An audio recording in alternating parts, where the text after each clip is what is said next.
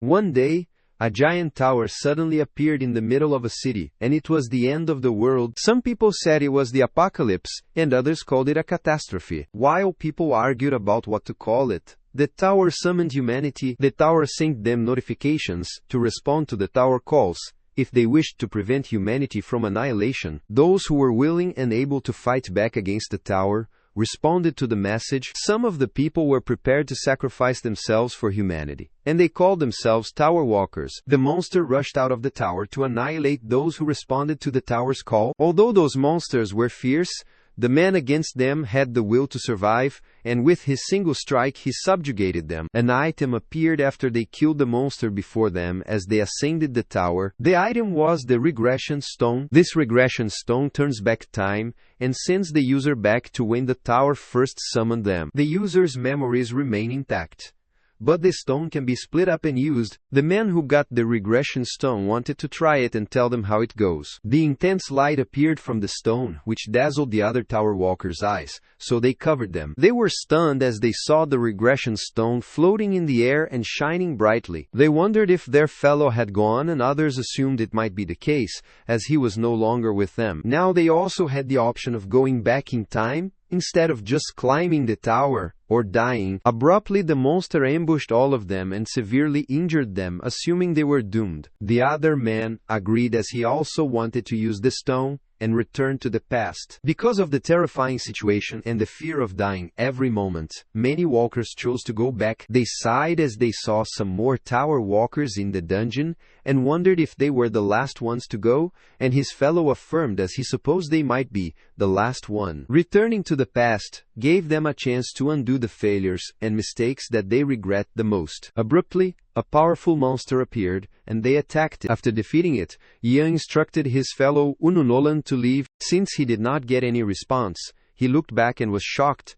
as he saw that his fellow was severely injured, and he was sitting along the pillar. Yuan saw the regression stone in his comrade Menor's hand, and then he went to him and asked if he had done it. Yunan apologized to him. Although most of the people returned, they did not think about what the world they left behind would be like. Yi was shocked and saw the colossal door opening. After he crossed the door, he was astonished and wondered if he was not coming back. Soon, he heard someone's voice, remarking that Yuan was a remarkable human because no one in the history of this tower had ever tried to beat the 99th floor by themselves. The protagonist confronted the giant monster and wondered if he was not returning to the past. He grabbed his sword, fetched it, and rambled with assurance that he would climb the tower. Meanwhile, the boss of Nightmare's tower watched the video of Yihan and his team attacking the monster. The demon grinned his teeth and assumed he was about to get his hands on something valuable. In the past, the man grabbed a packet of chips and listened to that day's hot news about the recent wave of yellow dust impacting weather conditions. While picking the chips up accidentally,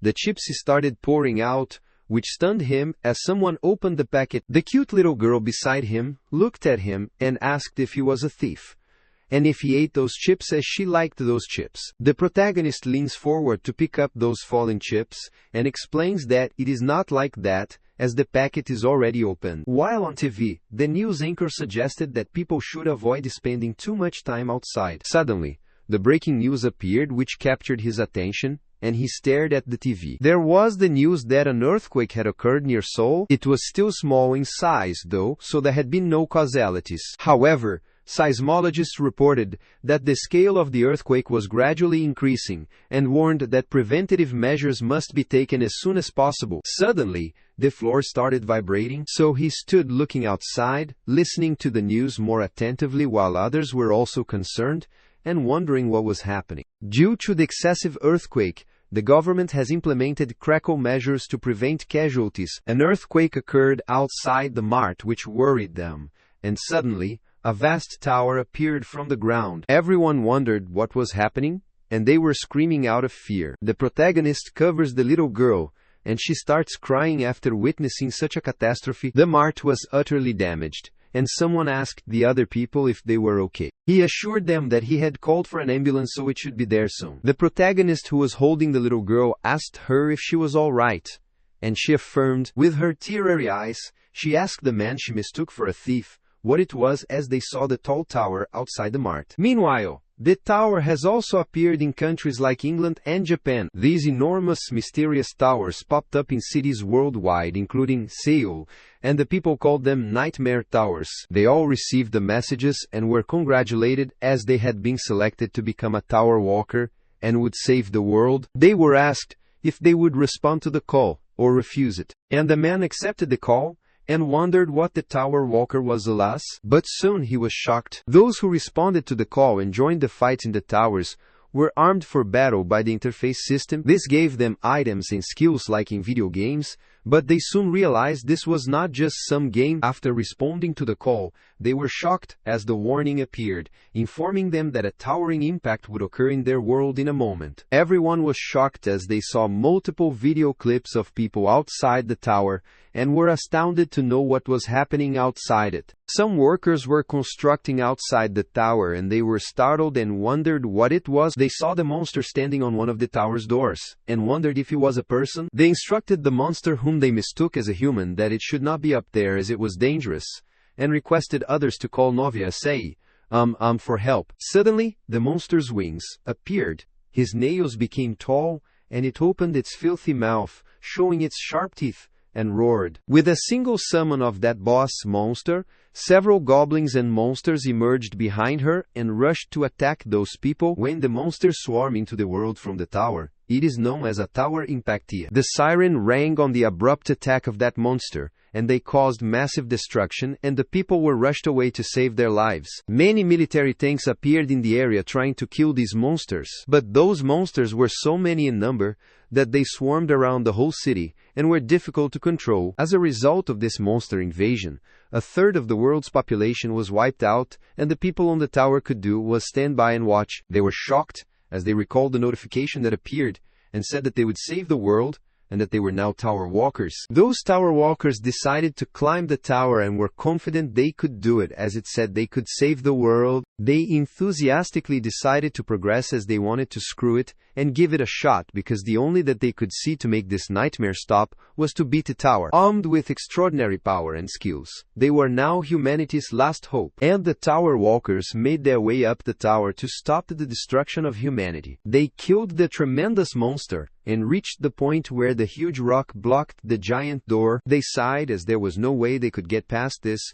while some of them thought there was no problem with it, as they could break through it. The other tower walkers were shocked to know how naive he was, as this was not that simple. But they decided to try it. They started breaking the rock with the weapons and paved the way, which amazed them as it worked. One of the tower walkers was stunned as he saw a glittering item there and instructed his senior to look at it. They wondered what that thing was. The stone was glowing, and on checking its details, they realized that the regression stone had the power to turn time. They were amazed to learn that they could go back in time with this, and they could not believe it, as this was too good to be true. The leader of the tower walker in Singheng gathered everyone's attention and said he would try it and tell them how it went. With a dazzling flash of light that gleamed in their eyes, the leader disappeared in thin air, and they were shocked. They could not believe their leader had vanished in the air, and they wondered if he would return. They knew their leader had gone back in time, but they still thought he should be in the present too. Sakamoto, who was the former science teacher, settled his glasses and thought that Insinwang would return in the present time. Sakamoto said he understood what was happening there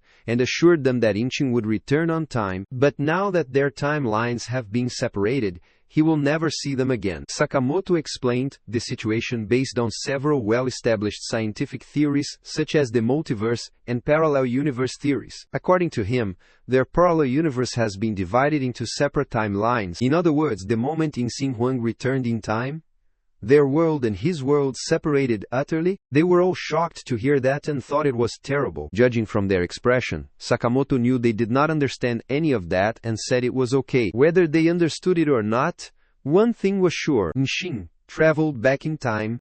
However, the fact that he returned to the past does not change anything about this world. As far as Sakamoto knew, the Tower Items had never lied, so He was confident regression stone could send them all to the world in different timelines. However, that was just a hypothesis, as they can't rule out the possibility that everyone who uses these stones ends up in the same timeline. They can't say anything for sure, because the items in the towers are all beyond anything they could have ever imagined. Meanwhile, a second tower impact occurred in the outside world, and the monsters rushed out to vanish humanity from the world. So, the Tower Walkers had to decide what to do before humanity was utterly wiped out. It was up to the Tower Walker whether they used the regression stone to return in time or stay there and die. Inside the tower was an absolute nightmare, and the catastrophe caused massive destruction, and the people who were trying to kill the monster got attacked instead. They were brutally killed, and the remaining were asking for help, but they had no more hope as this was all over. The Tower Walker was concerned,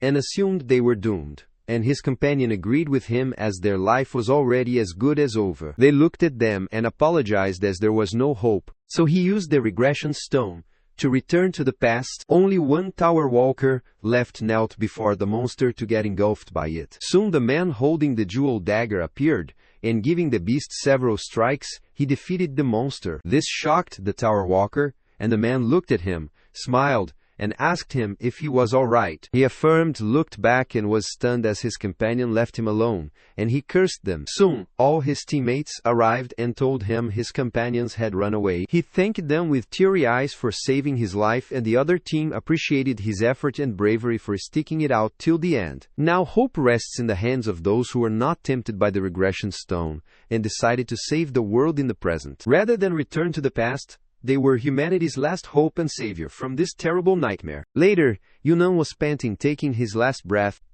His vision got blurry as he could barely see Yuan, menor que o NK, maior que esse face. Jason was stuck with the wall, was severely injured, and wondered where it all went wrong. He remembered the time he defeated the monster with his companion, and the monster attacked Yehan. So, Yunnan rushed toward the beast and captured its attention toward himself, then instructed Yuan to attack. Now, the protagonist jumped at the monster from above and assured his companion that he should not worry as he was fully prepared. Yielding his sword toward the monster, he uttered that it was his time to die, and he beheaded the monster with a clean strike. After successfully subjugating the monster, Yuan asked his comrade if there were any causalities, and his fellow uttered that, luckily, there were no causalities this time. He was confident that the people who had been injured should recover after getting some rest. He assumed that if they could keep this up, then they might even get to the last floor. They went to the place where their group gathered, and the healer was healing the wounds of injured ones. Seeing them return, their team members waved at them, and those two gladly waved back. The protagonist's attention was diverted toward the sword lying on the ground, and he wondered what it was. He looked at the item description and found out that it was Worm's Bane, which is the sword sharpened for 1,000 days and night by Bayu,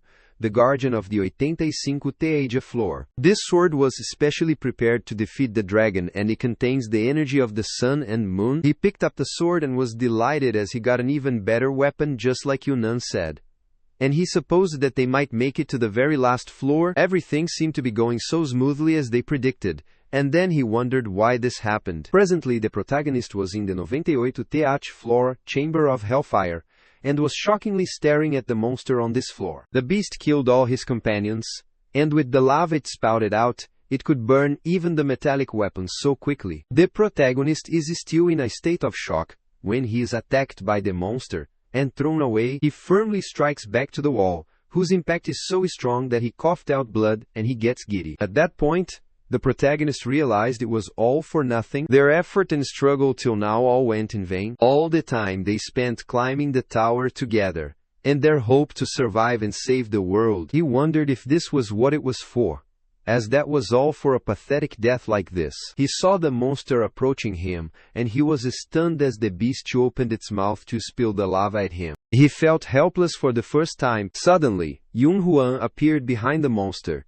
attacked it with several strikes, and tried to defeat it. He tries to get the protagonist back to consciousness, and he gets alerted by him as he's getting attacked by the monster. So he jumps at the beast, thus pushing it away. He shouted that he could not finish this beast himself, and needed Yihuan's help.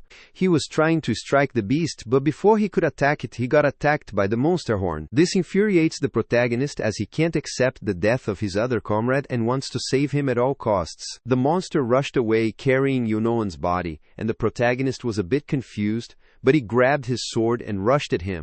He was shocked as he saw a string appear from his sword that wrapped around the monster horn, and he wondered what that light was and tried to figure it out. But before that, he needed to subjugate the monster. So, the protagonist is skewed toward the monster who got tied by his sword. After some time, the protagonist successfully defeats the monster, and he instructs Yunoan to leave. He looked at his comrade's wound, which was quite deep, and he was holding the regression stone. The protagonist was shocked and asked what he was planning. Despite all the gloom and misery in this tower, Yunan Kim always had a smile on his face. Yunan apologized. This is why the tower walkers nickname him the Smiling Knight, as he spreads a positive aura. However, the Smiling Knight lost his smile for the first time and was gloomy. The protagonist instructs Yunan to leave and get out of there before he changes his mind and leaves. Yunhuan was astounded as the protagonist noticed this stone and guessed his stone was truly too pitiful. With his filial body, he tried to leave. While ascending the stairs, he was amazed as Yihuan was more substantial than he thought. This was why he was sure that if anyone was going to reach the top of this tower, it was Yihuan, and he was delighted that this world had him to defeat it. He reached up and jumped from the tower window. Meanwhile, the protagonist reached the next floor, and he put his hand on the door to open it and begin his next battle. He remembered his time with his teammates and wanted to keep moving. So he opened the door and was amazed. The place was surrounded by stone, which shocked him. Later, the protagonist entered the 99th floor, and with the intense wind pressure, he progressed forward. He got attacked by the 99th floor ice monster several times, but he managed to dodge the attack and rush away. The monster was amazed that that rat-like human being had not given up yet. Despite being covered with snow, the protagonist refuses to give up and asks if the monster is tired of playing with him, and the monster attacks him again. Later, the protagonist is inside the ice cave, hiding from the monster. To stay quiet, he puts a piece of cloth in his mouth and tries to thaw the ice on his arm. The monster roamed outside the cave and remarked that he was doing that useless hide-and-seek thing again. While Yuan was concerned about being discovered, he was not in this state to fight back and needed some time to recuperate. It has been days years since he reached the 99th floor. Even though he faced numerous crises on the 98th floor, the level of danger on this floor was incomparable to any of the lower levels. The boss of the 99th floor was Ice Dragonus. The breath of this dragon, which came from the Forgotten Land, was hard to withstand, even with cold resistance at the highest possible level. If it was not for the pieces of equipment left by those walkers who left,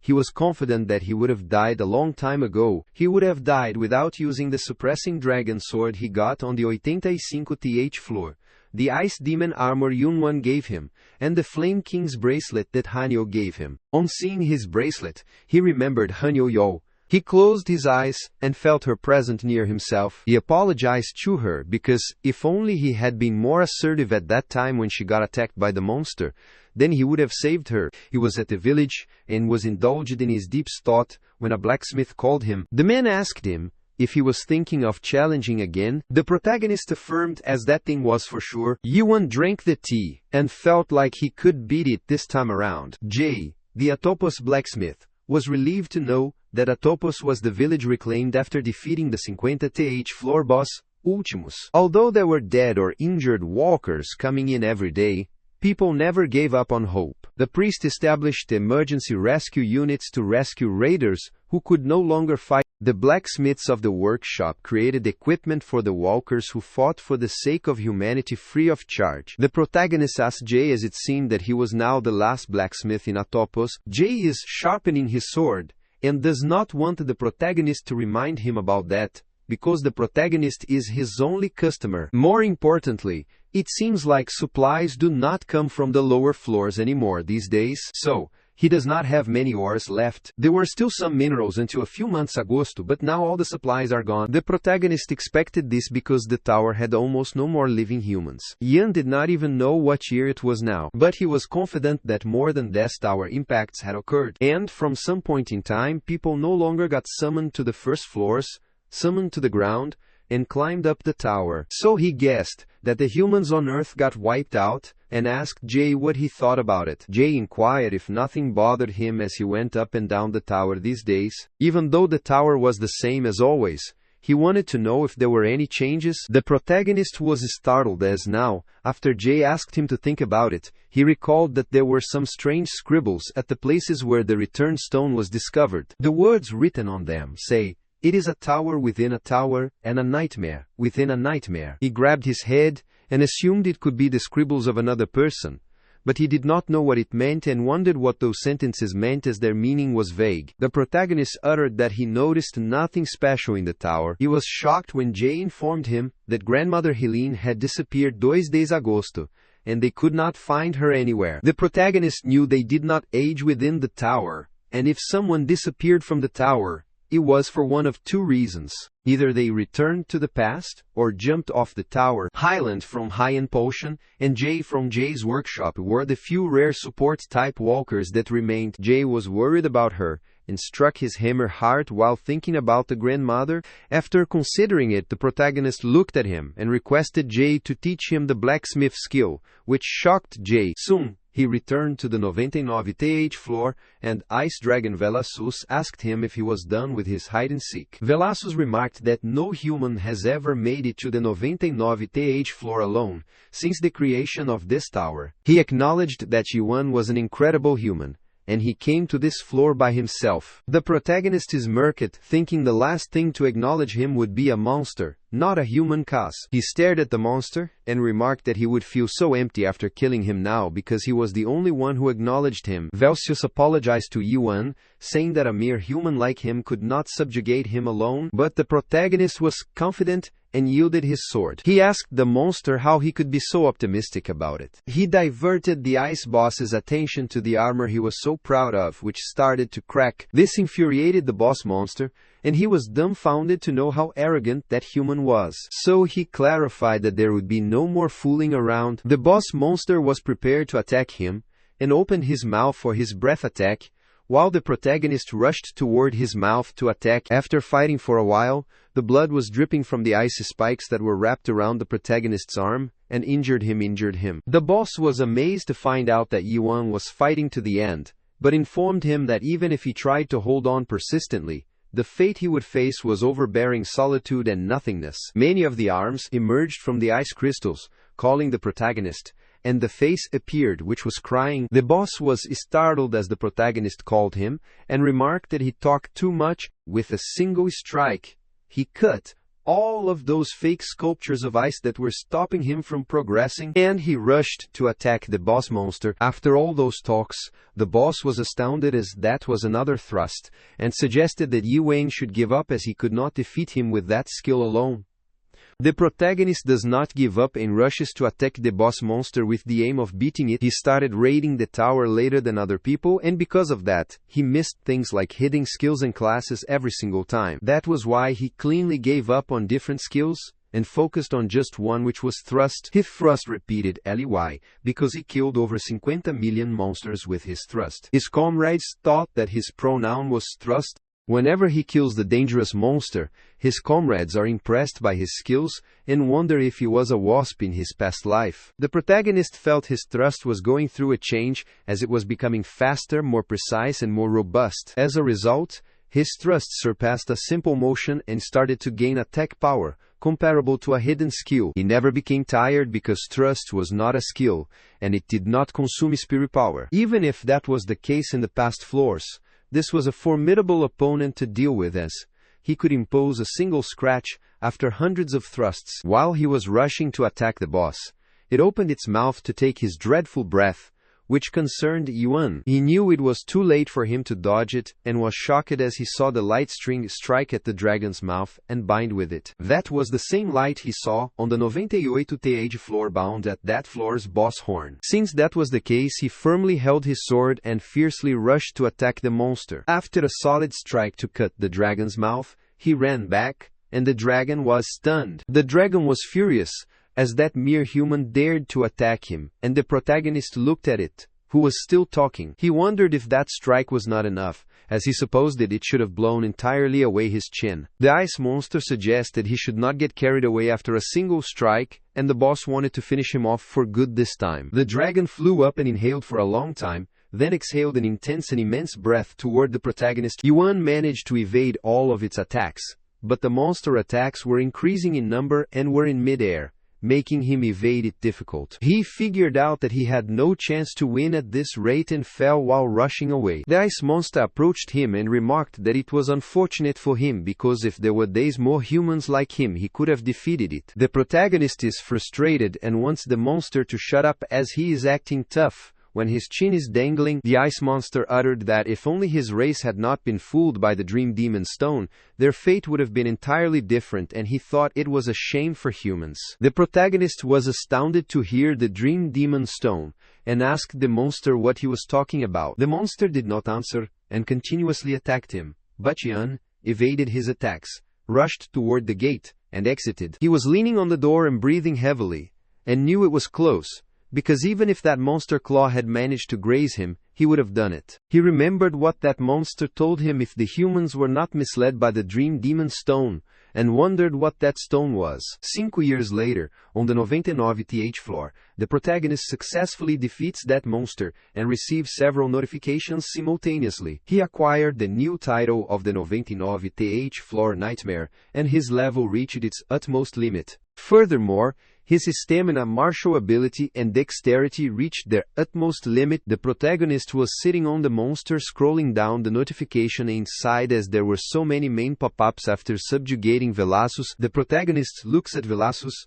calls him, and asks what he means by the Dream Demon Stone. Velchesus said that Yuan knew the answer to that question, and that he would learn everything on the last floor. Its body started condensing, disappearing, so just some liter of blood and an item were left behind. The protagonist looks at the dropped item, sees its description, and discovers it is an ice dragon sword. This was the sword, imbued with the breath of the ice dragon Velassus, and the sword edge shows when its master shows his will to fight. The protagonist picked up the item and stared at it. It did not seem like a sword from any angle, and looked like a dagger. Soon after, he was shocked as the dragon's blood lifted and formed a pass. Yuan wondered if this was the door. The number Sing was written on the door top, so he assumed it was finally the last floor. He was fully prepared for his next floor, and entered the door. But something terrifying happened after he entered the door, as the number on the door changed into the title stating Control Room. After he reached the opposite side, he was shocked to see a giant screen displaying Jay and Grandmother Helen's picture,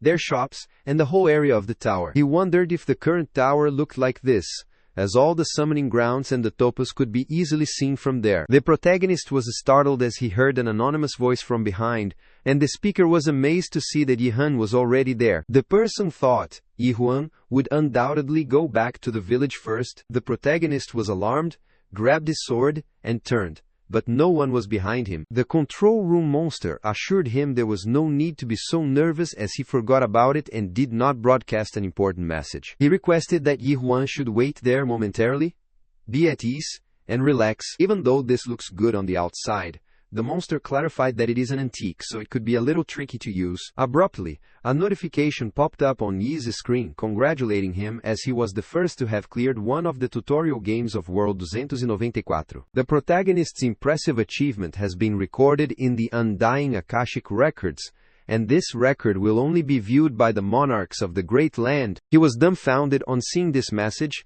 and wondered what it meant by the tutorial. He could not even understand a single thing, and all of the deaths of his comrades appeared before his eyes. He wondered if it was a tutorial. Then what would happen if the actual attack started? He was so shocked that he almost lost his balance and was about to fall when the mastermind appeared. The boss monster was amazed and asked if this was too big of a shock. He hoped that Yuan would not remain in shock for too long, otherwise he might get swallowed up by his emotions, and the monster knew that he was too late in saying this, but he did not want him to be too upset, as he had done pretty well for a mere human. The lion-faced monster was stunned as he saw Y menor que U and K maior que S facial expression, and he was not in much shock anymore. He gets excited as the protagonist has recovered faster than the monster would have thought. The protagonist approached the beast, cursing him. He asked who he was as he appeared out of nowhere and started talking nonsense. The monster excitedly explained that he rambled on alone without introducing himself, as he was just too happy to meet the protagonist. The beast never thought Yuan would reach the hunt floor by himself, as this had never happened before. The monster introduced himself as he was the Devil Bastra and the master of the Tower of Nightmares that Yuan had just cleared. The protagonist has many queries, so he asks when he says that everything has been a tutorial until now, which means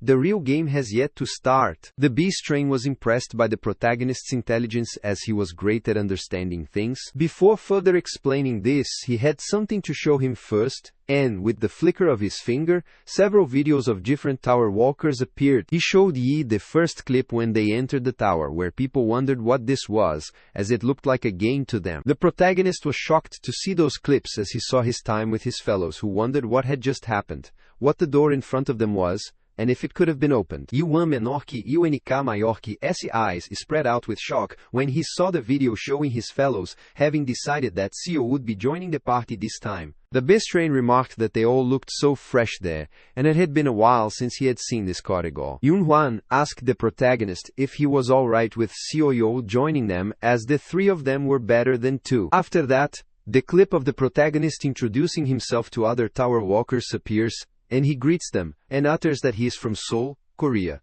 and his primary weapon is a sword. The beast train was amazed to see the faces that could no longer be seen, the videos of the monster ambush, and how one of the monsters who was attacking Yihan was played. The beast train was excited, as what he was waiting for was coming out soon. The video of the protagonist with Xiao appeared when she called him. He was sure that they did not expect what was coming next, and in the following clip, Aoyo and Yuan were instructed to stop staring at each other and start fighting. After this appeared the tear-jerking moment when Seo got killed, and the protagonist was crying while holding her and requesting her to open her eyes. The beast train remarked it was the tragic future, as he cried a lot when watching that too. And the video of Yun Huan apologizing to the protagonist played. The master of the game asked the protagonist how it was, if he remembered them all now, and if he had any anger, sadness or regrets. It was natural for there to be useless emotions when faced with the past, but the beast train was willing to give him a new chance. He wickedly smiled and said that Yuan could start this game all over again,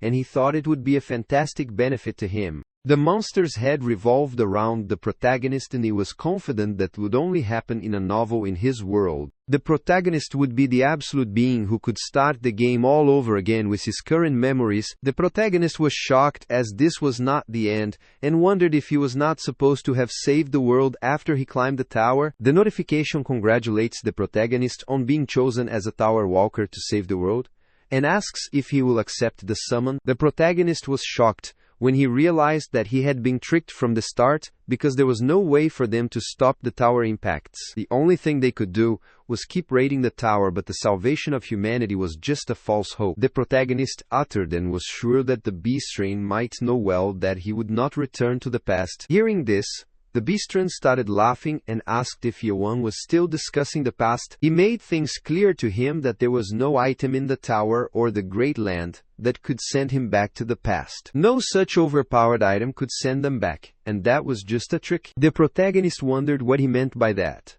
as there was a return stone item in the tower. He was stunned as he remembered the ice dragon's words that if only his race had not gotten tricked by the dream demon stone, things would have been entirely different. And he could have. The protagonist felt that the ground slipped from his feet, and the devil corrected that misunderstanding for him. He explained that it was not the return stone, but the dream demon stone. This stone does not send the user back to the past, but they are trapped in the dreams that the dream demon creates. The devil could not even imagine that man would be that foolish until they reached the 77th floor. He never knew that there was a race that was so obsessed with going back to the past, and commented that only humans had that obsession. The protagonist agreed because he guessed that was true, and the devil was amazed because he was genuinely remarkable about it. Since he explained it, he asked if they should start the actual game then, which was not going back to the past. The main lead was notified about the transparent tutorial and congratulated on clearing it. He was inquired if he would like to continue and participate in the actual game. The devil uttered that it was just playing the game from the start,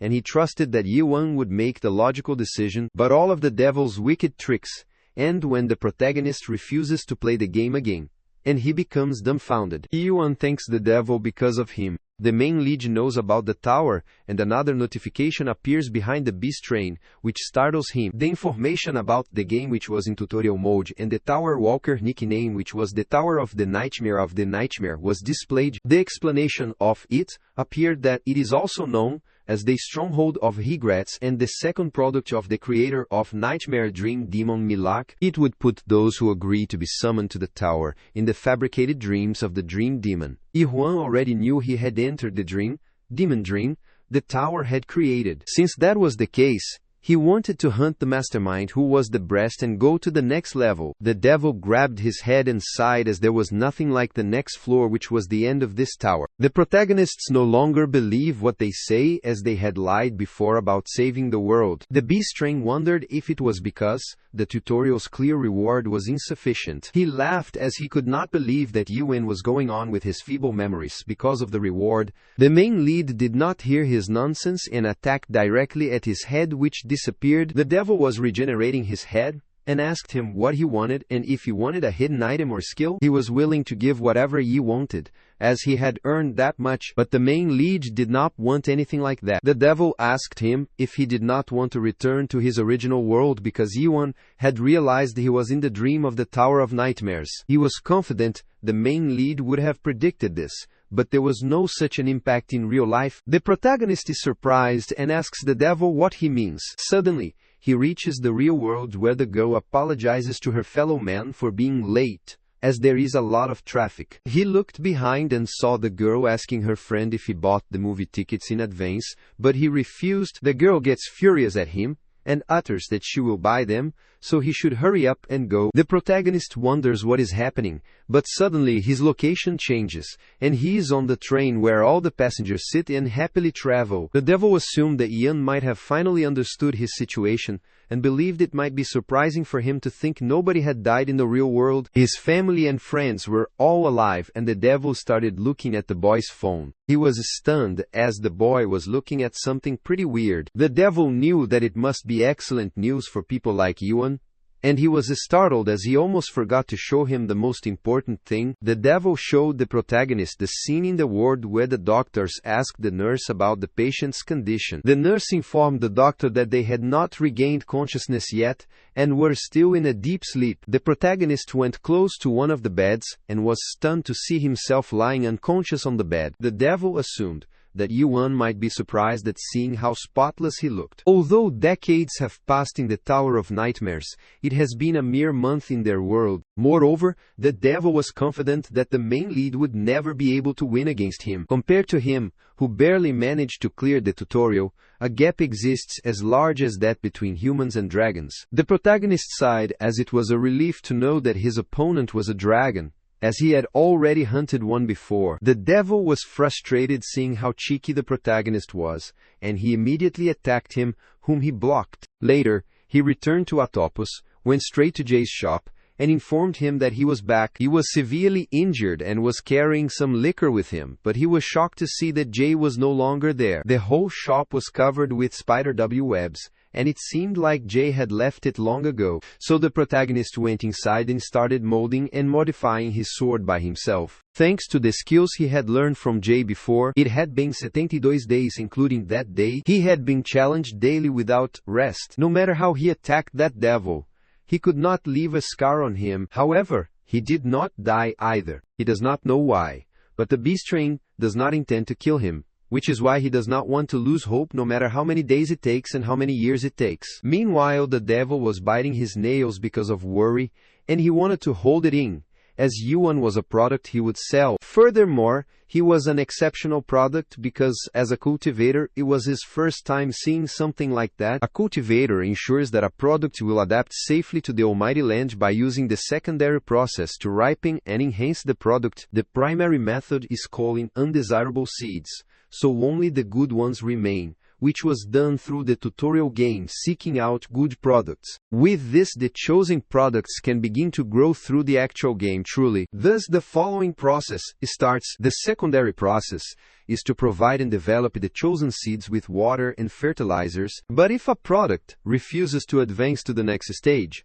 they simply close their eyes and kill it. Their user soul is not destroyed if they die within the tower. But the devil was worried that Yuan's soul would be harmed because of the difference between them. He was worried because he knew the harvesters would not sit still if they found this out, so he wanted to raise Yuan flawlessly and sell him as it was the time for him to rise to a high-ranking devil. He also had to repay the loan for purchasing this tower, and Yi was such a particular product that even the gods who did not deal with devils contacted him. Suddenly, the protagonist appeared and attacked the devil, who remarked that he was driving him up the wall. The devil stopped his attack with a single hand and asked Yihong what he wanted, as he was confident he would have a reason for behaving this way. He asks the protagonist if he did not get tired of this, and explains that the situation would be different if he had listened to him and started the real game. Those in his world would have said what is good for the gooses is good, or the gander. So he wondered why Yuan was doing this. With the flicker of his finger,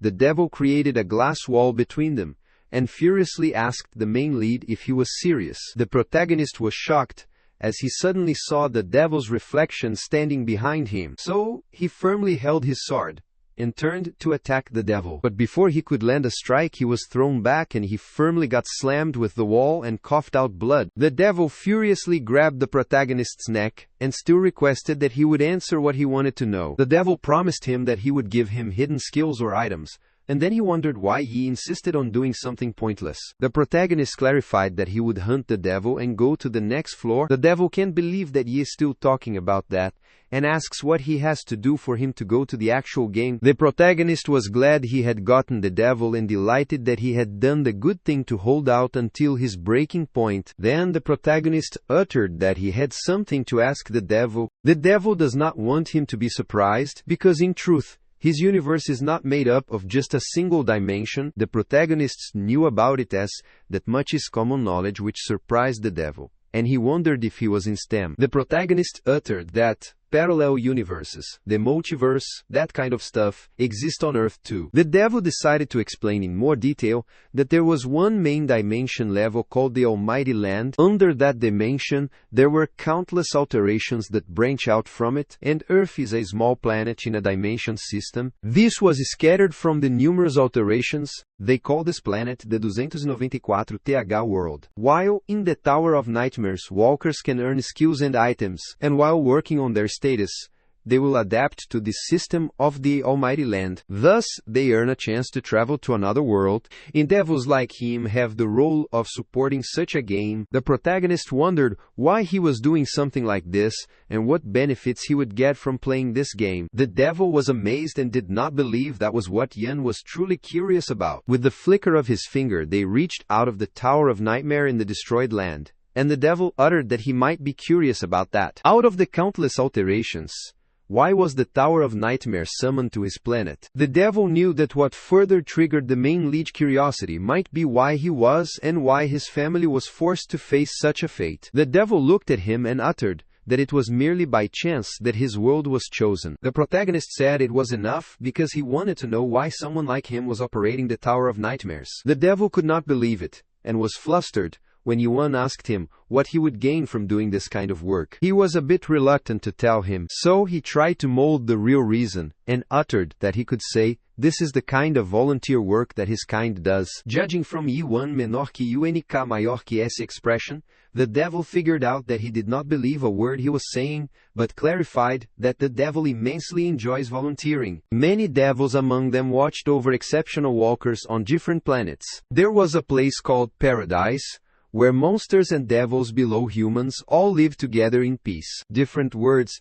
started appearing at the evil head, and he worriedly smiled and hoped the main lead would believe him. The protagonist stared at the devil and knew that what he was describing was all rubbish, and none of his words were true. A few days ago, the protagonist came out of the control room and looked at his status. He was at the same level, and his agility, strength, health, willpower, and mana were all at the maximum level. The protagonist is worried and drinks the potion. Although his abilities are maxed out, he still can't beat the devil. He lay down and wondered if stats like these were not enough for a human to defeat a demon, and assumed this might be this world system. Abruptly, the protagonist had a strange feeling, and he wondered what it was, as he had never had this feeling before, and if it could be because of maximizing his skills. He was shocked as he looked ahead and saw so many golden particles in the air. Thinking it might be a hallucination, he reached out and grabbed a few particles and closed his hand, pressing those particles in his fist. Sometimes these particles were smooth and delicate particles, and sometimes they were rough and uneven, like a sugar cube. Each time they changed, they constantly assumed different shapes and structures. At that moment, he understood instinctively that these particles must be the fundamental matter of this world. At present, the protagonist can see the particles above the devil's head describing his thoughts. Those words state that the monarch will cultivate and acquire supplies for him, and the protagonist is amazed to learn about the devil's volunteer work. The protagonist inquires about the master of bitch makes, whether they are like kings, which delights the devil as he finally shows some interest in his proposal. Devil Bastrain uttered that the masters are the beholders of the great realm, and those who complete the main game and go on to the great realm usually receive the party recommendation from the master. The protagonist is astounded to know about the party recommendation, and the devil affirms and explains that his future will depend on which master he chooses. He rushed toward the protagonist, grabbed him, and rambled that if he would do just as he said, then the Bestrain swore on his honor as a demon Simenerjuxiu in Quintesiraver Sable, to ensure Yuan ended up with a great master. He poked Yi menor que Unica, maior que esse Chix with his nail, and clarified that it would happen only if he voluntarily chose to play the main game. The protagonist commented that the devil seemed like a salesperson just now, which startled the devil, and he wondered in what way he seemed like a salesperson, as this is not true. The main lead agreed to do as the devil said, so he would leave this place in 10 days. 9 days later, the protagonist was still practicing his thrust on the dummies, and the devil was watching him practicing, and was fed up. He was going up with that stupid practice again, so the demon remarked that he was such an attention seeker. The devil decided to be patient for a little bit longer, as he had almost got Yihen now, and he hated those dream demons for tricking him into buying this cursed tower. He furiously slammed the sofa to vent his anger, as that was all those deceiving dream demons' mistakes. He remembered when the dream demon came to propose this tower, and he only bought it because they told him an expert-level dream demon made it. The dream demon fooled him by saying that a high-ranking demon created a tower for this cheap price, which was a steal, so he should not lose this opportunity. But it turns out it was just some old first-generation piece of junk, as the latest third-generation tower had the function of letting the owner stop the tutorial immediately without damaging his product. He realized this when he gladly moved out those people to prepare a fine product, but could not find a decline button. He cursed this first-generation tower, which did not let him stop the game without the product's consent. While he is trying to deceive the protagonist into accepting his offer, he gets concerned when Iwan does not accept it, and insists on fighting him. He is crying out and guessing this is what he gets for being poor. But what keeps him is hope that this tower at least works. But all this hardship and struggle would end the following day, as Iwan promised to accept the tower after days. The following day, the protagonist received several notifications before he could accept the invitation to participate in the main game. The system wants him to know what the Tree of Illusion is, what happens when he passes through the roots of trees of illusion, and about its structure, and various fruits. Following that, he received the notification about the vital information about the Great Realm. This states that it will increase his adaptability to become an adapted player, and he must see places to visit before he dies, which includes those areas of the Great Realm. It also provides information about the monarch of the Great Realm, and Centubaba, reasons for him to go to the Great Realm. Then a new message arrived that the Game Master wished to end the tutorial game, and he would return to World 294. He could play the main game with all his memories intact, and it asked him if he would accept this proposal. Devil BR was delighted as his most awaited day arrived when Yuan accepted his condition. He asked the main lead if he had memorized everything in the files he had sent him, and he affirmed and thanked him. Since Yuan had gone through everything, the devil instructed him to go ahead and press the accept button. He had been waiting for this day for so long, and was surprised as he was getting all emotional at time. It almost brought tears to his eyes. Unexpectedly, the protagonist attacked the devil, which made him furious. He asked Yuan if he knew what he was doing right now. The protagonist grabbed his sword and asked him if he could not tell. He clarified that he would keep attacking him from this moment onward, and immediately struck the devil again. Ever since he started seeing these particles, his status has not felt right, and every time he tried to stab the demon, he could sense that something was a bit off. He felt like some new sense was awakening in him. The devil tried to capture him with his hand, but he cut his arm airways. He was amazed and wondered if this was what it felt like to be alive. But suddenly a magical trap appeared and several vines emerged from the ground. These were the plants from the 91 stones floor, black ironwood. The demon was reenacting his arm, and remarked that he had never met anyone like him before. He wondered why he did not just do this from the start, as it would have made both of their lives more accessible, and asked the protagonist if he agreed. The protagonist was tied by the vines of the 91 stones floor, and asked the demon what he was planning to do now because he knew he could not end this game without his consent. Devil Bestrain affirmed and told him the truth. He had already given up on getting his consent long ago. This time he wanted to ask the main lead why he assumed this tutorial game would continue forever. He wanted him to know something about this nightmare tower. If he allowed more than 10 days to pass after completing the tutorial, the game would be set to end automatically. This startled the protagonist as he did not know about this part, and the devil explained that it meant he would stay there until it was time to play the main game. The protagonist grabbed his sword, called Beastring Demon, and uttered that they call him the trickster in the Great Realm, and asked if it was true. This shocked the demon, but was more shocking when the protagonist said that he is 784 years old, and has been to a total of 128 worlds. The demon has spent time cultivating the species in each world like the evil demon he is. The devil was stunned and inquired how he knew about this, but Yuan kept rambling that he was planning on handing him over to the harvester known as the Master of Darkness, and knew it was true. The demon gets concerned and wonders who Yuan is as he knows all of this, but he does not know that he is telling this when he sees the words appearing above his head. The protagonist looked at him and smiled as he asked him who he was. He rambled his words, saying that he was the product that he had been cultivating there for decades. Enormous energy appeared from Yi, menor que UNK maior que S body, releasing him from the grasp of those vines, and he uttered that he was no longer his product. The protagonist's actions were more fierce than before, and after getting rid of all those vines, he immediately struck the demon. Although the demons managed to evade those attacks,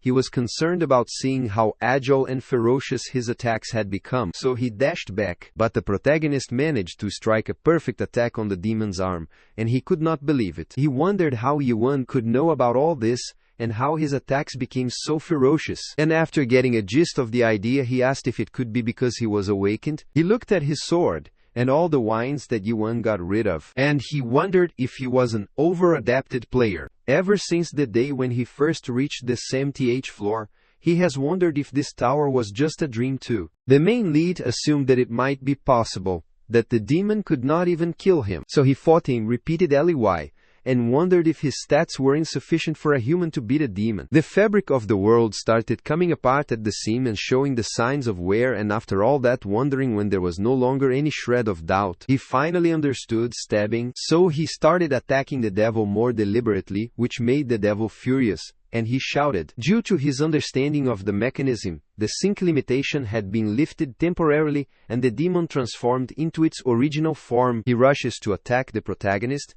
and assures him that he will not be accessible to him anymore, so he should surrender himself. He struck him several times and injured him, and he was impressed that Yuan had already reached the second adaptation stage after having just finished the tutorial. He tears his skin with his sharp nail and reminds him that he is just a human, so he can't beat him as he is the beast strain. The protagonist covered his face with his arm to protect himself and wondered if that was the end. He grabbed the sword that he acquired after defeating the 99th floor ice dragon and firmly held it. The number was increasing as he decided to keep stabbing the beast till the end, and he kept stabbing the demon. Finally, the number reached its utmost limit, and the demon remarked that he would have to play the main game in any case, and that he was only hurting himself by doing this to him. Finally, the number of times he stabbed the demon reached days billion once he surpassed his human limit. All the rules began to crumble before his eyes. He closed his eyes and half of his face gleamed brightly. After suspecting and understanding the world around him,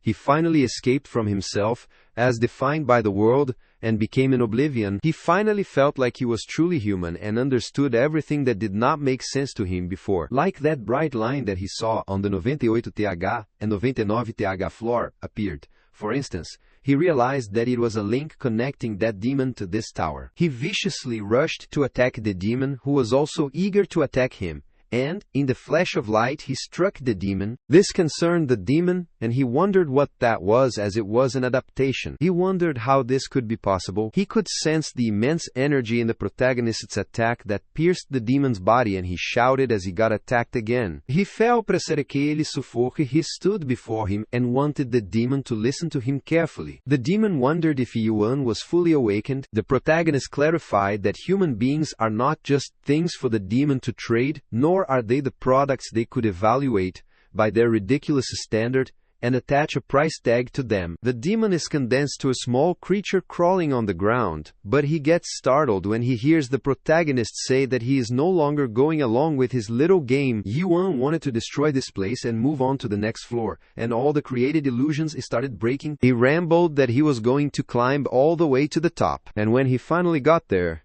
he would see the end of this cursed world that demons like Beastron created. The protagonist's status screen appeared, but his name, title, abilities, skills, and class were all unidentified. Devil Bastrun saw his tower shattering and requested Yuan not to do this, as there was no next floor to this tower. The protagonist pointed his sword at the demon and informed him that there was a next floor he was unaware of, and he was not stubborn, which shocked the demon. He saw different scribbles on the 78th floor, 66th floor, 47th floor, and throughout the tower. Ultimately, all nightmare towers were no more than imitations of the first nightmare. At the top of the tree of illusion, he came across cryptic messages throughout the building, and he tried to encrypt these messages and wondered what the top of the tree of illusion was. He supposed there might be messages left by Milk, the creator of the Nightmare Tower, as it was the Fortress of Regrets, which is the second creation of the dream demon Mileken. The protagonist asked the Beastrain if they were at the root of the tree of illusion, and the demon inquired what he planned on doing. He uttered that if these are the roots, there must be a trunk, so they could get at the trunk by breaking the ceiling. He lifted his sword and broke the ceiling, which concerned the devil as he destroyed his hard-earned tower. Soon the notification appeared, which was calculating the tutorial game record, but an unexpected error occurred during the calculation, so the calculation failed. As the roof broke, the system started searching for the remaining walker in the Nightmare Tower, but no walker was found in the tower. So the system failed to complete the game, and with this the tutorial game ultimately ended. Soon the protagonist was in the forest gasping heavily, and was covered with sweat due to encroaching heat, and he finally found the footprints leading inside the forest. He finally reached the place covered with wild beasts,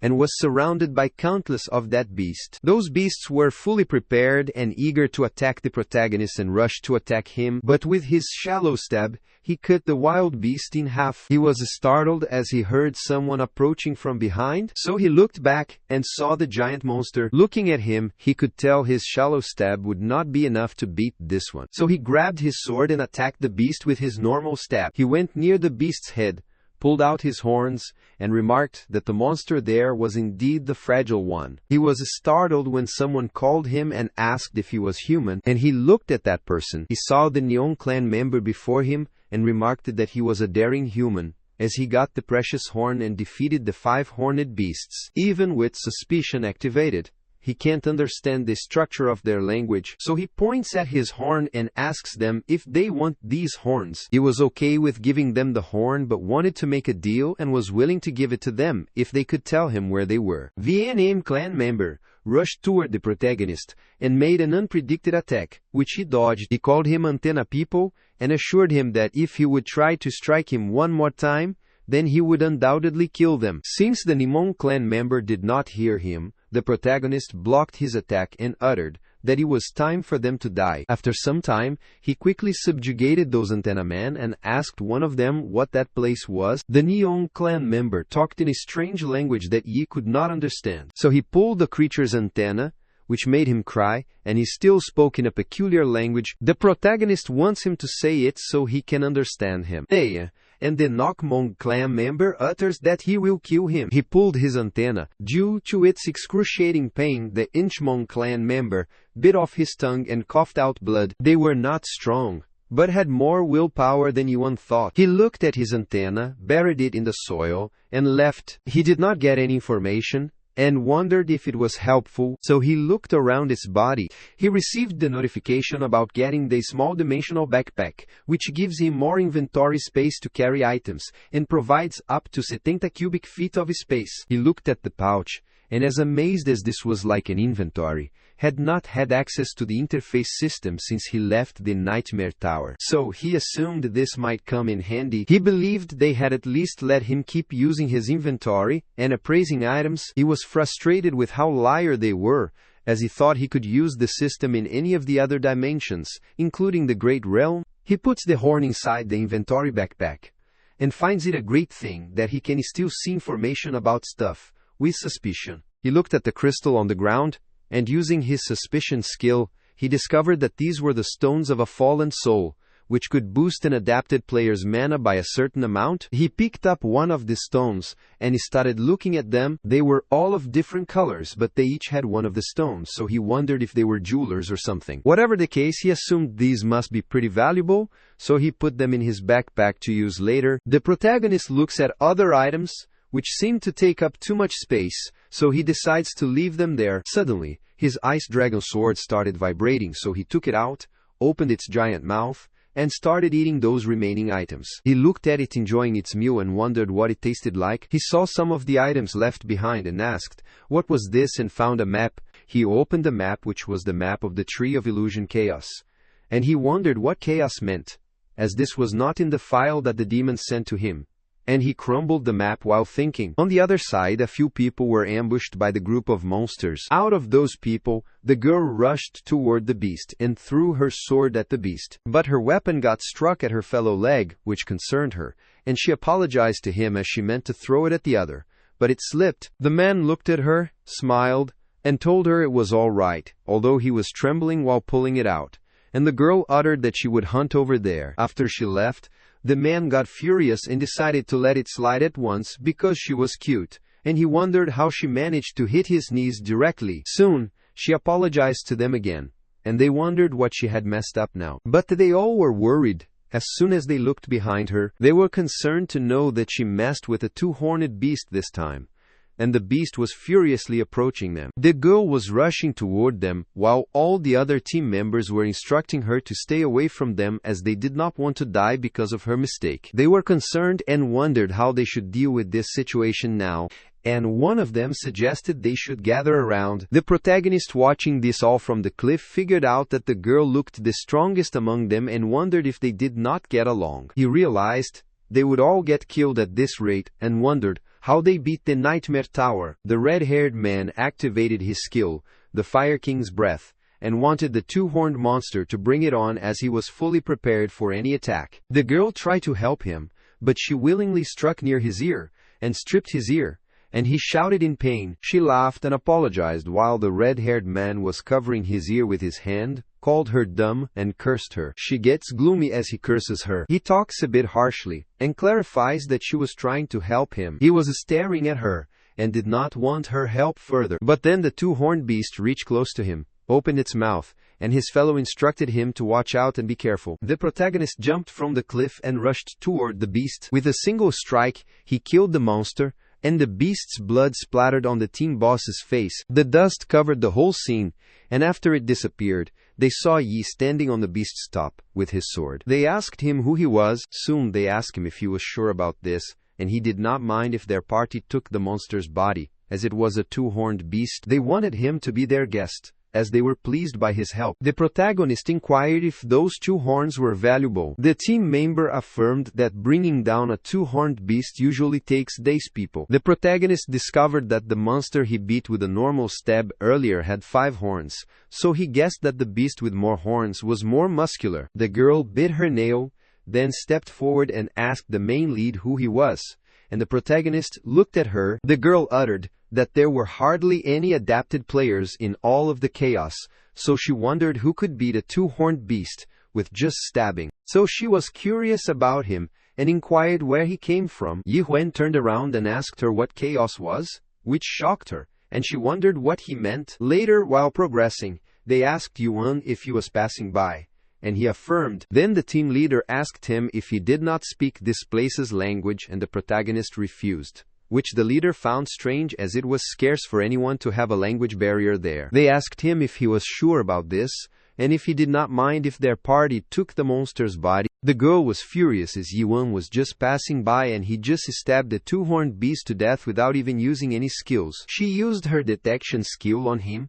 but failed to use it, which shocked her, as it was the first time her skill did not work on anyone. She tried to use her skill again, but there was a detection error, and she was stunned as his man level was as low as a non-adapted player. So she wondered what his true identity was, and she tapped on the main lead shoulder and whispered that she had a question for him. She whispered that there were hardly any adapted players in the chaos, so who was he that he could beat the two-horned beast with just a simple stabbing? She wanted to know who he was and where he came from. The protagonist glanced at her and was startled to hear the word chaos, so he asked her about chaos. She gets furious and asks him if he is kidding her, but the protagonist is serious about it and says he is not joking. She inquired then why he would say something so ridiculous and assumed he might be having trouble understanding her because of the language barrier. She decided to speak more slowly and asked him who he was, but Yuan clarified that he could understand her fine. He thinks about a dar question accents. He tense meio, axi tem que rios cheri, he seteres dele se infonde, he pimicidni, que ca intense tem que stallers, no piszefa do maltrof, es deris identity, he had that identity, he had lugo ways, westeri shady wares on earth, lost co meaning, when he entered the tower. Instead, he made many new friends and new memories at the Nightmare Tower, but they all vanished like a mirage when the tutorial ended. The companion who fought by his side was still alive somewhere on Earth, but starting over with all their memories intact is the reward for completing the tutorial. Then they probably do not remember him or anything that happened in the tower, so he told her that he had lost his memory. The girl felt pity for him after discovering that he had amnesia, but soon got furious and asked him if he expected her to believe that. Even if he looks her in the eyes and tells her that he has amnesia or all he wants, she still does not believe him. The protagonist never said that he had amnesia, but the girl was still furious, as losing his memory was similar to having amnesia. She rambled as if he was saying he was an abyss warrior or something. You wondered what that was. Suddenly his sword started vibrating, and she asked if he could drop it. As soon as he took out his sword, it enlarged, which shocked her as this was a spirit weapon. The sword opened its mouth and started eating all the weapons, and she realized it might be the case that Yuan himself was not powerful, but he had a potent weapon. She wondered what he was thinking, and if he showed everyone he had a spirit weapon. All other members looked at his sword and were astounded to see his spirit weapon, which was eating all sword and gear. She discovered that Yuan had no idea what he was doing, and was the target of their attention. The protagonist indulges in his world, and asks his sword to return to its case form if satisfied. She could not believe that he ruined her mission, as she could have easily beaten that monster, and she got an idea. She agreed to him to assure him that she would not ask him about himself anymore, but but she wanted to propose something if he was interested, and this was her push skill and kind of trap. After briefly explaining the chaos to him, the girl who calls herself Mino starts telling him about the people she is with. She explained that those guys belong to the Red Fox clan and were a mean bunch of thugs. The protagonist realizes that she wants him to kill them all for her. Mino was confident that he would find out soon enough that they would come after him too, and instructed him not to stare at them too much. At night, the leader of the group uttered that it was dark, so they had better set up a camp, and they did not want to move around too much at night and wake up the horned beast. One of the team members was sitting above the tree branch keeping an eye on the surrounding area and trying to search for someone, while others were sitting around the fire enjoying each other's company. The protagonist was lying and knew the map showed a village nearby. He was playing with the fundamental particles dispersed in the air and grasped them in his fist. The second stage of awakening was understanding, and he heard them gossiping that Yuan had as much mana as a non-adapted player had, even less than he did. The boss agreed, as that was what he thought too, and he guessed that he only beat that two-horned beast because of his spirit weapon. As far as they knew, the only way to get a spirit weapon was to enter the abyss, which means the branches of the Tree of Illusion. The protagonist is surprised to see the reason why they let him join them and assumes they would be shocked if he told them that he got this in the roots. The demon said to him that the tower gear was not perfect, so he did not think anyone would want this thing. But whatever the case, he guessed this place was not the great realm he was searching for. Soon he heard them approaching him, and Mino arrived, grabbed his collar, and asked him what he was doing, as they were already coming. She worriedly asked him where the sword was from before the one he was feeding, as she wanted him to use that sword to kill them. The main leech glared at her and replied that he did not have it, as he lent it to someone. The person said he wanted to check it out while on night watch. This concerned Mino, and she could not believe that he had lent someone a spirit weapon just because they asked for it. She wondered how he could have done something so dangerous. All of the Red Fox clan members surrounded them and thanked Yihan for his weapon, and called him Abaixo de Meio Duruseidis.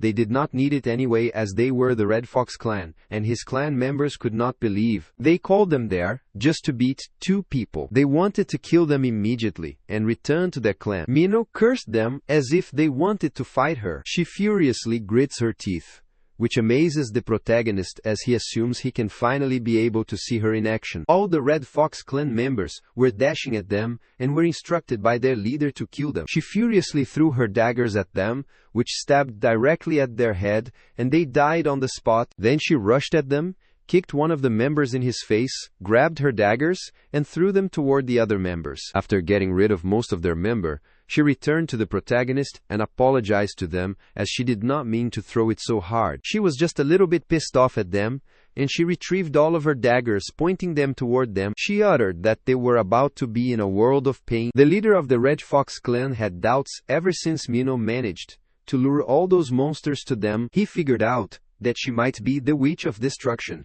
and wondered who dared to send her from the Black Forest clan. Mino looked at him and smiled, as if it did not matter who sent her, because chaos is complete of people who want them dead. After all, they go around killing clueless, non-adapted players. She threw her blades toward them, and the leader laughed. He knew the Black Forest clan would not get involved just for people like that. Using the main lead spirit sword, the leader of the Red Forest clan quickly shattered her blades. He proudly held the spirit sword, rambled that someone might have hired her privately, and suggested that she should not say her prayers because this was the end of the line for the Witch of Sika. Destruction. This annoyed Mino, as her opponent thought he could take her on with one little spirit weapon. The leader of the Red Fox clan laughed as he got extra insurance to get rid of them. She looked around and discovered that they were all at least first stage adapted players, and they were around about 30 or 40 in number. That made it clear why she could hear so many footsteps. Her opponent remarked that they were dealing with a witch from the Black Forest clan and a guy who killed a two-horned beast in one hit. So he wanted to be fully prepared,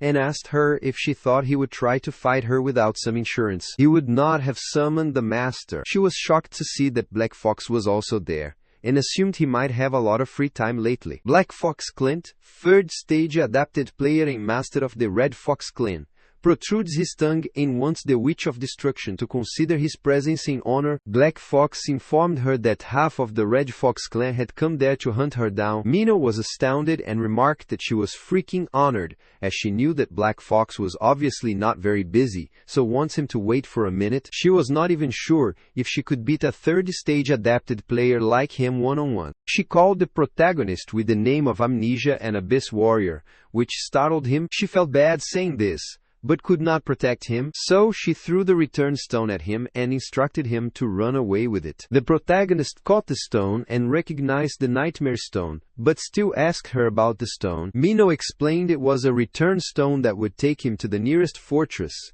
and she only had one stone, so she wanted him to use it and leave immediately, which astounded him. He was stunned to know this stone did not send him back in time. It keeps them alive in the present, which makes him wonder, instead of those useless stones that he found at the Nightmare Tower, what would have happened if he had given Yunnan one of these back then? The protagonist asked her if there was a way to return in time. Would she return to the past? This startled her, and she wondered what was wrong with him, and if he had to ask that right now in this messy situation. The protagonist affirmed, and he was stunned as she replied that she would never return because she had worked hard to get this far. While pointing her blades toward their opponent, she gladly answered that she refused to return in time, even if she died that day. The protagonist tapped on her shoulder, came forward, and assured her that she would not die that day. He grabbed his sword to attack his enemy, while Minho was shocked and confused, but soon the main lead rushed away. With a single strike, he subjugated most of their opponent,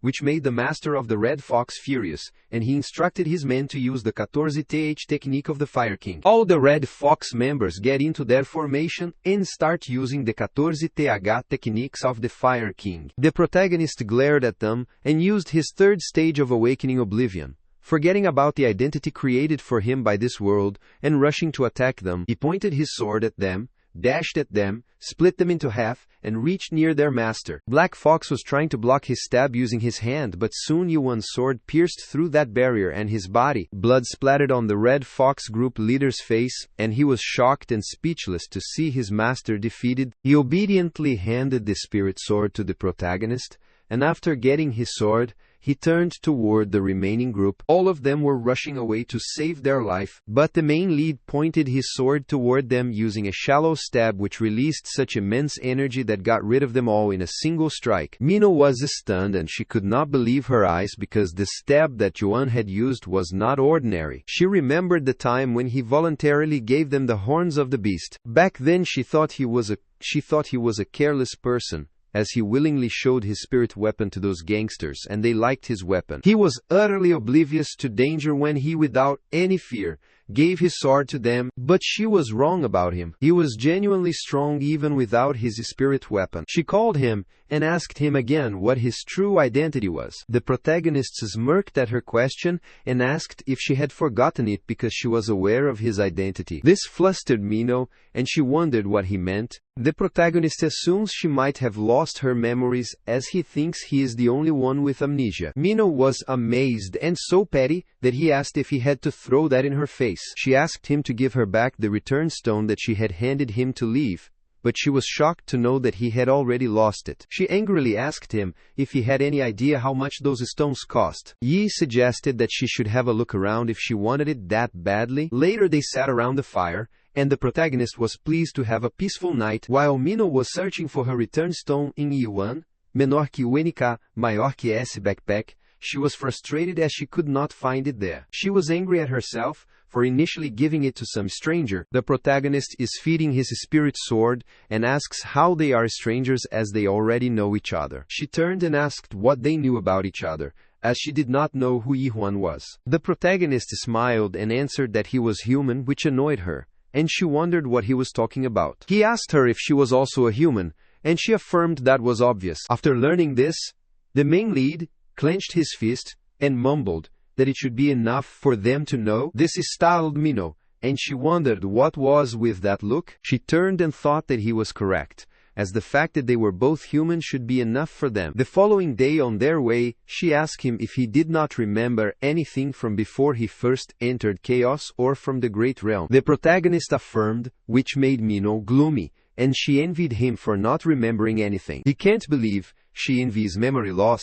and she assured him that most people there would probably envy him. This was because everyone ended up in chaos, for pretty obvious reasons. Gi-won wondered what she meant by apparent reason, and inquired how they all ended up there. Hearing this, she stopped and wanted to tell him something that once he realized what he had just asked, he would probably regret it. Soon, they reached the Gorgon fortress, whose entrance was guarded by 2 soldiers, and she was glad. As they finally arrived there, she rushed toward the entrance, and the protagonist was startled as he looked at the area. He wondered if this was like one of those invitations on the first floor of the tutorial. He was shocked to see the things that happened there, and saw many people asking for help. Some of those people were injured while others requested mercy, and one of them was hugging her husband and did not want to go without him. They were bearing the immense pain and praying to God to save them from this cruel fate. He had seen people make faces like that too many times, and asked Mino what this was. She was amazed to look at all the new people, and asked him if he understood what he had just asked her, which was how she ended up in chaos. She warned him not to ask anyone there that question. While Yi-hun was shocked at seeing those people splattering out blood and tolerating unbearable pain, she sadly welcomed him to the world of the dead chaos. Those who graduate from a nightmare tower usually end up in one of 2 situations. They are either chosen by the gods of the abyss, or the masters of the great realm choose them. Some of those who are chosen achieve glory in battle, but most fail and end up in chaos, which is the stem of the tree of illusion. So he asked her if when the person dies in the great realm they end up there in chaos. She affirmed and uttered that if he died there, then he was gone for good, as he would end up being nutrients for the tree of illusion, and he would not spill any blood because he was already dead. The protagonist was concerned as he thought he had finally escaped from that tower, but now he was living with the dead. She inquired what he was mumbling about, but he said nothing, and asked her if she said this was the stem of the tree of illusion. She affirmed that what most people call nightmare towers are the roots, chaos is the stem, and the abyss is the branches. They are all placed on the tree of illusion. The protagonist was alarmed, as the tree of illusion was the name of the tree that Mulak mentioned. He remembered the scribble written on one of the tower's floors of the nightmare that the countless towers Mulak had created were no more than the roots that supported the first nightmare at the Rit Fort's very top of the tree of illusion. He assumed he might not be in the wrong place after all his struggles, and he knew there was still a higher place for him to aim toward. Meanwhile, the soldiers headed toward the platform, and the leader instructed them to get to work. He ordered them to line them up and take them right over to the platform. They reached the platform, and the general instructed them to put these on and line up over there. One of the men moved his head out of the sack, and the general was astounded to look how weak and skinny that person was, and assumed he might have died because of his weakness. He instructed him to stand up straight, and asked him what he was in his past life, and if he was a webtoon artist. Mino called James the general of those soldiers, which startled him, and as he saw her, he wondered what she was doing at the northern checkpoint. She explained that she just came this way by chance, and asked him if he could let her on because he knew who she was. James apologized to her, because things had changed as of recently. Everyone entering the fortress needed to present a certificate. She was startled and asked if he was talking about those silly certificates her big brother had issued. She assumed they came at lousy timing, looked at Yi-hun, and asked if he had a certificate, but he refused. Since that was the case, she had no other option but to use another strategy. She got close to James and wanted him to listen, and she whispered and apologized to him because she forgot to bring her certificate. She handed him a horn and asked if he would accept the senicen of the certificate. James was dumbfounded to see a 2-horned beast horn, and he put it inside his jacket and told her that she could head inside because they had known each other for a long time, so he could allow her to enter the castle. She laughed, and his soldiers were surprised. He looked at the protagonist and asked for his certificate. The protagonist clearly told him that he did not have one and asked if it was mandatory for him to have one. Mino winked and felt pity as if that was not good. She assured him that she would be nice and help him if he could request her to help him. Inspector James clarifies that he could not enter the fortress without a certificate. Yi-win understood what he meant, so he put his hand inside his bag searching for something. Mino gets concerned, wondering what he plans to do, and wonders if he thinks of killing the guards to get inside. She thought there was no way he would do that, as he could not possibly be that insane to take such an intense step. She imagines him retrieving his sword, killing those soldiers with a single stab and progressing forward, then asking her if she is not coming along. She thinks that maybe he is insane and would do such a nasty thing. So she quickly gets in front of Yihan and requests James to wait. She tried explaining everything to him, but they were startled when they heard some sounds and wondered what was happening. She was shocked as she saw him coming there and saw the person. All the soldiers were attentive and saluted him. The pride of Gorgon Fortress and the most honest checkpoint inspector in all of the chaos, stubborn Carlton Javier and the inspector of the northern checkpoint have arrived. He asked James if he would mind explaining what was happening there, and James saluted him. After hearing everything, Carlton realized that Yuan wanted to enter the fortress, but did not have a certificate. That was strictly forbidden, and the main lead asked him why, and his question frustrated the inspector. He uttered that if a person's identity cannot be confirmed by employing a certificate, the checkpoint inspector reserves the right to prohibit the traveler's entry into the fortress. This was clearly stated in Article 27, Paragraph 4 of the Gorgon Entry Law. Everyone knelt before him, as they got tied by his legal code skill, and Minna was annoyed. She was forced to kneel because he was using his skill. Inspector Carlton uttered that he also had the right to detain him under the same act. The protagonist grabbed his sword, cut the chain, forced Minna to knelt, and uttered, "It is enough," shocking Carlton. Yuan clarified that he did not care what some silly laws say. He retrieved his sword, put it back into his bag, and asked him what the certificate says. Carlton was stunned and wondered how he cancelled his legal code spell, as no one ever could get rid of it. He explained that the certificate contains his real name, institutional affiliation, occupation information, and main skills. In addition, it contains partial status information, his criminal background, level of spiritual impurity, and more important points. On hearing this, the protagonist guessed he did not need a certificate because he refused to show them anything about himself. Carlton Javier again tried to use his legal code on Yihan and wondered why his legal code was not working for him. So he used his silver bond skill and said that he would have to detain him, following Article 2, Paragraph 7 of the Gorgon Detainment Act. The chains appeared because of Carlton's skill, and they wrapped around Yuan trying to capture it. But that chain also did not work, as they soon broke down. All the soldiers were shocked to see this, and wondered if he had broken Lord Carlton's chains. Inspector Carlton was also shocked to see this, and the main lead asked him if he could not do the same thing as her. Minna gets concerned, and her eyes spread out on hearing that he wants to do the same thing as her. She was worried as she bribed James with a fragment of 2 horned beast horns,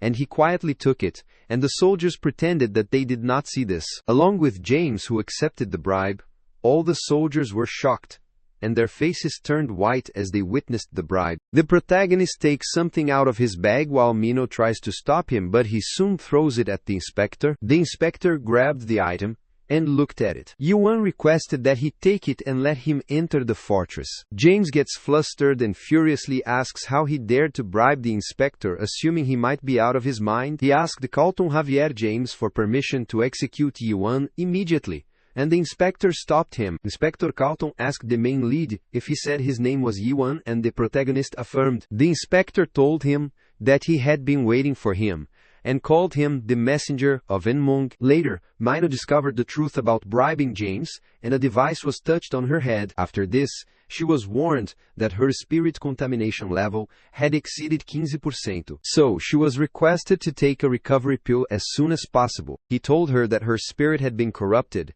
and asked her if she knew what that meant, and she furiously affirmed that she knew what this meant. Joanne asked her what spirit contamination meant, and she took her pill. She was amazed as he was clueless. She can't believe she partnered up with a guy like this in TC, and explained that spirit contamination was the name of the chronic disease everyone in chaos suffers. Their spirits gradually become contaminated simply by being there. Once their contamination level reaches its maximum, it could be horrible. This was why the horns of the horned beast were so valuable, as he saw how excited Inspector James got just now. James saluted the inspector and informed him that all the newcomers had been safely evacuated to a village. She uttered that the horn is the only item in chaos that could hold off spiritual contamination, so everyone there needs it. Although she got one for free, thanks to a certain someone, and she started chewing her pills, Inspector Carlton informed the protagonist that he would scan him now and move the device close to him. The device started scanning Yuan, turned red as an error occurred, and he started burping. The device could not measure spirit contamination level, which shocked them all, and they wondered what this meant. Inspector Carlton looked at the device, which showed 0 spiritual contamination, and he smirked as if he understood everything. He grabbed Yuan's hand, since he had finished checking these stones' fallen souls. He instructed him that he could have them back now. He returns the spirit stones to him, which shocked Yuan, as he did not think the inspector would need them. The inspector explained to him, who was the messenger of Nemong, that the stones of fallen spirits were not to be given away so quickly. The main lead clarified that he is not from Nemong or whoever he keeps calling him, and Carlton smiled upon hearing this and said he knows. After some time, they went inside the fortress, and James asked his senior if he would let him go like this. He asked James if he knew what stones of fallen souls were, and he uttered that it is an item that increases the mana of adapted players. Carlton affirmed because he was right, but that was not all. Then, he took off his glove and showed James his hand, with which he grabbed this stone. It started burning, which shocked him. He got worried on seeing the condition of his hand, and asked him if the magic stones did this to him. He affirmed and explained that only people from Nimyong family could handle stones of fallen souls. Nakimong is the only one who can carry these stones around without being contaminated by them. Hai does not look like he is from the Nyong family, but apparently he could handle the stones. James asks him how he knew if he could trust him. Carlton does not trust, but he guesses James could say that he believes his soul. He asked James to remember when he tried to measure Yuan's spirit contamination level just now. James assumed the inspector might mean when the gauge malfunctioned. Carlton Javier explained that it is impossible for the gauge to malfunction as far as he knows. This shocked James, and he wondered then how this happened. Carlton could only see one possible explanation for why the gauge could not measure his spiritual impurity. This means his soul is purer than any other in chaos, shocking James as he thought it could not be true. But it does not matter to Carlton whether Yuan is actually from Nakmong, as they need someone to handle those stones. He wants this matter to be handled by the inner council, and decide what they should do with Yuan. James wondered if this had something to do with their lord's current situation, but the inspector was not sure about anything yet. While returning, he stopped for a while and asked James, as it seemed like he had accepted a bribe and let someone in because Mino had said his name, which sent chills down his spine. Later, they are inside the fortress, and the protagonist is confused by the streets. Furthermore, he had an extra burden to carry because she should be the one leading them. He remembers the inspector instructing Mino to make sure to bring her certificate with her next time. In accordance with Article 7, Paragraph 34 of the Gorgon Entry Law, those without a certificate, and those who refuse to present a certificate, those with a falsified or modified certificate, and those using the certificate, if another person. Other similar cases are punishable by denial of entry into the town, and strict disciplinary measures and fines could be given. But Carlton decided to forgive her because Yuan asked him to go easy on her, and instructed her that bribes are strictly forbidden. He rambled Article 11, Paragraph 6 of the Gorgon Kirishu Law, according to which those who provide bribes, valuable or similar items with the instant of gaining entry into the town, and those who accept such items would be punished. She gets so pissed off by Carlan rambling about those laws and utters it was enough. He assured Yuan that she would be okay as she needed some time, and wished him a happy stay in Gorgon. He did not think that legal code skill would last so long, although it felt more like nagging, and assumed that the inspector was a real pain in the neck. On his way, he saw the man, and requested him for guidance as he was looking for a blacksmith, so he wanted to know who was good with swords. The man down the bridge heard him and quietly listened to their conversation. The protagonist asks the man if there is anyone confident they can handle a sword like his, and he shows him his spirit sword. The man doubted it, while the other cunning man down the bridge wickedly looked at his spirit sword and found it interesting. Soon Mino gets back to her senses, and she bumps into him and asks him when they got into the town. He asked her if she was feeling well now, and then it was time for her to find her way. This shocked her, and she requested him to wait and asked him how he could toss her aside like that. She followed him and asked if he was still upset that she would leave him at the entrance to the town, and apologized to him because she was joking. The protagonist uttered that she brought him there, so she had done enough and could only be a burden to him now. He looked at her and explained that he and Mino were different as he could see her damaged soul. He turned and uttered, they should go their separate ways from there. This made her furious, so she gritted her teeth and rushed at him. She spoke that he did not know anything about this place, so she did not know what kind of trouble he might get himself into. The protagonist gets startled, but he assures her that he can ask for directions from residents. On hearing her reason, Mino wants him to ask her for directions because she knows this place like the back of her hand. The protagonist sighed and told her he was looking for a dream demon. Mino approached him,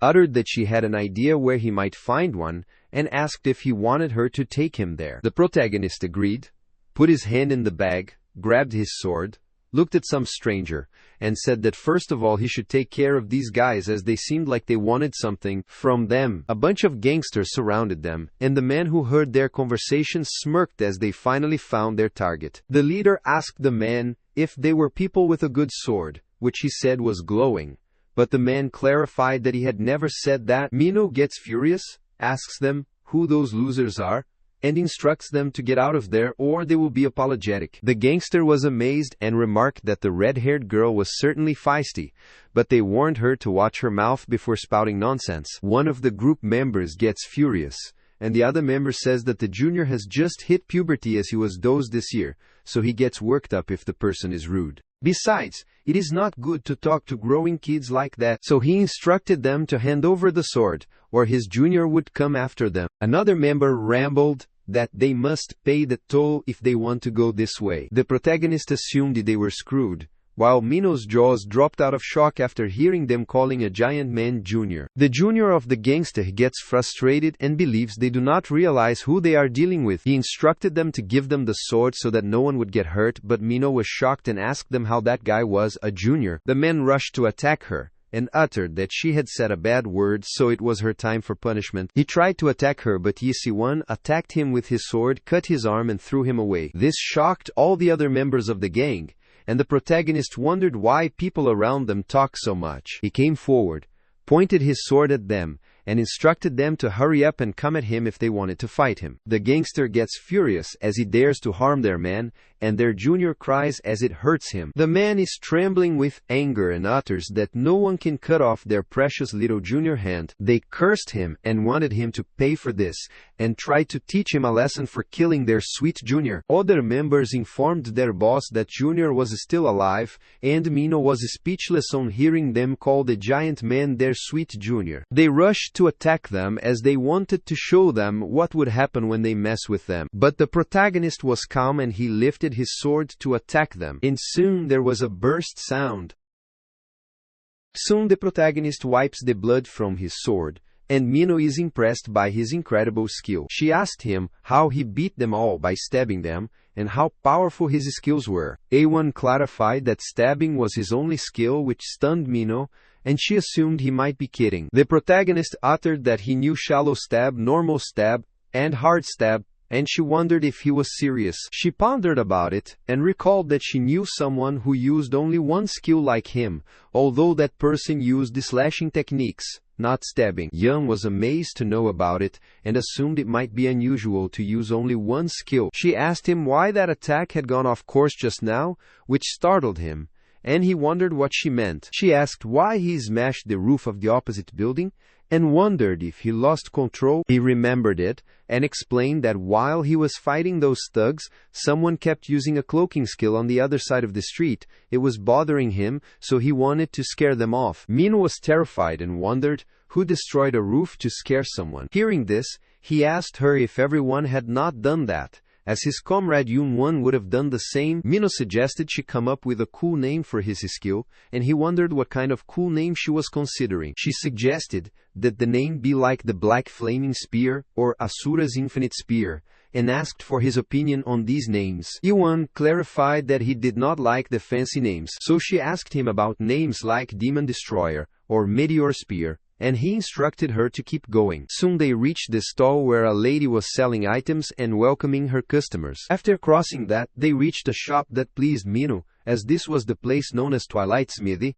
A dream demon, the largest blacksmith in Gorgon, established this shop. She was startled as someone asked them if they were there to place an order at their shop. The boy named Navan, a worker at Twilight Smithy, apologized to them, and explained that it could take a while, even if they ordered that day. Mino wondered why that was happening, and inquired if they already had many orders to handle. Novin looked back and replied that the head blacksmith was away, and that the deputy blacksmith was there, but he was busy that day, so that he would test the workers. He suggested they browse the finished product instead of ordering something if they were looking for something. The deputy blacksmith was training his workers, and the workers were amazed to see a sword made of 4-horned bast horns, and were astonished to see how sharp it was. The deputy instructor was teaching them that this sword made from a 4-horned beastie horn needed a hole in the handle to insert a gem. The workers gladly volunteered to do this task, as this was an excellent opportunity for them to have hands-on experience with such a precious sword. So, they wanted to drill a hole in the horn. Michael Garnad, who is the deputy blacksmith at the Twilight Smithy, laughed, as this was a 4-horned beast horn, which was even hard to break, so that they could not drill a hole in it. He liked his workers' confidence, lifted his sword, and uttered that whoever could drill a hole in this sword would be the deputy blacksmith for the Twilight Smith. That day, one of the workers tried to make a hole in the horn using the hammer and the large nail, and wondered why it was so hard. The other worker instructed the first to step aside and let him try this time. He snatches the hammer from his fellow hand, and wonders how Michael Garnett managed to make that sword. Mitchell was amazed to know that his workers were so weak that they would never even make a dent in it. He was disappointed in them, as he offered them a chance to have free reign of that whole blacksmith for a day, but they could not even do a straightforward thing. Navin wondered when he would get a chance to try and raise his hand, but got startled as the protagonist stepped forward. He tried to stop and was instructed to wait, as he could not go there. Then Michael stared at him, and Yuan wanted him to let him try drilling a hole in the sword. They wondered who that man was, and if he was a young traveling artisan, and assumed he wanted to try because it was the horn of a 4-horned beast. Michael was still determining which smithy Yuan was from, but assured him there was no way he could do it. He uttered that if he thinks it is easy, just because his apprentices could not do it, then he is mistaken. The protagonist did not hear him, so he asked where he wanted the hole, and pointed toward the sword. Michael clarified that it is not that they are not good, but he is just an exceptionally skilled blacksmith. So he informed him that the horns of 4-horned beasts are extremely difficult to shape, so most people can't do it. The protagonist places his finger on the horn, which creates a powerful wave that pushes the deputy blacksmith. He was shocked to see the protagonist drilling a hole in the horn with his finger. The protagonist spins the horn around his finger and asks if this means he is the deputy blacksmith for the day. Soon the sword cracked and shattered into pieces, shocking them, as that was not even possible. Yi was apologetic as he accidentally broke the sword, which frustrated the deputy blacksmith, and he cursed him. He was furiously rushing toward Yuan to attack, but got stopped by his apprentices. He asked him if that was all he had to say, and wondered if he was out of his mind. The deputy blacksmith asked him if he had any idea how expensive those horns were. Yuan replied that he was trying to be gentle. Nun and Mino were speechless, as he called this gentle, and he still broke the dagger. The protagonist shows no remorse for his mistake and remarks that he now sees that it is not hard to break the horn completely, as it is just hard to break it the right way. Although he is not sincere yet, he apologizes to them for his mistake, and Michael furiously grits his teeth and asks him if he thinks his apology could make up for this. He grabbed Yuan's collar and said those horns were worth a fortune. He had just destroyed a 4-horned beast horn, and now he wanted to run this place for a day. Even after facing such a cruel attitude, the protagonist is calm and assures the deputy blacksmith that he will give him something better to pay for the horn. Mikko does not believe him, and asks how a bum like him could have anything better than one of those horns. The protagonist puts his hand in his bag and retrieves one of the horns of 5-horned beasts to give him, which shocked the blacksmith. The protagonist said this one had 5 horns, and asked if it was better than the previous one. This amazed all the workers, as it was a 5-horned beast's horn, which they got from Garnak. The protagonist asks the deputy blacksmith if this covers their loss, as he does not have any of those 4-horned beasts, horns, or whatever they were called. Michael Gaho was stunned to see the horn and wondered if this was a genuine Garnak horn, and answered the protagonist that it more than made up for their loss. The protagonist was astounded as he called him sir again, and asked if he could use their smithy for a bit. Michael instructed his apprentices to close the door, and they obediently affirmed, and he led the protagonist to the place. Seeing this, Minho assumed that everything was okay there, so she wanted him to go ahead and start without her, because she would stop by somewhere quickly. Soon, they placed the sign of closing at the entrance of the blacksmith shop. Michael informed him that this was the Twilight Smithy, the greatest smithy in Gorgon, so they had the best equipment and personnel around and wanted Yi Huing to feel free to do whatever he liked. Since he was deputy blacksmith for that day, the protagonist expressed his gratitude for his help. Michael was curious and asked where he found a Garnak horn. He took off his cape and uttered that he got it himself, which astounded Michael, and he still inquired if he meant that he killed a 5-horned beast. Yuan affirmed and explained that the monster who attacked him from them one beast was with 5 horns. Mikkel was astounded to know that Yuan could hunt 5-horned beasts, as they rarely come across people like that in Gorgon or Chaos. The protagonist puts on his apron and asks Michael for help as he needs a sheath, but he has never made one himself, although he has repaired them before. Michael was stunned to hear this, and asked if he wanted to make a sheath from a 5-horned beast's horn. He wondered what was so great about this sword, but was dumbfounded on seeing his spirit sword, and assumed it might be a replica of a frostworm blade. He knew a dream demon made this sword, so it was rare and pretty to look at. Still, he thought using a Garnak horn seemed a bit excessive and suggested creating a new sword with the horn instead. While Michael was still holding the sword, it started vibrating and opening its mouth, which shocked him, and he wondered what was happening. The sword ate the 5-horned beasts, and threw a piece of it at Michael's face, and he was speechless as he did not know it was the real spirit sword. Judging from its energy, he discovered that it might be possessed by the soul of a much higher species, but he wondered how it ended up in this sword. He was astonished to see Yuan's sword evolving, and seeing the way it was changing shape, he figured out it must be a significant evolution. Once that was done, he explained that Yi would have to rename the sword. The main liege wondered what he meant by renaming, and Michael explained that spirit weapons lose their original name after a significant evolution. On another note, it looks like he would need to make the sheath out of something else. He furiously stared at his sword, and uttered that he would call it the pig sword if it kept eating things without permission. But Yuan was okay with this, as he had another horn. Michael was confused and wondered how he had another horn. He recalled it was a 5-horned beast, so that it might have 5 horns, and he was mortified at what he was thinking. He asked the main liege how he would like him to help, and the protagonist looked at him and said he wanted to watch him work. Mikkel affirmed and asked him how he tried to shape his shield, but he wanted to let him decide since he was the pro. This puts pressure on Michael, but he agrees and decides to show him the daybreak craftsman skill. Meanwhile, in the Gorgon inner castle, the man apologizes to his superior and explains that after Yuan killed those street thugs, he lost track of the target. Jurgjon Shaver,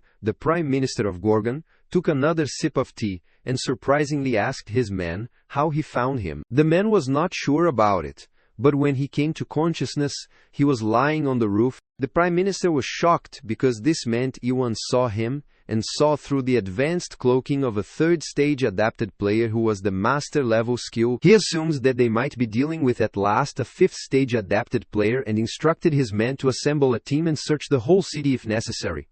And the man affirmed. After the man left, Jurgjon Schwer's head started throbbing on thinking about it, and he was stunned as he suddenly felt the vibration and everything started shaking. He furiously slammed the table and requested his lord to wait a bit longer as they would undoubtedly find a solution. Meanwhile, the announcement was made in the bar, capturing everyone's attention. The girl summarized that week's top 10 players with Siren. After providing them with the information, the girl felt sleepy and informed them that unfortunately, that was all for that day. She was going to play their final video clip, which was the one she assumed all of them might be familiar with. This was the hottest video on Little Brother at the moment. It was the one everyone had been discussing. The person who is the 99th floor solo is straightforward, and she plays the video of the protagonist fighting the ice dragon while blurring the face of the player. They all wondered what had happened to that guy, and they assumed that the master would have lived to get their hands on him. Another man wondered what they meant, and asked if they had not heard they had stopped cultivating that tower. This shocked others,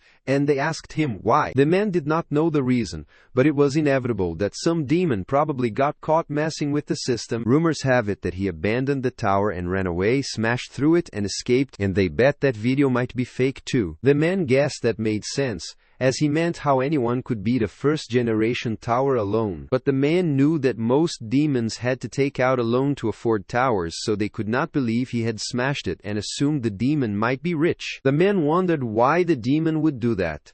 Because he would have sold it online if he were at his place. The man demanded that the waiter give him another pint of single horn beer, and the waiter affirmed and requested that he should wait for a second. So Mino slammed the door open, and everyone was astounded to see her, and was impressed by her personality and figure. She sat on the chair near the bar attendant, and the man beside her tried to flirt with her, calling her pretty lady. He asked her if she did not mind, then she should join him. Mino furiously stared at him. Using her killing aura, she instructed the man to get lost, and the man got scared, so he obediently stood from his seats and went away. Mino wondered why she was in such a bad mood, and she put the spirit stone on the table and requested the attendant to give her a glass drink which would be enough to kill her immediately. After some time she had drunk many glasses and bottles of drink, and pretending to be in a drunken state, she rambled that what she meant was that it was ridiculous. She is furious at Ihan and thinks he is impossible to deal with,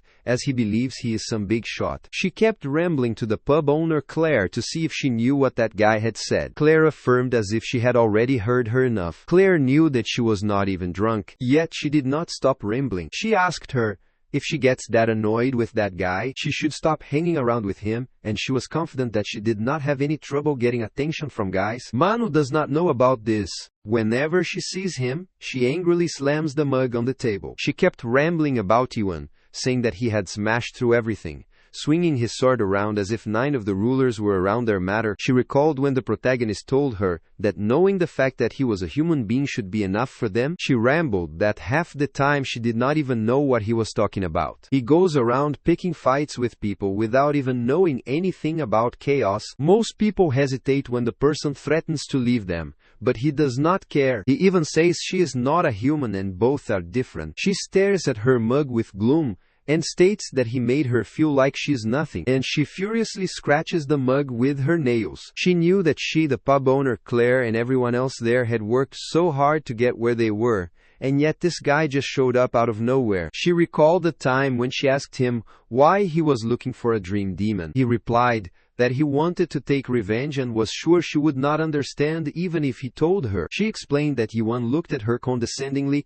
and looked down on her. So whenever she saw him, she got annoyed. Claire patted her head, sighed, remarked that she was a silly girl and instructed her to stay away from him from now on. However, she was reluctant and wanted to stay beside him. Claire uttered that if she stayed with him, she might end up dead for real. Mino wondered what she meant. She would die by staying beside him, as she scared her for no reason. Soon the bar door opened, and a golden bird came inside and dropped a scroll on her hand. This was the letter from Carlton Javier, the inspector of the northern checkpoint, to Mino of the Black Forest clan. She was stunned to read the sender's name, and cursed him, wondering what that stubborn and rude inspector wanted with her. While opening the letter, she is so nervous and can't figure out the reason, but before she can read the letter, she is startled as someone asks her if she is the Witch of Destruction. She was startled, grabbed her blades to attack, and uttered, "That was what some people call her." But before she could succeed in attacking,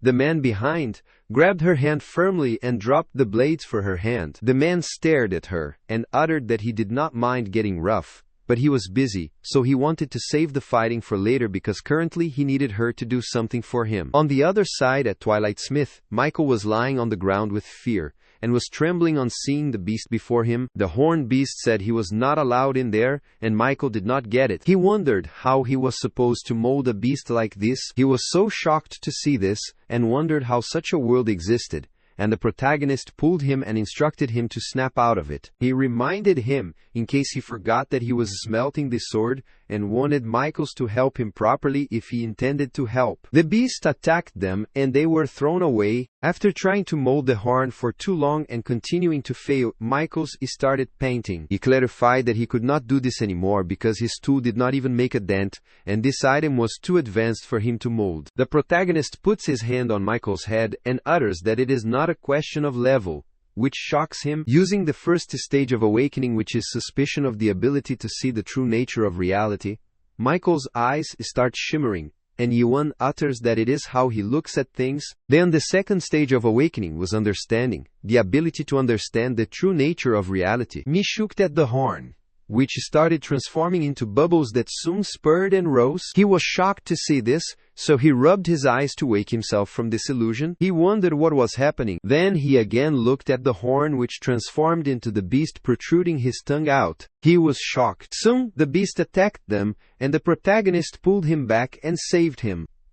He looked at him and uttered that if he was going to help him, he should do it appropriately. Michaels was shivering with fear, and wondered what that thing was, and if this was the true nature of the five-horned beast. He was mortified at thinking he could do anything to the creature like that with his petty skills. He looked at the door and refused to accept it, as this could not be true, and he assumed he might be dreaming. He wanted to wake up, cursed it, and started running away, rambling that it was just a dream. The protagonist tries to stop him, but Michaels does not hear. He opens the door and asks others to save his home and help him. His eyes spread out of fear when he saw the skeleton all over the place staring at him, and one of the skeleton's tongues protruded. He started trembling in fear when that skeleton asked him if he was already done smelting the items, and it called him Deputy Blacksmith. He heard someone calling him a fool, as he did not deserve to see this place yet, and was about to cry. The deputy blacksmith wondered how this place could exist, and how it ended in a world like this.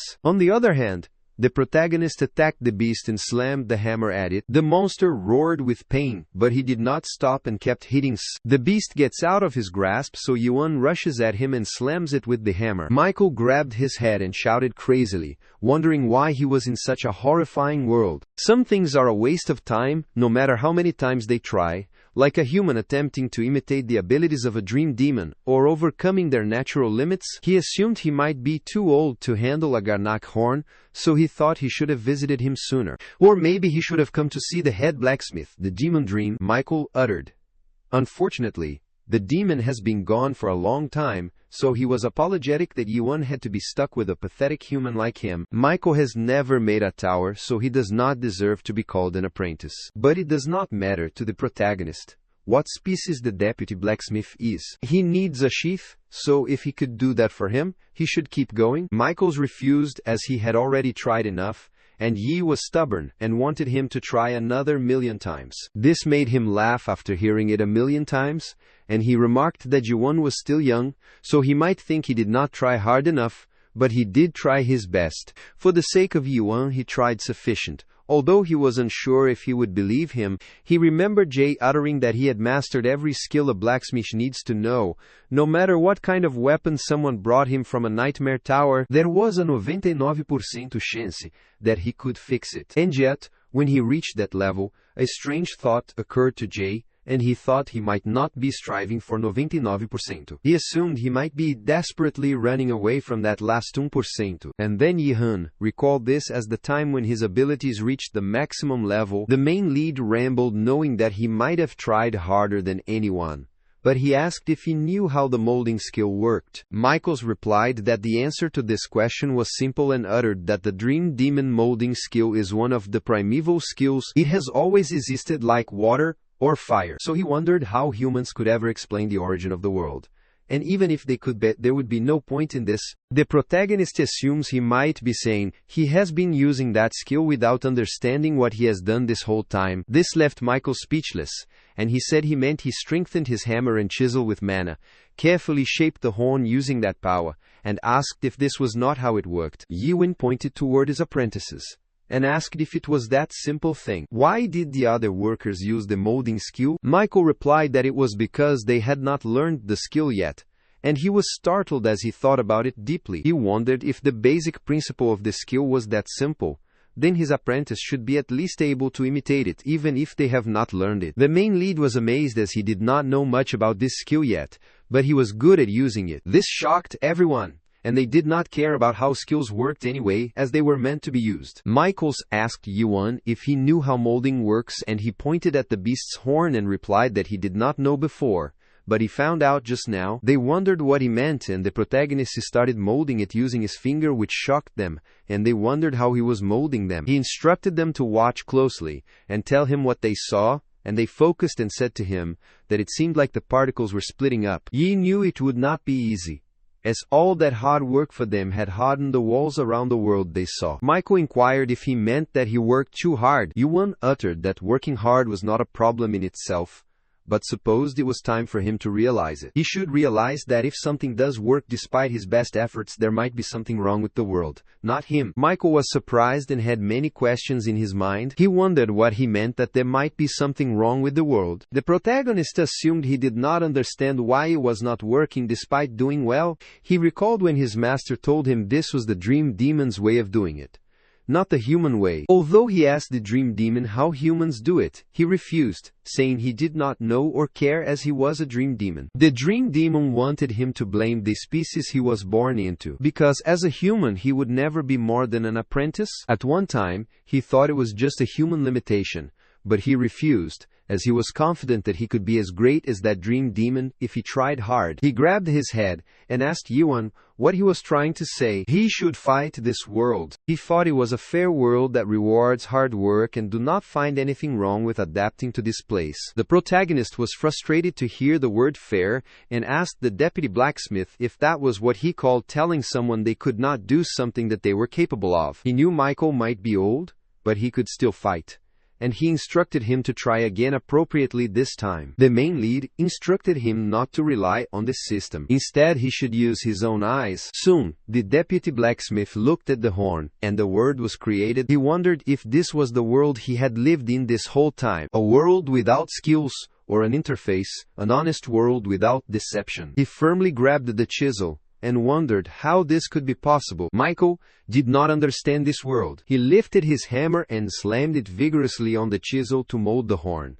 After some time, they ask the protagonist if he is leaving, and Ihan says he might as well because he got what he came there for. The protagonist looked at his sword and guessed it might be happy because it would have devoured the sheath again if it did not like it. Michael asked him if he had decided on a name for his sword, but he refused as he still had not come up with an appropriate name. He asked the protagonist for permission to name it for him, if he did not mind, and Yuan nodded his head to affirm. He tried to come up with something good for him, which is Dokbo. Yuan was astounded as this meant the lone hero. Michael smiled as if that was right, and it seemed like the best name for that sword. Soon they bid their farewell to Yuan, wanting him to take care of him in return as he was one of their best customers. The protagonist is leaving when Michael stops him, so Yuan looks at Macy's, which concerns him, and asks him what in the world he sees in him, and what he looks like. The protagonist replied that he looked human, which shocked Michael, who did not even look back. Michael wondered if anyone could understand how lonely Yuan's world was as he walked alone in the world of those who were different from him. Later, the protagonist asks her why she keeps following him. Minho stops and wonders why he is asking,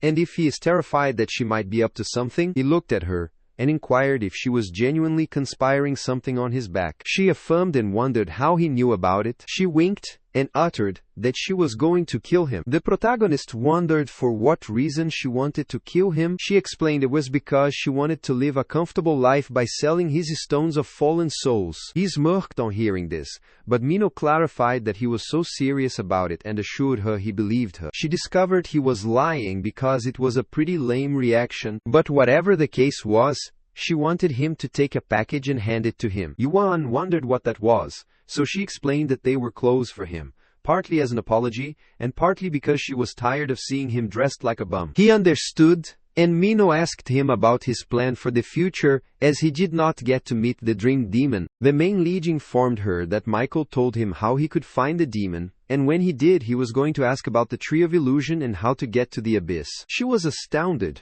wondering why he would want to go there. The protagonist was alarmed and thought she might want to know his goal. Minho imagined that if he got lucky and made it to the abyss, he would be one of those who returned and were known as Abyss Warriors. But she was stunned to discover he was not planning to return from the abyss. Instead, he was planning to stay there. She was stunned and asked why he would do something like that, and what right he had to stay there. She pointed at him and asked who he thought he was, as he did not even care about anyone else, and did whatever he wanted to. He was inconsiderate and grumpy. Above all, he did not even consider the people there human. She clarified to him that she and the people in Gorgon are all human beings, Although they might not be as strong or tough as him, they are also human. The protagonist remembers when Mino refused to return in time even if she died while fighting those gangsters. And then he remembers Michael working hard. The particles started emerging from her body, and it wrote above her head that he should not get any funny ideas. His skill suspicion also helps him know what the man hiding behind them was thinking on seeing them. If that happens,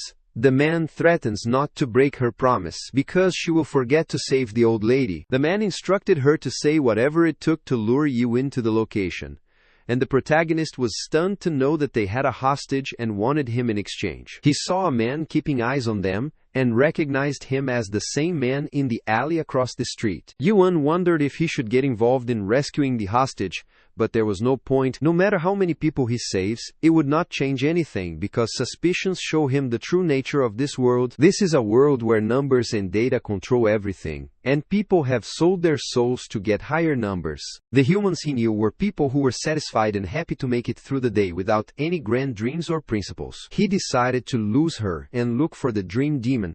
Involuntarily she broke through his skill suspicion, grabbed his collar, and uttered, "This is why she does not count him as human."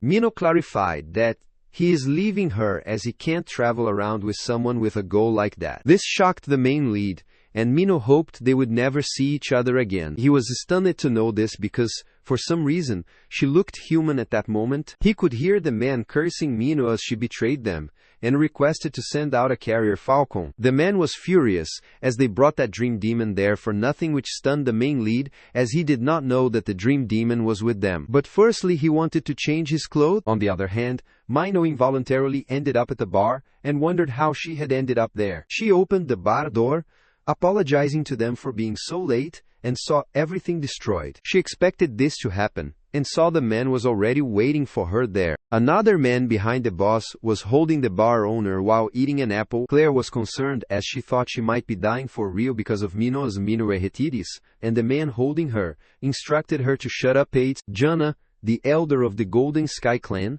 and oldest of the 3 Jana brothers, asked the Witch of Destruction why she came alone, and what happened to their deal. Mino took out her knives and was astounded to know that Jana was more naive than he looked. She asked him if he had ever met a witch who kept her promises, and assured him that Yuan was not coming to the bar. She asked him if he knew why and explained it was because he wanted to destroy this world. She threw her blades at him, and Jana got furious and thought she might have lost her mind. He uses shadows techniques, and several shadows rushed to attack her while concealed. Jana remarked that people call her the Witch of Destruction on the hunting grounds, because she can summon horned beasts. He asked if the rumors were true, and wanted to see if she could do that. The shadow rushed to attack her, but she somersaulted and evaded the attack, then threw the blade at the shadow, which vanished. Ja got furious, and grabbed his sword, and swung it in the air, thus creating sharp slashes that attacked her, and she bled. His men remarked that Mino seemed more like a witch stripper than the Witch of Destruction. She cursed her fate for fighting them inside the bar because she could at least do something if they were outside. Jana assured her that the walls were soundproof so that no one could hear them outside. He instructed her to stop those pointless struggles and bring you into them now while she still could. Mino cursed them and warned them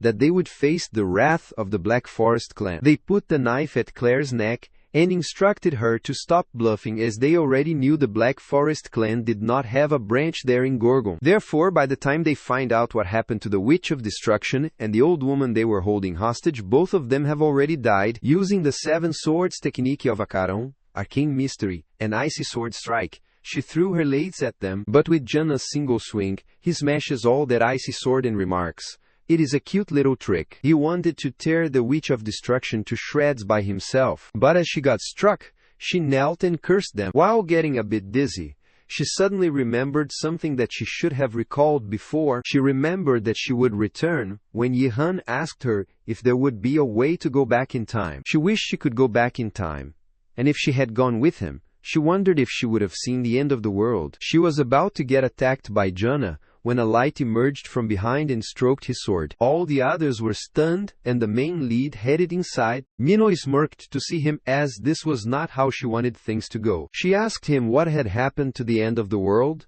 and if he had come there to save her. He handed her the package containing clothes, and said the clothes she got him did not fit. This astounded her, and she wondered if this was really why he came back not to save her. The man stared at him and asked if he was the person with the stones of fallen souls. His comrade laughed because he had saved them the trouble of looking for him, and assumed it might be what they call a delivery service. The protagonist asked them if they had the dream demon with them, which shocked them. He asked them to tell him where the dream demon was, and soon he corrected his mistake and instructed them to bring the dream demon to him. They could not believe him, and making the bizarre face, they wondered if Yihuan had lost his mind. The man asked if he seriously considered fighting an entire fortress, and assumed he might be joking. Min warned him to be careful because his opponent was a 4th stage adapted player. Anyone above the 4th stage was considered advanced, so she wants him to watch out and be thorough. The protagonist wondered why, and asked if she was terrified that he might lose. She refused,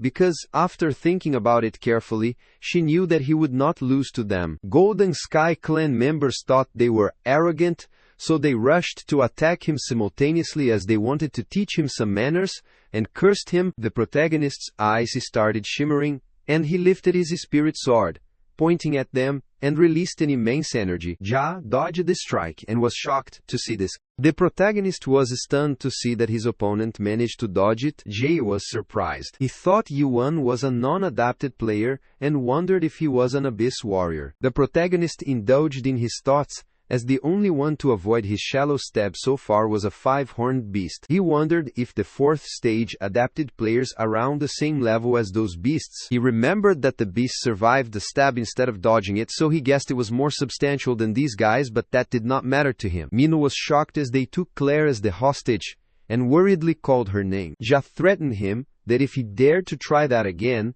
then that old lady would be dead. Claire instructed him to attack, and asked what he was waiting for, and Ja punched her and ordered her to shut up, otherwise he would hit her for real. Mino requested Claire hang in there for a while as they would save her, and she asked the main lead for confirmation on whether they could deal with them. Iwan wondered why she asked him, because he was only there for the dream demon. If anyone gets in his way, whether hostage or enemy, he will just brush them off. Mino grabbed the protagonist's cape and uttered, "She was human," which startled him, and he activated his skill suspicion and heard the throbbing sound. He looked ahead and saw their human form disrupting. Then he looked at Claire, who also seemed like a skeleton, and asked him for help. The protagonist cursed it, lifted his sword, and used his stab, thus breaking the bar's roof. The energy was so immense that it almost touched the sky, and all the bar furniture started falling apart. Inspector Carlton and his soldier saw the light touching the sky and wondered what was happening there. This captured Carlton's attention, and he instructed the soldier to keep moving, and they affirmed. Meanwhile, the barrier around the bar was broken, which worried them, and the man informed his boss that they had a problem, because the soundproof wall had been destroyed. Hearing this, Ja grits his teeth. Soon the protagonist and Mino heard Carlton's voice instructing his soldier to surround the pub. Carlton asked Yihuan what was happening there. The protagonist appreciated him because he had good timing and uttered that these guys violated his precious legal code. He pointed toward Ja and rambled. Although he is not an expert, he was guessing this violated Article 276, Paragraph 4 of the Gorgon Criminal Code. He thought they were part of a conspiracy to use this pub as a base to destroy this world. This shocked Mino as Yuion was the one trying to destroy this world. Carlton believed him and uttered it was according to Article 174, Paragraph 4, and Article 124, Paragraph 6, of the Gorgon Criminal Code. He charged them with illegal destruction within the premises of the city, as well as the abduction of a resident, so they were under arrest. The man was worried, as he recognized that gesture. Ja instructed them to retreat. Carlton used his skill, Silver Bond, and asked them if they thought they could escape, and they got bound with his chains and cursed their fate. Carlton summoned his trident and instructed them that resistance was futile, but Ja did not hear him and rushed to attack him. The inspector blocked his attack, and both held their position, and soon started trembling. After some time, Carlton's trident started cracking Jana's sword, so he jumped and tried to attack him while cursing the inspector for dying. Carlton threw his silver bonding chain, capturing and pulling him down. He put his trident at Jana's neck and gave up. The inspector told him this was a wise choice, and Ja guessed that it might be true that he was as naive as he was righteous, as he had thrown a bomb behind him. Momentarily, it started discharging the gas and there was an explosion. The gas spread everywhere, so they rushed away. They were staring at the pub and could not believe that he just used the black cloud. His man told him as he discovered that his junior might have breathed in a bit of the black cloud. Jana cursed him, calling him a fool, as he instructed them to wear his mask correctly. But he knew that he might live if he breathed in a little bit, so want his man to hang in there. The elder of the Golden Sky clan, expert seducer Seo Ling Huke, was surprised as Ja used the black cloud without the Ark's permission, and wondered if the Witch of Destruction was that tough. He thought they agreed to capture her and bring her to him alive because he did not want her dead. Jana explained, it was not because of the Witch of Destruction, but because he had the silver bond on him. This stunned Seo Ling Huke, and hearing silver bond, he assumed the annoying inspector might be there now. Jana affirmed, which pleased this clan elder, as that stubborn guy breathed in the black cloud, which served him the right, and he supposed that it might be quite official. He was shocked when he saw the protagonist coming out of the pub carrying Mino. The protagonist retrieved his sword and attacked the tree they were hiding on, so he asked Ja about him. They rushed down and Ja wondered who he was and cursed, as he also wanted to know about him and wondered how he survived the black cloud. He had never heard of someone from Nakimon without antennas, and was sure that not even Nakimon could do this. The protagonist looked at them, saw so many people behind them, and inquired if they were also with Ja and his man, but found them annoying. Sun, the protagonist, firmly slammed his sword down, which broke the ground, although he did not want to use this as he hated relying on items he thought he would have to use. So he used Garnak's power, with which Garnak appeared behind him, and terrified the Golden Sky clan members. They wondered what it was, and rushed away in terror to save themselves. The roar of Garnak created such powerful slashes that struck and severely injured them, and most of their men died. He steps forwards, and the elder of the Golden Sky clan wonders if Yuan is a monster. He decides to leave it to Jana as he has to deal with his mess and rushes away. Jana stared at him and cursed him. Then he looked at his men Janmeng and Janmong, who were lying there dead, and grit his teeth as he could not believe it was all over just like that. The protagonist reached him and uttered that there was one way for him to walk away from there alive. Ja could not believe it and looked at him. Yuing wanted him to answer his question about where he hid the dream demon. Ja was shocked and uttered that if he told him about the location of the dream demon, then it would not matter if he let him go, because if he found out, he would wish that Ja would die anyway. The protagonist stared at him and wondered who the dream demon was. Ja saw his comrade's corpse fading away and thought he was doomed. He put his hand in his backpack and thought there was only one option left. He retrieved the stone of the fallen soul and was about to eat. The protagonist is startled and wonders if this is the stone of the fallen souls he eats. He recalled the time when he saw everyone eating it, and assumed that everyone there was addicted to drugs. Mino could see why he might think that, but assured him that those were not drugs, as it was the only way to lower their spirit contamination level, because no one wanted to become undead. At present, Johnny started screaming as his facial vessels engorged, spikes emerged from his body, and he transformed into another creature. Everyone was shocked to see this, and scared as they saw the undead before them, so they tried to rush away, but the undead lunged and attacked many of the innocent people, sucking out the life from them. He was shocked to see what this world looked like, and he looked at the sky where he saw a giant eye. He wondered what good dignity is in a world like this and what he was so afraid of. And he laughed because now he could do whatever he wanted. He looked around and searched for the main lead. Finally, he found the protagonist and cursed him, then elongated his hand finger to reach him, but he was shocked to see him. He wondered how humans could exist in a world like this.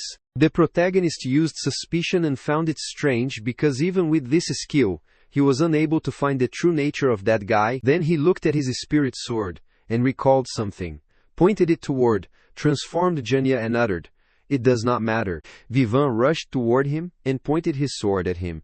An immense idiom was generated from his sword. Using his stab, he quickly beheaded undead.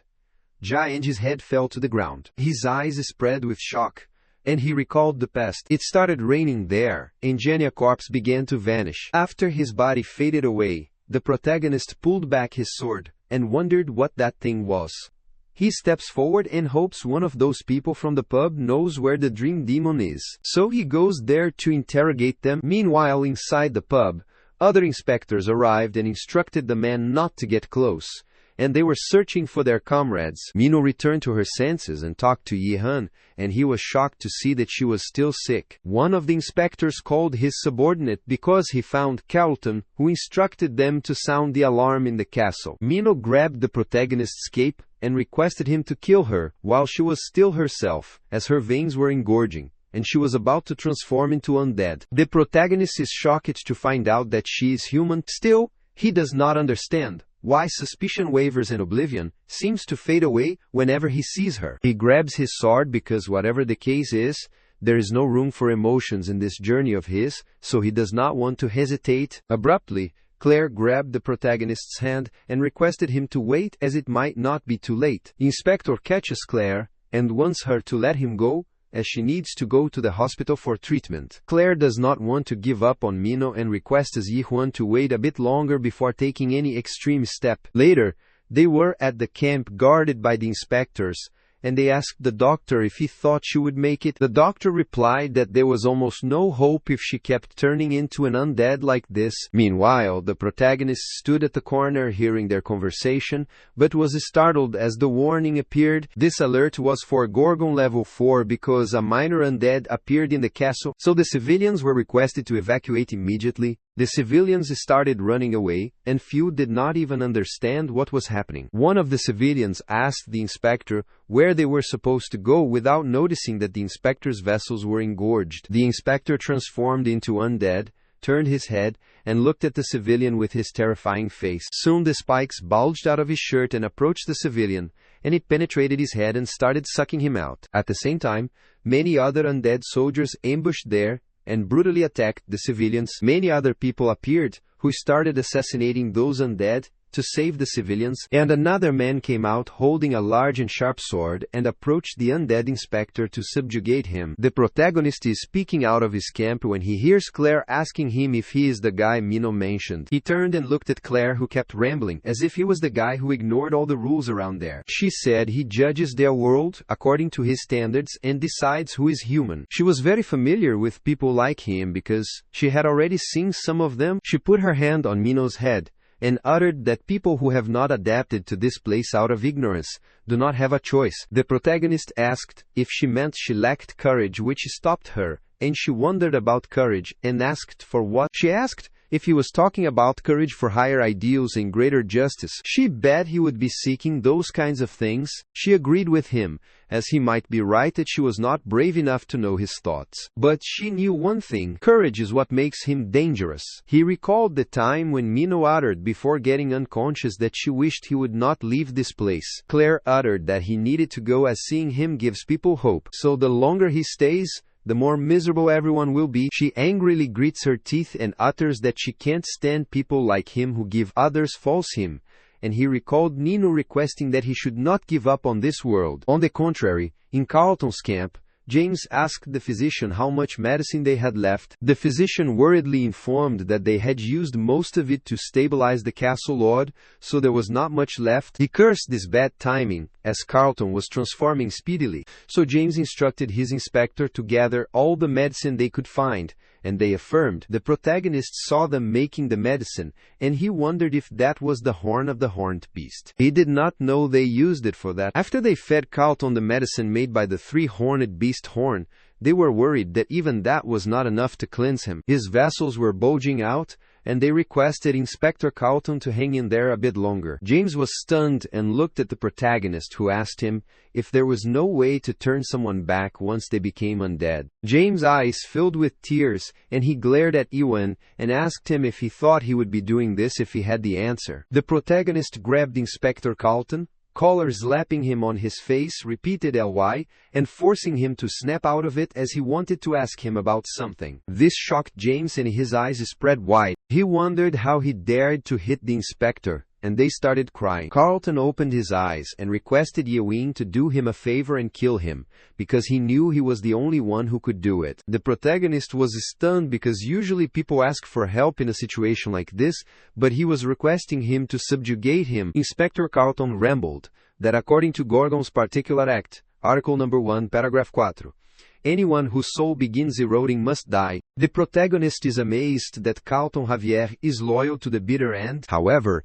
he wants him to know that if he just had a few more people like him around, he would not have been stuck in that cursed nightmare tower for 40 years. He dropped Carlton, and they heard a warning notice as the spirit contamination level reached 94%. So he would soon become undead. Jair, captain of the Undead Eradication Unit, a 5th stage adapted player, entered the camp and instructed everyone to step back. James was shocked at the arrival of Captain Jair. The captain lifted his sword and rambled the same article as Carlton to remind them. He informed them that he must immediately eliminate Carlton Javier, the inspector at the northern checkpoint. Chaos was a spiritual world, so no one ever dies of old age, but spirits in chaos become contaminated over time, unable to withstand the pressure of endless time.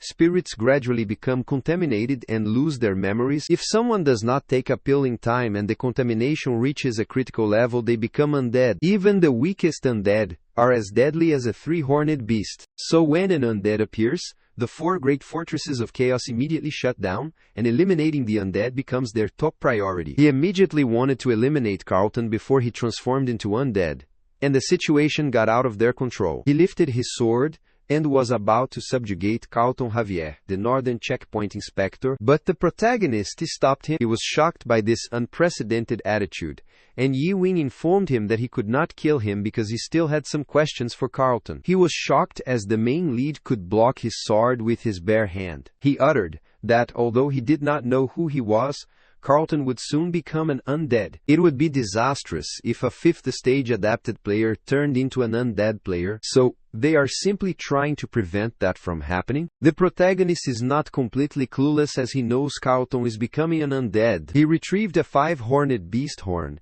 and suggested they use it to treat him. The physician was dumbfounded on seeing a Garnak horn and uttered that there might be hope with that. The physician was concerned as the protagonist formed the fist and smashed the horn, and he wondered how he could crush something so valuable. After making the medicine, he fed Carlton and Minnow. James started crying with delight as he saw that the number on the gauge had stopped going up and was calling his senior inspector. On the other side, the physician clenched his teeth and was concerned because Minnow's body was too weak to stop the process of turning into an undead. Soon they heard a warning siren as Minnow's spirit contamination level exceeded 95%, and an undead transformation began. She started coughing out blood, and they realized that there was no way to stop her from transforming into dead, and instructed the men to get Qingyou. The leader of the undead elimination team unsheathed his sword to eliminate her, but Claire stopped him and uttered that Shingo could do an undead slash. The protagonist was shocked to know about the undead slash,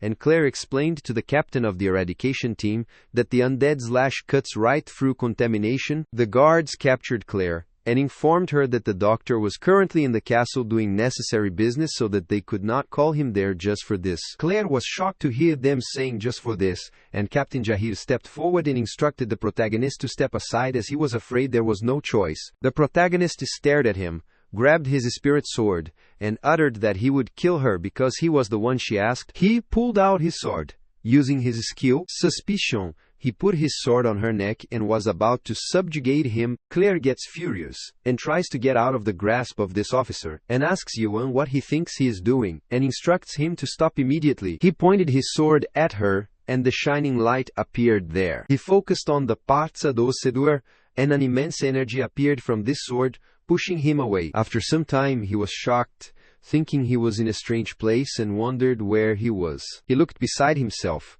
and saw a dwarf man beside him, who was wondering how his dear Minnow ended up like this. He affectionately patted her face, calling her a poor child. He was willing to help her. Then he looked at the protagonist and was startled to see him. The dwarf inquired who he was and what he was doing in his world, and he stared at him and wondered why such a noble soul gave off such petty energy, almost like a 5-year-old. The protagonist tries to see the proper form of a dwarf with suspicion, but is startled as his skill is not working for him. The protagonist wonders if this old man is the source of her spirit contamination and assumes killing him would save Minnow. Before the protagonist could attack him, the old man retrieved his sword and rushed to attack him. but the protagonist blocked it. Yuan was shocked as the old man blocked his sword. The old man was also surprised and asked Yihan how he had blocked his ordinary slash. Soon the old man's sword started breaking and the ground below him also started cracking, which shocked him. Meanwhile, outside, Jahir was with a doctor, and both of them were shocked as they saw immense energy appearing from Mino's body. They wondered what this was. On the other side, inside this strange world, the old man gets furious at Yuan and asks him how he dares to intrude into his world and who he is. The old man looked at his broken sword and started yelling loudly because his four-horned beast blade was broken, and he cursed the main lead as he broke his precious sword. The protagonist is dumbfounded because he is pretty sure that the old man broke it himself. The old man was Qing Hyo, the Doctor of Doom, and he was sitting angrily on the bench. Captain Jie was shocked to see the doctor there. He thought he was with the castle lord and inquired what he was doing there. Qing Hyo was frustrated and asked who cared about the castle lord, as he could not just let someone so beautiful die. This left them speechless, and they wondered what he meant by this.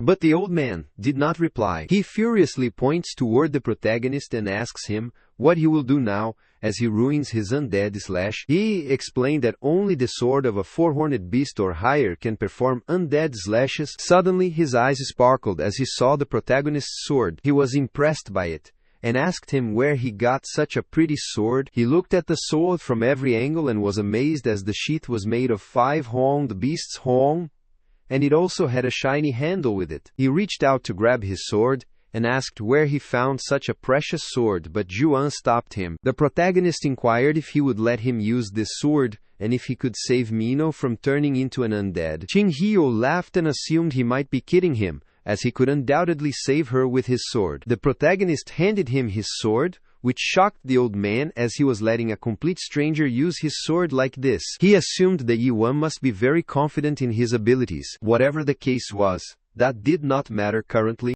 He grabbed the sword, sensed its energy, and remarked that it was just like its owner and had such unusual energy. Later, everyone was surprisingly staring at Shingo, who was handling the protagonist's sword and wanted to show them what he could do. The protagonist wonders if that was the same spell from before, as the bright light appeared and confined the protagonist to it, but he denies it, as this reminds him of when he used suspicion to see. Qing Hyo requested the protagonist to wait there, as it would soon be done, and he rushed at Mino. The protagonist was amazed as this was the world that the old man could see. Soon the sword dropped from his hand, and he fell, which concerned the protagonist, so he asked the old man if he was alright. The old man looked at him and answered that, if it were not for that cursed castle lord, he would not end up like this, as he does not have enough mana. The protagonist was startled as he felt the vibration, looked up, and discovered that the old man's world was falling apart. He looked at the drawing of Mino's smiling face, which was also fading away. This worried the old man, and he apologized to him, as this was embarrassing for him. The protagonist picked up his sword, which startled the old man, and he remarked that he was a silly fool, as he knew nothing about his world. Yet, Yan thought he could copy his undead slash. The protagonist uttered that he is not good at slashes. He firmly grasped his sword and said he could try it even if it is just an imitation. Chenju attempted to stop him because the undead slash was not a technique the average person could use. The protagonist recalled when Claire remarked that he seemed to be mistaken about something because he was not brave. He was just reckless, so that she could not stand people like him. The protagonist requests the old man to be quiet, as this is the first time in his life that he has drawn his sword to save someone. The ink started dripping out of his sword, which shocked the old man, as if this could be true. After he recalled her, the protagonist tried to recall Mino's face, wondering what she looked like again. He tapped his sword on the ground and started drawing her face while remembering his time spent with her. He recalled that she was mischievous and stubborn,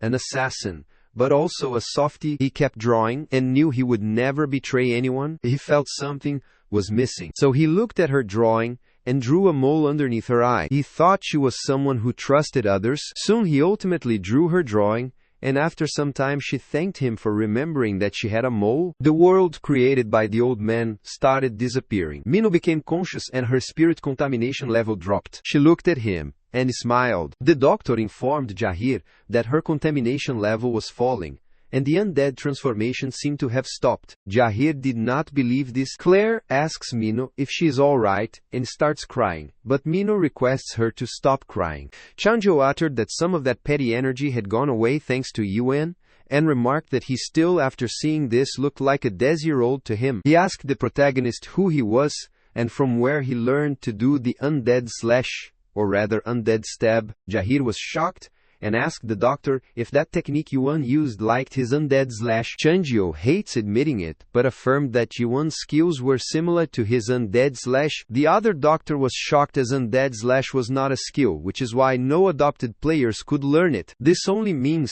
that the protagonist might be awoken like the old man. Awoken ones are people unaffected by the system's rules, and a few people have miraculously obtained great power by refusing to adapt. They are strong enough to upset the power balance within chaos, potentially. There were only a few known new ones in the fantastic realm. This astounded Jahir, as he discovered that Jian could do the undead slash because he was awoken like Dr. Cheng-Hiu, and asked for confirmation. Cheng-Jiu instructed him to hold on, as they knew nothing about Yihan. This confused Zhaoi, as the doctor himself said that if someone else could perform his undead slash, they could save the Castle Lord. Nothing matters more than saving the Castle Lord's life, so they do not want to lose this opportunity. Soon, someone came inside the camp, and uttered that they had the inner council's permission to be there, so they instructed them to step aside. This shocked Jahir. Captain Jahir looked behind and was startled to see the captain of the Dark Soul,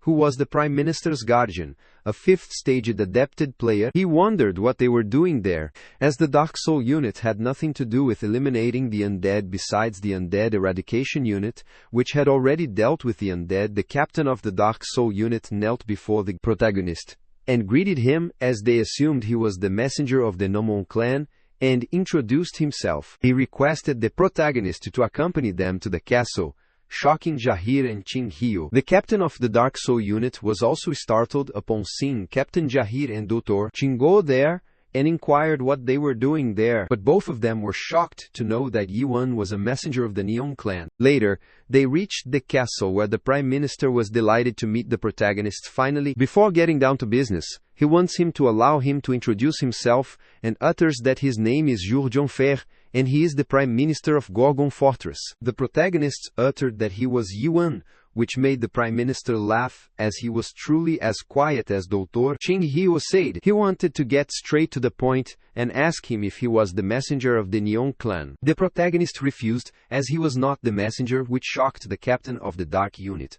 and the Prime Minister smiled and understood the situation. Chanju wanted to ask him something, as he knew that stones of fallen souls are known for boosting mana, but they are also used to prove that someone belongs to the Neon clan. So if Yuan is not a member of the Neon clan, then where did he get these stones?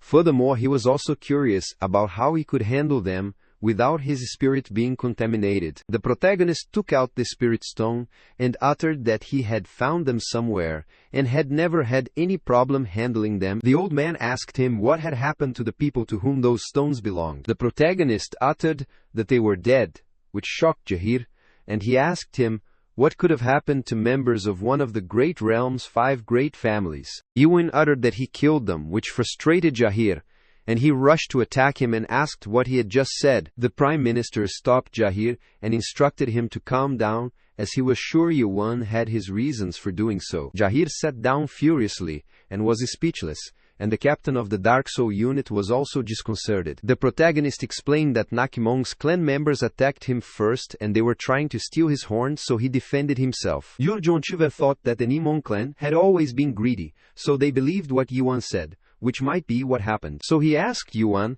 if he could tell him more about what he had been doing since he entered chaos. After he explained everything, the Prime Minister understood and rephrased what he said to see if he got this straight. He put the cup of tea down and uttered that he was involved in something beyond his control. But he ended up in chaos by chance. By chance, he acquired those stones of fallen souls from the Nimon clan, and ended up at this fortress. Then he was dragged into this latest incident by chance, and met Dr. Cheng-Ho, and he copied his undead slash after seeing him perform it only once. The protagonist nodded and affirmed, But Cheng Hyo did not believe him, and asked the Prime Minister if he could believe what this guy had said. The Prime Minister believed what he said, which made the doctor think that the Prime Minister bumped his head or something, while the castle lord had been away. Jürgen Schwer laughed and explained that to gain someone's trust, they must trust them first. The Prime Minister asked the protagonist if he would mind if he asked him a few more questions, and Yi-won allowed him to ask. The Prime Minister thinks for a while,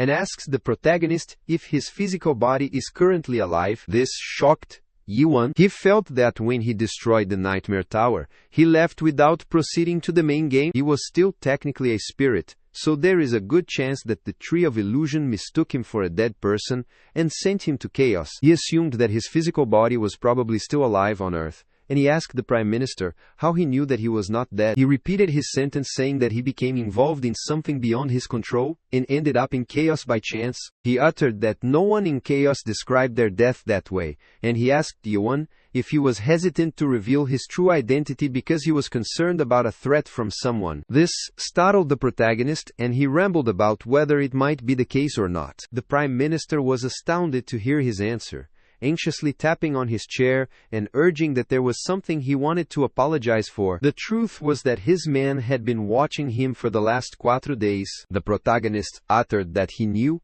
and asked if that guy up on the roof was one of them. This amazed the Prime Minister. He already knew, and he opened his system screen, clicked on it, and searched for something. He remarked that Yi-won was far more skilled than he had imagined, and it was not easy to monitor him, but he managed to find out a few things. He swiped this screen and showed the protagonist's day routine. He found out how he destroyed the Northern Market on his 3rd day and the estimation of damage he caused, how he encountered the Carlton and killed street thugs, went to the Twilight Smithy and threatened the deputy blacksmith, and how much damage he caused back there. He uttered that the target danger ranking was SS, the target power was unknown, and total damage was estimated at 380 million horns. He stared at the protagonist and asked if he knew what people call someone like that. Dr. Cheng said that someone was out of his mind, and Jahir did not even know if he should call him a hero or a villain. The doctor shouted and told them that he had lost it. This confused the protagonist. The Prime Minister uttered that some people call him a hero,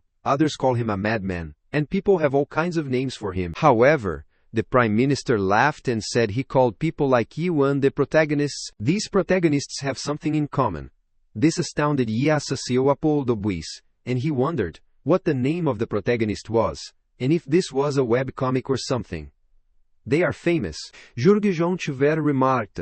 Although he named him the protagonist, he is not famous at all, which means someone is preventing information about him from getting out. He does not think they were doing this out of kindness to him, because if they were supporting Yi-hum because it was the case, Yi-won would not have had such a hard time getting in there, because of some silly certificate. He is a protagonist who escapes to chaos by chanciness by Soze, and is on the run from some compelling people. This confused Yi-won, and he wondered who could be after him. He was not totally sure, but he wondered if it could be the Master of Darkness. He recalled what he found out from the demon, who thought that the demon wanted the chance from the Master of Darkness, as his product had almost completed the first stage of cultivation. Master of Darkness, one of those masters of the Great Realm, made Yi-won wonder how powerful the masters were. The Prime Minister assured him he would not ask who he was or where he was from. He would not ask him to pay for the damage to the fortress. In fact, Gorgon's fortress would protect him. Yi-won asked him if the Gorgon fortress was strong enough to face the Dose Masters of the Great Realm. Jürgen Schwer found it interesting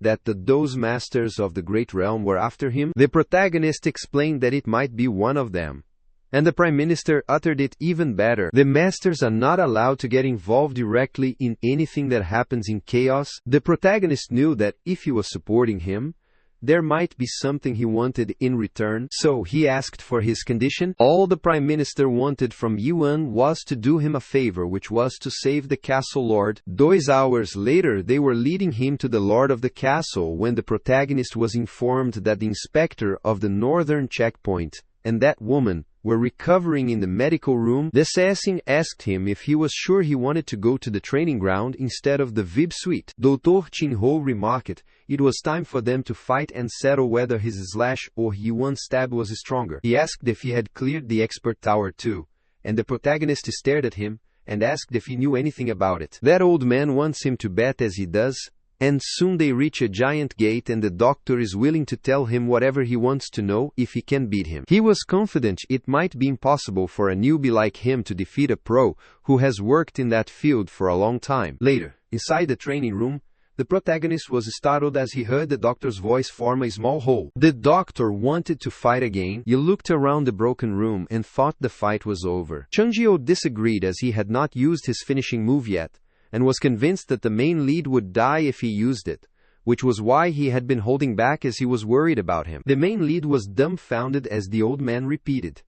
Ley said the same thing. Chunjio called Yuan a rude little brat, and asked how old he was. The protagonist estimated his age, and answered that he would be around 60. Chunjio gets furious and utters that he is 1,000 years old, and remarks that even if he has been practicing that stab for 60 years, he can't beat someone who has been practicing slashes for 1,000 years. This impressed the protagonist, as he did not think the old man would have been practicing slashes for 1,000 years. The old man affirmed, and the protagonist commented that it seemed to him that he had barely been practicing for these years. The old man came out of the hole and jumped to attack the protagonist, as he got furious at him for underestimating his skill. His sword was glittering, and the old man was confident in this skill, and wanted to hear what Yuan had to say. After that attack, he created the beast, and rushed to attack the protagonist who was fully prepared to counterattack. The protagonist stops his powerful slashing is pushed by him. Chunjio laughed and remarked that his skill was not bad. The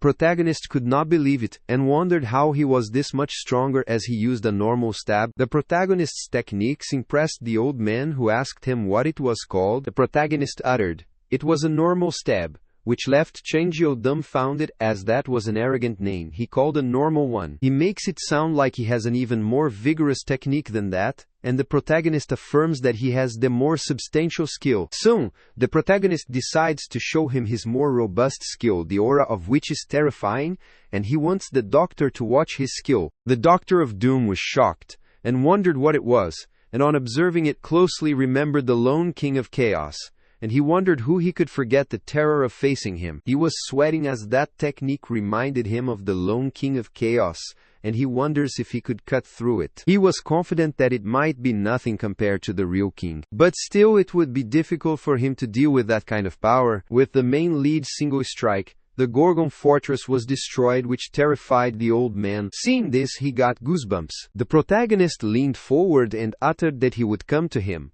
but Chunjio instructed him to wait, telling him that he had won, and he gave up. Meanwhile, in the 5th zone of the area realm, the Steel Zone, Unbendable Steel, the Master of Steel, Hoyu, asked his man to repeat what he said, and asked him what the Master of Darkness did. The man uttered that based on what he found out, the Master of Darkness was currently in contact with chaos.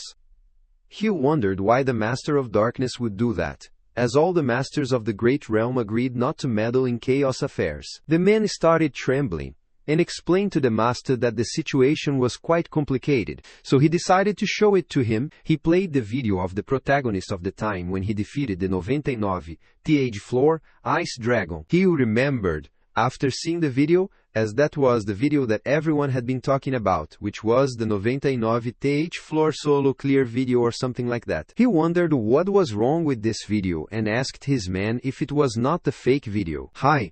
Yu was shocked to know that the person in the video was the product who belonged to the Master of Darkness from the 9th zone. He inquired about the product's current location, which startled his man. After refusing to complete the tutorial, the man explained that he had broken through the tower ceiling and left. After the system tutorial game had wholly ended, he escaped into chaos. Hayo was stunned, and wondered how he could do that with the cultivator on the same floor watching. He was dumbfounded as his man informed him that the product killed the cultivator, and he assumed he might be joking about it. His man also does not believe it either, but the Master of the Darkness insists that it is true. The Master of the Steel Realm was astounded and questioned if the people in the 9th one had a connection in chaos. The man was startled and explained that he had just found out about this, and that the Master of Darkness had been interfering with chaos for a long time. Several of these areas of chaos have been in contact with the Master of Darkness this whole time. Hi. Yupanqui wondered what the Master of Darkness was up to and instructed his man to send a letter telling them he would visit Chaos. The man was stunned and asked his master if he was getting involved with Chaos too. Kyo refused, as he would keep an eye on what was happening, as he needed to see how things went. He instructed his men to send Days Gold-level elite guards and Heion with him, and assumed it should be enough for a 5th stage adapted player. The man affirmed his command, and was delighted as his master did not yell at him that day. After the man left, Hyo thought about the chaos and wondered how Dr. Chinghyo was doing. He knew that Chinghyo could have lived much longer if it had not been for his nasty personality, and hoped he was behaving himself in chaos. On the contrary, Chinghyo shouts to stop, and he sticks to the protagonist's swords and urges that he won't let him do that, as Yuan has to show his elder some respect. The protagonist agreed to him and requested the doctor to get off his sword. So, he jumped down. He was speechless and wondered how he learned to do that after practicing stabbing for just 40 years. The main lead explained it was because he practiced it about 10 billion times. Chenyo did not believe him, and supposed he might be spouting nonsense, inquired if he was saying that he did 8 stabs per second every single day without eating and sleeping. The protagonist clarified that he could do 10 stabs per second, not just 8. He knelt and asked the doctor if he thought he could only stab with his sword. Abruptly, countless spikes started appearing on his body, which shocked Chinghyo. From the moment he first met Yuan, he sensed something different about him, and realized it was not just his vibe or his aura. He reached out to touch the spikes, and they were sharp enough to pierce his finger. He realized that when Yuan stabs, it is like he does it with utter hatred of this world. He can't believe it, as this kid has become his stab, and wonders if he is stabbing this word constantly even now when they speak. The doctor was dumbfounded to discover this, and the protagonist uttered that he had already told him he had done des billions stabs. He retrieved the agreement and asked the old man if he remembered it, which shocked Chengho. This was the oath they signed when they fought, which says that whoever loses has to grant the winner a wish. He started reading the oath. The old man wrote that Chongho, the Doctor of Doom, swore on every beautiful girl in the world and his honor he will faithfully carry out the stipulations of this oath, based on the given outcome. This frustrated Chengju, and he cursed the protagonist and agreed to do whatever he wanted. He asked if he was planning to enslave him, and aimed at him doing all silly tasks like dancing when he got bored. The protagonist was speechless and was not planning to do anything like that. His demand was straightforward. He just wanted Chenghyo to answer him honestly, to which he agreed. Yuan rambled, saying that they should go outside and take a little walk. Soon they came outside, and he asked the old man what an expert-level tower was. Chenghyo asked them, as he might have known that dream demons create nightmare towers, and that all the towers are ranked from S to F. But some dream demons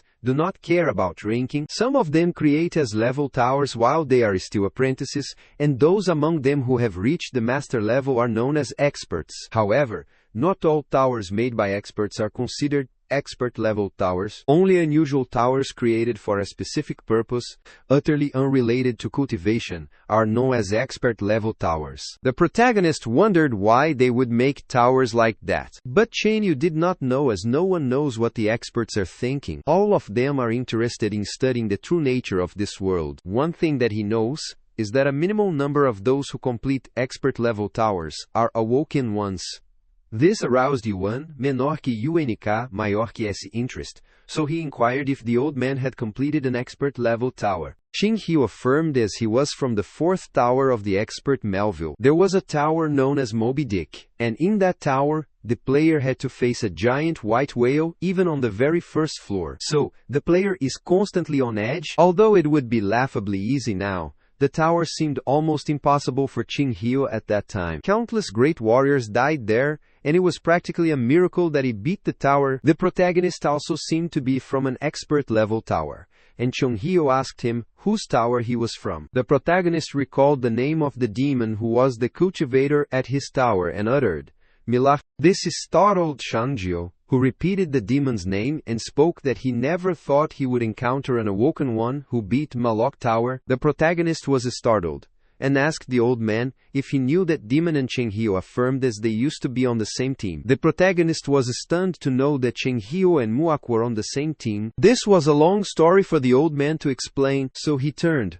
looked at Yuan, and uttered that they should take a walk. Later, everyone had fun eating their meal at the restaurant when the waiter served them a single-horned beast skewer. Changio grabbed his mustache, twisted it, and asked Claire to tell him if she was running an outdoor food stand. Now this frustrated her, and she frowned and uttered while referring to Yi, that if a certain someone did not destroy her pub, she would not have to do it. The protagonist was embarrassed, so he turned his face to the other side, and Claire served them 2 pints of beer. Chang Hyo remarked that she might be obsessed with money, as she had already opened a new pub, after losing her old one earlier. This further infuriated her, and she instructed the old man to drink up, instead of rambling nonsense. The protagonist stared at the meat. Chang Hyo remarked that something did not seem quite right, and asked if that was the case, and he glanced at Chang Hyo, who was enjoying his meal wholeheartedly. Chang Hyo bet that you might be wondering why there is food in a world where people do not seem alive and do not even feel hungry. He drank the pint of beer and uttered that chaos used to be an excellent place of sweet rest for souls exhausted by the war in the Great Realm. People finally found the life they sought by freeing themselves from their previous life. Warriors put down their swords and bows, and troubadours wrote songs of peace instead of war. The protagonist looked back, as he heard the man shouting to others to watch where he was going. The 2 men were furious, and one of them was held back by another person, but he got released from his grasp as he was holding back for a long time. Chang Hyo asked the protagonist what it looked like to him. The protagonist lifted the mug, started drinking his beer, and remarked it looked like their typical drunk guy to him. He was stunned as he drank the beer. It tasted like plain water, not beer. Chang Hyo affirmed and explained that the man was not drunk, but he was simply acting like he was intoxicated. The people in chaos do not get drunk, hungry, or older. But even in that paradise, for some reason, people miss their real lives, even though that all ended when they died.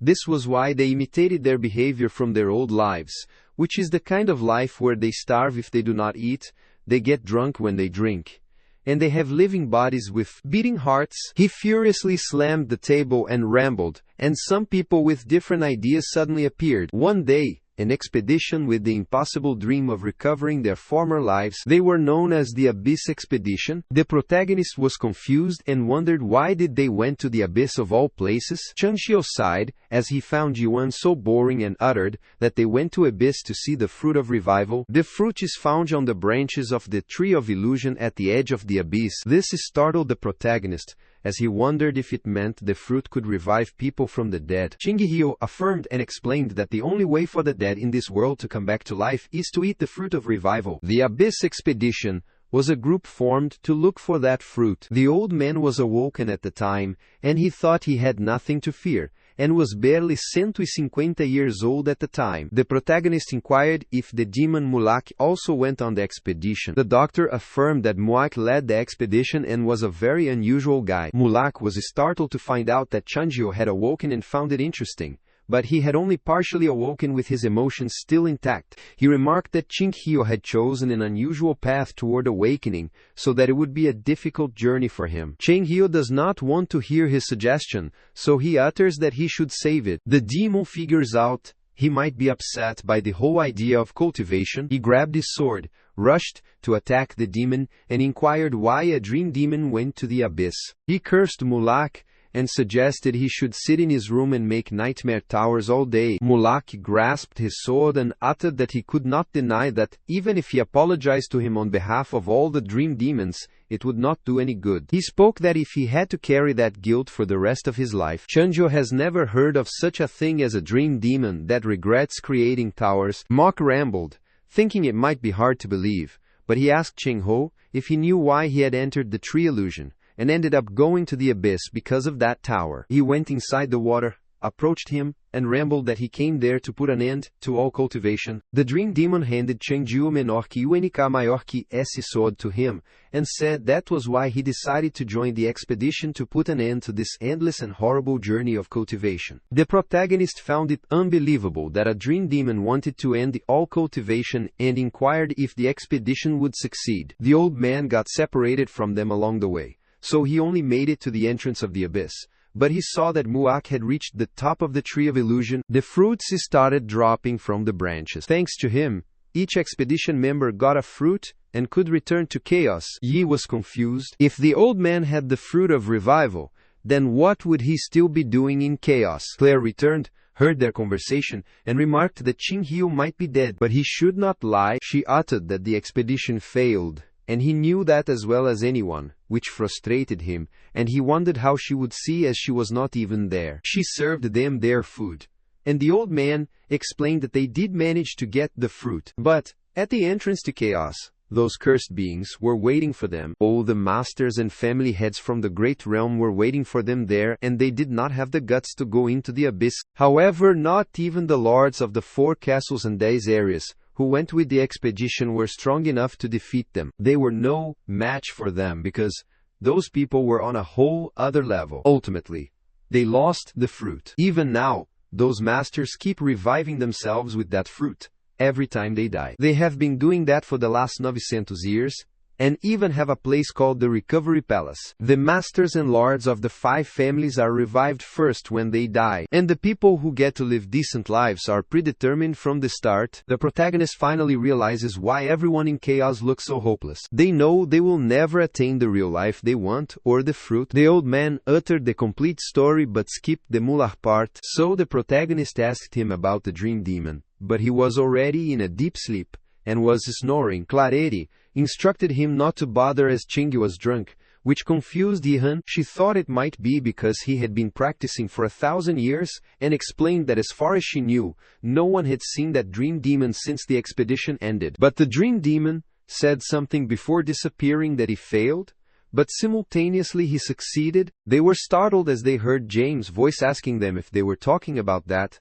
and they turned to look at them. James took off his hat, as a token of appreciation for the protagonist's help earlier, because if it were not for him, Inspector Carlton would be dead. Seeing Io's expression, James wondered if he had forgotten about him. He laughed and uttered that whenever he visited Gorgon in the future, he should make sure to come in through the north, as he knew his face, so that he would not ask for a certificate. He winked his eye, and wanted him to keep this a secret from the inspector. He blushed, and then turned to leave, leaving the protagonist speechless and continuously staring at him. Abruptly, Captain Jahir rushed toward them. He came from the palace, and was searching for Dr. Quinho. The protagonist was confused to see the captain, and could tell from his face that it might be an emergency, but the captain explained they were in trouble. Soon they reached the castle, and the protagonist wondered what that energy was, and assumed it might be what was happening to the castle lord. He thought the castle lord might be turning into undead, but thus his spirit pressure was several dozen times stronger than what he felt from the undead earlier that day. That energy came from inside the castle, and most precisely, it came from the basement. He recalled the conditions that Prime Minister Jurgi Jinchve had to protect him from the Master of Darkness, and that he had to help them to cure their lord. The protagonist informed Captain Jahir that he think their castle lord is turning into an undead. The captain affirmed and explained that those usually happen once a week.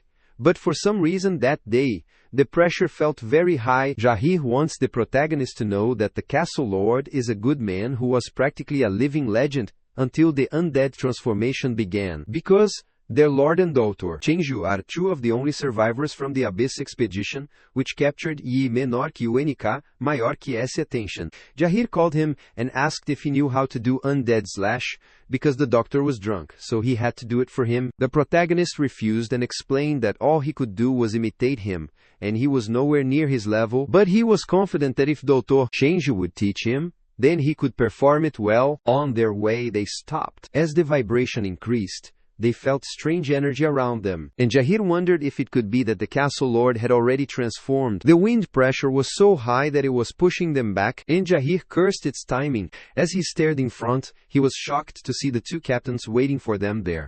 Jahir wondered what they were doing there, as they were supposed to guard the other castle. The captain stared at him as if it had been a long time since they had met, and after seeing the protagonist, he thought he might be the guy who knew how to do the undead slash without knowing that Yuan could hear them. Captain Jahir instructed them to step aside as they were in a hurry, and was sure they might understand why they were in such a hurry. The captain apologized as they could not step aside, because they had their own order, and they jumped down near them. Captain Jahir wondered who gave them the order, and furiously asked them if they were defying heaven. The other captain jumped down and asked what he meant by defying heaven, because the only heaven they obey is the golden sky. They rushed to attack them so quickly that it shocked Jahir, and he wondered when they reached there. Captain Jahir instructed the protagonist to be careful, as he was the one they were targeting. As soon as they reached the protagonist, Jahir rushed there and pushed the protagonist away to protect him. This surrounded the area with a mist,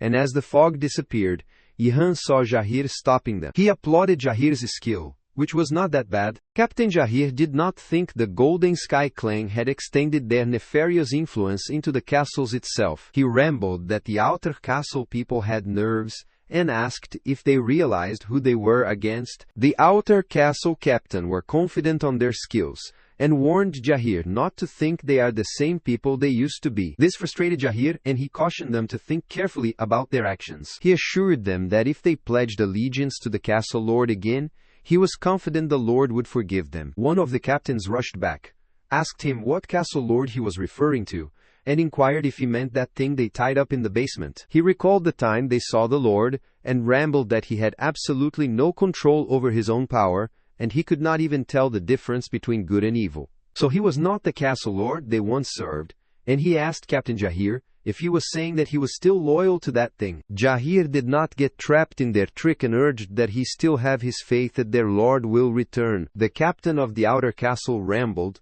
which is why Jahir was hopeless, and his other comrade rushed to attack him from the other side, and was thrown away. The man remarked that they would not have had to fight like this if Jahir had been a bit smarter, and asked him if he was right. Jahir, who had firmly slammed to the wall, was trying to stand and thought these two were just 4th-stage adapted players. Not even the two of them together were a match for a 5th-stage adapted player, yet he can't predict their speed or strength for some reason. It does not seem like they have leveled up, but it is almost like they have become undead. He is stunned as he senses something is wrong there, which is quite dangerous, and he instructs the protagonist to get out of there. But before that, the protagonist threw Dr. Shin Hyo straight at Jahir's face, and he slammed so hard that it left a mark on his face. The protagonist clarified that it was for pushing him just a few moments ago, which confused the captain. The captain of the outer castle called the protagonist, and rambled that he still had not gotten an answer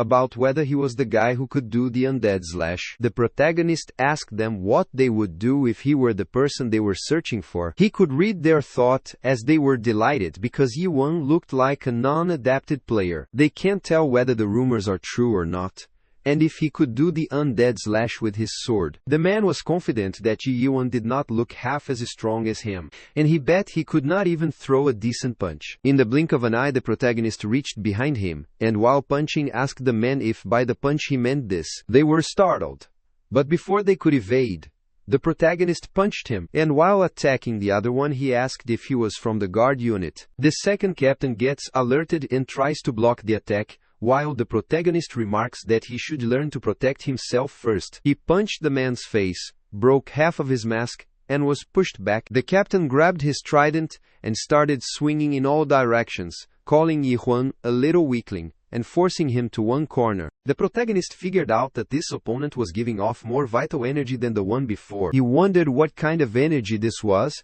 and if it was his thirst for revenge, but he soon realized it was not the case. The man frustratedly rushed at Yi-Won and inquired if he genuinely thought someone like him could save the castle lord. The protagonist was astounded to find the energy, which was fear, and thought they were pathetic, as these traitors get scared that easily. He clarified that he did not save people's lives, as that was the job of Dr. Shingu, who was sleeping there. He jumped with the help of his trident. He reached high above, which stunned the man in Jahir, and he uttered that it is a different story when it comes to taking lives. Meanwhile, inside the castle basement, the dealing aura realized by the castle lord worried the prime ministers and others. It has been a day since the undead slash was performed on their lord, so they do not understand how he could start turning again with this undead speed. He recalls that after Doutor Tio menor que o NK maior que S visits in the morning, the undead transformation began to slow down, and the energy had decreased since then. Jürgen Schwer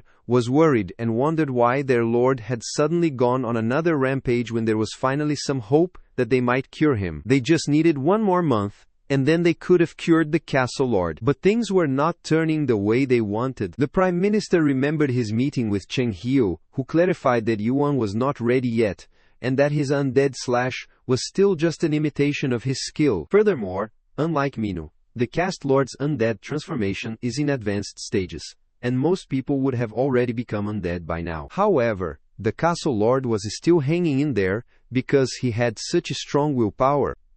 Dr. Chenju was confident that Yuan menor que UNK maior que esse undead slash should be strong enough in a month. Although he had never tried this before, he supposed that maybe the two of them could do it together. Knowing the nature of Yuan, it might be possible. Jürgen furiously grits his teeth and looks behind the other people, knowing that some of them must know about Yuan. He cursed his mistakes, as he knew there was a traitor among them since that day. The Prime Minister recalled the time when the Castle Lord informed him sometime agosto that some people were capable of handling the spirit contamination that had appeared. The Prime Minister was stunned to know that the Lord meant those people were not from the Hmong clan and yet they could handle contamination. The Castle Lord affirmed and informed him that he would check them out himself. This further stunned him, as he never thought his Lord would check it himself, and was reluctant as anything involving the spirit contamination was bound to be dangerous. Jürgen suggested they should send the captains or other lords instead. But the Lord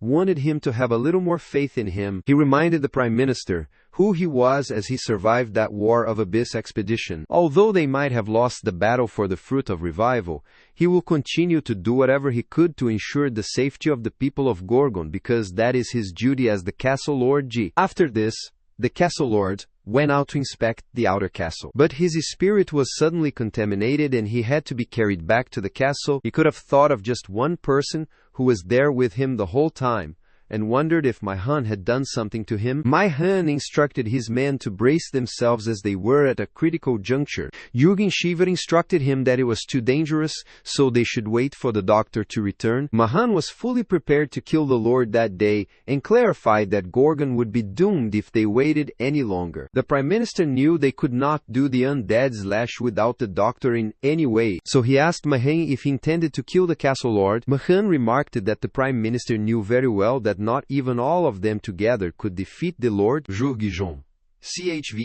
wondered then why, but he was dumbfounded as Maihan uttered that they were going to create an undead seal, and he did not agree to him, as this was their last resort. Maihan was fully prepared and clarified that it would be too late if they kept waiting, so they should at least preserve the Castle Lord's mana with an undead seal. Jürgen was trying to make every excuse to stop them, so he rambled that they did not have a stone of fallen souls to seal in the undead, and asked if he had the stone. Maihan stared at him and clarified that he knew all about stones, so he should stop pretending. Soon, they saw the man approaching them from the tunnel, and Maihan was delighted to see him. Abruptly, the captain of the Dark Soul unit appeared carrying the chest with him, shocking the Prime Minister. He does not believe what he is witnessing, and wonders if the captain of the Dark Soul unit betrayed him as he worked for the Prime Minister's office. He looked at the box which contained Yewan stones of fallen souls that the captain had brought there. Maihan rambled that the future of Gorgon was at stake, so he wondered why Prime Minister Jürgen hid the stone and kept it to himself. He asked him if he knew what would happen if the Castle Lord became an undead. He gazed at the Prime Minister wickedly and asked if he intended to turn the Castle Lord into a giant undead.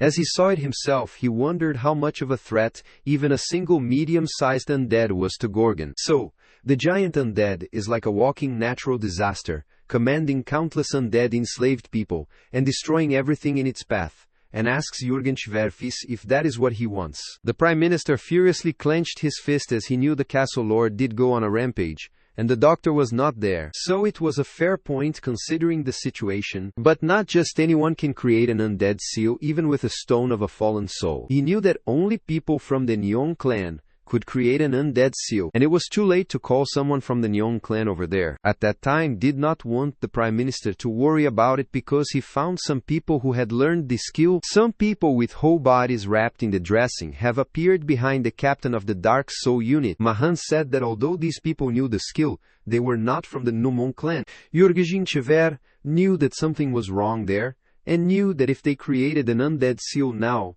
all of the castle lord's mana would flow into the stone. There was no hereditary system in Chaos, so if someone got their hands on this stone of fallen souls containing the castle lord's mana, they could inherit his mana and become Gorgon's lord, and he was worried about Gorgon falling into the wrong hands. Those strange people retrieved the fallen soul stones from the box to start the process of the undead seal formation. Jürgen Schwer did not think anyone aside from Yihan, who was an exception, and the Nyong clan could handle stones of fallen souls with their brave hands. Suddenly he remembered what the castle lord told him. Some people who could handle the fallen soul stone without contamination had appeared, and he realized that these people might be them. Over the last 6 months, the castle lord has gone from his initial spirit contamination to these uncontrollable rampages, so he wondered if Outer Castle Minister Mian might have planned this whole thing. He turned and instructed his men to guard Minister Mihan and arrest him, but he was shocked to see all of their facial expression as they were not on his side. The Prime Minister worriedly knelt as he found out they were in this together and there was nothing he could do. Mihan instructed those strange people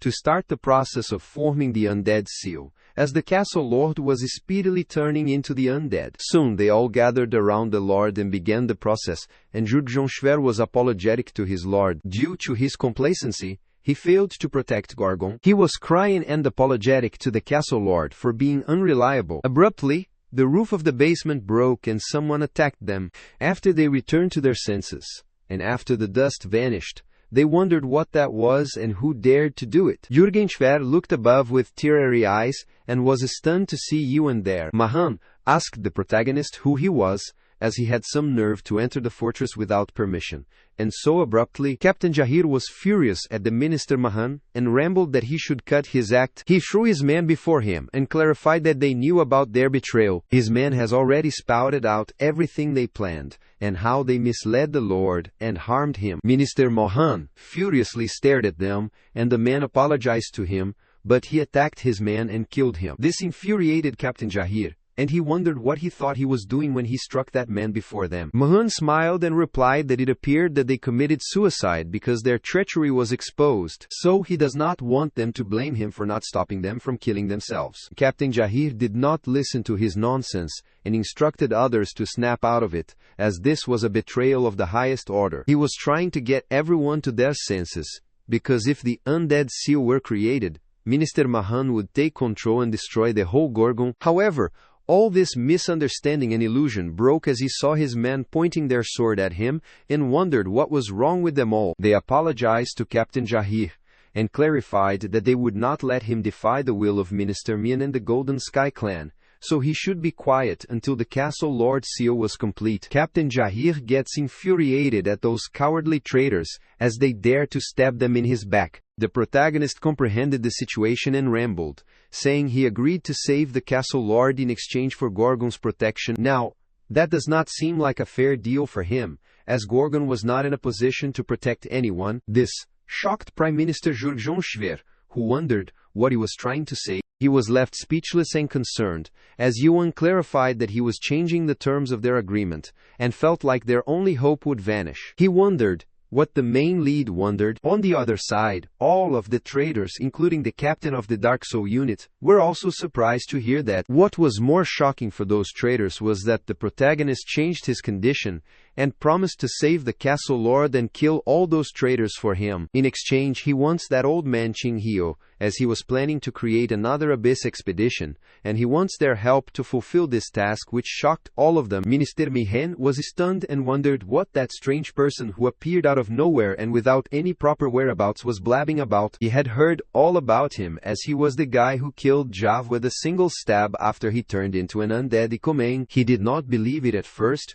but Mihen guessed it was true. Judging from his action just now, he could assume it might be correct. In this case, he clarified that they would have to fight with him with everything they got. The protagonist grabbed his sword, and with a single sign of Minister Mahan, all the conspirators ambushed him simultaneously. With a single swing of his sword, he managed to kill many of those traitors, broke the mask, and cut one arm of the captain of the Dark Soul unit. Still, many of them were rushing at him, which concerned him, as no matter how many he killed, they kept coming. While they were rushing at him, the protagonist sighed, then pointed his sword at them, and used his normal stab to attack my Hun. The energy of his stab was so tremendous that the minister indulged deeply in thought, and regretted his decision to think that he might be able to defeat Yi-Han and stop him. Using the slash, he managed to evade I1 menor que UNK maior que esse attack and get to the side, but his normal stab dug a massive hole in the wall behind. Mahan's eyes spread up in shock, as he knew that if he stood in his way, he would be dead right now.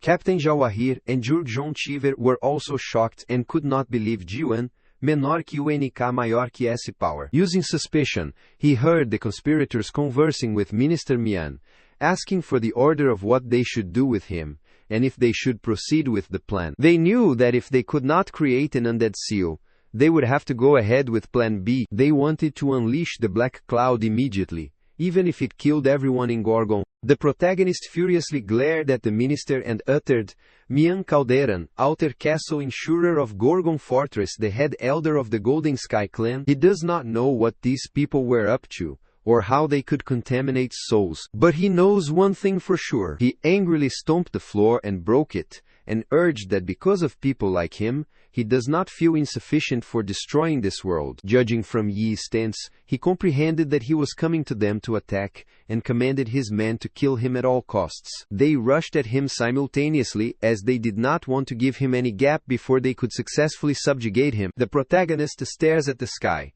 lifts his spirit sword, and releases tremendous energy. As soon as this energy reaches the sky, it splits into multiple small bullets falling from the sky at the traitor. Captain Jahir was trying to help the Prime Minister, who was dumbfounded to stand. The Prime Minister was admirably staring at the sky, as there was their unshakable hope. He remembered the time when his lord told him that the people of Gorgon needed hope.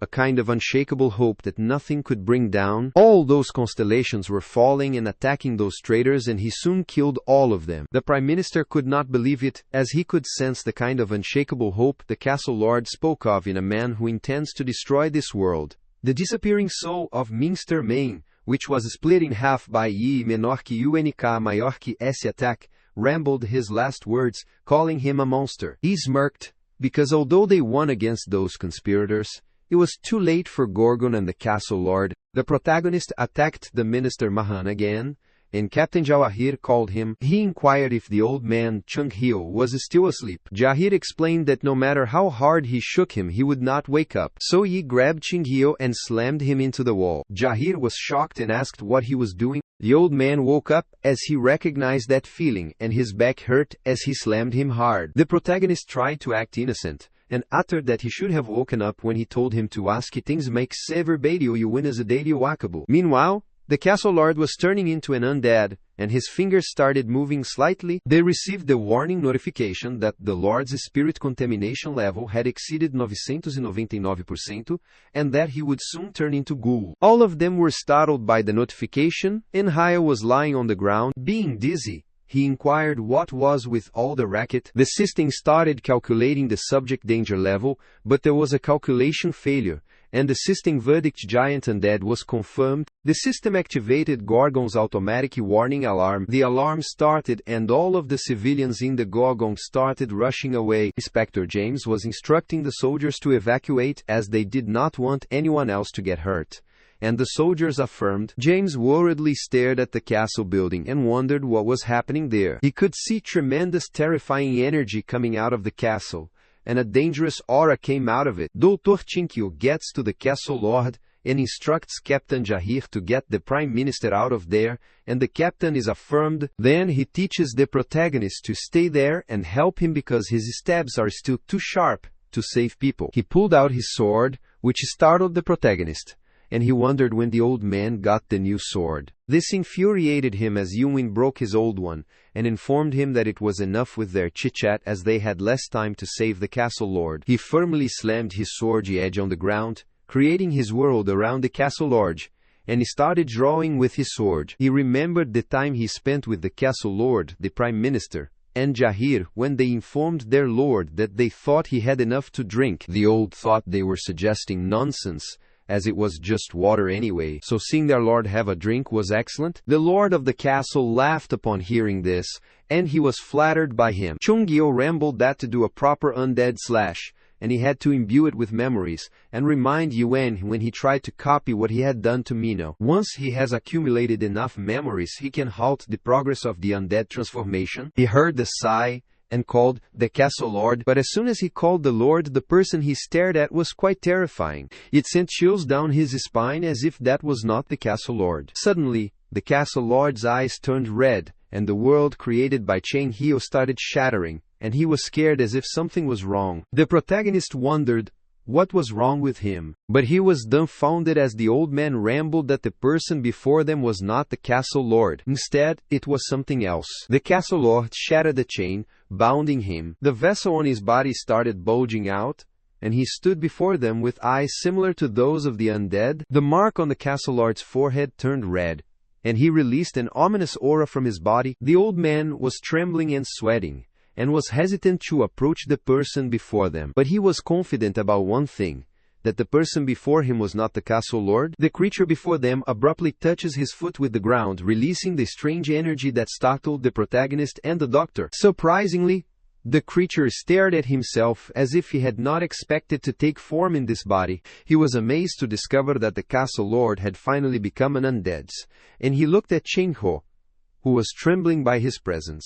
He was not expecting to encounter a familiar face in chaos. He grinned his teeth and wondered what he was still doing in chaos, as he was an incompletely awakened one. He wondered if Chang Hyo had not already found what he sought in the abyss 900 years ago. Chang Hyo was shivering in fear on seeing the lord of the undead palace at the center of chaos, and the only being capable of opening the gateway to the abyss catastrophe, the lone king of chaos. Even with suspicion, the protagonist can't tell what that thing is, so he furiously grits his teeth. It was almost like an undead, and yet it was not, so he wondered what that creature was. The lone king of chaos reached out to Chingoku, wondering why he had not left chaos, and he destroyed the world created by him. The pressure created by the Lord of the Undead was unbearable for both Yuan and Chang Hyo. Catastrophe asked him if he did not intend to save this pathetic world. Chungo menor que o NK, maior que S eyes spread out with shock, because he had wholly erased the world he had created with a single wave of his hand. The Lord of the Undead smirked and looked at the protagonist, wondering who they had there, along with the old man. He found Yuan to be an exciting human being,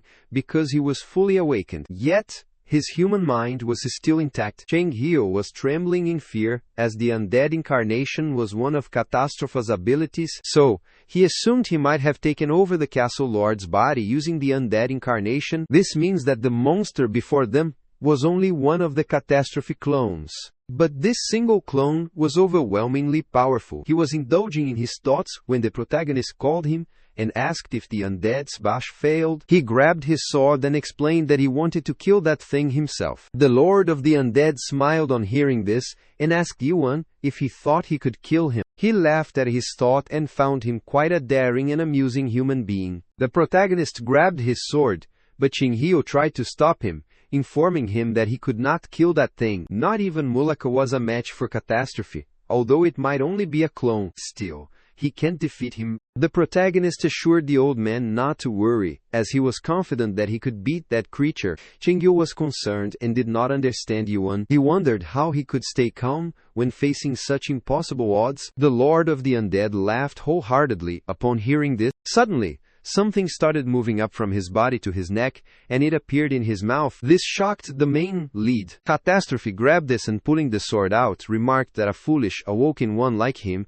is welcome to try it with his human mind. Chang Hyo was astounded to see the Void Blade, because that terrifying sword instantly turned half of their expedition into undead at the entrance to the abyss, and he never thought he would see it again. The Lord of the Undead rushed toward the protagonist to attack him, but Yuan managed to evade his attack. He looked at the protagonist, remarked that he had seen that look before, and asked if he was heading for the abyss. Chang Hyo was stunned to know that Yuan planned to head toward the abyss. He knew that kid was something of a mystery, but he never thought he had tried to go there. Catastrophe reached out to the protagonist and rambled that he saw some still wish to reach the end of this world. He grabbed his head, which stunned the protagonist, and rambled that he was too weak. He was not as strong as that dream demon 900 years ago. He lifted his blade and swung it to kill the protagonist. Yuan grabbed the hand of the Lord of the Undead, trying to get released from his grasp, but somersaulted to evade his strike and attacked his arm. The protagonist rushed back and was glad his opponent's arm was down. But he was not expecting he would regenerate his arm so quickly and immediately tried to grab him. Exploiting the situation since the protagonist was diverted,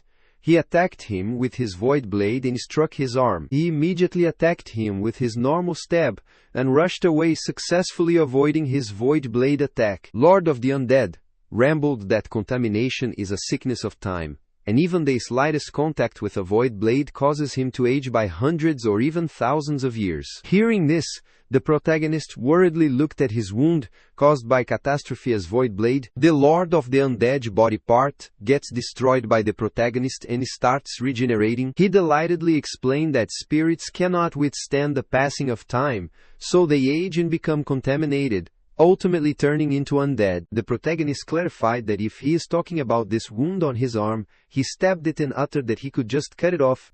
Catastrophe laughed, seeing he had just cut off part of his contaminated spirit, and he admired his willpower, but he was confident that was all he had. Suddenly, several blades appeared from his body parts, which shocked the protagonist. He aimed all of that sword at him and attacked him. Shango behind him was terrified and covered himself. Catastrophe saw the protagonist's spirit sword and inquired if the sword was in that sheath replica he had brought there from the Nightmare Tower. The protagonist tries to stop all the void blades from attacking them with his spirit sword, but one of the swords pierces through his shoulder and another hits through his leg. Catastrophe rambled, "This sword is not bad for a little toy created by a dream demon." Cheng Hyo worries about the protagonist being stabbed with the void blade at different points. At the same time, the protagonist stabs the part with his spirit sword to prevent contamination and utters what he knows.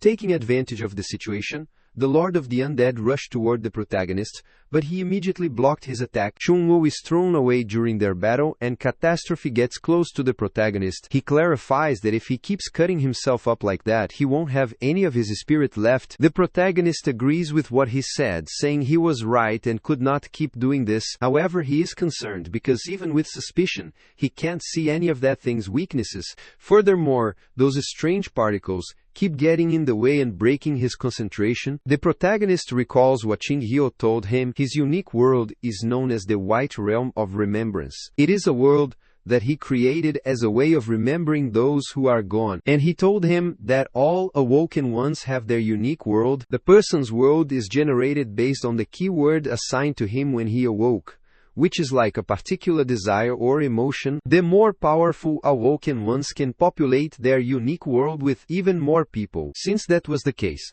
the protagonist firmly grabbed his sword, jolted away the void blade, and rushed away from the Lord of the Undead. His eyes sparkled, and he started creating his world Oblivion around the Lord of the Undead. Cheng Hyo was shocked to see the world of Yiwen, which was just like hell, and he could not believe this was the world he had been living in this whole time. It was a place full of hatred and anger, directed toward this world. The Lord of the Undead was astounded to know about Yahuan's ideal type, and found it amusing, but the protagonists soon attacked him. Yuan was pleased as he did not see those annoying particles anymore, so he straightly struck at that thing's mouth. Several tentacles appeared from its mouth, thus grabbing the protagonist's hand and wrapping it around him. Therefore he released Catastrophe, stood up, and remarked that he kept fighting him, yet he had no idea how to finish him off. He reached out and grabbed the protagonist, then pushed him down, which caused excessive harm to him, and he spilled blood. He forcefully pushed Yi Huan down,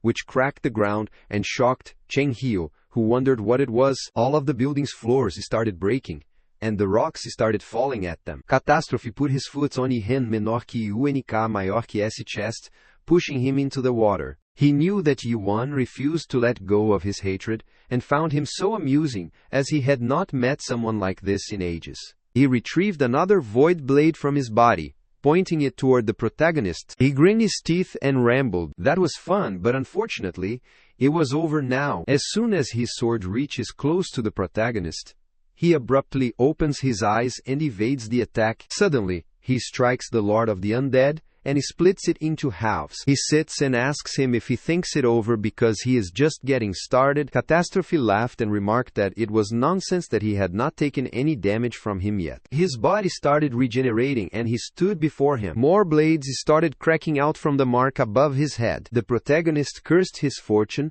and wondered what he was looking at currently, as this was a substantial strange creature crawling before him. A was shocked as he saw it attacking him, so he immediately evaded his attack. However, the creature lunged, reaching near the protagonist and slamming him to the wall. The main lead spilled blood before the Lord of the Undead could further attack him. He rushed away, thus evading his substantial attack. The protagonist points his sword at him, and using his stab, he immediately attacks the creature, but Catastrophe has already figured it out, so he immediately blocks its attack with his barrier. He clarified that he had watched countless beings construct their world from time to time, for hundreds of thousands of years. Each of them sought to reach the top of this tree to satisfy their curiosity, but he wondered what answer Yuan sought to find in a world like this, and what he wished to ask. He tries to attack him with his void blade, but fails and gets a gist that Yi might want to ask about this world itself. He inquired what this world meant to him and wondered if it meant eradication, annihilation, or extermination. He finally found out the answer to his query, which might be destruction, as this was the only word that suited this word. He finds this world quite arrogant and can't believe that a mere human dares to question the value of the Tree of Illusion. He wondered if he was using his world to ask whether the Tree of Illusion had a right to exist and rushed toward him. Yuan clarified that he had no idea what he was talking about, which stunned Catastrophe. The Lord of the Undead did not know that Yuan did not wish to ask a question. The protagonist was pushed back, and after he gives it some thought, he finds out that he has experienced something like this before. He remembered when he was fighting the demon cultivator of the Nightmare Tower, and understood because the creature he was fighting with was a clone that had taken over the Castle Lord's body. In that case, he rushed toward the Lord of the Undead, pointing his sword at him, which confused his opponent. He attacked that creature with his normal stab and got struck by the wall behind it. Soon he came out of the pile of dust and stone and asked the protagonist if he had lost his mind after all the fight, and if he had not realized yet that he had not killed him. The lone king of chaos Catastrophe started crawling at the protagonist and remarked that he was foolish as he was still fighting back with no hope. He started getting bored with this fight, so he thought it was time to end this useless fight. He rushed toward the protagonist and opened his giant mouth before him to eat him alive. However, the protagonist was calm, and his eyes started glimmering, and he jumped high and finally found the golden light. As he thought, the clone of the lone king of chaos was connected to the main body, so he firmly grabbed his sword and rushed to attack it, defeating his opponent. Catastrophe, eyes spread out with shock, and he wondered if it could be a Fisher technique. During his last breath, the Catastrophe clone rambles to the protagonist, saying that he has chosen to walk the path of destruction and will be waiting for him at the entrance to the abyss. As soon as he defeated him, it started raining, and he inclined with the wall to take a rest while the Castle Lord turned back into his human form. From his current battle with the Lord of the Undead, the protagonist concludes that he needs to get stronger. He realizes that stabbing alone is not enough to deal with all the creatures. In particular, intense stabs are helpful against groups of enemies. However, when he uses this against influential individuals, the attack radius is too large, making them less effective. Therefore, his intense stabs in this battle were nothing more than a trick to buy time, so he needed a new skill to fight more powerful enemies. On the contrary, soon the darkness vanished, and a bright light surrounded the castle. Changji was lying unconscious and gained consciousness after Jahir and Jurgjontiver arrived there. On the other hand, the castle lords called the protagonist, which startled him, and he stared at the castle lord, who was lying in the water severely injured. The castle lord requested Yuan to come near him momentarily as he had something to tell him before he died. After he approached him, the castle lord rambled that he might have been in an undead state, but he saw everything Yuan did. He expressed his gratitude to the protagonist for fighting the lone king of chaos for the people of Gorgon. Abruptly, he grabbed the protagonist's arm, startling him, and he wondered what the lord planned to do. The castle lord assumed it might be time for Gorgon to change and requested Yuan to accept this castios. Suddenly, a bright light appeared around his arm, imprinting the lord's runes, which stunned Yuan. A giant dragon was also engraved on his arm, and the castle lord was delighted because he could sense familiar energy in him and feel warm memories. He requests the protagonist not to lose his humanity and to protect Gorgon. After saying his last words, his soul disappears into thin air. Meanwhile, Outside, James and his soldier rushed there and inquired if everyone was all right. The old man was feeling pain in his back, so he was holding it. They were shocked to see the protagonist and the symbol on his arm coming out of there. They all knelt before him, and the Prime Minister was shocked, as he thought the Castle Lord had made the best decision. Since this was the previous Castle Lord's wish, Jeito would like to welcome Yuan as Gorgon, menor que UNK maior que esse new Castle Lord, and he knelt before him, which shocked Yuan. 2 days later, they were constructing the damaged area of the castle when Jeito came inside the protagonist's office, calling him their lord. The main lead sighed and clarified that he was not their Castle Lord, as he had already told them he was not doing that. The Prime Minister assumed Yuan might have forgotten their agreement, so he requested him to allow him to remind him. He displayed their agreement to Yi, saying that the protagonist had to save the Castle Lord and kill the traitors. In return, the Prime Minister promised to help him assemble an abyss expedition. The protagonist gets annoyed as Jeito says he owes him because the Castle Lord died. The Prime Minister's rambling that he could comprehend it that way further irritated Yuan. He annoyingly rambled that the old Castle Lord might be dead, but he was the new Castle Lord and he was still alive. And he asked him if it did not mean they were even. Jeito smiled and affirmed that that was right, but he would have to keep his promise from now on because he is their Castle Lord now. He furiously grabbed his head and cursed his fate, as that was not how it worked. The protagonist informed him that he could not be tied down to some fortress as he needed to keep moving, and had to go to the abyss. He inquired if he could just let someone else be the Castle Lord,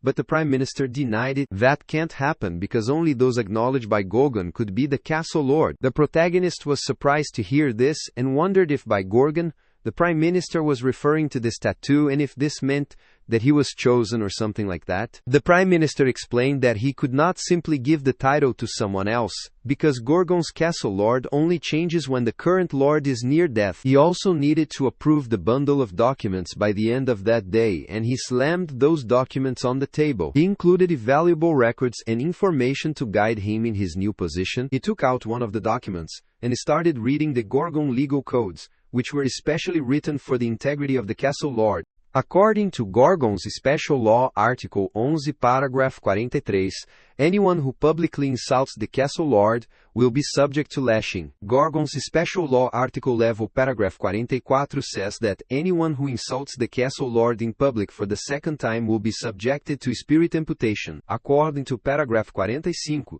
anyone who insults the Castle Lord for the third time will be subject to spirit annihilation. The protagonist was dumbfounded and wondered what kind of legal code this was, and he had no doubt why everyone only said good things about the Castle Lord. Before leaving, Jeito permitted the protagonist to use anything he found in the drawer. He was going to organize the library, so he wanted the Castle Lord to feel free to call him if he needed anything. The protagonist pulled out the drawer and was startled to see the crumbled paper inside, which made him wonder what that was, and the 17th Castle Lord was written on the paper. Soon, the paper transformed into a tiny creature standing in the drawer, shocking him. It started rambling about the message left by the 17th Castle Lord, that he was not sure who he was. But the Lord congratulated him because if he had found this, it meant he was the new Castle Lord. The Lord knew he might be wondering about the best way to rule Gorgon's fortress. The protagonist was shocked to see it and wondered what this was now, if this was a magic paper, and if someone had enchanted it. Meanwhile, the paper instructed him not to worry, as there was only one thing the Castle Lord needed to do. This was that he should have fun, because a good Castle Lord should know how to enjoy himself, which left Yuan speechless. The previous Lord wants him to let the administration deal with the public order and let the Prime Minister handle the cabinet. He should leave the outside of the castle in the hands of the outer castle minister, as they will do everything for him. The 17th Lord assures him that he is not the first to receive this advice, as this piece of wisdom has been passed down from countless generations of previous Castle Lords. The protagonist is astounded to learn that the previous Castle Lords needed to be more active. He is informed that, according to Big Brother statistics, overwork has been the cause of spirit contamination,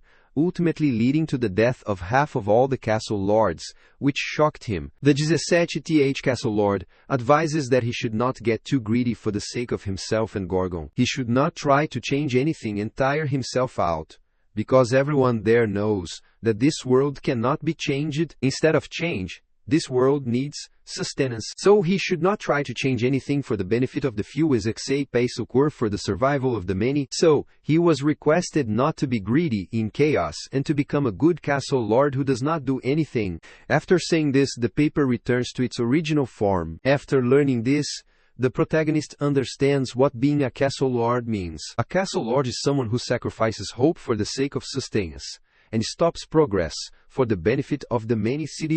Abruptly, Jürgen Schwer returns holding some books in his hand and asks him what he has in his mind. The protagonist announces that he has decided to get rid of Gorgon the Castle Lord, which shocks the Prime Minister, who wonders what exactly he means. He explained that it looked like he would have to start with that, and he asked Jurjon to tell him what a fortress is. The Prime Minister was surprised as this was a strange question, and he explained that a fortress is a stronghold. A stronghold is a military structure designed to protect people from enemies. After hearing the explanation, the protagonist asks the Prime Minister what would happen if there were no more enemies, which shocked him. The main lead wondered what would happen if there was no one to attack the fortress. The fortress would have no reason to exist, so there would be no need for a castle lord.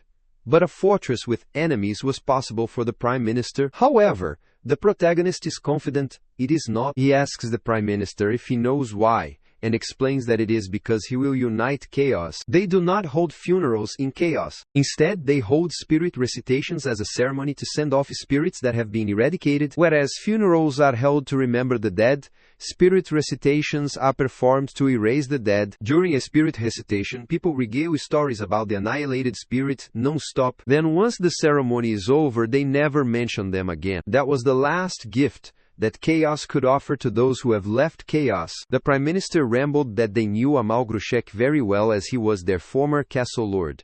But they could not bury him because he no longer existed in this world. He had no body or soul. He had become a nutrient for the tree of illusion, leaving only memories behind. So in accordance with the law, they will now forget Amal Grushek during the week of spirit recitation, and they will remember him for the last time. They will say everything there was to say about him, until nothing is left during this period, as a farewell to the departed. The protagonist was stunned to know that the former castle lord who made him the castle lord's name was Amal Grushek. The protagonist's skill suspicion was activated, which helped him hear everyone's conversation. Everyone was shocked that the outside standing in the last was the new castle lord, who was undoubtedly dressed like Etech. They were worried because he looked too young to be the castle lord, as they heard the rumors that he was not even 100 years old yet, and wondered if Jurjon was up to something. The protagonist was startled as someone suddenly appeared and remarked that he looked like he would be fun to fight. The protagonist stared at the lady standing beside him in a veil and smiling at him. Abruptly, another muscular man appeared. He greeted the protagonist and inquired if he was the new castle lord. Changjo appeared there and remarked to the vice lord of the Ladies of Faith clan that she seemed too slow because the old raccoon from the Forest School clan beat her to him. The vice lord of Lady Faith's clan finds this exciting, comes the Doctor of Doom whom he is betting on. Changjo was amazed to hear her asking who he was betting on and rambled that this would not be much of a bet. The Forest School clan Receberio Recentative asks the protagonist if he does not mind if he can tell him how old he is because he hears that he is very young. The protagonist rambled that he turned 60 this year, which astounded the man, and he wondered if Gorgon is a hereditary monarchy and assumed he might be the castle lord's son or something. This captures everyone's attention, and they think he might be talking nonsense, as Yuan could not be the son of their former lord. They can't believe that old raccoon was being extremely rude, as the castle lord might be young. But even still, it can't be true. Even though he knew very well how people ended up in chaos, he was asking such a ridiculous question to their lord. The old raccoon reached out to shake hands with the protagonist, as he was looking forward to getting to know him. He introduced himself. His name was Ilhen Jiang, and he was the vice lord of the Four School clan. He smiled wickedly as he heard rumors that the newly appointed castle lord was a non-adapted player. He supposed that he could finally repay the humiliation he suffered in Gorgon. 10 years ago, agosto, he was instructed to make sure to obtain the right to establish a branch in Gorgon at all costs. So he tried to bribe the guards at the northern checkpoint, but uptight Inspector Carlton caught him. Inspector Carlton arrested him for attempting to bribe their guards, and the incident reached the castle lord. After all the commotion Ilhan had caused by trying to bribe their guard, the castle lord was amazed that he still had the guts to think of opening his branch there. The castle lord wondered how he could allow him to establish a branch in Gorgon. He cursed the former castle lord, who was just as much of a stickler as the inspector, and he did not even let him in. But now the castle lord is dead. The inspector of the northern checkpoint is sick, and some kid just became the new castle lord. He assumed this might be a gift from heaven to get his revenge for the past. As soon as the protagonist shook his hand with Ilhan, he activated the elite-level spatial distortion skill, which directly entered his mind and took him into the 8 gates of hell. The protagonist was dumbfounded to find himself in such a strange place. Abruptly, he heard a roaring sound behind him. As he turned to look, he was stunned. The beast had opened its mouth and was prepared to attack him with his hellfire. Meanwhile, outside that illusionary world,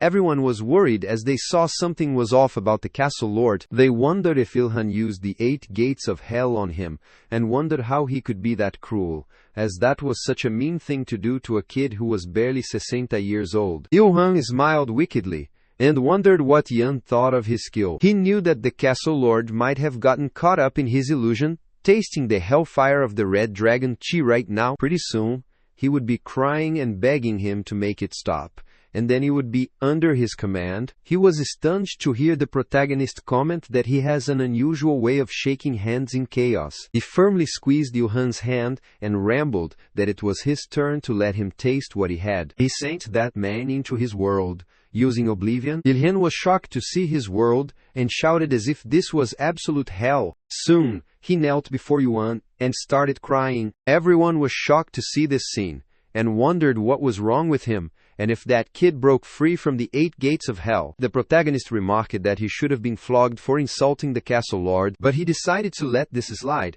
and instructed him to watch himself better from now on. The protagonist's actions let down Chingo, as he expects more than that, and wants more severe punishment. Seeing Ilhan trembling, everyone, including the vice-lord of the Lady Faith clan, was stunned, and she wondered who this kid was. Others whispered about it, thinking he would beat that man up. After the spirit recitation, they announced they would have the castle lord's inauguration speech next. After he reached the stage, Zhugzhong informed him that there was a voice amplification spell on the podium, so he should hold on to it while he spoke. Qinghio was concerned that the protagonist would make an inauguration speech because he had a bad feeling about this. Soon the speech is initiated. The protagonist starts by telling everyone his name, and that he is Gorgon's newly appointed castle lord. He honestly uttered that he did not know who Amalgrashek was, and he did not know what he did in life, or what kind of castle lord he was. This shocked all of them, including Jahir, but the prime minister was shocked when Yuan said he did not care about it. The protagonist is well aware that they are not fond of him. They were probably wondering how a young guy like him with such low spirit pressure became the castle lord on earth. He agreed with them, as they had a point, because he had never intended to become the castle lord from the beginning, and it happened accidentally. They did not like that Yuan was the castle lord, and he also did not want the job either. So he wondered what would be the best way to please everyone. He spent 30 seconds thinking about it, and devised a solution to their problem. Whether anyone could beat him in a one-on-one fight, then they could be the castle lord, so whoever defeats him first can take his title of the castle lord. Cayman, lord of the South Sea clan, excitedly slammed the table. That was the kind of castle lord he wanted, and he was amazed that Amal had picked a worthy successor. Someone from the audience asked him if that was all, or if he had any other conditions. The protagonist affirmed that he had the conditions. They have 1 month, and if they lose him, they will come with him in 2 months. They were embarking on an abyss expedition, shocking them all, as they were not expecting this. Jurgen Shiver, as the Prime Minister of Gorgon, trusted Yihuan because he saved Gorgon from the Golden Sky clan, and the castle lord acknowledged him as his successor. Even when he told Zhugzhong his ridiculous idea of getting rid of the castle lord title, or uniting chaos, He believed him. He had a bad feeling about it when Yeon was up on that stage, but he just stood back and watched. But now he was advertising in Gorgon, permitting anyone who wanted to become the castle lord to be welcome to challenge him. This caused a stirring chaos, as they could not believe that an outsider like him became the castle lord, and wondered if he was from the Regeneration Palace. All of them were worried about the future of Chaos, which was in the hands of a stranger young kid. At the end of the day, no matter what strange things Yeon does, he is still Gorgon's castle lord. Inspector James needed help handling the crowd, who wanted to challenge the castle lord to get the title. He instructed them that they were not letting anyone else in, but the players were persistent, as they had a right to fight the castle lord. They were pushing him back and wanted him to open the gate for them so they could challenge the castle lord, but James was crying out and needed someone to stop them. He wanted Inspector Carlton Javier to return and handle these matters. Jurgeon was worried, but hoped Yeon would not do anything that might jeopardize Gorgon's future. Suddenly, Captain Jier entered the Prime Minister's office and apologized for bothering him so early in the morning, but he worriedly showed him the special interview of Dr. Ching Hyo, who said that he once fought Gorgon's castle lord, but no one in the Diz areas of Chaos could beat him. He was worried because the things were getting out of their hands, while Jurgeon, who was having breakfast, was in a bizarre condition and was worriedly staring at him that he spilled hot tea on his hand. He immediately rushed out of his room and reached the castle lord's office. But as soon as he opened the office door, the documents started coming out of there, and he threw Jahir back. The Prime Minister was furious and wondered how long Yeon had been putting off work. Soon he approached the table and remarked that it was too late to pretend he was working. The Prime Minister was shocked to see Inspector Carlton there, and confusedly asked him what he was doing there, as he thought he would be in the hospital. He got furious when Carlton told him that the castle lord had asked him to come and help with some paperwork. Jurgeon Chue furiously shouted where the castle lord was. He was not expecting such an irresponsible attitude from him. On the contrary, the protagonist was practicing breaking the statue of Carlton, and Ching Hyo can't believe that he broke the tentacled undead, Carlton the fallen angel, Carlton in anguish, and all of these statues. He asks the protagonist if he has any idea how much all these were worth, and he can't believe that Yi was using the Carlton collection for this, as young women are obsessed with these. The protagonist clarified that there were many of them in Carlton's hospital room, and told Dr. Chung Ho that he created a new technique. The old man wondered what kind of technique he was talking about, so the protagonist decided to demonstrate it. Chung Ho found it interesting, and seeing his starting position, it looked gentler than usual. Judging by how Yan moves his sword, it seems Ching Hyo menor que o NK maior que S/ influenced him. He wondered what they should call this technique, and because his skill influenced it, he suggested Yeon should name it Ching Hyo menor que o NK maior que S stab. The protagonist asks the old man if he wants him to use this technique on him, which terrifies him. He gets furious because he worked hard to come up with that name, and can't believe how arrogant he is, just because Ching Hyo keeps going easy on him. Yi Priya's sword started shimmering, which made the doctor more furious, and he uttered that day was the day that he was going to defeat him and become the new castle lord. But, as soon as he gets attacked by the protagonist, he jumps up, which causes his attack to strike the ceiling and break it. Ching Hyo can't believe that he attacked him and instructed him to show some respect for his elders.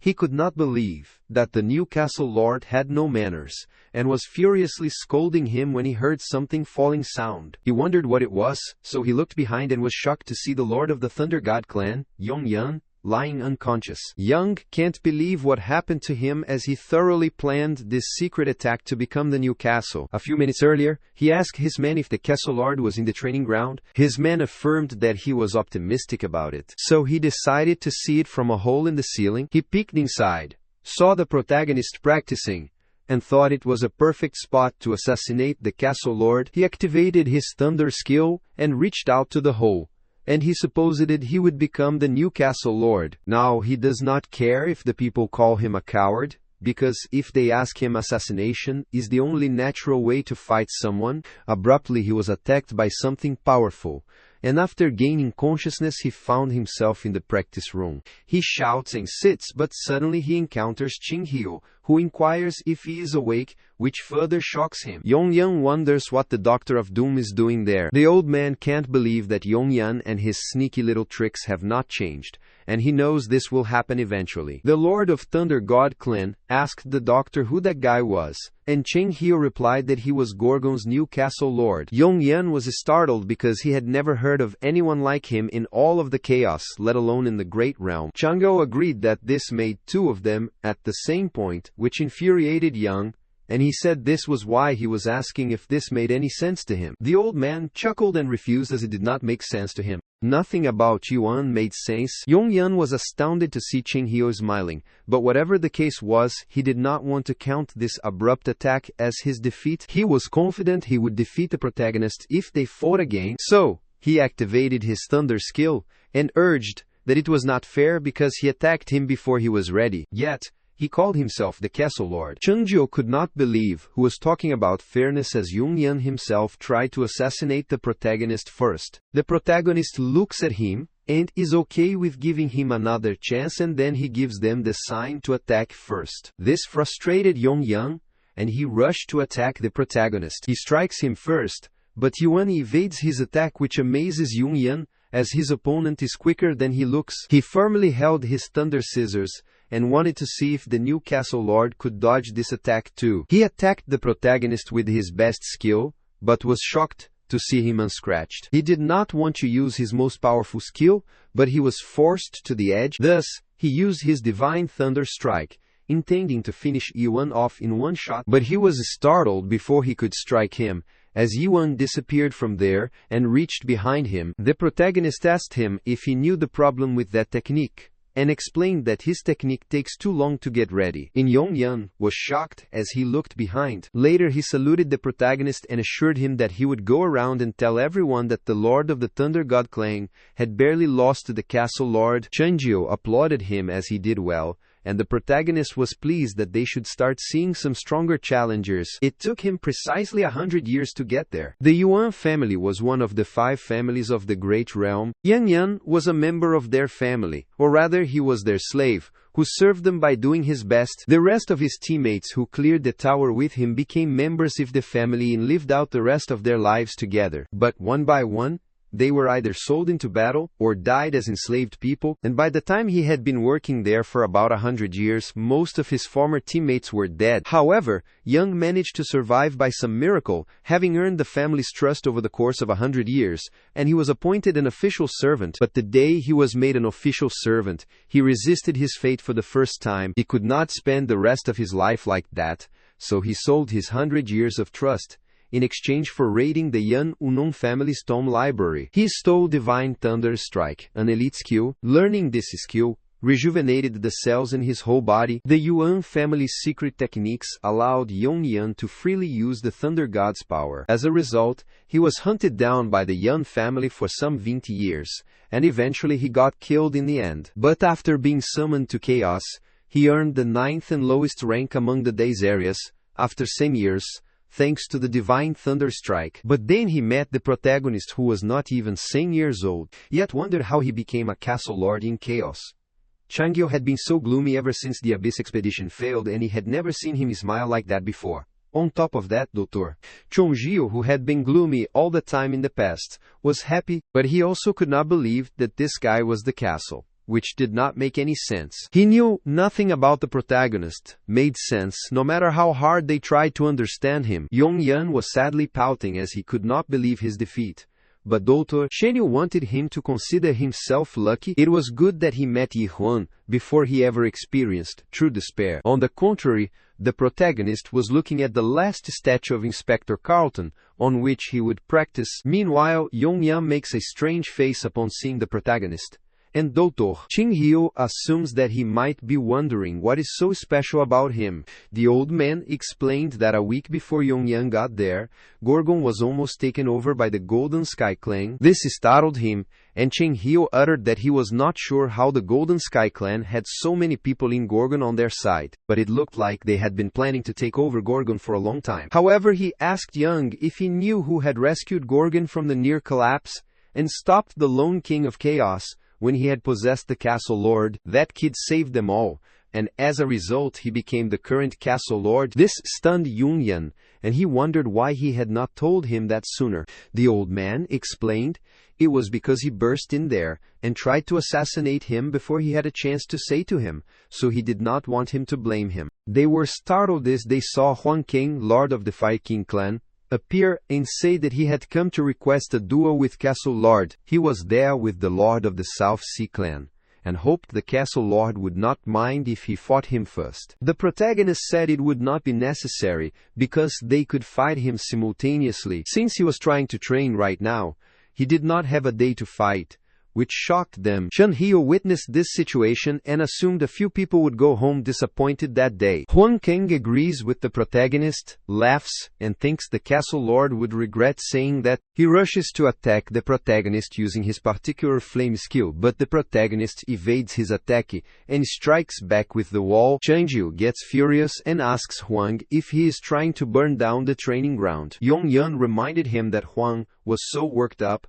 that he did not even hear him. Huang Kang excitedly attacked the protagonist with his sword, and asked Yuan if he feared his sword flame. The protagonist calmly refused as he was not afraid. He made a fist barehanded and he struck his opponent's sword. Yu wants Huang to tell him this later too, whether he is scared of his stab, and he was shocked to witness this. Soon the protagonist's attack formed a massive hole in the wall. He stretched his arm and could not believe he was still struggling to control his power. Yong-yan was dumbfounded to see this, and Chung-ho was worried about how he would explain this to Jurgjeong. Soon, the protagonist's next opponent slammed his sword on the ground and assumed Huang would be all right after this fight. The protagonist looked at him and inquired why he did not attack him, as he told them both to attack him together. The man was covered with water and explained that he could not stand the heat. Then he lifted his sword and said that now it was his turn to fight the castle lord in male. The protagonist was amazed as first he had the duel with the person who had the ability of electricity, then his next opponent was fire, and now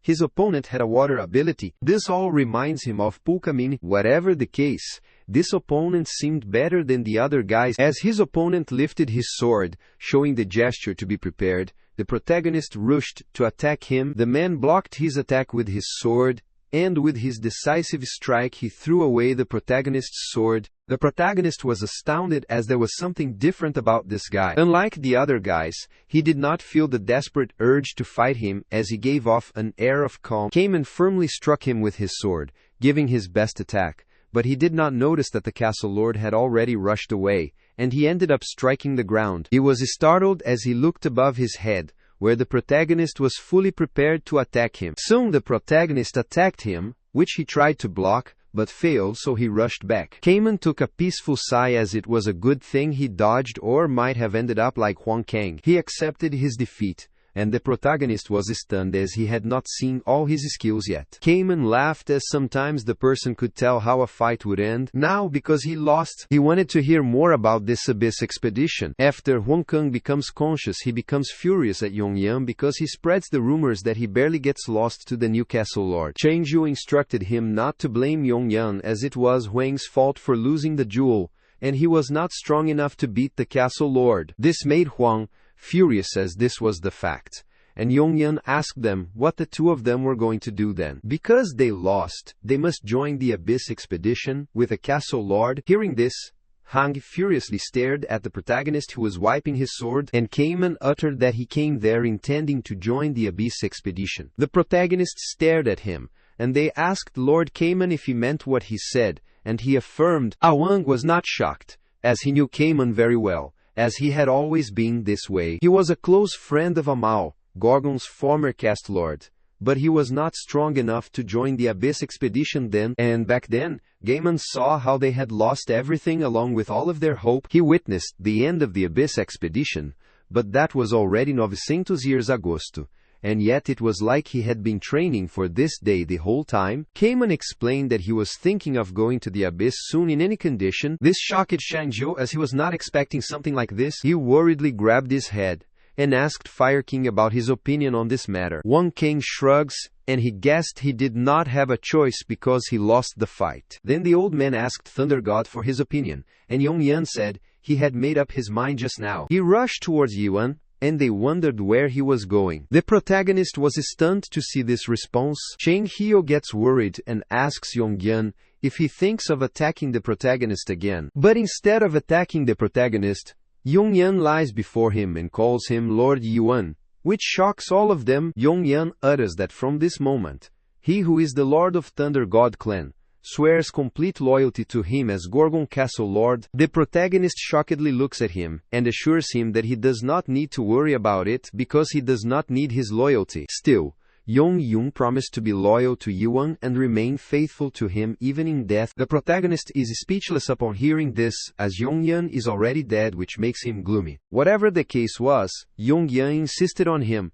and requested the protagonist to let him be a member of his family. He assured him that he could make him captain if he liked. Chang Hyo was surprised to hear this and wondered about what family he was talking about. Yong-yeon started crying and swore that he would not steal any skill to Ujibalavaledistas, so he requested the protagonist to accept him. He promised that because he previously stole the skill from the Divine Thunder Strike from the Yuan family, Jung was confused and reminded him that he was the Lord of the Thunder God Clan. So what would he do about his clan? This angers him, and he utters that his Thunder God Clan no longer exists in chaos. The old man wondered what he meant by that it did not exist. Yong-yeon explained that only 7 members of his clan were still alive, including him. The protagonist is shocked when he learns from Yong-yeon that the Thunder God Clan is no longer there. Young explained that the Thunder God Clan was destroyed 1 week ago. Chang Hyo could not believe this, and asked for confirmation if he had said that the Thunder God Clan had been destroyed, and Yong affirmed this, so he wondered when this happened. Yong-yeon explained that as he had told him a week ago, Chang Hyo summarized what he understood when his clan was destroyed. Bogan Fortress announced that the new castle lord would choose the one-on-one winner. He figured he had nothing to lose, so he came there hoping to become the next castle lord, but he was utterly defeated when he finally got there and fought Iwan. Changju asked if he meant he failed to become the castle lord because his clan was destroyed, so he does not have anywhere else to go and he wants them to accept him. He asks Yong-yeon if that is the case. Yong-yeon affirmed that as that was the case, his bold affirmation astounded Changju as he did not have any shame left. However, it was a bit confusing that if the Thunder God Clan was destroyed a week ago, they should have heard about it by now. Cayman uttered that even if they considered the distance between Mentakor and Gorgon 1, well, it was a long time. It was confusing that they should have heard if the Thunder God Clan had been destroyed a week ago. Yong-yeon asked Dr. Chang Hyo if he had said that the castle lord had saved Gorgon, and he affirmed that because that was what he had told him earlier. This kid had rescued Gorgon from the Golden Sky Clan. He was startled as he understood something. Huang and Cayman were also shocked to know about the propaganda of the Golden Sky Clan. They inquired if he meant that the Golden Sky Clan was behind the disturbance within the inner castle a week ago. Chang Hyo also figured out that they might be the ones who destroyed the Thunder God Clan. Yong-yeon's menor que UNK maior que S affirmed and informed them that their clan was not the only one that was destroyed. The Golden Sky Clan defeated the third-ranked Black Forest Clan and the first-ranked Heavenly Dragon Clan. This shocked Huang and Cayman, but Chang Hyo wondered then what had happened to the Manticore Fortress. Yong-yeon uttered that a week ago they were also entirely conquered by the Golden Sky Clan. So, Dr. Chang Hyo got it, and he knew it would only be possible to keep this a secret for a week if they stopped the flow of information at its sources within the fortress itself. This can only mean one thing. After capturing the Manticore Fortress, the Golden Sky Clan took control of the skill system and blocked all messaging skills. Wang Kang grabbed his head and requested him to hold on a minute because he still did not understand it clearly. He asked them if they were saying that 3 of the day's clans in chaos were destroyed in one night by the day's TH-ranked Golden Sky Clan. Yong-yeon affirmed that this was right. Cayman also heard that the Golden Sky Clan was growing in power, but he did not think they had become strong enough to conquer all of Manticore in a few years. The protagonist uttered that the lower the number, the stronger they are, which astounded them all. Yong-yeon looked at him and was dumbfounded. Young was the castle lord, and he had just realized it. This made the protagonist furious, and with his killing aura he asked them what they meant, which sent chills down their spine. Young started trembling and trying to explain it to the terrifying protagonist. He apologized to him and requested that he not kill him. This calms down the protagonist, and he nods to assure him that he will not kill him. This relaxed Young-Yan, as he was saved, and Cheng-hyo thought he was lucky that Yuan had spared him. Chaos has 4 major fortresses: Gorgon, Manticore, Dryad, and Garuda, and 10 ruling clans, often referred to as the 10 clans of chaos. But they are not all equal and are ranked from 1st to 10th TH, and the first ranked clan is the strongest. There was a vast difference between the lowest ranked clan and the top 3 clans, but now the 9th ranked Thunder God clan, the 3rd ranked Black Forest clan, and the 1st ranked Heavenly Dragon clan have all been defeated by the 10th ranked Golden Sky clan, and even the Manticore has fallen to them. Young had no idea who was helping them, but he was sure another group supported them. The protagonist ponders the Golden Sky clan scheme because he first meets their man in the pub when he hears that they have the Dream Demon with them. He thought they might be the ones holding the Dream Demon, but then they tried to take over Gorgon and even Manticore fell into their hands. The main lead assumed that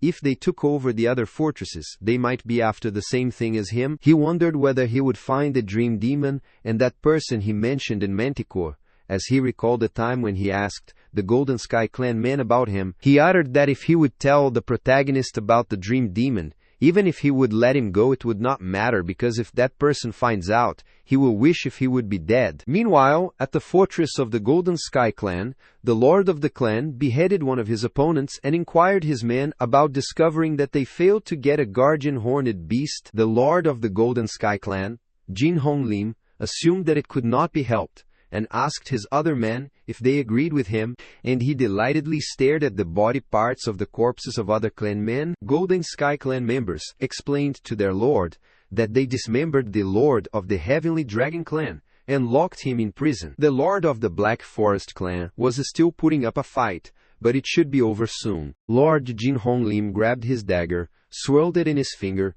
and threw it at the head of other clan members. He picked up an apple, took a bite, applauded his man, and then inquired if they had captured the lord of the Thunder God clan. His man wordly told his master that they had not captured him yet, which frustrated Jin Hong Lim, so he threw his dagger at him, which struck at his shoulder. The man knelt, and with his trembling body, he apologized to his lord for the delay, but it did not matter to his lord. He asked his men if they had figured out where the Thunder God clan lord had escaped, and the man beside the injured one explained that he appeared to be in Gorgon. Jin Hong Lim can't believe this, as he thought the clan lords would be eager to cooperate after he took over Manticore. He recalled that Gorgon was the place where some fool decided to hold a contest for the title of Castle Lord, and was gathering people for an Abyss expedition. He can't believe there are still people in Chaos who think that way even after the failure of the previous Abyss expedition. Although they did not send as many troops there as they did to Manticore, Head Elder Mayo still worked very hard on that attack for a long time. Jin Hong Lim was ashamed to face the Master of Darkness after their defeat at the Conqueror of the Gorgon Castle. He summoned the screen, after which he saw the protagonist's video defeating his people. He asked his man the name of the new castle lords, and asked if it was Yi-Wan, and his man affirmed that he was right. He looks closely at Yi-Han's face, which looks kind of familiar to him. Abruptly, he receives a message and wonders what it is about. His man informed him that it was a message from the Master of Darkness. Jin Hong wondered if the Master was asking him to find that product again, the product that ran away from the tower. He cursed him as it was their fault for not taking better care of their stuff, and wondered why they were asking them to find him for them. He instructed his man to reply to the Master of Darkness, for now that they would keep looking for it, and his man affirmed. Jin Hong Lim started tapping on his throne, called his man, and uttered that the more he thought about it, the less sense this made. He meant that person was just some product. So it was unbelievable that he managed to kill one of the tower cultivators during the tutorial game. Meanwhile, the man whom he stabbed was trembling. He was having difficulty while standing as he excessively lost his blood, and his fellow was feeling bad for him. The Golden Sky Clan Lord laughed at the thought that the product would destroy the tower and escape to Chaos. And he stabbed his injured man straight in the head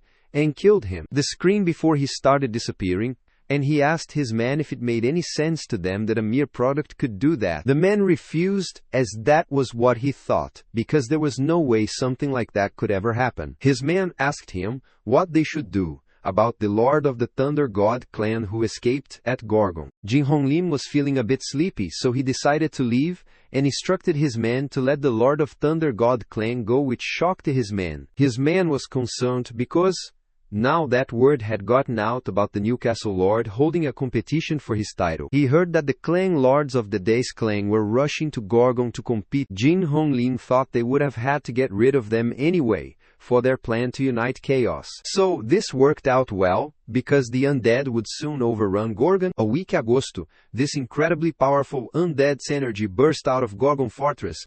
It must have been Catastrophe, the lone king of chaos. Incarnation is not the scariest thing about him, but soon his energy disappears. Since the undead can summon other undead, that energy appearance might have attracted several other undead in Gorgon. He wickedly smiled as he knew that Gorgon would soon discover how Catastrophe earned his name. Meanwhile, back at the Gorgon castle, they were confident someone might be backing the Golden Sky clan. The person backing them might be one of the masters of the Great Realms, those zones. However, some do not agree with Yongyan and think it is impossible, as the master agreed not to interfere with chaos. Yongyan asked them, who else would be powerful enough to support one of Chaos Day clans? One king knew the Great Realm was currently at war, so they assumed someone could take advantage of the situation to meddle in the chaos affair. He was thinking that they should try contacting the Regeneration Palace. This startled Kings, and he inquired if he meant that Regeneration Palace, where the masters of the Great Realm and the 5 families lords are revived, and the group that manages all fruits in Chaos State. Since one of the those zones is involved, they violated their agreement. Qinghio affirmed that the Regeneration Palace stole all the fruits, but, at the same time, the master of the Great Realm and the lords of the 5 families agreed never to interfere with co menor que o NK maior que esse business. One king gets frustrated and suggests they should demand an explanation from them. However, Cayman thinks it is useless because they do not have any hard evidence yet, and most of all, he dislikes the idea of asking them for help. Furthermore, they do not know if the Regeneration Palace is included in this plan, so they can't take any risks. This worried all of them, and Changio looked at the protagonist and uttered that the problem was more significant than they thought. So he inquired what they should do now. Manticore Fortress has fallen, and 3 of the clans have been conquered. So, if they proceed with Yuan's plan, it could lead to war. This does not matter to the protagonists because they have to fight them eventually. So, he does not intend to change his plan. This worried Shango, and he recalled what Prime Minister Jurjon Schwer told him about the protagonist. From what the Prime Minister understood, he believed that the Castle Lord intended to resign from his position after uniting chaos and eliminating all potential enemies, because in this situation, there would be no need for a Castle Lord if there were no fortress to protect. Zheng Hio inquired if the protagonist planned to unite chaos, as that was a completely different matter from subjugating the 4 great fortresses and Days clans. The Regeneration Palace was even more powerful than the 4 great fortresses and Days clans combined, and he was confident that Yuan was not strong enough to fight them yet. There are some things that even the most influential people in the world can't do by themselves. But this does not matter to the protagonist, and he utters that this is why he has Qin Hio with him, which shocked him. The old man is stunned upon hearing this, and gets furious when the protagonist utters that, as he had said, he was young and inexperienced, but that was not a problem as long as he had Qin Hio with him. Chen Jiu furiously answered that he never said he would join him in the Abyss expedition. The protagonist stared at him and inquired if he would not join him, leaving the old man speechless. Chen Hio sighed as he could not believe he felt this way about a 60-year-old amateur kid. The protagonist looked at others, and uttered that for the rest of them, as they had just heard, he was not simply gathering people for an Abyss expedition. Firstly, he would unite chaos and destroy the Regeneration Palace for stealing the fruits 900 years ago. After that, they go on an Abyss expedition. So the protagonist needs a faithful companion to join him on his journey. Yuan allowed them to leave if they did not feel up to the challenge, as he did not want to force any of them. Cayman inquired what he would do if none of them agreed to help them, but he was astounded to hear the Castle Lord answer that he would go by himself. Cayman thought it was impossible to do this alone, so he wondered why the Castle Lord was confident in himself. The main lead utters confidently that he made it this far without anyone's help, and he can do that in his next journey too. This astounded everyone, and Cayman started laughing, which startled Huang Kang. and he wondered what was wrong with him. Cayman agrees to join the protagonist on his journey, and promises to follow him wherever he goes,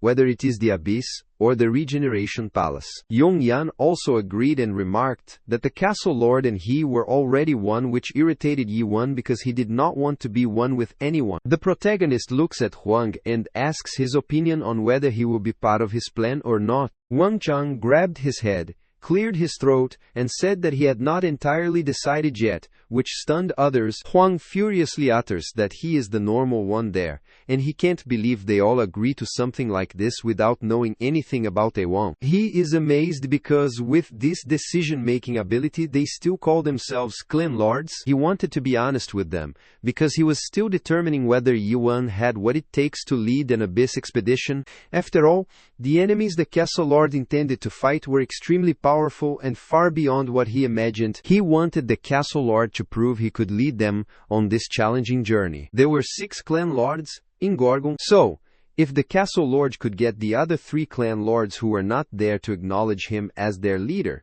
he would let the Castle Lord lead him as well. The protagonist agrees to his condition, which stunned Wang as he was not expecting such a straight answer and wonders if that was all. However, he did not know that the Castle Lord also had one condition, and they wondered what his condition was. The main lead clarified that they must prove themselves to them if he has to prove himself. They wondered how to prove themselves, so the protagonist suggested that through a tournament. He explained that they would hold a tournament for the Castle Lord position and had to make it to the quarterfinals. If they succeed in doing so, he would let them join him, and he wanted to leave their test for after that tournament ends. This made Huang angry, and he firmly slammed the table. But Cayman agreed with the Castle Lord. Cayman thought he had a point because being the lord of one of the Des clans did not mean they were the strongest warriors in chaos. He asked Yuan when the tournament would occur so they could prepare on time. Later, Prime Minister Jin Shiver furiously opened the Castle Lord's office door, showing him a pamphlet. The protagonist is amazed to think it has started and looks at the advertisement paper. He asked Yuan what it was valist to. This shows that anyone interested in becoming the next Castle Lords is welcome to participate in Gorgon's first tournament for preliminaries, which begins that day at 6 p.m. Soon the Prime Minister was worriedly holding his head in his office and sighed on thinking about the future of Gorgon. Captain G laughed and was confident that the Castle Lord knew what he was doing. But Jurgyon furiously slammed the table as he could not understand what the Castle Lord was thinking. Jurgyon was concerned because the situation had worsened as warriors from all over chaos and people wanting to see them fight poured into Gorgon. The outer castle was packed, and they had difficulty inspecting everyone at the checkpoints. Carlton Javier believed the Prime Minister disapproved of the Castle Lord's decision. Jurgyon explained that it was not about what he thought, but a matter of principle. Carlton reminded the Prime Minister that in an emergency, if the majority of the ministers agree on a policy, it can be approved without an official meeting, and most ministers agree with the proposal. Jurgyon smirked on hearing the majority's acceptance. However, it was true since the 3 of them, including Gia, Claire and Carlton, were the newly appointed ministers among the 5 cabinet ministers, and all approved. 4 of the 5 cabinet ministers were killed during the Golden Sky Clan incident, and one of them was severely injured, so they did not have a proper cabinet. That was when the Castle Lord appointed his close associates as ministers, which include Claire as the Minister of Finance, Jawir as the Minister of Security, and Carlton as the Minister of Legislation. So of course every proposal was approved by default, but Jurgyon could not understand how a middle-aged pub owner who was a mere second-stage adapted player acted as the Minister of Finance. Claire judged Jurgyon's worries that he does not seem to apprise of the castle's old policies, but she asked him if he knew what kind of value these policies were creating for Gorgon. Jurgyon laughed on hearing the word values from her mouth, and Claire figured out he might be looking down on her just because she ran a pub. Prime Minister Jurgyon denied it and tried to assure her it was not that way, but she knew it looked that way. She delightedly told him that where there are people, there is money, and Gorgon is experiencing an unprecedented influx of people coming for the tournament. She asked the Prime Minister if he knew where the tournament was being held, but he was not sure about it. Claire uttered that it was held in the northern market of the outer castle, which startled Jurgjeon as he clearly understood what she meant. Claire affirmed that he was right. It was the area that was utterly destroyed during the Golden Sky Clan incident a few days ago. Citizens who lost their businesses in the incident have been working hard to rebuild the area and are helping out with a tournament. Jürgen Shiver was stunned as he knew about the tournament, but he had no idea they were helping or that it would be held in the northern market of the outer castle. Claire explained that the castle suffered a total loss of around 138 billion horns in the Golden Sky Clan incident. She asked the Prime Minister if he knew how much profit they would earn during the next few days. Jürgen utters that he is still looking into it as he was not aware of the situation, so he does not know how much profit they would get. Claire excitedly slammed the table and said they would get a profit of 138 billion horns, which is the net profit. If they factor in other potential profits, there is no telling how much they might earn. Seeing Jurgjeon stunned, she asked the Prime Minister why he was so surprised. She clarified that she was also responsible for counting money in her previous life. She was unsure what the castle lords wanted to do, and did not know if he intended to embark on an abyss expedition, or if the castle lord is going to war against all of chaos. But she knows one thing for sure. Chaos will change now. Southern Chaos, the Great Sea, and Dryad, the southern fortress, were located there. Dryad is a plant T-type guardian horned beast, a natural fortress consisting of branches and secretion formed by absorbing water from the Great Sea. The castle lord of Dryad, Asalinho, was touching Dryad, and she got the feeling that something terrible would happen. She closed her eyes and used her elite-level skill, clairvoyance, which helped her see things far away across the bushes on another mountain. She wondered why the undead was headed toward Gorgon, and she was stunned. And what was genuinely worrying was that backwards walking Magret, one of the three great undead, as soon as her gaze strikes Maggot, it injures her eyes and she coughs out blood. She wanted to inform Gorgon Castle Lord about the upcoming danger to the Gorgon, and she summoned her message conveyor bird and sent it to the Gorgon mail durante dias. Meanwhile, everyone gathered and enthusiastically enjoyed the tournament in the northern Gorgon market. Mujukshin, lord of the Infinite Clan, was amazed, as it had only been 3 days and they were already down to 16 people, and this was all happening too quickly. He was startled to know that this was all because of Huang Kang, and that he should not have gone around shooting flames and boasting that he would kill everyone back in the preliminaries. Mujuki was delighted to meet Dr. Chenju after a long time, and the doctor felt the same way. The doctor was shocked as he saw the aura of Mujuk as he had grown since they last saw each other. Mugek was also astounded to see the growth of Chanjiao's. However, Chanjiao was more surprised as Muaki loved fighting,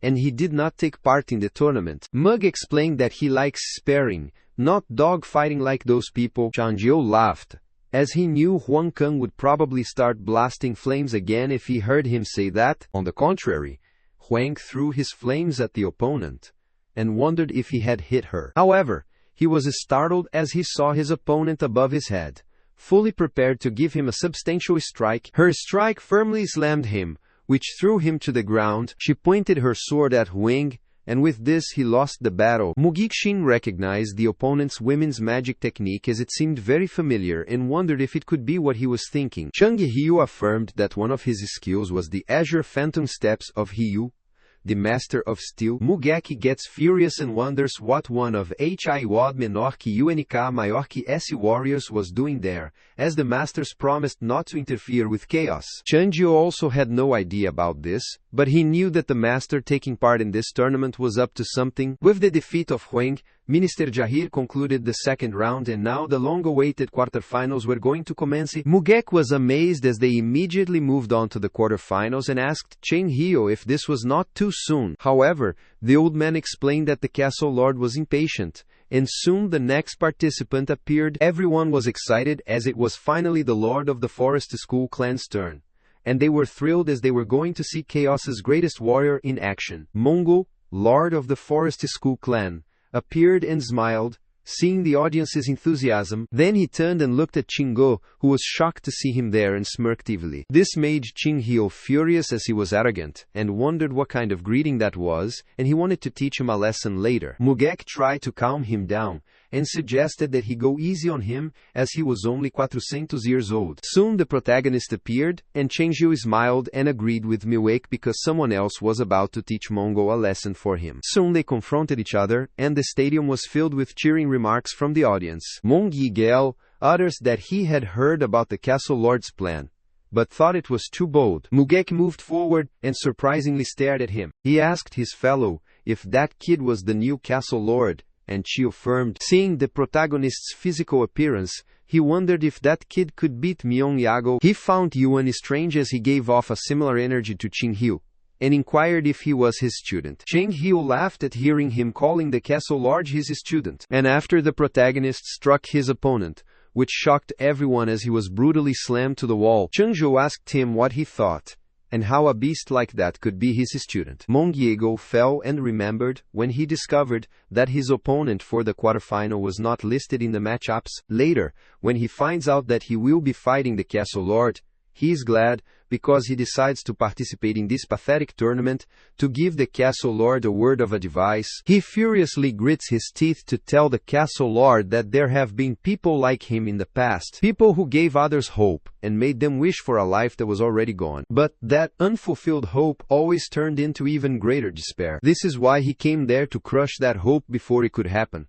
just as he had done for the last 400 years. He did not want to admit defeat, and refused to give up on him. So he asked the Castle Lord if he thought he had beaten him. Mongo knew admitting defeat would be like throwing away the last 400 years of his life. The protagonist was a bit confused, and Mongo reminded him that he only said that his opponent had to fight him one-on-one, but he never said how exactly they had to fight. The protagonist recalls what he said during his inauguration ceremony, that if anyone could beat him one-on-one they could become Castle Lords, and asked him what he wanted. Mongigeo smirked and said he would like to fight him using the strategy as it would only be fair if he let him choose how they should fight. All of the audience curses him as this is pathetic, and they want him to admit his defeat. Mujuk and Chingo were speechless, and they predicted that something like that would undoubtedly happen. Mujuk thought picking a winner in the strategy battle would be more challenging. Changzhou knew that the Lord of the Forest School clan was referring to that game that those military goons love, and he wondered what decision he would make. The protagonist agreed to Milago and inquired what kind of strategy battle he had in his mind. Milago was delighted as he took this, meaning the Castle Lord accepted his proposal. The main liege was startled because soon some structures were formed in the ground, and some buildings appeared, and he was at a specific map. He was welcomed to the world of strategic battle formation and wondered what that was. After some time, the description notification appeared before him. Since he seemed to be a beginner, he was instructed to open the menu at the top of the screen to learn the controls and rules of the game. So he was asked by the system if he would like to open the menu. Hey! And the protagonist was still wondering about it. However, Mongigo soon uttered that it was called battle formation, a type of game. He heard that Mars, one of the 13 experts, created the game based on a particular peripheral world. The strategist of the Great Realm enjoyed it as well, and he was pleased he also happened to be the best player in this game, in Chaos. He asked the protagonist if he wanted more time to figure out the rule because he was a beginner. But he was stunned as the protagonist refused, and was okay with this, because the game seemed more straightforward than he thought. The protagonist smirked on hearing that this game was based in a particular peripheral world. The main concept is that the three races are at war. They must gather their resources and build an army in real time, and the players must destroy all their opponents' buildings to win. He already knew a game with the same system as this one, and he was sure it was the same one as that game on Earth. The peripheral world that he was likely referring to would be Earth, and everyone on Earth knows the game. He had played it 10,000 times, and wondered what was wrong with these dreams demons, and if they had never heard of plagiarism. Mongigeo asked the protagonist if he was alright if they played this map, and he selected the Lost Garden as the game battlefield. The protagonist smiled and said he was fine with any maps his opponent chose. Yuan chose the human race, and his opponent Mongigeo chose the undead race. Mongigeo chuckles at the protagonist's race as he chooses humans who are the weakest among the three races. He believed that the Castle Lord might be a beginner. On the contrary, he chose the undead race, which gets stronger as the game progresses. So he believed that he could easily beat him early on in the game. Firstly, he will get his workers to build his base and create an army, then overwhelm Yuan. But he was startled as the human race of the protagonist was slaughtering his undead, and he instructed him to wait for a minute. He gets furious as the castle lord is already attacking, and he is using his farmers to attack Escolheu. He was stunned as he saw 2 buildings of the protagonist's human race appearing at his side, and he wondered what it was. When he built 3 watchtowers at his base, it seemed like Yuan was at his base. From the watchtower, the human race archers attacked the undead straight at their heads and killed them. Mungi Eagle was shocked as they were attacking from the watchtowers, which were supposed to be defensive structures. He furiously grits his teeth and wonders what kind of strategy this is, as he never heard anything like that. He knew that if he tried to destroy the towers, the farmers would stop him because they had much health. At the same time,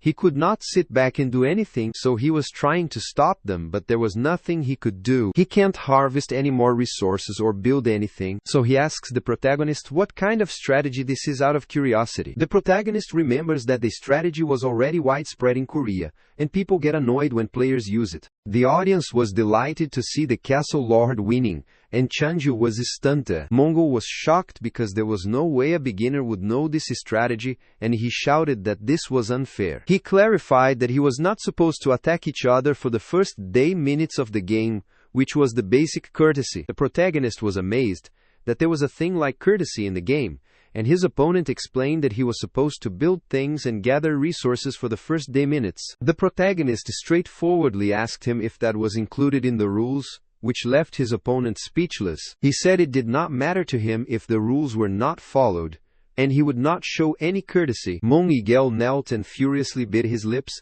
and wondered who this guy was, because common sense and logic did not apply to him. He was beyond anything he had ever known, because no matter what he did, there was no way to overcome his limitations. So he admitted that he could not beat him. His head bowed down, and he admitted that something just occurred to him. He assumed this might be the moment he had been waiting for the last 400 years, so he accepted his defeat against the castle lord. After the match, the protagonist waits behind and is startled when Cheng Hyo asks him when he has learned to play strategic battle formation. He looked there and saw Cheng Ho, Mujuk, and Dr. Shio, who thought all Yuan could do was stab people. Cheng Hyo gives it a thought, and recalls that since the protagonist has learned his new spiral/skill, which was influenced by his slash, so he assumed that the castle lord might not just be interested in stabbing only. He asked the protagonist if the skill he used against Mongiago was his new skill, spiral/spin. The protagonist thinks for a while and wonders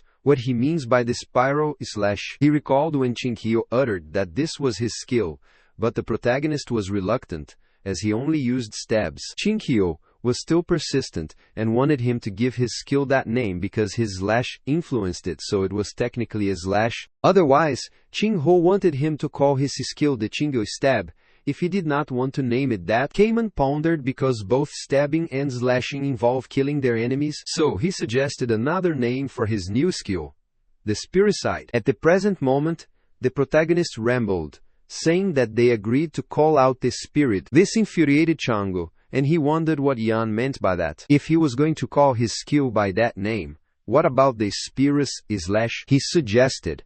The protagonist was persistent as he liked the name Spiricide rather than what Ching Ho suggested. The protagonist notices Muek beside Ching Hyo, and is amazed because he looks pretty strong. He inquires if he would like to fight him. Mugek was stunned as that was an aggressive way to greet someone he had met for the first time. Chungjio uttered that, as he had already told him, this guy does not respect his elders, and he attacks them. The protagonist sighed and explained that all the old folks around were so powerful that there was no need to coddle with them. This infuriated Chango, and he asked his friend if he saw that Yuan always had to have the last word. Mug was astounded as he had not seen Chango be happy since the failed Abyss expedition 900 years ago. Muak led the Abyss expedition 900 years agosto, giving chaos both dreams and hope. But, in the end, he became a symbol of despair. Mujuk wondered how this kid who appeared out of nowhere could be compared to Mulak, and if he could ever replace him. Based on what he saw in that fight, a few moments agosto,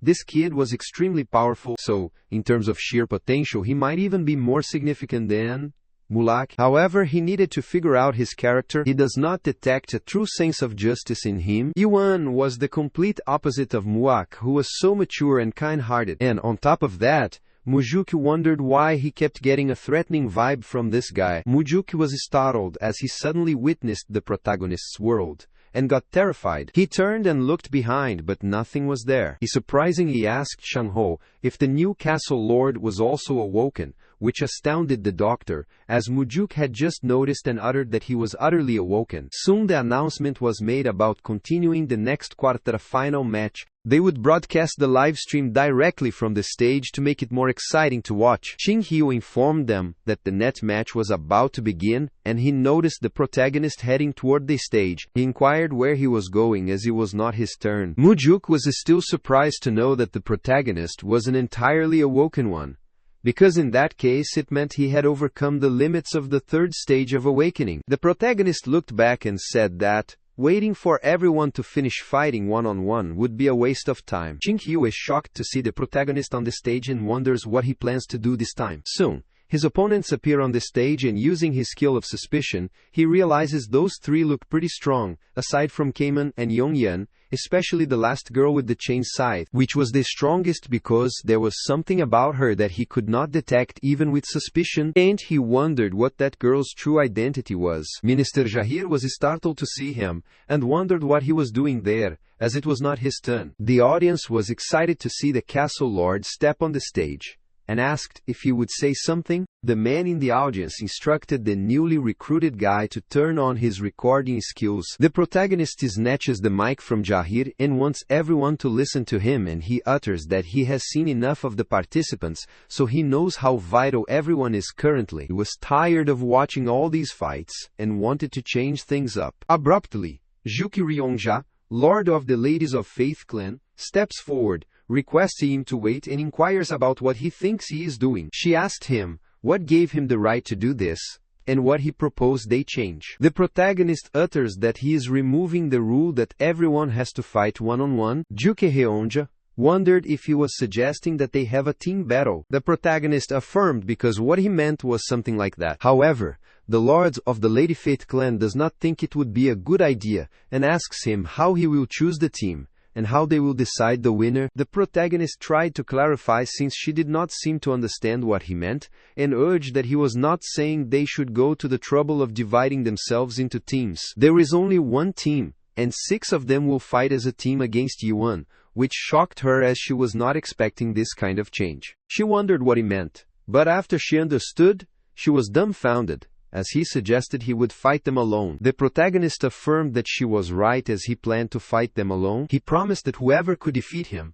would become the next castle lord of Gorgon. This stunned all of them, and the audience was excited at the thought that they would finally see the castle lord in action, and wanted him to show them his actual skills. The girl with scythe chains laughed and approached the protagonist, as she was wondering what he had in mind. The protagonist tries to see her skill level using suspicion, and she remarks that things will get interesting now. After making the announcement, he threw the mic toward Jawahir. He was startled by this abrupt action and tried to catch it. The protagonist needs the people's trust. Currently, trust forms as their relationship with people deepens, and that depth is created over time. However, when the person is short of time, there is another way to gain people's trust, through overwhelming power. The girl with the chains gets close to the protagonist, leans forward, and asks him if he knows something that she really likes him. They were so close, which shocked all of them, and she clarified that it would be a waste to kill him right now. She turned back, waved at him, and wanted to stop there for that day, and left. This shocked Minister Jahir, and he wondered what was happening, as they vastly outnumbered the castle lord. He asked why she was suddenly walking away. While leaving, she explained that she did not feel like fighting besides something that would appear soon. This shocked the protagonist, and he wondered what she meant by something specific. On the contrary, Yongyan called and said he would also like to withdraw from the fight. Yong-yan explained that he was not nearly strong enough to fight his lord, and was delighted that at least he made it to the quarterfinals. The protagonist knows that Yong-yan is a clever guy,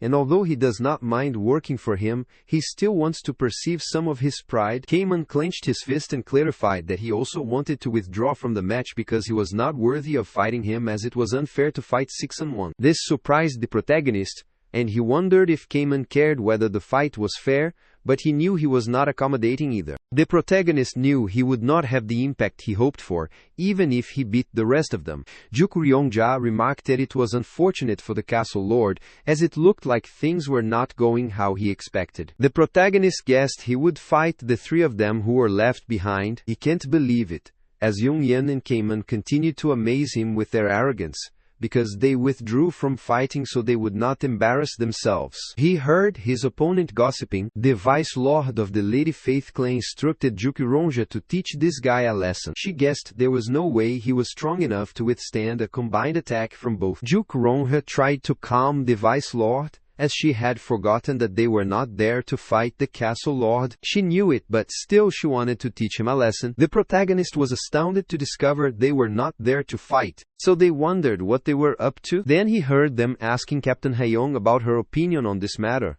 and what they should do with the castle lord. Captain Hayoung thought they should wait and see what happens. Juk Ronja asked the captain if the person backing the Lord of the Golden Sky clan might be someone pretty crucial for the Masters of Steel to get involved. Captain Hayoung can't tell her that, but all she needs to do is carry out the mission that they gave her. Juk Ryongja angrily grits her teeth, agrees to her condition, and inquires what she wants to do.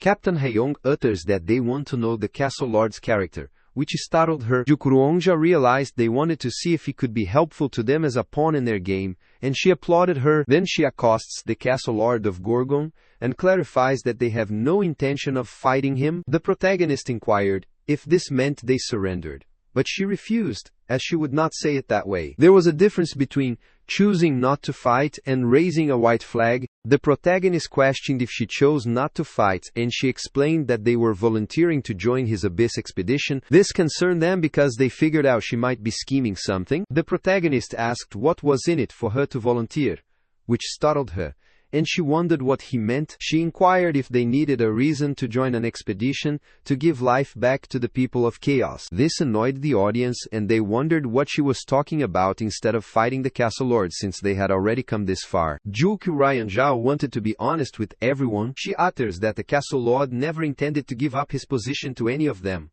and asks him if this is right. This startled the protagonist, but Juk Ronja rambled that this tournament's real purpose was not to select a new castle lord. This tournament was organized to gather people for an Abyss expedition, which shocked everyone and caused a stir in the audience. She was impressed with the castle lord's strategy to gather the people, since the last Abyss expedition failed 900 years ago. This was the first time anyone had conceived such a grand plan. She was proud to be there with him, and was sure everyone in the audience felt the same way. She glanced at them and uttered that all of the audience did not come here to see who the new castle lord would be. She took off her veil, threw it in the air, and stared at everyone, trying to hypnotize. Her magical butterflies spread throughout the stadium, and she wanted to know the honest feelings of everyone gathered there. Her gaze pierces people's hearts and makes them reflect on the best part of themselves. She requested them to reflect on what truly brought them there, whether it was some silly fights or the life and future of Chaos. She rambled using her elite-level skill, Gaze of Justice, wanting to believe there was still hope for Chaos. Her skills work on them as the audience starts chattering that she is right. They are there for the Abyss expedition. They deny the fact, thinking they did not come to watch a fight, but for the expedition. The protagonist was stunned to see such disturbance by her single skill, and wondered what kind of skill this was, because it was really like they were all hypnotized. He asked if he should just take them all out with a stab, or wait a while to check. The old man in the corner raises his hand as he agrees with the Lord of the Ladies of Faith clan, because he did not come to the north to watch a fight. Everyone was shocked to see the righteous warrior there, as he was the lone wandering swordsman. This causes further gossip as Mongan-han, the lone wandering swordsman, is as powerful as the Days Clans, and Juk-ron-jen nods her head to greet him. The protagonist furiously grits his teeth and wonders what is happening there, and if all of them are together in creating this mess. Meanwhile, Carlton Javier was heading toward his office and was startled by hearing the noises coming from the room. He hurriedly opened the door and saw the bird fluttering inside. He was concerned about seeing a carrier falcon that came to deliver a message. He had not used this office for a while, so he wondered how long it had been there. As soon as he reached close to the falcon, it glared at him and displayed the message sent by the castle lord of Dryad. His eyes spread out with shock as he read the message that a swarm of undead, including a giant undead, was approaching Gorgon Fortress. This concerned him as the undead might be close enough to the fortress.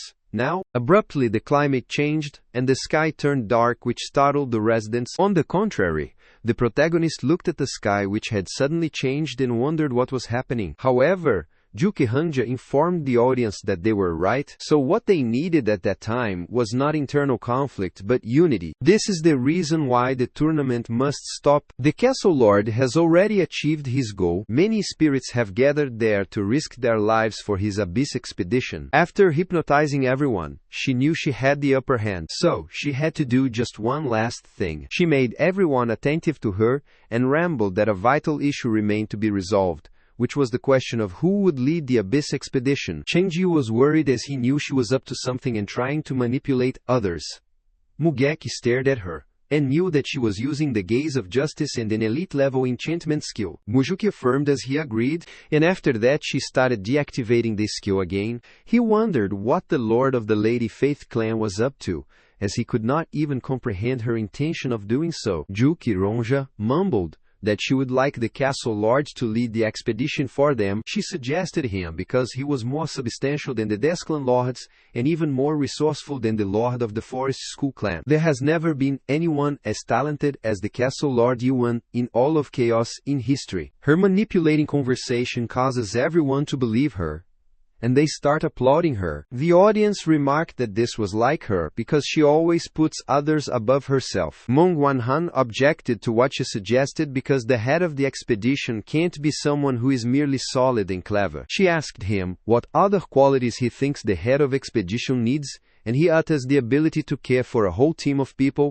In other words, the head should have a strong character besides being clever and powerful enough to subjugate their opponent. That was why he thought they needed to test the castle lord character, and he wanted Juk-ron-ja to do that. She tried to act innocently and asked the lone wandering swordsman how he proposed she should test him. Mongan-han suggested that she give the castle lord of Gorgon a morality test, and she smiled wickedly upon hearing this. The audience agrees that a morality test would be the perfect way to test his character, so he wants them to start it quickly. Minister Gier was worried because the Lord of the Ladies of Seta Clan had requested a morality test, and he asked for everyone except the castle lord to stay back. Juk-ron-ja avly uttered that she guessed she had no choice if everyone wanted this. She sends her butterflies on the ground, which starts creating a scenario for him, and she asks the protagonist what he says, whether he will take the morality test and lead the expedition or not. The protagonist looks behind and is startled when Changio furiously grits his teeth. He finally realized what those schemers were after, as they wanted to push down the castle lord through a morality test,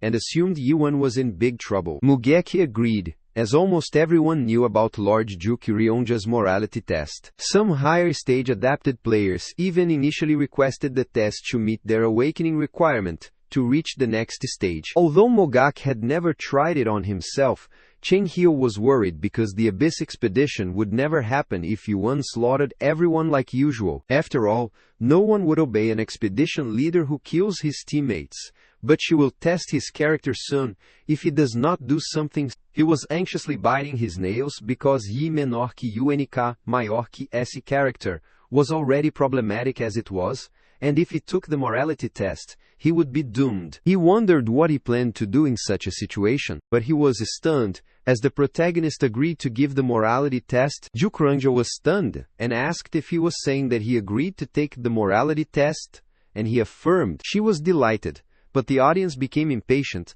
and wondered why it was taking so long, and when they would begin taking the morality test of the castle lord. The man was stunned, as the scenario appeared before their eyes. As the morality test began, the boat was drowning in the stormy sea, and the protagonist was also on this boat trying to stay balanced and not to drown. Juki Ryongja explained that this morality test will take place on the Great Sea because most of the Great Sea is stormy. This is why, as he could see, shops are often lost at sea. Abruptly, some people appear on the boat, trying to save drowning others, instructing them to grab the stick. Juki Hanja utters that thankfully a lifeboat has come to the rescue. After saving some people, there was still one person left, but the people are concerned because the boat can't hold more than 10 people. So, if they bring anyone else abroad, the boat will sink. Everyone wants to leave the person to die to save their own life, but the man grabs the protagonist's arm because he was their captain, and requests him to make the final decision. The protagonist wondered how he ended up in the lifeboat, as he was standing in the stadium. Jukuronja asked the castle lord if he had two options. They had to save themselves and leave the drowning one behind. The second option is that no one would get left behind, even if the boat sinks, so they should bring everyone aboard. She asked him what he would do. The protagonist finally understands that this was the morality test that Juki Ronja and everyone else were talking about. Juki Ronja asked him what he would do. She knew that, if he chose the first option, some people would criticize his heartlessness. However, if he picks the second option, others will find fault with his judgment. So, no matter which option he chooses, they will question whether he is qualified to be the expedition leader. The protagonist looks at her and says, he chose option 3. Which shocks her. She wonders what he means, as there are only 2 options. However, the main lead persisted, saying he would choose option 3 to save everyone and not let the boat sink. Juki Rija was stunned, as there was no way for the castle lord to find the hidden option. She knew he could only see the third option if he figured out the solution independently. Soon the third option appeared. They would not lose anyone, save the person in the water, and take turns waiting for the rescue team to arrive. The hidden option was the only option that allowed the person to preserve their humanity while exhibiting sound judgment and saving everyone. She was gloomy because if Yuan chose the first or second option, she would show him this hidden option to prove he was unqualified to lead the expedition. However, he ruined her plan. So she requested him to tell them the third option he came up with. He utters that those people are in danger because of the sea, and asks her if he is right. She affirmed that this was the problem. So the protagonist utters that in this case he needs to split the sea. She was utterly speechless when hearing his solution, and she wondered what he was talking about, as that was not the last hidden option. She asked if he had lost his ability to think straight from panicking. The protagonist took his position, exhaled heavily, and pointed his sword toward the sea. This worried Juki Ryongja. She tried to stop him, get him back to his senses, and asked what he thought he was doing. Jiotele was concerned, as she recognized that position, and he instructed everyone to run away. All of the audience started rushing away without understanding what was happening there. However, the protagonist's eyes sparkled, and he attacked the sea with his skill Spiricide, which concerned all of them. Due to his abrupt attack, an error in the system occurred, and a passage was created in the sea. All of the passengers in the boat were delighted and cheerfully shouting that they were saved through a miracle. They rushed toward the captain and hugged him to save their life. The protagonist instructed the lady to let him go. Soon, the whole map and people started disappearing while expressing gratitude toward the captain for saving them. Although they disappeared, their words of gratitude still resonated in the air and startled the protagonist. The system notification appears informing him that the morality test is over or good. A map. Jukonja shouts at him and inquires what he thinks he is doing. However, the protagonist furiously asked her what was the matter now. His aura sent chills down her spine. The protagonist approaches her and utters that it is time to stop messing around, which terrifies her. However, the warning notification soon appeared around the fortress, informing them that Gorgon Level 1 had been issued throughout Gorgon. Jukronjan knelt before the protagonist out of concern, but was startled to see a warning alarm and wondered what was happening. She turned around and looked at the protagonist, who was rushing away, and started calling him. Meanwhile, the audience was also leaving the stadium, and they wondered what was happening now. The announcement was made that as of the moment, all events are cancelled, the castle gates will be sealed, and all residents were requested to evacuate to the north as quickly as possible. The man asked the man beside him what was happening, and he instructed him to move soon, because the undead were coming. All of the lords of the clans rushed to the gate. Looking outside toward the ambush, Yongyan looked ahead and wondered if those black things were all undead. They can't believe it, because the Thunder God clan was first destroyed in Manticore, and now they are facing an undead army in Gorgon. Yun was concerned about the thought that they might be his last day, and Huang King stood beside him and chuckled. Wong remarks that, if this is enough to kill him, how did he expect to survive the Abyss expedition? Yongyan looked at him and said his legs looked shaky too, which made Huang furious, and he instructed him to shut up. Chingu smirked on hearing this and thought these kids were not even born 900 years agosto, and yet they were now the leaders of chaos. The Infinity Clan, South Sea Clan, Forest School Clan, Ladies Faith Clan, Fire King Clan, and Thunder God Clan, 6 of the 10 Lords of Chaos, are gathered in Gorgon. Qinghio never thought he had lived to see this again, and he settled his hat and asked Mujuk if this did not remind him of 900 years ago. Mujuk asked him if he meant their journey to the Undead Palace. Shangju affirmed.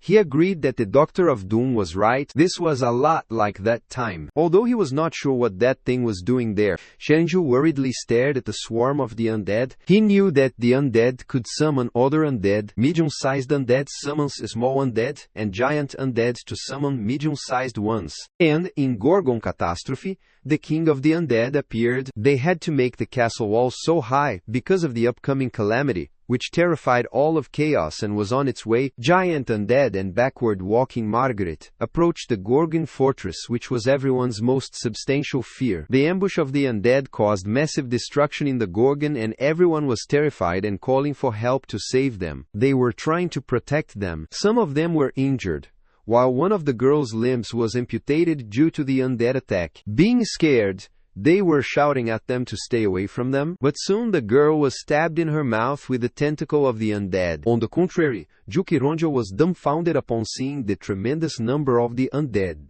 attacking them. Seeing the civilians of Gorgon being attacked and turned into undead, she can't believe her eyes and assumes it can't be happening. She was trembling with fear and thought everything was over now, and they could not be saved from this disaster. All of the residents of the Gorgon were terrified, and one of them was being attacked by another undead, which scared her, and she shouted not to do this. Soon, the wandering lone swordsman attacked the undead and saved the man. Seeing the righteous warriors slaughtering them, she hoped to be saved. She was delighted to see this, thanked God, and shouted to the righteous warrior to help them. Soon after, the righteous warrior rushed away to save himself, and left the man who was attacked and killed by the undead. He apologized to Jukiroja, because he was not strong enough to fight an undead like that. Her eyes spread out with shock, discovering she was powerless against those creatures. On his way, the righteous warrior also gets attacked by one of the undead. The tentacle of the undead pierces his whole body. Witnessing this,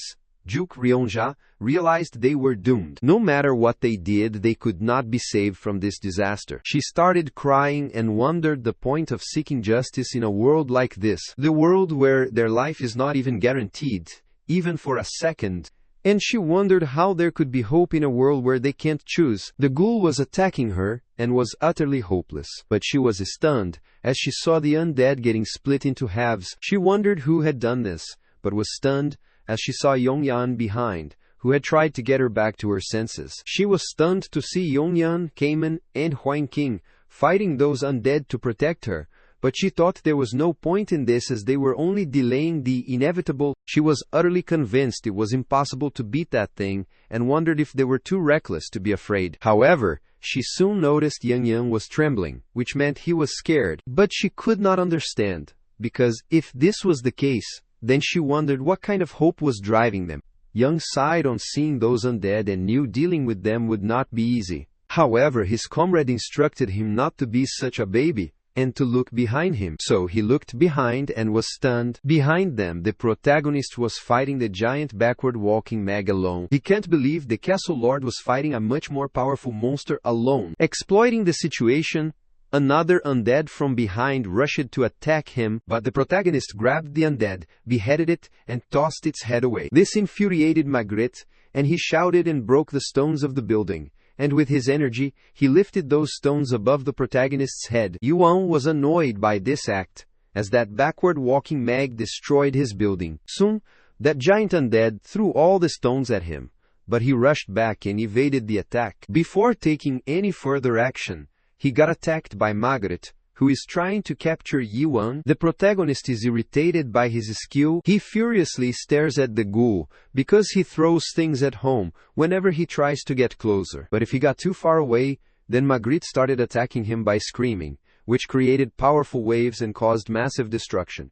And he barely managed to escape this attack. The giant undead did not give up, and still made a powerful strike to attack him. But this time, the protagonist decided not to escape the attack. Instead, he took it head-on, and soon there was a blast. On the other hand, Chanju was trembling while facing the undead, and he cursed himself for being a coward. He recalled the time of Abyss Expedition 900 years agosto when they faced the undead, and this sent chills down his spine. His condition in this situation was just like back then, and he wondered if there was nothing that humanity could do in the face of such overwhelming despair. They were utterly helpless when it came to facing those horrifying creatures, as their power surpassed them. However, he was stunned as the light of hope fell on him, and he recalled the former Gorgon Castle Lord Amal's words that the people of Gorgon needed hope. This unshakable hope leads to a change in the entire Gorgon, and the hope that nothing can bring it down. Jingo was dumbfounded on seeing Yuan, who had successfully killed backward-walking undead magic. All of them were shocked to see the corpse of Margaret killed by Yuan, and the protagonist looked at them and remarked that he would have done that sooner. Chinghio could not believe his eyes and wondered how Yuan defeated such a high-level undead. However, before he could get any answer, another small undead rushed to attack the protagonist, but Cayman also rushed there to save him. Chinghio was shocked to see all the undead rushing toward him to get revenge for killing their boss undead. The protagonist is annoyed to see how persistent those monsters are, so he lunges and uses his skill Spiricide to defeat those monsters. Chanjiu was completely dumbfounded, and he recalled the words that the protagonist uttered during his morality test, saying that in such a situation, he would split the sea to make the way. The explosion caused by Yi's skill was so tremendous that it captured everyone's attention and stunned them. Mujuk was speechless on seeing how reckless the new castle lord was, and Cheng Hio affirmed, but uttered, that he had decided to protect his recklessness. Mujuk understood, but he wanted him to count all of them in 2 friends, since they all wanted to support him and gathered at his back. They all started attacking and subjugating those undead. Mongo also appeared there to help them, making Cheng Hio wonder where he had been when fighting those undead. On the contrary, Yongyan and Huang were simultaneously subjugating their monster, and Yongyan abruptly called him. Wang Kang wondered what the matter was with him, as he was busy subduing his monster. Yongyan was embarrassed to say this but felt he had to tell someone about it. Huang Kang wondered what he was talking about and instructed him to tell him quickly, and he killed another ghoul. Yongyan, who was also killing the undead on his side, asked Huang if he looked badass or something like that. Wang did not respond, which made him gloomy, and he asked if he could say something at least. However, Wang was busy defeating the undead, and some other undead rushed to attack him. He could feel his body getting heavier from exhaustion. At this rate, he was worried he might be killed, but he was startled as someone threw the stone at the undead. He looked there and saw a girl staring at the monster furiously. After she captured the monster's attention, it started rushing at her to attack. She shouted that now was their chance, and some chains appeared behind her and captured the undead. Minister Carlton Javier and some civilians, Inspector James and Prime Minister Zhu Zhong, were there to help them defeat those undead. This pleased Huang as it reduced some of the burden on him, and he immediately attacked the undead and remarked that it was more like it. All of them try their hard to defeat those undead. The protagonist is delighted to see them working with unity. He firmly slams his sword on the ground. Its energy immediately covers the whole fortress, and he kills all those undead. 10 days later at the Gorgon fortress, everyone worked hard to repair the walls and entrance, and they seemed delighted. It has been days since Margaret, one of the 3 great undead, was slain, and all of Gorgon discussed it. The guy asked the man carrying the beast's horn on his shoulder, in his view, what had been the most significant change in the Gorgon since then. The man looked at the person, noting all the details, and rambled that life is easy in Gorgon now. The guy wondered how exactly it was now, and the man explained that 6 of Chaos's Days clan lords had now moved to Gorgon. There has been a massive increase in the supply of resources, like the horns of horned beasts, so Gorgon is wealthier than ever before. The reporter was a bit confused when hearing that life had improved, but then looked at the destroyed area and remarked that the situation was quite serious. However, the reporter noted that even in the worst situation, the people were in a good mood for some reason. The man knew that the reporter was only saying that because he did not see the path of the waves. The path of the wave was the black wave of undead that was split by a single sword blast. It was like the people who saw it were possessed by something. They threw themselves into the wave's path and fought the undead. As a result, many people lost their lives, but they still could not figure out what they saw that day. The man did not know what kind of possession that was, but he knew one thing for sure, that life in Gorgon was a lot better now,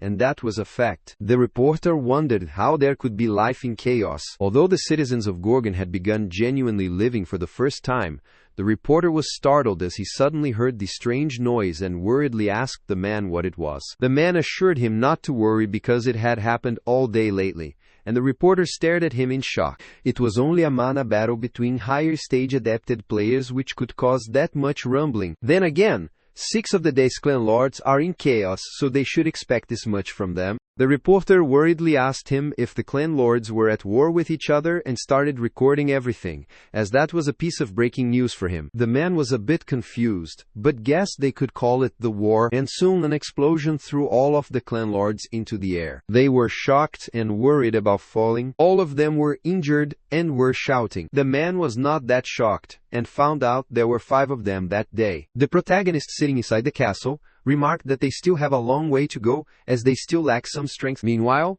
the lord of the Golden Sky clan, Jin Hong Lim, furiously smashed the glass on his man's face, asked what he was talking about, and instructed him to repeat it. His man affirmed and uttered that the giant undead Megrit that attacked Gorgon had been destroyed. This infuriated Jin Hong Lim, and his hands started trembling, as he could not believe this could happen. To fight a giant undead, they must be a 9th stage adapted player in the Great Realm, with a rank higher than a lieutenant general. There are only 3 giant undead in Chaos, so Jin Hong Lim can't believe that someone has managed to defeat one of them. He instructed his man to head toward Gorgon immediately and find out what happened there and how they managed to defeat Margaret. His man affirmed and immediately left. However, Jin Hong still did not believe this. According to him, this is impossible, so he was confident there must be a mistake in the news. Then, 4 days later, they received word that the entire northern branch of the Golden Sky clan near Gorgon was annihilated. Meanwhile, inside the Gorgon castle, the protagonist remarks that all of them are very weak. He wondered what they had been doing for the last several hundred years, and all of them were mortified. Yong Yan was trembling and crying, and wondered how they were supposed to beat that thing. The protagonist called him, which startled Yong Yan. With his swollen eye, he obediently asked his lord what the matter was. The protagonist utters that the only good thing about him is his speed, which he already knows. Then he accosts Huang and utters that he is strong but too slow. Next is Mong menor que UNK, maior que S turn, who thinks too much before doing anything. The next was Juk Ryongja menor que UNK, maior que S quick turn, which had good instincts but terrible endurance left her behind. Finally, it was Cayman's turn. He was the best in the group, as he had mastered the basics, and he did not have any flaws. But at the same time, nothing about him stood out. The protagonist stands and rambles that they all have something in common, and have already become something without trying. Ching Hyo chuckles while playing with his mustache and utters that Yang read his mind. The protagonist does not leave him behind, and remarks that he is also pretty weak, considering he is almost 1,000 years old. This frustrated him, as Yuan dared to mock his elder hut. Deep inside, he knew that he was right. The Death Clan Lords were all 7th stage or higher adapted players 900 years ago. The highest rank, the Lord of the Heavenly Dragon Clan, was a 9th stage adapted player, and Mulak was even more powerful. Yet, they struggled with the Abyss expedition because that was what the Abyss was like. The Masters' strengths were beyond what they had ever imagined. During their recent mission to eradicate the northern branch of the Golden Sky clan, half of them were seriously injured or almost killed, and they were not even attacking Manticore and their home base. The protagonist asks them, if they have had this much trouble fighting one clan, and how they would survive the Abyss expedition. This was why Yan decided that starting that day, they would all undergo a week of special training. Mongo was impressed on hearing the word special training, and supposed that he would be fully transformed and become bulky and muscular after his training. However, he asked the castle lord that all the clan lords were adapted players, and the Quincy stages of adaptation measured an adapted player's strength, so they could skip over the level. It usually takes a non-adapted player 10 years to become a first-stage adapted player. Then it takes 20 years to reach the second stage, 40 years to reach the third stage, and another 80 years to go from stage 3 to 4. Most people die before then, so they refer to the fourth stage or higher players as higher stage adapted players. The protagonist instructed him to utter what he was trying to say clearly. Ming inquired if by any chance he was trying to turn them into awoken ones. Hon Kang was shocked to hear about awoken one. Mong utters that based on what he had heard, awoken ones could reach higher stages through sudden awakening, rather than by consistently accumulating experience. The protagonist affirmed that he was right and wanted to turn them all into awoken ones. He clarified that if they were willing to abandon their world, that is when they became awoken ones. This concerns Yongyan, and he worriedly asks the protagonist what he means by this. Qingho steps forward and utters that there are 3 stages on the path to full awakening. The first one is destroying the world of adaptation in which they have lived until now. Those who reach this stage develop the vision to deconstruct and see the essence of this world. The protagonist wondered if he was talking about suspicion, and Yongyan was confused by the term destroying the world of adaptation. Juk Rija explains that she thinks he was telling them to throw away all the benefits they receive from the system like skills and status. Yongyan was astounded to understand the true meaning behind what Dr. Chingo said. Juki Bronja can't believe Yongyan does not know this much, and wonders how he had become the lord of the Thunder God clan with that brain of his beprigatphone. Yongyan proudly utters that he might not be the sharpest tool in the shed, but he is an over-adapted player. Over-adapted player refers to players with an excessive affinity for skills and the interface system. Thanks to the system's blessing, they grow 10 times or even 10 times more quickly than ordinary adapted players. Most potent warriors, including the Doze Masters, are over-adapted players. H.A. Wankang remarked that Yang was an imbecile because everyone there was an over-adapted player. Cayman was annoyed as he knew it would not be easy for them to throw away an advantage like that. And he uttered that he was not an over-adapted player. He fiercely gazes at them and utters that as long as he can get stronger, he is more than willing to get rid of his skills and this whole world.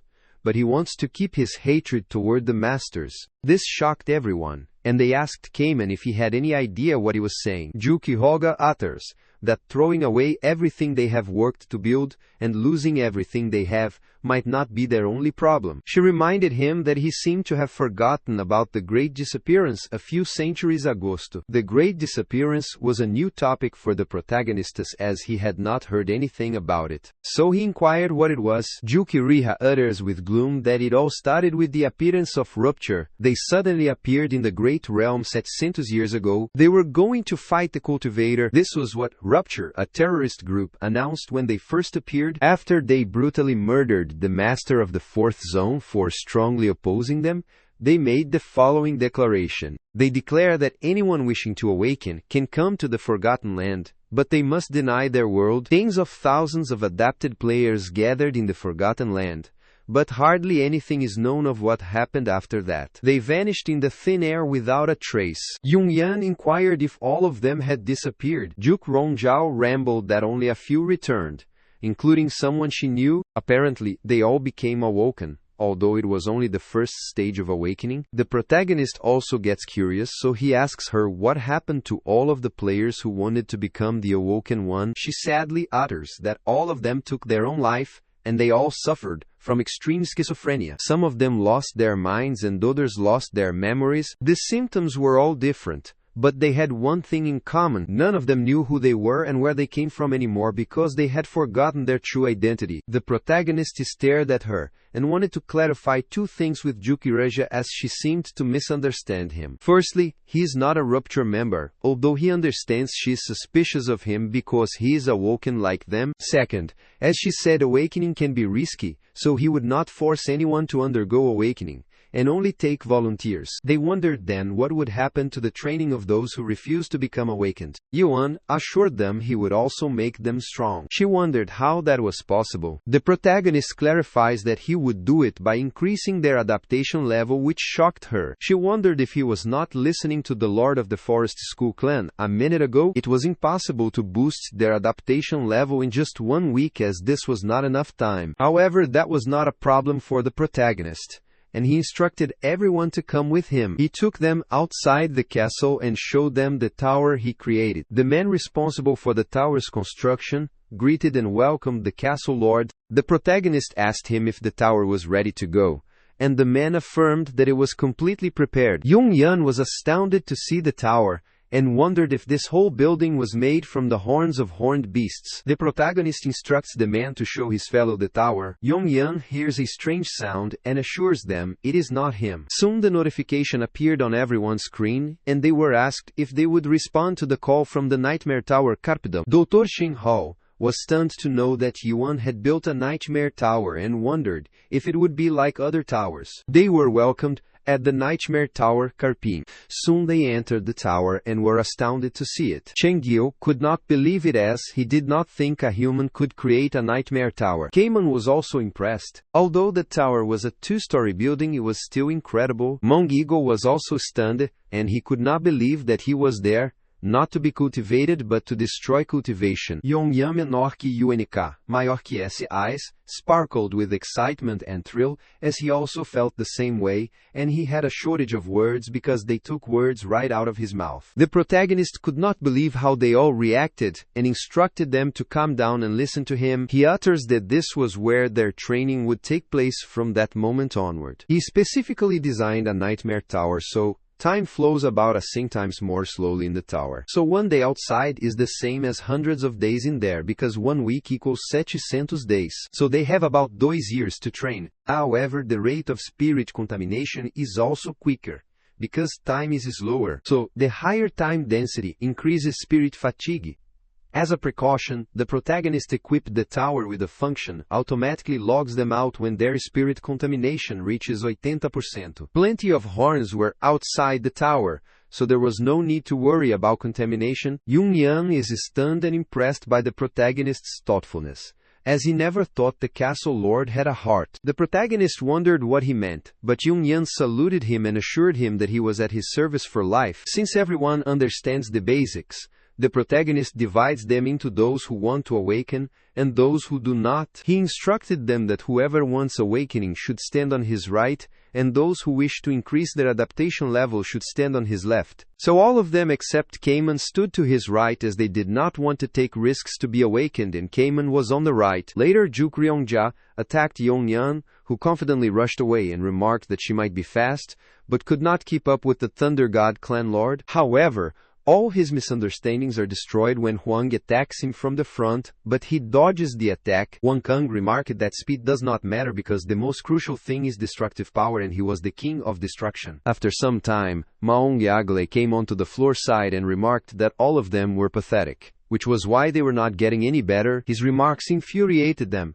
and they all rushed to attack him simultaneously, which terrified Meng, and he rushed away. Mujuk is watching them train and is amazed by how the protagonist suggests they should train. He recalls when they divided into groups and was stunned to see that Cayman was the only one who wanted awakening. Cayman confidently nodded, and Jukurangja asked the protagonist how he planned to increase the adaptation level of those who did not want to awaken in. She knew it was not easy for higher stage adapted players like them to level up, because either they needed to reach a certain awakening level, or they had to level up by learning a new elite level skill. He assured her that was not a problem, which shocked her, and she wondered if he had any idea how hard it was to find elite level skill books. She asked him what he suggested, and if they were supposed to rob the safe of one of the 5 families. Her taunt straightly struck Yongyan, as he had been at the safe of one of the 5 families and robbed the skill book. The protagonist smirked at hearing this and said they do not always need a skill book, as they could learn from a teacher. Jukranja wondered if Yayan would teach them, but he refused, which shocked her, and she wondered who would teach them. She understood what he meant, and surprisingly stared at him and uttered, It can't be that." The protagonist smirked and affirmed that that was right because from this moment onward they would teach each other. Mujuk was impressed, and the idea of making them learn each other's skills was genuinely remarkable. The clan lord was so proud and arrogant that he was confident the idea never occurred to them. Thinking about this, he wondered who the strongest clan lord out of them was. And all of them simultaneously uttered that they were strong. Meanwhile, Mongiegel rushed away to protect himself from their attacks, and called the fool. Mujuk was not sure if the castle lord's plan would work, and wondered how Cayman was doing on the second floor. On the contrary, Cayman was practicing on the second floor with his sword and can't recall how many times he has repeated the same thing. He swung his sword and tried to remember if it was hundreds of thousands or millions of times. Then he refused, as he supposed he might have done this 10,000,000 times. While indulging in his deep thoughts, Yuan instructed him to hurry up as they had much more to do. Cayman swung his sword and asked the castle lord if he would get more substantial like this. The protagonist wonders why he is still asking, because he should be able to sense it now. While practicing, Cayman could see that golden particle, and the protagonist asked him if he was still afraid that he would not be able to beat the other adapted players. Cayman utters that he knows better than anyone, and has no talent. Yian refuses and recalls that he is unlike other clan lords, who were blessed by being over-adapted. Cayman reached his current level through hard work, determination, and earnestness, and he has not forgotten himself even after discovering suspicion. It is not the talent that leads a person to awaken. It is that kind of willpower that Cayman had. Cayman doubts his skills and asks the castle lord if he genuinely believes he can do it. He is shocked to hear that Yuan considers him. The protagonist wants him to trust his judgment and work hard. Cayman grits and then enthusiastically swings his sword. Later at night, the girl with chains, Solia, drank water and sighed as she felt better. She stared at the tower, as if Carpe Diem was a nightmare tower created by a human. She laughed because even after all these centuries, the people of Gorgon were still foolish enough to think they could change something. She looked to the side and asked her master if she was right, and Dr. Chango furiously stared at her and asked Sioha what she was up to then, which made her return to Gorgon. Qingyu came out of the darkness. She chuckles and utters that there is no way to greet someone they have not seen in ages. She wants her master to return as everyone awaits and needs him. Qingyu already told her that he was not going back and he refused to work with those inhuman masters. However, Sealia is persistent, and she clarifies that they fight for humanity's sake, and are the only ones fighting for humanity, because that is what Rupture is all about. Qingyu refused, as they took advantage of humans, and he knew that Rupture had been a lost cause ever since the Great Disappearance. They have lost their purpose and goal, so they are just a bunch of terrorists. This made Ciala laugh, and she apologized as she could not help but wonder how he could say that. After all, he was one of the people who planned that Great Disappearance. Qingyu went ahead with his head down. He clarified that was not true because he did not want that. Cialia utters that, although it did not happen exactly as she planned, he did not stop the Great Disappearance and just let it happen. She appreciated his effort,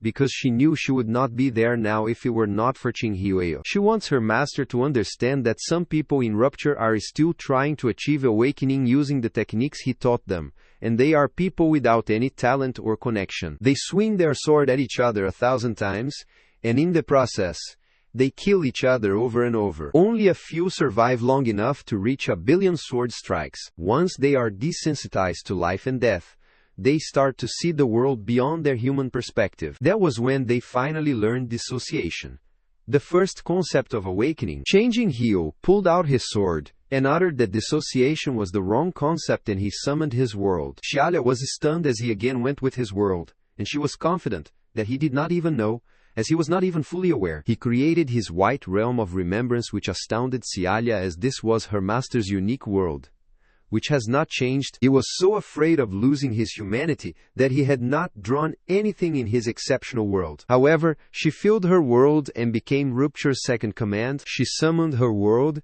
and the chains started surrounding him. He was startled, and the chains bulged out, and her world was covered with blood. Shinhyo heard that she had become one of their leaders, so they asked if this meant she had finally reached the third stage of awakening. Fiolia stared at him and asked if he thought she was only at the third stage of awakening. Shinjo looked down at her world and saw the blood and many of the corpses, and was stunned. She asked him if this world looked familiar to him as it was the Great Disappearance, and inquired how it felt to see his masterpiece, the landscape of deaths. Cialia utters that the living does not imitate the dead, and he knows that nothing changes in the abyss just as she did. The world will never change, so she wants him to return to rupture with her. However, she was startled when Shinhyo uttered that the world could be changed, and surprisingly she asked him what he meant. He repeats that he said it can change, and he recalls the protagonist and rambles that chaos will change this time. Sonia could not believe her master still had that look on his face, and asked if the new castle lord had changed him. She clarified that they were doomed to fail, just like he failed in Chaos 900 years agosto, and in the Great Realm 700 years ago. Just like when he abandoned them and ran away, he would repeat it. But she assured him that he was free to try again if he liked, because Rupture would be watching him. At the same time, Cayman was training at the Carp Time Tower, and successfully reached the first stage of awakening, which was suspecting the world. Then he reached the second stage of awakening, which was understanding the world of suspicion. Lastly, it was his turn to reach the third stage. The protagonist rushes towards Cayman and instructs him to snap out of it. He strikes with his sword, pushing him away, and Cayman returns to his senses. Cayman stared at the protagonist approaching him, instructed him not to disappoint him, and instructed him to fight with all his strength. He is stunned to see the castle lord attacking him, and can't think of a way to beat him. He can't fully comprehend the castle lord's power and wonders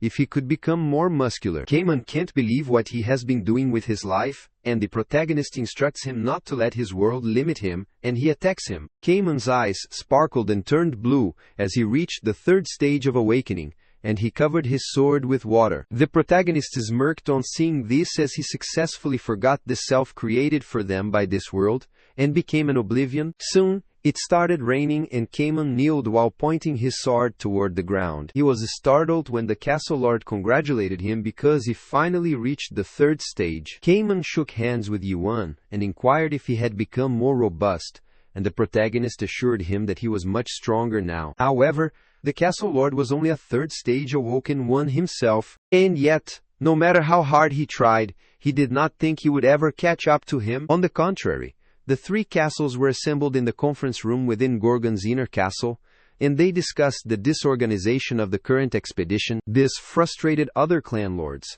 and they inquired if they were refusing to acknowledge the castle lord as the head of the expedition. Still, other members were reluctant, as Gorgon could not organize its expedition because that violated the Four Castles Agreement. However, they do not care about the violation because the Four Castle Agreement has not been in effect for ages. Yungyang gets furious as they never say a word, while assembling the expedition, and wonders why they suddenly complain about fairness. This makes the other lord furious, and he wonders how he dared to talk like that. Prime Minister Jurjon Chiver angrily grabbed his head and said they had gathered there that day because of the Golden Sky incident. He requested everyone to calm down to get back to the topic. Hwi Dongogao, the cold-hearted castle lord of Garuda, who was an 8-stage adapted player, agreed with him. Now that he mentioned it, so he would say what was on his mind. Asa Lindkraftoft, the castle lord of Dryad, agreed that Hwi Donga does have a point,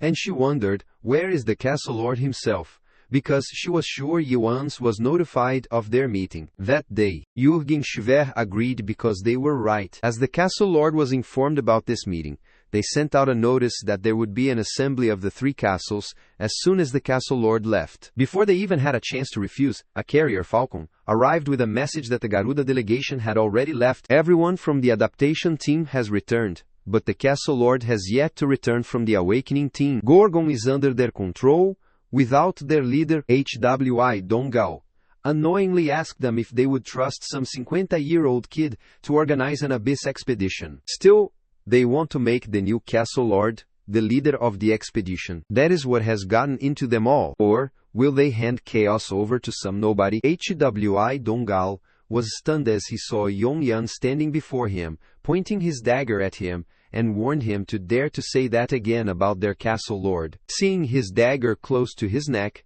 Hwi Dongala wondered what Yongyan thought he was doing, and if he suggested they fight this out. This angers all their opponents, and Hibonkang is furious, and steps forward to protect their castle lord. Yong clarified that if they wanted to change the expedition leader, they had to fight them first, because they had no intention of changing leaders. In the battleground, the fight begins between Wong and Yang. Yang asks if Huidong is scared, but Huitong chuckles and says he will let Yang have the first strike. Yang says he was going to strike first anyway, and tries to slash Wong, but he dodges his attack with a swift movement and says Yang sure is quick. Suddenly, Yang tries to stab Huidong, but he stops his attack with his shield and says he is impressed that Yang has just become a 7th stage adapted player. Huidong pushes Yang back and says he admits Yang is stronger than he thought. But he tells Yang that no matter how hard he tries, he will never be able to overcome the limitations of his adaptation level, and,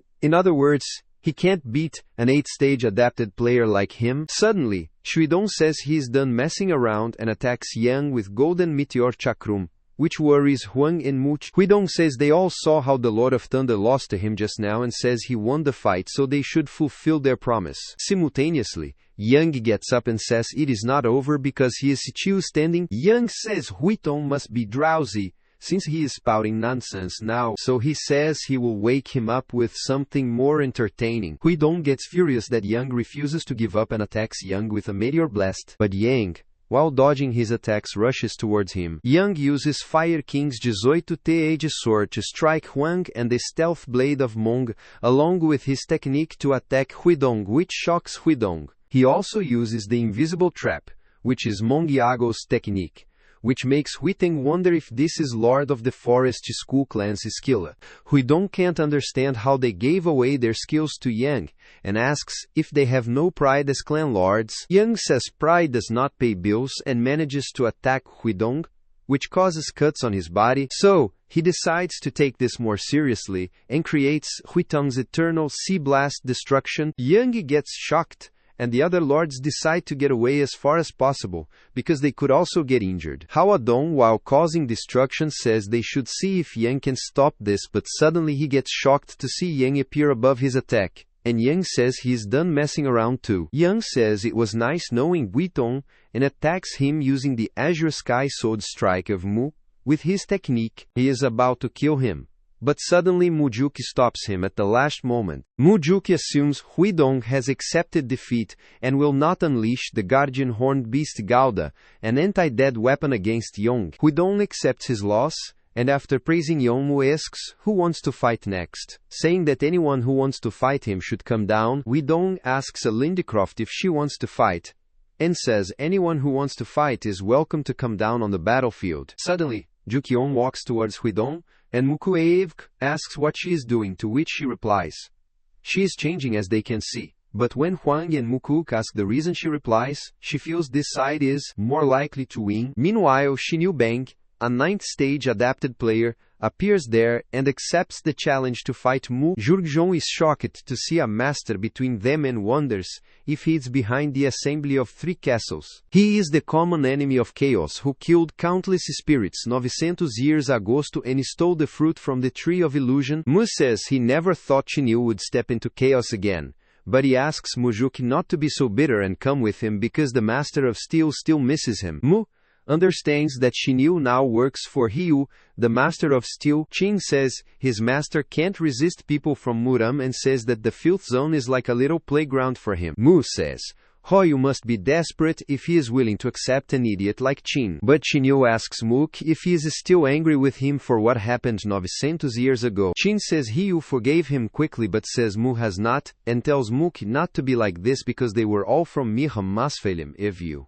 Qin says they have been through a lot, but Mujuki gets angry and asks if he has the nerve to say that after betraying the Miham. Suddenly Mujuki attacks Xinyu, but he stops his attack with his hand, and says, this is no way to greet someone he has not met 900 years ago. Mujuk, while attacking him, asks him how long they have been manipulating the lords of Durad, Garuda, and the ladies of Faith Clan. But Qin says he has no idea what he is talking about. Xinyu, while blocking the attacks, says they only help them make the best decision, because the Lord of Gorgon, along with Mujuk and some others, were living in their little delusion. While Ais is watching the fight, Hyung suddenly appears there, and tells Ais not to change her mind because she made the right decision. Azakatesias remembers when Hyung came to her and told her that Juan was even more dangerous than the Golden Sky Clan, because trying to use the Abyss expedition to unite chaos. Hyung is the envoy of the Master of Steel, and he told that Hiyu cannot think Hiyu has designated Yi as a threat. They used to call people a threat who wanted to bring change in chaos, because every time a threat appeared there was a sign of hope in chaos, which afterward turned into despair. Hyung told us that chaos would have a lot of bloodshed if they did not get rid of Yi-han,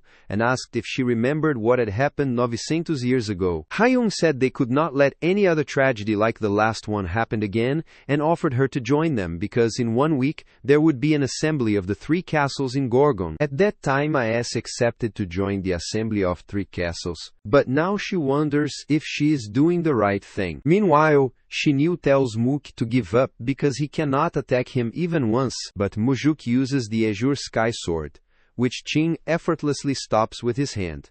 Because there is a big difference between the 8th and 9th stages of the adaptation level, he tells Mucha to fight him after reaching the 9th stage and knocks Mujuk with a single hit on his chest while saying he can't even scratch him until he has become a master. Jukryong is shocked that the masters are really on a different level, and she can't believe Chin knocked Mujuk out in 1 hit. Jukryong thinks the handsome master is not even one of the Grand Masters of the Dose Zones, nor is he a general or a warlord, the most powerful rank of the Grandmaster, but a lieutenant general, the lowest among the 3 top ranks.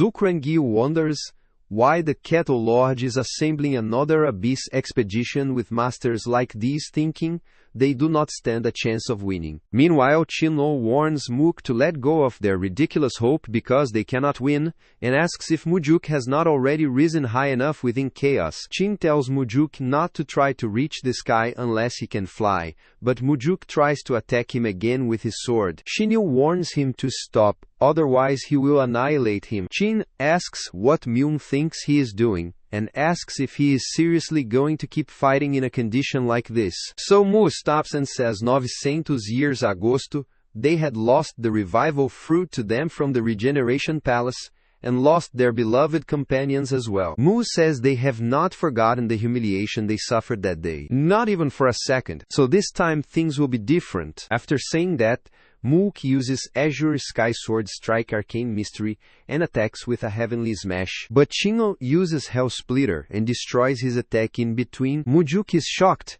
and Chin says it is a shame that they lost again just like they did 900 years ago. Chin holds Mujuk's head, tells him they cannot change anything, and tells him to blame the Castle Lord for giving him these silly ideas. Suddenly, Cayman appears there apologizing to Mujuk for being late, and tells everyone that the Castle Lord has some business to attend to, so he will be late. Cayman, while taking out his sword, says he will fight the Castle Lord's behalf. Jurgjong wonders what on earth the Castle Lord is doing, because the Abyss expedition is going to fall apart before it gets off the ground. Cayman tells the Prime Minister to relax because he has come and asks Mook if he is okay. Mujuk warns Cayman not to think of fighting Chin because he is no match for him, but Cayman tells Mook not to worry about him. Cayman tells Huang and Mong to take everyone and stay as far back as possible, but Mong asks what Cayman is talking about. Mong is worried because even if they all try, they will not be able to beat Chinyo, but Cayman requests Mong to let him fight alone with Chen, and this shocks Mong. When Cayman says he is seeing Chin after a long time, Chin asks if he knows him, and vaguely remembers that Cayman was the amateur from before, who wanted to join the Abyss expedition but could not kiss Pity Hayretz, so, because he was not good enough. Cayman says that was before, and Chin says, seeing that Cayman has the nerve to stand in his way, Chin assumes that his abilities have improved a bit since then, and Cayman asks if he would like to see himself. Chin attacks Cayman to see what he has got, but Cayman stops his attack with his sword, pushing him away. Shinyu gets impressed and asks him about the skill he just used, to which Cayman replies that it is not as powerful as a strong stab, but it is stronger than a normal stab, and it is called a full-force stab. Cayman tells Chin to try his hardest because if not, then he will kill him, so Chin gets furious and asks if he is kidding. Chin asks if Kamen thinks someone as weak as him could kill him, and he furiously attacks with full force. But Kamen blocks it and says Chin will die here. Chin immediately attacks with multiple dark hands, but Kamen remembers the time Yise congratulated him for reaching the third stage after doing these billion stabs.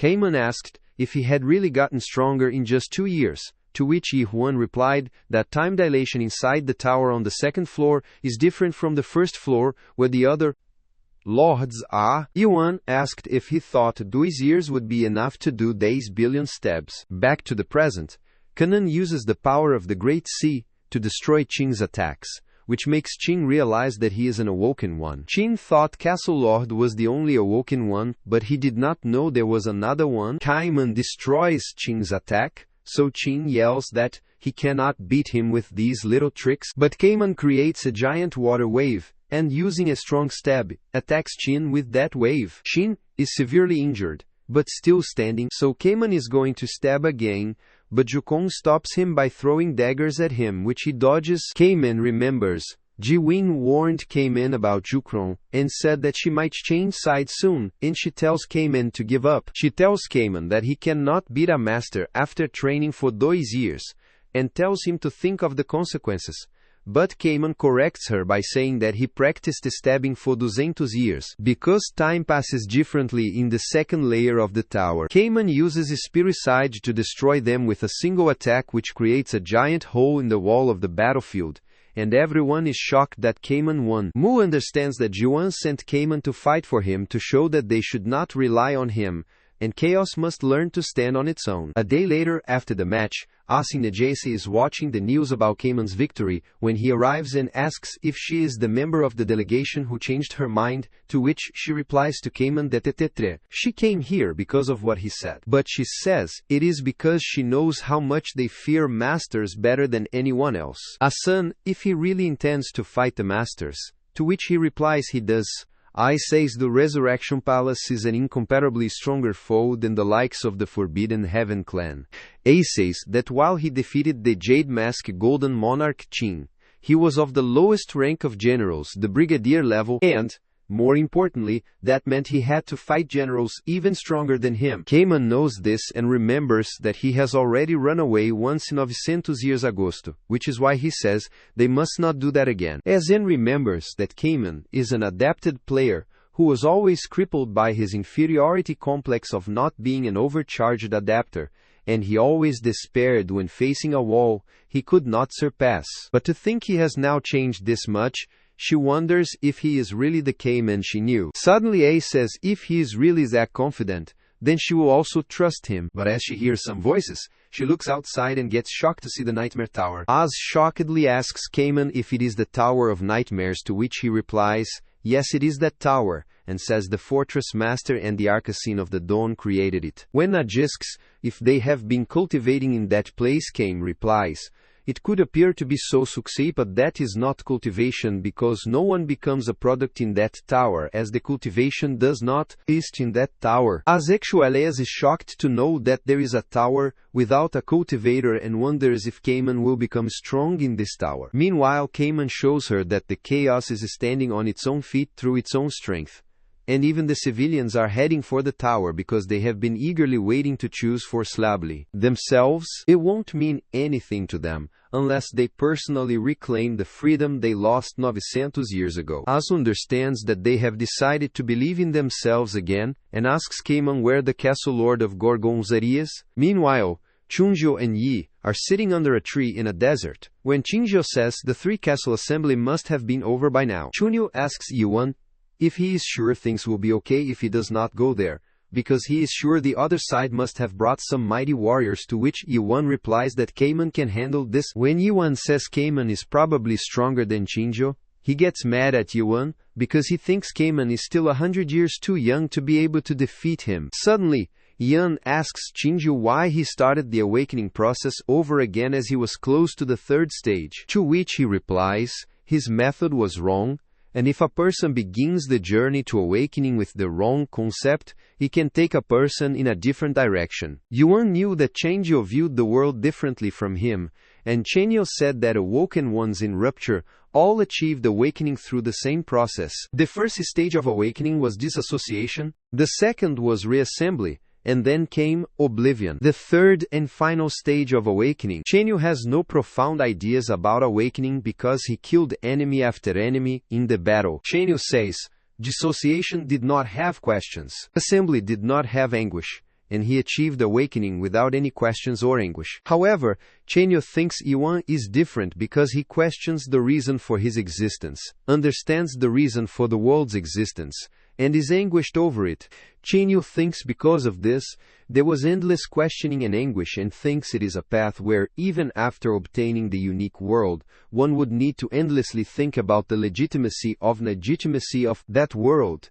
And it is a path of thorns. Suddenly Chinjo tells Yan that the tower's third floor was created a few days ago, and based on what Michael said, the time density there is 10 times denser than the second floor. Chenyo assumes Yuan was training there when he was away for 2 days and asks him how many years he trained on that floor. To which Yuan replies that he trained for 000 years. Chenyo is shocked to know Yi trained there for 1,000 years, and asks if Yuan is expecting him to believe that. When Yuan asks if he is going to talk to him in a formal tone if that is true, Chenyo asks if he is messing around with him. Chenyo asks how long Yuan stays in the tower, to which Yuan replies, he is not able to stay as long as he wants. Suddenly Yuan says they should get going, and while heading back Chunga says, it does not matter how long Yuan stays in the tower because he has lived for 1,000 or 2,000 years, so he will always be a kid. Chenyo asks if he is really heading toward the recovery palace now,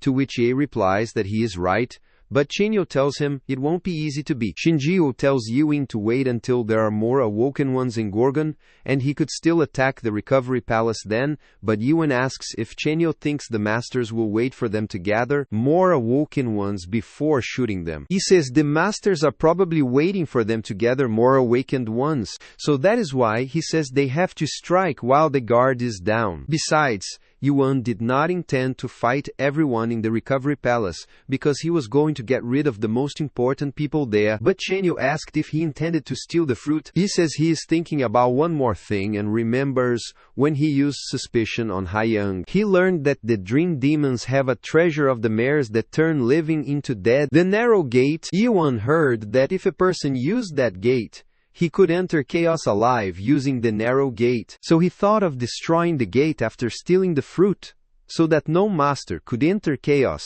Yuan knows the masters can cross over if they die in the process, but he knows there probably won't be a lot of them who would want to go that far. In order to do this, Yuan has to pass the Manticore fortress that has an alley that leads to the Resurrection Palace, but it is controlled by the Golden Sky Clan, and there is no way they will let them pass by. When Chinga asks what he intends to do, Yuan, while attacking the fortress, says he will do what he has always done. Chenjing is worried because they have to take on the whole fortress by themselves after attacking them, so he tells Yuan that they should sneak in without anyone knowing. But Yuan tells him that he is going the same usual way. Changing reminds Yuan to save his strength because Manticore is just a gateway to the recovery palace. Suddenly all the Golden Sky Clan troops in the fortress rush to attack Yuan, and he uses shallow stabs in defense to deal with them. Meanwhile, Ilhin watches Yan fighting on the screen and feels that it is his first time thinking the rumors are not exaggerated. Ilhin knows that from the destruction of the north branch of the Golden Sky Clan to the Path of Waves, always done by Yuan, and while watching Yuan's clip from when he defeated the Tower of Nightmares, he realizes Yuan was the product that the Master of Darkness asked him to look for. Suddenly, Siren comes there and says she can understand why the Master of Darkness wants Yuan. She's impressed by how Yuan annihilated everyone with one shot. Ilhan gets irritated by her talking and asks why she has arrived, to which she replies that Master Shinil appeared in chaos. Ilhan already knows this because when his troops were about to take over Garuda, they all got killed, and the Master was behind that. It appears to Ilhan that Shinil convinced Garuda and Dryad to join him in exchange for rescuing them. Ilhan says that first the Master of Darkness and now the subordinates of the Master of Steel are stirring up trouble in chaos and fighting a proxy war. Suddenly, Siren tells him that one of the lords of the Days clans, an expedition member, killed Master Shinyu. Il-hun can't believe this because he thinks, even if all the clan leaders attacked at once, it would not have been possible for them to win. Sirant asks if Il-hun knows the guys in the Abyss expedition team that the Goron Fortress Master made, and says one of them, the Southern Sea Clan leader, is the one who killed Shinyu. Il-hun is shocked because he thinks this is impossible with the strength of the Southern Sea Clan leader, and thinks even if he has hidden his powers, there is no way he would do something that stupid. Il-hun knows Qin is one of the masters, under the Master of Steel of the Great Realm, and he knows any master who is Brigadier General, and above is an important person since the Great Realm is in the bulk midst of a power struggle. Il-hun thinks the Southern Sea Clan must know what it means to mess with Qin. But Siren asks Il-hun what he will do about Yan because the Master of Darkness will be in a rage if he knows his product is poking around things. Il-hun says this is actually better for him since what he was supposed to find came looking for him himself, and says he has sent the undead ghouls after Yi-1, the monster Siren created that can use the power of undead. So he says there won't be any problems. On the other hand, Yi-1 has killed all the ghouls, but Qingjiu tells Yi-1 that something is not right, because there is no way the Forbidden Heaven clan fought the whole of Chaos with just this level of troops. Yi-1 says that is not true, but as Qingjiu asks what he means, suddenly Ghoul appears there in large numbers and surrounds them from all sides. Qingjiu feels they give such chaotic energy as if he is looking at the dead, and suddenly, a man standing on the roof of a building nearby asks if Yuan is the famous Pathfinder, whose name has been going around lately. When Yuan looks up, the guy says, "It is an honor to think he will meet the protagonist of the rumors," and he immediately jumps down from the building with his subordinate. When the guy says even the divine physician is also here,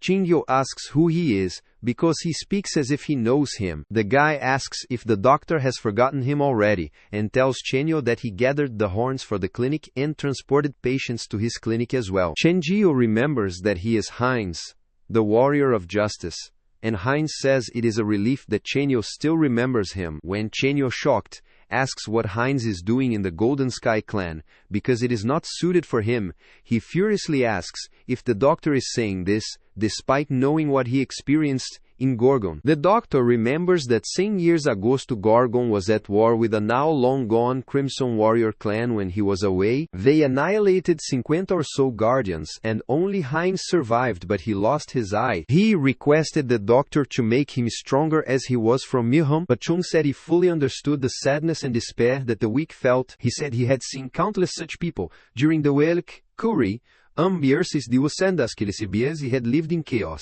Qingjiu said he could not grant everyone's request and left after apologizing. But now Heinz remembers his words, saying that Qingjiu told him to work hard if he wanted to become stronger. Heinz says, working hard is a luxury for those who can work hard. And while removing the clothes from his eye, he says, most of the people in chaos were not in a situation where they could work hard. Qingjiu is shocked to see his eye. And Heinz says he has worked hard to protect the justice. He has protected his whole life and worked hard to break that belief. When Qingjiu asks why Heinz looks like that, he replies, the weak righteous warrior, who was a second stage adapted player, died a 100 red years ago, and he is Heinz, the vice clan leader of the Golden Sky clan. Heinz says he has heard that Gorgon Castle Lord can only do stabs, so he wants to see what Yi-1 has got.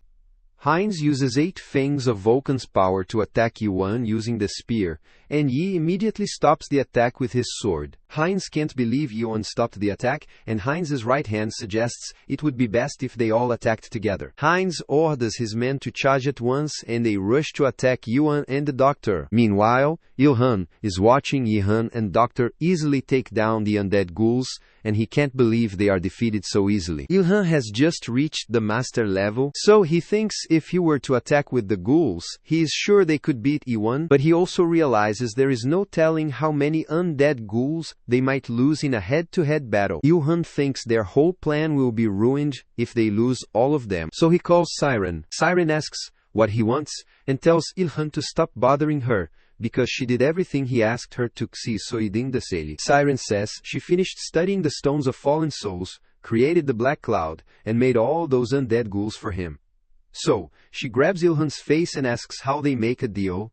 Ilhan shockingly looks towards her. On the other hand, Highness is shocked that Ian has earned all these titles like the Legend of the Path of Waves and the Pathbreaker of the Impossible in just 1 month. Heinz does not like this because he has been there for over 200 years, but he is still a mere warrior. Heinz wonders how someone can become a castle lord in just 1 month, so he furiously rushes to stab Yuan while yelling that he will show what his true power is to the castle lord of Gorgon. Meanwhile, Yuan sees Heinz coming, so he immediately dodges the attack, and the attack breaks a giant stone into pieces. Heinz yells that this is the power of his hard work, but suddenly, Yuan, while saying this is enough, attacks Heinz with such a strong blast that it burns half of Heinz's body. Yi asks if everyone in the chaos is the same, but Heinzman wonders if Vice Lord is almost a 9th stage adapted player and how Yan pushed Heinz back so easily. The guy tells ghouls to attack Yuan first because they need some time for the Vice Lord to recover. Meanwhile, the doctor attacks the Heinz's guy, and Yuan also launches a destructive attack by saying that everyone there claims to have worked hard. Suddenly, Heinz's spear falls from his hands because he is looking at an unbelievable scene,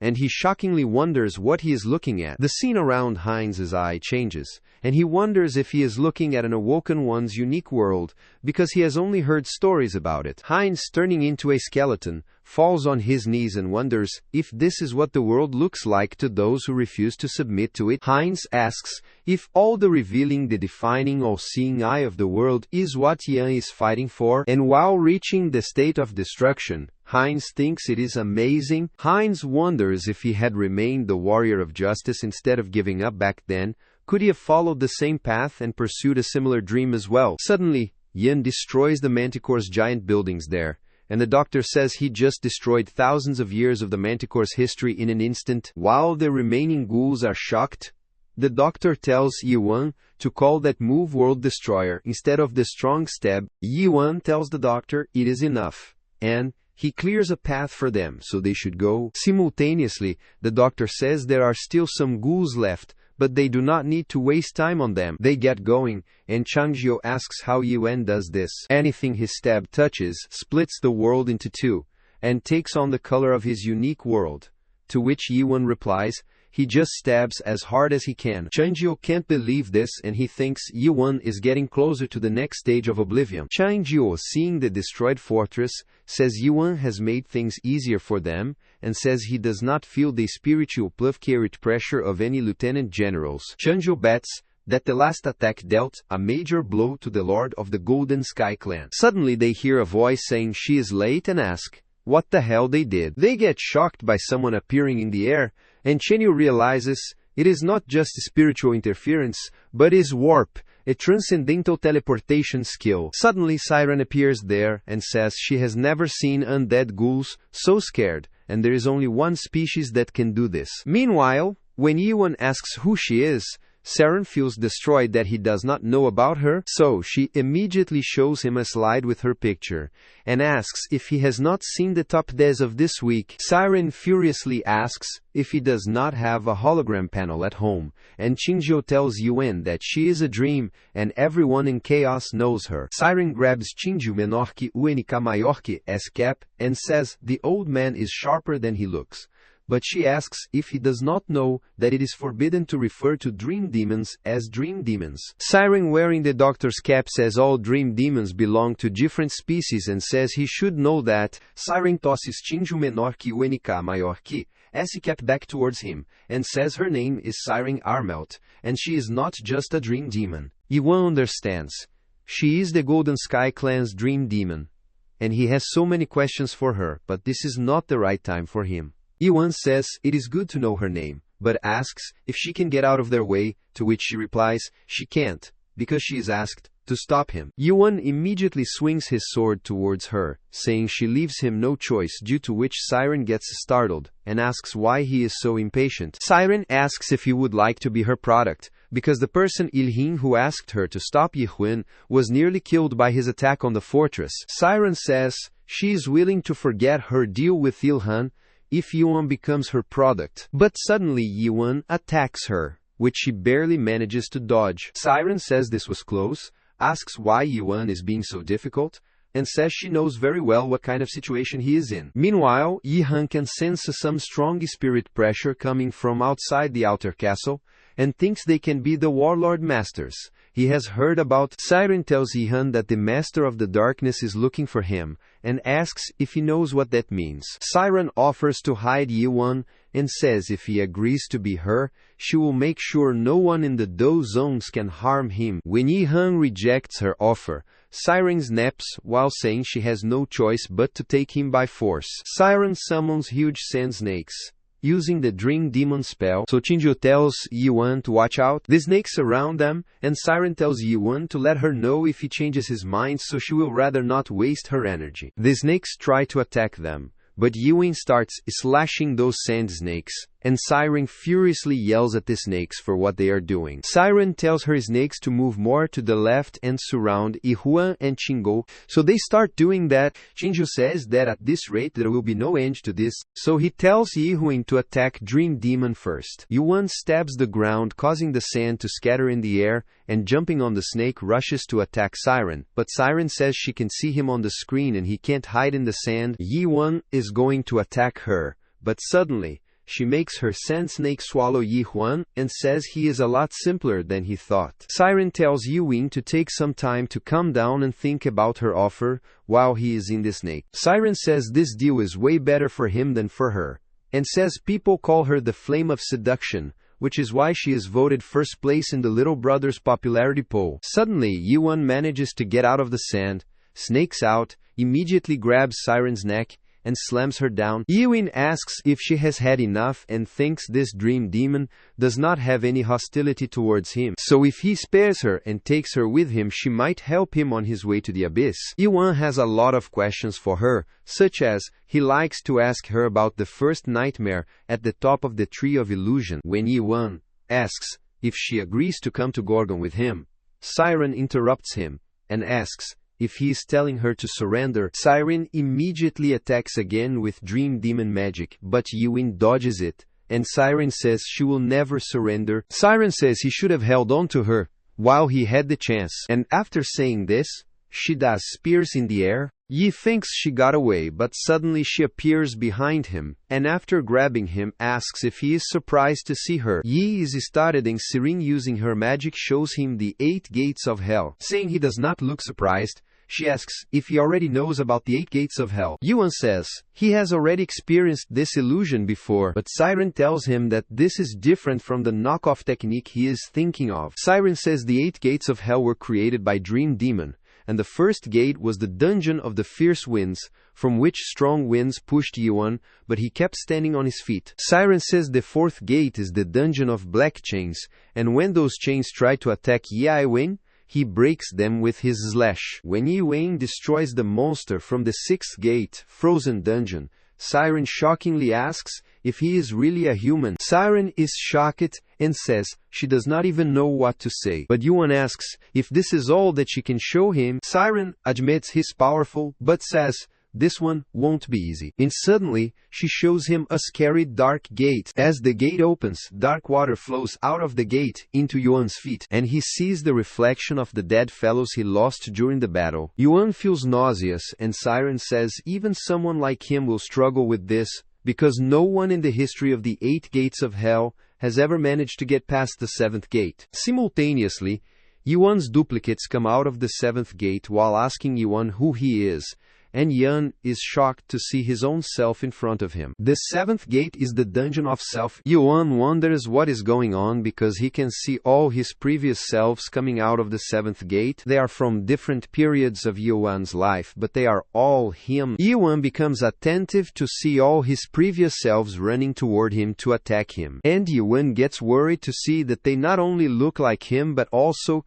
use the same techniques. Yi-won assumes they act and think like him as well, so he realizes they are going to attack him to test how strong he is. Yi-won has no choice, so he has to stay one step ahead of them and beat them with pure skill. The Yi-won rushes to attack his previous self, and, while dodging their attacks, he thinks, as expected, they can only stab. As Yi-won stabs one of himself, suddenly smoke starts appearing there, and he wonders from where it is coming. Yet he realizes it is not just any ordinary smoke, because suddenly one of his old selves appears behind him. But Yi-hun immediately stabs through him. Yi-won's previous self gets close to him, which startles Yi-won, and it turns into smoke while telling Yi to stop. Meanwhile, Young gets a flashback from his memory, where his comrades are lying dead on the ground, and one who is standing with a gun in his karain, and apologizes to him. Yuan remembers it is something that happened not long ago before he entered the tower. Yuan's comrade, while crying, tells him that he really tried, and after putting a gun under his chin, he committed suicide while Yuan was telling him to stop. He was Yuan's successor, a military advisor, and tormented by the bullying he experienced. He killed all the senior soldiers and commanders in his squad in the middle of the night. Yuan was the only member of the squad who survived, and all the commanders were replaced. From the platoon leader to the battalion commander, Yuan got off with a light punishment, because they found out from the diary of the dead soldier that Yuan did not bully him. Yuan was only locked up in the guardhouse for Queen's days, and he wished he could have saved that soldier. Yi thinks that maybe that is when he started to hate the whole idea of the system. He thinks maybe he was already living in a system long before he entered the world of skills and state. Yuan continues slashing down his other selves and thinks he lives in a world where a massive system oppresses individuals. As he continues killing his previous self, he gets flashbacks from that time of his life, and it is becoming difficult for him to control himself. Iwan gets emotional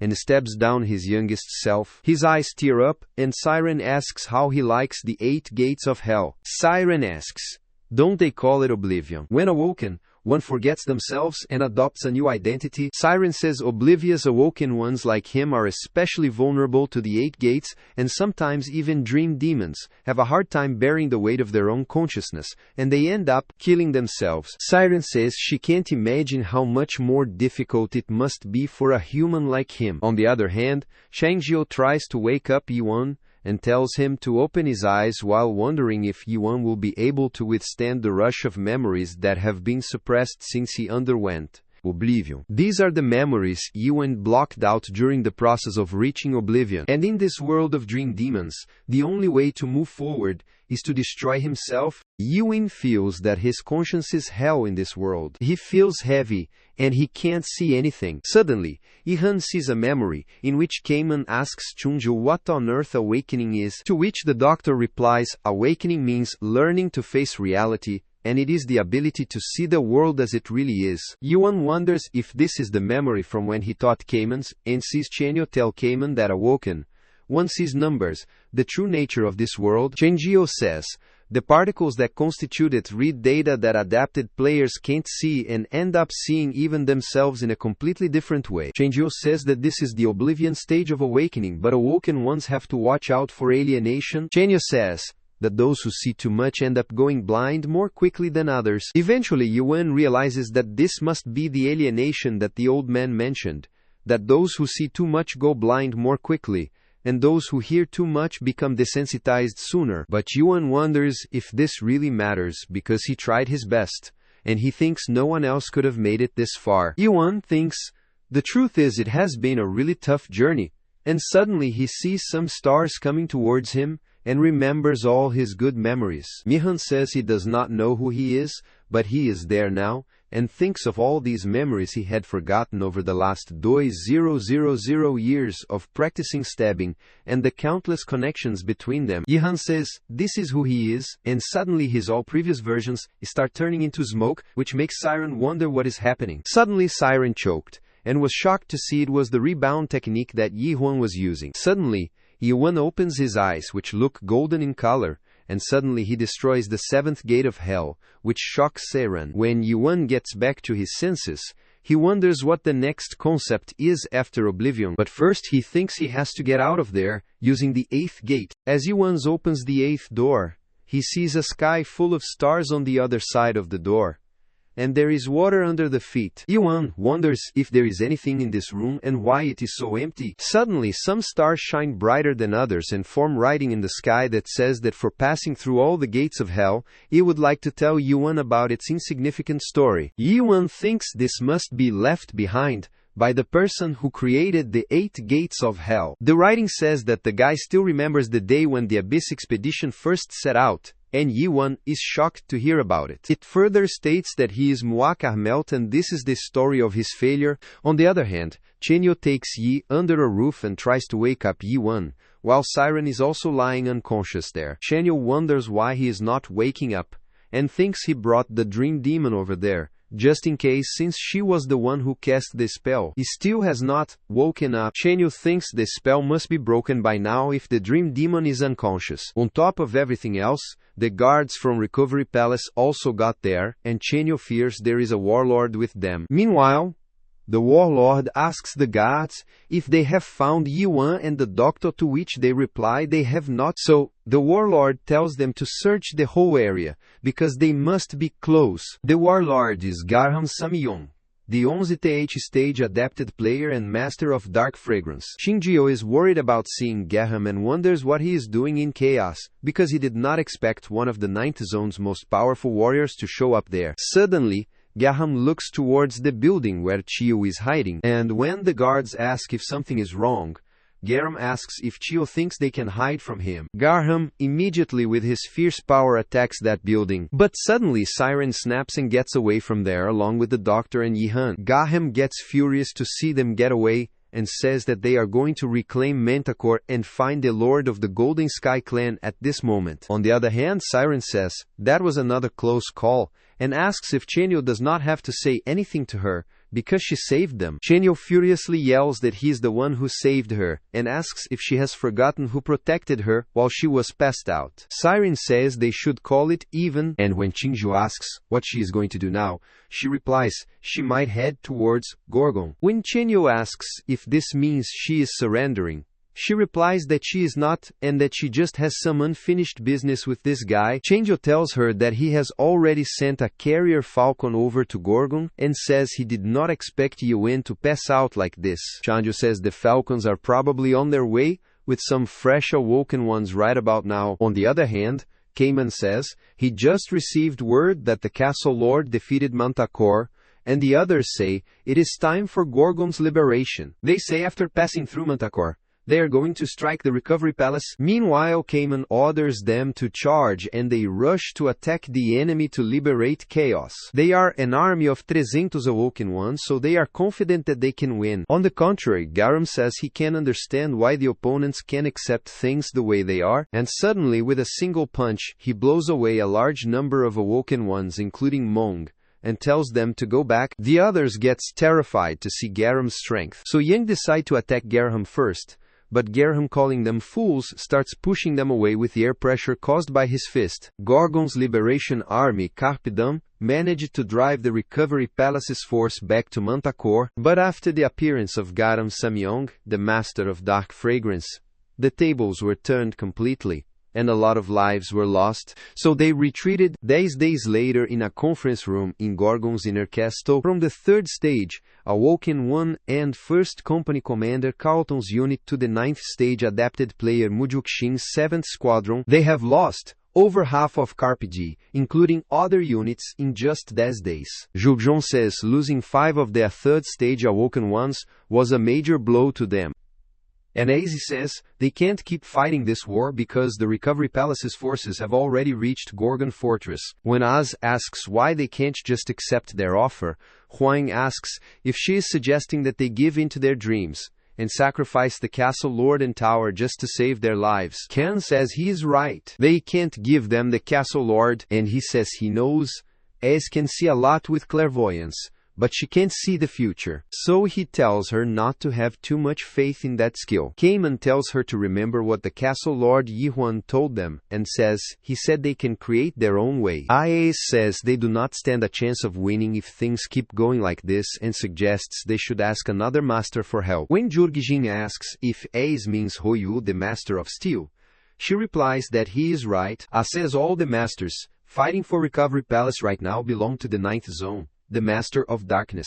Jurijon says he is sure they are all aware that the Master of Steel learned to sabers and the Master of Darkness are long-time enemies, but the Jurgen says they killed the handsome Master, the envoy that Ryu sent. Jurgjeon says he is not dead because anyone who comes in chaos through the narrow gate returns to their original body if they die. Kamen says even if the Master of Steel is willing to help them, they can't ask any other master for help. But when Aiz asks why not, Kamen replies that chaos needs to liberate itself. On the other hand, Shinjo has arrived at the castle with Yuan and Siren, but he yells at Siren that she is the one who put Yuan in this state, and asks why she can't wake him up. Changing asks what kind of spell she used on Yi because he has been out cold for 10 days. Siren asks if he will stop yelling because he is a doctor too, and tells him to wake Yuan up instead of just standing there and complaining. Shinjo yells that he would have done that already if he could, and suddenly he asks why Siren is still there because he thinks she is working with the Master of Darkness. Siren replies, who cares about that? Because the human Yuan just beat the 8 gates of hell. Shenyo, when he knows she used that spell, asks if the Forest School clan uses that skill well, and says there is no way a weak skill like that would knock Yuan out. Siren feels offended and says the 8 gates of hell is a powerful skill, and it was originally designed to be used on humans in the first place. Siren says only dream demons can unleash the skill's true power, but she was hoping someone could beat the skill. So, she taught it to the Forest School clan, because she did not know anyone who could beat it. Siren says she has seen Yuan beat the 8 gates of hell several times, because the spell is cast by humans, and it was the caster's mind that was broken, not the skill itself. Siren says Yuan is different because not only did he shatter her mind, but he completely destroyed the skill itself, and he is the first person to break through the 7th gate and reach the 8th gate and final gate. Siren tells Chio that the 8th gate is the reward gate,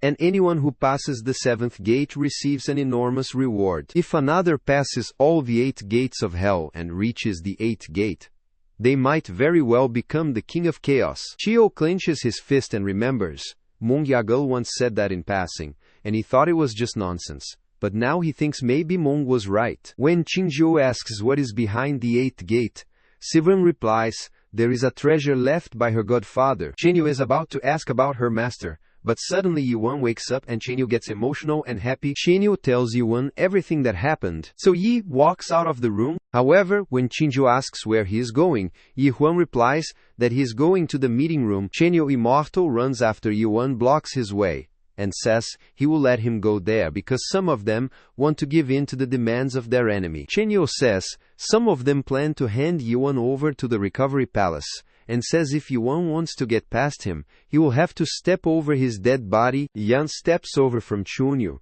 which makes Siren laugh, and the doctor gets shocked. Suddenly Yuan goes inside the meeting room where everyone is already present, and Kamen and Hong are happy to see the Castle Lord is awake. Meanwhile, Jurgjeon is ashamed to face Yuan, but suddenly when Yuan says he is going to the Recovery Palace, everyone is shocked. Kamen shockingly asks what he's talking about, and says he cannot go while Yong also clenches his fist and tells Yuan to reconsider. The Yuan tells them not to make those faces because he will be fine, but Cheng slams his hand on the table and asks if Yuan knows that a lot of their companions are dead while was unconscious.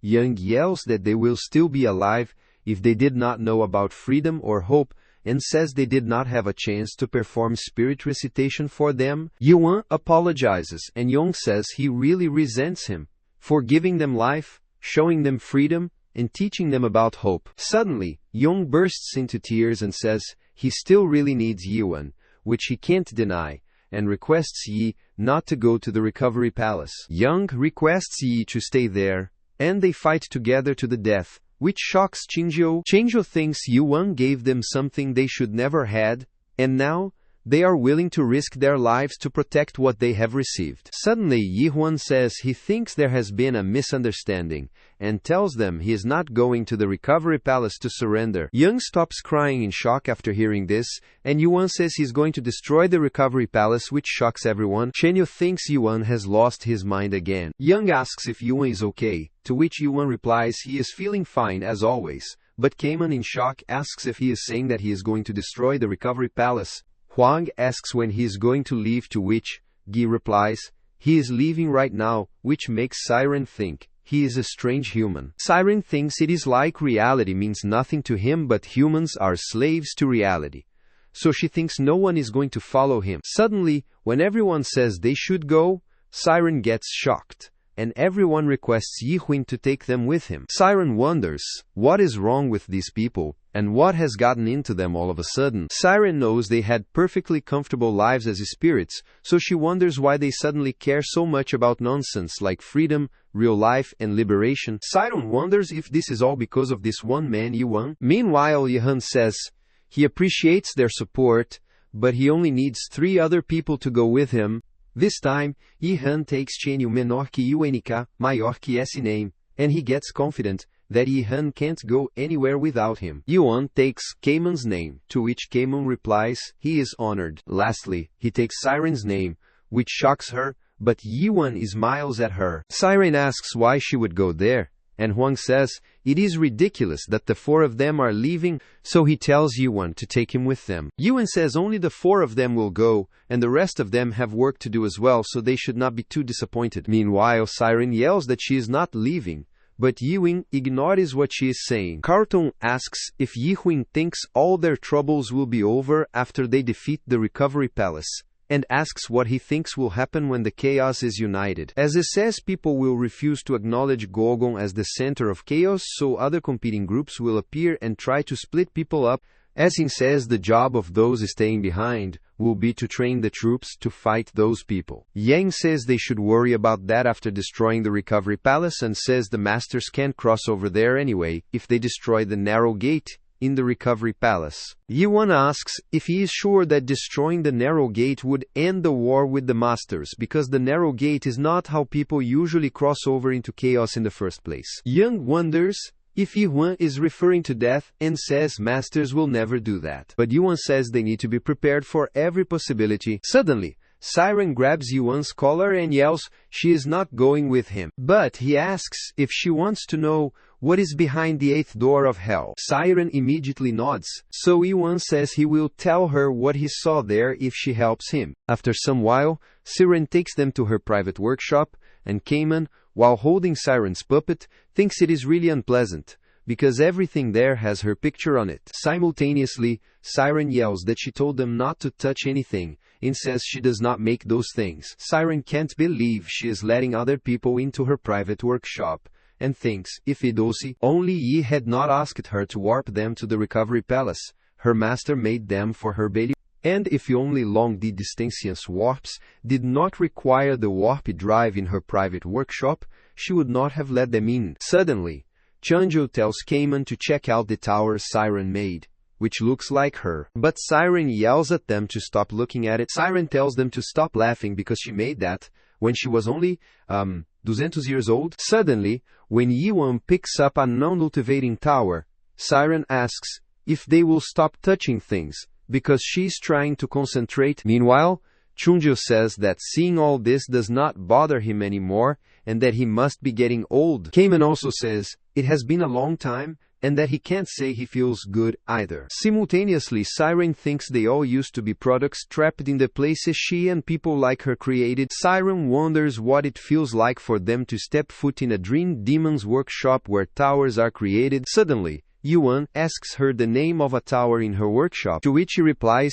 it is called the World After the Fall. Yuan gets shocked, and Siren says it is not complete, because she came up with the idea when she first saw Yuan. Siren can't even begin to imagine how Yuan feels after seeing the tower, and realizes she never thought about the towers from the product's perspective. Suddenly, Siren prepares the gate to reach the Recovery Palace and tells everyone it is ready and they should get in. Siren feels strange for some reason, and feels something is wrong, but she is not sure what it is. Siren wonders if this is how her master felt when he embarked on that expedition. On the other hand, in the Recovery Palace stronghold area, a guy is sitting on a rooftop watching people arguing for cutting in line, and he calls them fools. The guy thinks if they could be reborn, they would be taken straight to the fruit store room, not the waiting room line. The guy says they have been waiting for 6 months now, and wonders why they do not just give up. Suddenly, someone calls this guy Lord and asks if it is true that the Lord has been there for 3 years.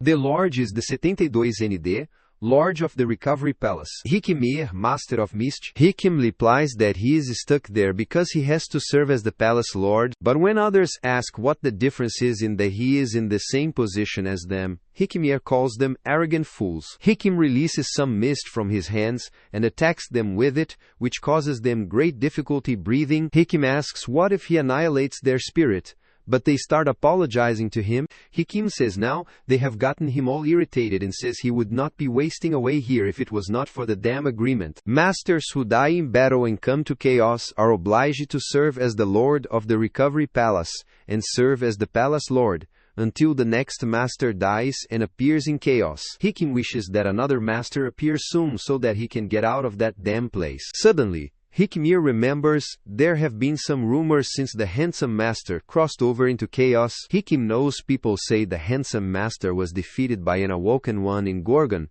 and that they are assembling an abyss expedition or something to attack the recovery palace. Hikim thinks it is nonsense because they will never dare to attack them. But considering that a bunch of masters from the 9th zone recently came to chaos through the narrow gate, Hikimir realizes something must be going on. Hikim is not allowed to leave the palace because of his title as the palace lord. Suddenly, Hikimir sees a destructive attack approaching him, which he stops with his strong breath and asks who this is. Hikimi thinks it is an offset interference, so he, while taking out his weapon, thinks whoever it is he is as strong as him. Hikimir rushes to attack while asking if he is the castle lord of Gorgon, but he sees his stab is stopped by water, and this is Cayman saying he is not the castle lord. Hikim gets furious to see Cayman, and Cayman says they are seeing each other after a long time. Meanwhile, Chinjio and Yan also arrive there, and Cayman says he is there to get revenge for what happened 900 years ago. Cayman starts attacking Hikimir, but he dodges his attacks and blows a blast of mist from his mouth, due to which Cayman is unable to see. Cayman is furious because he is unable to find Hikimir in this mist after all the training and thinks he is useless. Suddenly, Cayman remembers Yuan's words, which is that he told him to trust himself and his senses. Cayman's eyes are closed when Hikimir tries to attack him from behind, but Cayman immediately opens his eyes and stabs Hikimir. Hikimir is shocked that he got stabbed and asked if Cayman heard him coming. Meanwhile, Yuan tells Chinshio that he will head over to the Pavilion of Pleasure with the Dream Demon, and says Cayman will be fine. Chinjua says the Pavilion of Pleasure hides the fruit and the narrow gate is at the top of the recovery palace. The pavilion gives off an ominous vibe, so they should be careful. Chenyo says Cayman and he will try to reduce the number of masters heading to the pavilion as much as possible. Simultaneously, the Master of the Sun and the Master of Seven Terrors arrive at the recovery palace, and they say, "What a mess it is."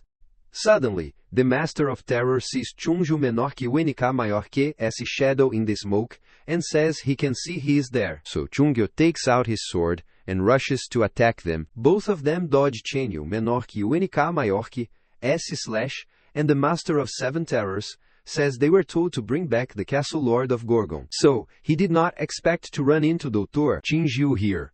Master of Sun asks how dare they attack the recovery palace and asks if they have a death wish. Meanwhile, Chenyu is worried because they dodged his slash like it was nothing, so he decides to focus. While taking out their weapons, Masters say Chenyu still has time to bring Yi Yuan to them, and they say Chenyu might be strong enough to face the two of them, but he can't fight all the lieutenant generals guarding the fruit. Chenyu points his sword toward them while saying to them that it is enough talking and they should hurry and come at him. Meanwhile, at the Pavilion of Pleasure in the Recovery Palace, the lieutenant generals are drinking and having fun when Reika, the cowardly master, says something is going on at the entrance. Reika suggests they should go and check it out. But the second Dragon Master tells him not to worry about it, because Hikimir will deal with it. Simultaneously, the fourth Dragon Master says, "Girls from Chaos are the best," and the third Dragon Master says he always stops by here whenever he visits Chaos. Meanwhile, the fifth Dragon Master says that castration, the union of female masters in the Great Realm, would kill them if they caught them here. The fifth Dragon Master says he does not want to be linked forever. But the third Dragon Master laughs at him. Meanwhile, the first Dragon Master says he does not know what people do not like about chaos and says it is such a great place. Still, Reika says all that noise is worrying him, so he asks if they do not think they should go and check it out. But the fifth Dragon Master says the Lord of the Recovery Palace will handle everything. The fifth Dragon Master tells Reika to stop ruining their fun and join the party. But Reika asks if something is wrong. As Reika says they should tell the warlords, the fourth Dragon Master throws a wine glass at his face and asks if he will shut up already. The fourth Dragon Master tells him to stop spoiling the mood and be quiet. And if he is so worried, then he can hot check himself. Reika, while trembling, holds his stick. So the Dragon Master asks if he wants to fight, but Reika, shaking with terror, says he definitely does not want this and that he will go check by himself. As Reika is leaving, they call him pathetic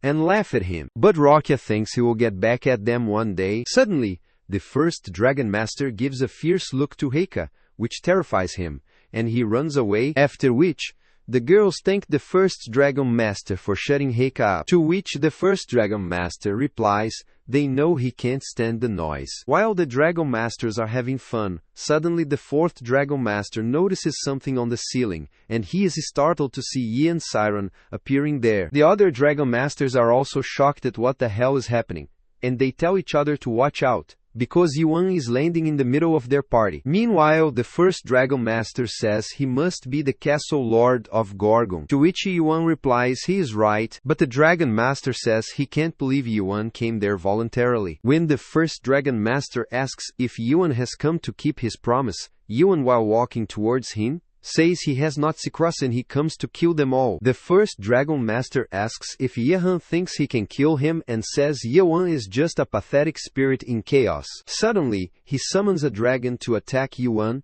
and Siren immediately tells Yuan to watch out. Yi immediately tries to block the dragon with his sword, but he gets slammed into a pillar with pressure. Ye instantly gets back on his feet, and when other Dragon Masters try to attack him, he jumps away, and the pillar gets destroyed. Yi barely dodges the attack, and while he is on his knees, the first Dragon Master tells him to get up because he will make him pay for spoiling his fun. The first Dragon Master tells Yuan to go ahead and struggle as hard as he likes. Suddenly, they all start attacking Yuan, but when he attacks, they dodge it, call him a fool, and say it does not matter how powerful his attack is, if he can't hit anyone with it. Yuan, while blocking their attacks, thinks they are really getting on his nerves, because they just keep attacking without giving any break. Suddenly, when the third Dragon Master tries to attack him, Yuan dodges his sword and kicks him away. Meanwhile, Yihin sees the second and third Dragon Masters coming towards him, while attacking him simultaneously.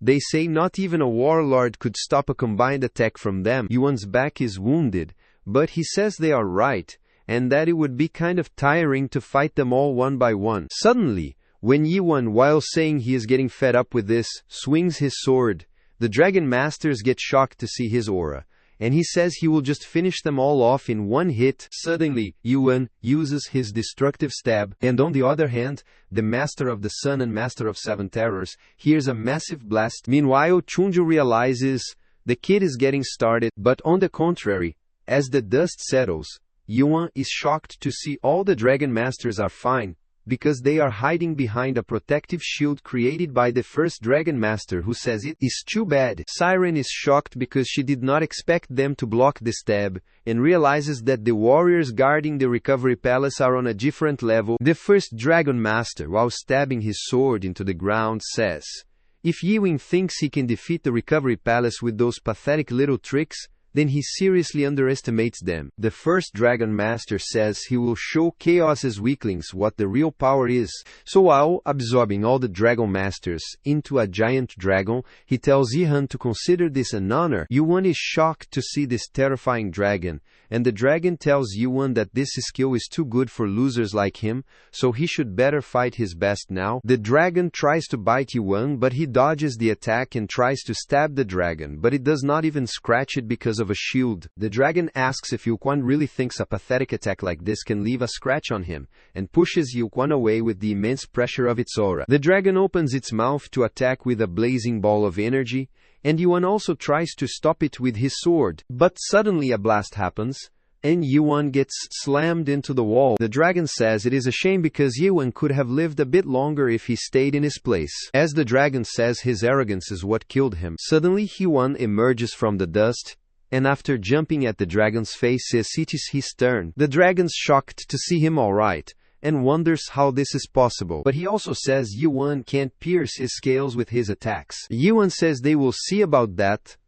and while focusing all his power at one point he tries to stab the dragon, but the dragon realizes it could be dangerous, so it immediately pushes Yuan away. The dragon, while trying to smash Yuan on the ground, asks if he thinks he will let him get away with it, but he is shocked to see Yuan is not there. Suddenly, Yuan appears behind the dragon, and after saying it talks too much, stabs it with a strong stab, which destroys the whole palace. Meanwhile, Cayman is glad to see this, because he knows Yuan can do it. And Chinjo thinks it is quiet now, so he wonders if Yuan finished them off. Chenyo says it is a good thing he did not go with Yuan, because he thinks his body could not have handled the effect of that attack. Chenyo has dealt with a Master of the Sun and the Master of Seven Terrors, so now his body is sore. Meanwhile, the dragon is lying unconscious on the ground, and Siren thinks she thought Yuan was just being cocky when he first suggested that the four of them attack the recovery palace by themselves. Suddenly, the first Dragon Master reruns to his original form, but his arm is destroyed, and he swears he will make Yuan regret this. While other Dragon Masters are lying dead, the first Dragon Master says he will never forget this humiliation, and yells at Yuan to never forget this is over, because he will be back to tear Yuan into pieces. When the Dragon Master says he cannot kill them, Yuan replies, "Bow." He knows they came from the narrow gate, which shocks the first Dragon Master. Dragon Master understands. Yuan realizes what he has done, and says Yuan might not be able to see it, but as long as their spirit and body are connected by the pineal gland, they cannot die. The first Dragon Master says they just returned to the great realm where their actual body is, and that it is too late to regret it. But suddenly Yuan severs that connection. The first Dragon Master yells at Yuan about how he can do that, but Yuan asks him how it feels to experience real death. The Dragon Master asks how he severed the pineal gland, and says he does not want to die. Suddenly the first Dragon Master yells and asks what he wants, because if he wants stages, skills, or points, he can ask the Grand Master to give him whatever he wants. The Dragon Master says the Master of Darkness will do anything for him, and he will give Yuan whatever he wants, if he spares him. The Dragon Master begs he won't bother the spirits in chaos anymore, so he requests Yuan to spare his life, but Yuan kills him with a final stab. Meanwhile, Reika is watching this, and he is shocked to see that Yi has killed the 5 Dragon Masters. Reika heard a noise when he was on his way to the main gate, so he came back to check it out. Reika can't understand how Yuan severs the pineal gland and wonders who the hell Yuan is. Reika thinks he has to let the other warlords know about this, but suddenly Chenyo captures him from behind, asks what he is doing there, and who he is going to tell. A few minutes later, Cayman and Chenyo appear before Yuan,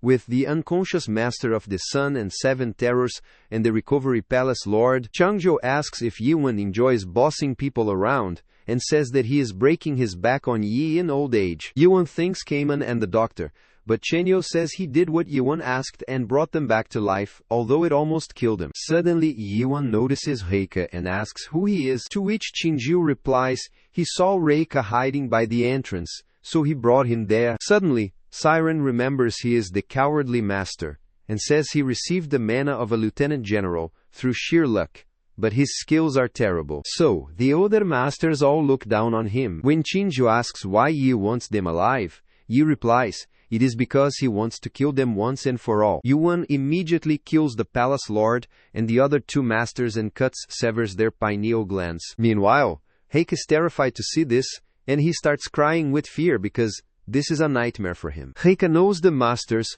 were granted immortality when the recovery palace was first created, and mortals count the time remaining until death because their lives are finite. But the masters stopped doing so once they became immortal by consuming the fruit. They did not have to worry about dying for 900 years. But Reika is terrified because Yuan is about to kill him. Reika forgot how terrifying death is, but now he starts begging Yuan to spare his life because he never wanted to fight in the first place. While Yuan is standing quiet, Siren asks what he is doing and if he is not going to kill him, to which Yuan replies he will spare him because there needs to be a witness anyway. When Yuan asks where the fruit is, Reika gets excited that Yuan is not going to kill him, so he immediately points toward the ceiling because the fruit is there in a safe. Reika tells them the safe is known as Rebuse and it was created by a master dream demon. Reika heard the password constantly change and it was almost impossible to open it without the help of the Lord of the Recovery Palace who died just now. Reika thinks an exceptionally skilled master dream demon might be able to open it, so Yuan says he will try to pierce it with a stab. Cayman tells Yuan not to use too much power,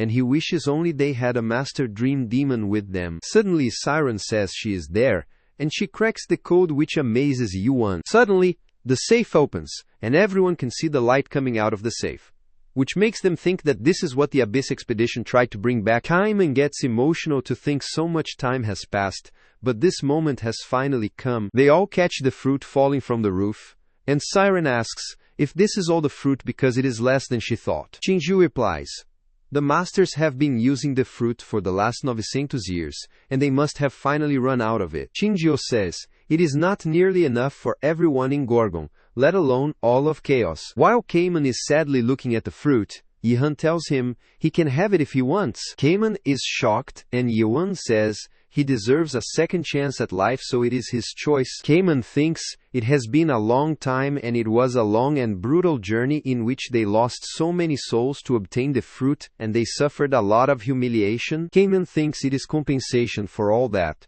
but he breaks the fruit in his fist, which shocks everyone. Siren shockingly asks what he has done, and Reika yells the fruit is precious. When Yuan asks why Cayman destroyed the fruit, Cayman replies, there are only a dozen or so left. Cayman says he realized something the moment he took the fruit, that these would become the seeds of conflict. Cayman says the hope that at least a dozen people can regain their lives will turn everyone against each other. And if that happens, then chaos will never be saved. Yuan smiles and says he is sure that was not an easy decision. But when Cayman asks if he can do what he wishes with the remaining fruit as well, Yuan nods. Yuan knows no one else can do this, but someone in chaos had to do it. That is why he brought Cayman here with him. Changio also thinks the others would throw a fit if they saw this, and Yuan knew Cayman was going to do this from the start, because Cayman chose to face despair, and knew how to find true salvation within it. When Yuan asks if he is sure he won't regret it,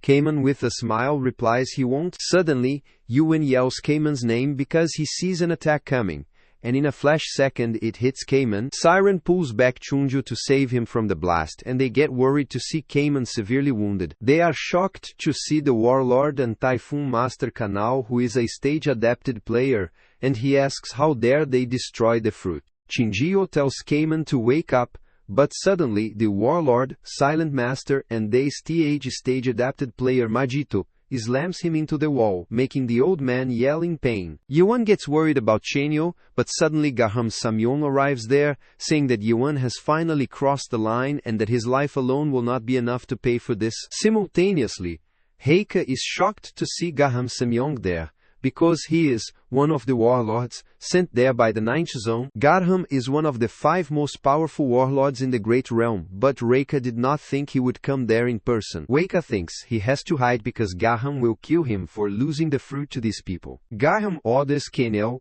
and Majido, and they rush to attack Yihan and Siren, while Kenel says Yuan's life is his. Yuan tells Siren to keep Cayman and the old man safe, so she immediately grabs Chinjio and runs. Meanwhile, Majito grabs Yuan with his magic hands, and Kanao tries to stab him, but Yuan bends back to dodge his stab. Yuan breaks the ties and jumps back, but Majito tries to attack him, which he blocks with his sword. Yan, while dodging the attacks, thinks Magito is extremely fast and is on a completely different level from the others. Meanwhile, Kanel, while rushing towards Yuan says he expected more from the Castle Lord of Gorgon, but says Yuan is not so tough. Kano smashes Yuan against the wall with wind pressure, which severely injures Yuan. Kanel says he might talk a big game, but he is nothing more than a pest. Kensou wonders if Yuan used all his power fighting a weakling like the 5th Dragon Master. Suddenly, Garam orders them to finish Yuan off. So Kano rushes while saying he is about to finish him, but suddenly Yuan opens his eyes. Back when Yuan destroyed Manticore's fortress, Shinjo said he destroyed thousands of years of history in an instant, and said Yihan should call that move the World Destroyer instead of Strong Stab. Shinjo advised him not to overuse that stab, and said new ones can use unlimited mana, but it requires a certain amount of mental power in exchange. Shinjo said Yuan will wear himself out if he keep using powerful skills like that. Back to the present, Yan thinks, however, these warlords are around the same level as him when he first entered Chaos. They are not taking him seriously, so he thinks this is his chance to strike them. Yuan decides to forget about saving strength, and he is going to finish them right now. Yuan uses a strong stab and quintuple strike, which blows Kanel and Magito to ashes. Meanwhile, Garam says that the power gained from a purely physical attack is remarkable, and he says it has been a long time since he faced such a worthy opponent. Many years ago, there was a dream demon who came to see the Grand Masters of the 2th zones, and all the masters refused his request, but he did not give up. Mulak reached the 9th zone and requested Gaham that he wished to see the Master of Darkness. Mulak requested Gaham to grant him the strength to climb the Tree of Illusion. Mulak said this world was not normal, existence had no value, and life was devoid of all nobility. Mok told Garham to remind himself of the frustration and suffering he experienced back when he was weak, and said it was not too late to change the world. Mulak said they just had to destroy the first nightmare at the top of the illusion tree, but Garam said that all sounded very noble, but that it was no more than delusion. Garam said he was starting to see why the Master of Darkness did not want to meet him, and said the great realm was only suitable for the powerful. Gaham said, if he had a dream, then he should prove that his skills were worthy of that vision. Dream Demon Gaham says he and Dream Demon fought for 3 days straight, and then on the 3rd day he acknowledged the Dream Demon's superiority. Mulak said he could not believe a master like Gaham was an adapted player, and he said it was a shame. Gaham says if Dream Demon was that powerful without even using magic, he thought the Dream Demon might have the right to talk about the Tree of Illusion. After that, the Dream Demon charged into chaos all alone, and headed toward the abyss to change the world. However, Garham stopped hearing about the Dream Demon after the fruit was stolen by the masters, and nothing changed. Suddenly, Yuan rushes to stab Garham, but Garham, while standing still, says he admits Yuan is powerful. But that is not enough. Garham instantly stops Yuan's attack with a movement of his hand, and says Yuan has all the right cards, but he does not know how to play them properly. Yuan cannot believe Garam blocked his attack so effortlessly, and Garam says Yuan is like putting a sword in the hands of a child. Suddenly, Garam, in a split second, gets close to Yuan and punches him down with a strong blow. Gaham tells Yuan to get up and asks if he thinks he is done, but Yuan spits and furiously looks toward him. Gaham challenges Yuan to show him whether he is worthy of mentioning the Tree of Illusion. Yuan realizes Gaham is stronger than the other 2 warlords combined, and it is not that he is using any special skills. Yi checked with his suspicion skill and found that Gaham had just boosted his stats a lot, but he wondered why he was so powerful. Yuan wonders how someone's basic stats can be so powerful on Earth. And as he tries to stab again, Garham barely dodges it, saying, this surely is not the best Yuan can do. Suddenly, Yuan gets behind Garham and attacks with a strong stab, but Garham calls it a petty trick and blocks it with his bare fist. Garam, with a fierce punch, smashes Yuan against a wall, and says mana attacks do not work against him. Garham says, the mana Yuan uses is no more than a resource granted to him by the system, and yet the Awoken Ones are so eager to destroy the world within this system. Garam says this is the reason Awoken Ones will never figure it out. And by grabbing Yuan's head, he says this world is another unique world to someone out there as well. Meanwhile, Yuan understands the essence of Gaham's power is something far more fundamental than manaka, and it is the power of this world itself, which is some sort of primeval power. Yuan realizes this guy is the world within the system, so he immediately uses oblivion and tries to stab him, but Garham immediately kicks him, calling it another petty trick. Garham says, unless another unique world has unlocked Genesis, this attack is no more than a cheap illusion,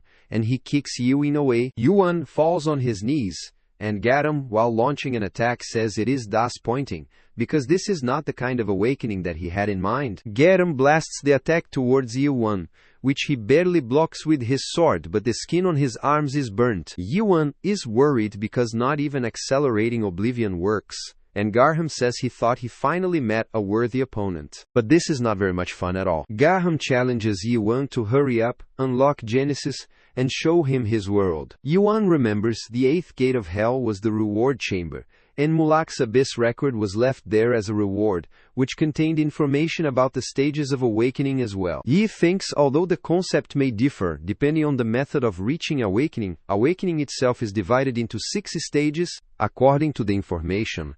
There are 3 stages created as a way of destroying the existing world, which include the first stage, suspicion, the second stage, understanding, and the third stage, oblivion. These 3 constitute the first part known as obliteration. Then there are 3 stages that exist to create a new world after the old one has been obliterated, and these form the second part known as Genesis. Yi consents he has reached the next stage of awakening, but he just cannot figure out what Genesis is. Meanwhile, Garham says it is pathetic that Yi does not know how to use his world, and says he can't stand around waiting for him to unlock Genesis. Garham says that in this case he has to force Yuan to unlock Genesis and point towards Siren and others, which worries Yuan. Yuan yells, "No, because this life is what they have and they are not like the warlords who can live forever because to them, this is the only world they have." Yuan furiously rushes to protect his fellows and comes in front of Gaham's destructive attack. A blast happens when Siren opens her eyes. She is shocked to see Yi blocking the attack with his sword. Meanwhile, Yuan finally starts to understand that this is the only world they have. Yuan thinks about the place where their parents raised them, the place where they went to school, where they made friends, cried and laughed, and experienced sadness and despair. Yi thinks that at that time, he did not doubt the world he lived in at all, and the world existed because he did not doubt it. Ihan realizes it was that certainty that gave rise to the world within the system. So, what he needs in order to unlock Genesis is faith in his own world. Yuan realizes he needs certainty, which is so powerful that it makes him forget about faith, which is the kind of overwhelming faith needed to create a world. Ihan realizes he cannot do it alone, and every version of himself in his memories needs to desire a new world, not just the current one. Meanwhile, Garham gets ready to attack again, but Yuan can't persuade every version of himself in his memories. So he decides there is only one solution. If they are not going to help him, they can get lost, because he won't bother persuading them. Garham attacks Yuan with multiple fierce punches on his body, making Yuan yell in pain and ask if Yuan is already tired. Meanwhile, one of Yuan menor que UNK, maior que S previous selves, asks if he is going to die in this hellhole, because if he dies, they will die with him, and ask if he has forgotten how hard they worked to come this far. Yuan's previous self advises him not to be foolish and to run, because he has tasted enough despair. Meanwhile, Garham says he was hoping Yuan would last longer than this, but it is too bad. Suddenly, Yuan stabs his sword into the ground, which shocks Garham and Yuan's previous self. Yuan asks what Garham means by saying that it is too bad. Yuan stands up on his feet, and his previous self with a smile says, Yuan has lost his mind, and for a moment he forgets it is him too. Garham smirked to see Yuan get up again. But suddenly when Yuan managed to achieve Genesis, Garham's smile faded away. Simultaneously, Siren can't believe he unlocked Genesis. The fourth stage is the power to turn falsehood into truth, the power to turn faith into reality, and the fourth stage of awakening, which is called hypothesis. Suddenly, a destructive weapon falls from the sky, which Yuan grabs, and Garham with a smile asks if this is Yuan's world. Garham says the name destruction suits it, and it seems to deny everything in existence. So Garham says it is an unhappy world created only for the purpose of destroying another world. Garham activates his punch and tries to hit Yuan again, saying it does not change anything. But Yi-Huan blocks the attack with his new sword. Garham says this is more like a real fight, and they both get into a fierce battle of attacking and dodging each other's attacks, which is fun for Garham. Garham says it reminds him of his fight with the Dream Demon 1,000 years ago. So he thanks Yi-Han for allowing him to experience the thrill again. However, he manages to grab Yuan's collar and throws him away, while saying he is still going to have to end this. Yuan instantly gets up again and blocks Garam's punch with the tip of his new sword, which causes a blast to happen. After managing to stop the punch, Yuan thinks he always wondered what he has been practicing stabbing for. Meanwhile, Garham starts attacking again, but Yi-Han continuously dodges it and thinks right now he just keeps stabbing over and over like he did back when he knew nothing about the world. Yuan thinks he does it simply because he enjoys it, and suddenly Garham punches him in the face. Garham laughs and apologizes, but Yi-Huan smirks, because despite the circumstances, he is grateful to have met such a worthy opponent. Suddenly, they both start attacking each other fiercely,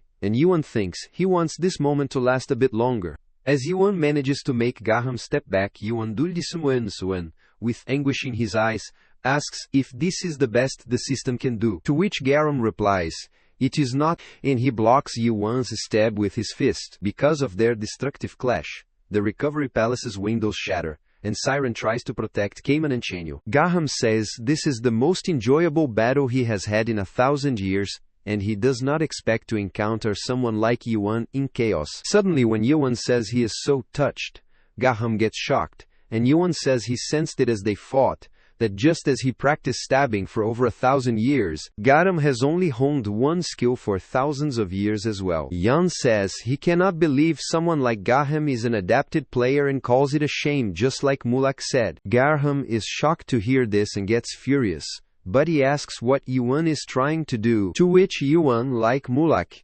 replies he is going to the abyss. Garham chuckles and says Yi-Hun sounds just like that dream demon, and that the abyss is full of warriors who are even more powerful than him. Garham, while fully activating his power, his grandmasters gave up on the abyss expedition, and even that dream demon failed, so he asks what makes Yuan think he can do it. Garham completely transforms into a fierce monster which shocks Yuan, and he asks if that is what Yuan wants. Then he has to prove that he is worthy. Garham summons the Gatekeeper of Darkness, and Siren is shocked to see him and Garham's divine transformation. Siren thought Garham was a warlord, but he is not, because he has already reached the level of a general. Garham tells the Castle Lord of Gorgon to show him his world. Gatekeepers serve to guard the world within the system, which is the kind of thing that the people who love the system are capable of summoning. The moment Yi-Huan saw the Gatekeeper, he realized the reason that he had fought to survive until now was to destroy that world. Yuan combines the power of his swords into one, which amazes Garham and Yuan, thinking he is putting everything he has got into this attack. Attacks towards the sky. Yai is attacking with all his might, which Garham says is impressive. But what he says is not enough to stop the attack of a gatekeeper with thousands of years of life experience. However, Yuan's attack, destroying the gatekeeper's attack, blows the face of the Gatekeeper of Darkness, which terrifies Garham, and he is in shock. Suddenly, Yuan calls Garham, and while launching an attack on Garham, says it was an entertaining battle. A blast happens in the Recovery Palace, which kills Garham, and it can be seen from miles away from the palace. Due to the attack, Garham is smashed on the ground and his arm is completely destroyed, which makes him realize he is lost. Garham says that now that his body is in ruins, he can finally see it, the eye that sees and rules over everything in this world, and the end of the abyss that rests at the pinnacle of the Tree of Illusion. When Garham asks if the place with the first nightmare is where Yuan wants to reach, Yuan replies, "It is not that place." Firwan says that is the enemy he needs to defeat.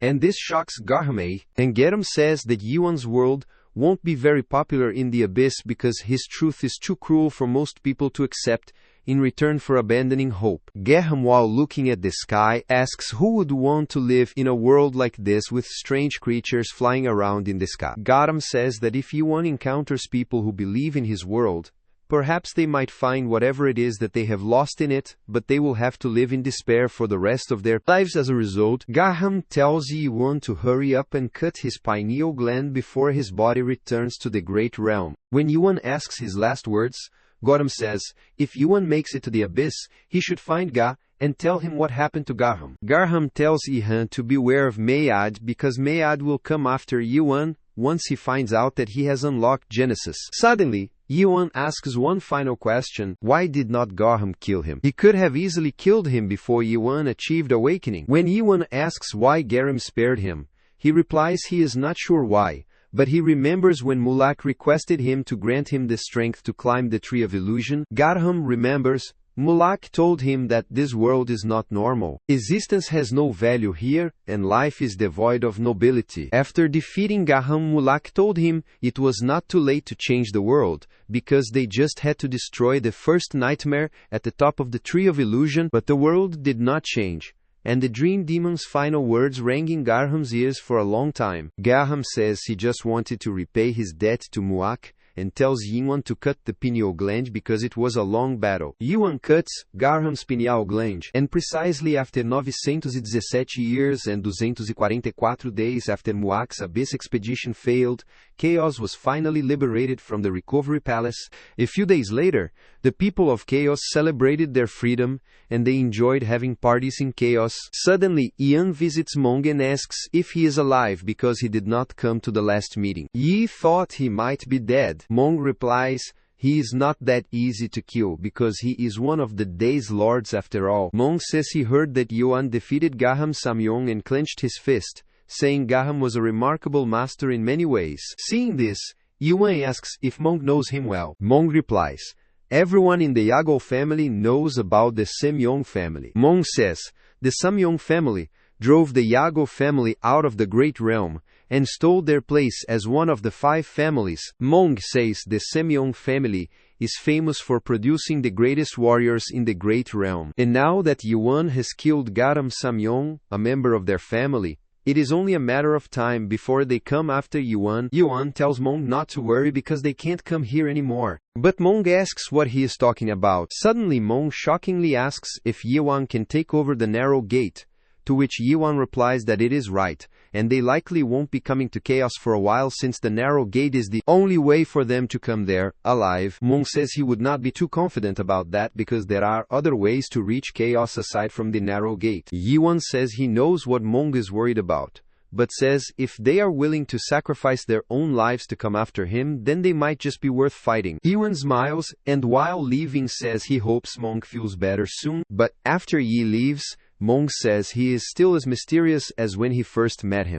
After some while, Yihan looking outside a window thinks he has already been in Gorgon for a long time and so much has happened since he got there. Yuan thinks somehow he became the castle lord which he never wanted, but it has been a real whirlwind of events. Suddenly, Chinjo arrives there with Cayman and tells Yuan that Cayman wants to drink with him, so he brings him there. But Cayman says he never said that, and that it was Chenyo menor que UNK, maior que essa idea. Chenyo, while yelling, asks if Cayman is saying it was Chinjo menor que UNK, maior que esse idea to come there and drink with Yuan. Cayman replies it was. Chenyo says he is right, which shocks Cayman, but suddenly Chenyo asks if that is what Cayman wants to hear. Chenyo tells Cayman to bow his head and agree when an elder says something, but Cayman says he will bow his head if Chenyo speaks the truth, and says he is also 154 years old. While they are arguing, Yuan smiles and thinks it is time to leave this place because it seems to have grown on him.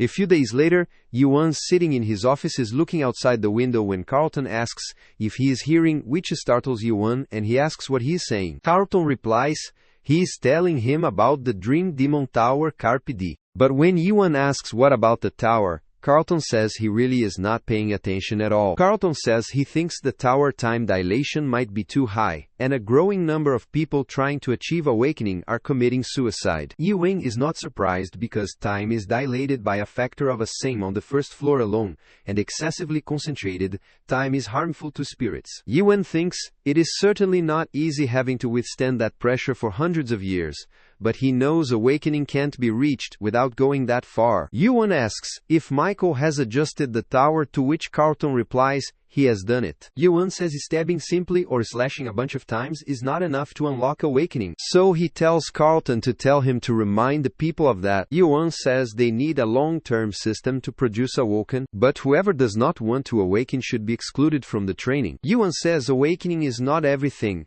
and adaptation is another possible solution. When Carlton asks if he really believes that, Yuan replies, "Everyone sees things differently, and awakening is not necessarily the best path for everyone. So some people find meaning in life from adaptation too." When Yuan asks if something is wrong, Carlton clenches his fist and says he recently achieved third stage awakening, but he still does not see a unique world. Yuan gets worried because that can't be true, and thinks that although the appearances of the unique world differ depending on a person's individual abilities, every awakened one that reaches oblivion acquires a unique world. Yuan remembers Garam said that the mana Yuan uses is no more than a resource granted to him by the system, and yet the awoken ones are so eager to destroy the world within this system. Garham said that is why Yuan would never figure it out and said this world is just another unique world to someone out there as well. Yuan tells Carlton not to worry because his unique world might be the system itself, but when Carlton asks if this is possible, Yuan replies, "It does not completely seem impossible." Yuan says he is still getting to know awakening himself. But Carlton asks if his unique world is the system. Does this mean he will have to fight Yuan someday? Yuan with a smile says it is possible if Carlton wants to protect this world, and Carlton with a smirk asks Yuan if he really wants to destroy this world. Suddenly Carlton slams his hand on the table and tells Yuan to take him with him on the expedition, but Yuan sighs because he does not expect him to say that as do the others. Carlton says, according to Article 3, Paragraph 14 of the Gorgon Special Act, all inspectors are obliged to protect the castle lord in the event of an emergency. Yuan tells him he is not the northern checkpoint inspector anymore, and says besides that time he won't be the castle lord anymore. When Yuan says he will leave the castle in 1 week, Carlton asks if he really resigns from being the castle lord, because without him, Gorgon would crumble. In fact, when he says all of Chaos will suffer, Yuan tells him not to worry because he has already taken all of that into account and says they should get going because it is time to complete his last duty as the castle lord. Yuan goes out to talk to the people while it is raining, and when Jourgejon offers a cape because he is getting wet, he replies that it is fine. Yuan thanks everyone for coming this far with him and says they did very well in defending Gorgon. Yuan says he would like to honor those who sacrificed themselves to protect Gorgon as well as all the innocent victims. And he says that for the next 3 days, he will be holding a spirit recitation. Yuan takes the names of the martyrs, Isaac, Kendall, Hashilder and Cassim Hill, and they will hold a spirit recitation for them. Suddenly people see something behind Jihan there covered with a cloth, and they wonder what it is. Yuan says he commends them all for fighting so hard. But, as he is sure they are all aware, he says nothing is over yet. Simultaneously, 2 people remove the cloth, and the narrow gate stands in front of which, Yuan says, the war has only just begun. Everyone is shocked to see the narrow gate there. They wonder what it is doing there, and they tell the castle lord to destroy it immediately. But Yuan asks why. They are all surprised and tells them that there is more. Meanwhile, Siren arrives there with Reika, whose hands are cuffed, and everyone is shocked to see he is one of the masters from the Great Realm. People recognize Reika, and as Yuan stands in front of him with a sword in his hand, Reika in terror says if he is going to kill him then he should just hurry. Reika says Yi Xiuman will regret this because the Master of Darkness will never forgive him for this, but Yuan tells him to shut up, and immediately cut off both his hands. Rukia yells in pain, and Yuan says he will not kill him here because he wants him to go back and tell his master something for him. Yihan says Reika's master is welcome to come after him if he wants war, and says he will be waiting for him at the top of the Tree of Illusion. The next day while Yihan is having a walk, Siren yells at him that tomorrow is his last day as the castle lord, and asks why the hell he would do something like that. Yi is irritated, but Siren asks if he is really going to fight the Master of Darkness, and says he should have just destroyed the narrow gate. Siren asks how he could let the cowardly Master Reika go like that, using the narrow gate, and then destroy it later. Siren is worried that the Masters are definitely going to seek revenge against them. But Yuan tells her to stop panicking because, at most they might send a few generals. Yuan says the great realm is at war, so the grandmasters won't risk coming here themselves. Siren says she knew he was not right in the head, but he has completely lost it now. Siren says he killed the master of dark fragrance, so she asks if he really thinks they will just send one warlord here, and fears they might have to face 2 or 3 warlords. Siren says if they come with the warriors from the 5 families, then the situation will get completely out of hand. But Yuan says that is exactly what he is hoping for. Yuan says once they defeat them, it will totally be a different story, but Siren gulps with fear, and Yuan asks if this is what she came to ask about. Yi says he does not think she cares about what happens in chaos, to which she replies she came to hear what he promised to tell her. Siren says she wants to know what in the world he obtained from the 8 gates of hell. When Yuan answers her question, she shockingly asks if he is sure that Mulak really left it there, to which Yuan replies that he is right. It was her godfather's memory. When Siren asks how she can trust him, Yuan gets annoyed and says the words, "It is a cold winter."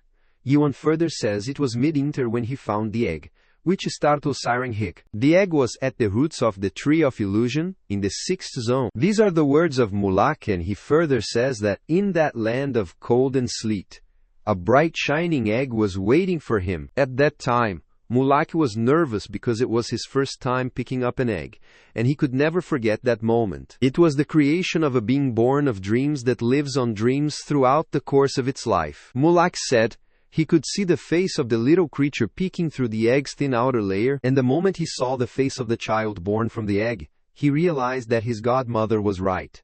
And Yuan, walking close to her, said there was nothing lovelier than the sight of a newborn baby. The baby was Siren. When Yuan asks if he would not agree with it, Siren blushes unintentionally and shockingly asks what he is saying. When Yihan asks if that is enough proof for her, Siren yells at him not to read other people's memories like that. Yuan says, according to this memory, all dream demons were born from eggs.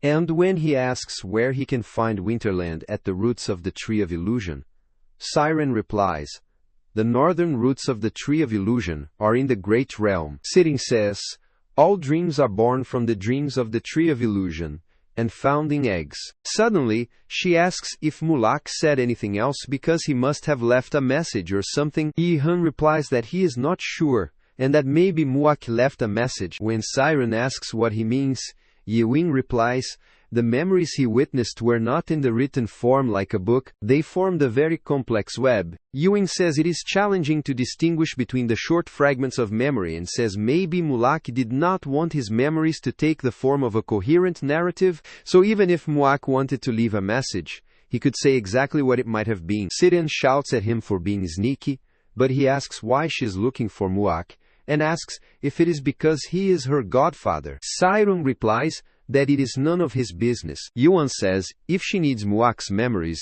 he suggests that they should work together from now on, because it will be in her best interest as well. Siren is shocked, and Yuan says the abyss is where Mulak does spirit anyway, and this seems like a good opportunity for her too. Yuan, while leaving, tells her to think it over, but Siren is furious at him for not giving any information, and realizes this is all a part of his plan from the beginning. Siren is furious that how dare he toy with her, but suddenly she remembers something from memories, and asks if Yuan is saying her godfather left information in the form of memories, to which Yuan replies, this is right. Suddenly, she says she has brilliant ideas, and takes Yuan to her workshop. But Yuan reminds her that she will never allow him in here again. Siren furiously tells him to shut up, says that was before, and tells him to be quiet because he is trying to do something. Suddenly, she takes out a giant device in her workshop, and asks what Yuan thinks about it. Siren says this will help them to perform this squeeze, but she does not understand what it means, so she explains. As the word implies, it means linking oneself to a spirit and squeezing the memories out of it. Siren says dream demons usually perform a squeeze when they run out of spirit energy, and says it is a way of experiencing a condensed version of someone's emotions, memories, and general state of awakening. Siren says a single squeeze can give dream demons lots of ideas for quite a while, and says she can't speak from experience because it is her first squeeze. But other dream demons describe their squeeze experiences, in exaggerated, almost ecstatic terms. Yuan, while lying on the machine, asks if she wants to use this squeeze thing to see her godfather's memory. She replies that it is right and says they should get started. Rian tells her to hurry up and get over it. So she starts the machine and smirks, because she knows squeezing causes intense pain as well, but only to the person having the memory squeezed out of them. As Siren begins the process of squeezing, she feels immense pain and wonders why this is hurting her even more than Yuan, as she is the one casting the spell. Siren knew he was tough, but his mental fortitude surpassed even her expectations. Suddenly, Siren gets into Yuan's mind, and seeing a sky full of stars, wonders if this is what it looks like inside an awoken one. Siren realizes the other dream demons were not exaggerating, but she wonders how a single human mind can have so many memories. Siren thinks that when Yuan beat the 8 gates of hell before, she knew he was no ordinary human, but this was way beyond what she could handle. Suddenly, a memory touches her shoulder, and it starts turning her arm golden, so she decides to stay sharp because if she's not careful she can get trapped in his mind. Siren decides she will find her godfather's memories and get out of there. But the deeper she finds, the more memories there are, and she keeps getting touched by those memories. Siren can hardly find the memory she needs, so she says she does not have a choice but to stay there. Siren says she would rather take a risk and break through them. So she immediately rushes through the memories and finally finds the ones of her godfather. Siren finally finds a clue, and she sees the memories of her childhood when she was with Mulak Mandação. Siren gets emotional, says she has been looking for him for 900 years, and swears she will find him. While touching the memory, she starts to cry because she tried so hard to find her godfather, but suddenly she gets swallowed by that memory. Siren wonders what happened, and when she looks around she is on the rooftop of a building, which makes her wonder where she is. After looking around, Siren says it is a good thing that she altered her appearance just in case, and says she had her doubts, but now she is sure it is Earth. While walking around among people, Siren thinks dream demons sometimes ride the roots of the tree of illusion and visit for fun. Siren has done a lot of research on it and thinks that since previous dream demons guarded the earth diligently, the cultivators have remained unaware of its existence for a considerable period. Siren thinks she must have fallen into an uncanny position based on planet Earth,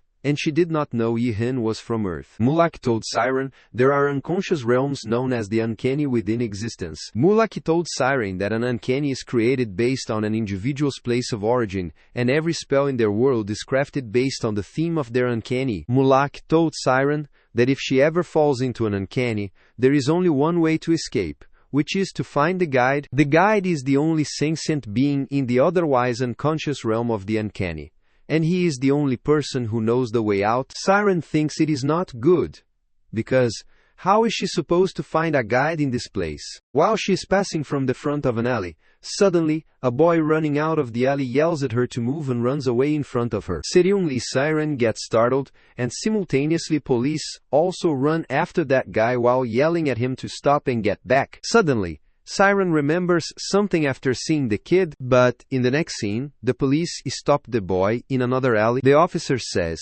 he has managed to avoid them for some time, but it is time for him to give up. The boy raises the rodovia he is holding, which infuriates the officer, and he tries to hit the boy, but suddenly Siren arrives there and yells at the officer to stop. Siren asks the officer what he thinks he is doing because there is a kid in front of him, but the officer tells her to stay out of it as the boy is dangerous. The officer says, this boy has refused to grow up, and refusing to grow up is a serious crime punishable by death. The officer says they are only trying to do their job, but Siren is shocked to hear that it is a crime to remain a child, and she did not know Earth had a law like that. Suddenly, one of the officers tells the other that there is something odd about this lady because her clothes and accent seem strange. The other officer asks what he means and says maybe it is just a cosplay, but the other officer asks for Siren's identity card. Suddenly, when the other officer asks if there are horns on her forehead, Siren realizes she is doomed because she thought her horns were completely hidden. Siren remembers Muak advised her never to do anything to draw attention to herself while she is in the uncanny. The uncanny is a world that rejects anything unfamiliar or strange, and there is no telling what might happen if she stands out from everyone else. Siren knows she is not supposed to stand out, but now she does not have any choice. so she immediately creates a blaze of fire to chase them away with magic. The officers are shocked to see flames, but suddenly, her spell stops working, and there is a caution announcement in the uncanny. The officers turn into bits because a foreign matter is detected and they are ordered to eliminate her immediately. Suddenly, the officers grab Siren's face while she scarily tells them to wait, but the boy immediately hits the officer's head with a metal rodovia and asks what they are doing. Meanwhile, the other officer tries to grab the boy, but the boy immediately hits that officer's head off his neck, and Siren is shocked to see that he is too fast. Siren knew it was him, the guy, the only sentient being in the unconscious. Siren remembers her godfather telling her that the guide in the uncanny reflects the person's mental age, so she thinks this kid must be the guide. The boy asks who she is, but Siren says he is really a brave little boy, wandering around this dark place all by himself. To which the boy replies, he has to be brave, because he wants to survive. Suddenly, the boy, while entering a narrow way in the alley, asks if she can fit in there, to which Siren replies, she can, so he tells her to follow him. Meanwhile, Sun, while following him, thinks his sharp eyes and the stubborn look on his face are obviously Yihuan when he was younger. But suddenly she thinks that if the guide reflects Yihuan's mental age, then it means he is a complete child on the inside. While getting out of that narrow way, she thinks she's going to tease Yihuan forever when she gets back. Meanwhile, the boy, while looking around, says, if what she says is true, then she must have drifted there from the canal of memories. The boy pulls out Siren from the narrow passage and says, memory fragments sometimes get lost and end up here by mistake. The boy says this is the first time a being like her has visited here, and he asks why she is looking at him like that. Siren, while staring at him, thinks this world appears to be filled with adults, but this little boy is the only child there. Suddenly Siren asks if he has always lived here with those officers chasing him, to which he replies that she is right. When Siren asks why this world tries to kill kids who do not want to grow up, he replies, it is because everyone is an adult there. The uncanny is a world that eliminates anything that stands out because everyone looks the same. Suddenly, the boy says he has a question for her too. So, when Siren asks what it is, the boy asks her what kind of person he is on the outside. Siren can see he is curious about his outer self, and she wonders how she can describe him. Suddenly, she realizes she hardly knows anything about Ewan and wonders what kind of things this boy would like to hear. Finally, Siren tells the boy that his outer self is just like him, but the boy asks if his outer self is not an adult. Siren replies, he is a big kid. The boy feels shy to hear that his outside self is a kid as well, and Siren thinks it is cute that he is so happy about that. The boy says he will get her out of there, and suddenly, while taking out a crystal from her hair, he says he will do that with this thing that came here with her. When Siren asks what it is, the boy replies, it is a memory fragment that was stuck in her hair. Siren shockingly asks if he is going to send her and this memory fragment out of here, and asks if he knows how to do this. He replies that is what he does. The boy says his job is to restore misplaced memories to their rightful place, and Siren thinks it is no wonder these people are known as guides. The boy tells her that the red memory fragment is normally very important, and that the memory fragments are categorized in the order of white, green, blue, and red. The boy says if he does not send this back to the canal soon, something bad could happen to the outside him. Meanwhile, Siren wonders if an urgent and important memory could have something to do with the masters of the Doe's TH zone. Suddenly, Siren asks if he can send her back right now, to which he replies he can only send her back if the gateway opens. The boy says the problem is there is no telling when the gateway will open, but he says it is late, so they should rest near the underpass and get moving tomorrow. When Siren asks if he lives there, the boy replies he does, but when she asks how he knows if the gate is open when he is in the underpass, the boy replies when it is open, the Wi-Fi signal suddenly becomes unstable and he tracks the signal using a device. When Siren asks if they just have to wait until he gets a signal, the boy says that is right, and tomorrow they will head over to the convenience store. When Siren asks the reason, the boy replies that it is the place where he gets his foods like yummy rice bowls and hamburgers. Siren asks if he lives like that every day and wants to ask if he does not mind living like that, but they both fall asleep. Siren could not complete her question and thought the dream demons might be the reason that the boy was stuck in this world. Siren thinks there is a good chance that his world is a tower created by a dream demon. Siren thinks despite all the AWFUL things that Ihan experienced, and the wounds he suffered, he never once gave up in the face of adversity. Siren thinks that determination is what gave rise to this world. After a week has passed, Serium leader engaged or sitting on the bridge in the morning, and the boy says there has not been a signal for the last week. The guide says, whenever he gets a signal on his device, he always goes to collect memory fragments himself. But when Siren asks him if he runs into the police like the last time, he replies that it only happens once in a while when he is unlucky. Serium lição. If he does anything aside from sending memories back, to which he replies he looks at the other memories. When Siren asks what other memories are, the boy, while looking at an old memory, replies he does not send them all back. This terrifies Siren, and she asks if he is allowed to have it. The boy replies it is a white memory fragment, so it should be okay to keep it. While the boy is rubbing the memory fragment, Siren tells him to watch carefully,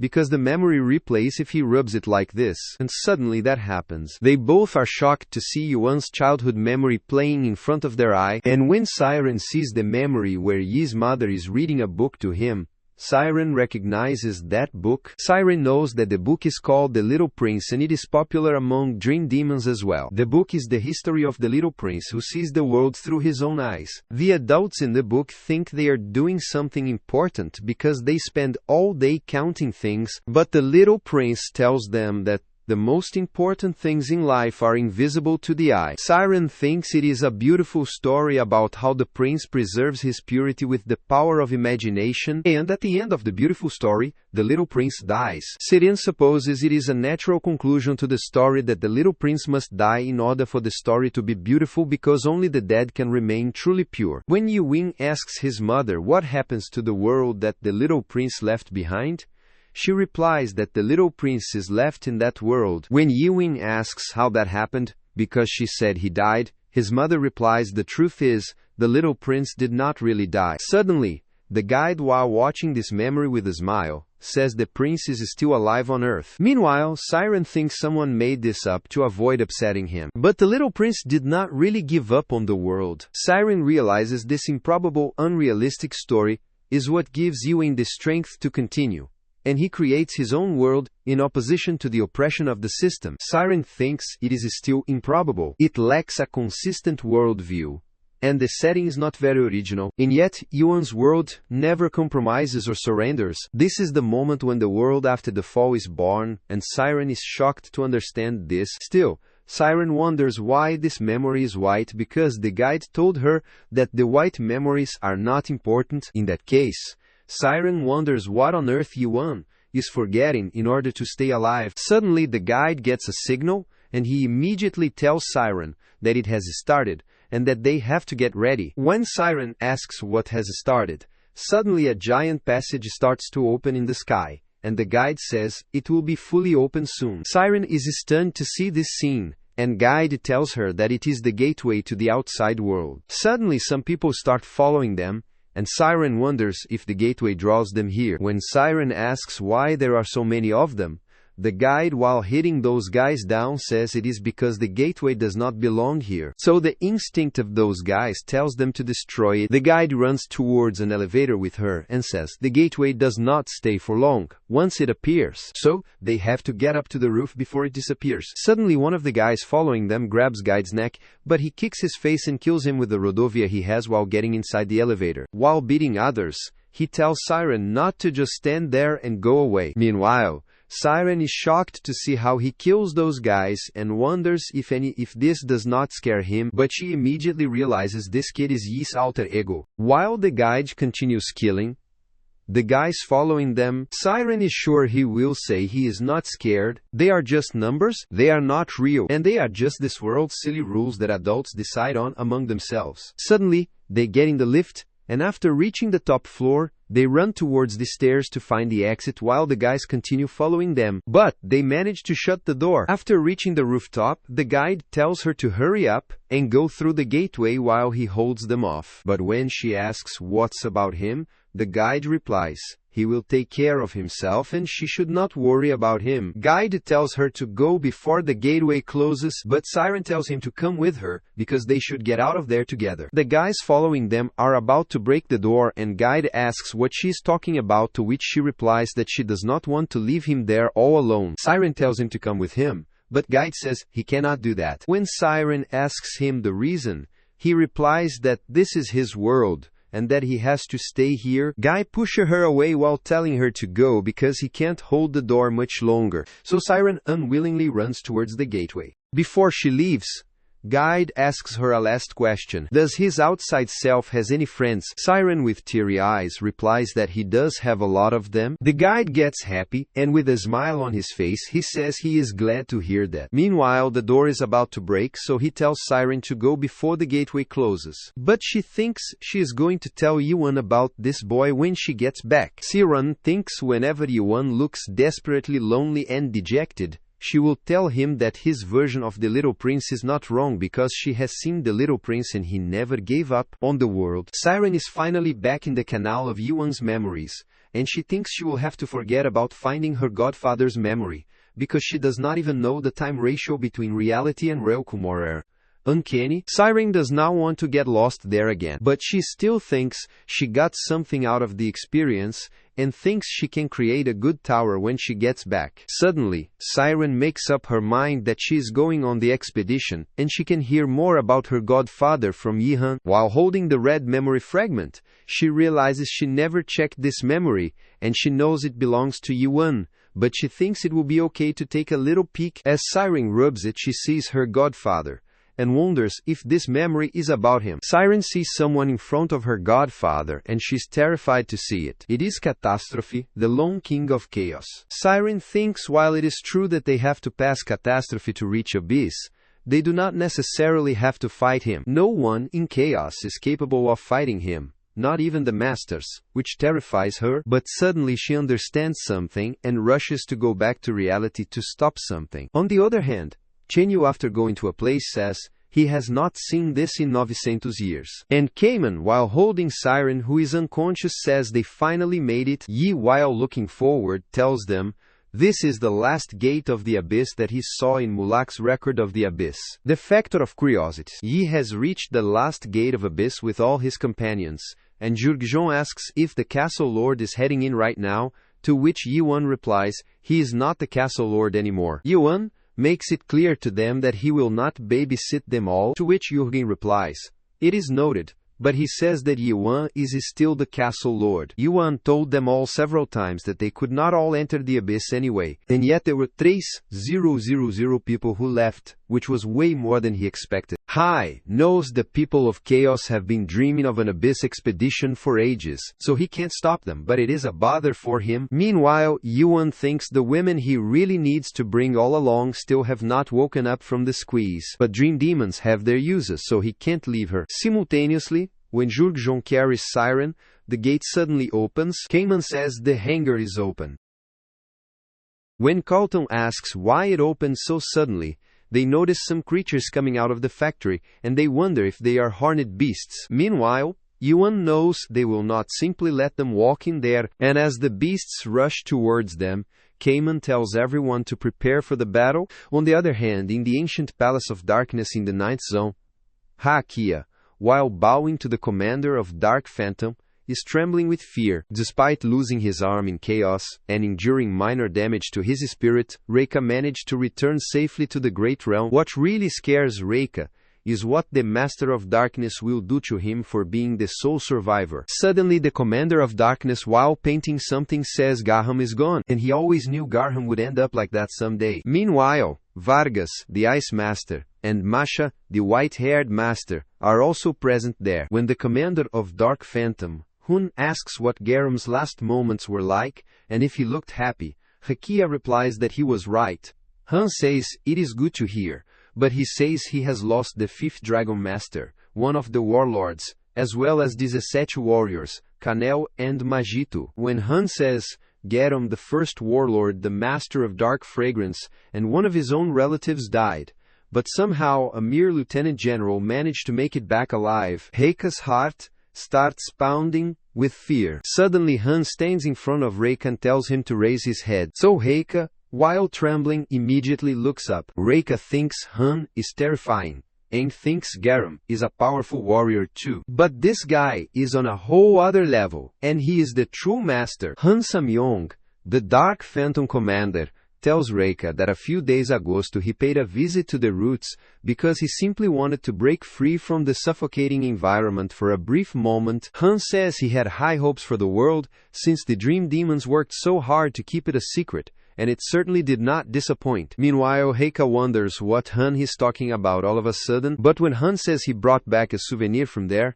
and if Reika wants to see it, he immediately replies it would be an honor. Reika wonders if Han is hinting that he won't punish him for what happened, and he thinks that would only be fair because after all there was nothing he could do about it. Reika, while walking behind Han, thinks who would have thought that a mere product could be so powerful. Suddenly Han, while showing a picture to Reika, says, "Is not this impressive?" Reika replies, "It is remarkable. He has never seen such a style before, and the craftsmanship is truly astonishing." Reika feels Han has no eye for art, but Han says this style is not what makes this picture remarkable, and asks what that picture looks like to Reika. When Reika says this is a teacup, Han replies that it is an object that looks like a teacup, and asks if Reika can read what it says in the picture below. Reika apologizes he cannot read it, so Han replies, "The writing says it is not a teacup." Han says it is clearly a picture of a teacup, and yet the picture itself denies that it is a teacup. Han thinks it is an incredible and brilliant idea, but he again asks if this picture really looks like a teacup to Reika. Reika replies,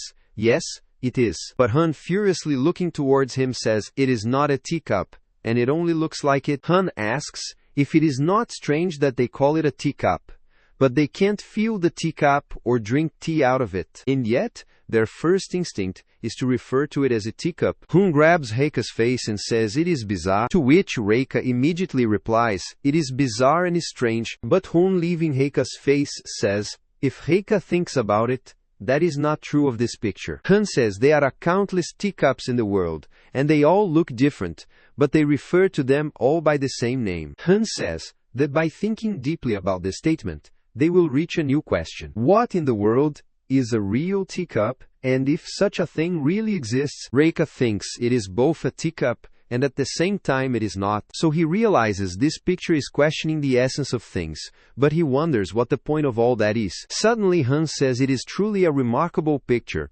and they would not expect adapted players living in the system to come up with such an idea. Suddenly, when Han asks if Reika sees the real worth of this picture now, Reika instantly replies that it is indeed a remarkable picture. Reika says Han has an eye for art. So, Han thanks him but says now it is Reika's turn to answer him. Han says that when he first sees the picture, it makes him wonder what exactly the true master is, and Reika replies that a master is someone more dignified, noble, and honorable than anyone else in the world. Han says these are nice words, but he asks what exactly they mean, and asks if they refer to the icy master, standing there to the white-haired master beside him, or if they refer to Han himself. Reika immediately replies that of course he does refer to them, so Han says he sees what a master is, but he asks, in this case, what Reika is. Reika is shocked to hear this question, and Han says Reika failed to defeat one little product. As a result,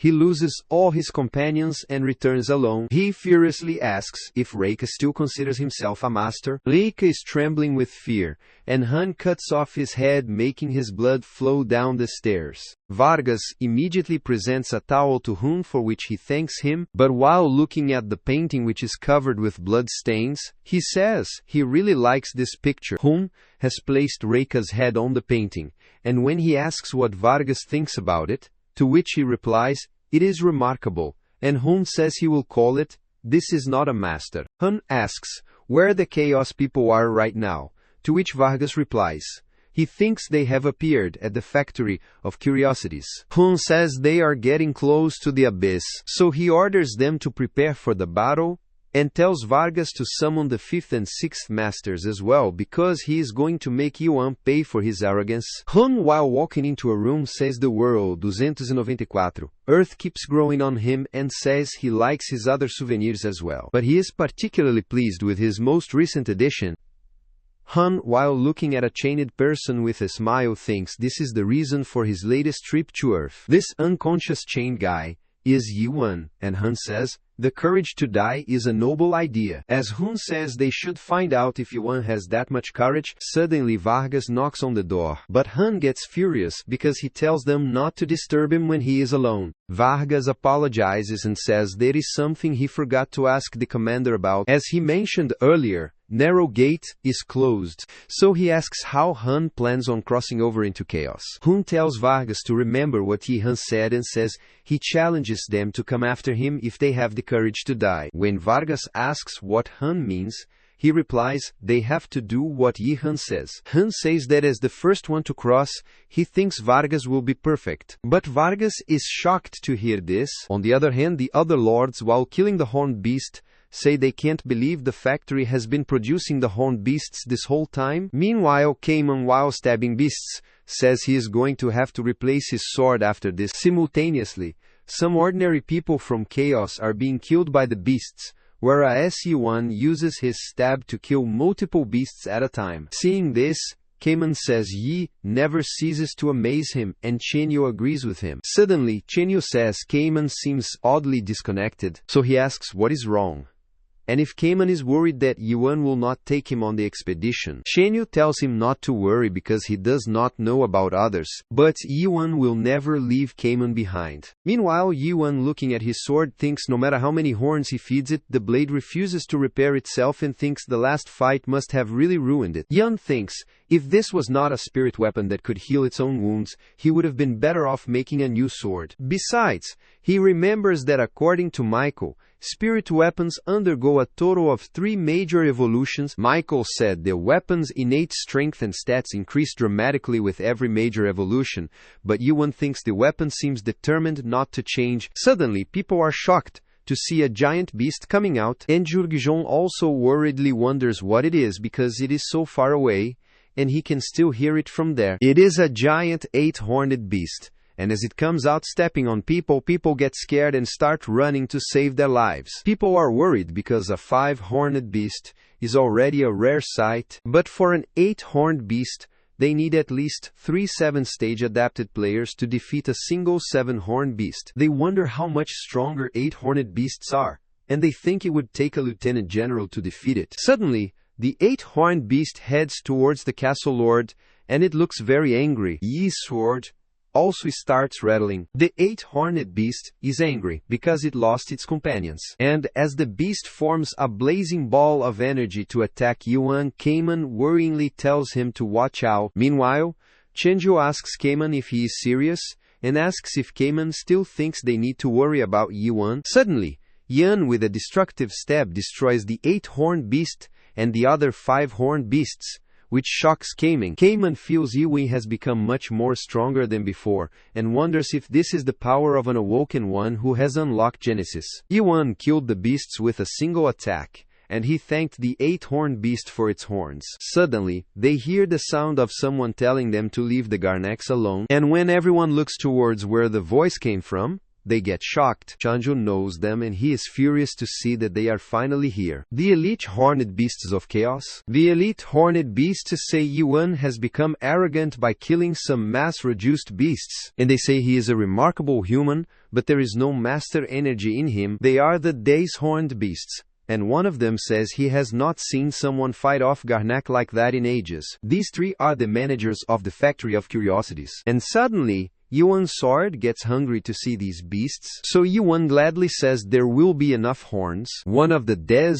horned beast and factory manager Edsak says he wondered who was brave enough to venture into the abyss after all these years. The other manager, Beast Johnny, says this human's courage is admirable, but the third manager, Beast Eas, says this person is still a human. Meanwhile, Yuan thinks they are not as powerful as Gaham Samyong, but they are definitely stronger than the Typhoon Master and the Silent Master. However, Yuan thinks that if all 3 of them attack him at once, it could be very difficult to defeat them. Suddenly, Chenyo tells Yuan that there is no need to fight them, saying that he might not like them, but that the factory managers are not enemies. Meanwhile, Az says she thinks they have met before with the old man, and says he has an iron will. Az asks if he intends to return to the abyss after what happened to him the last time, but Edsak tells her not to be rude because they are the head factory manager's guests. They tell Yuan to head inside because the head factory manager is waiting for him. As Ihan goes inside the factory with Carlton and Chenyo,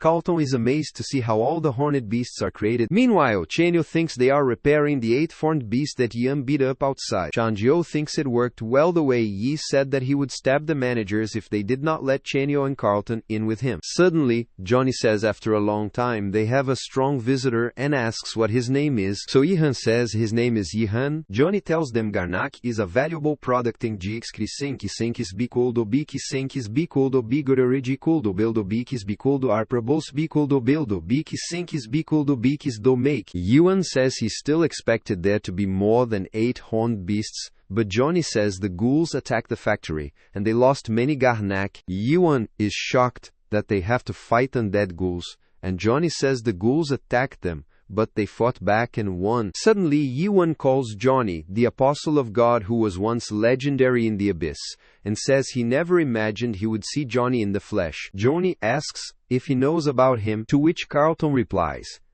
"Isn't he the apostles of Deus, the great god of the machines?" Iz says, "It looks like the word gets around quickly nowadays in chaos."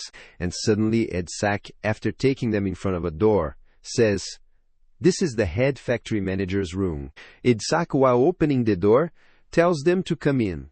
And they, while going in, are amazed to see the room is full of screens, showing different scenes. The head manager Eniakit immediately turns to see Yuan is here and says he is the awoken one who unlocked Genesis. Yuan reads Eniak's name, written on its shoe, and the name sounds familiar. Suddenly, Yuan realizes he has heard the names of the other factory managers before as well, and they look more like product names than actual names. When Yuan asks if by any chance they know about the planet Earth, Eniak replies that it is the name of his home planet, and they call it World 294 around here. When Eniak asks why Yuan is asking this, he replies that there are machines with names similar to theirs. Eniak says he has heard that the god who created them is from a peripheral world of this dimension, and says that the peripheral world is perhaps Yuan's home planet. When Yuan asks about the god, Eniak asks if Yuan is not yet familiar with the abyss,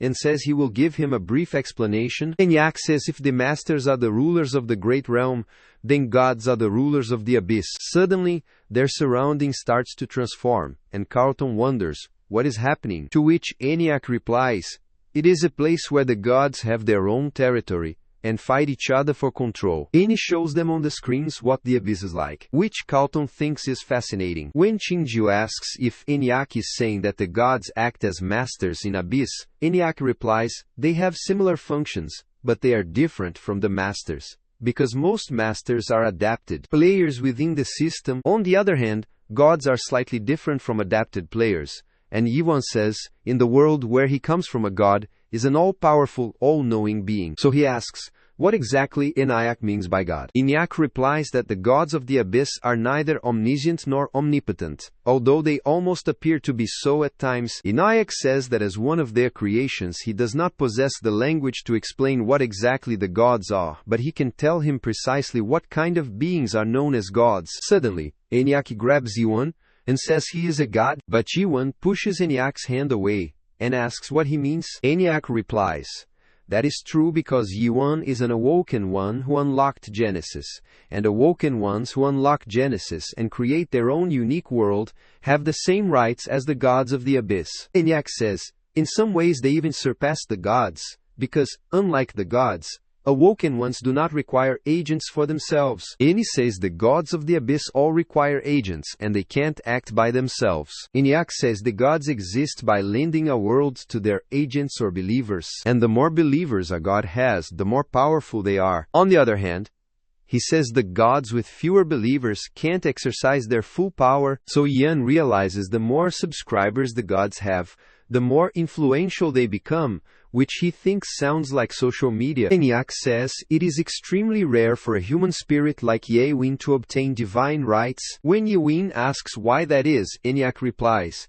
It is because most gods have evolved as a result of most supreme beings gathering karma for many years. Enyak says they gather karma by means of cultivation and says Yuan can think of it as social credit. Ini says once supreme beings obtain enough karma, they obtain Big Brother's permission to become independent, and they refer to these beings that obtain their own independent world as gods. Yi understands that even the gods need permission to become gods, and thinks this sounds like a really important part of this world story. Yet he does not remember hearing about it. Yuan wonders how it is possible that there was nothing written about this in the Abyss record, if this is so important. When Yihan asks what exactly a Big Brother is, Carlton replies that as far as he knows, Big Brother is the name of the organization that protects the system, and Chen also says that is what he has heard as well. Enyak says it is natural for them to think so, because that is what Big Brother is to ordinary humans. When Yuan asks if this is correct, Enyak says he will not go into detail, and all he can tell is that Big Brother is a god. Anik says it is not just any god but the supreme god Bahintier and the guardian of the system. Johnny says Big Brother is dangerous. That is what Big Brother is, dangerous.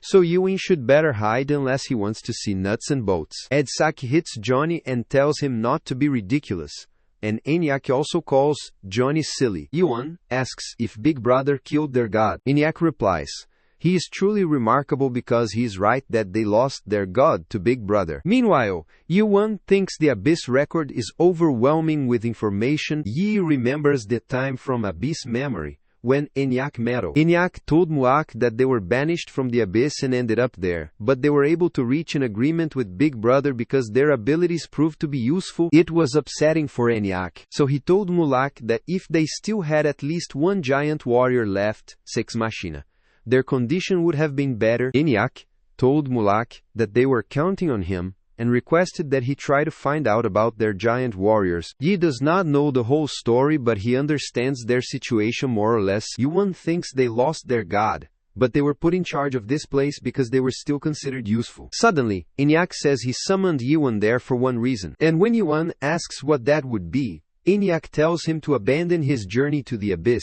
Simultaneously, Chenyo says he does not think it is up to Enyak to decide, but Az furiously shows her intention to hit Chenyo, and says he speaks with arrogance. Enyak immediately tells her to step back and says Chenyo is right that they cannot decide that, but what he means to say is that the being capable of deciding will not allow it. When Yiwing asks if he is saying the Lone King of Chaos will stop them, Enyak says that is right, and the Lone King is angry at Yuan Kwaruiza Tesolo Kwave. When Yiwing asks if this is because he killed that giant undead, Enyak says, that is right. The giant undead Magrate that Yuan killed was one of the Lone King's favorite minions. Yuan says firstly the Lone King is the only one who can open the entrance to the Abyss. But secondly, he's pouting like a little baby, because Yuan killed his little minion. Thirdly, Yuan says the sulking Lone King won't open the gate to the Abyss for him, which Enyak says is true. Still, Yuan tells Enyak to open the gates for him, but Enyak says Yuan does not appear to understand the situation. Yuan says he understands perfectly well and he is going to settle this with the Lone King face to face. So he tells him to open the gate. Enyak apologizes because he cannot open the gate for Yuan. So Yuan, while reaching for his sword, says he has no choice. Meanwhile, Ayas comes forward to fight, saying that this is what she has been waiting for. Enyak asks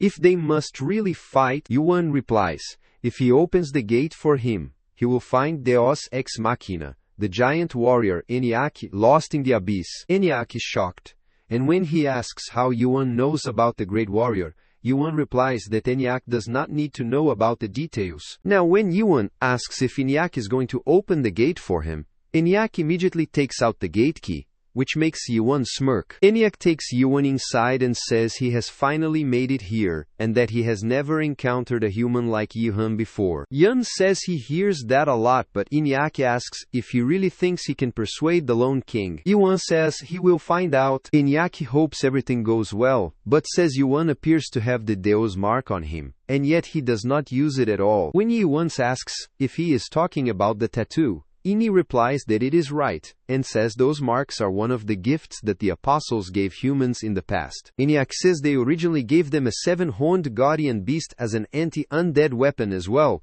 but says he does not see the guardian horned beast in Yuan's mark. Eniac asks if it was lost in the course of transfer, because if that is the case he can fix his mark now and then he will not be attacked by the horned beasts if he activates the tattoo. Eniac says if Yuan encounters them apostles hiding in the abyss, he may earn their goodwill by showing them the mark. Eniac fixes it, and Yuan says he will remember it. After some while they reach a bridge from where Eniac says that Yi must proceed alone from this point on. Yuan thanks Eniac for showing the way and says he will be back soon, but Eniac tells him not to forget that he has to return in less than an hour. Eniac says if he is not back by then he will have to seal the door shut no matter what. Yuan tells Eniac not to worry, because he does not intend to waste any time, and he starts crossing the bridge. Yuan remembers the question Eniac asked if he will be able to persuade the Lone King, and thinks this time he is not sure himself. Still, Yuan thinks he has been planning this since the moment he first received the Muaksabi's record,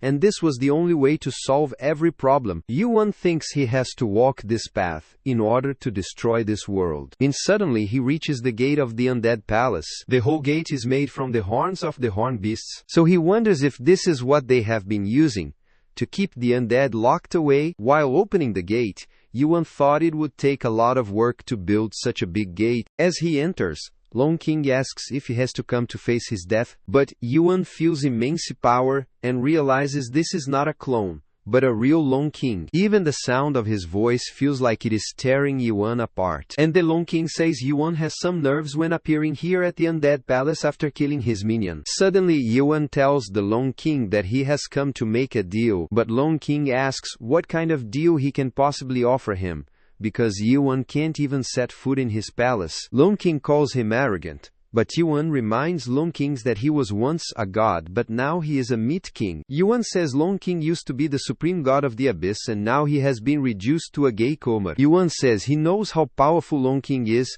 but he asks if he is satisfied with his position, and if he does not want revenge against the one who drove him out of the abyss and trapped him there. Yuan calls catastrophe, and says he repeats that he has come to make a deal. So the Lone King stops spreading the pressure of his power and says he can see Yuan is far more arrogant than he imagined. Lone King agrees to hear his deal, and says he hopes it is worthy of Yuan's arrogance, because only then will Yuan be able to leave that palace alive. Yuan says he knows Lone King and Muak made a promise to each other 900 years ago. But when Lone King asks how he knows about that, Yuan replies he would like to fulfill that promise on behalf of Muak. Lone King asks if he fully understands what that entails. Yuan replies he does, and says he will take catastrophe to the end of the abyss. On the other hand, outside the factory, Siren wakes up, and Jurgjon says she was asleep for a long time. Siren asks where she is, and when Jurgjon replies they are in the factory of curiosities, she gets shocked. Suddenly, she asks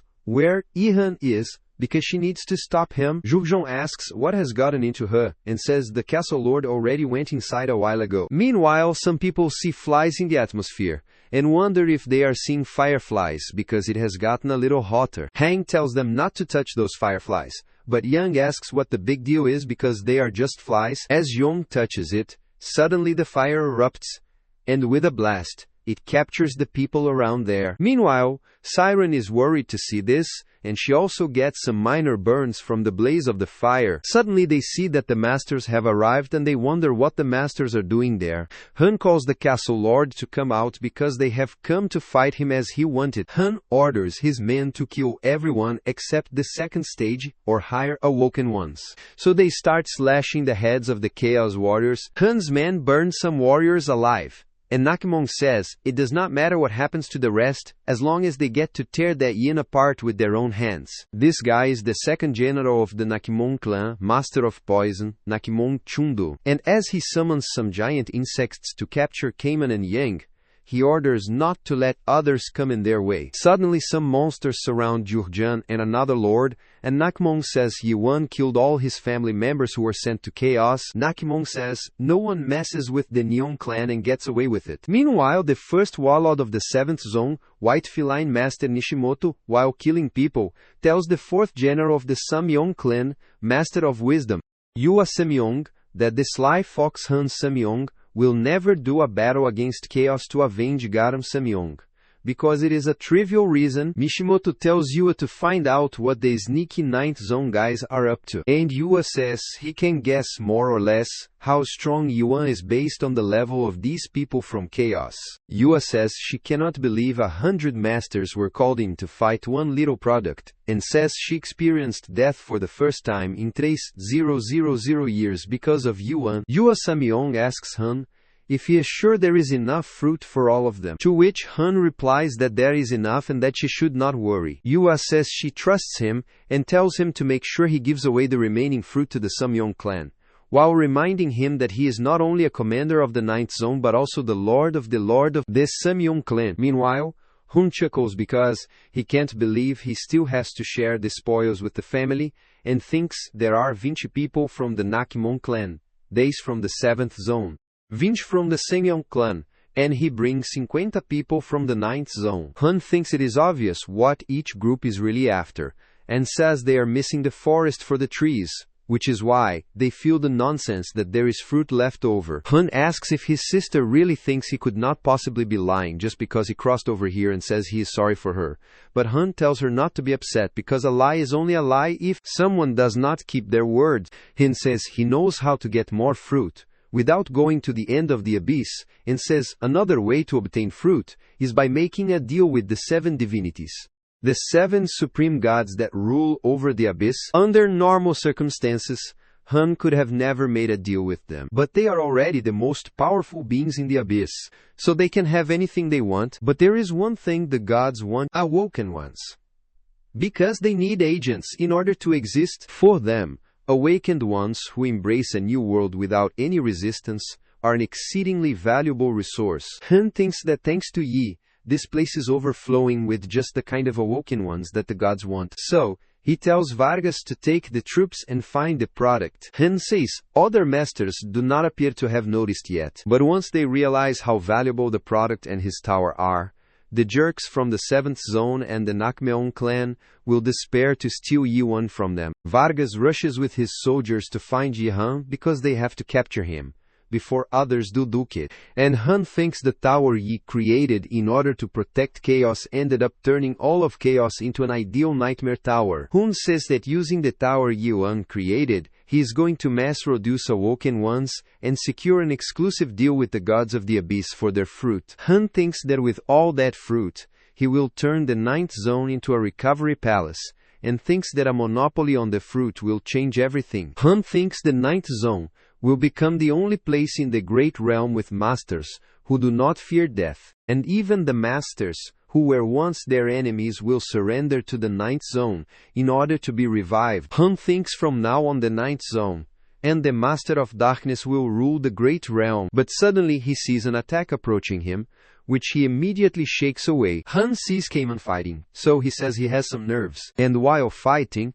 Cayman tells everyone to group up because they have to stick together. Cayman says until the castle lord finishes his business, they are not letting anyone into the factory. But Han says it is time to put an end to these little maggots and their pathetic struggle. Nyong orders his monsters to go and bring Yi-Hun to him. But simultaneously, Han lands on the ground, which startles Cayman and Huang, and says he just noticed the foolish dream demon among them. Han says she betrayed darkness because of her own selfishness. And Siren gets worried because there is another general from the Master of Darkness, not just any general, but the strongest of them all. Han, while walking towards Nakmon, tells him that it is enough. But Nyong says he can't just stand by and do nothing because he is itching to fight. Han says he is in charge of the operation, so Nimyong should sit back and watch. But when Cayman and others rush to attack him, Han asks if Nakmon knows what to do with the persistent souls. Han immediately runs toward Cayman, creating a strong shockwave by just waving his weapon, which pushes everyone away. and they get slammed against the factory walls. Hun says Nyong has to crush them like this, so that they never dare to raise their heads again. Suddenly, Huang, wounded with injuries while trembling, grabs Hun's leg and says he will not let him go. Meanwhile, Hun sees others also getting up again, and says they sure are determined because of how they refuse to stay down. Hun frees his leg from Huang's grip and tears his hand into pieces by stepping on it, and says they will be so much fun to squash. On the other hand, when the factory shakes due to the fighting outside, Shinjio wonders what is happening, and Az wonders what kind of trouble those humans have gotten themselves into. Edsak says he does not think it is just the humans causing the commotion. So, Enieki orders Johnny to find out what is happening outside. Johnny uses his skill and sees that armed people have arrived outside, which is why humans are in danger. She realizes the masters have arrived. So he and Carlton run outside in a second. Carlton asks if this is what he thinks it is. Changing says Yuan was right that they might run into the masters before reaching the abyss. Shinju wonders if the masters have already built the narrow gate because it is not possible, and it would have taken at least months. Chio wonders if they really sacrificed their own lives to come over there, and realizes they are going to crush chaos to ensure chaos never rises up against them again, just like they did Novicentos years ago. Shinjo remembers the friends he lost in the last battle, and one of them told Shinjo to take the fruit, and told the people in chaos that they did not lose. They brought back the fruit, and the Abyss expedition did not fail. After Chenyo returned from the expedition, he told everyone that they did not fail. He told everyone who would listen that they succeeded in obtaining the fruit, as though he was hypnotizing himself. He suffered through so many years of humiliation and shame, but now he is furious. Those filthy masters are trying to take everything again from them. As Shenyu and Carlton come out of the factory, they are shocked to see their people dying, burning in flames. Carlton calls Shinjio, but he is lost in his anguish, and Shinjio thinks he won't let those masters push him around like before. Shinju, while taking out his sword, thinks he is not the powerless Doctor of Doom. Once he is, Shinjo is slashing the soldiers of the masters, runs while yelling Keiman and Mujuk's names, and asks where they all are. Suddenly, when the doctor sees everyone is wounded and they have lost their body parts, he gets shocked. Shenyu is shaken to see Keiman is losing to Hun, and Keiman's body is devastated because of multiple stabs. Suddenly, Hun asks Shinjo if he is the Doctor of Doom and says he is glad there is still a useful awoken one left. Hun says no one will tell them where Yuan is, and that he is starting to worry, but the doctor shows up just in time. Hun says that he personally happens to like spirits with such a strong will, but he cannot afford to waste any more time. So he says he will have to kill Keiman as an example to the rest. Hun raises his sword to kill Keiman, and Chanjo, while screaming no, runs to save Keiman, while Keiman is sorry to his lord. Suddenly, Chenyu pushes Keiman towards Siren, and he starts fighting with Hun along with Carlton. Siren gets worried about them, but Carlton uses his chains to pull Yang and Huang back. Chenyu jumps away from Hun, and Hun says it is impressive, but Chenyu is shocked. How can Hun's single sword contain so much mana? And he can't believe Kanan was fighting against such a monster. Meanwhile, the three factory managers arrive there, and Edsak asks the Dark Phantom commander, what is the meaning of this? Hun says it has been a long time, but Edsak asks what they are doing here, to which Hun replies, he is looking for a product, and he will be out of their hair as soon as he finds it. Edsak asks if this product is an awoken one that has unlocked Genesis. Hun asks if they know him, to which Edsak replies that even after all these years, the masters have not changed at all. Edsak says they still treat living creatures with their own spirits, as if they are mere objects. Hun says he just needs Edsak to open the factory door for him, but Edsak asks for what reason he does that and says it is not a good time. Hun says it appears that the product is hidden inside the factory, but Edsak repeats that, saying it is not a good time. Hun says they do not seem to understand, and with a fierce tone, tells them to open the damn door by calling them hunks of scrap metal.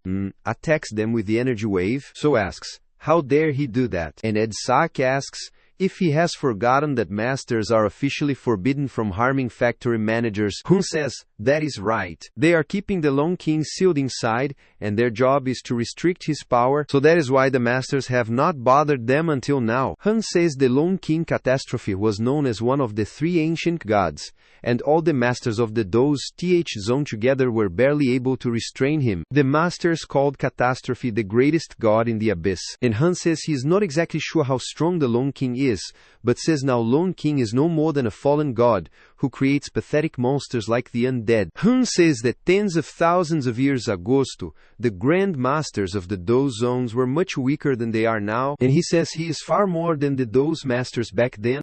Edsak says Han is making a mistake and warns him to stop this at once. But Han says he is the Dark Phantom Commander, and why should he listen to the tin cans? Az tells him to shut up and rushes to attack while Edsak tells him to wait, but she says it is too late. Az is about to attack Han, but Hun immediately summons a giant dragon, which terrifies everyone and they are shocked to see it. Aziz is also terrified to see the dragon, and suddenly it smashes her on the ground. Chenyu is worried about seeing Han's power, and suddenly Yang asks Chenyu if he is the doctor, and asks what is happening. Chenyu sees Yang crawling on his feet, and asks how he can still not understand what they just saw. When Yang raises his head and asks if they still have a chance to win, Chenyu is shocked to see Yang has lost his eyes and realizes why Yang asked such a question. Chenyu thinks that if Yang had seen what was happening himself, he would not have even bothered to ask. Chenyu thinks it is impossible to defeat a beast like that,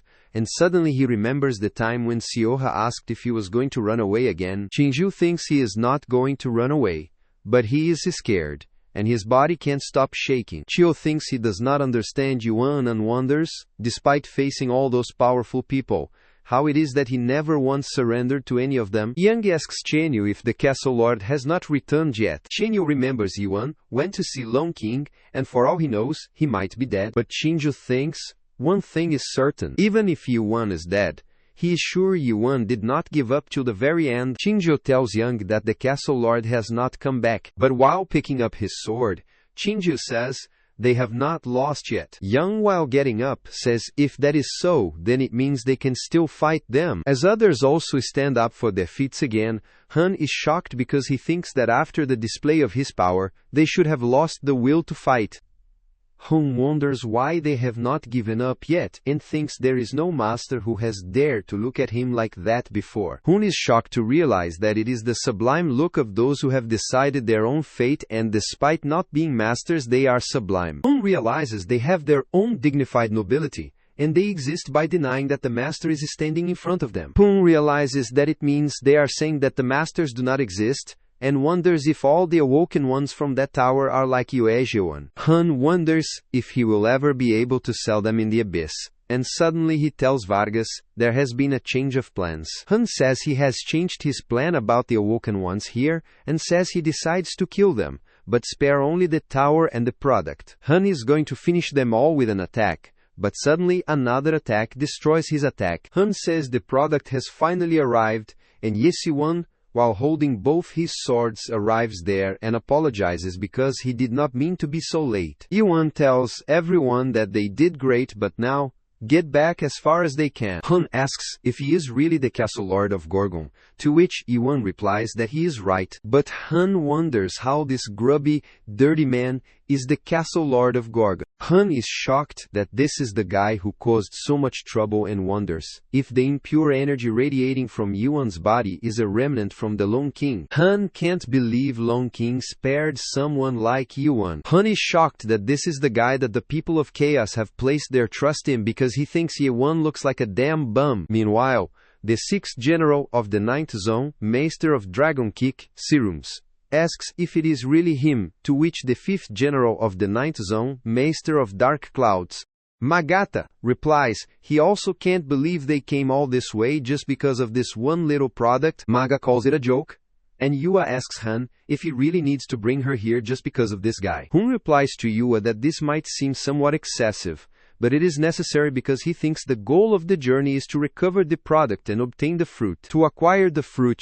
Han thinks they must confront the entity that determines who enters the abyss, which is Catastrophe, the Lone King of Chaos. Han thinks If the Lone King does not allow them into chaos, then they will have to force the gate open. Suddenly, Yi-Han uses Genesis to show his world to them, and asks if Han is going to stand around chatting all day. Meanwhile, Neon thinks it is a unique worldview, and Migata also tells Sun to look at the giant eye of Yuan's world, and he wonders if that is how Yuan interprets the first nightmare. Some replies that he thinks the eye is meant to represent Big Brother. Yua calls it silly, and says it must be creative, but this world still does not have anything of substance in it. Meanwhile, Chinju wonders what the hell Yuan is thinking, because he thinks Yuan is not strong enough to fight the generals. Simultaneously, Han says it appears to be quite a unique worldview, but it is a far cry from those guys in Rupture. Han asks if this is what Yuan has got, to which Yuan replies, of course, it is not,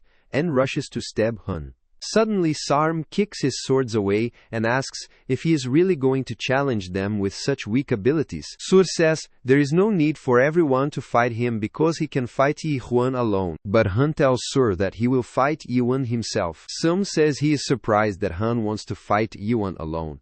But Han says this is his problem and he has to deal with it himself. Nakimon offers to help Han, but Han says that it is not necessary, and that he can easily handle him by himself. Hen snaps and creates a shield around them which blocks everyone outside. Nakimon asks Han what he thinks he is doing, because Han knows the Engmon clan has business to settle with Yi-Han as well. Han tells Naknon to stay there and take a little break. But when Yuan asks what Han is playing at, Han replies, this is a special honor in recognition of Yi's bravery. Han says he does not want Yi-Han to consider him unfair, so he says he is giving him a chance to fight him one-on-one. Besides, Han says he cannot stand it when other people get in his way and says the stage is set so Yuan can go ahead and attack him with everything he has. Han says this will be the last tantrum Yuan can throw, and Yuan says if that is the case, this will be the last thing Hun can see. Saying this, Yuan immediately emits a blast from his sword, which Han instantly dodges. He says Yuan has been hiding some impressive tricks. Yuan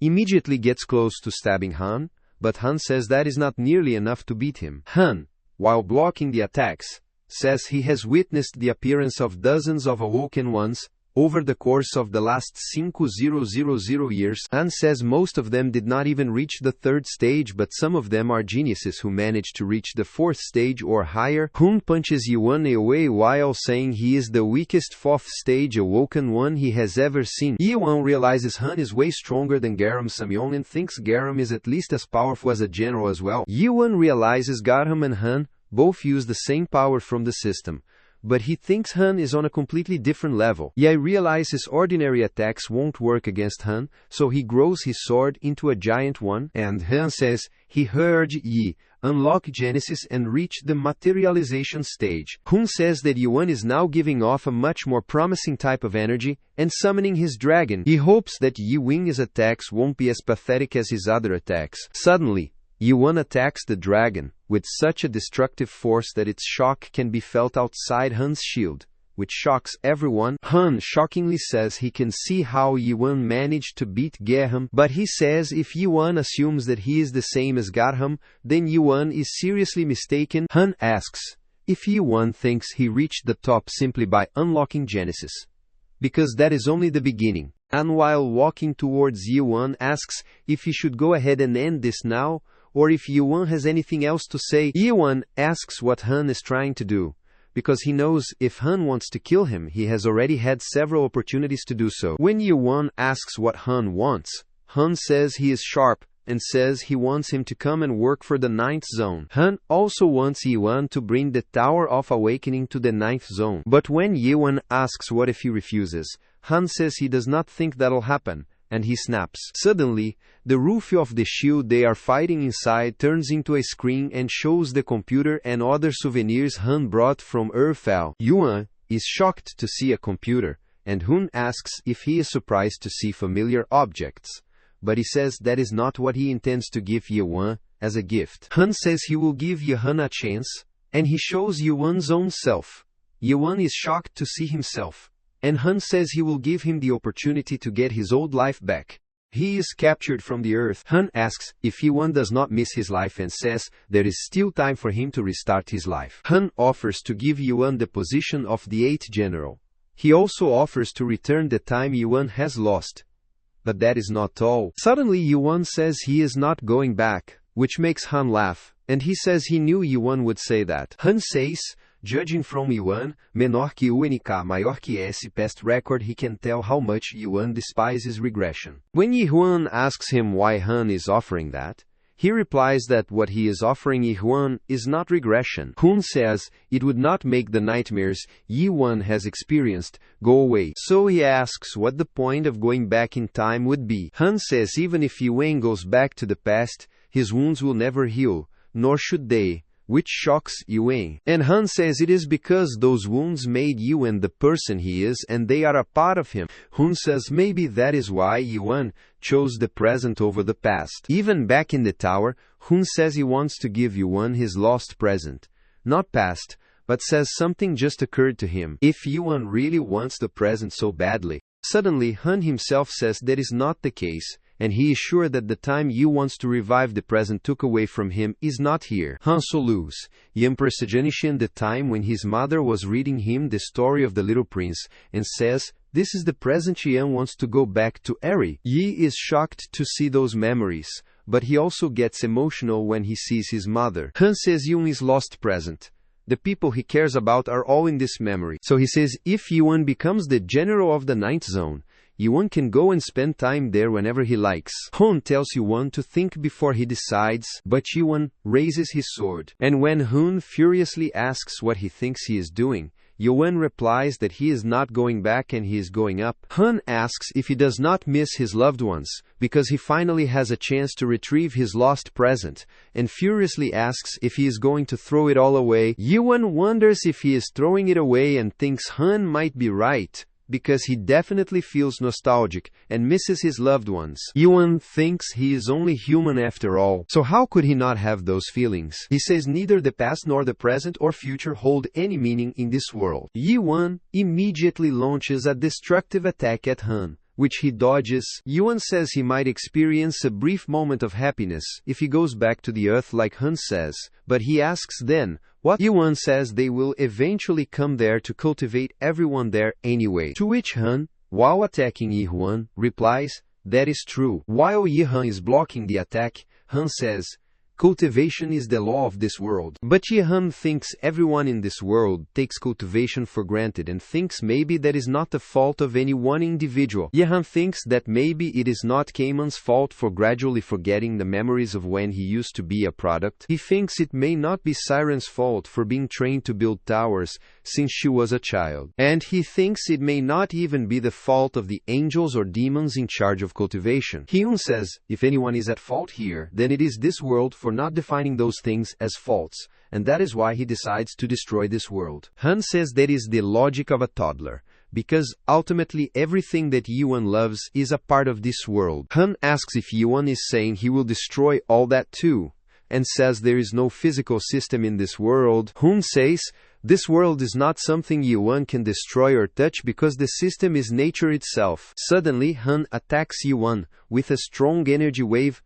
and Yuan thinks he is not strong enough to beat him. Yuan thinks he does not have enough time to strengthen his world or himself, but he thinks there is one thing he can do. Yuan, taking out a red crystal, thinks it is the reason he came all the way here, and if he can't defeat Han himself, he will have to borrow a stronger power. Yuan immediately eats the crystal, which gives him immense power. Carto and Cheno can also feel outside the shield, and they wonder what is going on inside. Meanwhile, Han thinks Yuan is a fool because he should have obeyed him, and realizes Yuan has come to chaos as a living one. So he is connected to his pineal gland, and if he dies, his spirit will return to his original body. Meanwhile, Yuan thinks his attack might damage Han's spirit, but he will have to send him back to the Great Realm forcefully. Suddenly, Yuan creates strong energy ripples from his sword, which affects Han's body and terrifies Han, and it also starts covering Han's shield. Meanwhile, Chenyu, seeing this, thinks it can't be true,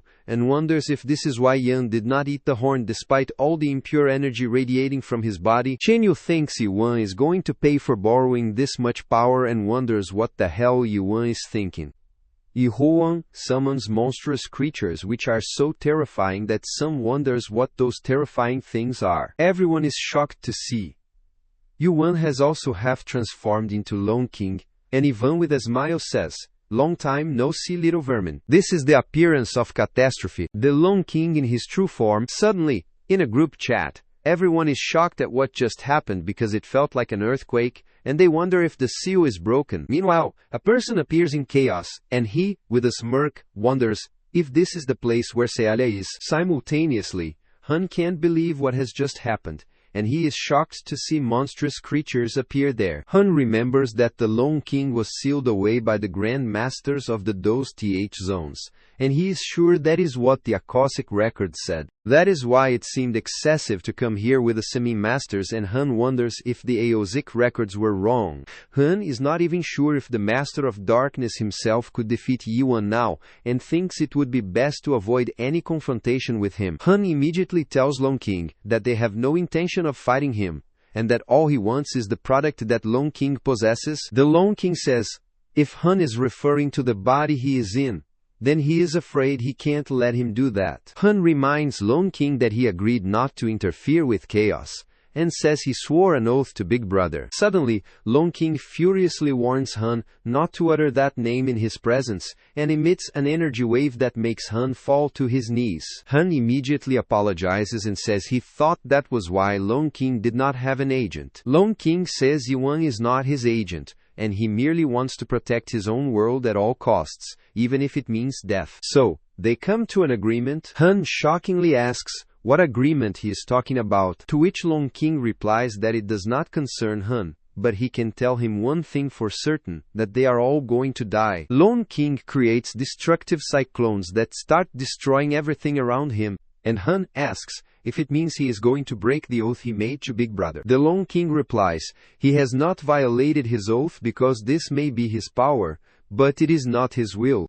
Han immediately tells everyone to gather around and not be afraid because they just need to stick together. Han guesses that Long King is here in the form of an undead incarnation, so he may be powerful, but the vessel he is inhabiting is merely the body of a weak human. Han thinks Long King will wear out the vessel soon, so he tells everyone that they have to make Long King use up all his power, and if they can just last 5 more minutes, the victory will be theirs. However, Nakmon tells Han not to be ridiculous and asks how they are supposed to fight the Long King. Mongyong Chindo says their clan wants no part in this, and Han is on his own, which makes Han furious. Suddenly, the Long King remembers the Anmyeong clan is the one who analyzed his world and created the stones of the fallen souls. Long King says, only fools think they can imitate God, and he immediately kills Nakmon Chundu with a single attack. Long King says they are not even worth turning into undead, and none of them will leave this place alive. Long King summons high tides which start drowning the people there,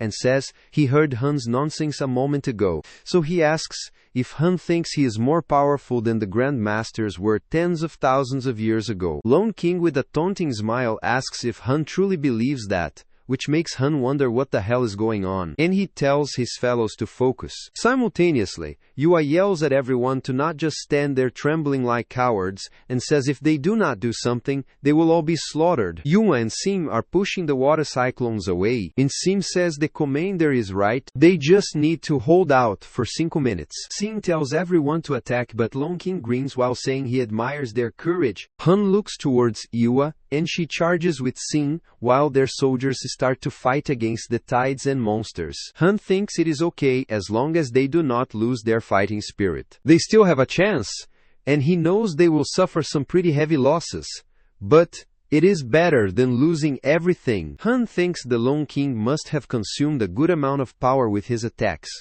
but it is too early to tell who the winner is. Suddenly, Long King says he has high hopes for Han after all that bluffing about the old Grand Masters. But while blowing out Simen Yua with the tip of his finger, Long King says Han with devastation falls to his knees asking how this is possible. But suddenly he starts laughing like a maniac and asks what the hell just happened. Han thinks they never had a chance of stopping this calamity from the very start, so he accepts the Long King wins but says he cannot get what he wants. The Long King says it has been a while since he had some fun, and suddenly he blows Hun's body with just a movement of his finger, while saying he is far too weak for him to unleash his true power. As Han falls on his face, there is a complete silence and chaos, and Yuan wonders if this is the true power of the Long King. Yuan thinks Long King is manifesting himself using his soul, and yet this power does not feel real to Yuan at all.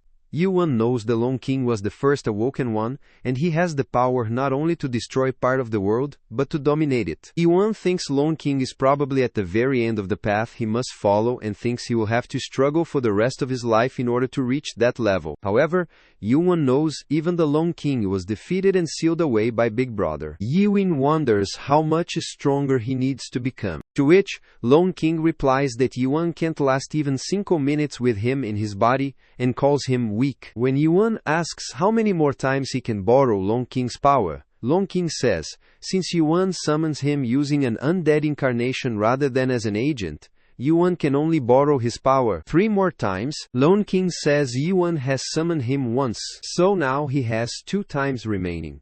And Yuan will need to summon him when he faces Big Brother. So Long King says he supposes Yuan has only 1 chance left. Long King says, now that Yuan has used his power, his spirit will have reached its limit, and the undead transformation will begin soon. Long King says, this is the price Yuan must pay for his choice, and he must resist the transformation because he has to keep his promise to him after all. Suddenly, Yuan feels immense pain as soon as the link is severed and feels like his body is being ripped apart. Suddenly, Yuan realizes, as the undead transformation begins, he will gradually lose his memories. Losing memories is like losing himself. And once he loses himself, he will cease to exist. Then the person becomes all undead. So Yuan wonders if that is what will happen to him. Yuan wonders if he is going to turn into an undead, but suddenly, he falls into the water and sees his memories flowing back into him.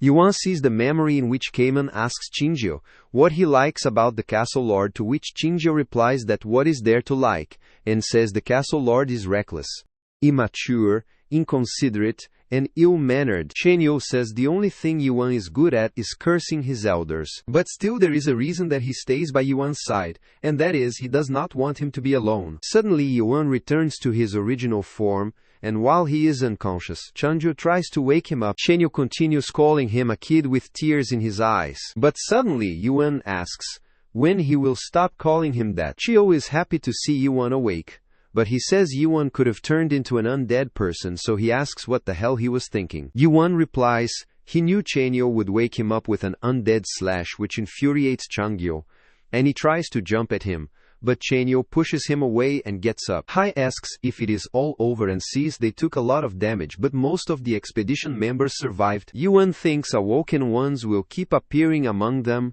and they will be fine even after he's gone. Yuan knows the masters won't pay attention to the chaos now, because they will have their hands full dealing with their own problems in the Great Realm now that the balance of power has been disrupted. Yuan thinks chaos is finally going to be truly free. But suddenly some people of Gorgon come to him and ask if he will explain this. They have a square of memory in their hand which Han created to show that he has captured Yuan from the earth. The people of Chaos furiously ask while smashing the square if Yuan really crossed over there as a living being. Simultaneously, Qiingjiu asks what the hell they are talking about, because Yuan just risked his life for their sake, but they say it is important for them. One of them says, all spirits in chaos are dead, and asks if Yuan did not find the fruit when he stopped by the recovery palace. When the guy is asking if there is any chance, Cayman interrupts and shockingly asks if that guy thinks the Castle Lord regained his life by consuming the fruit. Yuan knows the only goal of people in chaos is to get back to their lives, and that guy asks Cayman to explain the video that they just saw. Cayman replies that the Castle Lord did not eat the fruit, and while Zhurgzhong is telling them to calm down, that guy asks what happened to the fruit. Zhurgzhong thinks it is not good, because the people are finally letting out all the anxiety they have been feeling. He thinks that after witnessing the miracles performed by the Castle Lord, they have been serving him in the hope of regaining their lives. They are not interested in changing the world like the Castle Lord is, and that is why they are so upset at the fact that the Castle Lord is alive, and that he never explained the situation to them. They demand an explanation from the Castle Lord, and now it is caught up with Yuan Doan. Meanwhile, Han, while taking his last breaths, sees the confusion he created, and thinks the castle lord should look at himself. Now Han knows the reason they are so agitated is because of the confusion skill, but confusion can only aggravate existing feelings. It merely acts as a catalyst for expressing the envy and suspicion that they already feel towards Yuan. This means they may have needed him, but they never truly trusted him. When the people say they want to know what happened to the fruit, and why he has been deceiving them, Han smiles, saying that Yuan might have successfully thwarted his plan. But his own plan has ended in failure as well. Suddenly, Cayman says, "This is enough." And as he is about to say he destroyed the fruit, Yuan cuts his sentence and says, "Escolheu, recapitulações escala of them." Everyone is shocked to hear this, and they start questioning what he means and why he does that. They ask if it is because Yuan is still alive, and they say he knew how badly they wanted the fruit. But Yuan thinks they cannot obtain true life with some silly fruit. Yuan knows that even if they ate the fruit and came back to life in the Great Realm, they would fight the same war again and end up back in chaos. Yuan thinks he could have told them that, but suddenly he asks if they want to know if he is one of the living. Suddenly Yuan uses Genesis and says, if they are curious, they can see themselves. They wonder what Yuan is doing. And suddenly, they see Yuan's pineal gland, and they are shocked to see he is really connected to the pineal gland. They are shocked that the castle lord has been lying to them this whole time. And one of them says the castle lord used them to take the fruit for himself. When that guy sees everyone is quiet,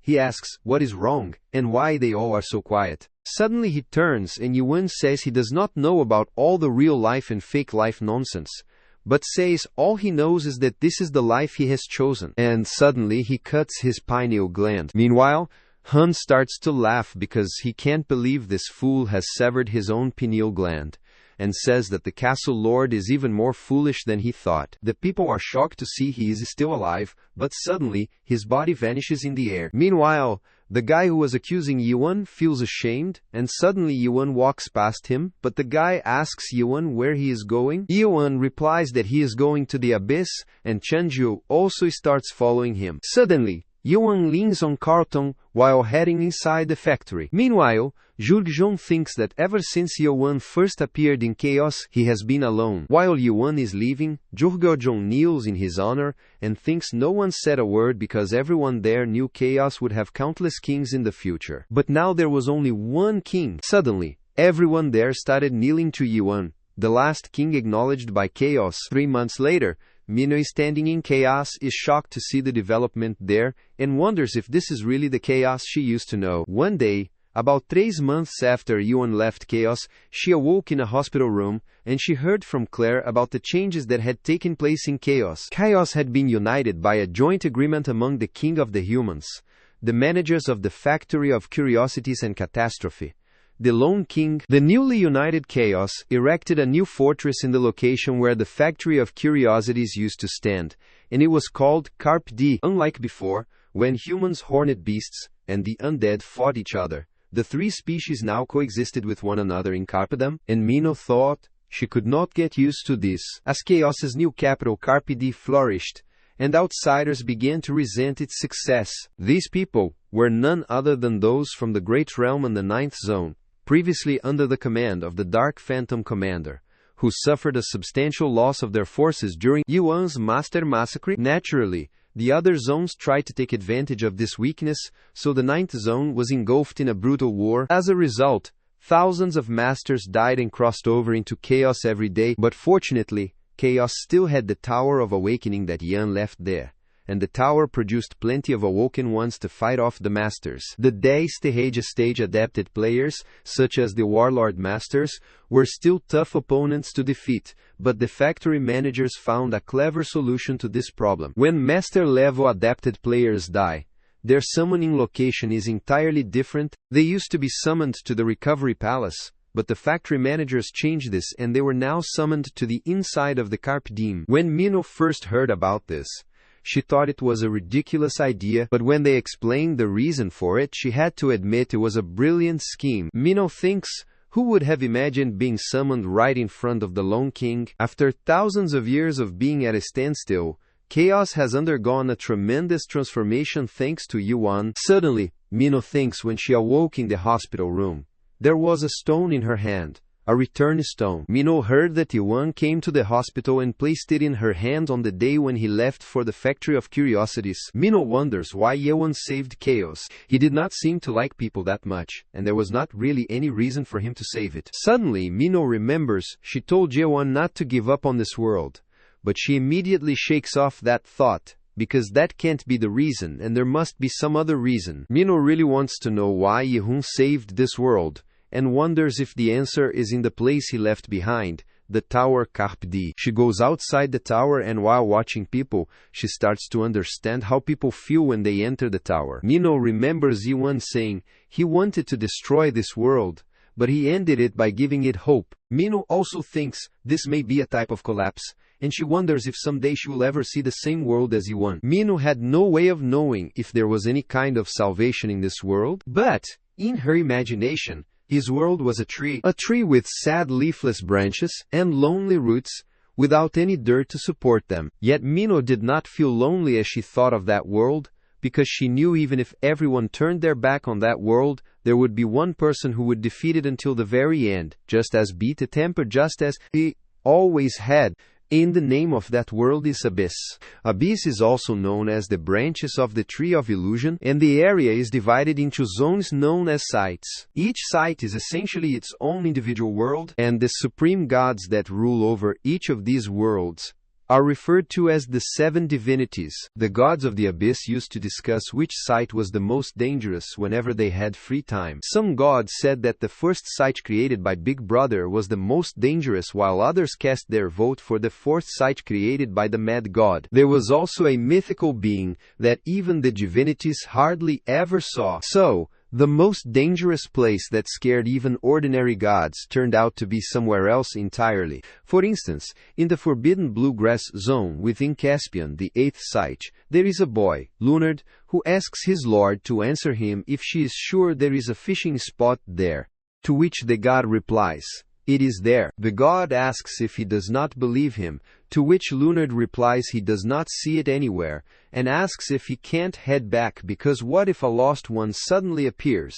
The god asks if Lunard knows how rare it is to come across lost ones and says, "It has been hundreds of thousands of years since the fall of the three ancient gods." God says almost all their believers must be dead now, and besides ask what there is to worry about. God says Lunard has him the great Anderson by his side. When Lunard says that is exactly what worries her, Anderson asks what he means, to which he replies that they really have to come all the way there to gather the believers. Anderson replies that they have no choice, and Lunard thinks the reason he ventured into this forbidden zen together with the god Anderson is because of the believers. In the abyss, the power of a god is directly indicated by the number of believers they have. The more believers a god has, the more influential they are.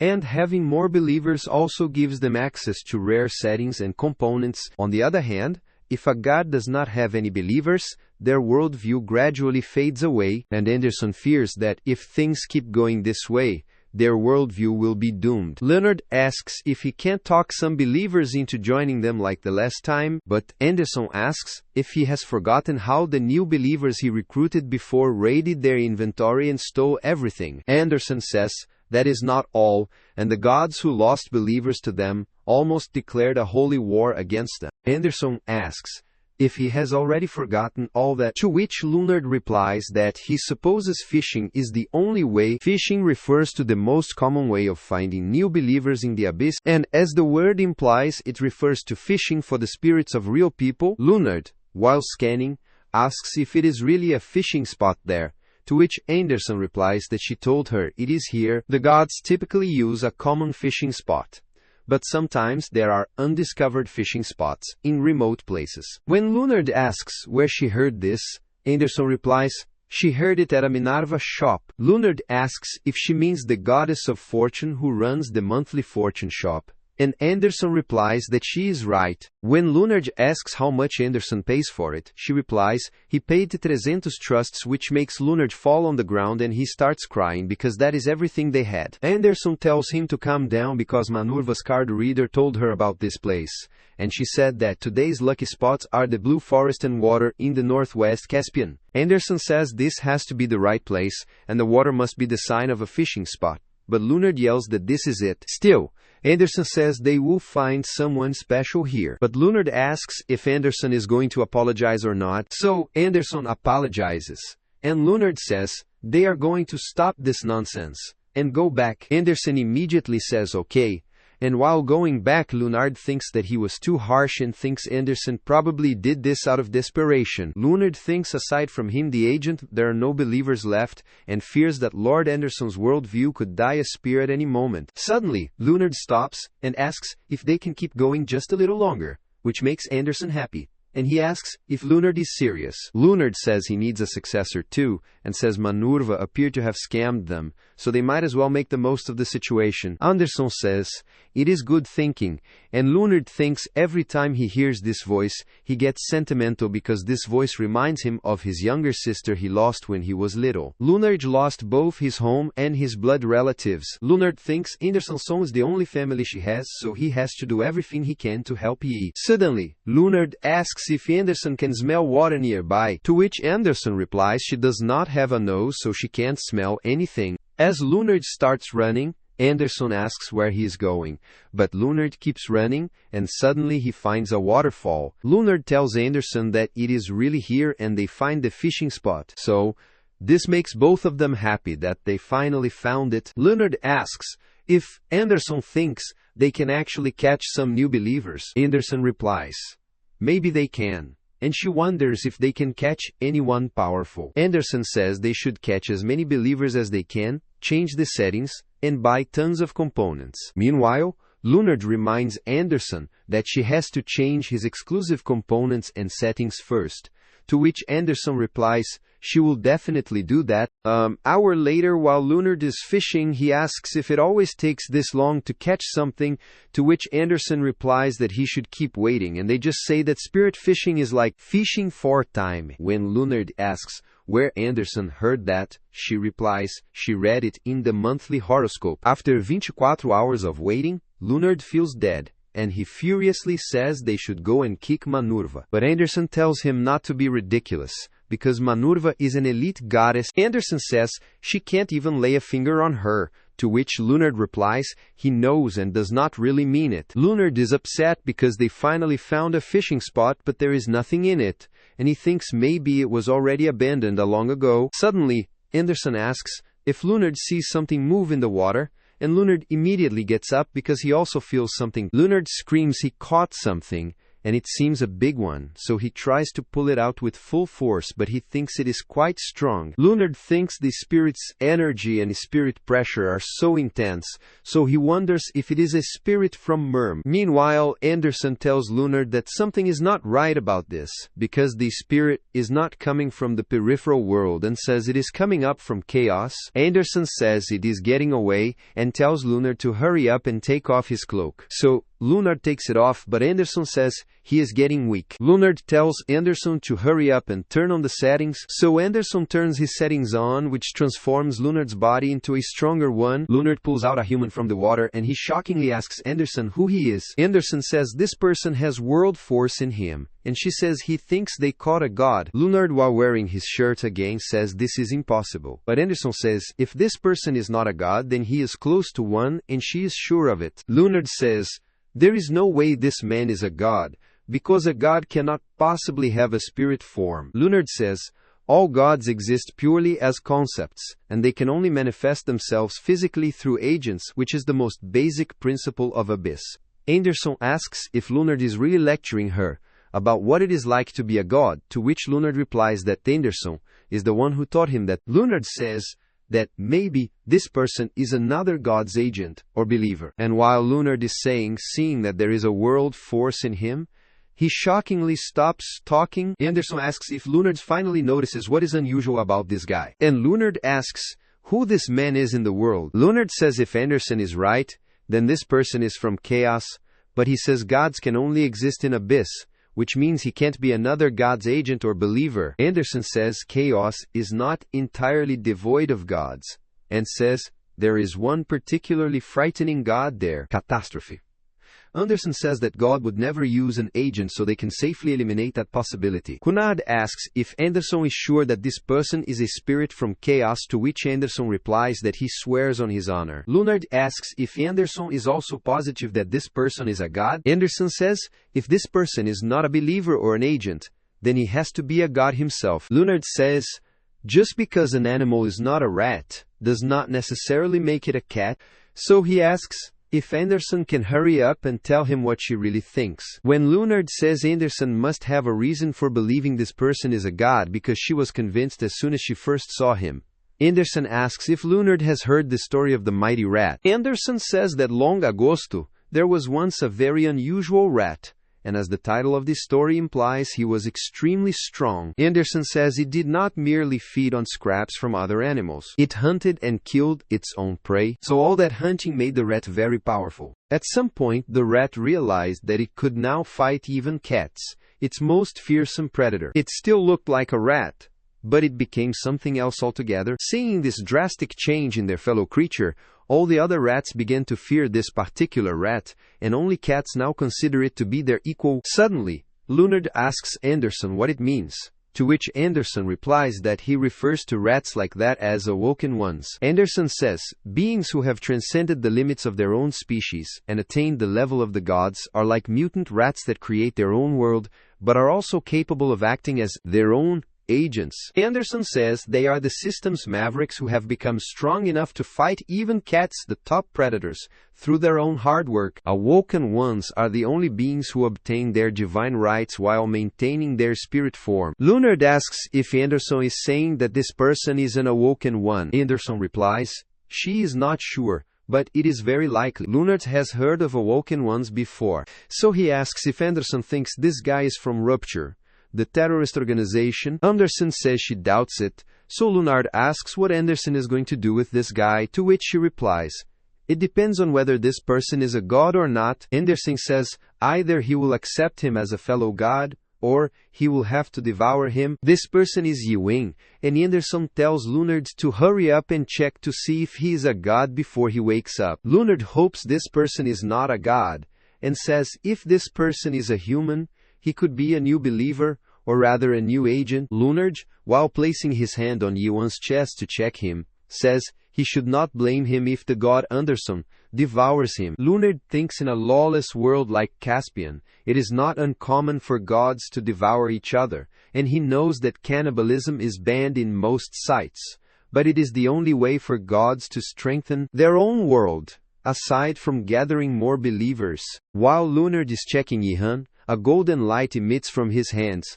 and Leonard thinks he does not want to miss a chance to finally have a new companion. Leonard thinks that if this guy becomes Anderson's agent, he will be demoted to Anderson's believer, but he says that any god would want a spirit with this much force in them as an agent. Leonard is sure Anderson will prefer this guy as well. But while he is checking Ihan, suddenly a strong wind blows, and Leonard wonders what is happening. Leonard tells Anderson that something is wrong, but Leonard realizes he lost his connection to Anderson. Leonard wonders if Anderson breaks the link between them, but he also knows she can't do that. Leonard tells Anderson to answer him, but there is no reply, and Leonard also does not know that some people are keeping an eye on him. Leonard is devastated because he did not just lose the link, he can't sense Lord Anderson at all anymore, and this makes him wonder what the hell is going on. 3 months agosto, when Jawan went to the abyss with Carlton Chanyo, and Siren Catastrophe told them to go through a gate that would take them to the abyss. Standing at the entrance of the abyss gate,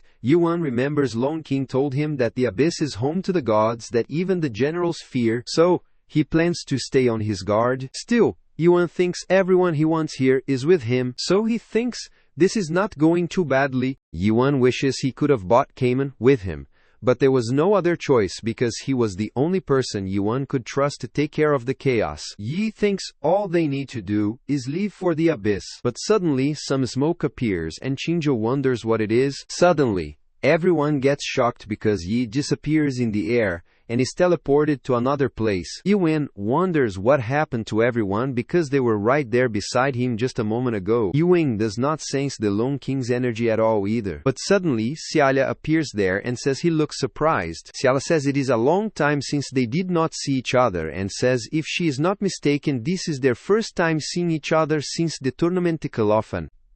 Yuan remembers she is the leader of Rupture, which Chenyo told him about, and remembers her name is Cialia. Yuan guesses she must be a general at least, so he approaches his sword and asks what she has done. Cialia tells him not to worry because she only created a barrier, because she needs to tell him something. Suddenly Cialia's man tells her that the barrier won't last long against the Lone King, to which she replies she knows, and says it will only take a minute. Solola tells Yuan that Rupture has been keeping track of his activities in Chaos, and says she did not expect him to recruit the Lone King to slaughter the masters like that. When Yuan tells her to get to the point, she says he sure is impatient so she won't beat around the bush, and offers him to join Rupture. Yuan is shocked to hear this, and Cialia says they have not interfered with him until now because his goal is not so different from theirs, but that technique he used recently changed their minds. Cialia says she does not know where he learned it, but serving the act of cutting a person's pineal gland is a technique that only the captains in Rupture know how to use. Yuan does not know anyone else knew this technique, and asks if she is upset that he used her technique. Yuan asks if that is what this is about. Xiao replies that the technique is dangerous and capable of annihilating spirits, so only Rupture is allowed to use it.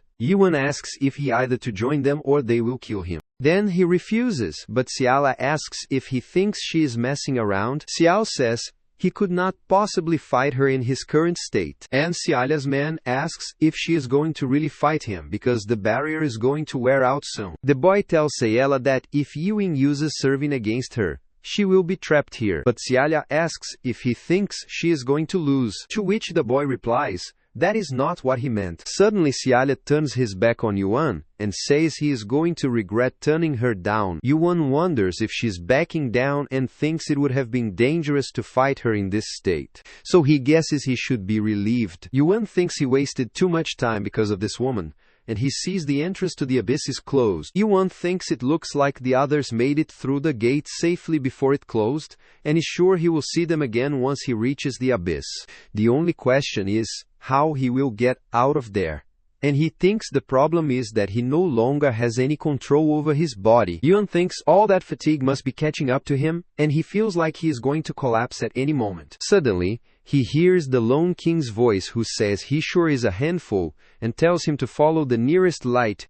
Yuan wonders what it means, to which Lone King replies he will find out soon enough, and says if he is lucky, he will be in abyss when he comes to his senses. Suddenly Yuan sees some water coming towards him, and as he gets drowned in it he wonders what just happened, and if his body finally gives up on him. Yuan feels like he is underwater, but for some reason, he feels at ease and wonders if he has turned into a fish or something. Suddenly Yuan opens his eyes underwater, and he sees the light above him, so he wonders if this is the light Lone King is talking about. Yuan thinks this may be his last chance, so he swims to get up there. Suddenly, someone shouts near Yuan while unconscious to wake him up, and as he opens his eyes, he wonders where he is, because it does not look like abyss. Yuan thinks it looks familiar, and thinks this must be his own unique world. But suddenly a girl there yells at him, and asks if he is listening to him. The girl is Anderson, and she says it is all Yuan's fault and asks how he is going to fix this. But Yuan wonders who this person is yelling at him, and what she is doing in his world. Yuan asks who she is and what she is doing in his world, but Anderson asks what he is talking about, and tells him not to change the subject. Anderson tells him her name, and says she is a god of the abyss.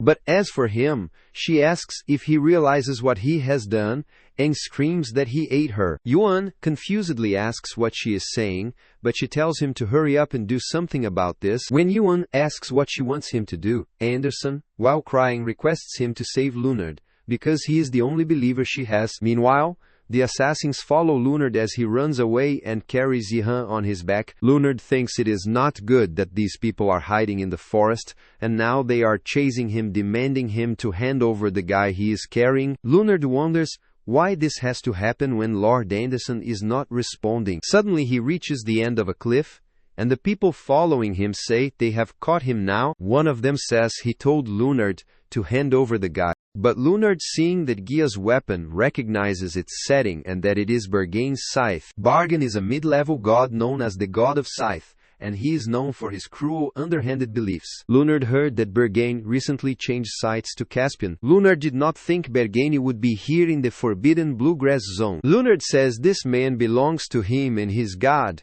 but they ask what Leonard is talking about because Leonard caught him fishing illegally, so they tell Leonard to hand the guy over and get lost. Leonard thinks if he hands over this guy to them, he will lose Anderson as well. Leonard knows if he loses her, he will become a lost one and turn into a monster wandering the forbidden zone. What scares Leonard most is the thought of losing Anderson because she is the only god who rescued him from the abyss. Suddenly, a guy chasing him tells Leonard to put Ewan down and get out of there, but Leonard says he cannot let them take this guy. As Leonard puts Ewan down, one of the guys kicks him and says that he will just have to change Leonard's mind. The guy is about to hit Leonard, but suddenly that guy's arm cuts off and falls away. Leonard is shocked, and while the Bargis guys wonder who did that, suddenly Ewan gets up and says at least he had some rags on when he first arrived in Chaos. But here he is starting off completely naked. As Bergain tries to attack Ewan, he stabs through their bodies and kills them with a single stab. Leonard is shocked, and Anderson realizes he wants to know where the naked thing comes from. In the past, Anderson told Leonard that she received the setting from someone else, and when Leonard asked from whom she received it, she replied she received it from one of the ancient gods, a real beast. When Leonard asked what the beast was like, Anderson replied, he was violent and merciless. He was really heated wearing clothes, and he refused to let anyone wear clothes in his presence. Anderson told Leonard that people tried to run away from that guy, clutching their clothes, and whenever he appeared, they cried out in honor that the naked god had gone. When Leonard asked if God was a pervert, Anderson replied, it was more complicated than that because he felt that clothing was a burdensome form of hypocrisy and pretension. Anderson says, what really matters about a person begins revealing itself only after everything else has been stripped away. Luna is in shock, and Yifwan asks if he is that woman and Anderson's believer. While tapping his head, he asks Leonard to do him a favor and get her out of his head. Leonard is confused while Ewan thinks that by using suspicion, he can make his world force take the form of a setting. Ewan undergoes a strength boost and wonders if this is the stripped power of his setting. But Anderson says he is not stripped, he is naked, which is a different thing. Ewan does not sense any mana there and thinks it is a completely different world from Chaos, but Anderson asks if he just ignored her. In Chaos, they receive mana and use it to activate skills, but in the Abyss, he can only produce power by means of the latent world force within his spirit. Ewan learned that in Mulek's record, but experiencing it himself is a completely different feeling. Suddenly, Leonard tells Eban to accept him as his believer, but Ewan says he is not his god. Meanwhile, Anderson asks what this is and wonders if Leonard is already betraying her. Leonard says he is sure Anderson will allow it, but Anderson warns Ewan not to accept him as a believer. Ewan is irritated by their voices, so he furiously tells both of them to just be quiet and says first they will start with the basics. Ewan says,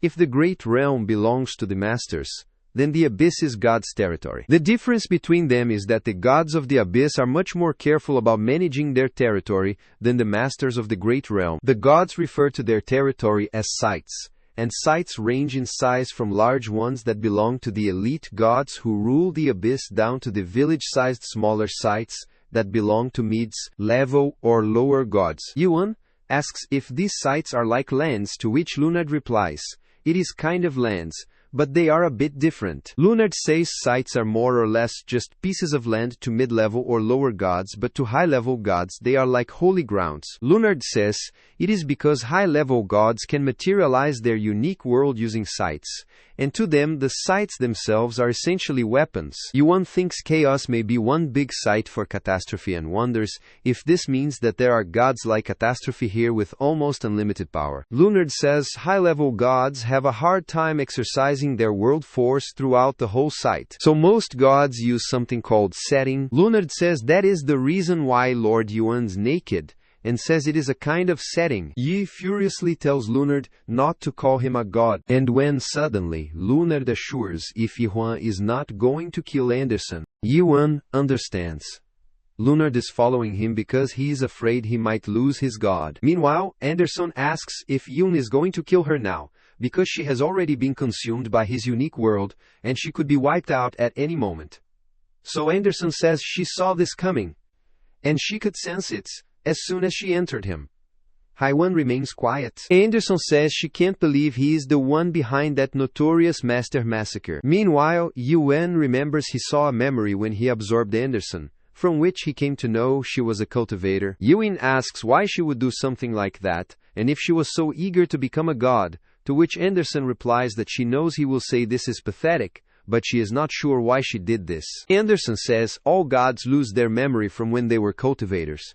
But Ji-hun asks if she thinks that erases the things that happened. Anderson says she knows what he is saying, and she has no intention of denying the things she did. Yi-wan thinks that in Manhwa's record, supreme beings like angels and demons were said to be born only to become cultivators. Yun says maybe these people never had a chance in the first place, but he still can't forgive her for what she did. Anderson says he can kill her, but she requests him to accept Leonard as his believer because he will be all alone. Yi-wan asks if a former cultivator is worrying about someone else, and says he never thought he would see this. Anderson says she did not expect him to understand her, but he should not shun that boy simply because she is a cultivator. Anderson says the relationship between her and that boy who was once a product may seem strange to him, but not all gods are what he thinks. Anderson says she may have been created for a particular reason, but her emotions are her own. Suddenly, Leonard coughs blood and wonders why he is bleeding all of a sudden. Meanwhile, Anderson is worried about Leonard because she can't do anything,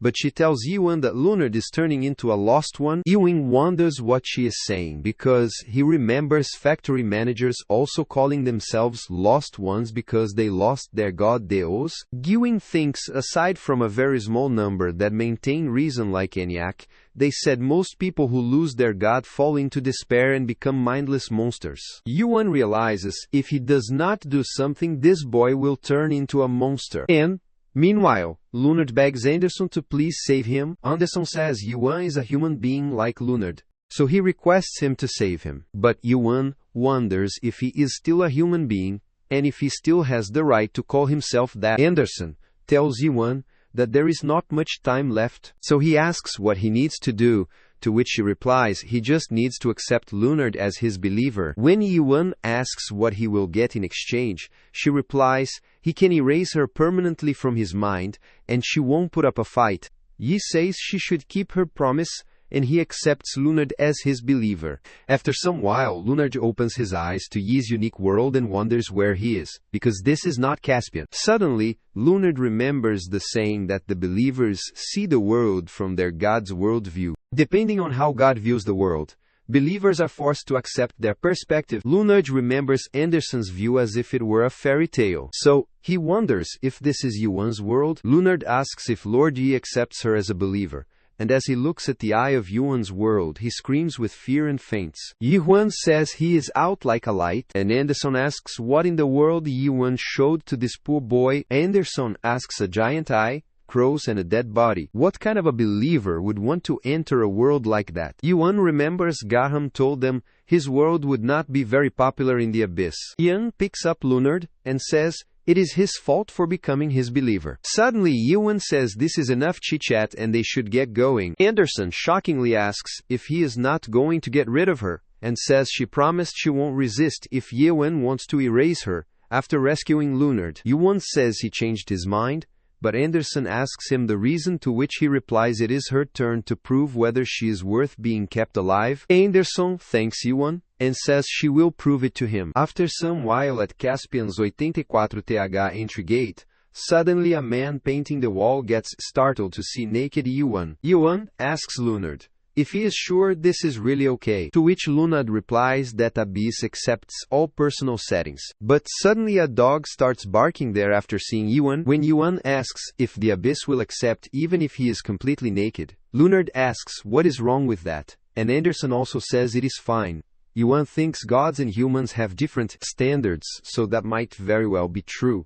so he should trust her. But he is glad Carlton is not here. While standing at the gate of Caspian, Yuan thinks that if being naked is normal here, then this place is clearly unusual. Yuan thinks the abyss is a remarkable place in many ways, but he has never heard something so ridiculous before. After they go in, Yuan gets arrested, and the officer confusedly asks if this is a setting that makes him stronger when he is naked. The officer asks who would use such a thing, and asks why do not keep that creepy setting to himself in his own world. When the officer asks why he will share it with everyone, Anderson says it is strange because this is a completely normal setting. Yihuna furiously says he will kill her, but Anderson tells him to wait and says she registered the setting herself. Suddenly, another officer tells the senior officer that he thinks Yuan is telling the truth, because the record shows that the setting was registered 2531 years ago. The officer is shocked it is really registered, and the junior officer says, according to the record, it was a high-level god. Yuan wonders if Anderson is a high-level god, to which she replies that it was a long time ago and now she is nobody. The senior officer checks the record and asks if Yuan is Anderson's agent and if Leonard is a believer. The officer says that does not quite match the record, because the pattern of Yuan's world force is different, and the record says there is only one believer. Anderson tells Yuan to hurry up and tell the officer that the record is right, otherwise he will get them all in trouble. Yuan immediately tells the officer that Leonard is right and asks if he will let them go, but the officer furiously stares at him. Leonard tells Yuan that there is a strict hierarchy among believers, and that the immigration officer is a believer in a high-level god, so they had better be a bit more respectful. Yuan furiously says he does not care about all that, but Leonard freaks out. So, he tells Yuan to sit still and let him handle this. After some while they made it inside Caspian, but Leonard was exhausted because he did not expect the immigration officer to question them like that, because normally they do not interfere with the shitty settings of other gods. Yay, thanks Leonard, because they got Ingus Von without any problems, and says he has a real gift for words. Yuan says he likes him much better than a certain useless someone. But Anderson tells Yuan not to talk about her like that, because strictly speaking he got in because of her. Yuan says they were almost arrested because of her, but she says he is an illegal god, and if he was alone he would be in prison right now. When Yuan asks what an illegal god is, Anderson says that is how they refer to gods like him, who have not been registered in Big Brother's Akashic records. Anderson says that people are registered, automatically registered, when they obtain divine rights, but Yuan is a different case. Anderson says Big Brother's factions would never acknowledge someone like Yuan as a god. Yuan calls it an annoying world, and suddenly they see an officer telling some prisoners to keep moving because the gods are waiting. The officers hit prisoners with hunters while saying, if anyone drags their feet, they will be sent to the workhouse. When Yihan asks Leonard who they are, he replies, they are the newly captured spirits from the fishing spot. Leonard says it looks like they are being taken to a temporary prison before being put up at auction. Suddenly, Anderson says she knows it is inhuman, but there is a reason for it, and newly captured spirits may degenerate into monsters very quickly, unless they find a god. Anderson says most of the time they are spirits from peripheral worlds of the Tree of Illusion, but once in a while he will find a soul that died in a nightmare tower among them. Suddenly, a believer kicks a stone unintentionally near Yuan, and when Yuan looks toward the prisoners, he is shocked to see him. Leonard asks what the matter is, but Yuan is lost in his thoughts, and he remembers his best friend Yuan, who committed suicide in the tower. The newly captured believer is doing that. The officers send these people inside a room, and they say it is finally over. But Chi Huang is standing still after what he saw. Suddenly the officers, while walking past him, discuss if there is anyone useful among the new believers. But one of the officers says they all look weak, and they will probably be sent straight to the workhouse. Yuan immediately asks Anderson how many believers he can have, to which he replies he can have as many as he likes. So Yuan grabs his sword, and Anderson asks if he's going into the room to save his friend. On the other hand, while the believers are locked in a cage, suddenly a guard arrives there and tells them to listen carefully, and that this is not a Miram or the middle world. The guy tells them that this is not some place with silly names like Pangaea or Ethereum, which they think it is, so they should shut their mouths, or he will kill them. In the depths of the dark, damp prison, Yunan thought to himself, how in the world did this happen? Yunan arrived there exactly 1 week ago, and he tried many times to figure out what had happened, but he could not remember anything. Yunan wonders what he is doing there. He thinks the world has come to an end. Suddenly he remembered the name Yuan,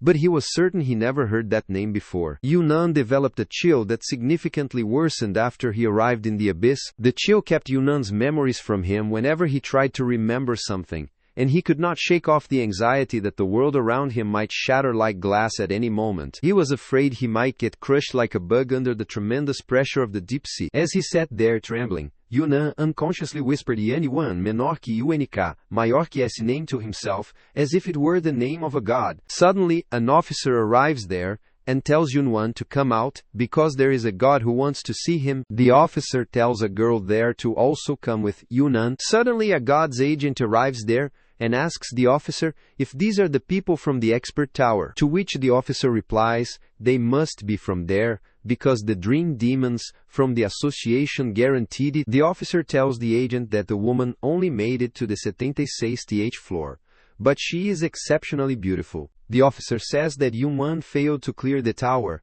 but he still managed to reach the 98th floor. The officer promises that the agent won't regret purchasing them, but he asks if there are only 2 of them, because there should be more. The officer says the Dream Demon Association did not send the rest and they are the only 2 whose memories could not be completely covered. After wishing the agent a good day, the officer leaves and God tells Yuan to come with him. On the other hand, Yuan says he is going in, but Anderson stops him, so he asks why she's trying to stop him. Anderson says she is stopping him because he is going to destroy the kitchen. But Yihon says he is just going to rescue his friend. Anderson says that is the same thing, and asks if he has any idea how many agents of high-level gods are there. Anderson says here in Caspian there is something called the World Force Restriction Agency, which is an organization created to ensure the safety of sites. Because of that agency, neither gods nor agents can use combat settings in the center, but he says he does not care. Anderson asks if he does not understand that he cannot fight, but Yuan walks towards the prison door. Suddenly, the officer outside the door tells Yuan that civilian believers are not allowed past this point, so he tells him to go away. Yuan says he just wants to get his friend, but the officer furiously asks if he cannot hear him, and that he is not allowed in there. The officer warns Yuan not to resort to violence, but Yuan, while holding his sword, tells the officer to step aside. Yuan remembers Yunhuan climbing the tower with him all the way to the 99th floor. Yuan wanted to ask him why he did not go back like others. Suddenly, Yuan feels his connection is cut off with the world force. He wonders what happened and who stopped him. Yuan can't sense anyone in the area who could do that, but the officer tells him to stop messing around and go back. Anderson tells Yuan that she told him fighting is not allowed here, and if he tries to use World Force, the restriction agent's large-scale setting World Force seal stops him. When Yuan asks them how he is supposed to save his friend, Anderson tells him to let her think, and says there is one way. Anderson tells Yuan to head over to a big building there, because that is where he can save his friend. But when Yuan asks if she is sure, she replies that she is sure this is more likely to succeed than his mindless stabbing. Meanwhile, at the Caspian's World Force Restriction Agency, an emergency happens, and they call the director to immediately see what is happening. As they reach the room where the emergency is, the director is shocked to see that more than 80 believers have collapsed, and when he asks what happened, the worker tells him there was an unusual energy reaction near the prison in Caspian. The World Force seal is maintained by the Shared World, which is the first of same believers who worship different gods. Never in the agency's history has this setting been deactivated like this before. The agency manager reports to the director that they have received an emergency warning, and the director is worried to see it is a level 8 warning. Half of the believers passed out a month ago as well, and at the time there was a fierce battle among the agents of high-level gods, but it was not as intense as this. The director orders to call for reinforcements and tells the manager to make sure they all have Class 3 World Force or higher. The director says he is sending out a battalion, but the manager asks whom he should request for the reinforcements, to which the director replies that he should ask the high-level gods. After some while, Yuan and Leonard reach outside the giant building, which is the auction house, and Anderson tells Yuan that his friend is likely in the auction house. Yuan decides to go in, and Anderson tells him to follow her lead. After some while, Leonard starts announcing that they want believers, and tells everyone outside the auction house to have a look at his God's worldview before they go. Disappointedly ask what he gets by following her lead, what he gets by lead. But Anderson says she forgot her certificate is expired. So the auction house's staff told them that gods with expired certificates are not allowed in the auction house. Anderson says that on the bright side, the auction house staff said that they would give Yuan a temporary certificate if he had just 5 believers. So she tells Yuan to look at how hard Leonard is trying. Yuan sees Leonard is actually trying hard, and thinks he is pretty talented for someone so young. Yuan thinks Leonard is a lot more useful than Anderson. But Anderson, what did he just say? Suddenly, a guy asks Leonard if they are giving a worldview, to which Leonard replies that he is right, and if he signs up now, he will receive all kinds of benefits as a high-level believer. The guy asks Leonard what kind of worldview it is, what settings there are, and why God's agent is naked. Leonard gets puzzled about how to answer the last question, and suddenly he looks towards Yuan to help him with this question. Yuan, while offering a handshake to that guy, says he will show him the worldview himself. So as the guy takes his hand, he screams after seeing Yuan's world. The guy passes out, and Anderson says, at this rate they will never find any new believers. Yuan thinks maybe he should slice his way into the auction house. But Anderson asks if he will stop this, and tells him to focus on trying to change his worldview. Anderson says most believers in the abyss struggle to get by from one day to the next night, and says Yuan's world is too dark and depressing for them. Anderson asks who would want to add even more gloom to an already miserable existence. Anderson suggests that Yuan should make his worldview a little brighter, and says she will let him borrow her worldview. When Yuan asks what her worldview is, Anderson replies that it is a beautiful place called the naked world where all the believers are naked, and say, unfortunately, it sometimes attracts creepy old men, but the worldview has not been outlawed yet. Yuan says he thought her worldview had a fairy tale theme, to which Anderson replied that it did, but it was an adult fairy tale. Anderson realizes Yuan is not interested, so she says she will not force it on him, but says he will never gather any believers like this. While Leonard is trying to catch new believers, Yuan tells Anderson that he will not change his worldview. Yuan says he will wait a bit longer, and if he does not find anything, he will charge in there again like before. Anderson tells Yuan not to be like that, and tells him to plant some flowers and trees in his world. Anderson says his worldview will be so much more beautiful, and if he makes it just a little prettier, she is sure a lot of believers would flock to him. Suddenly, Yuan hears 2 people passing by him, saying that all of this week's spirits in the prison are already gone. When the guy asks who took them, the girl asks if he does not know that the metaverse gets their share this week. The girl says they will be taking all the spirits from the public fishing spots for a while. The guy is furious, because he is worried about how they are going to make a living, when suddenly Yuan puts his hand on that guy's shoulder. As the guy looks back, he is startled to see Yuan naked, but Yuan asks him where the spirits from the fishing spot went. The guy shockingly asks who he is and why he is naked. After some while they reach a grand place, and Yuan thinks this must be the place that the guy told him about. Meanwhile, Yuan, while looking at the building,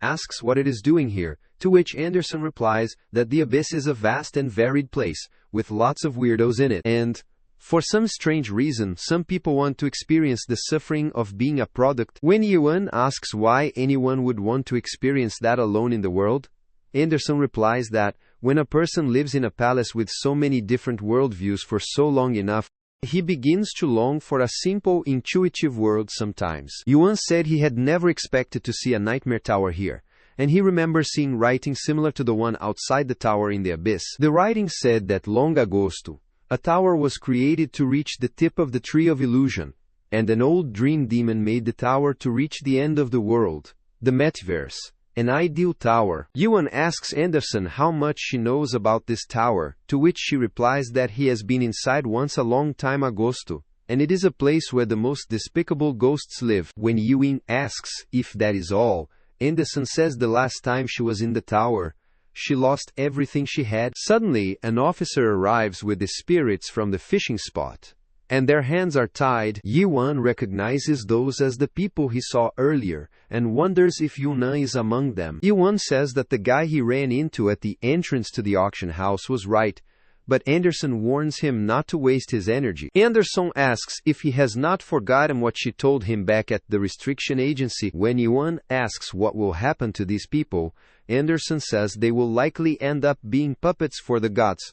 Anderson says that is what they call the agents Misufika, who have lost their spirits, and all the puppets from the tower lose their sense of self and become gods, playthings. Yuan says he thought the gods wanted to gather as many believers as possible. To which Anderson replies that is usually true, but as she said, the abyss is a vast and varied place, and there are many bizarre gods in it. Anderson says, Metaverse Tower is inhabited by gods who despise believers more than anyone in the abyss. Yuan tells Anderson to tell him how he can save his friend, but Anderson says he will die if he goes in there. Yuan, while grabbing his sword, tells her to hurry up, so she replies that she will tell him but he should take his hand off the sword. Anderson says if he wants to save his friend, he has to participate officially in a metaverse event and reach the 7th floor. The 7th floor is where the puppet auction begins, but it is an extremely dangerous place, so Anderson suggests he should reconsider. Meanwhile, Lunard tells Yuan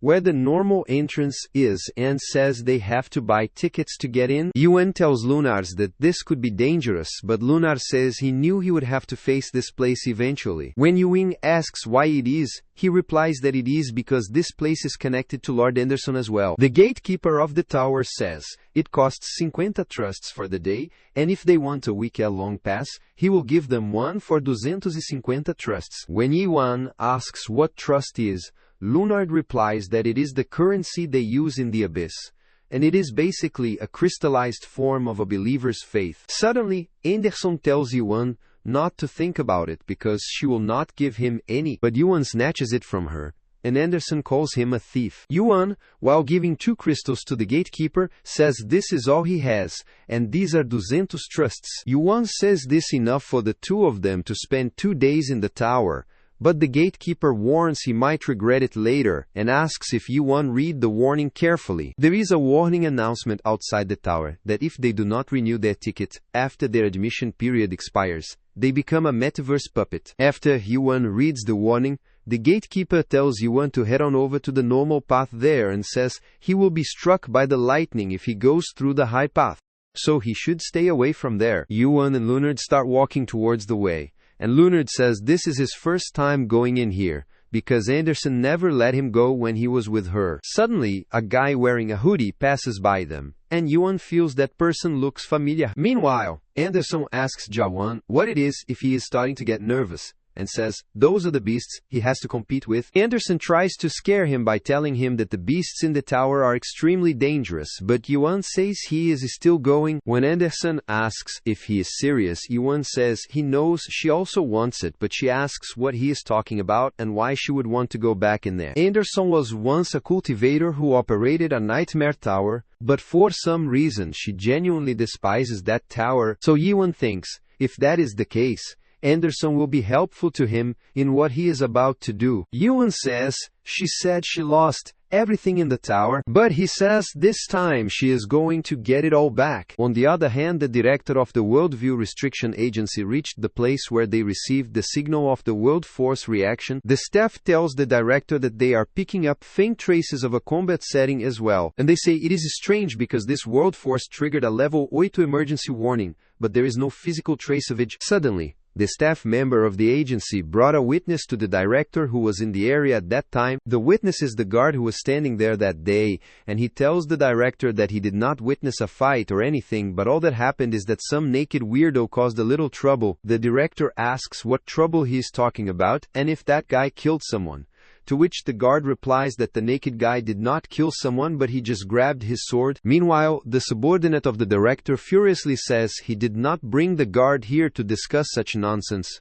But the director tells him to stop and ask the guard when this happened. The director asks the guard to show him the video. So the guard says he filmed the incident with Lord Vanguard's action cam setting.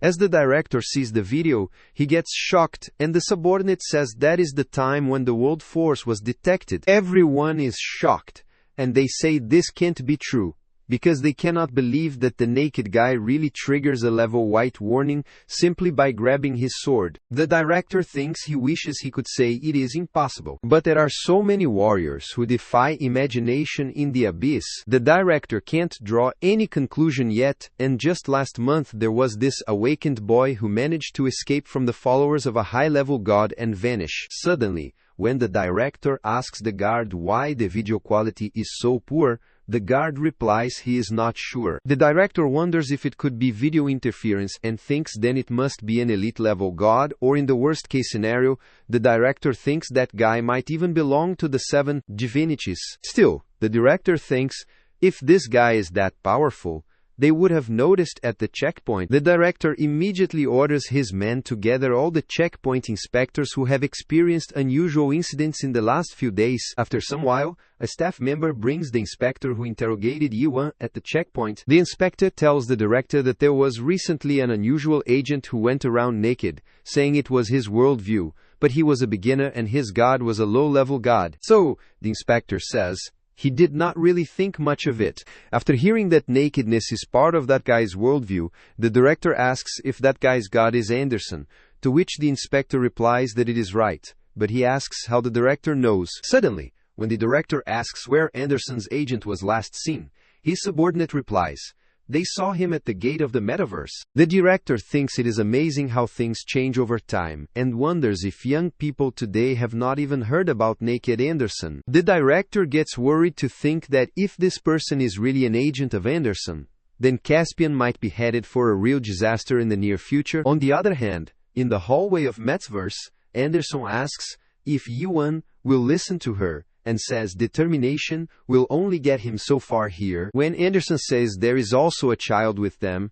Yihan tells her to shut up, and Lunard is excited to see the inside of the metaverse. Anderson swears that she will not help him because he has been warned, and Yuan says he will climb the metaverse without her help. Yuan reaches a crossroads and tells Anderson to be quiet, but she says it is the wrong way, and he has to go to the right. Yuan says he thought she was not going to help him, to which Anderson replies that it just slipped out of her mouth because she has been here before. Yuan and Lunard head to the right, and Ni says she sounds like someone who has returned to the past, to which Anderson replies that youngsters these days could say that, but suddenly Yuan says that since she failed to climb the tower, he should call her a failure, and that he hopes her experience as a failure will be helpful to them. Anderson furiously calls him a jerk and says, this way is faster because it has not changed since she was here last time. Yuan says he sure is helpful for someone who grumbles so much. But Anderson tells him to be quiet,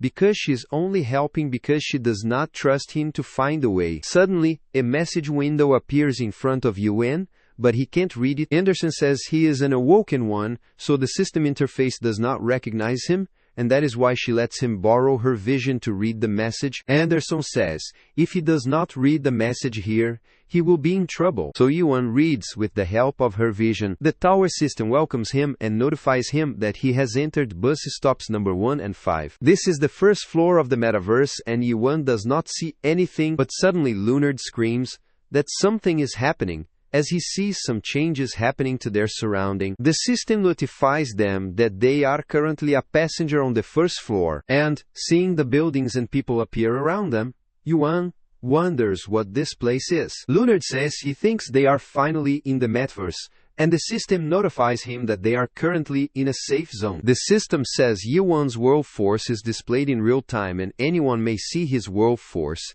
but he has not yet been assigned a ranking, so the system starts measuring his world force. Yuan thinks this sounds like mana, and they can display world force in numbers. Suddenly, the system notifies that his world force can't be measured, and Anderson says it looks like the system cannot measure his world force because he is an awoken one. Anderson says this cannot be helped now. So, she tells him to check the screen of passenger rules for now. The first rule is that the metaverse consists of 10 floors in total, and he may advance to the next floor by completing the challenges on each floor. The second rule is he can warn trust by completing challenges because trust can be used to purchase items and upgrade his worldview. The third rule is that the resident passengers may use stations to travel to the floor below them, but if he descends more than one floor, he will have a penalty. According to the fourth rule, he may get off the bus by pressing the stop bell on each floor. However, if he gets off the bus on the 6th or higher floor, he must pay a fee of 000 trust, and he loses half of the trust earned on the bus. The fifth rule is that only 9 people can reside on the 9th floor, and these people earn the right to attend the final floor. The sixth rule says that the passengers who reach the final floor may ask the driver, the master of the metaverse, for one wish. Ewan thinks the rules are pretty basic, and there are essentially 3 things he needs from this tower. One is to rescue Yunnan from the tower's 7th floor. The second is to experience firsthand how gods fight, and at the top of this tower he needs a clue left by Mulak about how to reach the end of the Tree of Illusion. One remembers that according to Malaksabi Abyss record, he passed through this tower as well. Suddenly, the girl appears there, and he tells everyone that their favorite streamer Renee is back in the metaverse for another attempt at climbing it. Renee announces it is not just a promotion because hardly any god watches her channel. So she asks who would offer her something like that. When Yi Huan confusedly looks at her, she asks if he really thinks she looks like Siren, and thanks him, while saying she is a huge fan of hers. Suddenly, Renee says she has prepared new content for them all, and says today's special event is hazing a metaverse newbie. Renee tells everyone to see that guy over there while pointing toward Yuan and says he is totally new to the metaverse. Renee says that is not something they see very appearance to the way he says that from his pertaining, they can tell that he is new there. Renee says she has been keeping an eye on him since he came in, and says she will see if she can get an interview with him. Simultaneously, Yuan is offended while hearing all this, but Lunar tells him to calm down. However, Anderson says she has heard about people like that, but it is strange to see one in person. Suddenly Renee asks if she can interview Yuan, and tells him not to be too nervous about appearing on her show for the first time. Suddenly, Renee gives him a sane trust,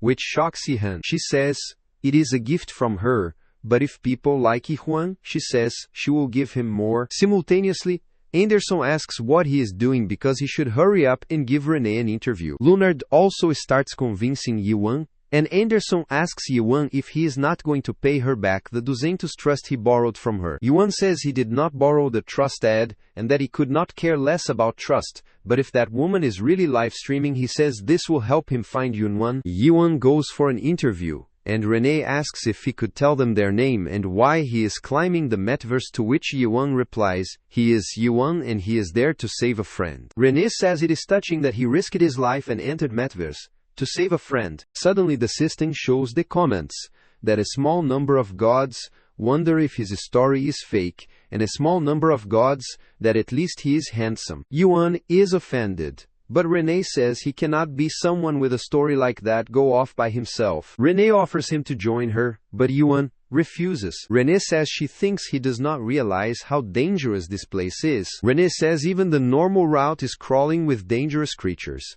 and some of them actually take pleasure in slaughtering innocent people. Renee tells him to stay away from those people no matter what, because they are the kind of people who do not even hesitate to stream themselves murdering innocent people. Renee asks if he understands now and says that is why he should join her. But Yuan thanks her advice and asks if that does not apply to her either, because how can he trust her? Renee gets shocked, but suddenly with a laugh says he is quicker than she thought. Renee says it is up to him whether to trust her or not, and says if her god viewers tell her to stab him, she has no choice but to do so. Renee says in exchange if he joins her, she will help him find his friend, and simultaneously, the system notifies him that the first floor of Metaverse will open in 5 minutes. Renee asks which floor his friend is, to which Ewing replies he thinks it is the 7th floor. So she asks if he means his friend is taken away as a puppet. Suddenly Renee asks if his friend is exceptionally good looking by any chance, but Yuan replies, why does she ask? To which he replies that attractive puppets are often sent to the 8th or 9th floor. Renee says his friend could be on a higher floor and in this case he needs her more. So she says there is still some time left, and Yuan can think over it. Renee says if he wants to improve his chances of finding his friend at all, he will need a veteran like her, but being honest, she says the 8th floor will also be a challenge for her. The system notifies that a small number of gods ask what the name of the 8 floors is, but Anderson tells Yuan that she does not recognize that. Yuan asks when the last time she was here was, and she replies that she was here about 500 years ago. Suddenly they see a setting packages banner, but Renee tells him to beware of these packages as they are useless. When Leonard asks which one they should buy, she asks how about a beginner package, and asks if she should buy it for them. Anderson does not want Leonard to accept things from strangers, but he already accepts it, and thanks Renee. Anderson asks Jacqueline if he is really going to climb the tower with this woman, and says she would watch out for her if she was him, because she senses the energy of another universe in Renee. Meanwhile, Renee buys a lot of stuff for Leonard. And suddenly, when a minute is remaining, Renee says time is almost up, and she assumes this means they are on the same team. Meanwhile, Leonard is excited while Yuan is quietly standing because Anderson says she has a bad feeling about this. Suddenly, they enter the first floor of the metaverse, and the other people who enter the first floor hope it is not that hard. Renee asks Yuan how it feels to be on the first floor, and says this is a planet on the outskirts of a peripheral world. Renee says dream demons really like it, and she has been here a few times before, but it always gives her a strange feeling. When Renee asks if it is not odd for a building to be this long, Yihan, looking around, thinks he did not know Earth was the setting for the first floor of the metaverse. Suddenly, Leonard says he has seen this place before, and when Yihan asks if he has, he replies he once peeked into a different worldview while checking out a workshop in a back alley. Leonard says in this world they become a hunter and kill a lot of monsters, but Ewing tells Leonard that is not what this place is like. Simultaneously, the system notifies that this floor's basic worldview is hunting, which embarrasses Yuan, and Leonard says he told him so. Says he told her. Remembered Yuan once telling him about hunting, but he was not really interested. So he did not ask about wishes, he had asked for more details at that time. But suddenly Renee tells Yan to consider himself lucky because in this kind of world they mostly just slay monsters, which is a nice and simple concept. Renee says the difficulty depends on the kind of monsters he has to kill. But if the monsters are weak, then it will be an easy win. Meanwhile, the goblins start appearing, and other participants say this floor is going to be a piece of cake. They rush to kill the goblins, while saying that if they are up against the goblins, then there is no need for them to wait. The people start slashing the goblins because they think there might be a bonus for killing the monsters. As the people continue killing the monsters, they receive bonus tokens, and Leonard worryingly says they should not hurry too. Renee also asks what Yuan is waiting for because everyone else has already left, but Yuan says he is waiting for the same reason as hers. Rain grins and says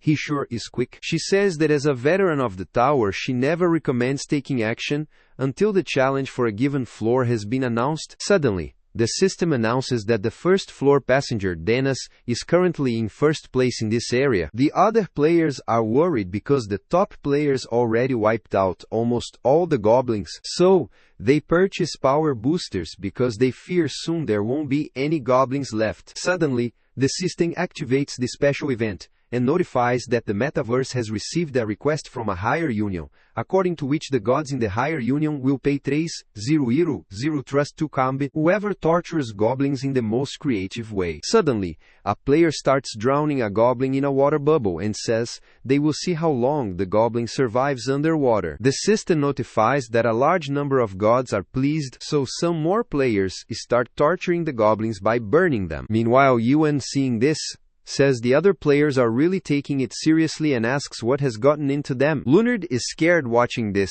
but Renee says everyone hates goblins, and they have given all of them a hard time at some point, so he bets that the gods would applaud people even for beating up a god. Goblin passing by. Renee says the players just want more trust, but says she is not desperate enough to do that kind of thing. Suddenly, the system notifies them that the challenge for the first floor of Metaverse has arrived, and they have to collect 10 tokens while hunting goblins for 30 minutes. As a reward, the players will enter the second floor and receive 500 trust. The system also clears that the tokens can only be obtained from goblins, and they are marked with symbols. Renee says that is not what she expected, and that there is usually a trap in such situations. Leonard says maybe it is just a goblin hunt. So Renee says in this case they should split up and start hunting. Leonard says he will go and look around for some goblins too, so Yuan tells them to do whatever they want. As they go on their way, Yuan suddenly sees Leonard get startled to see a dead goblin. But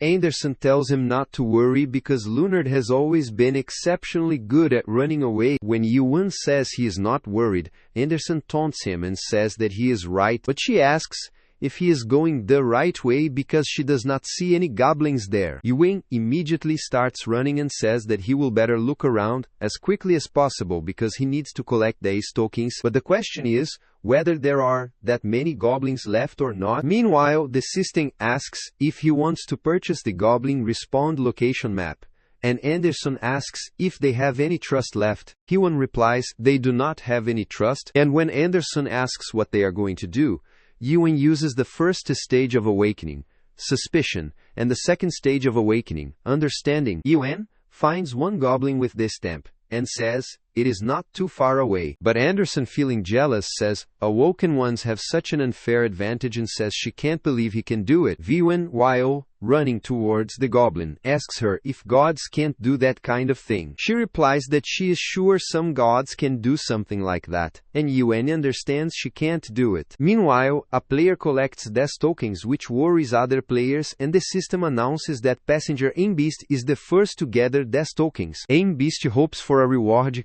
as he is the first one to collect these tokens and mocks others to have fun scrambling to kill the last few goblins. Suddenly, the system announces that a goblin with 10 tokens has appeared, and Aimbeast thinks this is some kind of a last-minute bonus, but the other players tell him to look above his head and wonder what is going on there. Aimbeast asks what they are talking about, and when he looks in the glass of a building, he sees a goblin stamp on his head, and he looks like a beast in the mirror. The system announces that they can obtain all the tokens gathered by this goblin if they kill it, and any additional tokens can be turned into trust after this stage ends. Aimbeast gets terrified and asks why there is a goblin symbol at his head, but when he sees the time left until the next floor is 20 minutes, he understands this is the reason, but it is too late, and other passengers attack him. Aimbeast runs to save his life while the other passengers chase him, and they plan to drive him into a corner. Meanwhile, Yuan is watching all this, and suddenly, a passenger manages to trap Aimbeast, which terrifies the Aimbeast, but the other passenger says they should get over with it quickly. Aimbeast tells that passenger to wait because if he kills him, he will also become a goblin. But that passenger asks what he is talking about because they just need to hold out for 20 minutes. Meanwhile, the other passengers also arrive and say they should finish him off and get out of there, but suddenly, Aimbeast throws his tokens toward them to save his life, and they start grabbing them. A token falls near Yuan, and Anderson asks if he's not going to pick those two, but simultaneously Leonard arrives with 9 tokens and tells Yuan that they need one more. Suddenly, a goblin sign appears before Leonard's head, but he gets confused about what is happening. Meanwhile, more passengers, even if they have a single token, get the goblin sign on their heads. Everyone wonders what is happening because they have not gathered even 10 tokens yet, and Yuan realizes they do not need to gather these tokens to be turned into a goblin. Simultaneously, Yuan remembers that the rules never said that they only become goblins by gathering these tokens. Yuan recalls that the first floor challenge is to hunt goblins and collect tokens, and thinks maybe the whole point of the metaverse's first floor is to pit passengers against each other. The passengers understand that anyone who grabs a token transforms into a goblin, so they tell Leonard to hand over his tokens to them. Leonard gets scared, But suddenly, Yuan comes forward and tells them to back off. The people wonder who he is, and when they check Yuan's ranking, they know he does not have any token.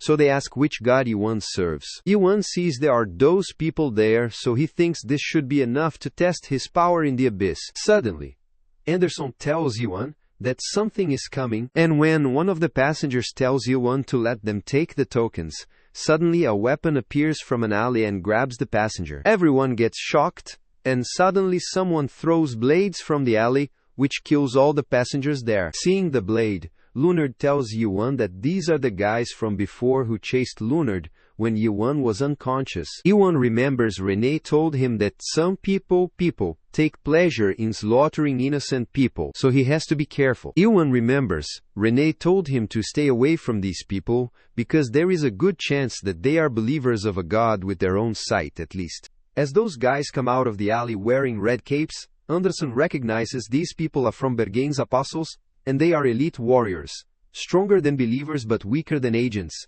Suddenly, one of them uses a token scanner on Yuan and tells their leader that the kid behind Yuan has 9 tokens but this guy has none. Apostles' leader orders them to get that loser out of the way and bring him the kid. So they immediately rush to attack Yuan. Yuan blocks the attack with his sword, but one of the apostles thinks Yuan is a fool because the main property of Bergen's scythe is strengthening. But when an apostle-level believer uses it, the scythe also comes with a melting function as well. The guy knows most weapons that come in contact with their scythe melt immediately, but he is shocked to see it is not working on Yuan's sword. Suddenly, Yuan's sword breaks the apostle's scythe by biting it, and Yuan says he has not fed it in quite some time. Meanwhile, other apostles worry about which setting and what his world force is. But suddenly, a notification appears that this person's world force can't be measured. Suddenly, an apostle tells Bergain's agent that he knows who this guy is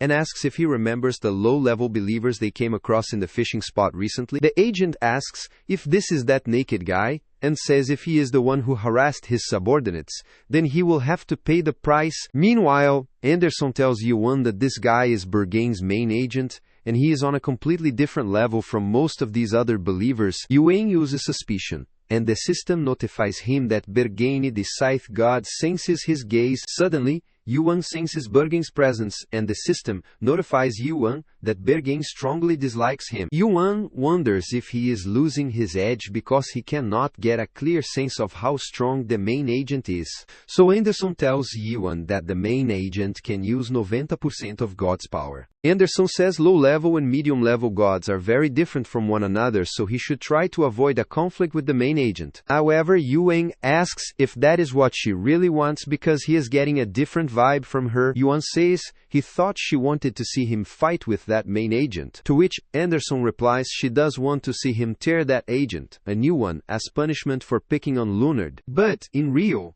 Anderson wants to see how strong this awoken one is. If the rumors about the Master Massacre are true, and if he can really avenge her against this tower. Suddenly, Yuan says if she wants to see, then she should watch carefully, and suddenly he uses suspicion to see a writing appear in the air. Anderson wonders what it is and if it is a message from little brother, but as she sees Yuan get ready to fight, she asks what he is doing. Meanwhile, the main agent says it seems he does not like talking, so they all start attacking Yuan at once. Yuan dodges their blades, and the system notifies them he has 10 tokens. But Renit, while watching this from a rooftop, thinks it seems like a setup and it reminds her of something she has seen before. Renee knows the main agent is Dinas, and she heard his whole unit received a promotion or something which is known as the Jelly Ear Unit. Renee knows they are the servants of the medium-level god Bergain, who are trying to beat the first floor, and they are her least favorite people in the world. While Yuan is blocking their attacks,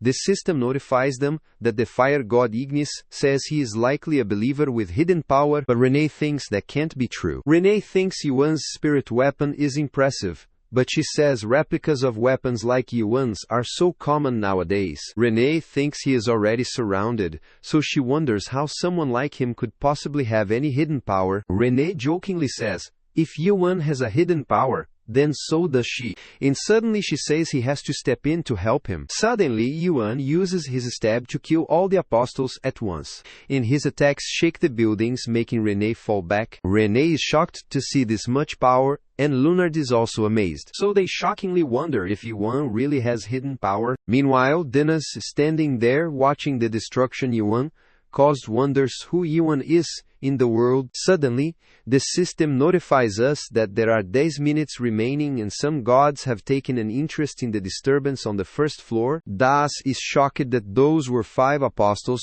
of the medium-level god. Bergane and Yuan just took them all out with a single stab. Meanwhile, Yuan thinks a normal stab is not quite strong enough to defeat medium-level apostles. Dena is furious, because he was hoping to save his strength for the first floor, but if he backs down now, he knows Bergane will never forgive him. Meanwhile, the system notifies that Bergane expresses his dissatisfaction at the powerlessness of his apostles, so Dus says he does not have any other choice than to fight himself. Dus asks Yuan who he is, and if he belongs to the Union, or if he gets a special promotion this round. Yuan replies that he does not have any idea what the agent is talking about. Dena tells Yuan not to play innocent with him because there is no way someone as powerful as Yuan would suddenly appear on the first floor for no reason. Dus says if he tells him the truth he might consider sparing his life, but Yuan asks how high someone like Dena's will go in this tower. But Das wonders what Yuan is talking about. Dena says he can reach the 6th floor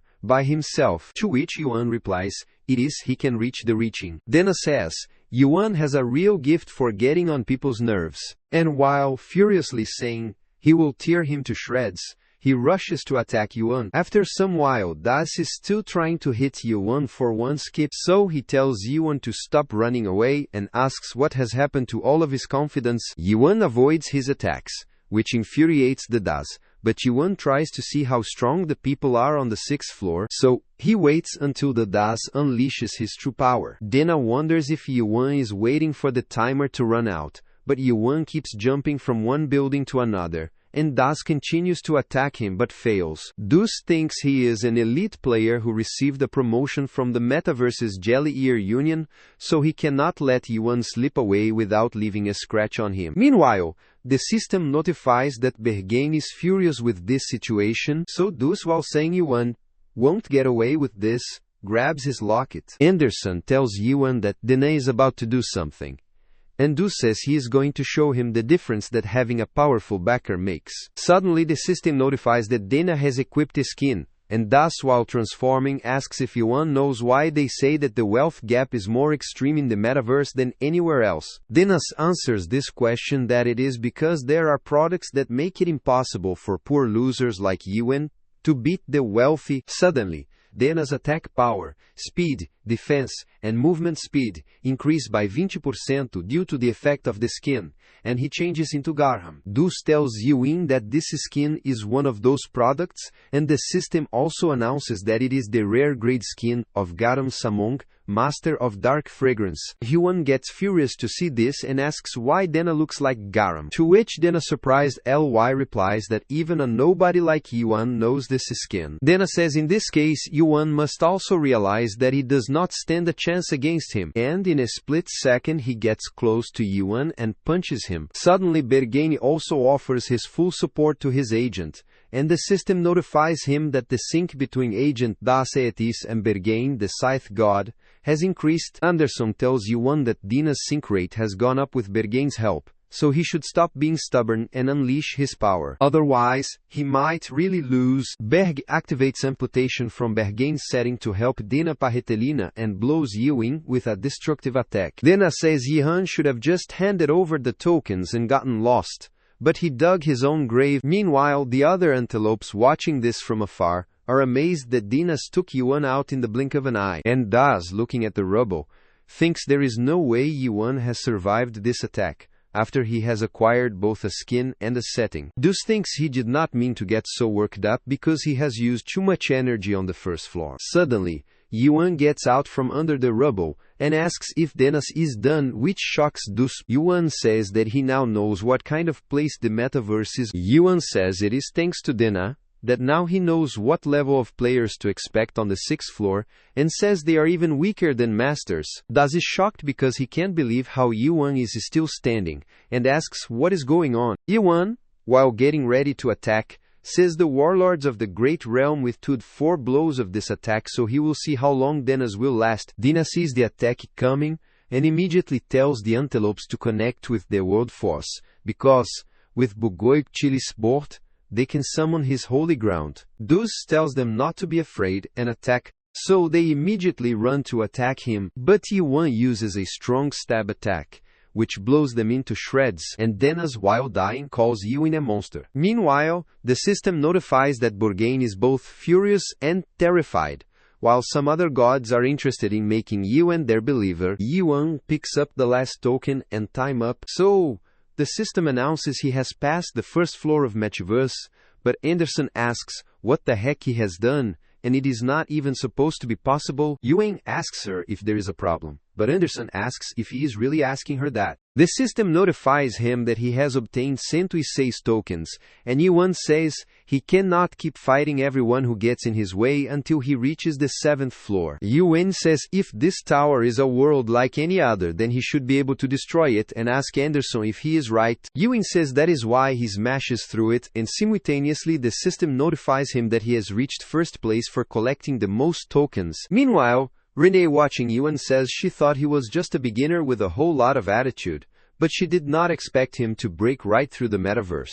So she says he is more entertaining than she thought. Suddenly, Lunard arrives running, calling Yuan's name, and Yuan sees that Lunard has managed to stay out of trouble. Anderson says that when it comes to running away, Yuan does not need to worry about Lunard. On another note, when Yihon looks up, he realizes he managed to smash through 5 floors and thinks it felt like something stopped him on the 6th floor. Yuan understands that it means there is something or someone strong enough to block his stabs from that point on. Suddenly, a bright light shines and a lift comes down with the system announcing that an attendant on Metaverse's first floor has summoned him. After getting on the lift, the system announces they are entering the midway stop, and Yuan, while looking around from the lift's glass, wonders what this place is. There are multiple screens showing people fighting with each other, and Yuan wonders if there is another first floor in this tower. Yuan thinks like Siren and Mulak. He is sure the dream demon that created this tower did so with a purpose. Yuan thinks on the first floor here, everyone becomes a goblin, and whether they hunt down the goblins or become one himself, all humans are no more than sacrifices to be used for this tower's purpose. Yuan understands this, where those who want to experience the suffering of being a product gather, and says the spirits in the abyss are people who have either never climbed a nightmare tower or failed to do so, and the gods of the abyss are those who lost their memories of when they used to be cultivators. Anderson says that is right, and Yewin says, no one who has seen the end of a tower wants to experience that again, which Anderson says is also right. Suddenly, the lift stops at a floor, and Lunard says this must be the station. Anderson tells them it is the midway station where the attendants live. Yuan asks if she means it is like attendants on the buses, to which Anderson replies that the attendants are administrators on each floor. Suddenly, a stone tablet appears in front of Yuan, and Yuan says it looks like a list of the highest scoring users in the metaverse's history. Yuan reads the name Rashlang, and thinks that name seems familiar for some reason. Yuan immediately remembers Rachel was Anderson's former agent, and suddenly Lunard asks why Yuan's name is not on the list because he just set a new record. Suddenly an attendant appears there saying, it will be added soon, which startles Yuan and Lunard. The attendant says Yuan must be the one who set the new record, so he says it is nice to meet him. Yuan wonders if it is a sheep, and Lunard immediately gets close to the sheep to see if the attendant is really a sheep or if he is wearing a mask. Meanwhile, Anderson says she did not expect him to see working here, and says, it is amazing how things change over time. When Yuan asks if she knows him, Anderson asks if he will let him use his body for a minute because she would like to speak to the attendant herself. While Lunard is trying to touch the attendant's face, the attendant apologizes for not introducing himself sooner and is going to say his name. But suddenly, Yuan asks Bertis how he is. Bertis asks if he is a divine incarnation and asks how he knows his name. But suddenly, Bertis recognizes an aura and asks if she is Lord Anderson. After some while, Bertis serves them tea and says it was harvested from the Forbidden Zone in Caspian, and it is good for restoring world force. Suddenly, Lunard gulps the cup of tea, and Bertis says he did not expect Lord Anderson to return here. Anderson asks if it means he missed her, and asks how Bergis ended up as an attendant, because she remembers he was Seville's agent. Bergis says, Lord Sable was annihilated, and there are not many options for agents who have lost their gods. Anderson understands. He volunteered to become a slave for this tower, and Bergis says it was the only way to survive. When Bergis asks what she is doing back here, Anderson asks if she is not allowed to come back. Bergis asks if she has forgotten what happened, and says if she comes back here she will be killed. Bergis says she made a promise to the Union, but Anderson asks if the Union keeps its promise to her. Anderson says she saw the products being sold in the tower on her way here, and furiously slams on the table while asking how this happened. Anderson, while pointing towards a screen there, asks what kind of products these are, asks when the Metaverse sells the rubbish like that, and asks what is with the ridiculous slogan. Bergis feels embarrassed, and Anderson says on her way here she saw a skin whose design was based on a master. Anderson asks if Bergis made skins out of her old champions, and by grabbing his collar asks what will happen to all her believers. Anderson remembers Bergis said he would let them all go, so she furiously asks what he did to them. But Bergis says the truth will only hurt her, so he also yells at her saying it has been 500 years, and that is plenty of time for a high-level god. Anderson furiously yells at Bergis. Bergis says he is not sure what upset her and made her decide to come back all of a sudden, but whatever she is looking for is not here. Anderson leaves Bergis while saying she knows, and that is why she has come to destroy this place. Anders furiously says that damn Union and the people who betrayed her are going to pay for this, but suddenly the system identifies her as a stranger and blocks her world force. Anderson faints and Yuan's body falls on the table. But when Leonard worriedly tries to wake Anderson up, Yihan gets up in his body. Leonard gets startled, but Yuan says he thinks she is asleep, and she probably began buffering because she ran out of the world force. When Bergis says he could have never imagined her to do such a thing, Yuan says it seems he knows her pretty well. Bergis glances towards the roof, which is full of his picture frames, and says, it has been 500 years since he last encountered her agent. When Yuan asks who is on the top floor of this tower, Bergis replies there is Driver, who is known by many names such as the Driver of the Metaverse, the Leader of Pantheon, the Heir of the Heavenly Kingdom, the Teacher of the Stars, and the one who remembered the ancients. The Driver is also known as the Slothful Master. And that is not all. Bergis says the Driver is the only person here who knows how to reach the top of the Tree of Illusion. Yuan is shocked and asks if he will be able to meet that person if he goes to the highest floor, to which Bergis replies it is likely, so he tells Yuan not to recklessly destroy the tower. However, Yuan says it will be faster to climb if he destroys it. But Bergis warns him that if he destroys the Tower of Pitiful Gods, then he will pay the price. Bergis says Yuan can't understand what this world means to the gods, and says he heard that Yuan came to this tower to save his friends. When Yuan asks Bergis where his friend is, Bergis replies that he does not know, but the gods on the higher floors will know. However, they do not like his current actions, but Yuan says his task is to entertain people. Bergis says Yuan's task will give comfort to someone, as this is a place where gods and believers can get away from the tiring sanctuary war. Yuan asks if Bergis is telling him to become their entertainer. Bergis replies no, but he is telling him to become a hero. Yuan says he does not care, because if he destroys the whole Metabuse, then those stuck up by gods will eventually reveal themselves. Bergis says he acknowledges his strength, since breaking through the floors of this tower was unusual. However, Bergis says it was not a precedent, and says several hundred years, agosto, something similar happened. When Yuan asks what happened several hundred years agosto, Bergis replies, when the Lord of Chaos came here, he also did the same thing. And this time he heard that one of the members of the Chaos joined in. Still, Bergis says no matter how strong Yuan is, he cannot skip the floors, and suddenly, a golden writing appears in front of them. So, Bergis says it is unexpected, and he will give them a special high pass, as there is a god who asked for Yuan to meet him. Leonard gets shocked, and Bergis says it seems like there are gods who are after Yuan, and someone from the upper floors has given him an offer for promotion. To put it simply, they want to make Yuan this season's mascot.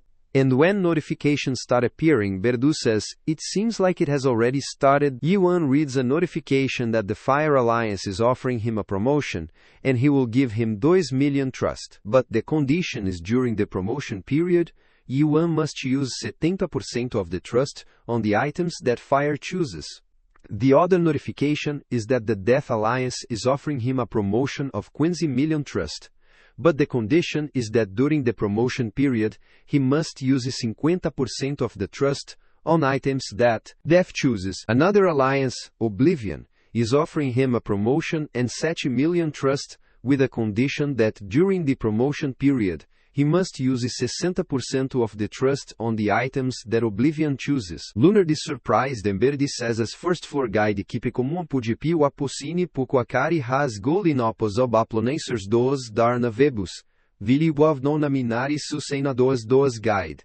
Pocoana vebusine pibu susens mominarisers dos, this is his first time seeing susei com prof mominov, disciplachem sentisine. So when Yuan asks if it is amazing, Berdis replies, "It is more than that and it is a very unusual occurrence." Berdi says, "It seems like the souls of the abyss will gather here after looking at Yi's road to success." To further explain the promotion, Berda shows the summary of the item to Yuan, and a notification appears that a gacha skin event is currently being processed. There is Thor, the god of thunder skin, and Ignis, the god of fire skin, are available. Berdis explains it is a type of costume, and Yuan's outer appearance changes to that of the skin he has chosen, and he can also use the skills related to his skin. Berdi shows Yuan the most popular skin, which is a new legendary grade skin of the ugliest king, King Jabaka. This skin increases the movement and attack speed by 40%, but Yuan thinks Daksha is a strange name.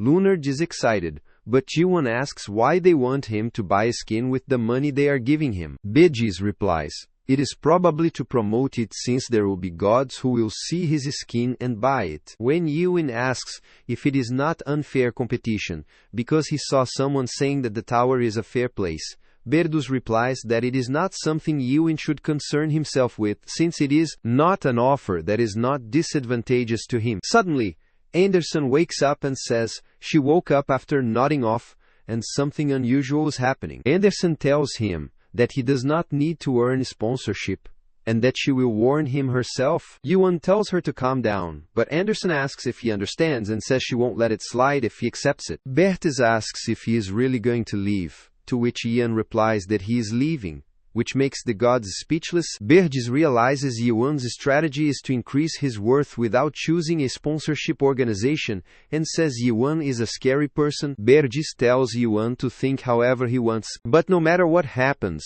as he said before, Yuan should not destroy the tower. Yuan nods because he also thinks nothing good will come out of antagonizing the gods, when he does not know where Yuan is. Suddenly, Berda says although Yuan declined the sponsorship, he hopes he takes his reward and says this is the reward that is only given to the highest scorer on the floor. Suddenly, an outfit covers Yuan's body, and the system notifies that it is Reinhold's combat outfit Cape Set, and its grade is S. Its functions include special grade endurance, waterproof, excellent builds, self-irradiation, shock absorbent, ability to change quickly. Berdis tells Yuan that he can comfortably change clothing at any time with the clip-on button. Meanwhile, Lunard excitedly shows Yuan that he got a suit, too. And suddenly, Berdi says an additional reward has also been given to Yihuna, so he should take a look. As an additional reward, Ian has obtained 2000 trust and an entrance ticket for the 6th floor. When Ihan asks if he can go to the 6th floor right now, Berdis replies he can go because a certain god has given him a special pass, and he says Yuan does not need to pay them back, so he can head there. Yuan says there is no need for him to decline this, so he heads towards the 6th floor with Lunard, and Berdis tells him to take care of Anderson. As Yuan leaves, Renee arrives there and asks Berjatas if the newbie has left, to which Bertis replies he has left. Renee says Yuan seems to have left without taking any promotional offer as expected, and that he is someone worth following. Berdis says it seems like the broadcaster concept is still amusing for her and calls her the god of destiny. When Berdis asks why she gave him this special pass, she replies, Who knows? Berdis asks if she is thinking about interfering with the tower, because if the gods of the alliance find out, it will be bad, but she asks if he thinks she is afraid of them. Berdus nervously says the 7 great gods may find out and ask if she's still going to interfere, but the god of destiny asks if he does not think it is such a waste. When Berdis asks what she means, God Destiny, while showing Berdis believers inside the tower, says all of them are stuck in this measly tower and chasing a frivolous goal. Berdis says they need this world, since it is the only paradise for them to live in. Yolovin. But the God of Destiny asks if putting their life online and obsessing over saving up trust, buying skins and packages, and climbing the tower to buy new skins and packages is what he called paradise. The God of Destiny says the metabuse lost its worth a long time ago, and it is too late already. She reminds Berdus that he experienced it 500 years ago. And Berdis says that after the revolution had failed that day, the tower system had never broken down. Berdis says she also knows how many high-ranking gods died.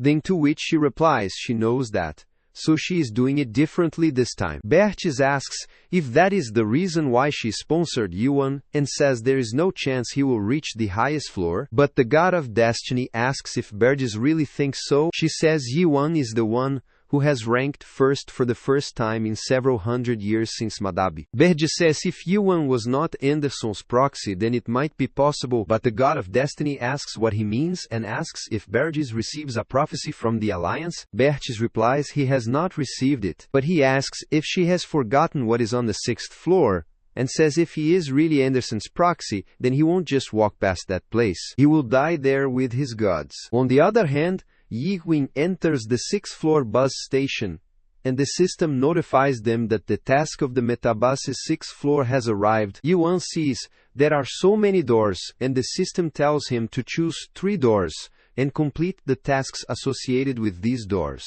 The rewards includes entrance to the 7th floor, inking into True, and Anderson says it is finally time for her to show her vigor. Suddenly, Yuan says there is no time, so he is going to go through this floor quickly, but Anderson tells him to wait and that he should listen to the system's explanation. Yuan enters a door, and the system starts a Starstream collaboration. The system notifies us that there is an urgent defense war, and that the difficulty is intermediate, so Yi has to survive for 8 hours. Yuan tells Anderson that they are going to continue like this because the clear time is really short, and the system notifies that Yuan has entered. Lunard asks if Yuan has a plan, to which Yuan replies that Lunard should not worry because he has not come in here without anything in mind. Lunard says he knew he could trust him, but suddenly they feel some creatures appear behind them. As the beasts run towards them, Lunard gets worried because there are a ton of them, and he asks, what is Yuan's plan? Yuan replies that the plan is to thrust them all until none are left,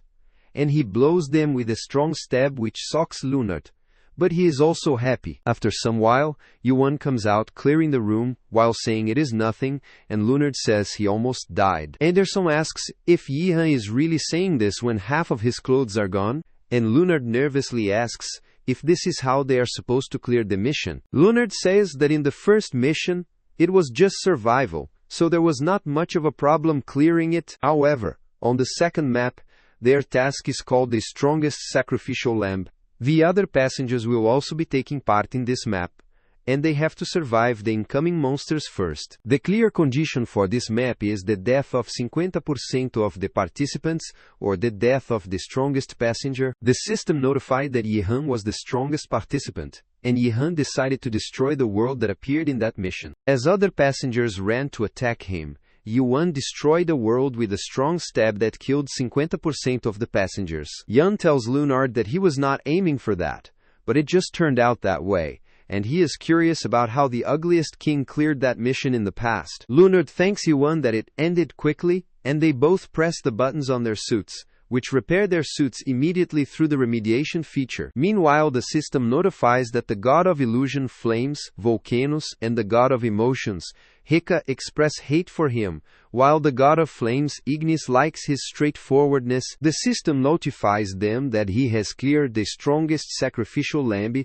and has obtained 3 lakh coins as a reward, which he can exchange for trust. Ewing exchanges them for trust, and Leonard is happy because they have become a little too rich, and says they can renew their entrance ticket without any issues. Suddenly the system notifies that the god Ignis is curious about which mission Yuan will take next, and Anderson hopes that Ignis could not be the one she knows. Yuan asks if she knows Ignis, to which Anderson replies that every god knows about Ignis, and says it is probably an imposter, because there is no way that Ignis would watch such a broadcast. Meanwhile, the message window is not working properly, and Anderson says it is because her little brother's account level is too low. When Yuan says Renee seems to have joint problems, Anderson gets upset and tells him to go with Ren. As Yuan says he will let her choose the door this time, Anderson, with excitement, asks if he is serious. Suddenly, Leonard tells Yuan that the event maps that have not been cleared are all locked, and they only have normal maps left. He wonders if the last mission is made in such a way that they cannot choose an event map for this. Suddenly, the system notified that each level on this floor was a different version, and Yi realized the version they were in was an old version. Anderson says it is the trait of the 6th floor, and when a large update happens, the previous version disappears and is transmitted to the 6th floor. Anderson says this place is like a Metabuse museum, and while going up, Leonard tells Anderson that almost all of them are classics. Anderson says that is how they gathered a lot of passengers, and the early days of Metabuse were fair and no one could get rewards as long as they worked hard. Suddenly, Leonard says he can hear Anderson's voice, which is amazing even though he cannot see her. Anderson thinks Leonard's overpower increased a little after clearing the 1st floor, but it is only for a short while. Suddenly, Leonard says he cannot hear her anymore. Leonard says he wants to go to the places with good reviews, but he sees there is not any place with more than 2 points. Suddenly, Leonard says if the system is only showing the classics, that means there should be the very first version, the True Blue Classic. Leonard runs to find the very first version, and as he finds the first version, the system notifies him that this place is out of the bonus as it is being repaired. Leonard feels devastated, and Yihun thinks the gods take fun in pathetic towers like these. Anderson says it was not like this 500 years agosto, and it used to feel like they could really reach the end of the world. Yuen Siwenvi asks if she wants to come here to play such games, to which Anderson replies, it is not like that, and she comes for reasons similar to Yuen Stinguen's. When Yuan asks what she means,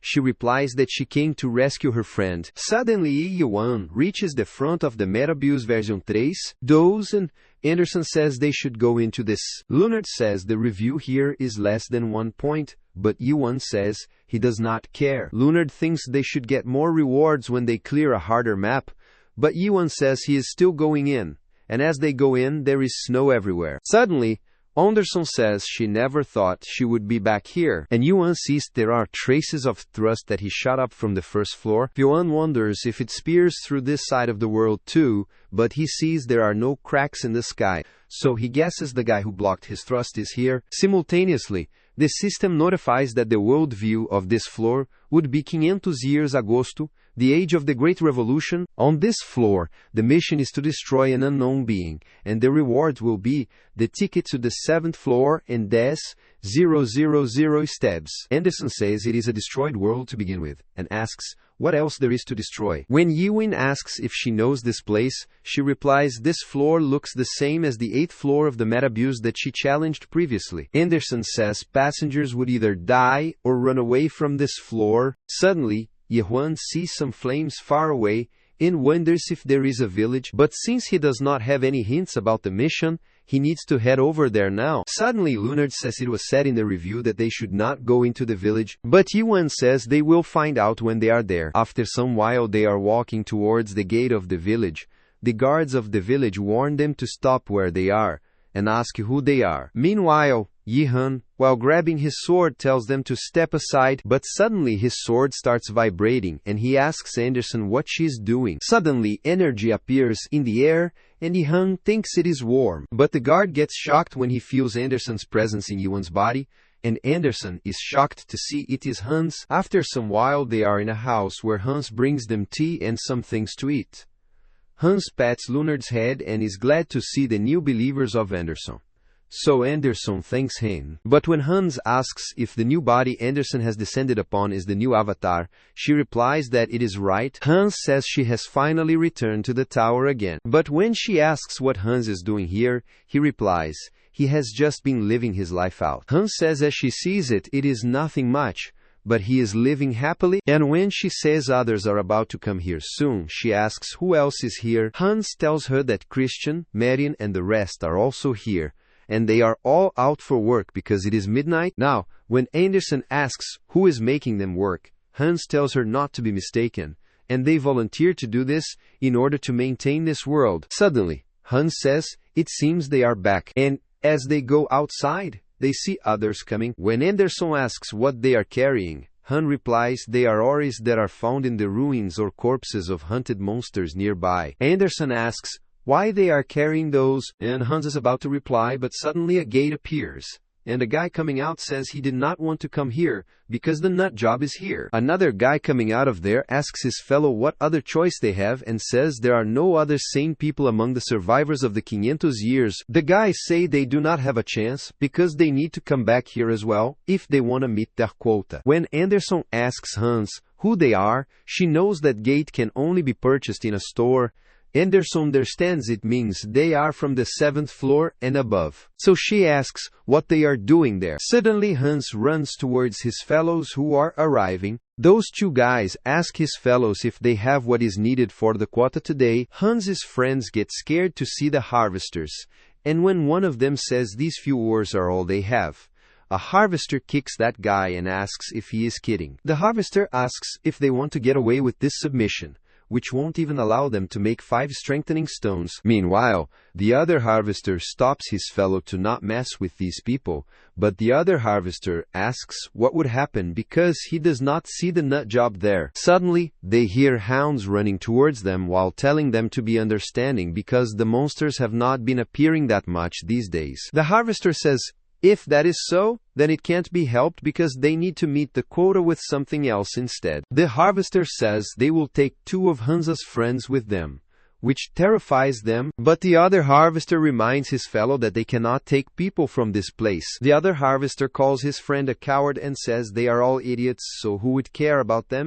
Hans tells the harvesters to stop it, because if they continue, they will also have to do something. But the harvester asks what they will do. The harvester says they must look like pushovers because they are being nice and ask what these godless bastards like him can do. When Hans makes a furious face, the harvester burns Hans' shoulder and asks what face he is making. The harvester asks if he has any complaints, but Hans, while bearing the pain, tells them not to do anything to the others and continues burning Hans' shoulder to see how long he can last. The harvester says they are nothing but vermin that could not protect their own good, and asks if Hans thinks anything will change just because he wants to protect his pride. The harvester tells them to start begging if they want to live, and is going to burn them. But Anderson grabs the harvester's hand and tells Yuan that she will be using his body. The harvester wonders how this guy is so strong and asks who he is, but Anderson pushes him away. The harvester asks if he knows who they are, and Anderson asks if they are the minions of the Alliance. Suddenly, a notification appears that the God of Flamers has caught on to Anderson's existence, and Anderson furiously asks, how dare the household of that lowly scum bears to mess with her people? Meanwhile, the harvester furiously rushes to attack Ihan and tells his fellow mason to help him because they are going to deploy the sanctuary, and they are going all out. Based on Mulak's record of the Abyss, all the gods in the Abyss have their own unique worldview. He uses the faith of the followers to manifest physically, and the avatars of God, within those manifested worldviews, would have close to absolute power. Powerful gods would use this worldview to fight in actual fights, and that is known as the sanctuary deployment. The harvester uses Flamer Sanctuary, which creates destructive flames. So Lunard gets worried for Anderson and Yuan. As the harvester launches his attack, Hans pushes Anderson away and tries to block the flames to save Anderson. The harbor says he will burn them both to ashes, but Anderson tells Yuan that she is taking everything off and is going to use some of his trust. Anderson eats 3 trust crystals and presses the suit button to take them off. Suddenly, music starts playing that long agosto it is said that a naked god lived. Hans's fellows are shocked to hear the music, And Hans is also shocked, because the fire has already been put out. Anderson, while turning that place into a lush green land, says the harvesters have crossed the line. And the harvester, in shock, asks how he does that without deploying a sanctuary. Anderson replies, she does not need any deployment. And while grabbing that face of the harvester says, this world is already her sanctuary. Anderson uses the skill strip on that harvester, which removes clothes from his body, and strips off the skin, which terrifies Mason. In Mulak's record, he said if there was something he regretted after coming up to the abyss, it was that he could not meet that god with the story of the ancient god, the one who was designated as the graded one variable by the 7 great gods, one of the candidates for the higher-ranked gods, who is nearest to the 7 great gods, and the name of that god is the naked Anderson. Leonard is trembling to see Anderson's power, and Mason begs him to spare his life. But Anderson tells him to pass on the message to the Alliance that Anderson is back. Mason immediately runs back terrified, and Hans asks if she really is God Anderson. They bow to her emotionally because she has not forgotten about them. And Anderson tells Christian, Mario and everyone else that not for a single moment in her life she has forgotten any of them. Meanwhile, Yuan is watching all this, and he sees they were all her followers and wonders what on earth has happened in the past. In the past, when Anderson and her believers were attacked, they told her to run away and leave that place to them. Yuan was shocked to see those memories, and the feeling that the world's balance was crumbling. The memories that flowed into Yuan's mind were the emotions that Anderson had experienced and endured for 500 years. Anderson furiously asks why they are all being treated like this, and she's the one who had fought to protect this world 500 years ago. Anderson asks, who on earth made all of them who were supposed to have died 500 years ago into puppets? Suddenly, a notification appeared that the mission was to destroy this world within 14 days, and right now, Anderson has come to be the destroyer of this world. After some while, everyone is gathered in a hall when Leonard asks Yuan if Anderson fell asleep, to which he replies, she fell asleep right after speaking to them. Anderson told Yuan that she would sleep for about a day, because she pushed herself a little too much. Anderson said that in her current state, she's not supposed to call upon the second verse, so she decided to rest for a little while and fill Yuan with details. Later, Anderson tells Yuan not to do anything weird while she is not around, but Yuan thinks it is unpleasant that she treats him like a child. While looking at the harvester, Anderson beaten, Yuan asks if they are going to just tie him up. Hans replies, that is right, because the harvester is barely breathing right now, and his link with God seems to have been cut. Hans says, Anderson has never completely destroyed anyone's existence in the past, regardless of how people call her a villain. Moreover, Hans says they cannot kill the harvesters of the Alliance on a whim, and says the punishment for this harvester will be decided by only one person. So Yuan wonders who that person is. Hans says Yuan must be late, so he requests him to turn in for the night, and takes him to the place where he will be staying. After some while they reach an area where, seeing street lights, Yuan thinks it is unique. And these street lamps are unexpected since the outside looks medieval. Suddenly Yuan remembers that there must be the being who stopped his attack, so he uses suspicion on everyone there, but he sees no one possesses the amount of energy to stop his attack. Suddenly, Leonard calls Yuan, and when Yuan asks what it is, he says he will tell him about it tomorrow.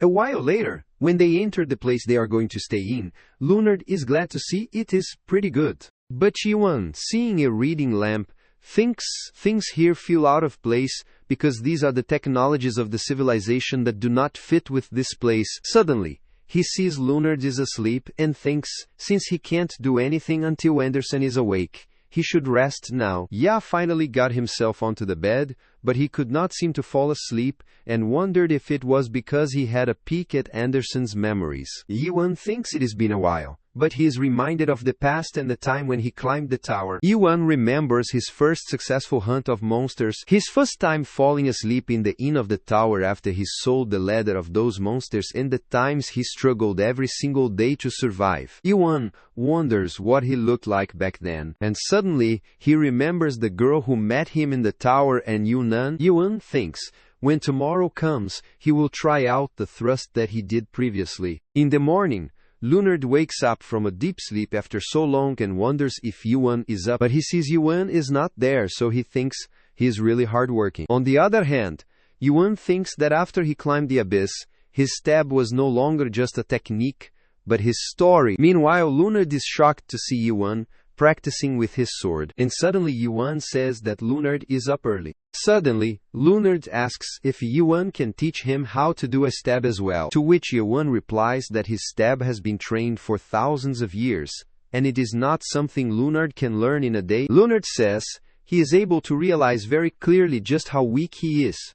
As they make their way here, Leonard says at this rate, he will only get in the way as they continue their journey, so he does not want to become a burden to him and Goddess Anderson. Leonard says he wants to become stronger as well. After some while, Leonard starts practicing, and Yuan thinks he does not know how much Leonard will be able to learn, but it is probably better than not doing anything. Yuan thinks all the stabs depend on the first stab, and start from there. Yuan knows it takes a lot of time and it looks simple on the outside, but the time taken to train this one movement is not simple at all. Yuan thinks that in order to stab in a perfectly straight line, it takes a lot of time to stab again and again, and that the perfect stab can only be achieved by going through that process. Suddenly, Hans and another guy arrive there and ask if he can give it a try too, which shocks Yuan, and Leonard thinks they really want to try it. Meanwhile, Marion arrives there and apologizes to Yuan because it is a little noisy and says,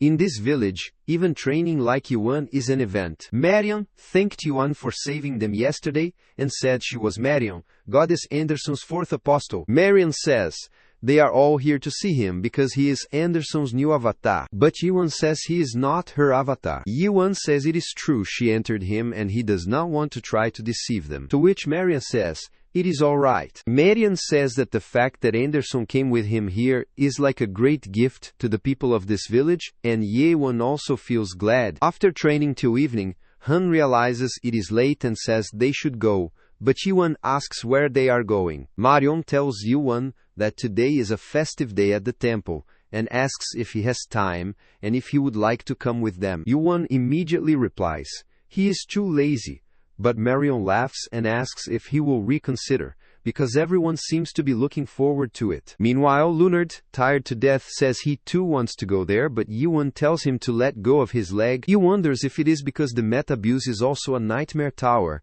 that he has been remembering a lot of merchants from a long time ago. He thinks if Yunhuan and Sale see the scene, they will tease him by calling him Yuan, who does not know how to say no. While going to the temple, Yehan says the villagers worldwide are unique, to which Marion replies, it is because Anderson was a unique god, and says although she is a god, she has a human side to her, as she calls her fellow gods friends. Marion says the person who built their village is also one of those friends. Suddenly, Yuan asks if it is right that they are Anderson's followers, to which Marion replies that it is right, so he asks, since Anderson is back, if they will go back to being her followers. Marion says they would like that as well. But it is impossible because they are not in a state to become anyone's followers right now. Meanwhile, they reach the temple and seeing it, Leonard says it is huge. They see the statues of the god of righteousness, justice, and his avatar Iliam, and the god of yesterday, Archina, and his avatar, Elven. There Marion shows them a broken statue of the god that does not have an avatar, and says it is Edenkar. Marion says these are to honor the four gods that went through the 500-year revolution with Goddess Anderson. Yehan asks if there are gods without avatars. Leonard replies that he heard of him a long time ago, and that there was one god in the Metabuse who did not have an avatar, but he never expected him to be a comrade of Anderson. Leonard says somehow it does not feel real to think Anderson would be this incredible, but when Ewing asks if Anderson tells him anything, Leonard says she always avoids speaking of what happened 5 years ago. As they go inside the temple, they see people worshipping Anderson, almost naked, so Leonard says it really seems like her temple. Suddenly, Yihuin presses the button of his suit, saying it is only respectful to have the right dress code appropriate for this place. Suddenly, when they ask Hans who is praying where he and Leonard sit, Hans replies they should sit beside him, but when he looks up, he is shocked to see them naked. Meanwhile, the other people also feel embarrassed, and Han says, they cannot do it here. When Yuan asks if they are not supposed to take it all off here, Hans asks what he means, to which Yuan replies that Anderson's worldview is one of getting naked. When Yuan asks if this is not right, Hans replies that the heart of getting naked is important, but there is no need to take off all their clothes. Yi immediately wears his clothes back and thinks he will kill her this time. Simultaneously, Leonard, wearing his suit, says it has been a long time since he visited a temple, and says in his village he could not enter the temple because the nobles would prevent them from entering. So he likes the fact that anyone in the abyss can have their own god. Yuan thinks he roughly knows about Leonard's past from the memories that flowed into him. Yuan knows Leonard got chased as he stole a loaf of bread, and his life got threatened as he got chased by nobles while protecting his younger sister. Later, Leonard was dragged into the Tower of Nightmares that suddenly appeared, and the souls were pushed into something that they could not handle. No matter how hard they worked on their own, they had no choice but to rely on God in the end. Suddenly, Leonard asks if Yuan has tried praying before, to which he replies that in the Tower of Nightmares that he cleared, there was someone who was part of a religion from another country. Yuan sat in that person's village. There was a device that chanted prayers for them, and even if they did not know how to speak their language, if they turned the device, it would chant a prayer for them. Leonard thinks that is a unique device and says it is interesting, but he is not sure if that counts as a true prayer. When Yuan asks what is a true prayer, Leonard gets confused, and Yuan thinks everyone is praying to something. But he wonders about those who are not Anderson's followers, who they are praying to, and what they pray for. Leonard decides to take a look, and he is shocked to see what Anderson's words mean. 500 years agosto, she lost all of them, and to die in the abyss means that their soul will really vanish, a shell of a transparent soul with nothing inside. Yuan can feel them praying for help and wonders if this can be considered a prayer. But suddenly, when Hans asks what is wrong, Yuan sees they really are puppets. Suddenly, Marion arrives there saying she has waited a long time for this day to come and calls Yuan a foreigner who possesses Anderson. Marion is also a puppet and she asks Yuan if he can say a few words of blessing for everything in this place. But Yuan is nervous about seeing their real status. On the other hand, Renee announces in her broadcast that they have entered the 6th floor, and the notification says that the god of flames, Ignis, says her new clothes look good. Renee says it is one of the new skins that came out recently, and that it is not an advertisement because she bought it on her own. Meanwhile, when the god of flashes, Ray, asks her for the name of the skin, she replies, it is Moonlight Girl Yanga, and she got it from a gacha collaboration event in the Star Realm. Suddenly, when Ray asks how she even climbed up to the 6th floor, she replies what he means by how she did it, and asks if he knows how difficult it is to climb all the way here. Meanwhile, a god Higmaton says he is certain she brought this special high pass, but Renee replies she does not have money for that. However, she says she brought her drone bauble with the money they all gave him, and says the reason she is here is because of the newbie that appeared in her previous stream. Renee asks if they remember the newbie, so Ray asks if she is talking about the naked guy, to which she replies Kiin Grey Kenenge is right, that the newbie's the person everyone has been talking about for the past few days. Renee says he is the one who brought everything to a stop in the mid-abuse. Suddenly Renee says she tracked down that newbie to this floor and says it seems he has come to quite a unique worldview. Renee says as all of them already know, the 6th floor of the meta-abuse is a mix of old versions of maps. Ignis says that this is where the puppet pervert lives, and meanwhile Renee says her drone Baobel has located the newbie. On the other hand, when Marion tells a foreigner who possesses God Anderson to say some words, Yuan gets up and says he is not Anderson. Suddenly, all the puppets there start asking Yuan if he will pray for everyone here, and Leonard asks Yuan why they all are acting so weird. Yuan realizes that they are not properly able to comprehend what he is saying right now because they are just answering with the memories injected into them. Yuan understands Anderson's words, and he suddenly remembers the religious person who died in the Tower of Nightmares. That guy asked Yuan if he will occasionally turn this musical box in his stead if he die. Yuan wonders if that person's god heard the melody of the musical box he left behind, and if his god did hear it, Would his God be able to say something to him? Yuan thinks maybe even if his God did say something, he wonders if there is any meaning to say it to the musical box. Yihun wonders if gods are not lonely, and suddenly he understands why these people keep praying. Yihun thinks just like why the religious person in the Tower of Nightmares kept praying. It is probably the same reason for these puppets too, because gods only exist when the followers are praying. And that is probably why they have been praying without rest for 500 years. So that their God will continue to exist in the world. So that they will be reminded of their God.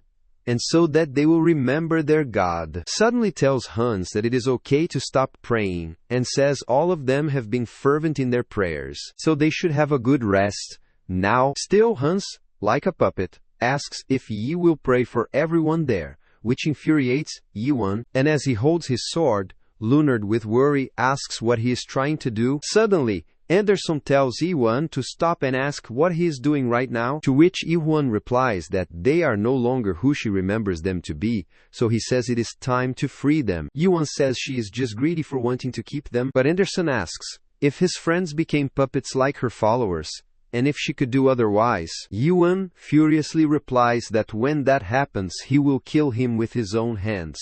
But Anderson asks if he will do that, even if there is a way to return the puppets to who they used to be. Yuan immediately stops and asks if there is a way to do that, to which Anderson replies that there is a way, but she is not certain. However, Anderson says it could be possible for the maker of these puppets to suddenly, the maker, enter the temple. The girl says it has been a while since a stranger has visited this place, and she asks Yuan who he is. Meanwhile, Yi is sure he has seen her face before, and remembers Berdi's picture with a lady. Yai asks if she is the former avatar of Anderson, Rachel Yang, and Rachel feels a familiar energy, so she says she knows who he is. Suddenly, Rachel transforms into a fierce entity and says, "It has been a long time," but Ewing realizes she is just an empty vessel like the other puppets. Ewing wonders if a god is occupying this vessel, and suddenly Anderson furiously asks, "How dare Rachel do this?" and warns she will kill her. Anderson releases her energy wave,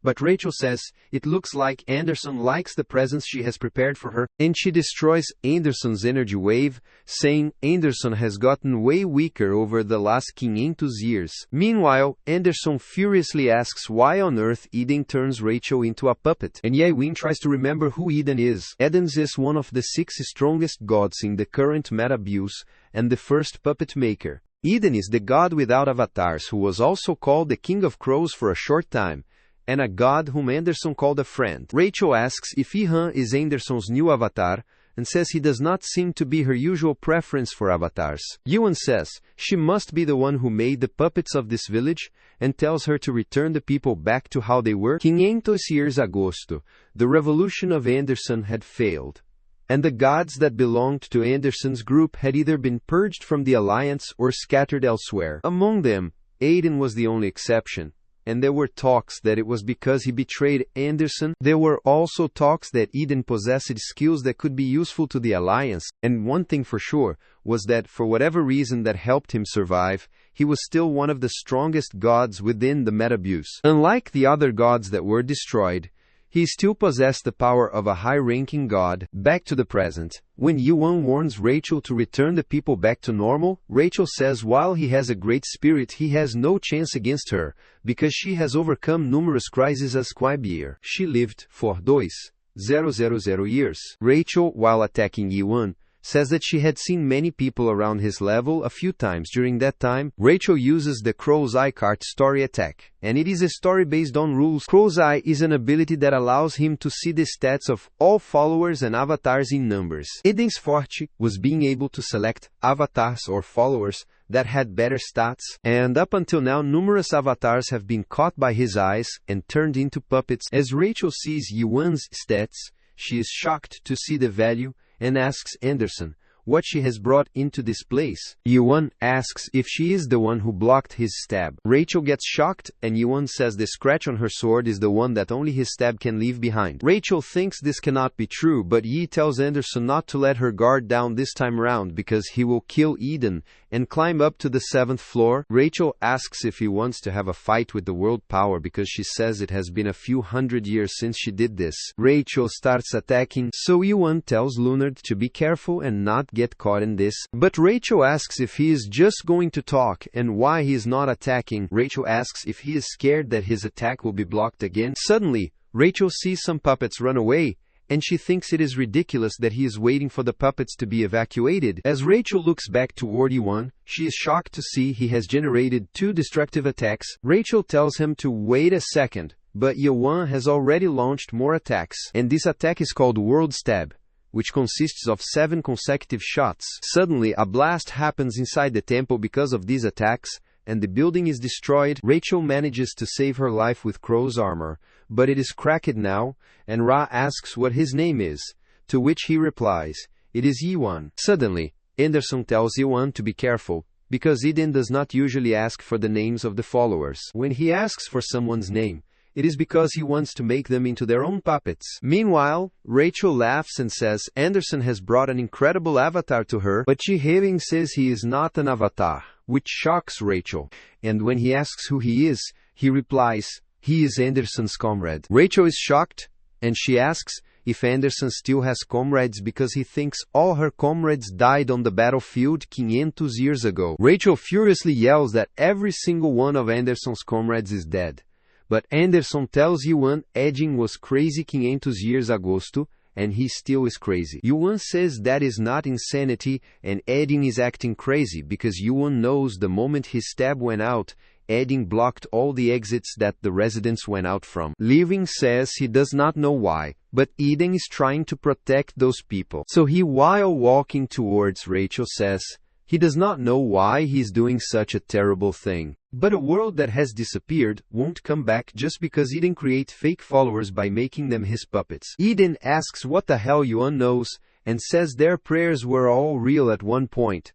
In the past spaced that one day everyone would say it was a lie, that a tower had appeared and destroyed the world, and then humans would be able to return to the past as a group. Yuan said that people would say those things only happened in a novel, and Soil asked who would believe that those things actually happened to them. However, Yuan said those who came to that tower will remember it. Yuna and Soil, who used to say those things while laughing, have now forgotten what happened back then. Yuan thinks, since he is the only one whose memories of the tutorial tower have remained intact, he is the only one who saw the end of the tower. Yuan thinks of the times when they fought for their lives and climbed the tower so that they could protect the present that everyone returned to. That time has now ceased to exist in the world. Yuan thinks that if Edin has not been able to forget the past 500 years like how he still remembers those times, maybe that is why he has not been able to leave this world. Eden says Yehan won't understand, because this is not something a mere human could comprehend. He says that if Jiwan is truly Anderson's comrade, then he should prove it to him. Edin spreads his wings and attacks with sanctuary deployment. This is a crow-grave view which worries Anderson, and suddenly some hands start grabbing Jiwan's legs. Yi tells Leonard to run away. Yi sees these as his friends asking him for help, and Eden says these are the memories that Yuan loves the most. So he tells him to die in them. Yuan tries to use suspicion, but he thinks this world can't be interpreted easily because this is a sturdy worldview that has thousands of years in it. While his memories are trying to take him down, Yehan fears he will be devoured at this rate. So he decides to use self-surrender. Ye thinks the moment he uses self-surrender to accelerate his thought process, he must find a solution to this.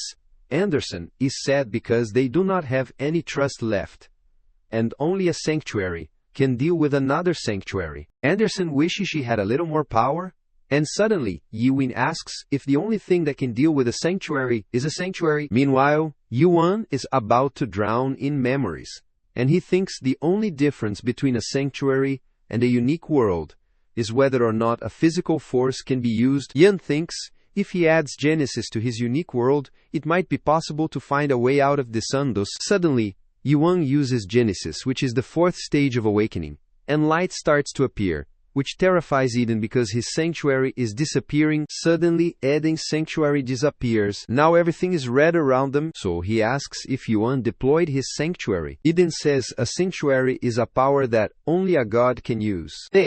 And he realizes it is not Anderson's sanctuary. So he asks what kind of trick Yuan is pulling. Yuan asks if that is important, to which Eden replies that it is, if the world he chose belongs to Anderson. Eden says sanctuary is a present world that God sees, which means all sanctuaries are influenced by God's history and imagination. Eden calls it a childish world and asks if this is what Anderson shows. But suddenly, when Yi Huan deploys the sanctuary, the world after the fall, the place fills with the skulls of dead people and terrifying scenes. Eden is shocked, and when he asks what this is, Yuan replies that his worldview does not look that special either. Suddenly, Yuan rushes to attack him, but Eden realizes it is Yuan's world, so he surrenders. Yuan stops as his sword reaches Rachel's neck, and after some while when they stop fighting, she says he ought to do this much to restrain him. Yuan has tied her with a world suppression tool and a restraining chair,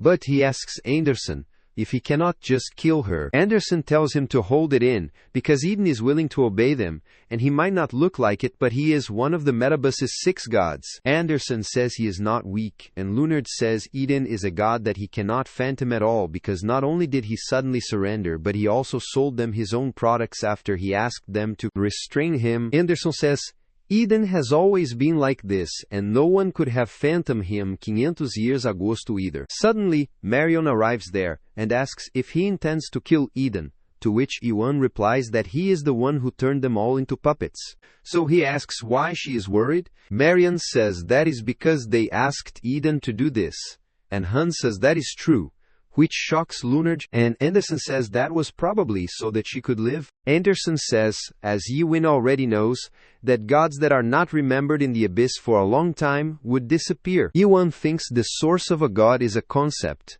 and it is natural for a concept that most people have forgotten to disappear. Yuan thinks it could be because the puppet's prayers helped, but he thinks Anderson did not disappear even after the seal was released. And finally, she returned to this tower. Anderson says that although she was scared that her followers would become Eden's puppets, he had never forced others to undergo puppetification. B1 thinks Eden is not as bad as he thought, and Anderson says she said he was crazy but never said he was bad. To begin with, Anderson says Eden would even ask followers who are about to die if they want to undergo puppetification. When Yuan shockingly asks why she went crazy wanting to kill him, Anderson says Eden crossed the line by messing with her former avatar. Yuan asks why Eden did not explain to him earlier, causing him to misunderstand. He replies, it is because Yi Huan did not give him a chance to tell. Suddenly, Eden says that as he is completely restrained, Yuan can ask him anything he wants to know. Yuan says his friend has been dragged and captured into the abyss, and he heard that he was dragged into this tower as a puppet. Eden says that is a common occurrence, but Yuan says he wants to find his friend. So Eden says it is a touching story, but he can't help him because he does not buy souls to turn them into puppets. Yan Herding was the first puppet maker, so he said he must know some other puppet makers inside the tower. Eden says there are ways to find out, but he asks why he helps him. Yuan replies if he does not, he will die, but Eden says if he kills him, the puppet will die too. Yuan gets furious, and Anderson says Eden is acting up again. Suddenly, a fire breaks out in the direction of the village storage, and Yuan remembers they tied the harvester there. The villagers rush to put out the fire, and after some while, when they manage to do so, they see the harvester burned to death. Yuan asks Anderson if she has any idea who did this, and she replies, the Alliance is behind this because the stigma on the harvester's body belongs to the Alliance. Anderson says it was a divine punishment, and she saw this 500 years ago. Anderson says that back then all the villagers who carried this stigma disappeared without a trace. So she says it was a declaration that they would punish the villagers if anyone dared to challenge them. Suddenly, Eden furiously asks what the hell Yuan and his comrades have done to his village. Eden says he needs to tell them 2 things: that the Alliance will be here in a week, and that would spell the end of this village. Yuan says he heard Eden is one of the stronger gods in the tower, to which Eden replies that is true, but when Yuan says they should then fight and win, Eden furiously says if that was possible he would give a position in the Alliance already. Eden says he wants them to leave the village before Alliance arrives unless they want to die with everyone else. Suddenly, Eden says he found Yewon's friend, Yunan's records. And for now he is certain Yunwon has been moved out of the Caspian confinement capacity. Eden says that since the only Metabus transaction record was his, he should have been transported to this tower if nothing went wrong. When Yewon asks if Yunwon is still alive, Eden replies that one does not die just because they have become a puppet. Eden says there are puppets on higher floors that still possess their souls, and there are also quite a few who have sophisticated hobbies like living puppets. Suddenly, Yewon says he only asked if Yunan is alive, so Eden replies that Yunan has not become a puppet yet, because he looked at the list of the names that went through puppetification recently, and he did not see Yunan's name in the list. Yewon thinks it is a relief, and it means there is still a chance he can save him. But Anderson asks if he will be alright. When Yewon asks about what she is talking about, she says his friend probably won't be able to remember him. Yewon thinks it does not matter, because it is not like he lived his life so that people would remember him. Yi thinks that might have been a case at one point but not now. Suddenly, Yewon looks at the innocent face of Lunard, who is holding his hand. Meanwhile, Edging says he has quite a good relationship with his followers and asks if he is going to leave. Now, Yewon replies he has something to do before he leaves. When Eden asks what it is, Yewon replies that he has to destroy this place, which is the mission of the 6th floor. Eden immediately tells Anderson to get this lunatic out of this place, because she knows what the Alliance is like. When Anderson does not reply, Ihan says she can only talk when he allows it, and Dejin realizes it is because Yi-Huing is not an avatar. Suddenly, Eden says he has an item that he was experimenting on a while ago, but he did not put it on sale because he did not think anyone would buy it. Eden shows them a Moyaoya crow and says he will give it to Yi, but Yewon, while accepting it, says it has a strange name. Adin tells Yewon to put this into his worldview so that he won't have to lend his body to Anderson,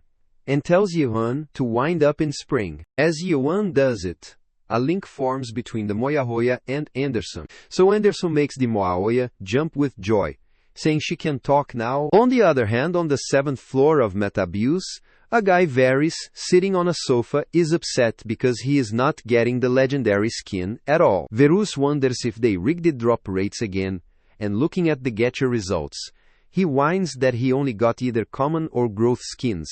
Varys says Mangoentinho better not let him catch them because they are among the top gacha winners. Varys is upset because he has wasted 50,000 trust. And when he sees a notification that God Ray bet 000 trusts that Varys cannot pull a legendary skin today, he tells Ray to wait and see. Varys is sure he will pull a legendary skin of the ugliest king or something in a week. Suddenly, according to a notification, a lot of gods say he's pulling gachas with the money he got from promotions. But Varys asks, what if he gets some of the promotion money? Varys says the gods enjoy watching him pulling gachas, so it is a win-win for both of them. But Ray says there are people who climb the tower without any problems, even without charging anything. Varys asks if Ray has gone mad, because how is it possible to climb the Metabuse without charging anything? Ray asks if Varys knows the naked thruster,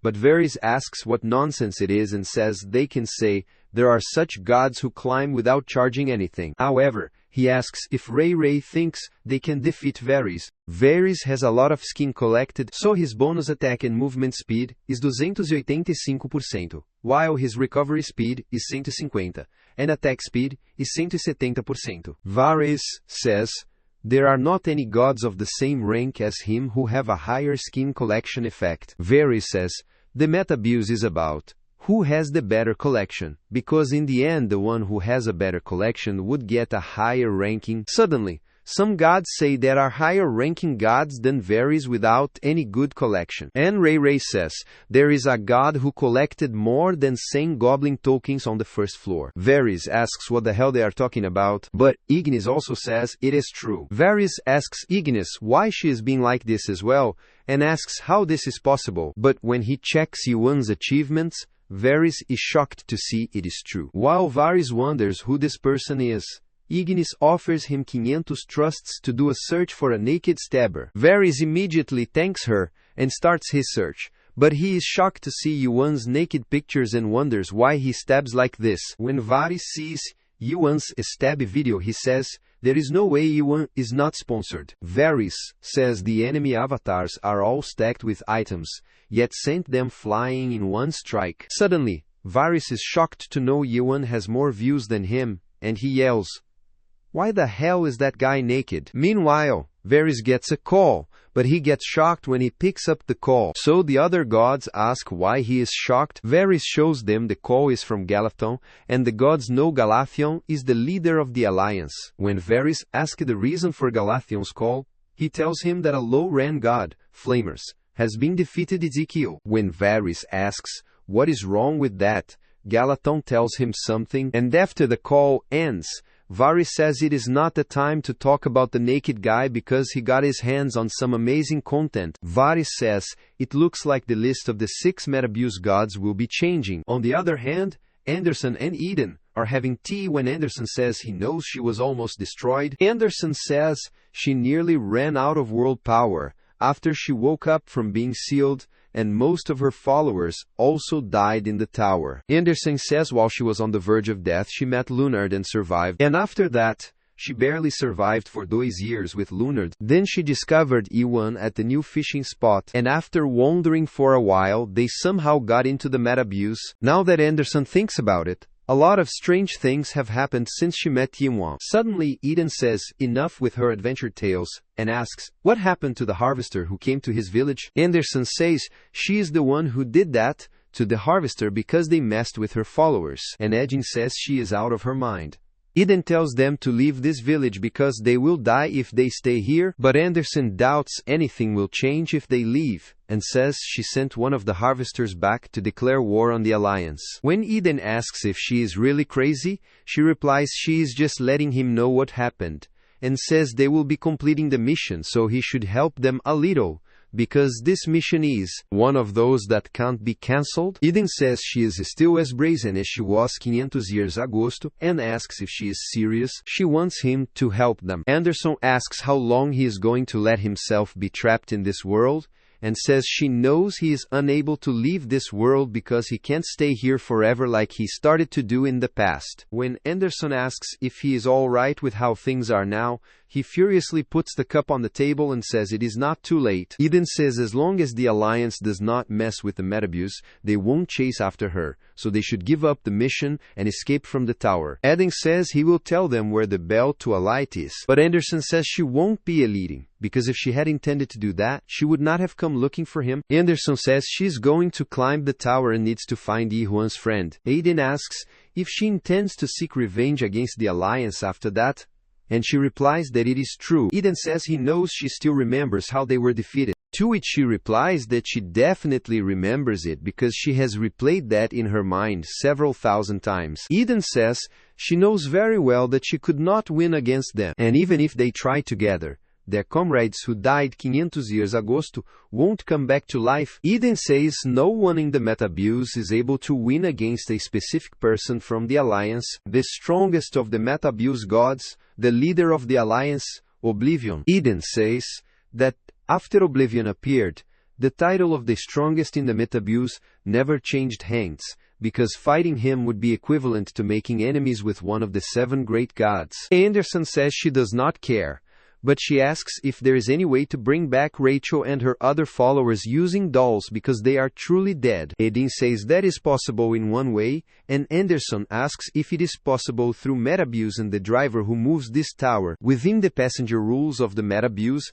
there is a famous clause that everyone knows about, but is impossible to achieve. The 7th clause of the passenger rules that the passenger who reaches the last floor can make a wish to be granted by the driver, the owner of the Metabuse. Anderson says, all the deaths have taken place in this place which is not a reality but an illusion. So she says, if one is able to control everything that occurred within the Mets, then a chance is possible. Aiden asks if she is thinking that maybe the dead can be brought back to life, and tells Anderson that the times are different from 500 years ago. Eden says she does not have any followers or comrades, to which she replies she has one, and she has Eden too. Eden thinks, after experiencing that horrible past, she still sees the world in the same manner, and wonders how she is able to still remain positive and have disillusioned faith that something can be changed. Eden wonders how she is able to see the world like this, and Anderson tells him not to be afraid because it might be much easier than they think. Anderson says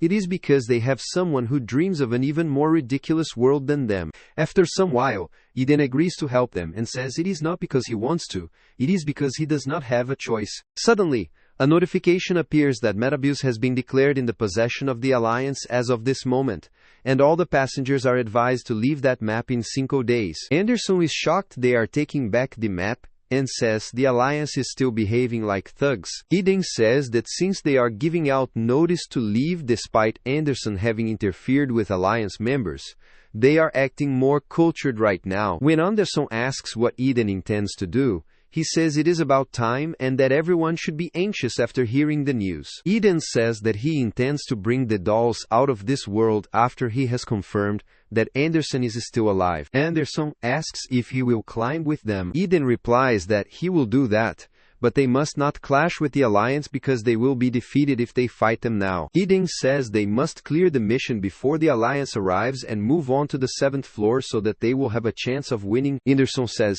it looks like he has a plan, to which Eden replies that there are still gods on the 7th floor who remember her, so they need to borrow their strength if they want to go against the Alliance. Yun says the condition to clear this floor is to destroy this world, so they need to destroy everything. Now Eden asks how long it will take, and says if he is thinking of piercing through the ceiling he must stop it because he is the only one capable of blocking his stab. Eden says the floors above this floor have sturdier ceilings and floors in between, so he won't be able to destroy it. But he is shocked to see Yuan has already broken through the ceiling. Suddenly the ceiling starts to recover again, and Eden says he told them that it is hard to destroy a world with a stab. Eden says this world was not made for people to clear it in such a manner. So Ihuna asks if there are any other ways, to which Eden replies that 500 years ago this world was destroyed once. Eden says the volcano is located in the center of the map, and it all started when a meteor hit that volcano. To put it simply, Yuan can destroy this world if he causes that volcano to erupt, and it won't be easy to activate it again. Eden says there is a chance of achieving that if a powerful lump of world power is dropped in its crater, the size required will be more than just a few more stabs of Yuan. Suddenly, they see lightning in the sky and get worried because Alliance is already here. As they appear, one of them tells the other that he told them there was someone who had pierced through the ceiling and climbed the Metabuse. This guy is very smart, and he says he was sure Yuan would try it again. He, with a smirk, says he finally found the naked stabber. As the Alliance rushes to attack them, Yi immediately uses World Stab Compression, which hits a lot of Alliance fighters. Meanwhile, Aiden is creating Crow's Grave, and Ihuna asks if he's not done. Eden replies that he is already done creating it, and suddenly, he starts converting the whole village into his sanctuary. Meanwhile, an Alliance member understands that they are going to turn the whole village into a worldview, hide within it, and then escape, so he tells his men to go after them. Simultaneously, Eden asks if Yuan is really thinking of executing that ridiculous plan. But Jawan says Eden himself said there is no other way, so he grabs Lunard and starts running, saying they have no choice but to try the only way available first. Meanwhile, a lot of gods join Var's live stream, so he welcomes them and says today's stream won't be gacha because in today's stream he will be clashing with the rumored naked stabber. When Igni says it is another stream of bullying the weak, Varys asks how they are weak, and says his target is the naked stabber. Varys says his fellow gods must have heard of Anderson, the disaster from 500 years ago, and the god who killed 3 of the 6 Metabuse gods. Varys says the naked stab is Anderson's avatar, and says there are rumors that one of the current 6 Metabuse gods, the King of the Crows, is colluding with them. Varys asks the gods if they still do not understand what is going on and says this diabolical group is once again scheming to throw the whole Metabuse into chaos again. Varys says the situation was far more from ramblings that sounded real, and the Alliance does not consider the situation to truly be that serious. Varys says that, based on the results from the World Power Measuring Center, Anderson has dropped to a lowly ranked god, and while the Naked Stabber is a little worried he is just a mere avatar. Varys says the only opponent that is concerning would be the King of Crows, but Varys says, while Eden is one of the current 6 Metabuse gods, the last time his powers were checked was 500 years ago. Varys says Eden was isolated for 500 years, so there is a close to zero chance he would be able to maintain his strength from his prime days when he had not even recruited any followers. The only reason that Varys is still making such a big fuss despite all that is because he will earn some bucks. The Alliance Death Squad has given him 500,000 trust, and Varys says the leader of the Alliance Death Squad, Gallatin, has already warned him about this situation in advance. Varys says that is why Gallatin dispatched forces to this place where the King of Crows is located and warned Varys that the revolution that took place 500 years ago would reenact. When Ignis asks if Alliance is the one who is attacking first, Varys replies that they all know who killed their harvester first. Varys says they are just here to seek the justice they deserve, and suddenly he ends the stream while saying the other gods are so obnoxious, acting like they are all high and mighty. Varys says in the end they will like his stream and applaud them when they start. Suddenly Varys asks Jihan if Gallatin is not here yet, to which Jihan replies that Gallatin will be at the cleanup party since he is meeting with the other 6 gods. Jihan is the avatar of the god of Whirlpool's High Circle. Jihan knew 500 years ago that Anderson murdered 3 of the 6 strongest gods in the Metabuse and almost pushed past the door of the day's floor, which the Alliance was guarding. Jihan thinks that if Anderson comes back with strength from her prime years, and even if the whole Death Squad were here, they would not be enough to stop her. Varys is shocked to hear Anderson is this string, but Jihan says that was 500 years ago and right now Anderson is just a low-ranking god, so there is nothing to worry about. When Jihan asks why the second in command of the Death Squad is here, Jihan replies that it is because Eden is here in this world. When Varys says Jihan knows Eden very well, Jihan gives a furious look, so Varys immediately says he was not trying to be offensive, but everyone who was involved in that incident is envious of him. Varys asked if it was okay for them to go there because the Gallatin told them to wait, but Jihan said they could do it. Varys says the date has been predicted and it is supposed to be 5 days later, but they are attacking early. To which Jihan replies that they have justification because they told the people to vacate this world and say they did not ask them to destroy this world. Even so, Varys asks if they will be okay with the King of Crows around. Jihan replies that he has prepared countermeasures for him. So, today shall be that Crow's last day. Meanwhile, the Alliance troops are chasing and throwing blades toward Yuan and Aiden, but they continue running while dodging the blades, and Anderson tells them to run fast. Anderson says all the opponent's skins are combat skins, so they are incredibly fast, and Lunard screams that the enemies are right behind them. Suddenly, Hun turns and stabs some of them down, but Edin asks if he has not forgotten the plan and says they can't kill too many of them. Anderson says she doubts Eden needs to be worried about that because there are way too many of them. Anderson wonders if too many of them prepared just to capture her and tells Eden this will be tough, but Edin tells her to be careful too. After some while they almost reach where the volcano is, and Edin says they must lure the enemies towards the crater. Meanwhile, Yuan thinks, seeing this volcano up close is impressive. And if such a big volcano explodes, it would really be possible to destroy this world completely. Simultaneously, the Alliance troops keep chasing them because they understand they are escaping from the volcano. Suddenly, Eden tells Yihon to start executing the plan,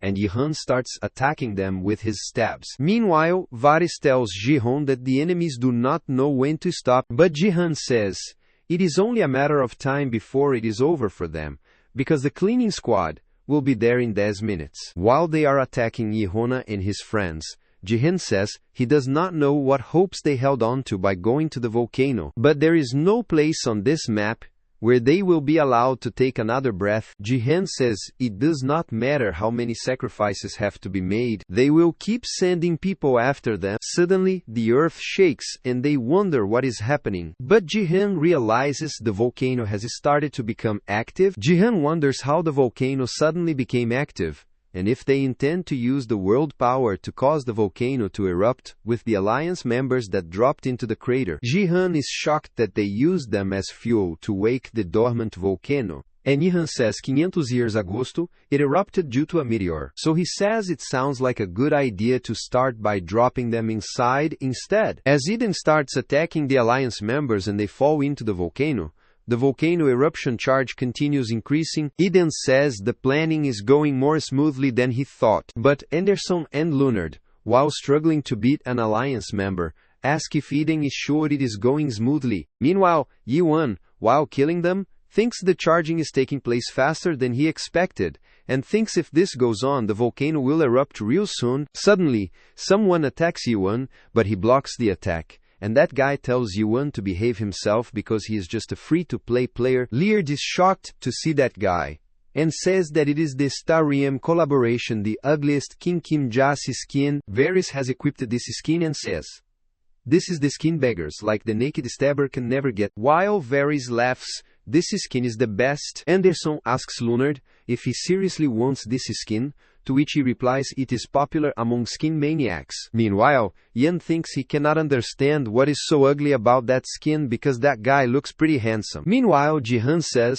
it has been a long time since he saw Edging, and Edging says he was not accepting the alliance to send him here. So he asks if it is another order from Galatine. Jihan replied that it was not, and that he came here because he wanted to so that he could settle his past debts. Varys says Ewan did a great job surviving until now despite not having a single skin, but says Naked Stabber made a mistake going against the alliance. Varys attacks with his blades, while saying it is time to die, but Yuan dodges the blades and kills the alliance members. Varys is shocked and wonders how this guy is so fast without any skin on. Suddenly Yehan reaches close to him, and by grabbing his mouth, slams him down. Varys thinks it is impossible that this guy defeated a legendary skin that boasts of having the best abilities. And suddenly a notification appears that this skin's durability is extremely low when he is trying to equip it. B1 is about to kill him, but Varys begs him to wait. And Leonard wonders how shameful it must be for him to beg for his life in spite of his stubbornness. Meanwhile, Eden tells Jihin that it seems the person who came with him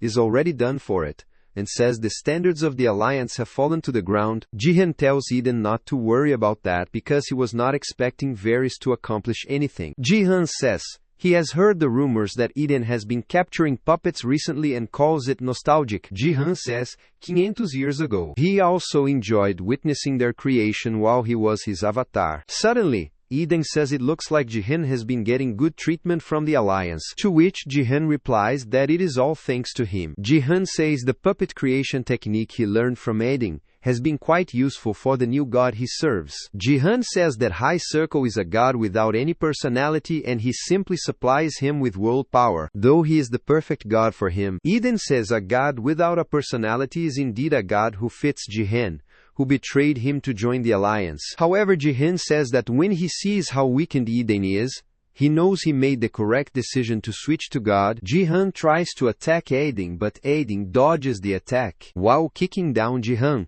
he says he betrayed him, but nothing about him has changed. A blast happens, but Jihan is fine, and says it is disappointing that Eden is not pulling any punches. Jihan kicks Eden away and says he was once his precious avatar, but Eden gets a hold of himself and deploys his sanctuary, Crow's Grave. Jihan laughs and says Eden has really become weak because his sanctuary looks unstable. Jihan says that the remnants of the village Eden absorbed while running away, but he has not absorbed it completely. So he asks if Eden has absorbed it now. Suddenly, Eden raises a huge monster from his sanctuary and says Jihan still understands nothing about his power. An alliance member gets terrified to see this monster behind him, and Jihan is also worried about seeing this. Meanwhile, Eden summons more monsters, making the alliance members run away. Eden says a sanctuary that is deployed in haste is more than enough to deal with Jihan, and his monsters start killing the opponents. Suddenly, Varys asks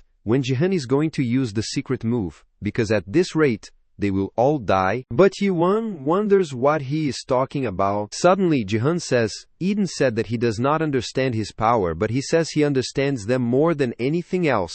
Jihan says if Eden used his full power to deploy his sanctuary, then there is probably close to no god that could fight him within the metabuse. Jihan says he never thought that he would be able to defeat them with his own strength from the start. Jihan says allowing him to go on a small rampage would benefit him in various ways, and it is something he was waiting for. Suddenly, Eden takes out a cube, and Aiden gets worried about seeing it, so he tells everyone to run and get as far from here as possible. Suddenly, Jihan activates the time cube, which swallows Yuan and Eden inside it, and Leonard is shocked to see this. Anderson asks how Jihan got his hands on the time cube, to which Jihan replies that he prepared specially for them. Jihan says it is one of the 6 gods of metabuse, and they would not be able to get out of this easily. Suddenly Varys grabs Leonard and Anderson, but the effect of the ugliest king's skin fades, and he says this is a legendary skin, but its durability is only as good as a paper doll. When Varys asked if the plan is a success,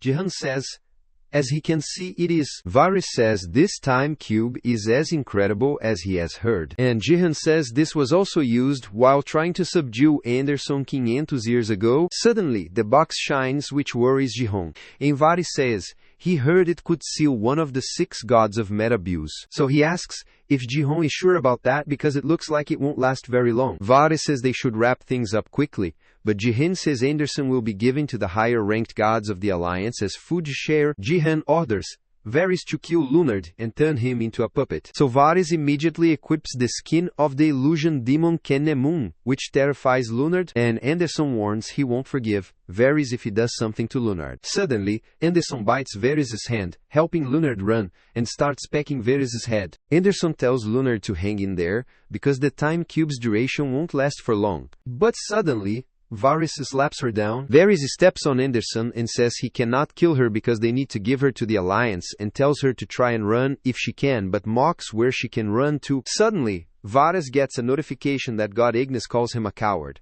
and Ray says he will unsubscribe if Varys does anything to the kid. Varys gets shocked and wonders when the stream is turned on. Varys tells those gods not to de espugão a piques, because a terrorist group needs to be uprooted from the start, and takes out a knife that is exclusive to his current skin. Suddenly Leonard also takes out a sword that he took from Hans, and Varys tells the gods to look at what growing up in a terrorist group has taught this child. Now, Varys tells the gods to remember to subscribe to him and click on the alert button because he will be showing something really good next week. Leonard is terrified to death and wishes Yuan was here, but simultaneously, René's drone is streaming all this. René calls Jihan a coward for using the time cube and calls it cheating, with which Ignis agrees. And the majority of the other gods also agree. René asks her fellow gods if they are going to sit and do nothing, because their cute little Leonard is in danger. Meanwhile, the system notifies that Ignis is trying to start his vehicle, but it will take a half day to get there. Ray wants to go there, at the speed of light, but his avatar is sleeping. Meanwhile, some gods comment, it is no big deal for a mere brat to die, which infuriates René, and the majority of the gods exit her stream. The streaming platform of the gods' little brother appears to be a public platform that challenges Big Brother. So it includes a lot of nonsense, as it is supposed to be a collective intelligence platform that can face off against the 7 great gods. But in the end, this is how they are. René says she is trying not to get involved because of her promise to the information girl, but she can lose the newbie and his part here. Suddenly, someone inquires about René's current location, so she is happy that someone is interested in helping, and is going to tell her location. However, she is shocked to see that Siren TV has inquired about her current location. On the other hand, Siren thinks she is Siren Armod, Amir, who was once a big shot influencer, and also one of the 500 renowned artisans. Siren says she followed a certain man, joined the Abyss expedition, and came to the Abyss. She had been looking for that man after they got separated unexpectedly. But 2 years have passed since then, and she has become a pirate. On the 5th site, Ragnarok Siren, sitting in her flying ship, sees the red skies pretty hitty May. Meanwhile, Carlton arrives there and tells her that based on the unofficial management law clause 8, one is prohibited from putting their feet on top of the dashboard when they are traveling. Siren asks when the old man is coming back, to which Carlton replies that he will arrive soon. Siren says the higher-ranked gods will find them if they stay there for long. So she tells Carlton to ask Chenyo to come back quickly. Carlton says it looks like she is not streaming much these days,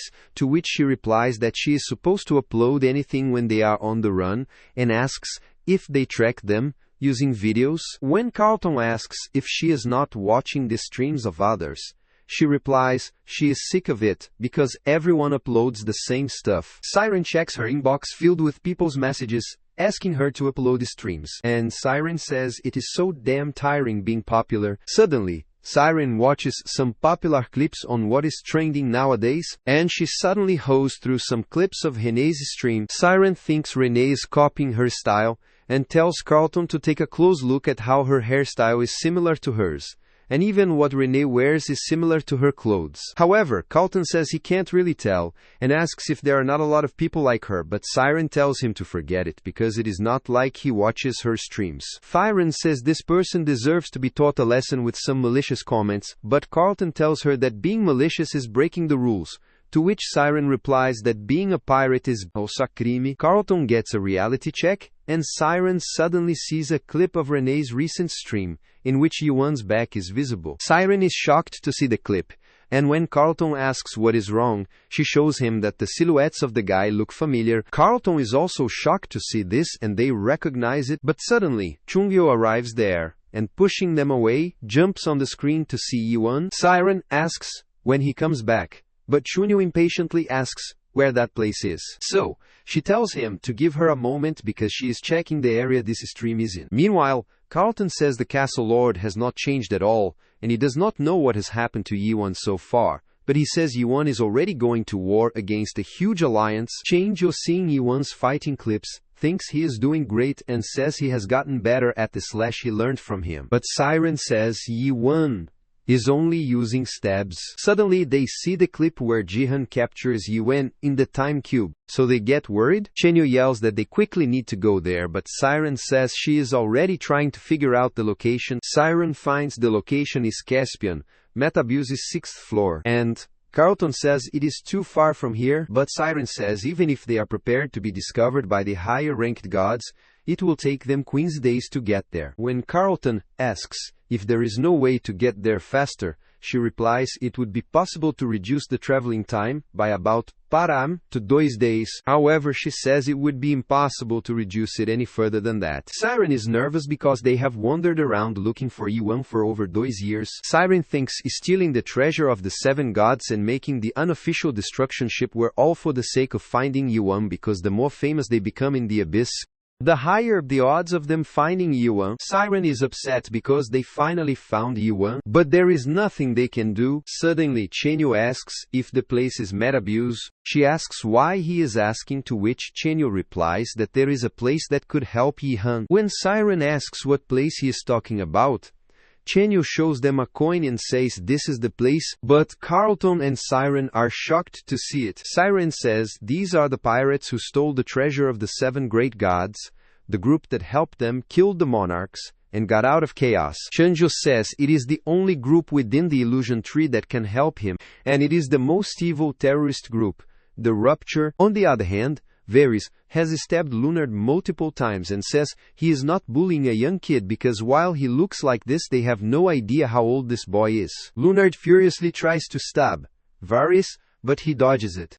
So Varys punches him, saying this brat is underestimating him. Lunard falls with pain and thinks Varys only punched him with his fist, yet he feels like his body is going to shatter. Lunard can finally understand the monstrosity that Ian has been fighting for. Varys says he is going to put an end to this here, because the number of views won't go up any further, even if he continues beating Lunard. Varys asks how Leard survived so far after being so weak, and he says if he was weak then he should have at least chosen a strong god. Lunard starts crying and thinks he knows he is weak because he is weak back home and in the Tower of Nightmares. Lunard picks up the sword and says that even though he is weak, that does not mean that the god he serves is weak. He furiously stabs Varys with a light stab. Varys gets mad and punches Lunard down for damaging his clothes. He says he was going to snuff this sidekick's breath out, but he has changed his mind because he will be tearing off his limbs. Varys is going to stab him down. But suddenly, a guy arrives there and asks if the sidekick is the follower of the old man Yuan. This guy is Jin Yuni Solya's man, and he says he has come to rescue Lunard. Yuni's current Metabuse ranking is 9, and he is from a group called Rupture. The Alliance members wonder what Rupture is doing here, and Yuni says he should find where the old man is. But suddenly he sees the time box in Jihon's hand. Yuni thinks that these guys have developed an item that could trap an awakened one, and he thanks them because they made things easier for him. Jihon tells everyone to prepare for combat and says Yuni is not at the level of captain and is just a mere member. Suddenly Yuni has already reached close to Jihon and attacks him, saying, "It is impressive Jihon can figure it out. But every member of Rupture is awakened."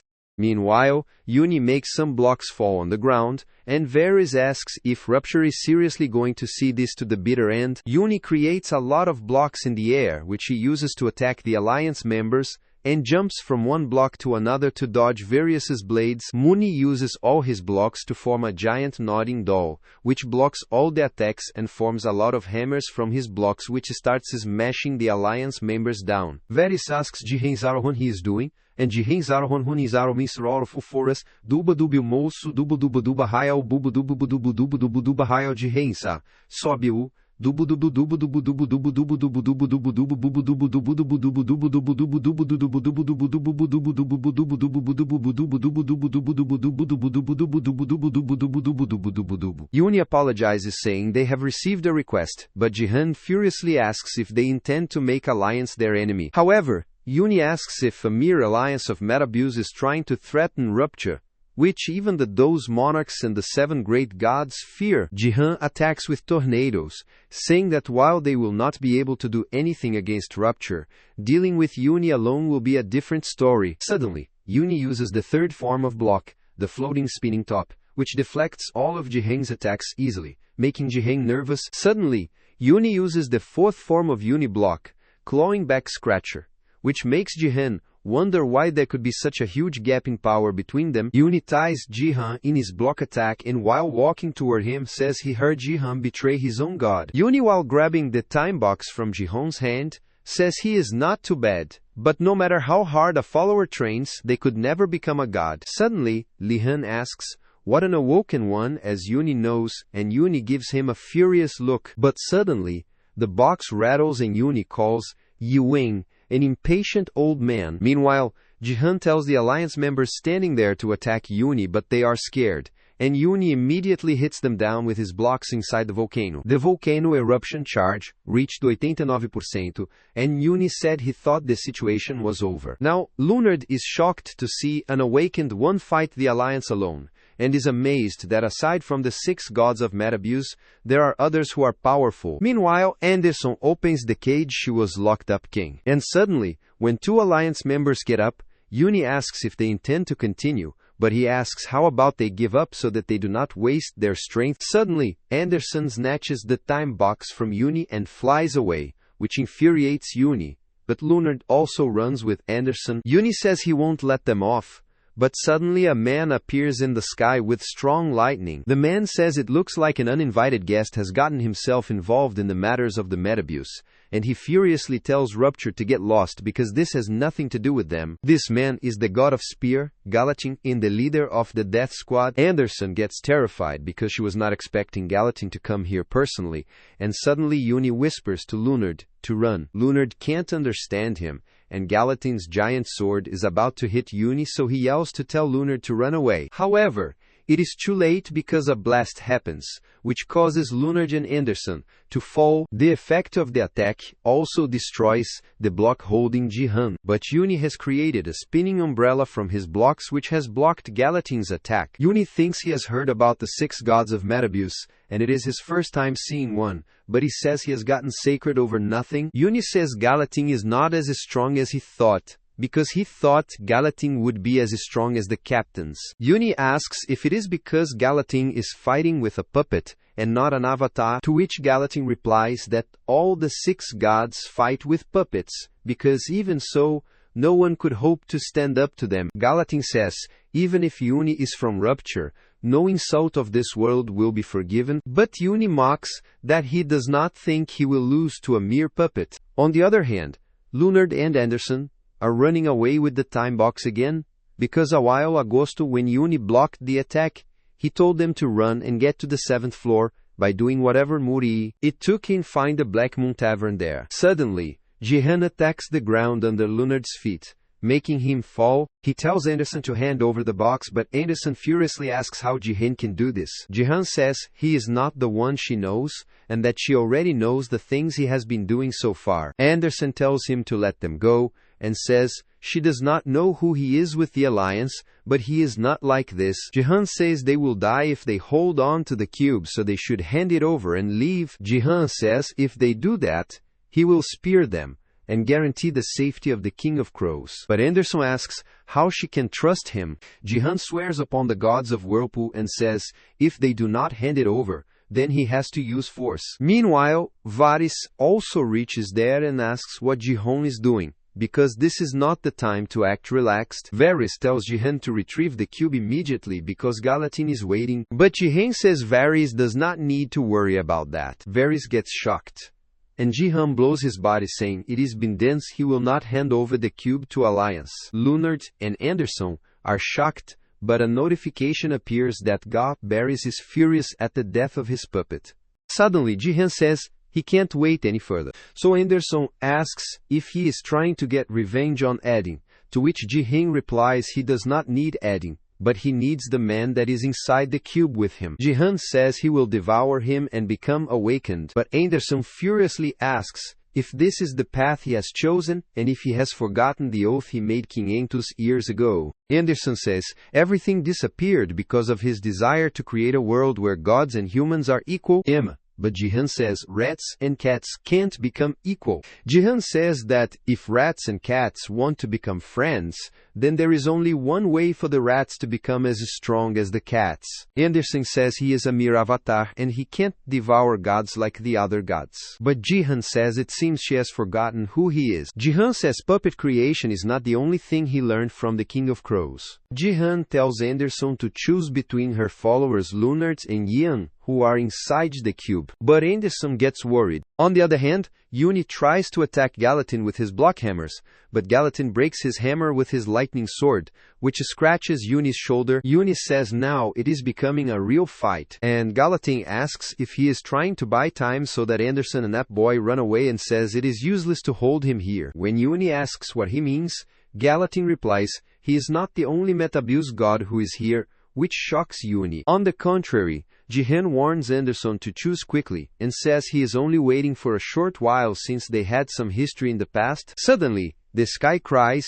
and Jihan is shocked to see another main force arriving there. A god appears with his squad, and asks if Jihan is trying to kill Varys' puppets, and steal the cube from the Alliance. This is the god of assassination, Hakers, the leader of the Alliance's secret fire and one of the gods of Metabuse with rank 4. Jihan did not think the two of the leaders of the Alliance would be here, and he knew they would not let him go. Rankers takes off his necklace to choke him, and asks if Jihan wants to go against the Alliance, which terrifies Jihan, and he furiously yells at Anderson to give him the cube because they will all die if she does not. Meanwhile, inside the cube, Yan is trying to break it, but Edging tells him to give up because if a large power is used in this place, it will suffer a backlash from that power. Eden says there are signs of interference shown in the creation setting of the manipulated world, and it looks like it was created by an incredible artisan. When Ewin asks if it is made by a mayor, Eden replies it is possible, and says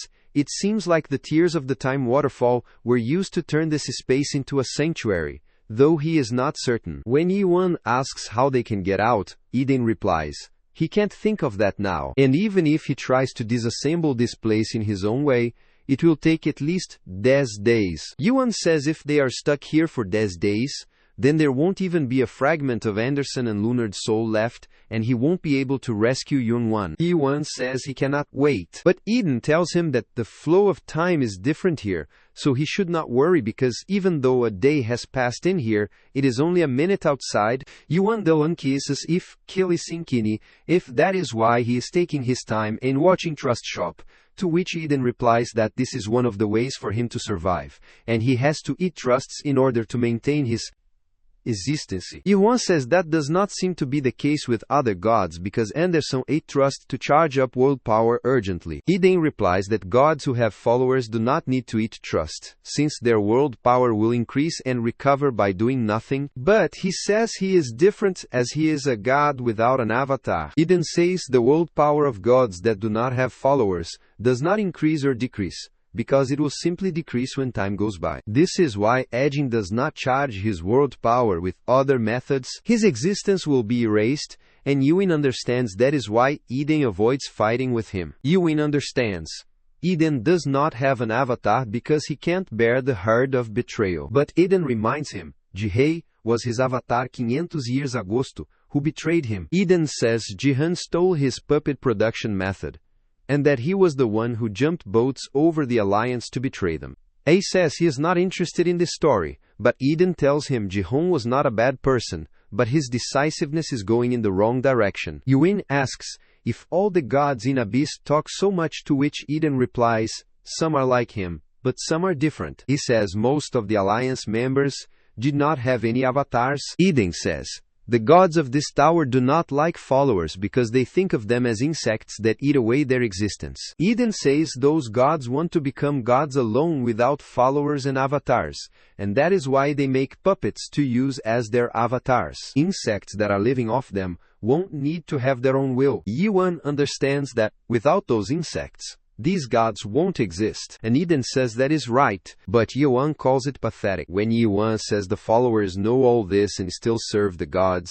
Eden replies, all followers need gods, because a worldview is needed to survive in the abyss. Yuan knows this, but he asks why they do not become followers of better gods, and says he hates to admit this, but Anderson is a good god. Ian says she is kind in terms of cherishing her followers, and Eden says he is right. There are kind gods in Abyss too, but not all followers want gods like Anderson. Eden says the followers need strong gods in order for them to prove their worth. But Yuan asks what he means. Eden, as if he thinks the followers only act on behalf of their god, and asks if he ever thought that the gods could actually be acting on behalf of their followers. Yai understands that the followers' value depends on which god they have. It is just like God needs followers. The followers also need gods, and to act on behalf of a certain god also means it aligns with their values. Abyss is a world where those who can't do things for themselves rely on each other to reveal their own existences. Eden says that the reason why the followers, gods and monarchs dispose of Yihan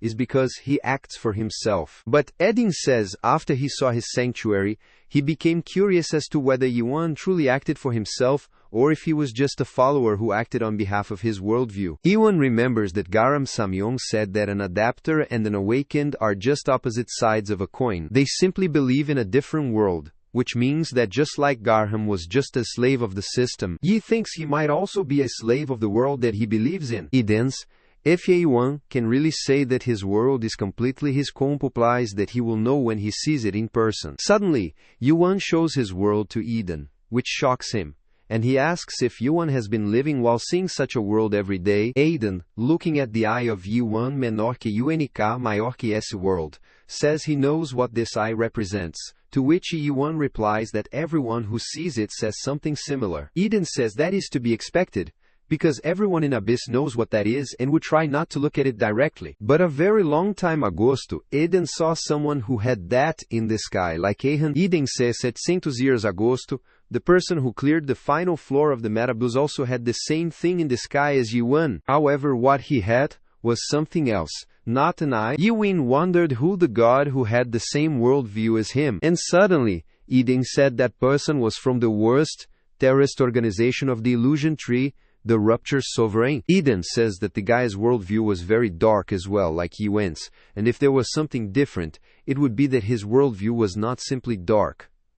there was also loneliness. Eden asks if Yi-won is trying to fight that eye, and if that is why he is trying to destroy the Tree of Illusion. Eden asks why A would bother to rescue his friend if he intends to destroy this world, and asks if it is not contradictory for a man who is trying to destroy this world to rescue someone. Suddenly, Yi-hun raises a nightmare tower which is his worldview, and says he wants to save Yoon-hwan because he deserves to see the end of this world. Suddenly, Iwa notices the roof of the place they are trapped inside shatter, and he immediately starts running up the tower, saying he has found a way to get out of there. As Eden follows him, he is shocked to see the memories of the tower flowing into his head and wonders if it is the tower that Yi-won climbed. Eden sees the moments Yi-won spent with his friends inside the tower, and also sees the times when Yoon-won and Seo died. When Seo, while dying, told Yi-won to climb higher, Yi-won told her not to worry, and said he would see the end of the world with his own eyes. Yi-won edging thinks just like how he split his memories into puppets, because he could not withstand the weight of memories. Yi-won has created a tower within himself. Edging realizes this tower itself is Yi-won's memory, but he thinks if there is a difference between them, it would be that he is enduring the weight of all his memories alone. Edging thinks it is probably because nothing in this world can spare the weight of Yi-won's memories. Edging thinks if Yi-won decides to put down all these memories, all the memories that the people who climbed this tower had experienced would cease to exist. That is why even in the world where the system has erased those humans, Yi-won still remembers all of them, their rage, sadness and despair, and all the times they spent together. Eden finally understands just how a mere human could become this strong, and how a god who only has one follower could possess such tremendous world power. Eden thinks this tower is the story and the product that Yuan has, and the memories coming from the tower have become his world power. For the price of remembering this horrible nightmare and enduring it,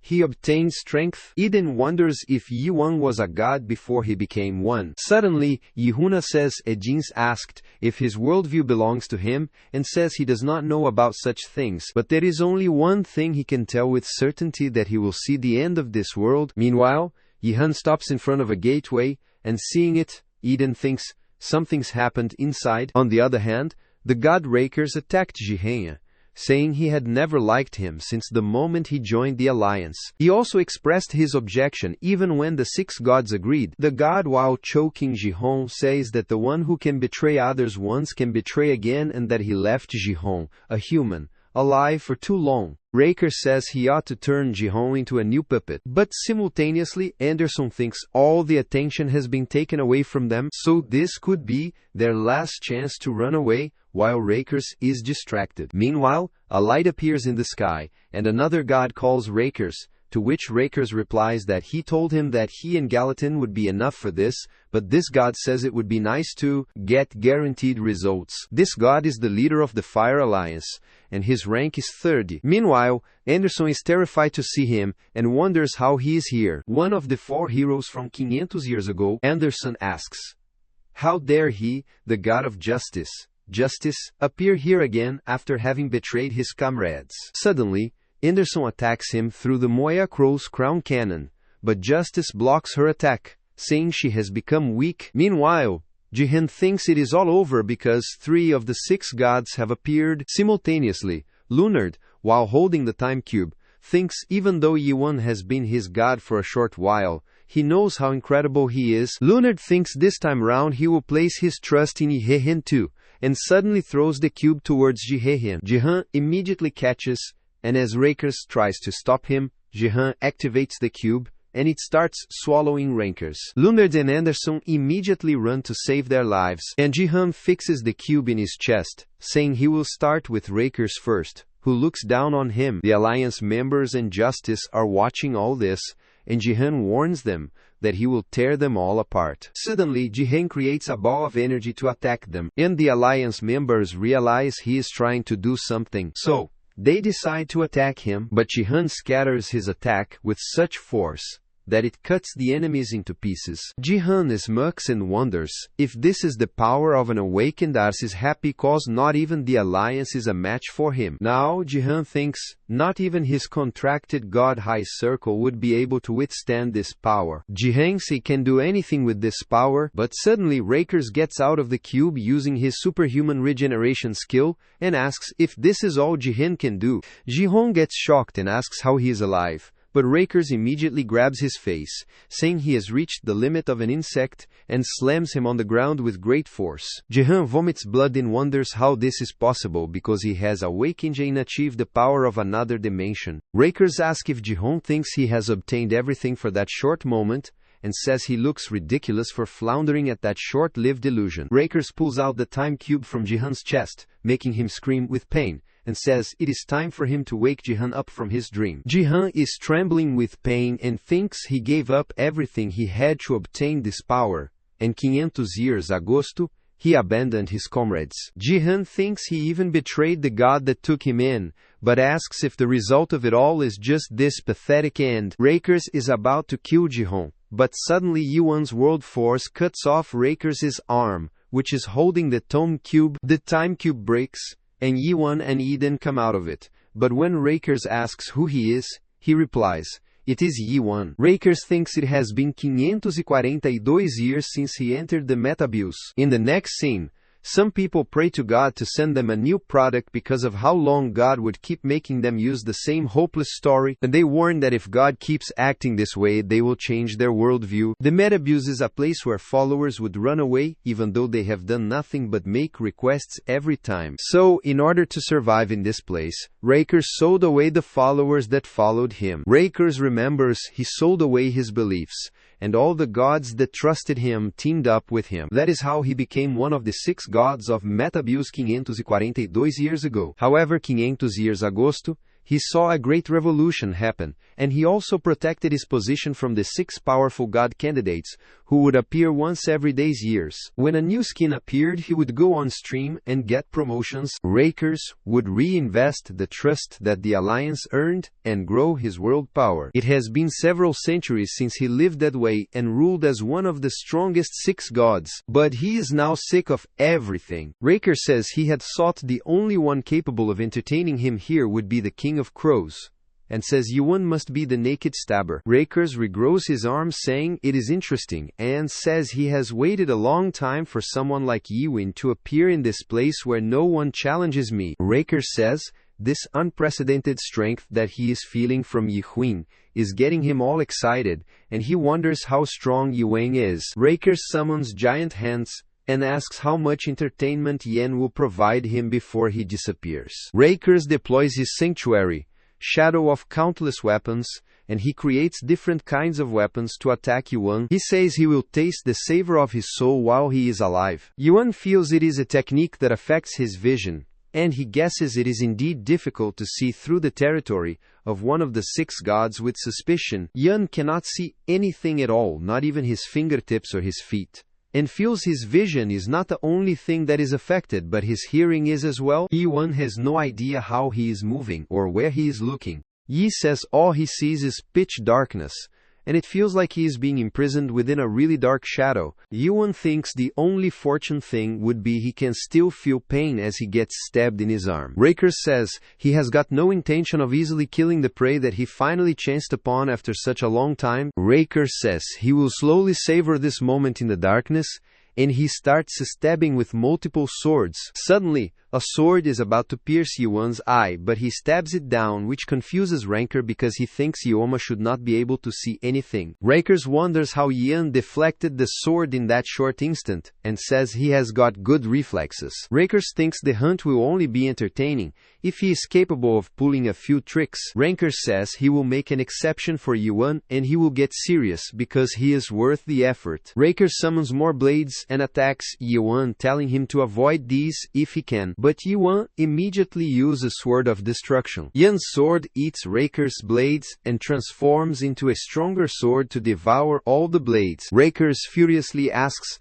how dare he take his weapons and says he will kill him, but Yuan says they matter to him so much that he should not have thrown them around. Rakers uses Strike Skill to attack with lightning blades, but Yuan dodges it, and Rakers asks if he thinks he can dodge it forever. Suddenly Rakers uses infinite lightning strikes, but Yuan continues dodging them and says even with Rakers' best efforts, his strength is only around that of a lieutenant general. Suddenly, Yuan uses a destructive stab to attack Rakers and destroys Rakers' sanctuary. Rakers, while falling down, thinks it is not a fight between two sanctuaries. He is just fighting a mere story, and he can't believe his sanctuary has been broken. Suddenly, Leonard and Anderson arrive there, and the system notifies them that this stream has been selected as the most popular live stream of Little Brother. The gods are watching the stream through Renee TV, and they wonder what'll happen to the gods of the Metabuse. Meanwhile, the system notifies that the driver of Metabuse is paying attention to the result of this fight. Simultaneously, Rakers, while trembling with exhaustion,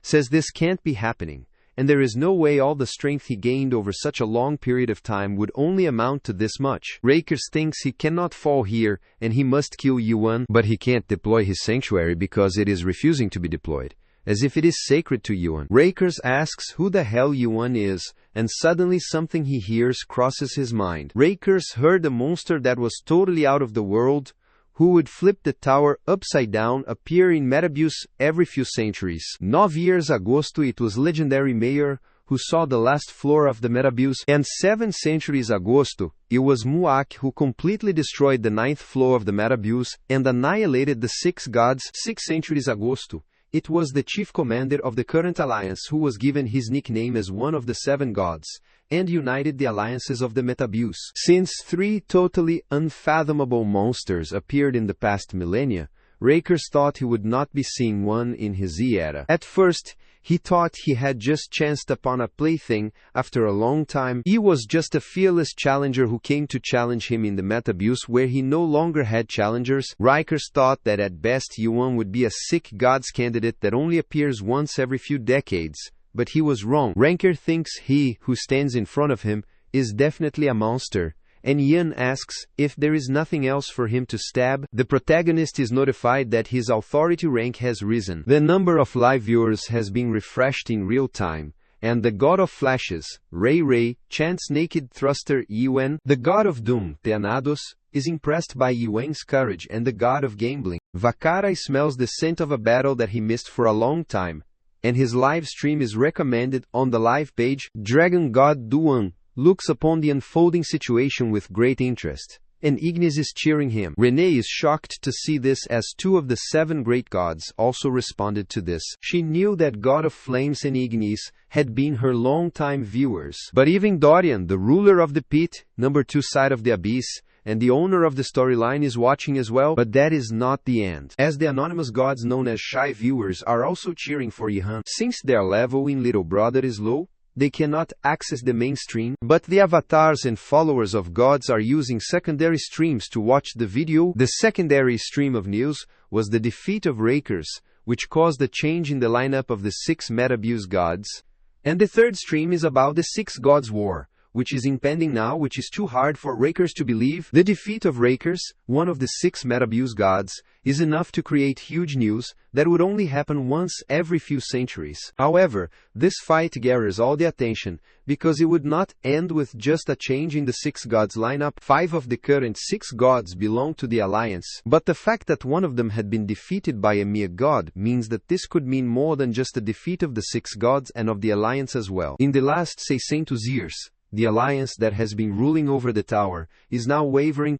so with the hope that the Metabuse might change, the low-ranking gods are paying attention to it. Renee accosted her viewers as she thought what was happening could be a bigger deal than they expected. While the kid was fighting his opponent and knew it would not be easy, it turned out to be more troublesome than he thought. The god realized he was tired, which startled the kid as he was being attacked again. Suddenly he sensed the ground shaking and remembered the volcano he had forgotten, because he was too focused on the fight. He knew the volcano was dormant for now, but it would start erupting soon, and he was notified that in 20 minutes, this worldview would be completely destroyed because the destruction of the 6th floor had commenced. He gets annoyed, so he opens the portal and tells his opponent that it does not mean he has lost, but he is retreating because he does not know when the volcano might erupt.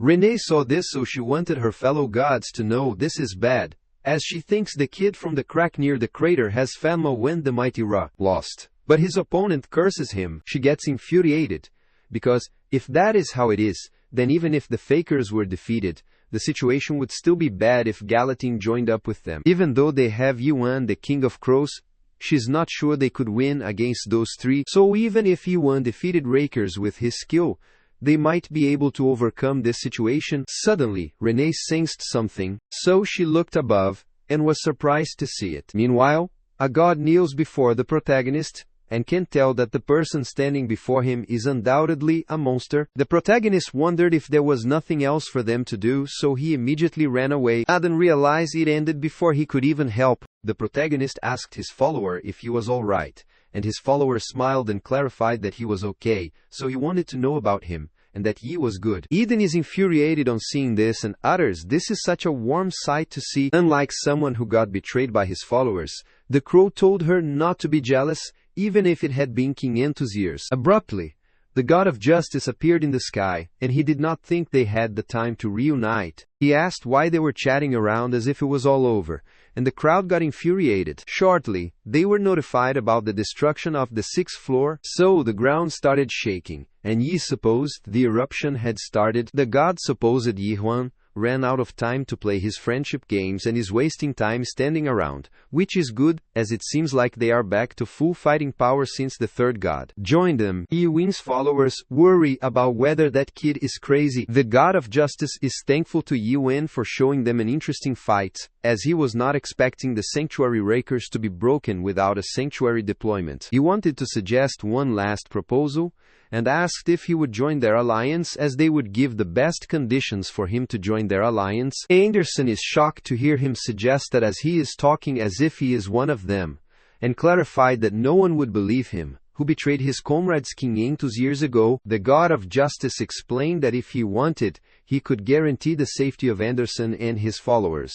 Anderson gets infuriated on hearing this, and knows he is intending to take them as hostages. The god assured that he would not do something like that, and could swear upon his name as a god, and provide a contract. Eden is amazed to hear him using that stupid name, and a contract sworn by the name of justice as the god of justice is a joke. The god of justice is glad to meet Edgin after a long time, but Edgin thinks he is foolish, as he should have known who he was from the moment he saw his nickname. He knew that the god of flames Ignis and the god of darkness Cage were not real like him. The god of justice wondered what he meant by real, and Edgin did not want to explain it to him, as it would break his soul apart. The god of justice does not think he should be acting so relaxed right now. Eden inquired if he could still say that after seeing the skills of the naked thruster. The god of justice admitted that his strength is impressive. But Eden forgot about one thing: the kind of place the alliance they fought in is, and also about what the alliance had become over the last King Ento's years. Eden worries about seeing the supersized gate, and curses them as he knows they will do. Abruptly, the alliance's great war weapon Nebula emerged from that giant gate, which startled them. The god of justice asked Yuan about his opinion, and he is curious as to whether he is interested in negotiating now. Eden can't believe they brought the great war weapons to fight against them, and asked if he would wage war. He is sure he brought the war weapon from the alliance to threaten them, and yet he claimed that he was in a negotiation. The protagonist uttered that his attitude in negotiating is wrong, as his leader would not have come if they intended to negotiate. The god of justice wondered if he did not grasp his current situation. The protagonist firmly slammed his sword on the ground, and gave his opponent 5 minutes to bring him his friend, whom they had dragged to the 7th floor as a puppet, so that he would spare his life. The god of justice remarked that it sounded ridiculous in this situation, but he agreed and asked for the name of Yuan menor que UNK, maior que esse friend. The protagonist clarified that his friend's name is King Yun Huan. The god of justice asked if he was sure he was there, as he was not appearing in the search result, and he might have registered as a puppet, or was on standby for registration, so he did not see his name on the list. Yuan supposed it, he did not intend to negotiate, but the god of justice clarified that his friend's name is there. The protagonist clarified that he would know when he climbed up to see if his friend was there. The god of justice could not believe him, and Yuan clarified that his business is on the top floor of this tower. The god of justice wanted to know why he was trying to go there, and the protagonist reminded him that he had business there. The God of Justice clarified that whether it is wealth, glory, and power that he wants to acquire from the top of the tower, they could also give it to him. The protagonist refused, as he could not give it to him, and the other god beside him guessed their conversation was meaningless from the start. So he launched an attack on him.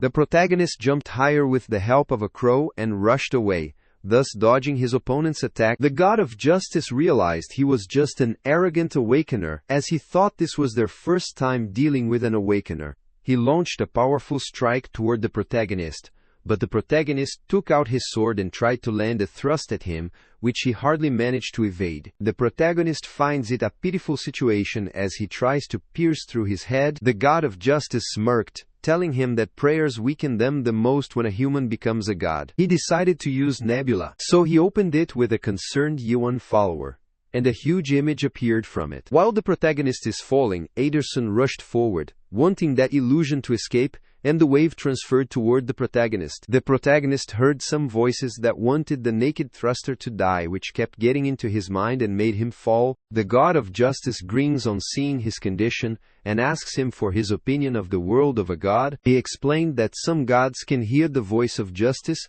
while others can listen to the voices of those dying. Just like how there are gods who hear voices that talk about assassination, there are also gods who are only interested in naked bodies. However, no god can hear all the voices, as they could survive in this world by choosing their storyline and closing their ears to all other prayers. The weapon is a specialized anti-awakener storyline weapon that forcefully opens the world of a god in an awakener's mind. Therefore, awakeners like Yuan, who read, disassemble and reassemble the world of the illusory tree, cannot avoid hearing these words. But to never listen to them, Yuan needs to shut down his senses. But awakeners would be unable to use their awakened powers. The God of Justice kept explaining that a long time ago, after the second leader of Crack turned the Metabuse upside down, the Alliance developed this weapon to deal with awakeners.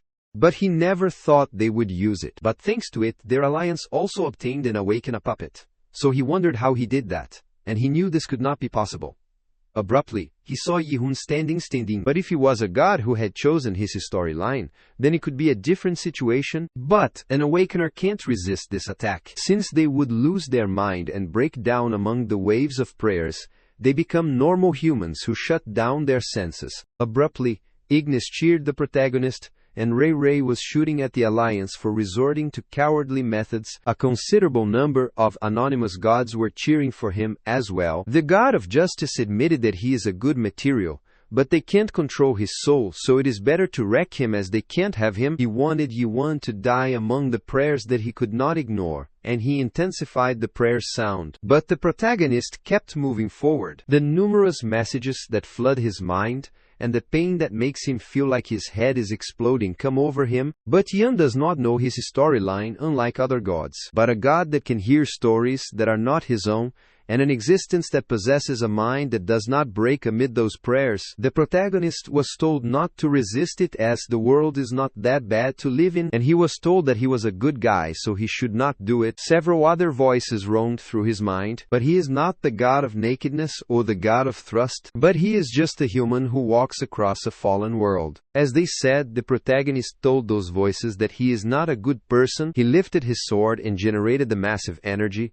pushing back those waves, but he knew he was at his limits. The protagonist has wasted a lot of world power so far, and due to the flood of prayers, a good part of his mind has been disrupted. Therefore, he knew it had been hard to do it with just his power. And he remembered all of his comrades, as he knew if they were there, they could provide a little strength. While he is still pondering that, his follower and Anderson rushed toward him to support him, so they started discharging their energy. Anderson clarified that even if they die, they are dying together, so they helped him with all their might, thus empowering his thrust. The God of Justice thought they were just fools, as they believed this insignificant amount of mana would change anything. However, he is shocked to see the weapon cracking, and the protagonist kept striking with his comrades. They used Anderson's storyline of nakedness, and the protagonist clarified that he would need to borrow some of their strength this time, and he destroyed it. On seeing this, the god of justice is dumbfounded as that is ridiculous, and asks his comrades what they are doing, as they need to keep pushing them back. They kept enhancing it, thus forming another wave again, and this time, Eden stepped in to get rid of it, which startled him. Eden is stunned to learn about an exclusive awakened weapon, and discovers that beings that are not gods live tiresome lives. The god of justice asked him if he intended to stand in his way again. Eden remarked that it is hard to say that Yuan is a good person, and he does not know how to respect his elders, as he uses harsh words and takes off his clothes no matter where he is. But he does not dislike that about him. The protagonist is dumbfounded, as Eden has insufficient world power. Eden clarified that he said he had no followers, but never said he did not have enough world power. The god of justice gets infuriated on seeing him intervening. The protagonists discovered that Eden was not bluffing when he said he had held back while fighting him, and he supposed he was as strong as Samongaham, or at least at a lieutenant general level. The god of justice got worried and started rushing away and accosted Raker's Galadian to protect the battleship Eloy. Even though it might be a battleship, it will become dangerous if it keeps getting damaged. Despite this, Eden's men struck the god of justice. The god of justice reminded Eden that he had already lost 500 years ago, so he wondered if he could stand up against the alliance now. Eden accosted justice, asking if he knew what he had been doing for the past 5 years, and he kept using his trust to strike him. Justice is shocked, wondering how Eden gathered so much trust. Eden clarified what happened when he was isolated under the alliance, so he bought and sold numerous items and wanted to show him what being one of the 6 gods is like now. He converted around 400 million trusts into world power and kept attacking. The protagonist realized that the scale of his sanctuary is on an entirely different level than before, as that is the true sanctuary of Eden Cart. Justice commanded them to come out of the battleship as he would deal with Eden. He wanted them to get rid of the Awakener and capture Anderson alive, and his comrade came out. Eden's supposed justice has forgotten that this place is the world where they fought 500 years ago. So as long as his sanctuary is in effect, the numerous followers that are asleep in this place will endlessly come back to life. Since they were at war, he does not intend to lose, and he is in the form of King of Crows, who is ranked 4th among the past and current 6 Metabuse gods. One of Eden's followers is ready to attack, and is glad that the day has finally arrived. So, they wanna fight together and keep attacking the Justice men. Justice admitted that Eden's ability is troublesome to deal with in war, and knew that defeating puppets is pointless, so he needed to defeat Eden, who is providing them with world power. Eden gets near him, asking if he has time to be distracted, and remarks that he is confident and he knows he has always hated him. Justice does not want Eden to be mistaken because he still hates him. Eden did not want him to worry, as he hated him too. Then, he grabbed Juice's face and clarified that is what he had always liked about his mindset from the time they fought together, but he thought he would never betray his comrades, so he wanted to know why he did that, and why he betrayed them for this strength, and wanted to know if he betrayed them to become a pet of the Alliance. He substantially attacked him and threw him away. Justice realized that Eden had been hiding at this place, and restored his strength to its prime. While he indulged in his thoughts, Eden kicked him in the face, grabbed his hair, and wanted him to get up. After lifting Justice up, he thought this was when he got out of his rebellious phase. Justice wanted him to shut up, as he knew nothing, but Eden clarified that if he did not stop, then he would have no choice but to kill him. He is sure that Eden has no idea what he has to do to climb to where he is now, and he does not know what he can do to achieve his goals. Eden is dumbfounded to hear this, wondering how he became like this, and wants to know what the Alliance promised him. Since he betrayed his comrade, who took Justice when he was at the verge of death, and also stabbed the back of his comrades, he met again. So, he wondered if Alliance promised them a valuable thing they needed to spill their blood, and if he would wag his tail to them to act like a big shot in this tower. Justice grabbed Eden's hand and clarified that there is no way that could be the only reason. They were immediately notified that only days minutes were left until the volcano erupted and Justice deployed his sanctuary. He hugged him, telling Eden that he was the one who turned him into this, as he took Anderson away from him and he stabbed him.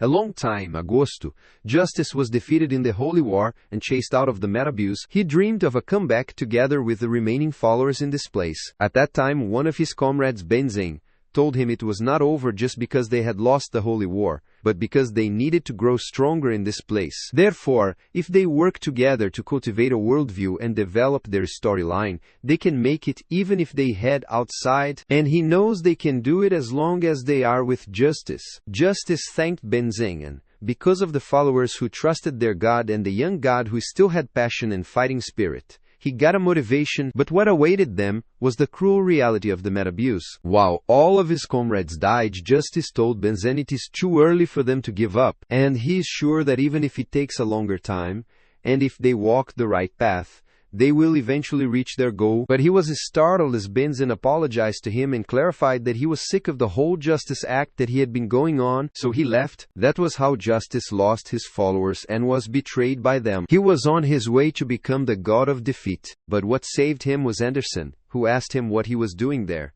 and she asked him if he had lost his way. Justice is slightly annoyed, so he wanted her to get lost, which infuriated Anderson. Later, he started his journey with Anderson, and after cutting the bread, he realized that the piece of bread Anderson had was about 5 mm bigger com uma rava for. Anderson furiously told him to eat it without being stingy, but Justice clarified that it is justice, not stinginess. After that, they spent a lot of days and nights together, and they think from time to time that if Anderson had not been there for him back then, he would not know what he would have become. He also wondered what would have happened if Edgingcart had not taken his place. Justice deployed his sanctuary and told Edging that he was the one who did this to him because he stole Anderson away from him. Momentarily, he is notified that all the conditions of justice have been fulfilled, so his ability has been activated, and for the next 10 minutes, a new justice will take place in the relevant story. So King of Crows is weaker than the God of Justice. Eden inquired if he could only deploy his sanctuary on top of another god's sanctuary. Eden realized he had the same old tricks, so he wanted to change his nickname and call himself the God of Leeches. Justice is annoyed, as he always made fun of his god's name, but he told him in the past that he is not the god of justice as he is the god of definition. He pulled out his sword and clarified that he is not the justice that protects the world's order, but the definition that correctly defines what things are in the world. Justice, God's name, was given to him by the gods who misunderstood his name like Eden did. Eden wondered if that is the case as he is learning this for the first time in 500 years, and thought his name should be renamed to definition. Then, Justice clarified that it was enough with his petty provocation, and kicked him in the face. He lifted his weapon to attack, but never thought he would dare to fight him, despite knowing that Eden was in his sanctuary. So he guessed he had become old. He pierced through his arm and uttered that even if it is only for a short while, his storyline can change. Who has the advantage as long as the conditions are fulfilled? The only weakness of the definition is that it has a short duration, but he would win as long as he bought himself 10 minutes. Since this world will be destroyed in 10 minutes, the duration of his ability and the time left in this world end are the same. He clarified that Edging's compassion, which caused him to hesitate in killing him, has led to his death. Eden uttered that if Anderson, whom Justice liked so much, could see them now, she would be so happy. He clarified that Rachel Young was Anderson's avatar, and informed him that Anderson came to this place to save him. Justice knew that Anderson might be disappointed now, but ultimately she would choose him as her real comrade, not Edding. He furiously cursed her, and Edding supposed that the one who was imprisoned 500 years ago was not her, but Justice. Justice wanted him to say whatever he wanted, as it does not matter, and he never expected someone like her to understand his friendship with Anderson. He lifted his sword to strike again, and wanted Aiden to die along with the worldview he loved. Abruptly, he noticed Yuan coming closer to him and was amazed that he tracked him despite getting hit by the prayer flood cannon, so he realized he was a monster. The protagonist furiously told him to take his hands off the crow. Justice admits that Yuan is strong in a one-on-one fight. Only the leader of Alliance would be able to fight him, but that was before he activated his sanctuary. He was notified again to activate the storyline definition, so Yuan becomes stronger than Justice. He clarified that the protagonist can never defeat him in his sanctuary. However, the protagonist breaks the screen and punches Justice in the face, thus throwing him away. He apologizes as he does not hear anything he says. The protagonist kept punching his face, and Justice was notified that an error had occurred in the definition. After a while, he was informed that the target was not a being he could apply his definition to, and he kept getting punched. After a while, Justice was worried, wondering why it was not working, as he had already fulfilled the condition of the definition storyline to come into personal contact with the target soul. The protagonist realized that the crow is right, as even gods are just avatars of a worldview. This infuriated Justice, so he grabbed his weapon to attack him, and asked what kind of nonsense that was. Abruptly, he attacked Yuan, which made him kneel. This, Justice sneaked away, and he guessed the prayer flood cannon affected him. But their fight was completely reversed. Justice knows that he and his puppets would be revived endlessly unless they kill Encontrar. He cursed his fortune because he would have won already if he had been involved in this fight. Abruptly, Anderson accosted Justice, telling him he had gone too far, and requested him to wake up. She clarified that Anderson was not serious in his fight against him, and he knows all about Justice's ability so that he would not lose against him. Justice thought she was talking nonsense, and asked if they think they are the heroes of 500 years ago. Anderson does not care about that, and wondered if they think that is what they are talking about now. She wondered if he did not know, and he came there to fight them, as he had said earlier that he had guaranteed the lives of her and the believers. Therefore, she is sure he did not come there to fight them, but to protect her from the Alliance. He found out she returned to the tower. Anderson knew he might be a coward, but he was still kind. She apologized for not accepting his proposal, and will fight against the Alliance. Justice warned her that they were going to lose, and Anderson thought that might be true, but that is why she is telling him this, that she would not ask him why he betrayed them. But she wanted him to start helping them. Now Justice is clarifying that he betrayed them because he looked at Eden and uttered that he had forgotten those, which infuriated Anderson. All of them were notified that the end of the world is imminent. So, the world will soon disappear completely. And a volcanic eruption started which swept the entire floor. Many of the followers tried to rush away, but the majority of them were swept away. Justice knew this world was about to end soon. So if they climbed to the higher floors, then all of them would die, which is why he wanted them to get off the metabuse now. Yuan's follower is startled, but edging remarks that he is a coward, as he has finally gone and done it. Soon the world started splitting apart, and something appeared there. Anderson is shocked to see that as the world bomb from 500 years ago, which destroyed half of the revolutionary army, Eden told her she is not doing enough, so there is no other way now.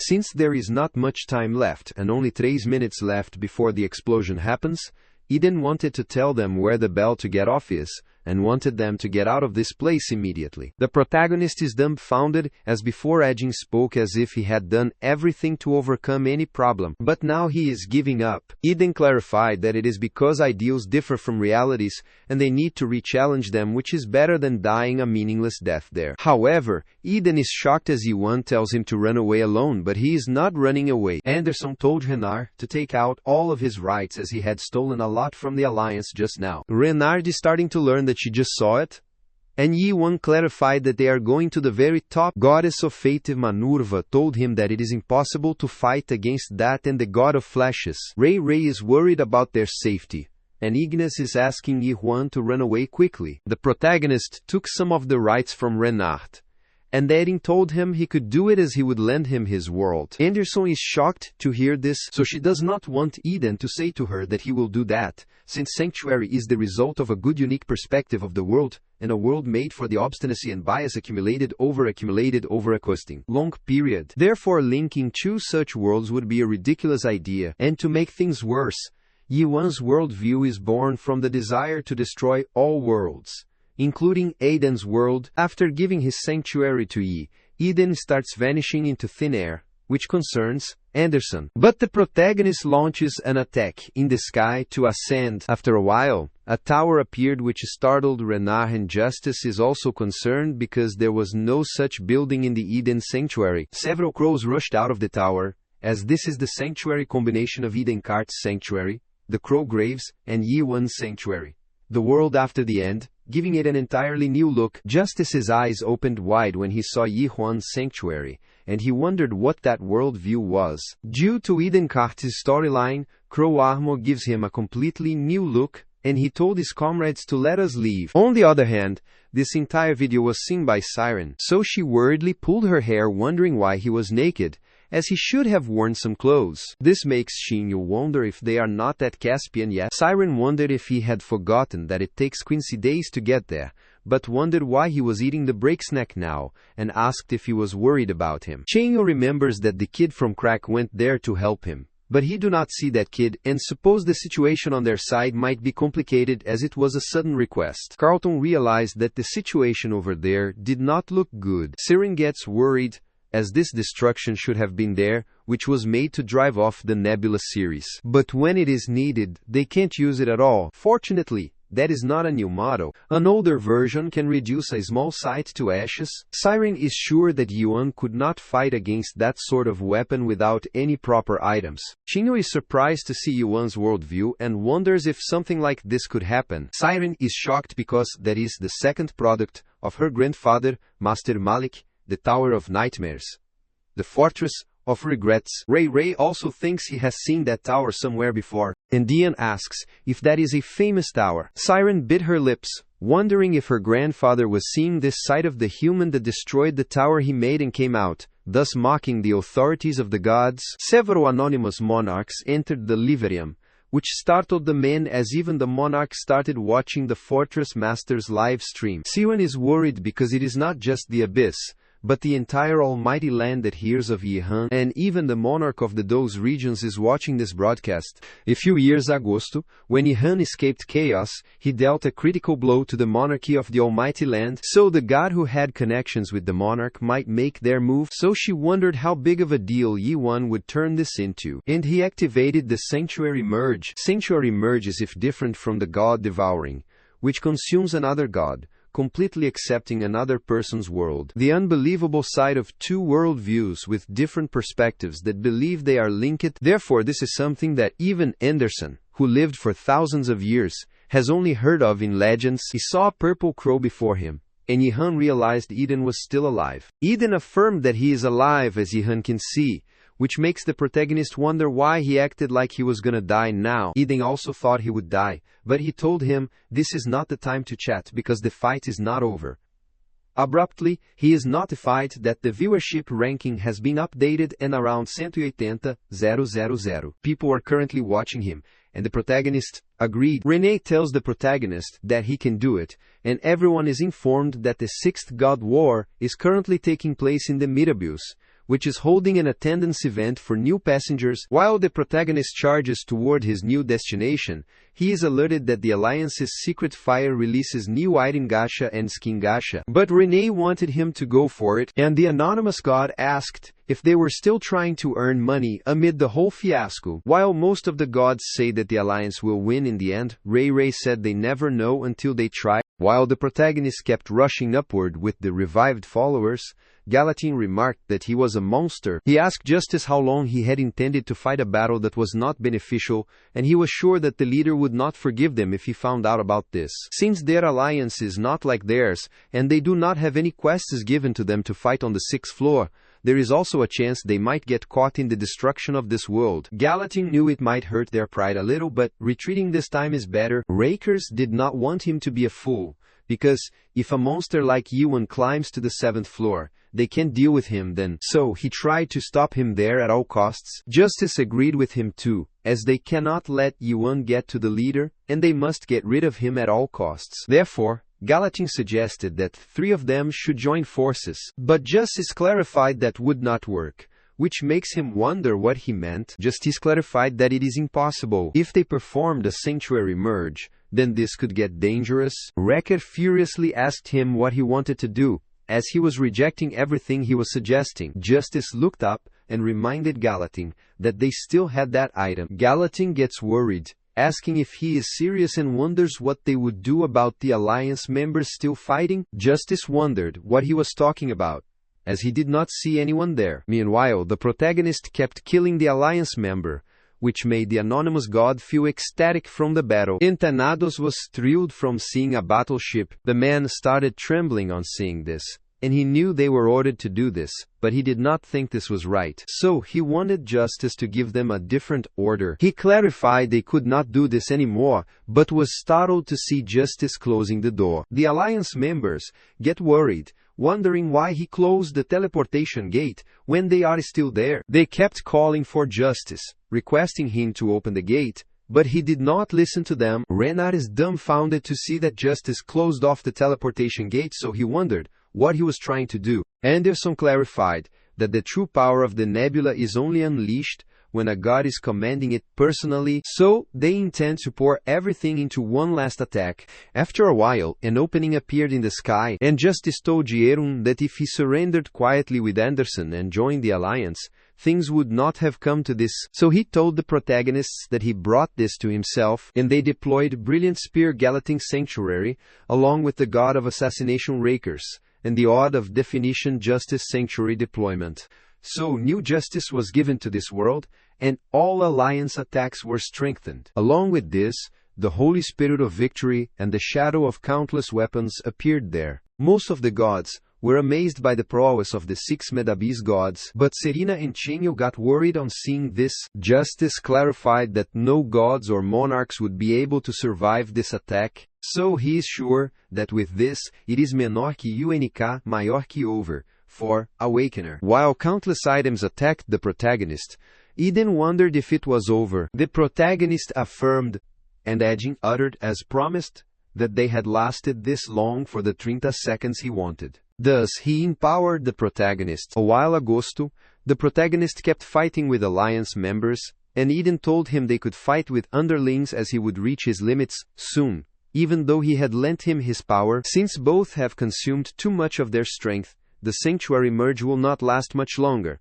and 3 of the 6 gods are recovering their strength. The protagonist knew a way to turn the situation around, so he wanted Eden to keep the merger for a little longer. Eden asked, how much longer? So Yihan clarified that he wanted it for another 30 seconds. Presently, the protagonist praised Eden for doing great and lasting this long. Yi Huan obtained numerous experiences from fighting all the strongest people, whether it was with Samong Hun, the strategist of pitch darkness, or his fight with the highest-ranking monarch, thus glancing at the power of catastrophe, a transcendental being, or guessing the strength of those monarchs and the 7 great gods he has not fought yet. He has thought countless times that if he does not surpass these people, he will reach the end of this world. Therefore, he was discouraged and despaired, but he chose not to give up despite all that. The sum of all the hard work is Yuan's first martial technique to unleash a powerful attack that destroyed the entire attacks of the Alliance. Justice thought this was impossible,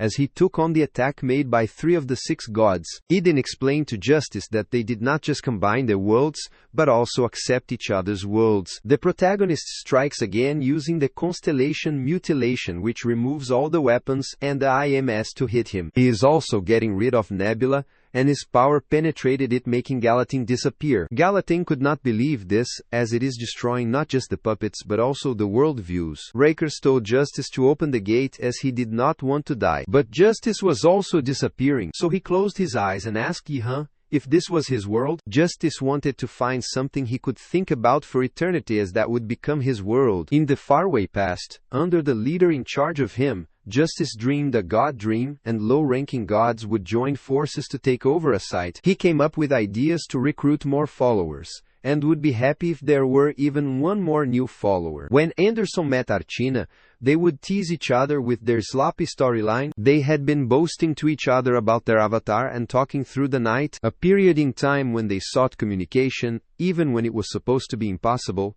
and days when they were not afraid to be betrayed, and would reach their hands out to others. While disappearing, Justice called Anderson, wanting her to stay by his side until the end. After some time, Yuan took Eden, who had regained consciousness, and was relieved to see him awake, and then he asked Eden if he could stand on his own. But Ejin thought that would be a little tough, but he felt apologetic for Rachel. Abruptly, the volcano eruption commenced, which startled the protagonist and all of them. Eden is startled to see this strange eruption reaching the sky, and asks if he created this view in all worlds, as he clearly remembers the world he saw when they performed the sanctuary merge. Eden clearly remembers that world, which is scarily truthful and lonely, but no followers would live in that kind of world. He hopes that the humans of this world would never see his patafanisfakintingsklisi his pikisiek, and that the end of his realm will never come to pass. The protagonist uttered that he should stand if he had the strength to spout nonsense, but Eden hoped Yuan would be less lonely. He is sure that no matter what he says, what Yuan wishes, or what will probably come to pass, he wants him to do him a favor and protect Anderson until the moment he destroys the world. Dan reached out as he does not know if this can count as payment for the favor, but he wanted to pass his storyline, which will be helpful for him, and it is the storyline of one of the 6 metabused gods. The protagonist heard him, so he wanted Eden to stand up by himself. But Eden clarified that their business is not done there, so he wanted them to leave first, which infuriated Anderson. Eden was going to gather the puppets and leave together with them, so he wanted them to go ahead first. And he had something to ask Anderson, so he started emanating tremendous energy. Anderson's eyes welled up on seeing this energy, and Eden clarified that Rachel still has not completely become a puppet. Even though he can't save her with his abilities, he managed to put a part of her soul into hibernation. Anderson started crying and understood that the reason he moved the puppet of Rachel Young personally was,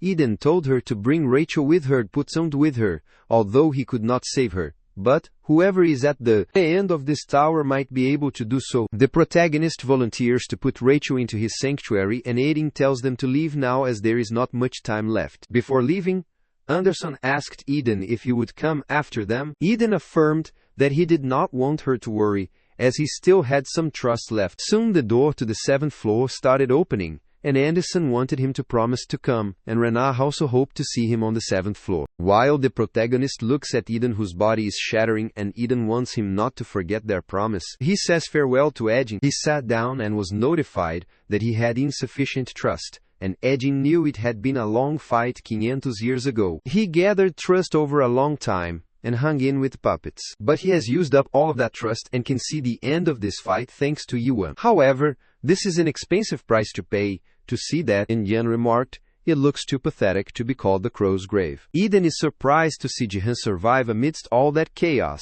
and asks if he has been waiting to devour him. Jihan is sure he could not survive, even if he devoured Eden, and since both his hands have been destroyed, he can't use God devouring, since this body is already a goner, as Rakers took his concept God, so even if he got lucky and survived, he had just become a dark soul at this rate. He sat beside Eden, who wanted him to get lost, and uttered that the atmosphere had felt until a moment agosto, but now it is ruined because of him. Jian asked him if he was delighted with this, and he knew that Eden wanted to see the world after it had been destroyed. He does not think Eden has flown enough yet, so he wants him to make him into his puppet, as he still has world power and trust left. So if Eden turns him into his puppet, he can live on. Eden gets frustrated as he wants him to stop spouting nonsense and use the door to go to the next floor, as his wound might be severe, but he can survive if he gets lucky. Jihan knew his body condition well, and learned there was no time, so that he would not last much longer, since the god without an avatar can only make followers who are dying into his puppet. He wondered if this rumor was wrong. Eden inquired of Jihan if he does not regret this, but Jihan clarified that it will never happen, as he is glad that he can pray without any hands,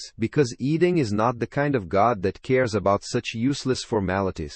He wanted Eden to know that things like wanting gods and humans to be equal, he has forgotten about such grand dreams long agosto. But that is not important. Since the era they lived in is all gone in the past, their passion has been gone for a long time. All the people they lived with had died, and none of what they treasured remained. So Ji wandered and spent a long time looking for a god that could give him the world he wanted. After all that searching, the world he found at the end is this place. But at last glance, this is not all that bad, even the world he sees. So this is Jihan's last wish for Eden, to live on as a god, without an avatar. Suddenly, Eden entered Jihan's body, so he started rushing toward the exit as the volcano was close to him. After a struggle for a while, he finally got near the exit, and abruptly, the notification appeared about the destruction of the worldview from 500 years agosto, and there were no survivors left, so all the quests on the 6th floor ended. Meanwhile, at the meeting location of the 7 great gods' sacred hall,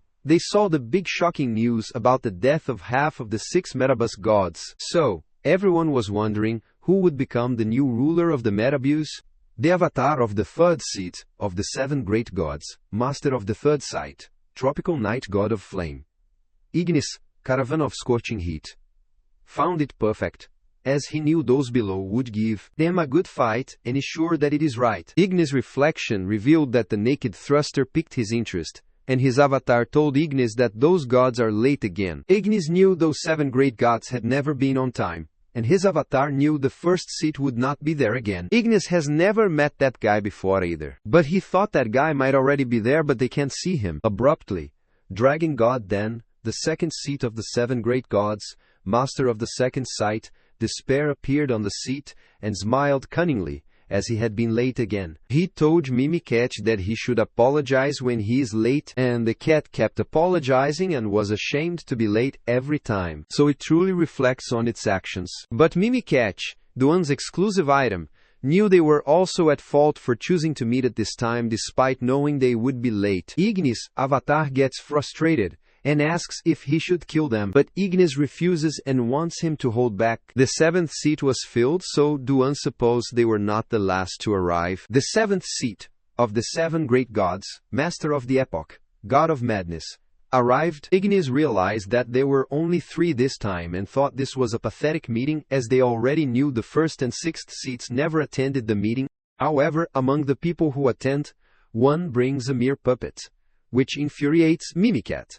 So it was fine. Diane wants it to hold itself back a little, and Ignis knows that the other never spoke. Ignis' avatar wondered why the 4th and 5th seats were not there, but he called everyone there because of the recent commotion. Duan knew it was because of Caspian's metabuse, and Mimicat agreed with him. He heard that the 3rd seat is obsessed with a naked thruster these days, and Mimicat thought the 3rd seat is a crazy guy. Duan wanted Mimiat to help him tell them that it is so rare to see Ignis supporting an awakener, and Mimiat thought Ignis' heart had changed. So Caravan is poor. Caravan clarified that it is not like Ignis supports him, but he observes him a little. Droin asked if he was saying Ignis was not supporting him, so he wanted to know if it was alright for them to have him instead. Caravan told him to do as he wished, but Ignis gets infuriated and wants them to do it if he has a death wish. Since the situation turned out like that, Droin thought it was time for him to see if the black flame dragon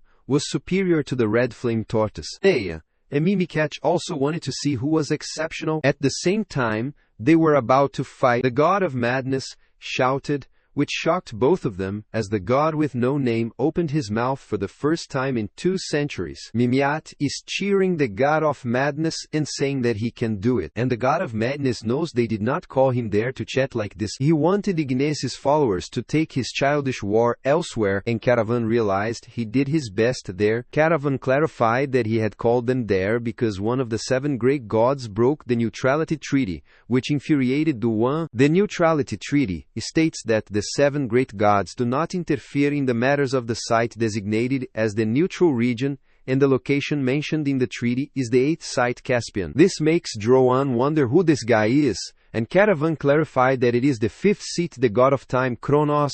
Dorian wanted to see the evidence that proved it, and Mimicat wanted the definitive evidence as well. Caravan is sure they have heard of the Caspian Alliance, and they knew that the alliance had been controlling the metabuse for 6 centuries. The leader of that alliance is the right-hand man of the 5th siege Kronos, but the leader is not on the level of one of the 7 great gods. But when people talk about who the top 50 strongest gods are within the abyss, his name would undoubtedly be mentioned. The alliance led by the leader has earned more than 100 billion trusts within the metabuse. The god of madness knew that the metabuse was a special tower that anyone could compete freely in, and the alliance was just the private army of the leader. So it was not enough justification for the 7 great gods to interfere. Caravan inquired if that would be the case even if the trust earned by alliance is being leaked somewhere, and explained that they had recently discovered that the trust of the metabuse has been flowing toward the 5th site. Metabuse is the playground of the defeated, the dump of the gods, and the reason why. the 7 great gods have never interfered in the matter of the meta-abuse is that so far, the matter has been taken care of within the meta-abuse. However, if the meta-abuse starts interfering with reality, that would completely change the situation. The god of madness asked Caravan if he was sure, and Caravan affirmed as they also discovered another strange situation. A few days ago, the Kronos strategy team, the blind watchmakers, illegally entered the 8th site, Caspian, and he heard they are heading for the meta-abuse, so their objective is obvious. Duan supposed they might have gone to defeat a near awaken, but Minicat does not know about that. Caravan explained that he cut down 3 of the 6 meta-abuse gods in a single strike, so he said the possibility is certainly there. Duan grins as he wants to know what the 3rd seat wants them to do. Now, Caravan suggested a simple vote since the leader brought the Alliance and the Kronos elite squad into this. This is evidence that the Alliance is no longer unrelated to the 5th site that belongs to Kronos, and he thinks Kronos has mobilized his squad to interfere in the matters of the neutral region. So if all these situations are true, the 3rd set of the 7 great gods, the god of flames, Ignis, will personally involve himself in the meta-abuse incident starting that day. On the contrary, the protagonist moves forward with his comrades at a bus stop on the 7th floor. But Renard wondered if it was alright for them to go like this, and the protagonist clarified that they had already waited a few hours there. Anderson is sure that Eden will come as he is someone who keeps his promises. Renard looked at Anderson's armor, thinking she was stingy, as she bought items for herself using the 6th floor rewards. Anderson reminded him that he also stole the stuff from the Alliance, which startled Renard as she saw that she thought that they needed to worry about themselves first, because the main rankers of this tower are on the 7th floor, and above them are on a different level from what they have faced so far. Renard was proud as Yuan defeated the 6 meta-abuse gods, but Anderson thought this was more problematic because he beat them, and they are now complete enemies of the Alliance. 2 of the 6 gods remain in the Alliance, but they are stronger than Justice, and the leader will be especially tough to deal with, even for Yuan. After hearing this, Renard wanted to know what kind of god the leader is, as she mentioned that the revolution 500 years ago failed because of him. Anderson clarified that it is a long story to talk about him, but one thing is for sure: he must not be fought one-on-one, because as long as they are in the meta-abuse, no one can fight and win against him in a one-on-one. She knew that Eden would take some time, so she wanted to go up to the 7th floor to look at the situation and ask Yuan if he was alright. The protagonist clarified that he was a little tired and wanted to go in. Anderson thought it would be abnormal not to be exhausted after such a huge battle, and she did not want to rush, but rest a while more before moving. However, the protagonist seeks to find Yuan, even though Justice cannot find any records of a soul named Kim Yuan. But Yuan is sure he might have missed out on the search, or he could have been lying as well, because nothing is sure until he sees with his eyes. So he entered the 7th floor of the meta-abuse. After entering, he is notified that the 7th floor of the meta-abuse only allows individual entries, and the quest for this worldview will be announced after he has entered. The protagonist is surprised to hear about individual entries, as he thought they could enter the 7th floor together. Before entering the 7th floor, Ivan is asked if there is something he is searching for in the meta-abuse, and the protagonist thinks about what he is searching for. Abruptly, his eyes spread widely as he found himself in an anonymous place. His clothes and sword were from what he had in the tower, and he also saw the tree on the 50th floor. Abruptly, Yuan is accosted, and Yuan asks him what he is doing, and the protagonist finally realizes this is where his friend is. He immediately rushed toward Yuan, asking him if he felt fine, and wanted to know if he remembered him, as he might have forgotten all his memories in the Tower of Nightmares. Yuan does not understand what he is saying and wants him to come quickly as it is time for the strategy meeting. The protagonist is shocked to see the other alive and wonders how they are all there. Sakamoto asked him if he was still out of it, as it looked like the succubus from the previous day had gotten him good. The protagonist knew that the science teacher Sakamoto taught him about parallel universes. Hyn tells him everyone is waiting for him, and the protagonist recalls that she is the potion maker who always gives him good quality potions. There was also Jay the blacksmith, who always helped him with his weapon, and Jay wanted him to teach himself together, as Sioyo was coming later, and soon, she arrived. Abruptly, Sioyol gets on the protagonist's back and asks if he is still dreaming and if that succubus is that pretty. The protagonist is surprised to hear about the succubus, and he remembers that they cleared the 66 stage floor and got out of the dream of the succubus they met there. Sioyol asked him what dream he had, and he was in a daze for a while. And the protagonist clarified that he had a long dream. So as Sioyol inquired what long dream he had, and the protagonist thought that the dream he had was about him climbing the Tower of Nightmare alone. He believes that in that dream Sakamoto returned. Jay and Hiren left, and Sioyol and Yun, HWA, died. But Yuan finally reached the hunt floor, descended the tower, and went into chaos, the roots of the illusion tree. In that place he met Minu, Old Man Chinho, Carlton, Siren, and the people of the Gorgon fortress. He fought with the monarchs, chased after the traces of the mighty monarch, and arrived at the branch of the illusion tree, the abyss. As he climbed the abyss, he met Renard, Anderson, and Ejin. Then they fought the alliance of gods, and he calmly told those stories to the people of the tower. Sakamoto is surprised that he has quite the imagination, which could happen in a parallel universe. That is the time when they thought the 70th floor of the tower was the end of their tragedy. Sioya asked the protagonist if he was saying there were other worlds at this tower's end, including chaos and abyss. He knew then that only despair was available and they could barely breathe. That was when they could only talk about the future as they stepped on those small despairs.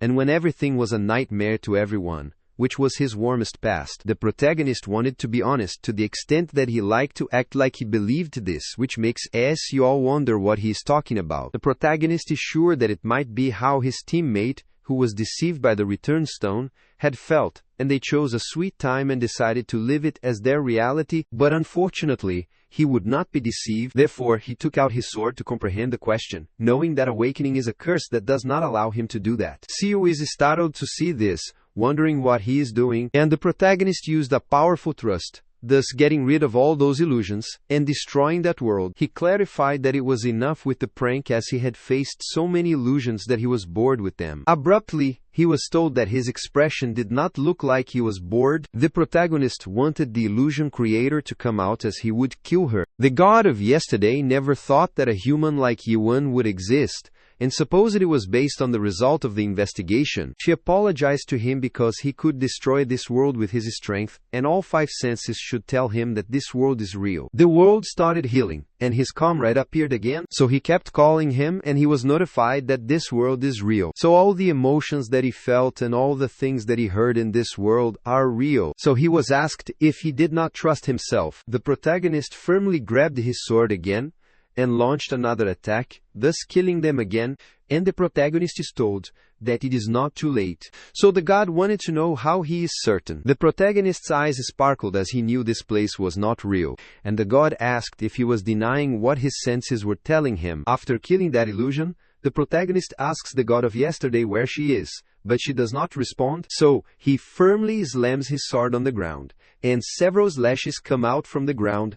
The illusions started shattering, and Yi-Wan is told that he is strong, and she knew that he asked where his friend is, but clarified it is something that everyone would know, yet he does not. She clarified that his friend should be dead by now. Whether he is in the metabuse or the confinement facility, there is no way a being that does not have a follower would still be alive. The protagonist guesses she does not know where Yun-Wan is either, and he started attacking again. The god clarified that he could not change anything with a strength filled with such loneliness. Abruptly, the protagonist is notified that he has passed the entry quest, and the 7th floor of the metabuse is a team quest, and his team is decided based on how he has passed quests so far. The protagonist was told that he was a terrorist, which startled him. Suddenly, Anderson appeared there asking him if he was up, and he asked her if she was also imprisoned. Anderson depends on Yi's worldview, which means she shares one body with him. The protagonist looked around and saw several other capsules, and the board said it was the room of cocoons, so he asked where they were. Anderson requested that he follow her quietly for now, as they need to find Renard. The protagonist kept following her, and in his way he saw around 1,000 cocoons like his, so he wondered if they were all passengers who had climbed to the 7th floor.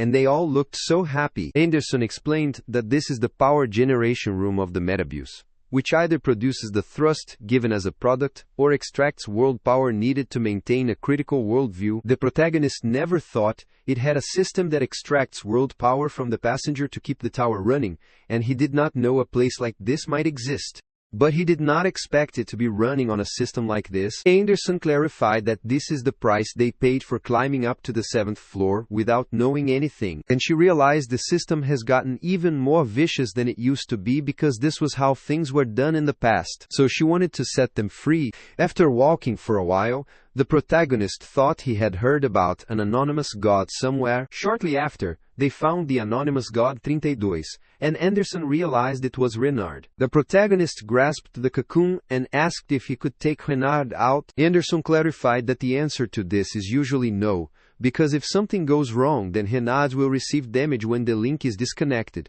and he could experience problems. The protagonist is startled as he accidentally breaks the cocoon and takes Renard out of it. Anderson is stunned to see that Renard is fine, which means his link was not that complete. And the protagonist understood. Renard spilled out the water after coming out of the cocoon, and the protagonist asked him if he was alright. Renard clarified that he had a horrible nightmare, where everyone was naked like Ihan. Anderson gets annoyed wondering what is wrong if everyone is naked, and suddenly the entire place turns red, which concerns her. The protagonist is also worried to see this, and shortly several honeybees came out, charging at them and attacking them. Anderson told them to run away as they had found them, and wondered if they could get rid of those. The protagonist's world power has not fully recovered yet, so he can't fight now. Anderson found an opening, so he wanted to escape from there, and the three of them rushed there and headed inside while being attacked by those bees. While dodging their attack, the protagonist wondered if they would stay on their tails, but he could not keep running with Renard. Since there is no way around this, he grabbed his sword to attack them. Renard gets worried about seeing this, and Anderson wants him to stop as his body cannot do that. However, the protagonist knew he needed to pull through this somehow, just like it had always been. Abruptly, several robots arrive there, and the protagonist knows she will come soon. Renee is pleased to see him after a while and reminds him that she had brought him to the 7th floor and kept her promise with him. The protagonist realizes that she reached this place earlier than they did, and Renee reminds them that she is a veteran and that she has someone she wants to introduce to them, who is a Yuan fan. The protagonist is surprised to hear that, and the god of Flash, Ray, who came out, is pleased to meet him and knows it is their first time meeting in person. The protagonist asked who he was, and was informed that the god of Flashes, Ray, was slightly disappointed. Ray clarified that he is disappointed as he rooted for Yuan so much, and Daldeson's eyes dazzled, so she wanted him to take those eyes off his head. Renee requested that she understand as Ray is a bit shy at the but the protagonist also wanted him to turn that off and ask him if he is the god with that strange name. But Ray was flabbergasted at the ridiculous situation and was a bit confused. He wondered why that was a peculiar name, but he wanted to tell Yuan that he had seen his journey in this tower and never expected him to defeat 3 of the 6 gods in one go. Ray clarified that the other passengers have been looking forward to his arrival on this floor. The protagonist asked if more passengers were there than him, and Ray clarified that a few others wanted to get out of the 7th floor. They have all gathered at the safe areas known as the Black Moon Tavern. The protagonist is surprised to learn about the Black Moon Tavern, but Renard knows that, like the person from Crack who saved him, he was told to go there if he climbed to the 7th floor. Ray is glad that they came out in this vicinity which is near them. Abruptly, they looked above where the moon started getting covered with the black clouds, thus opening a passage. Ray wanted to get moving for now as they do not know when the drones will appear again, and they entered the safe area, the Black Moon Tavern. Soon they entered the safe area, and Renee asked for everyone's attention and told everyone this is the person that everyone has been waiting for. The majority were pleased to see the rumored naked thruster and thought they would be able to succeed this time. Renee told the protagonist that although these people are not as famous as he is, they are also quite renowned. She uttered that the big guy is Gale, a middle-ranked god who is quite good at fighting, and the god of storms. Gale wanted to fight him one day,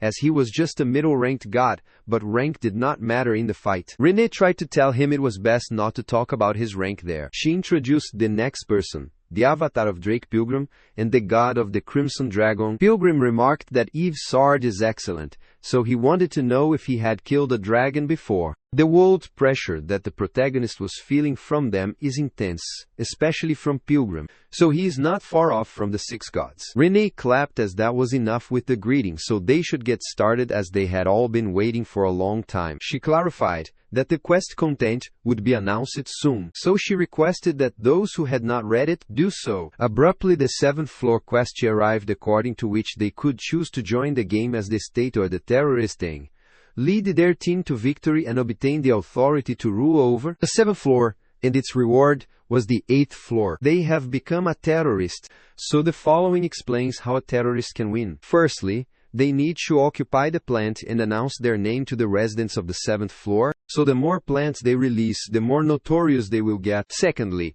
they must release the resident, imprison the plant and obtain supporters. Thirdly, 24 hours after the quest starts, an election will occur. And fourth, if they win the election, his team will win. Anderson realized that the 7th floor is almost the same as it was 500 years agosto, but it was probably tough to rebuild from the 7th floor upwards. The protagonist wondered if she intended to be of some help this time, and Anderson was shocked as he was rude when she had been helping him so much. But Renard's confused, wondering what a plant and an election are. There were so many difficult words in this quest that he does not understand. Anderson did not want him to think of it in a complicated manner, as it means occupying a plant and releasing the residents to win the election, which is easy. She wanted him to look outside that window and explain that a plant was in a power room that they passed by. The residents are passengers trapped in the cocoons, as Renard was trapped in the Jiveta. So, they will attack the plants and free the trapped residents. However, Renard wanted to know about the election,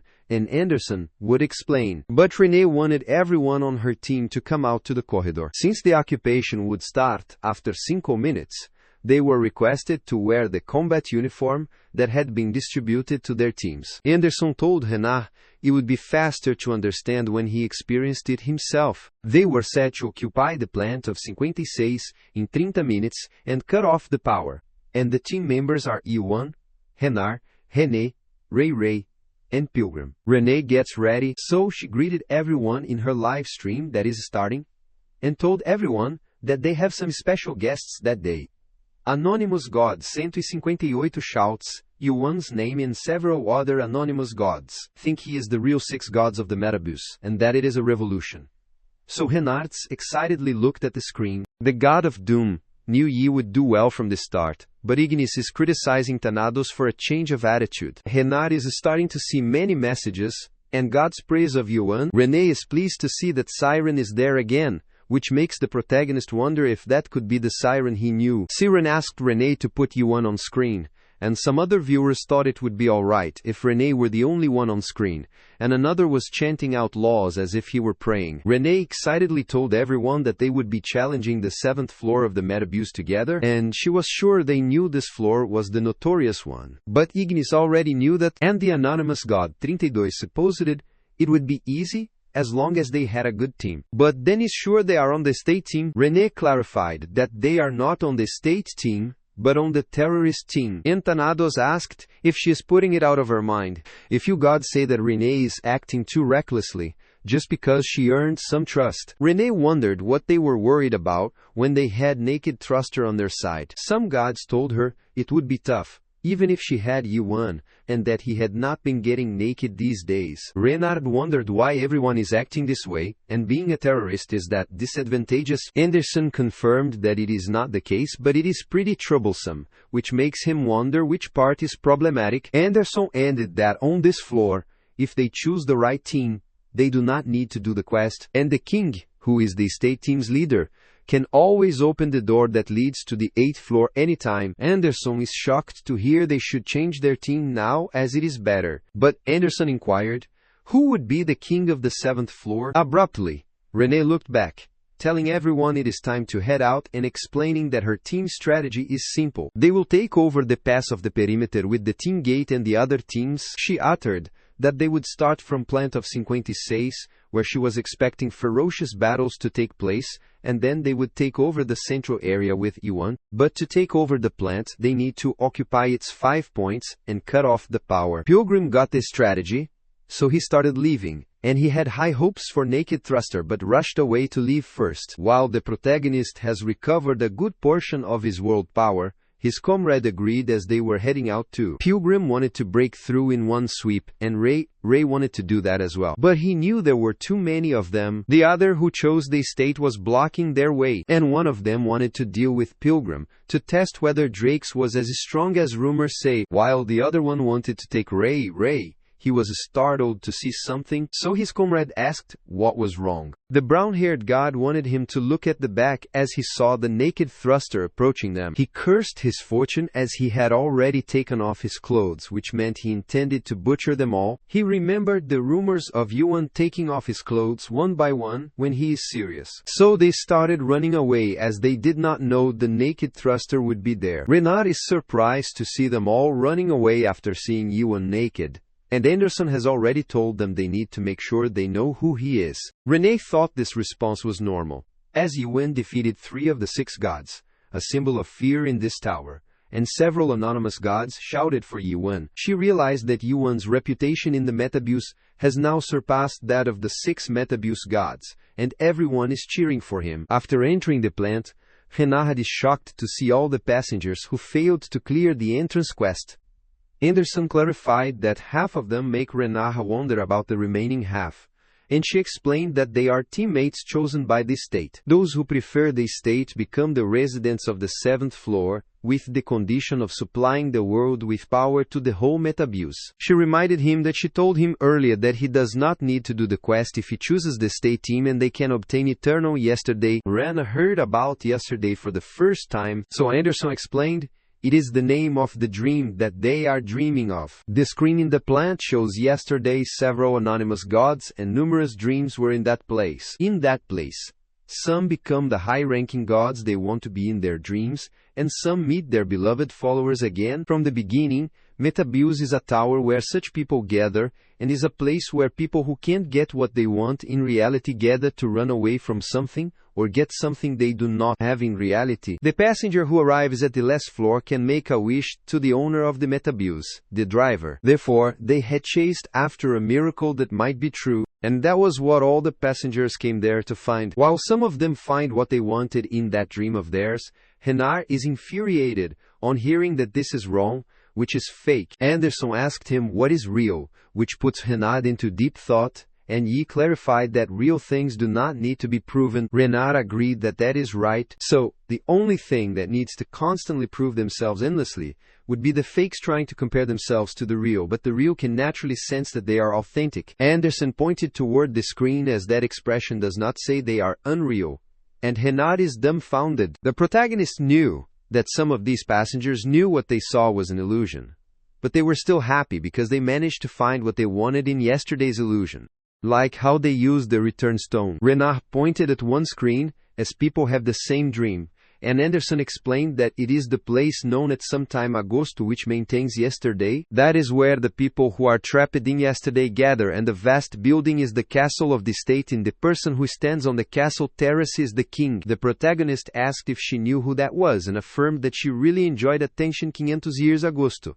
And this is what she has become now. So she is now known as the god of yesterday. Her past comrade Artina, god of yesterday Arena, is the leader of the Alliance Prayer, one of the 6 Metabuse gods, ranked second. The protagonist realizes she is a god like Anderson, adding Injustice, 2 of the 4 hero gods from 500 years ago. She is also the culprit who threw him into an illusion during the entrance quest. Rena is astounded as he notices that some people are not happy, and they all look like they are busy quarreling and tearing each other apart. He saw another person from some time ago typing something, so he wondered what he was doing. Anderson thought he might be browsing, as Little Brother is a site where many people are addicted to it, and there they can be anonymous. Abruptly, the anonymous god scoffs, as he says that the Naked Thruster is not real either, as all he did was deliver the last blow to the 6 gods that the Eden and Jin Yuni had already weakened. Renard gets infuriated when he hears this nonsense, but the anonymous god says that Yen defeated Rakers by his luck, and that all gods know that Raker was fluff. Some other gods were surprised at the rumors, so they asked if that was true. Anonymous God 88 says he can guarantee that. The protagonists suppose that it might be yesterday that people wanted to find out, But Anderson was unsure. Renee accosted them as she found the power so that she would cut it. After closing it, the plant's power was cut off for a few minutes, so they had to free the residents within the plant. Renard still thinks being trapped in such a world is wrong, and he is sure they would listen to them if they persuaded them slowly. He is sure it had been taught, but they will come to their senses when they wake up from their dreams. Abruptly, he opened the case, saw a man opening his eyes, and asked if he was all right. But the man asked about this place. Renard did not want him to be surprised, as he was in that cocoon and dreaming this whole time. The protagonist sees them conversing for a while and thinks he might not be easily persuaded. The man annoyingly asks him what he did, but Renard told him it might be tough to accept the reality now. The man grabbed his head and asked what he had done to him and why he had taken him out of the cocoon. He rushed toward Renard as he wanted to kill him and choked him, intending to kill him. Abruptly, the protagonist approached him and wanted him to let him go, which made the man wonder who he was and become concerned about seeing the naked thruster. He worriedly rushed away, started trembling, and requested that he spare his life and not kill him, as he would not do anything like that again. The protagonist wondered what he meant, and clarified he would not kill him as long as he got out of there. The man is startled to hear about getting out of the cocoon, and wildly rushes inside as he goes back, because he can't live in this place, which startled Renard. After he went back in the cocoon, they were informed that the power was returning to the plant, which worried Renard. While the cocoon is closing, the man tells the protagonist that he is rooting for him, so he asks him not to wake him up. Then he wanted him not to go back in if he wanted to root for Yuan and come back out. They failed at freeing the resident, so they were notified that they failed to take over the plant, which worried Renards, and he wondered why that was happening. Abruptly, Anonymous God 88 clarified that he saw naked thruster and he is nothing much. He further added that he talked condescendingly and swore at the naked thruster, and he was so scared that he could not say anything. Renee approached him worriedly as he failed, and she thought he might be able to do it. But she guessed it was tough for him too, and clarified that she failed last time too. Abruptly, the room alarm started ringing, so the protagonist wanted to get out first, as the drones would come soon. They arrived at the plant rooftop, and Renard was amused to see all those power rooms, with numerous cocoons and plants. Renee affirmed, but clarified that no matter what they did, they refused to come out of yesterday because some are having a happy dream under that light, but some dream of a dream, no different from reality. So whether they are happy or not, they live in that dream. They have 23 hours and 30 minutes until the election starts and were requested to take over a new plant and gather supporters. Since people trapped in yesterday refuse to live in today, no matter how hard the protagonist tries to persuade them, he is sure they would not want to face today. Renee wondered what he was thinking so intently, and she got worried as she looked at the protagonist. The protagonist took out his sword, then told her he was thinking of something he had not thought of yesterday. They were warned to take over at least one plant within those hours, forcing them to get off the Metabuse if they failed the quest. Ignis was curious about what Ewan was thinking about, and Renee was also pondering what the thing was that yesterday had not thought of. She does not know what he is thinking, but she wants her comrades to raise their hands if they still want to go to the 7th floor. And everyone raised their hands. Ignis says it is a futile question, and Fenados is surprised that G1 thinks and an anonymous god thinks revolution is the way to go. Abruptly, Anderson asks the protagonist what he was thinking, and Ihan clarified that he was a little tired and would be resting for just those hours because he needed to recover his world power completely. Anderson reminded him that they would be forced to get off the Metabuse if they did not take over a plant within those hours, but she could not get any response from him. After some time, Pilgrim and Ray came there while Renee is still trying to release the residents, and she fails every time. Pilgrim is infuriated because not even a single god is in their right mind. Renard gets concerned, as it is this hard to complete the mission. But he wonders why one wants to wake up and thinks there have been many gods that want to go against the alliance. Ray explained that it is because they have gotten too used to the current situation, but Renard clarified that it is all fake. Ray uttered that what is real or fake is not that important, because when they become a god there are many things they need to take care of. They need to cultivate their worldview, gather followers, manage the followers, buy items when needed, and watch a lot of little brothers so they can catch up with the trends. On the outside they are busy competing with other gods, and on the inside they are busy taking care of their followers. So, everyone is busy with their lives, which go on for years, decades and centuries, but it repeats endlessly, and eventually they get sick of today. Renard did not think they all would be living such busy lives, so he looked at Anderson, which made her wonder why he was looking at her. Ray explained that there are a lot of gods that do not do that thing, which is why there are a lot of followers that move on to other worldviews.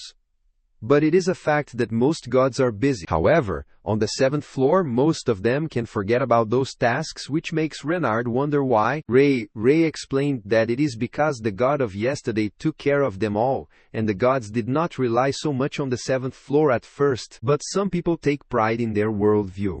However, when they are there, things like worldview management, follower management, and item management, as well as all the services required to maintain a worldview, can be done for them, so they do not fall that easily. Therefore, after they tasted such convenience, it is inevitable that they would get addicted to it bit by bit, and their worldview and followers would be taken care of, and the gods would need to eat their fill and play. The gods who became famous there would also be recognized, and Ray clarified that he was initially one of the anonymous gods, which shocked Renard, as he could not believe it. Ray explained that he's sure everyone in yesterday would have heard of his name because he was there for a long time. Renard wondered why he came out, but it is a little complicated to explain the reason. But he felt like he was living life in the wrong manner. While Renee is trying to wake the anonymous gods up as they said they would destroy the alliance together, Ignis looked at Renee glumly and asked her to give up on those that would not make it, and an anonymous god apologized to her. Renard wondered if her goal was to drive the alliance out of the tower. Ray affirmed and explained that she kept streaming even though it was unpopular to expose the alliance corruption. But now that she has the naked thruster, it is no longer just an impossible dream, as long as they somehow manage to take over the 7th floor, since this floor overlooks most of the revenue of the alliance. If they can take over this place, bringing the alliance down would no longer be just a dream. Renard asked him why he got out of yesterday earlier, so Ray explained that after seeing her challenge the tower so many times, he also wanted to be a little courageous. Abruptly, they were warned to take at least one plant within 10 minutes, as they would be forced off the metabus in case of failure. Renard is surprised because only 10 minutes are left and they still have not taken over a single plant. So he wondered what they should do. Pilgrim decided to kill all of them, but Renee refused as if they hurt the anonymous gods. All the fighting force of the 7th floor would rush over there, and if they turned the gods against them, they would not be able to win the election. Ray thought they did not need to be too worried, as there was a way to avoid being forced off the metabus. He clarified that right beside the warning message, there are some tiny words, so he wanted them to read them. Those words say they can obtain an additional dose hours if they pay 3,000 trusts. Anderson is shocked as she realizes that might be how they all stay in this place. And Ray clarified that it is the only way to do it. Renard realized that was why they could take the easy way out by offering trust to them instead of fighting the alliance. Anderson supposed that alliance thought no one could change this place, which is why they are so confident and open to asking or trusting. That is the strategy of the alliance that has been effective for the past 500 years, and they would always make use of the tower system to delay the revolution. No matter how many gods who are furious at the alliance's tyranny gather, the boiling emotions within them would cool off quickly, unless the stage for revolution occurs. That is how they calmed the fires of evolution. And when more gods started getting sick of the situation, the alliance made their move. Many of the anonymous gods were getting bored with it, as they failed to release any plant, and the god of speed, VO, says that they do not know the current trends. Anderson is infuriated at Archina, as she uses what brought them to their defeat. Renee is worried because at this rate the number of gods rooting for them would disappear instantly. So she wondered if they are failing again, and is sure it would be better if someone could father them just once. Suddenly she is informed they have succeeded in freeing plant of 57, and have also freed plants a 58 and a 61. This shocked them, and Anderson supposed it could be Yuan's doing. But they kept succeeding in freeing several other plants. Meanwhile, the protagonist keeps freeing the plants, and the anonymous gods are annoyed that they do not intend to get out of there. He did not want to let them off easily, for they woke him up again, but his eyes widened in shock on seeing a stranger before him, and he wondered who he was. He gets worried on seeing countless naked men approaching him, and as soon as Ihon appears, they salute him. The protagonist told the anonymous god to get up quickly, as he gave them 3 seconds to join the ranks so he should move, which shocked the men. Many anonymous gods requested him to stop and called him a demon. They were willing to do anything but did not want him to send him there. Renee is shocked to see these messages and wonders, what is happening there?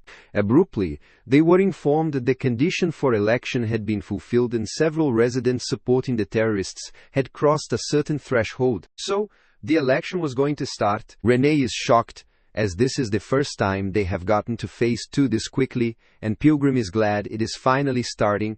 Renard wondered what was beginning as Yuan was not back yet, but Anderson told him to look up. They were told to select the candidate for the election, and the candidate will be given the declaration document of candidacy. Renard has become influential enough to become a candidate, so he is requested to write his declaration of candidacy. Anderson knew that the second phase was the election, so the terrorist who gained enough influence in the first phase would run in the election as the king candidate in the second phase and gain votes. Renard wondered if they could become the king after winning the election, and Anderson affirmed. Renard supposed that might be why she told him to make sure the gods do not feel hostile toward him, but he wondered if it was all right for him to write the declaration.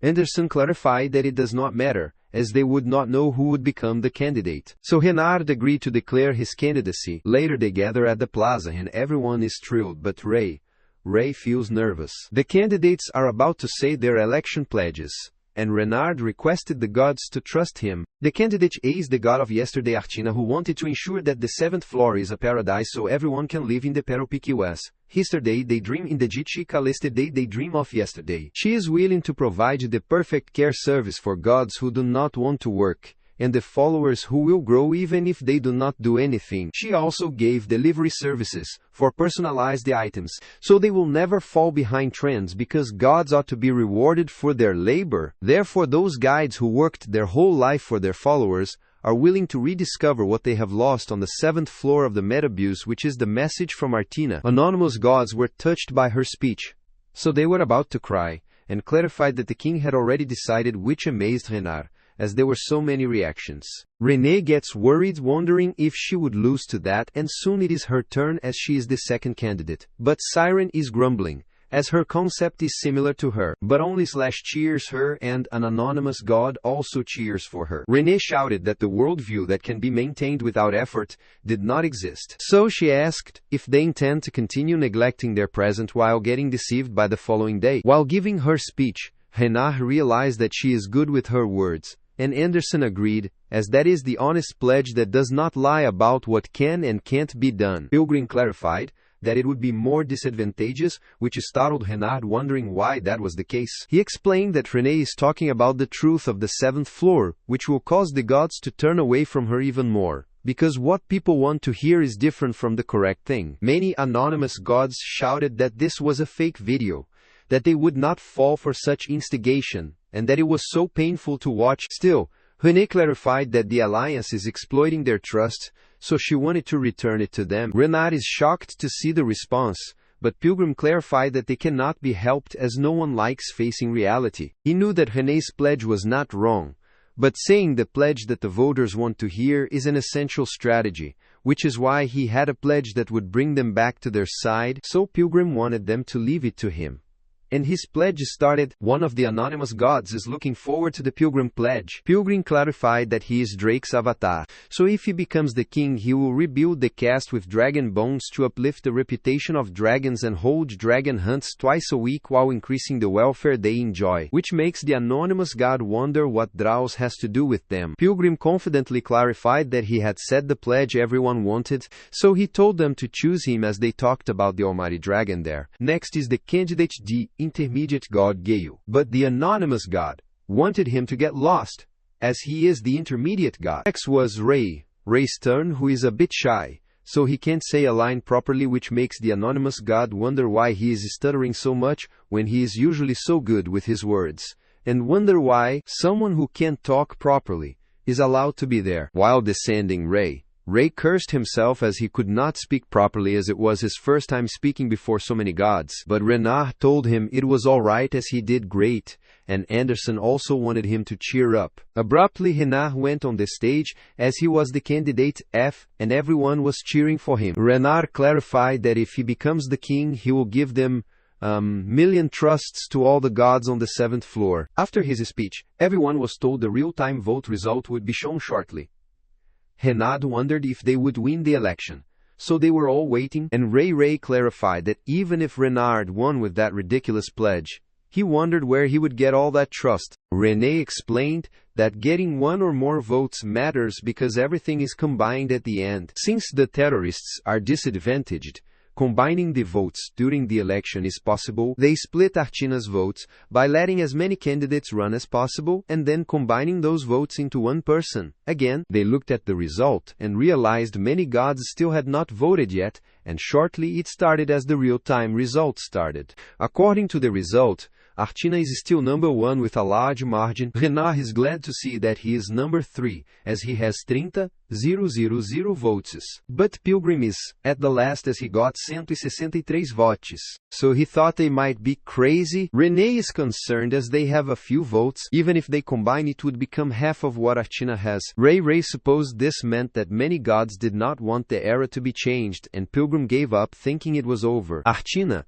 witnesses this scene, so she is celebrating her win, and tells her men they did their best this time. They were gathered at the castle midday of tomorrow, and Artina is counting on all of them to keep up the good work until the election is over. Her advisor wanted her to leave everything, including manipulating the voters' opinions to them, which pleased her. However, she wondered if they had killed Justice, and realized that Anderson had changed so much. She wondered if she still dreamed of something like a world where gods and followers are equals. She remembered that Anderson thought everything would be peaceful if everyone were equal. But she was wrong. In the past, during their battle, their warriors died as their opponent did not want to let anyone live. The gods Artina has seen are trash beyond help. Conflicts will never cease to exist unless they give up on their worldview, so that she will get rid of conflict in her way. Therefore, if she can't get rid of all the trash, she will make a garbage dump, where she can control it all. That is how the God-rearing project has stood firmly for the last 500 years. She wanted to trap all the gods that came into the Metabuse on the 7th floor,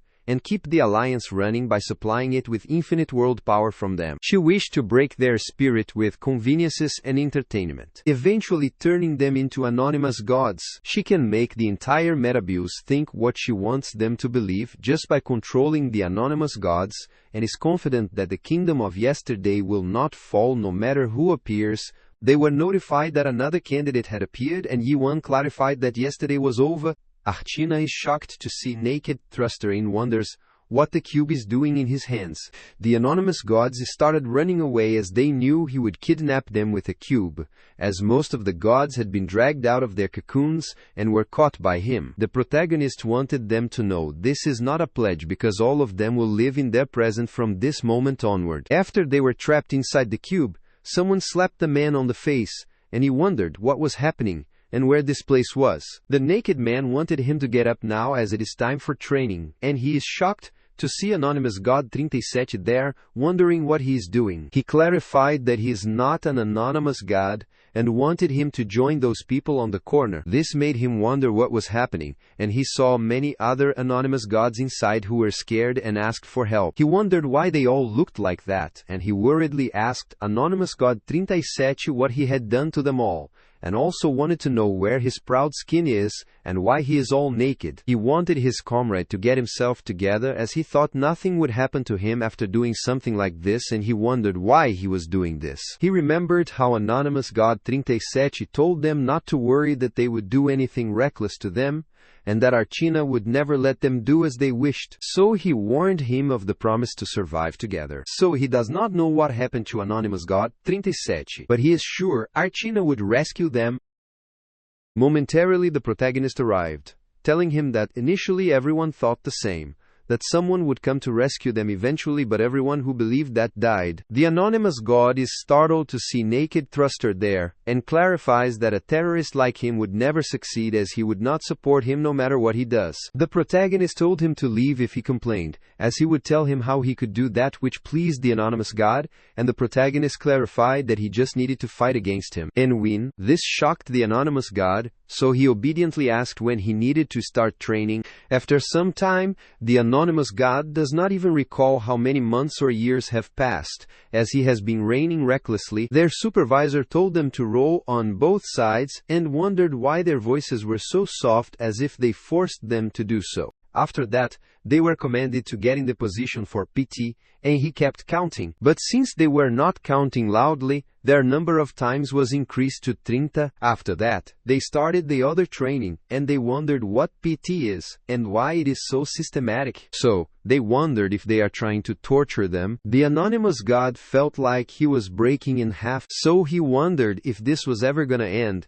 and wondered how many more were there, but he started crying because no one was coming to rescue them, so he wanted to know where the drones of Archino were. Time passed endlessly, and all the gods including him had given up asking for a rescue. He did not know why, but no one was coming to rescue them, as they had been abandoned. Since they needed to survive on their own now, they kept training and surviving this hell which endlessly repeated itself, and now only gods that thrust all day long are around them. Abruptly, he saw one of the gods happily telling the protagonist that he had succeeded in completing 5,000 thrusts and was praised by naked Thruster, which made him feel proud. All the other gods also wanted to be praised and were jealous of him, which made the anonymous god wonder what they were envious of. He asked if they had lost their mind. After repeating meaningless actions countless times, he realized more gods had gone crazy after doing nothing but thrusting. So he did not want them to do it and shut up. While training,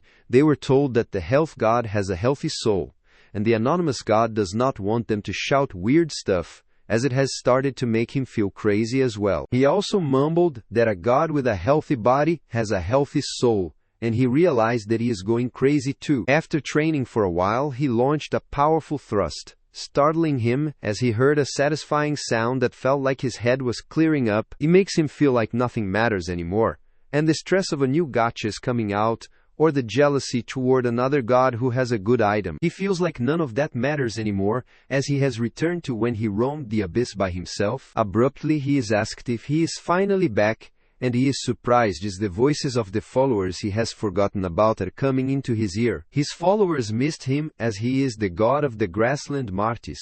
After that, the protagonist praised him for his great work, so he told him he could leave now, which startled Martis. The protagonist clarified that he would understand once he did that, and a door appeared behind him. Martis approached the door with shock, and after he came out of it, he saw the fluid around him. He heard the anonymous gods shouting to run away, and Yuan would kidnap them with the cube, as most of the gods had been dragged by him. Martis is shocked, as this was how he behaved right before he got dragged away, and he realized that time on the outside barely flowed at all. He is astounded to see that the cube is not sucking him in, now that he has been sucked into it once, which means if he wanted to, he could go back to yesterday again. He looked at the cocoon, because time had not moved much, and he was still there, so nothing had changed. Abruptly, his comrades asked him if Martis had completed the training, so he was tasked to help them wake up the rest. Instead of standing there, as they needed to help them feel as refreshed as they did, Martis realized something had changed,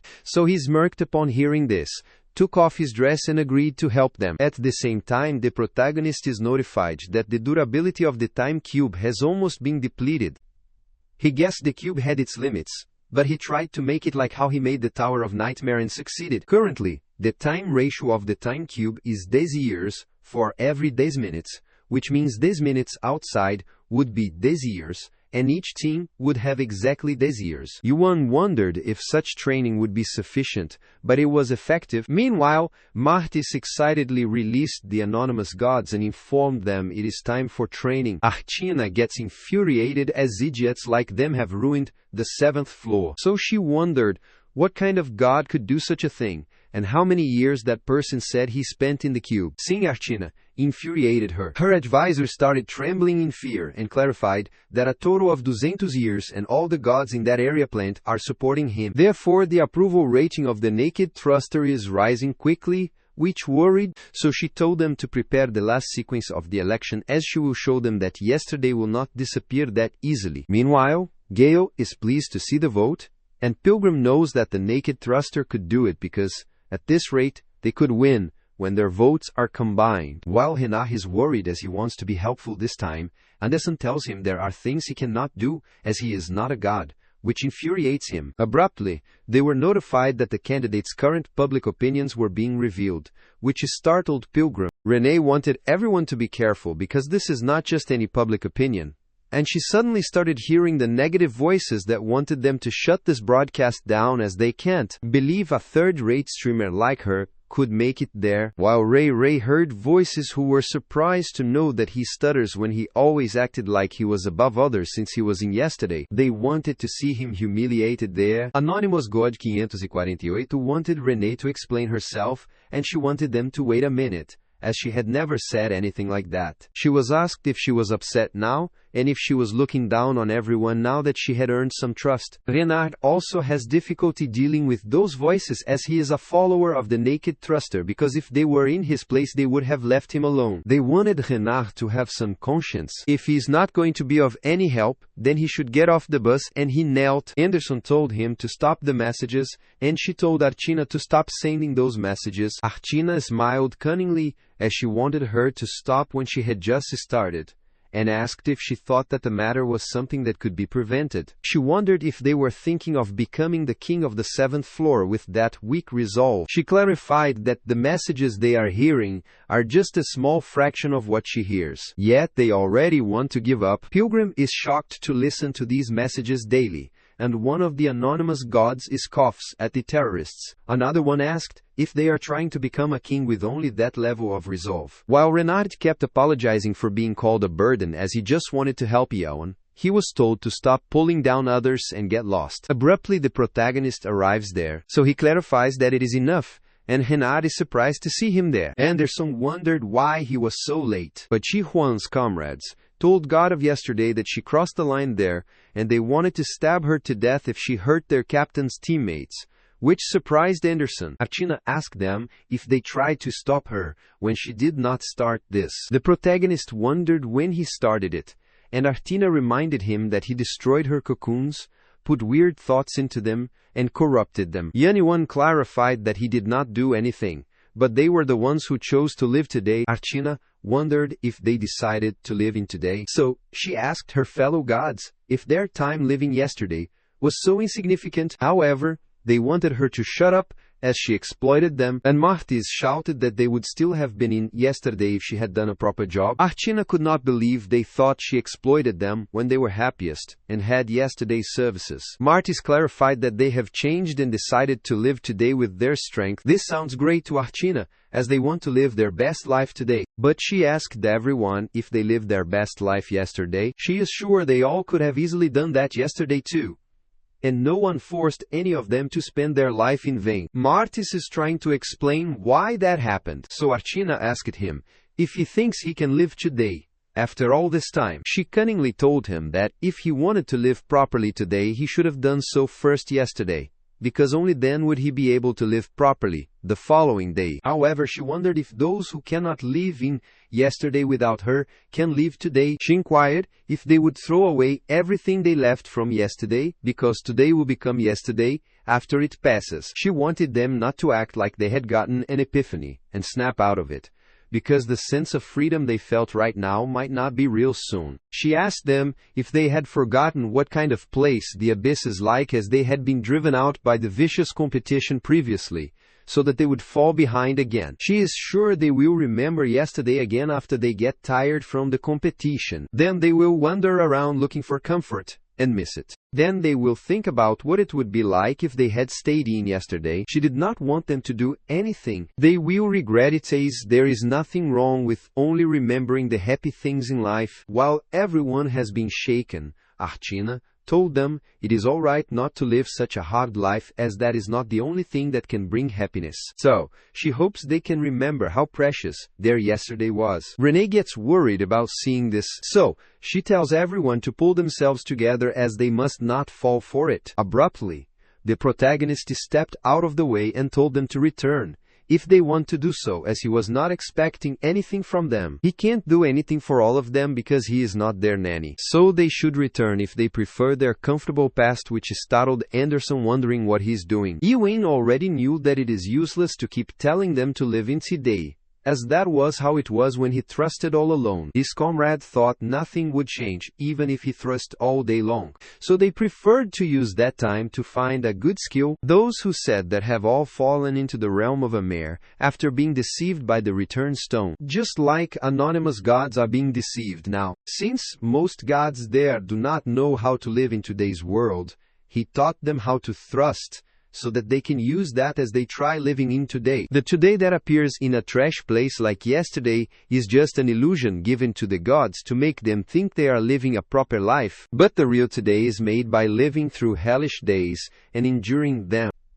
He is sure that among them there would not be many who will live today, because there is no guarantee that today will bring more happiness than yesterday.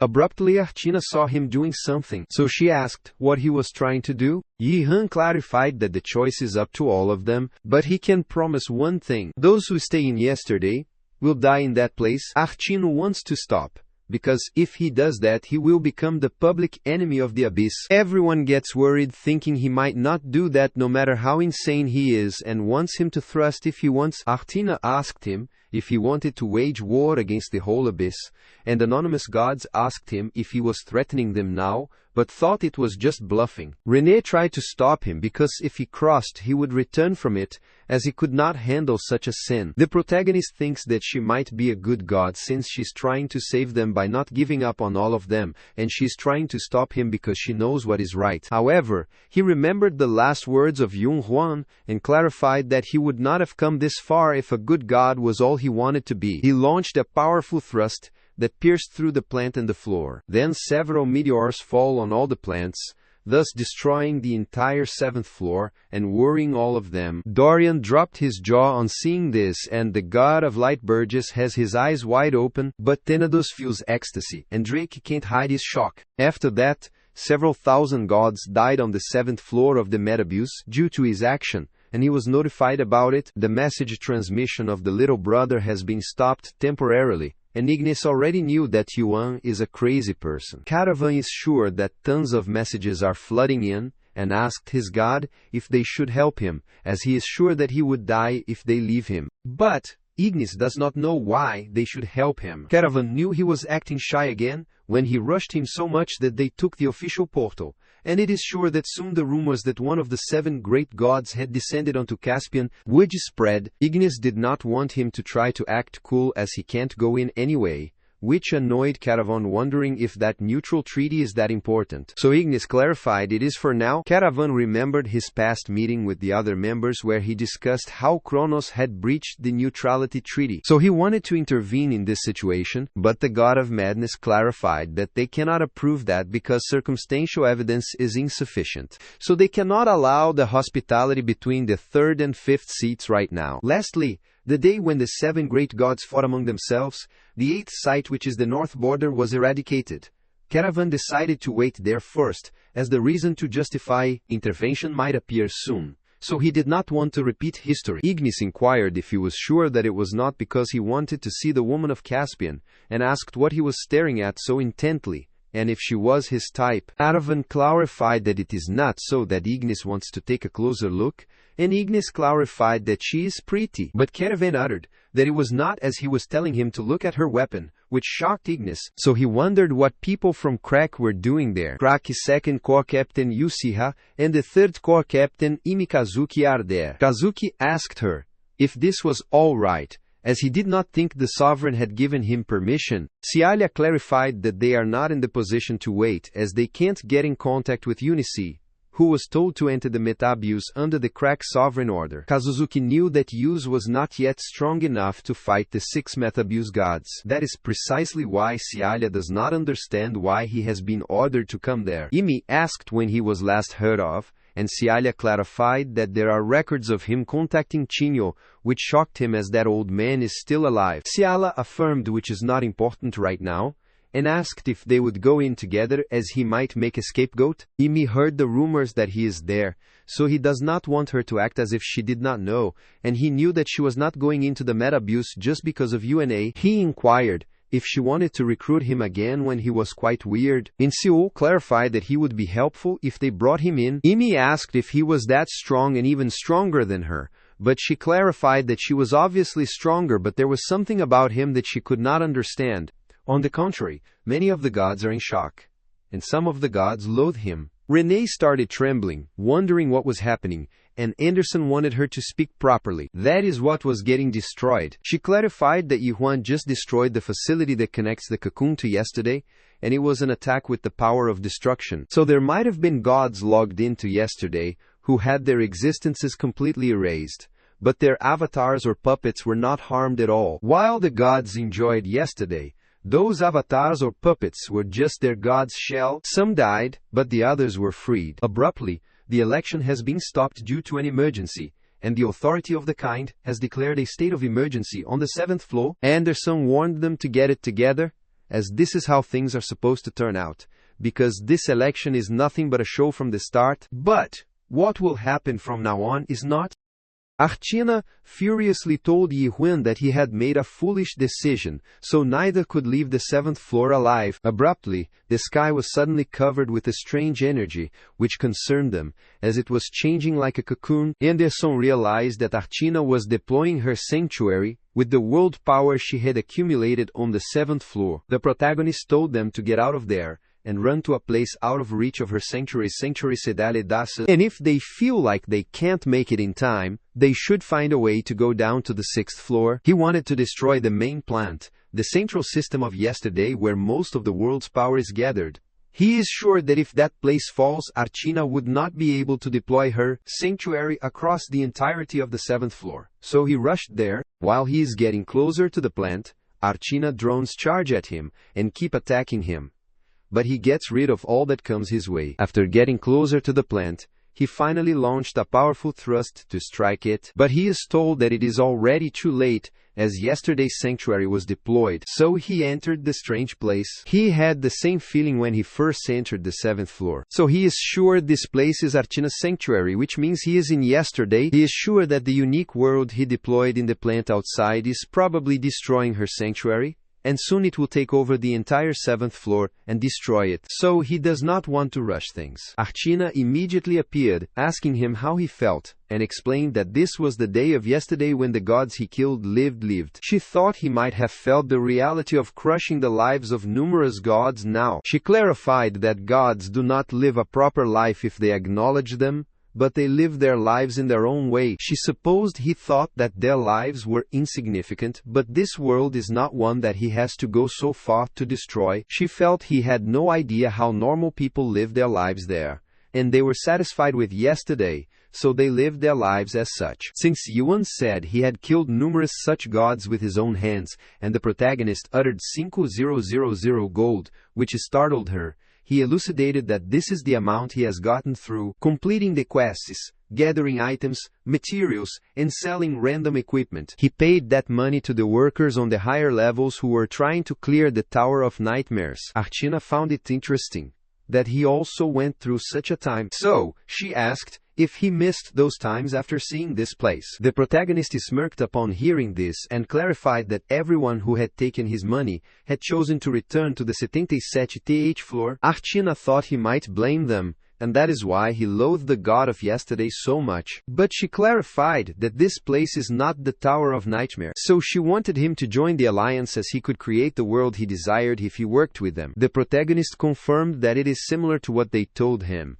when they also took his money back. Archino wondered where he was getting his confidence from, when he struck his sword into a plant outside, she commanded the royal guard's vanguards to get that man, as she would give 100 new skins gacha voucher to the one who defeats him. All of them charged at him and kept attacking him. But the protagonist evaded all the attacks and grabbed the hand of one of them. While the guard behind him tried to attack him, he dodged it and struck all of them, thus injuring them. They started trembling in fear, and the protagonist broke the tooth of one of the guards, thus knocking him out. The other guards stood to fight him again. As he approached them, Archina wondered what they were scared of, when they had only one opponent. So she commanded them to tire him out and kill him, and they charged at him simultaneously. The protagonist remembers when Shinjo told him that he was strong, but he did not acknowledge that he had his weapon with him. He clarified that someone with real skill does not need a weapon, as he also practiced his slashes with his bare hand, and he is shocked to see the protagonist's skill. Presently, Archina is shocked to see the protagonist landing slashes with a bare hand, so she wonders what that was. His attacks subjugated all her comrades, and half of her castle was blown away with his overwhelming slash. The protagonist clarified that with opponents at her level, he doubts he will need his swords, and he used the world power sanctuary. Archina does not intend to win from the start, and he is sure the chief commander on the above floor also knows that her role is to tire him, Questrin, who will fight the chief commander, even if it is just a Sultemente Chilola, little, so she wanted to injure him and slow him down, which would be sufficient for her role. The protagonist asked her if she thought she could do that, and Archina clarified that she had made backup plans for a day like that. The protagonist is startled to hear about a backup plan, wondering what she is talking about. So she asked him how that was, and asked if he could fight against the uniform crack.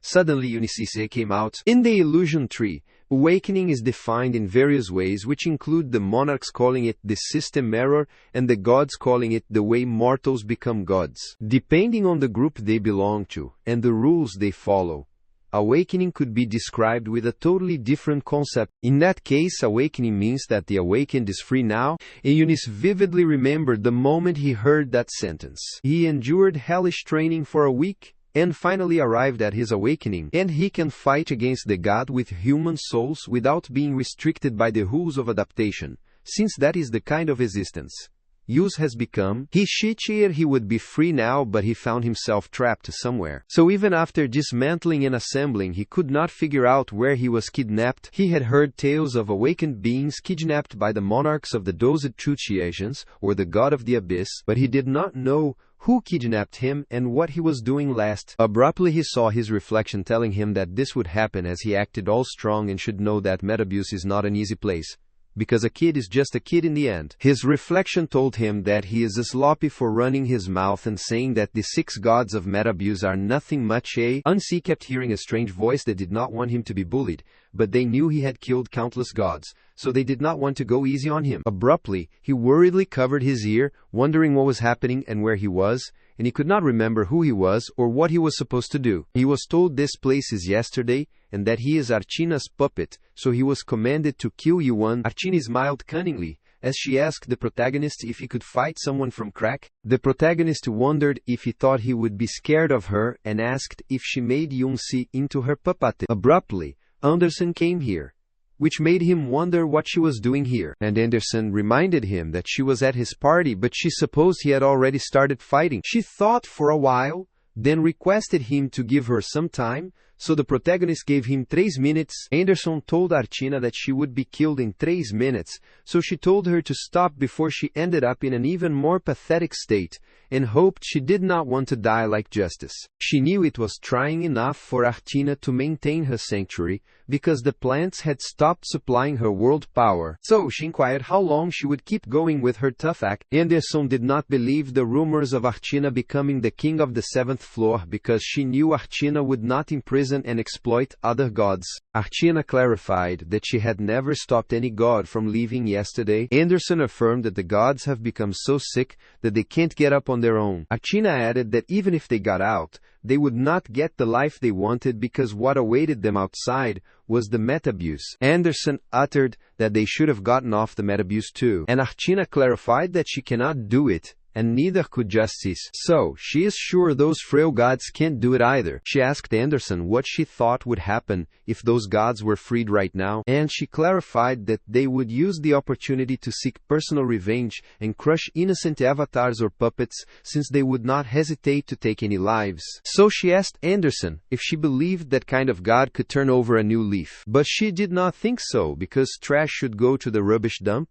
So the abyss needs a place where trash should go. The protagonist told her Trey's minutes were over, so he started approaching, and Archina commanded Yunai to fight him. Yunai emanated strong energy and then rushed toward the protagonist to fight him. Anderson told the protagonist to be careful, as Yunai is a famous ranker who awakens like him. The protagonist quickly punched Yunai in the face and slammed him to the ground, which amazed Anderson, so he clarified that he had no hard feelings. Archina reminded him that she is not referring to scaring him of crack when she reminded him of where Yunai is from. She explained that crack is an organization possessing the most awakened in all of the illusion tree, and is also grouped as the weariest awakened, so she's confident that he could never win against that child. And Yunai deployed his sanctuary, which is the world without adults. The protagonist's body transforms as soon as the sanctuary is deployed, which startled Anderson. The protagonist's soul is being dismantled and dispersed elsewhere, and he knew the only way to defend against a sanctuary is to deploy another one, but he cannot protect against this because he activated his sanctuary outside this place. So he wondered if Archina came up with this plan while his world after the end is eroding her. Yesterday, after he was taken away, Archina wanted Anderson to see this as the awakened she had put her trust in had been defeated. So a worldview where all adults are erased. This is a sanctuary that only works on human beings who are awakened, where the concept of an adult exists. She is pleased to defeat the monster who defeated the 6 Metabuse gods and protected yesterday, but she is shocked to see the protagonist coming out. The protagonist found this worldview interesting because his world only has adults, so this is his first time seeing a child. He approached Eunice asking him if there was no one else there, and if he knew someone named Siren. Archina was shocked to see this, as he should have been erased, so he wondered where that kid came from. She wondered if it was an illusion, or if Yi's original body was a child to begin with. Yunai asked him who he was, and the protagonist confirmed that the outside world called him Yuan. Yunai is startled to hear his name, so he starts remembering the past, which worries the protagonist, and he asks if he is alright. Archina asked Yunse what he was doing, saying he should eliminate the child before him. He deployed his ruthless storyline Yunse block in second form Toy Hammer to strike the protagonist away. After throwing away the bat, the protagonist holds it and asks Yunse if he wants to play with toys, but he clarifies that he does not have any toys because he lacks money. Yunese rushed toward him to strike, but Yan stood, and as soon as his opponent's energy was about to attack him, he blocked it with the bat and asked if he was an idiot. He got rid of his slash and asked if he did not know who would win when a toy hammer hits a baseball bat. Yunse is in awe of seeing this, and Yi apologized for breaking his toy even though he tried to be gentle. Abruptly, Yunse's toy hammer shattered, and pieces started floating in the air. Yuan is so envious of him, as he has so many interesting toys. Shortly he threw all those bars at him, but the protagonist dodged all of them and is startled to see Yuni near him. Deploying the Dismantle Awakening Stage 1, he kicked the protagonist southward, and Yuan remarked that his eyes looked fascinating. So he rushed toward Yuni, then asked if that is how he did it, which startled him. Eunice remembers when someone asked Crack Sovereign if he would continue this project, as he knew Seha would not sit by and let him continue. Crack Sovereign clarified these necessary experiments to confirm the limit of awakening, so he cannot give up on a project that can improve the awakened, since all awakens are made by going against the system. But not even the awakened can completely escape the system. That is why Crack thought, what would happen if they awaken children who are minimally influenced by the system? But the project failed and Yuni survived. Yuni started crying while remembering this, and Yihuan is sure it might be tough for him, as the adults have mistreated him, which is why he developed such a worldview. Archina gets infuriated on seeing this, so she tells him to kill Yuan instead of standing around, and asks if he intends to go against her order. Eunice started hearing strange voices calling him a useless fool, as he could not even do a single thing, and he wanted those voices to stop. The protagonist hit his head with a bat,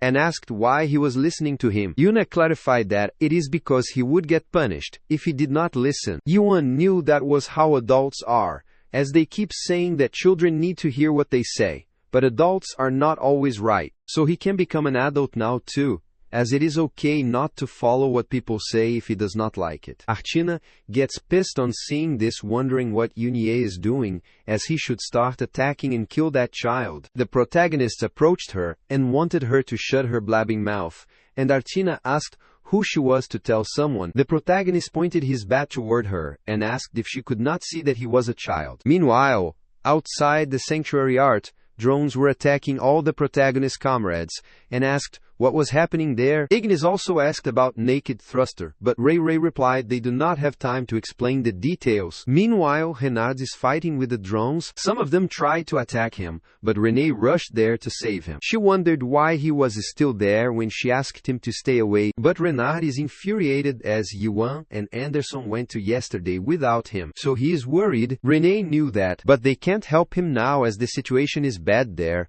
and the number of gods choosing to betray yesterday and join today is slowly decreasing. Martis gets annoyed by this, so he summons some wines, as he barely got back today, and wants to fight them to the end. But suddenly one of the drones attacked him, thus throwing him down in an injured state. The number of gods joining today is decreasing in real time, but Martis continued to protect and fight for today. Martis already knew that the concept of today is not great, and the time he spent thrusting could not change his life. He knew that the feeling of excitement he had was merely a temporary one which his realization of his reality had brought him, but still he stood, because he wanted to die today. So he rushed to attack. The rest of the gods are also like him. Despite all that, they are fighting there because they want to create a tomorrow with the day that they have finally gotten back. However, this is not the situation that can be solved with resolve, as Archina's sanctuary was deployed using the world power she accumulated for 500 years. So, the only solution is to hand in there,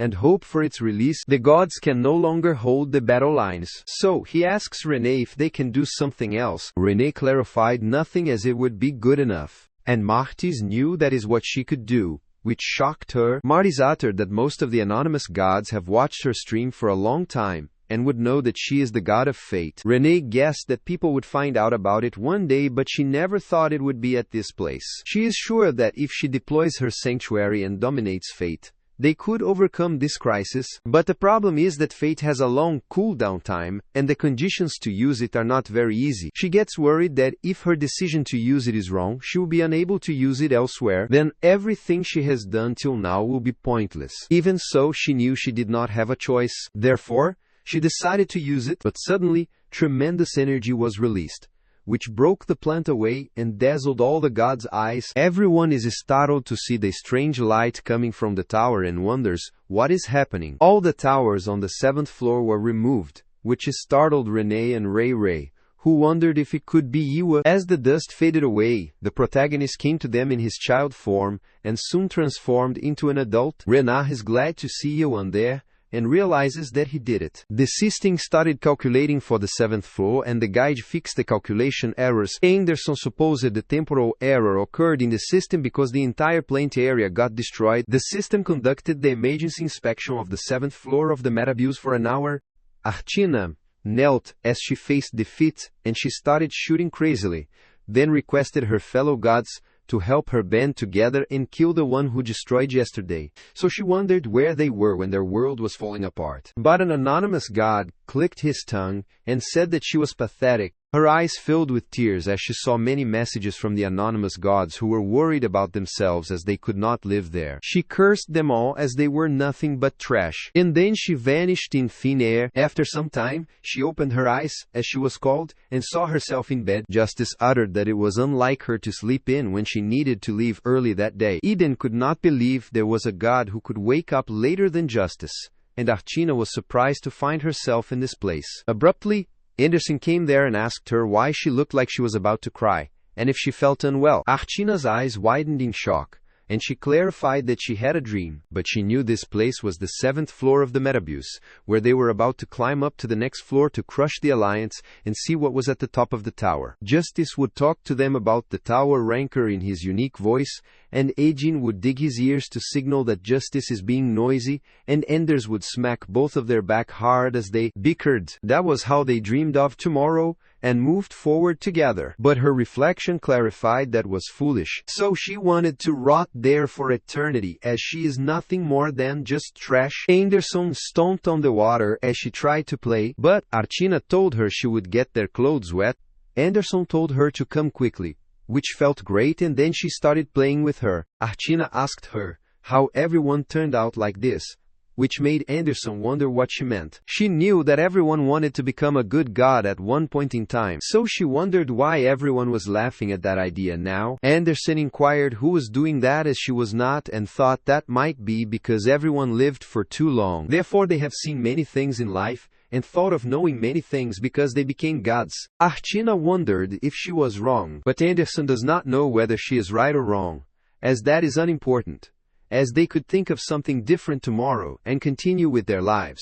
Archina smiled, as she was just like she thought, always kind, and then disappeared. Abruptly, they were notified that all tasks on the 7th floor were forcefully completed, and the new king of the floor had been born. Anderson asked if Archina is trapped in the cube, and the protagonist affirmed, so Anderson asked for permission to be the one to keep that. The protagonist permitted her to do as she pleased, and she thanks him, but is sure that Archina might be dreaming of yesterday within the time cube, as she will be stuck there until her world power is depleted. Even though Anderson foresaw her downfall, she wanted to be with her old teammate in her last moments, and asked the protagonist what had happened to him. The protagonist wondered what she was talking about, and Anderson clarified that she was talking about when he was fighting that kid. The protagonist looks at UNAE, remembering that it is a world without adults, so he remembers that his soul is dispersed within white smoke at the final moment. After that, he heard a tiny voice, so he is unsure about this, as his memories are vague and there is a lingering sense of missing something. So he asked Anderson if she could not see what actually happened,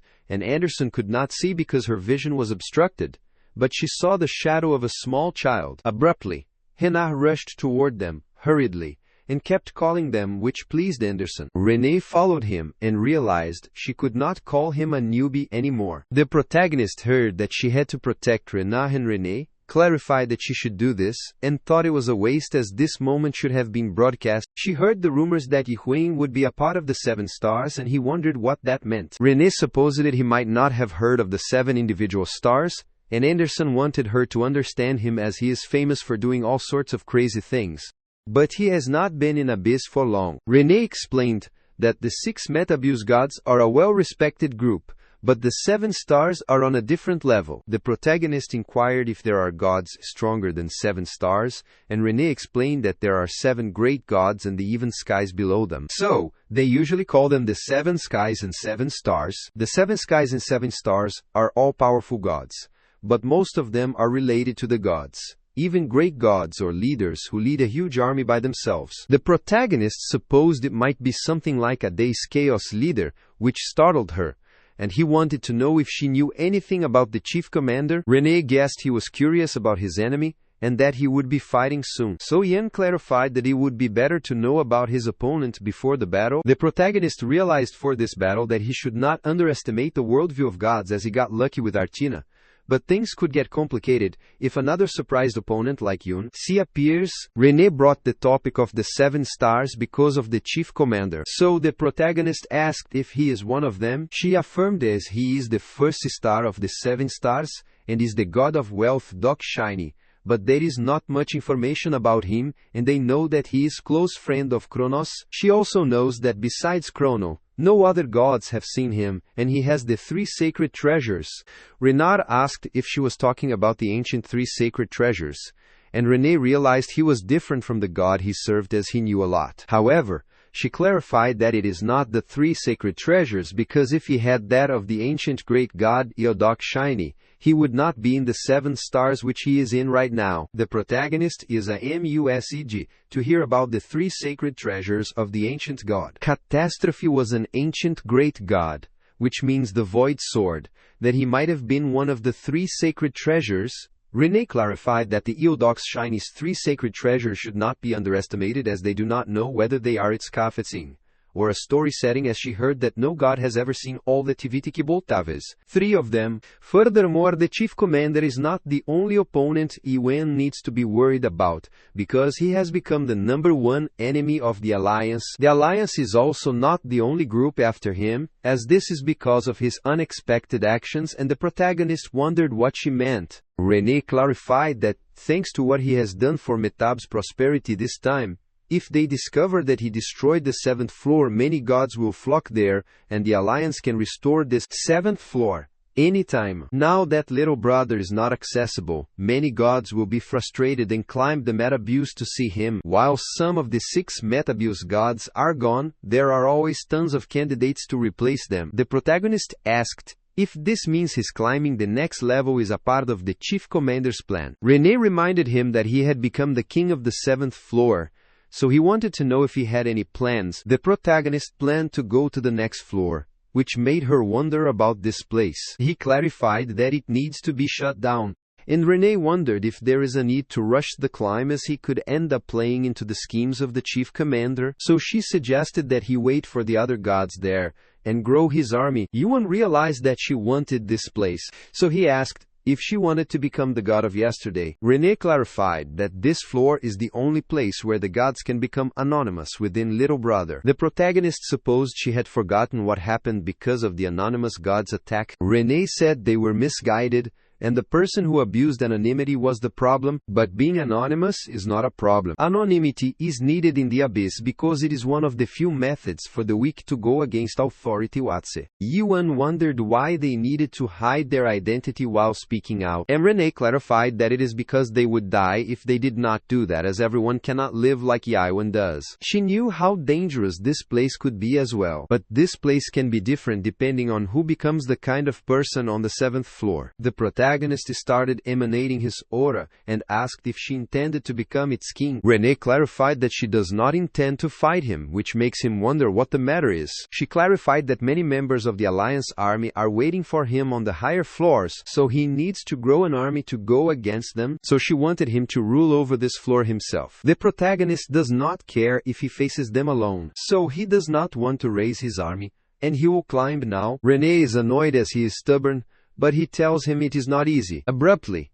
they were notified that the emergency inspection of the 7th floor had concluded, so he was given an 8th floor ticket as a reward. He also obtained 300,000 trusts as a reward, and has been given an additional reward for achieving the regression. A portion of the world's power has been accumulated on the 7th floor, converted to trust and sent to him. Anderson is glad as they are right, but Hena reminded her that belonging to her, as she shares one body with him, so it is fine. The protagonist remembers that the Alliance is reaping tremendous profits by staying there. The protagonist inquired why the Alliance is getting the profits when the driver owns this tower. Renee expounded that the driver also gets profit because there are costs for running the tower and the driver is always busy. So the Alliance plans the event in his stead, and he approves their event, then splits the profits with them. The protagonist realized that the driver, the one who appreciates things, told her to turn on her stream for him, which startled her. As soon as she turned on the stream,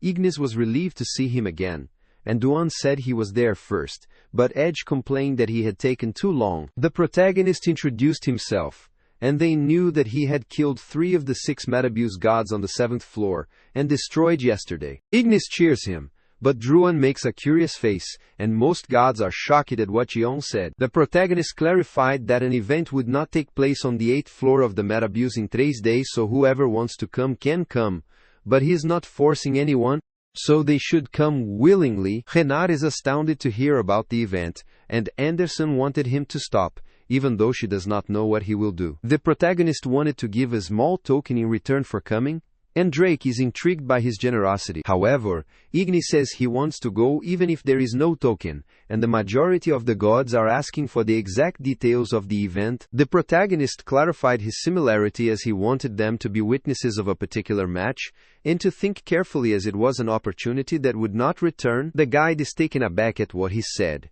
and the driver of the metabus takes an interest in his declaration. The protagonist clarified that he would fight the chief commander for his position in the 7 stars in 3 days, so he wanted them to witness that match. Ignis looks forward to how Alliance will respond, and Duan requests a fair and square match. Fetus wishes to participate as a witness, and the god of the Northern Sea Glacier wishes to participate as a witness, and many of the gods are searching for a way to enter the metabus. Anderson told Renee to turn off the live stream, and after she ended the stream, she worriedly asked him how he would handle the consequences. The protagonist reminded her that she had been reckless in fighting the entire Alliance, and he would be even reckless if he gathered all the gods in this place. So, it is better to force them in one-to-one fights? Renee is shocked to hear that he had thought it out, but she wondered if they would accept his proposal. The protagonist gave them 3 days, so he's sure they have no choice but to accept it. He knew that at first the Alliance would not accept the proposal, but, after a while, many events would take place because of his proposal, so they would start thinking of the profits they could earn,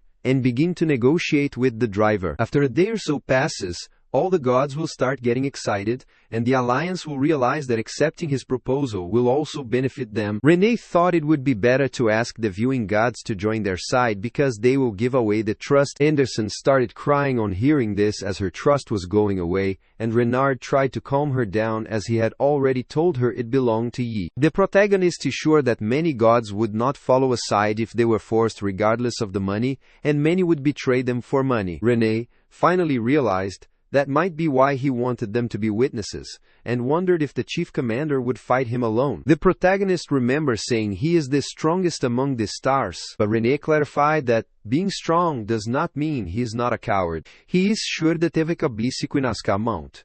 He would have to live on while being ridiculed as a coward for eternity, because the match is announced publicly, and many gods have seen the announcement, so it will be hard for him to reject the match, as it will affect Metabus's profit. Renee is concerned that Alliance will block off information after they get rid of them, as soon as they climb up, and could spread the rumors that they did not turn up for the match. The protagonist looked at her, telling her that is why she is there, as he trusts her a little. Renee does not understand him sometimes, and does not know whether he is crazy or extremely crazy. The protagonist does not care which it is, and Renee agreed to go with him whether he wins or loses. She will record everything from crazy fights and show it to the rest, as she is sure it will be fun. She wanted to go all out if they were doing crazy things, and told him that the drone is a super expensive item, but the device activated its unique storyline. She told Bao not to do it, and wondered how many items had happened. Anderson saw this, so she asked Yuan if he trusted her, and he clarified that he did very little. While the gods were gossiping, the protagonist informed them that he would climb the 8th floor, so he wanted those who wanted to leave, as they did not need to stick around because they felt bad. Ray wanted to climb with him as he went through so much to get there, so he can't turn back now. Gale also wanted to go along with him, and wanted to see the fight between someone like him and the chief commander in person. Pilgrim can't join his side, as his god has told him not to be involved in his fight, but he can be a witness. Many other gods also volunteered to go with him, along with Martis, as they wanted to fight by his side. If the Alliance rejects his proposal and attacks him, the protagonist reminded them they could die, but this does not matter as their avatars want to help him. Renah asked him if they were bringing Yunai along too, and the protagonist knew that the gods who hold grudges against Krak would not leave him alone if they left him behind, and he still owed him a debt, so he decided to bring him along until he woke up. After the portal appears,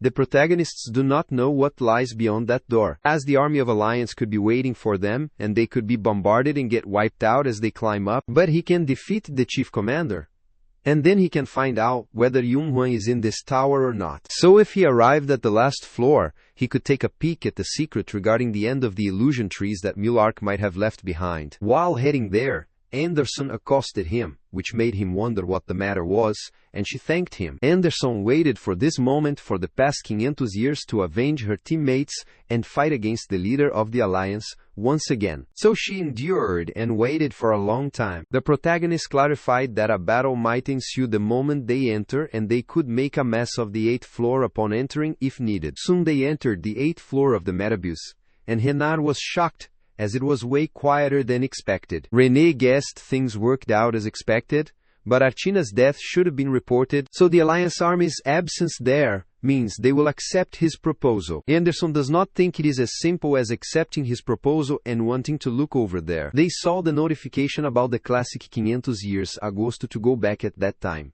as the Six God War event is taking place in Metabuse. Everyone is aware of this, since it is the appearance of a new seventh star, and they have become a part of legend where a match with the pride of the six Metabuse gods is on the line. Ray knew Alliance's obsession with trust, but this is too much, and Gale clarified that it means they are that confident. The protagonist knew that the thing looked peaceful, but the world pressure he felt from various places was out of the ordinary, so he guessed that those who had climbed this high up were not normal. Since a normal passenger is this strong, he wonders how strong the chief commander is, but if he considers that the six Metabuse gods are around the level of lieutenant generals and major generals, then the chief commander is stronger than that. Iwan thought he could be superhuman, like Lieutenant General of the 9th Region, Sam Yong-hun or Sam Yong-yua. They were in a situation where anything could jump out, but as soon as they moved forward, their faces turned pale as if they had seen ghosts. They wondered why all of them were naked, and wondered what this was. And Ray became shy, so he started discharging bright light, thus dazzling all of their eyes. They could not see anything, and Renard requested Anderson to turn off the light. Anderson began to cry happily because finally her time had come. Anderson hits Ray in the head, thus making him unconscious and ending his dazzling light. The protagonist thinks this is a strange place, as there are naked bodies in a Mirun world. Renard felt something was wrong, as Yuen was saying something like that which annoyed the protagonist. Renard clarified that they are not naked on closer inspection, as it seems to be just a skin item, but he wondered why they would wear it. Anderson clarified that trends come and go, so she thought it is time for her worldview to become the trend. Renard knew that her worldview had never trended before, and he finally understood what that was. He looked at the market and saw a new package of the War of Six Gods and the legendary skin of naked thruster, Yuan. It is about Yuan. So he finally got it. Everyone is amazed to see Yuan's skin, and another god wanted to use all of his trust that day to purchase that skin. Since everyone is using the naked thruster skin, Renard thought that if Yuan gets stripped, there is little chance for him to get caught, which could be good for them. Abruptly, the magic skin of Renard, the underage boy of tears, had appeared, which pleased him as it was there. Anderson became envious as her skin was not there, and soon they were notified that the common skin Moa Anderson had appeared, and she became infuriated on hearing that name. So she wanted to kill them. Martis volunteers to guide Yuan from there on out if he does not mind, as he has been to the 8th floor a few times, and he can also guide him to look at the storyline shop or item shop. The protagonist clarified that he wanted to find something, and Martis realized he wished to find a soul. Anderson asked if the black shop is still on the 8th floor, as it will be easiest to find him there. Martis is startled to hear about the black shop, and clarifies that they do not need to use that place to find someone. Anderson asked if he knew about that place, and Martis affirmed that he knew. The protagonist informs his comrade that they must go somewhere, so he wants to meet them again afterwards. Renee promised to return after meeting a friend on the 8th floor. Ray left to gather the gods to prepare for unforeseen circumstances, so they all scattered. Anderson suggested going to the black shop now, and the protagonist inquired about that place, so she explained sim que Meriera que finissande de receio informant of the black market which has been there for 500 years, so if he wants to find his friend, that place has the most accurate information. Soon they arrived at the Miramin, a black shop, and Martis clarified that this was the place.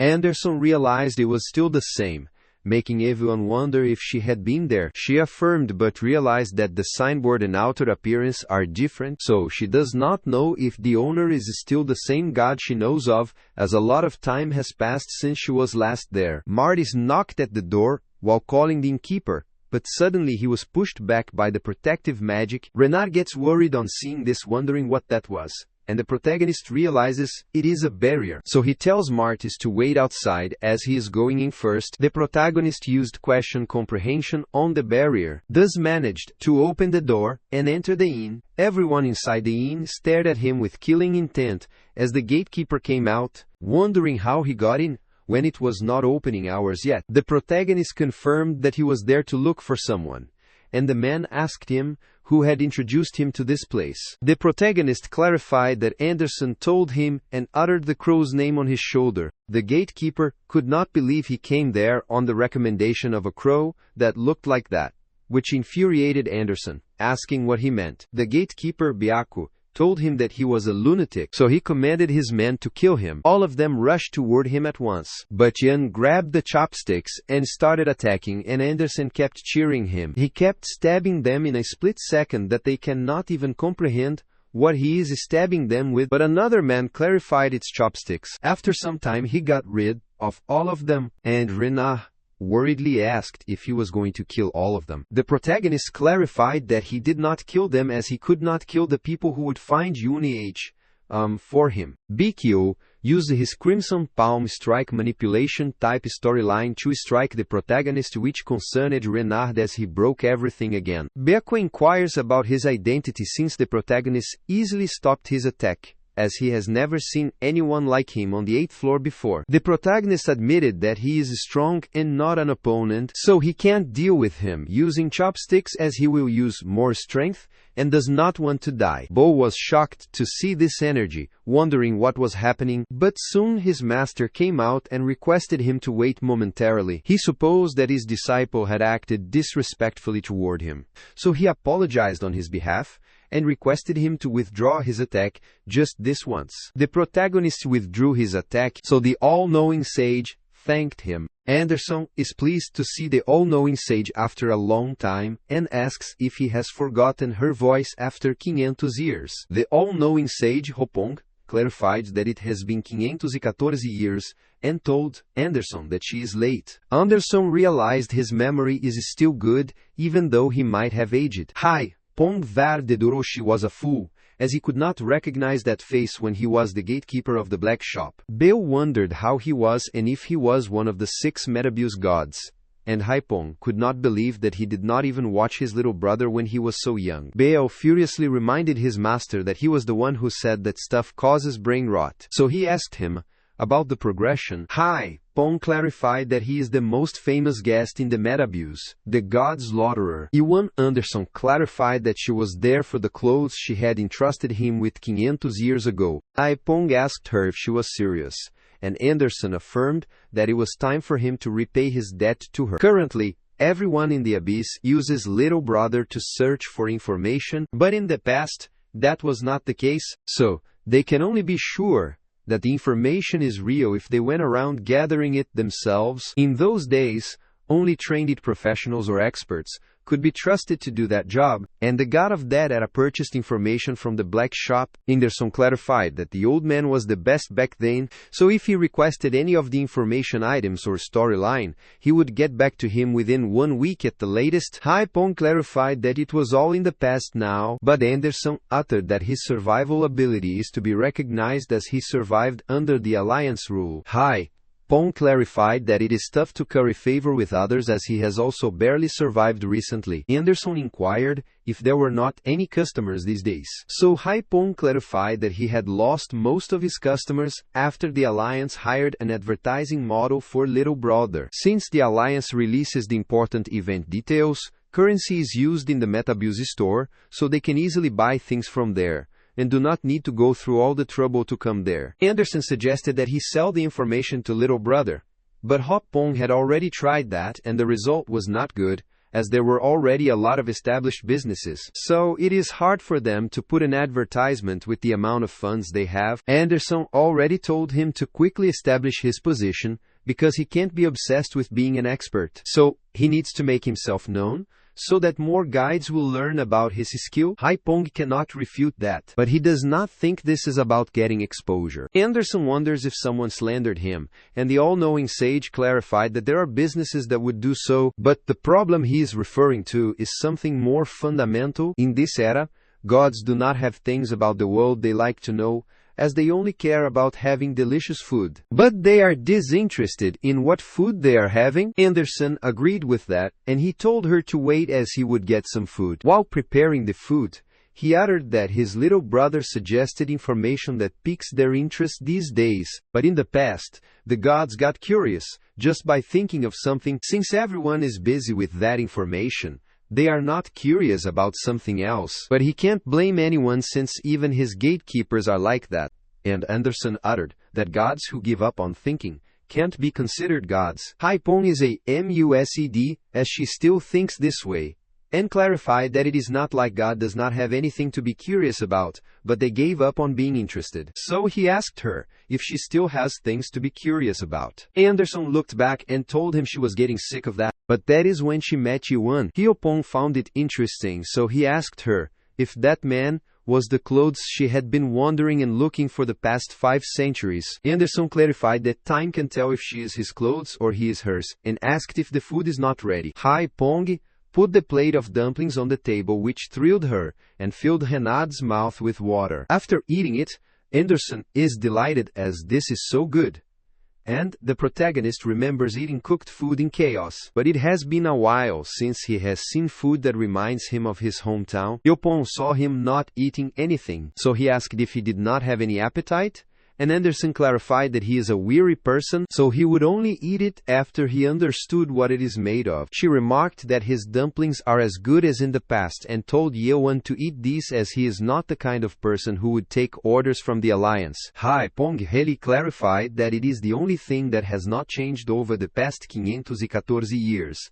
Anderson realized that his stubbornness is on another level. Renard looked at the food with delight, then looked away, and the protagonist told him to eat them if he wanted, so he agreed. Haipong handed him a dumpling, so he could try tasting one, and the protagonist took it and started eating it. As soon as he took one bite of it, his eyes widened in shock as he realized how delicious its ingredients were. While he traveled through the Tower of Nightmare, Chaos, and the Abyss, he had forgotten about the taste of food, but in this unexpected place, it felt like a part of the emotion that he had forgotten long ago had woken up again. Therefore, he asked Haipong about its ingredients, and Haipong realized that he knew what good food is like. So he told him that memories are in these dumplings. He explained it is a common memory obtained from everyday life, including happy, sad, and painful memories. The protagonists asked if that is figurative, but Haipong can't tell him that, as it is his trade secret. Anderson uttered that the muram dumpling he made was the best in the world,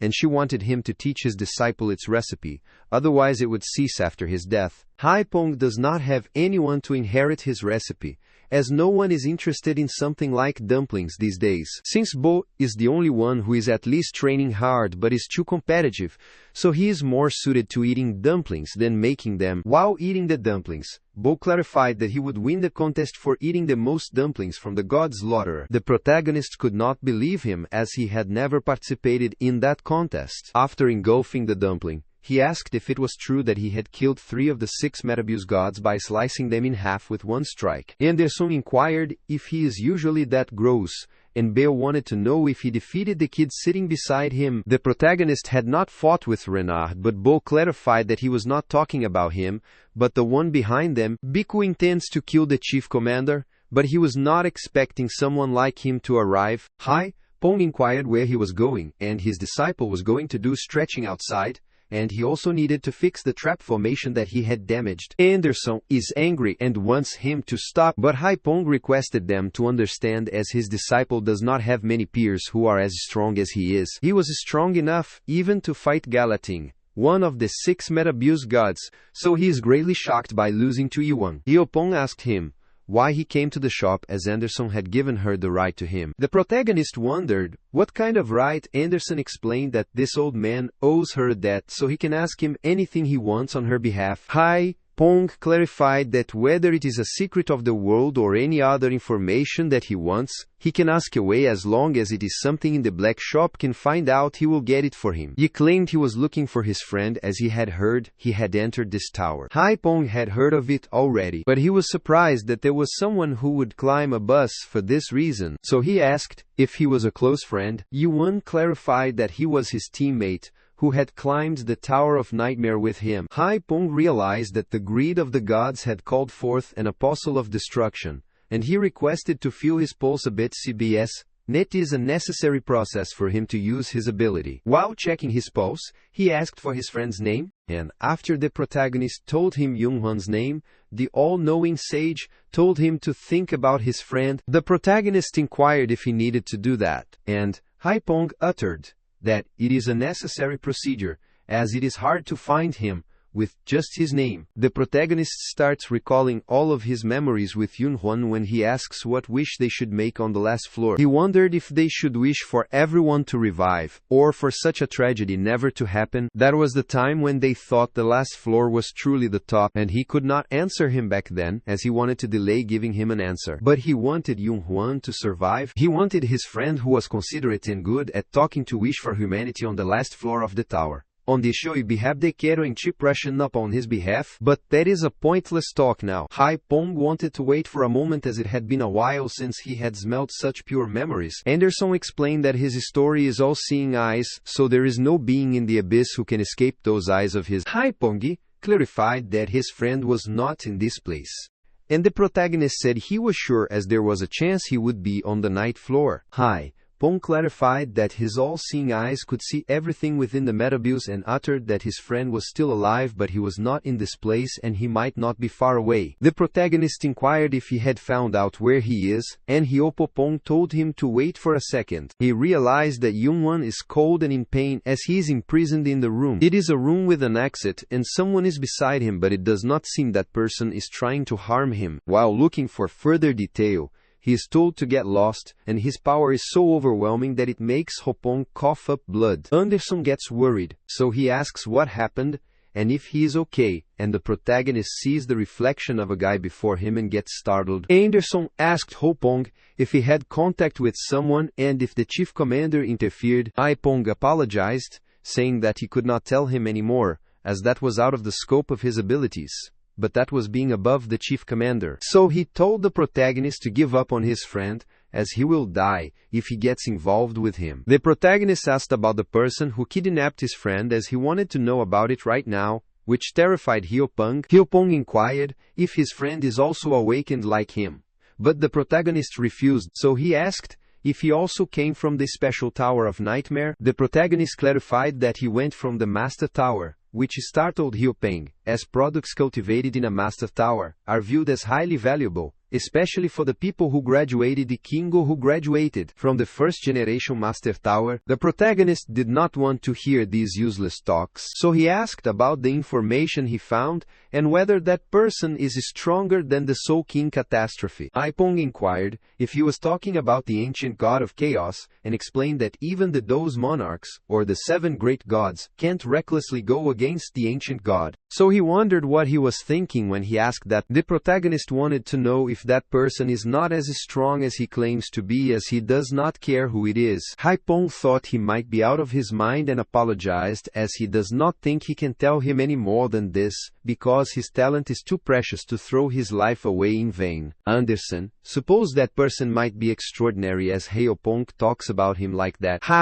Pong could tell him about only one thing. That person is not that far from there, and he only saw the surroundings roughly because he could not find the program's friend. He considered his debt unpaid, and he also wanted to tell him other information that might be useful for him, as the Alliance has already made its move. Anderson is shocked, wondering if the chief commander is leading them there. Pong clarified that the chief commander does not fight in a group or participate in wars personally, and only stops passengers who try to go to the 9th floor. He is sure Anderson knew, since she has gone through this herself, and Anderson affirmed. Pongho explained that the advisor ordered the move and the task of the 8th floor has been updated, and it has not been revealed to everyone, but he can show that in advance with his all-seeing eyes. The Metabuse's 8th floor task is to make it to within the top 8 in the branch climbing events that are taking place in 3 days, and the latter is the entrance to the 9th floor. Branch climbing is a mobility competition where participants run the designated course and reach the goal first. Since the competition will start in 3 days, special buffs exist that can increase special abilities. The passengers who obtain the buff could increase mobility, speed, and stamina recovery. After killing a passenger, a buff could be obtained, and they could steal the bonus buff of that passenger. The competition starts in 71 hours and 40 minutes, and the list of passengers with a buff includes Yihan. Anderson gets infuriated when he sees this task, as he can't believe the driver approved it. Ren-Ah wonders what is wrong, as it is good to have a buff when it starts. The protagonist is sure that he would be chased by everyone who wants the buff after this task is revealed. So, it would be disadvantageous for him to lose more stamina when fighting the chief commander. He realized they devised the fantastic idea to drive him to the corner without being criticized for avoiding a fight. Haipong supposed they schemed it with the driver, and he knew that Ian was strong, but the chief commander was no longer the only problem, as everyone would try to kill him after the event started. Since 8 people can go to the 9th floor, it is obvious what people will try to do to rank within the top 8. Anderson told him that Yuan was someone who had taken 3 Metabuse gods, and was also a top candidate for the 7 stars last spot. Haipong knew that, but he wondered if Yuan could still be confident if his opponent was also one of the 7 stars. He heard the news that 2 of the 7 even stars had already entered outer space, and there was also information stating that the 7 skies had moved as well. There are also rumors that the underling of the Those Monarchs is climbing the tower now, and he realized Yuan has made a lot of enemies in the illusion tree. The protagonist has destroyed the narrow gate, so he is sure it should not exist anymore, making him wonder how Monarch came there. Hyopun clarified that some people in Abyss possess a cramped gate which is not as good as the narrow gate.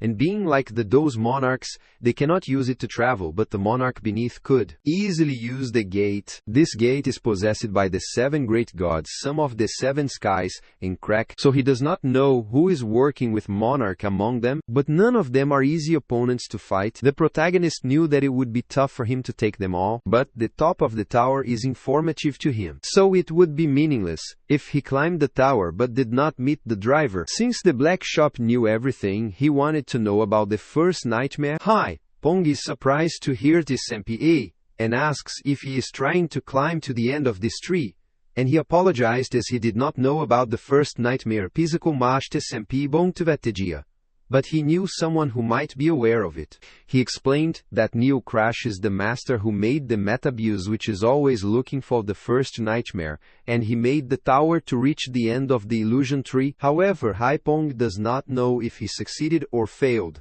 because even the people who reached the last floor of this tower have talked about that before. The protagonist supposed the driver at the last stop might know about it, which is another reason for him to climb. Haipong wondered why he was so stubborn, as he was not stopping him from climbing, but telling him this is not the right time. The first nightmare is the place that Yuan saw in the first generation tower of Malarkedolika Leyland Maikwak, and all the towers of nightmare are its imitations. Therefore, he knew that if his guess was right, that might be the end of the illusion tree and its tree path where he must arrive. Haipong did not want him to waste his talent, but to accumulate his world power and grow stronger so that he could become one of the great gods. So he wanted to know why he tried to climb the tower. The protagonist Hiosli Haley asks him why he makes the dumplings, and Hyopong clarifies that he likes making them but wonders why he is asking. The protagonist asks why he started making it, but Hyopong forgets about it, since all gods in Abyss knew they did not have what it takes to reach the end of the illusion tree at some point. But the only difference is that some realize it sooner and some later. Every god goes through this moment, the moment when they had to admit that they could not see the end of the branch despite their effort and struggle, and that is when the all-knowing sage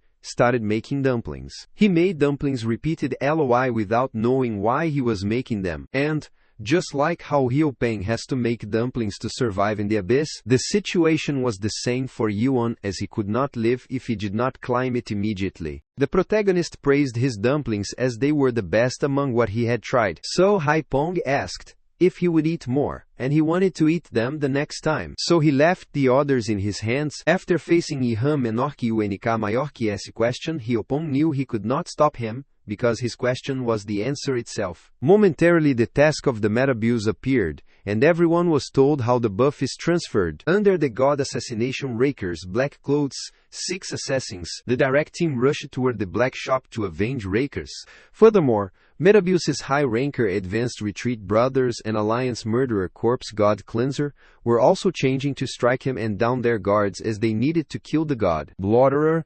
The Advanced Retreat Brothers were rushing there, but his comrade was too slow, and they wanted to get the head of the god's Slaughterer, which belonged to them. However, they are attacked by the protagonist's comrades, which shocks them. The protagonist comrade wanted them to stand down as they shall not pass, and Marty's clarified that the captain has a critical mission. The attackers were shocked to know that it was true that Marty's had joined the slaughter, as he had never thought the rumors about him were true. Beko pushed Marty's away as he was getting in his way, and clarified that he is not a pervert but the god of today. The attacker is shocked to see Bikyo Kubunchi of the black shop stepping in, and could not believe that God Slaughterer has asked the relics of the old age for help. Bill wanted to make it short that they are not open for business now, so he wanted them to return. The attackers get infuriated on listening to this, and they all charge there. But the protagonist's comrade also charges to stop them to protect this place. The passenger clarified that they were not even a match for them when they were riding on the coattails of yesterday,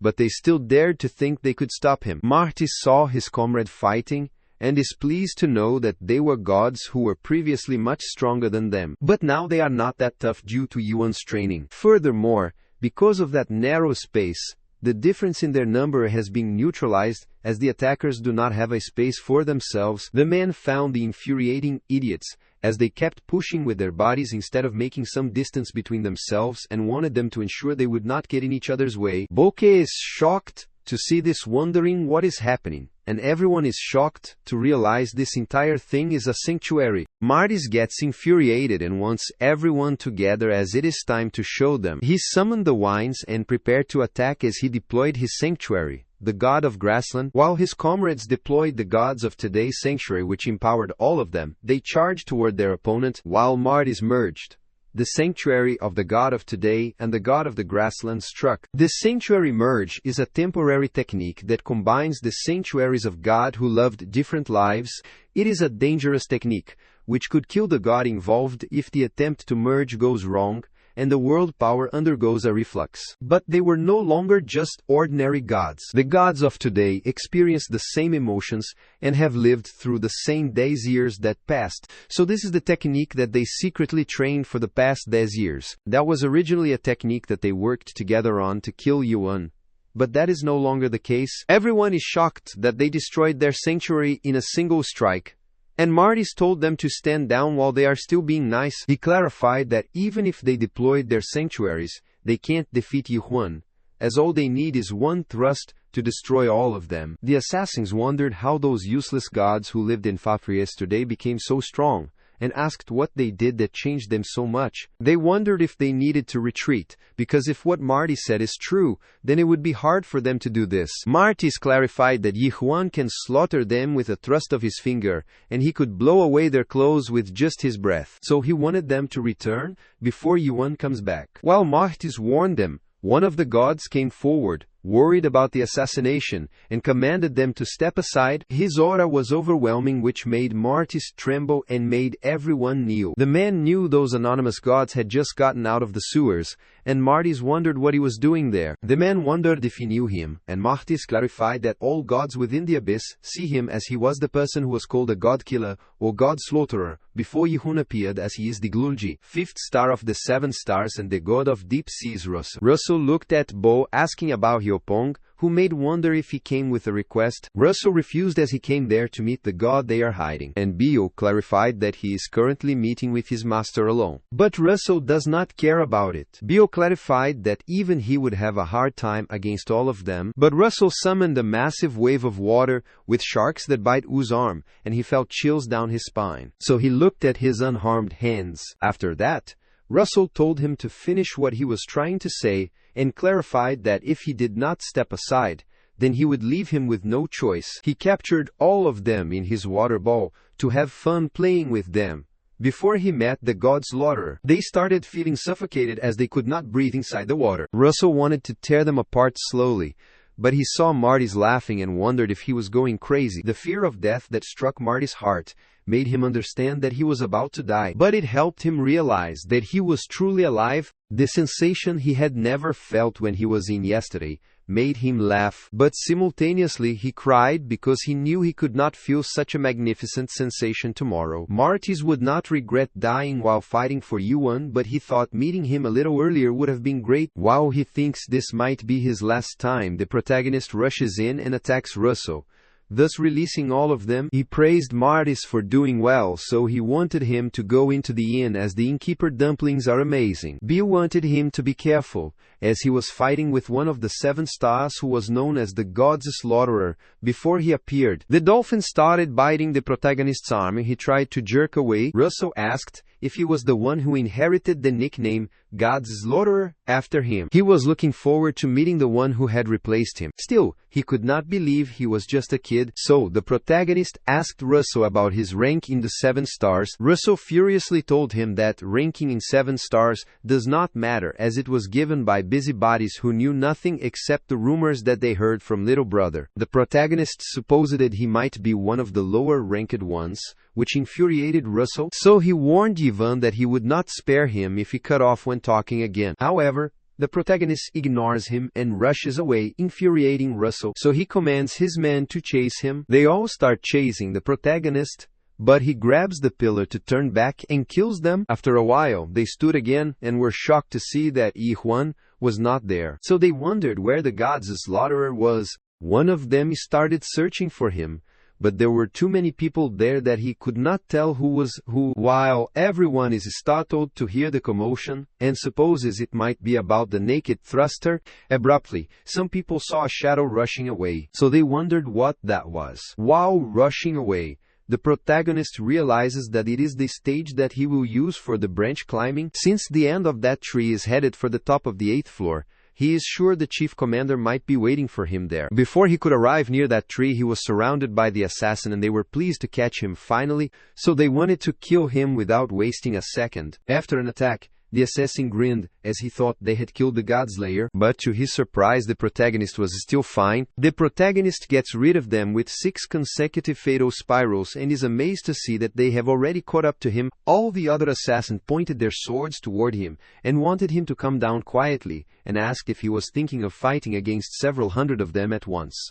The protagonist is sure it would be safe, since they are this far. And because they are far from the Muramin, he can fight to his heart's content. The assassin gets worried, as something seems weird about this situation as he is not running away. They knew it was not how this was supposed to go and wanted Yang to look at their numbers, wondering if he would try to fight them. The protagonist is prepared to launch his lash, so he tells the ones who do not want to die to run away. He noticed Russell was attacking him, so he immediately dodged his attack. Russell supposed that he treasured his subordinates, and was astounded as he clung to insignificant emotions like followers or avatars. So he wondered if he really slaughtered over 20,000 gods. Russell created his water god canon from the god of the deep sea, which is Russell's storyline. The protagonist did not count them, so Russell clarified that he will start counting once his subordinates die. Yan gets rid of those water cannons with his word, but Russell kept creating more to attack him and he rushed away to dodge them. Russell is speechless as Yuan defeated a few of the 6 Metabuse gods with that skill level,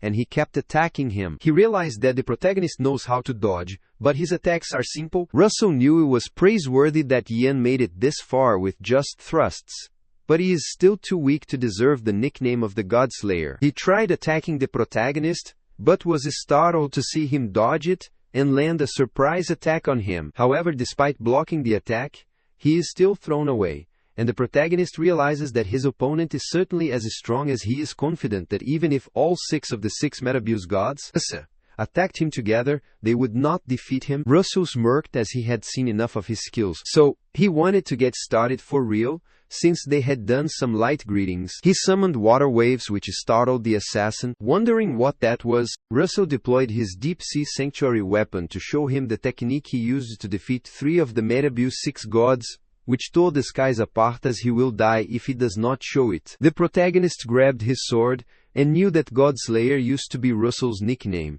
but he guessed he had been fighting weak gods. Russell started controlling the water from his sanctuary, which even took the assassin in its grasp, thus injuring them. So they started running to higher grounds to survive and avoid getting caught up in that. While the huge sharks in the water were trying to bite the protagonist, he used his skill to question and comprehend to get rid of them. The wave gets close to him, so he tries to avoid it, because he knows that every particle within the wave is quivering at extreme speed. He knew the image of a shark was just a distraction, as the particle would start ripping his flesh away when he touched it, and his actual attack was the wave. As soon as the waves got close to the protagonist, Russell tried to attack him with the flick of his finger, and asked if he intended to use petty tricks the entire time. His eyes widen with shock as he sees the protagonist coming out of the wave and getting rid of it with self-surrender. The protagonist charges at him, rushes behind Russell and strikes him. Even though Russell managed to evade the thrust,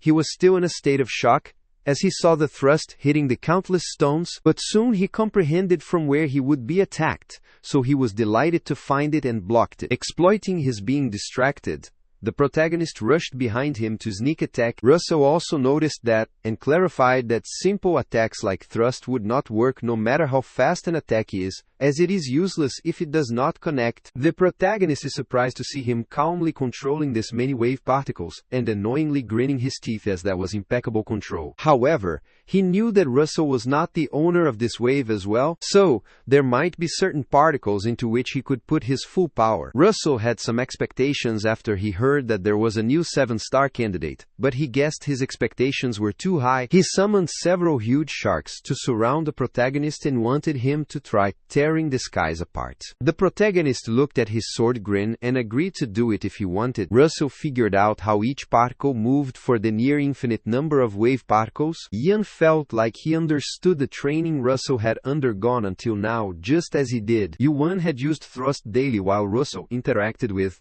and comprehended the particles and practiced controlling them repeatedly. So this was the fight between those who had trained harder. Therefore, the protagonist is confident that he would not lose in such a fight, because the time that Russell had spent watching Yuan constellation through the mutilation of his little brother amounted to less than a week.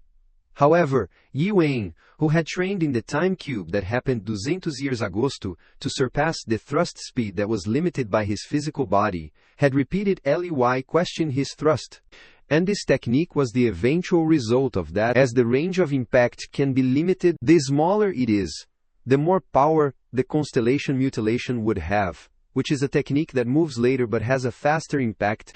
As the protagonist is attacking Russell with his skill, he is sure that if Chinho had been there, he might have said something like that. He completely understood the principle of allowing others to make the first move before suppressing them, since that is the fastest thrust that Yuan could perform right now. He immediately struck Russell, using the wave's path, Yuan's second form. The assassin was shocked to see this, as that is wild, as he managed to defeat Russell and wondered if one of the 7 stars had just changed out. Everyone saw Russell kneeling before the protagonist with his amputated arm, and Ignis remarked that it had been a long time since a fight was this good. Druin wondered what happened when he went to the toilet, and Ray explained that a new 7th star had been introduced. Some gods have given the protagonist 500,000 trust for his battle, and some congratulate him on his victory, but some look at him with jealousy. The protagonist asks Russell for his last words, and Russell smiles. He then tells him that he is the new god slaughterer from this moment onward, and he collapses. Everyone was utterly silent on witnessing this, and the protagonist grabbed Russell's hand, threw him down, and wanted someone who knew him to bring him to get treatment. Ness, the god of the lake, clarified that he had helped her before, so she asked if it would be okay for her to bring him to get treatment, and the protagonist told her to do as she wishes. The reason why Yuan cut off Russell's link with his avatar and left him alive was because he felt slightly guilty for killing numerous gods, to the extent that he gave himself the nickname of God Slaughterer. That was also because of the look in Russell's eyes at the last moment, but even if he does not know the exact reason, that does not matter. The protagonist wanted to kill the next one who fights him, then run away or get off the mountain. He is sure they just saw that he can cut off the links of the gods and damage the original bodies of the gods. So he inquired if anyone wanted to go next. One of the assassins did not want to be scared of him, as even if he is strong, there is only one of him. He is sure that Yuan might be exhausted after fighting Russell, so that they can defeat him now. The protagonist jumped down, telling them it is right that he has used quite a bit of his strength, but he still has enough strength left to destroy the 8th floor. He is sure that Alliance people might be hidden among them, and the chief commander is also watching them. While the assassin is about to say something, the protagonist clarifies that he said he would fight the chief commander in a one-on-one fight in 3 days, but he never said he would climb the branch. Since they deceived him, He is changing his promise, so he wants them to choose it now that either the chief commander comes to meet and fight him or watch the entire 8th floor get destroyed right now. All the assassins run away thinking he is a crazy man, as he is going to use that skiller, and they realize that the god's slaughterer has declared his intent to slaughter. The protagonist does not have enough world power to use constellation mutilation, so he is glad his threat worked. Anderson arrived there, as she saw everything through the stream, and asked if he did not have enough world power, then he should tell her as she had stormed up. The protagonist is surprised to see that she is not making a fuss like she usually would. Anderson clarified that she is already used to him creating trouble, but she wanted him to be careful as some strong ones are left. As the sound of a watch ticking approached, the protagonist already knew there were at least 3 of them, and they were pretty intense. The elite of the 5th sight, one-eyed watchmaker, is approaching him, and Anderson recognized him from his eye patch, with a number. The protagonist inquired if he was from Alliance, but Anderson clarified that they are not under Alliance, but they are the elites of the 5th sight, which belongs to the chief commander, so they were sent there to help him. She elucidated that the number on their eye patch determines the strength of the one-eyed watchmaker, and since his number is 9 it means that he is quite strong and is the elite of the elite. Assassins. The protagonist asked the 9th one-eyed watchmaker if he was there to bring him to the chief commander. The 9th one-eyed watchmaker stared at the protagonist and shook the crowd with his single gaze. The protagonist figures that his threat would not work against him, and supposes he might have appeared to estimate how much world power he has left. He is certain that if he figured out that he does not have enough power to use constellation mutilation, then those hiding would attack him simultaneously. He supposed they might want to corner him and hunt him. So he told Anderson to hide somewhere, and she told her to be careful. Jan wondered whether he should attack first or wait to counterattack. But he knew that he was in a disadvantageous situation no matter his choice. Since the situation was the worst, he wanted to charge through him as fast as he could. But before he could attack him, Ciel had appeared and wanted him to stop immediately as they had business with him first. She heard that Yi was with Yun-se and wanted to know where he was right then. The 9th one-eyed watchmaker is surprised to see the crack appear there. Cialia wanted the protagonist to hand Yun-se back to them as he is someone she has hushed a lot. The protagonist clarified that it would be a problem but assured her that he is safe, making her wonder if he is holding Yun-se hostage. The 9th one-eyed watchmaker asked Cialia if it was alright for him to interpret this as she was trying to interfere in the matters of the 5th sight. Since this is the case, that means that she is going against Kronos. Abruptly, a man appeared who was found to be interesting as he was making a threat, which means Kronos was there himself, or he should at least have his right hand and be the chief commander there. Amy held the head of the first one-eyed watchmaker and told him they were not much of a threat. The 9th one-eyed watchmaker asked him if he wanted to go at it, and he was willing to grant them their wish. So he summoned his man. Imi liked that, so he threw the head away and started attacking his opponents, and got rid of many of them. He remarked that the toys of Kronos are nothing much, but the 9th one, the watchmaker, did not want him to speak of his name. Xiaoliao watched for a while, then jumped, telling him she was talking, so she wanted everyone to shut up. However, Emi still rushed toward that attacker, and they kept fighting, which infuriated her, so she shouted to quiet them. Her overwhelming aura startled everyone, and Emma clarified that he was not doing this because he wanted to fight, but she told him to quieten down. The protagonist realizes this is the strength of one of the Crack's captains, which means she intentionally hides her strength previously, and realizes that she is stronger than the 7-star guy he just defeated. She accosted the protagonist as she wanted to let him choose whether he should bring Yun-se there until she counts to 10, because if he does not bring him there, the crow is dead. Anderson gets worried on hearing herself getting targeted, so she wondered why she is targeting her. The protagonist clarified that he can't hand Yun-se over to her,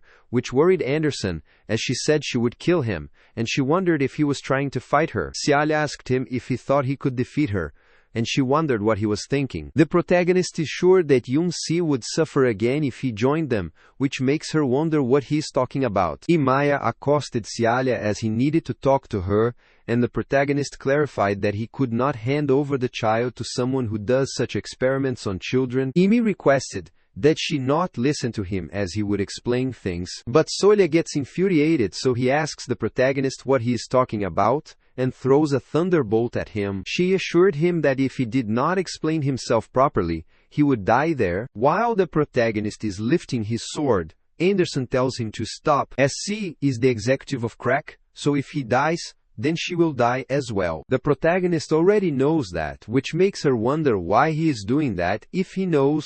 Abruptly, Uni rushed there to defend the protagonist and required the captain to stop. Later, they went to the black shop, where I requested an innkeeper for a portion of dumplings along with the bowl of noodles. He always wanted to try doing that in the merm world, and his action makes Renard wonder if he is really from crack affirmed. So Renard wondered if people at crack also eat dumplings. He clarified they do not eat often, which is why the dumplings taste even better. Renard inquired if this is also true, that he kills everyone who tries to talk to him, but I reminded him that he is also talking to him right now. Renard inquired who would win for the crack sovereign force with one of the 7 great gods, which worried both Biokor and Hiopungi. Calmly answered him that he did not know, as it had never happened before, but he still wanted to vote for sovereignty. Can't believe that Renard asked that question to a captain of crack, as if they have a slaughterer there.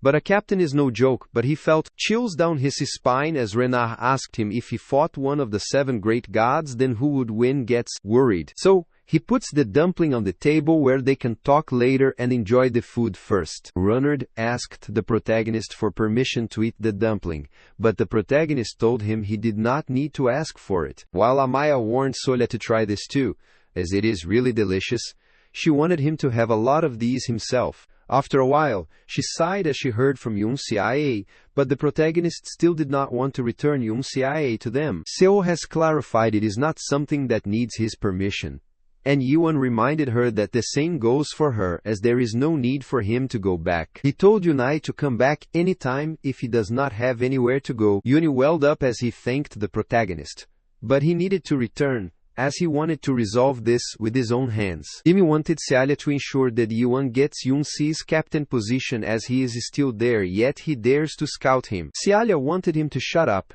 and knew that previously things had not ended well between them. The protagonist thought there was no reason it had to end well, but Sioha did not want him to worry, as she would take care of him. She added that her offer from back then is still available, so she asked for his opinion about joining the crack. The protagonist had already told her that he would not join them. Solha wondered why he would do that, as she would give him a great position, and she promised to make him the 3rd captain, which shocked him, as that is his position. The protagonist clarified that he does not need that, which makes him wonder why he is resisting, as she could tell he hates God from his actions. So if he joins them, he could fight them to his heart's content. She does not know why he is denying, but it is not too late for him to join them first, then decide, and added that the crack sovereign wants to meet with him badly. The protagonist remembers Eden talking about crack sovereign, as he also has something similar to Eye in the Sky. Sioha inquired if he had any change of mind, but the protagonist wanted to deal with them himself. She asked if he was serious, as there were dozens of people coming after this inn right now, and she was sure he knew what would happen the moment she left this inn. But this does not matter to the protagonist, so Cialia decides not to force him anymore. She needs to repay him for saving Unaa. So she asks if he wants her to take care of the Alliance underling. Renard is surprised by Crack's offering to help them, and Anderson agrees, as she thinks that as well. The protagonist refused to get any help from her, and wanted her not to come in his way, which infuriated both of his comrades. Solha asked if he wanted her to kill the chief commander, which shocked Emi, as he could not believe her. She wondered why he was startled, so Emma reminded her that she had lost to him in the past, but that was a long time ago, so she was sure to win this time. The protagonist recalls that her name was in the ranking back then, meaning she might have challenged the tower before she came there and climbed to the top floor. Suddenly, they sensed the strange energy no one spoke about, but everyone knew that a moment ago, the strongest god within the Metabuse arrived on the 8th floor. Cialia never thought that the day he would personally come to the 8th floor would arrive. Emi realized there were more numbers now, so he supposed that it might be the Hourhand squad that was there for revenge. After entering the inn, the Hourhand squad clarified they are not there to fight, which shocked Emi, wondering why that was. Anderson wondered what he meant by why, as that is good if they are not there to fight. Renard agreed with her, and thought it was true that he kills everyone who talks to him. Hime gets annoyed as he can hear them from there, and clarifies that he does not kill people because of that. The number those looked at the protagonist and told him that the chief commander wants to meet with him. After he came out, everyone is cheering the god's slaughter, and Sioha realized that his popularity has increased, but still it is less than theirs. The protagonist wondered why they were following him. Insolha clarified that it was because she was bored, but they did not mention anything about them following him. Meanwhile, everyone is cheering for him when one of the guys rushed toward him from the crowd as he was his fan, but he was stopped by his opponent. They were amazed to see such a passionate fan, and the man asked him how he could become as strong as he was. All the guides have a strong pride because they have fought in Big Brother and have built their own worldview. So only gods that are stubborn and opinionated can protect their wonderful view in the storm of the abyss, but such a being is foregoing their own pride to ask that question. His fan cried, wanting to become strong enough for his followers to rest easily. The protagonist clarified its thrust, and the man is already doing that. So he wondered how many times he needs to do it. Yuan does not know that either, and on hearing his answer, some criticized what was said, some laughed, and some nodded in agreement. The gods of yesterday also nodded, but some doubted him, some understood, and some were disappointed, which was the only difference.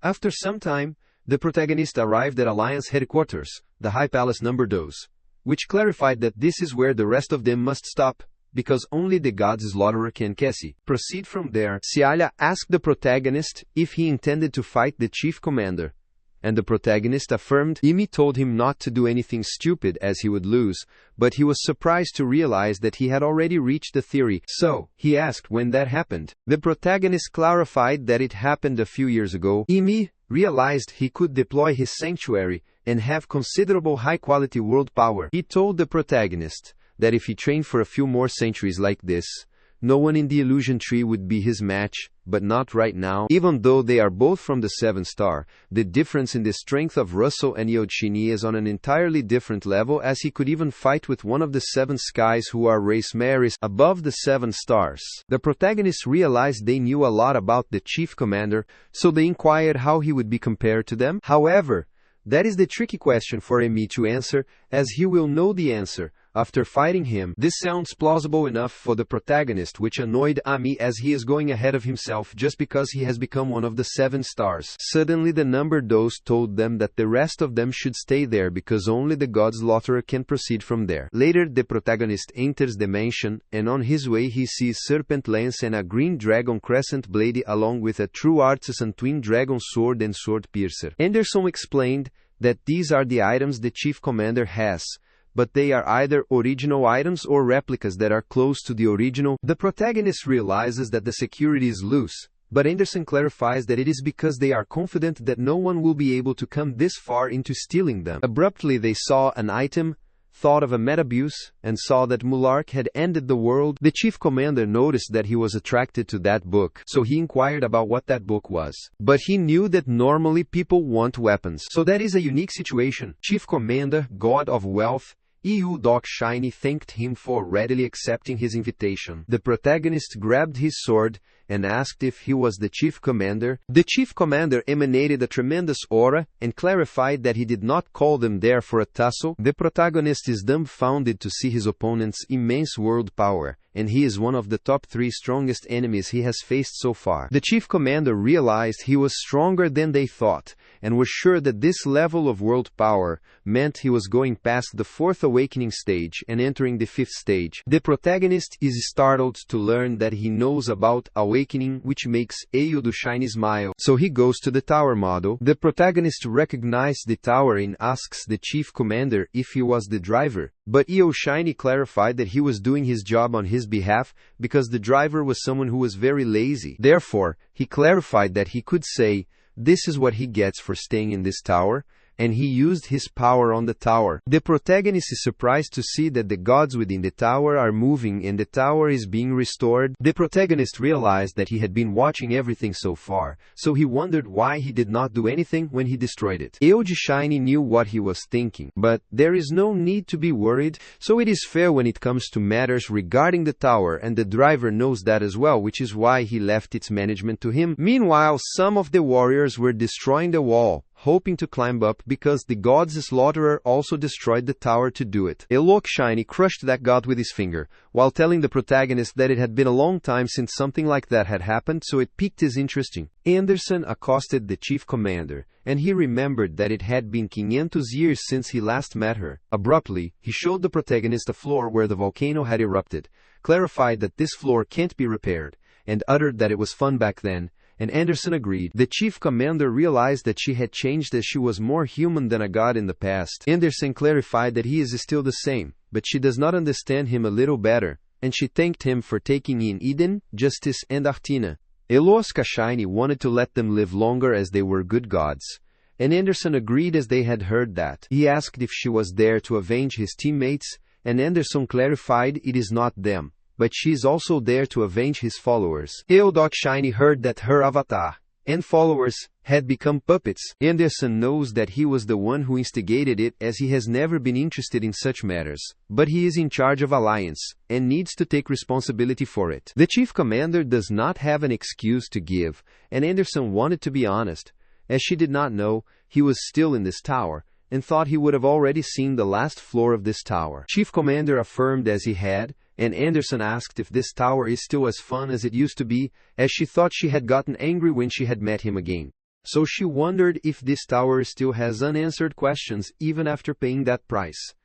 But right now he looked pitiful. The chief commander clarified that some questions can never be answered eternally, even though he knew that he kept asking questions. Anderson told him to think about his last question now, and the chief commander sighed, as he had been waiting for such a day to come, as he was waiting for someone who could keep asking these questions for him. The chief commander inquired why he climbed this tower, and if he wanted to get recognition that his worldview was correct. At that time, Yuan felt a strange sense of kinship with the man in front of him. It was similar to when he had seen the Samayongaram, as there was a style that could be felt from those who agonized over their worldview. The man in front of him was someone who, like him, was curious about the end of the world, and also was someone who wanted the end of this world. The protagonist comes to find his friend and clarifies that unfortunately he is not in this tower, which is why he is going to meet the driver and ask him about the first Shimoshe.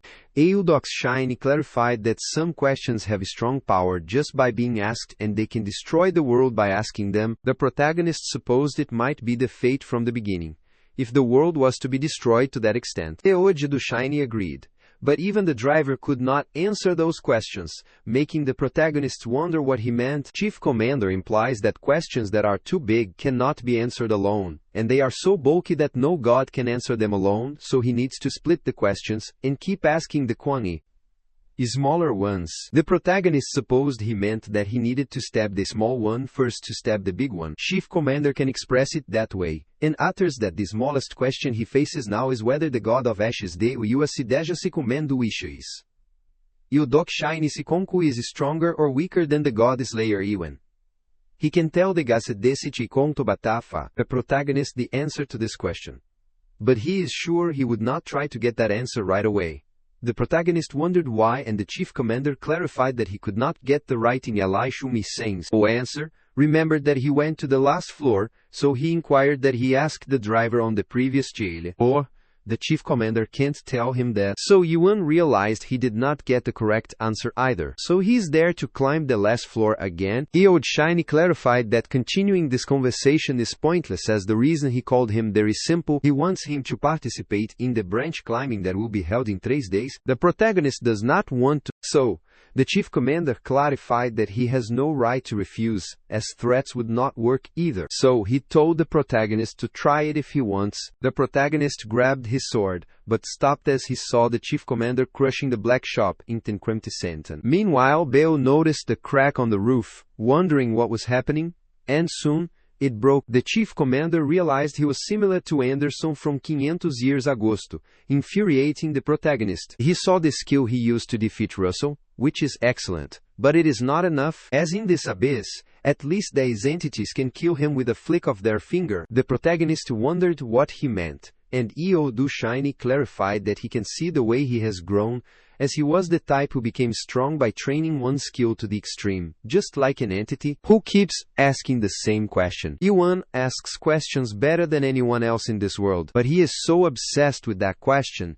that he misses all the other questions since he was so focused on climbing this tower quickly. He missed all the scenery from the second floor to the fifth floor. The protagonist clarified that he did not come to sightsee, and the chief commander clarified why he should have climbed the tower properly. Since Tower of Nightmare is like a work of art, he will never discover it if he does not read it carefully. He gave the protagonist 4 days, hoping it might be enough time for him to prepare a few small questions. The protagonist wondered why he was giving him time to get stronger. The chief commander is sure that Anderson knew he could not face him now, but he still accepted his invitation because he trusted him and paid his respect to his trust. He told the protagonist that he was fortunate and wanted him to consider that the history he had lived was saved for him. He also wanted him to be grateful that he still had time to ask questions. Suddenly the protagonist came out of the mansion with shock, and Solia is surprised to see him there when he just went in. Anderson clarified, "This is the ability of the 3 divine artifacts that the chief has, which is why he has never been defeated by anyone except the 7 great divine seats. Because he can rewind Jimmy." The protagonist wondered if that was a rewind or an illusion, because the devil told him such abilities do not exist in this world. Anderson understood what he meant, but he can rewind time, so it is modest to use a grand phrase like regression. But it is true. The protagonist understood that her ability had limitations. He entered the inn, thus delighting Renard, and the protagonist thought he might have hidden himself elsewhere. Hai Pong tried to go to the safe house, but Alliance caught him, so he decided it would be safer to stay there. The protagonist realizes that Alliance has already figured out their plan, and he is sure they would be annihilated if they had collided with the Overlord directly. Abruptly, Renee asked him what the Overlord had said when he met him, and Pilgrim wondered if they were starting a war now, but Ray wondered if he had met the Overlord. The protagonist clarified that the Alliance would not act recklessly as they decided to have a showdown in 3 days. Renee wondered if the Overlord would do that, but Yi was unsure as he was a bit weird. However, he will stay secluded for 3 days, so he does not want them to bother him. Renav wondered what he should do as he had been practicing stabbing every day, and the protagonist asked if he did normal stabbing now. Renard still cannot do it properly, and the protagonist instructs him to keep training with the gods, but he does not want him to join the battle until he can use powerful stabbing. Renard affirmed obedience, and the protagonist hoped to see him in 3 days. The protagonist sat on the roof at night. Anderson asked him what he would do for the next 3 days. The protagonist wanted to check the tower's lower floors, which makes Anderson wonder why, and if it is because of the chief commander's words. The protagonist remembers something that he forgot as he heard that the nightmare that built this tower was also a master. So there might be secrets left behind by the nightmare in this tower. Siren once told him that every nightmare tower contains the nightmare internet. So the nightmare in this must leave traces behind. Abruptly, he is notified about the opening of the memorial package to re-experience the memories of the metaverse that he carelessly passed and his grand adventure to find the secret of the metaverse. For only 30,000 trusts, he could travel all the tower for 3 days. And Anderson found this toxic as they are doing business in the middle of all this. The Alliance tyranny already distorted the package, making it difficult to find any trace of its former appearance. So he is sure that kind of package can't uncover the tower's secret. Anderson saw the crack there, so he informed the protagonist, and Solia could not believe he asked her to guard him for 3 days. The protagonist was going to train for a while, so he needed a guard during that time. Cialia is surprised that he is paying off the debt of saving with this request. So Cialia told Emai to guard them. The protagonist did not want to say it twice. Imi gets annoyed as she is just passing the buck again, and Yunae also wants to be a guard. The protagonist closed his eyes and went inside his sanctuary where Anderson was watching all this but found the crumbs on her hands gross, so she tried to wipe them. The protagonist approached her and asked what she was wiping in someone else's unique world. Anderson is surprised to see him there, wondering when he arrived and why he suddenly arrived when he was going to train. The protagonist clarified that it is because the tower is there, which confused Anderson. She wanted him to explain what he was talking about in a way she could understand. Yuan clarified that the current metaverse is not in its original state the way the nightmare created it, so the place he needs to look at is the old metaverse. Anderson is shocked as she finally understands what he might be scavenging. The protagonist is sure that she might be familiar with the meta-abuse of the past. As he puts his hand on her head but Anderson requests him to wait, he looked at her memories and finally built the meta-abuse from 500 years ago. The reason why gods can't climb to the end of this world is that they are too heavy, and the tower acts as a staircase that is made for gods that are too heavy. The protagonist sees the words left behind by Neil Crash, who is the mayor who made this tower, and he asks her since she said she fought the chief commander. Anderson affirmed that it happened a long time ago, and she told him in advance that her class would be very tough. But that is what the protagonists wanted. Meanwhile, outside the sanctuary, the assassin heard some noise as he felt someone approaching. His comrade asked what sound, and the man uttered that it sounds like a clock needle, and he is shocked to see the crack there. Cialia killed him and admitted that his ears are sharp, and the other members of the Hourglass were worried to see the invaders. The number 5 wondered if they could kill the gatekeeper Bera, and the number 4 wondered who was wondering if they did not know about this place. Cialia is sure they might have given their time label based on their strength, but the strong one between 600 and those 00 is still there, so she is sure they can't stop her, and she wanted to make it short because she wanted the chief commander to come out there. The man wants them to stand down as he does not know what is happening in the crack and why they are making such a ruckus there. But if they do not stop, they will mobilize the Alliance's troops. Cialia inquired if he was the new military advisor of the Alliance, and knew that he was stronger than the 6 meta-abuse gods, but not at the level of the 7 stars. She is aware that he is the one who ordered the kidnapping of Yun-Si on the 7th floor. The advisor realized she did not want to stand down, so it could not be helped, and he commanded the Alliance to get her. Cialia captured all of them in her chains and got rid of them in a single strike, which worried the advisor. Then she rushed to strike the advisor and wanted to tell the chief commander to get out there. The advisor asked her if she thought they would be afraid of crack, and several other Alliance members rushed to strike her. Seo has supposed the reputation of crack had hit rock bottom, and she summoned her sanctuary, the sea of blood filled with corpses. She killed all of them easily and thought they were all pathetic, as he did not even know that he had been decapitated. Then she accosted the remaining 2, telling them that she would spare their true setter lives if they got lost now, and they rushed away.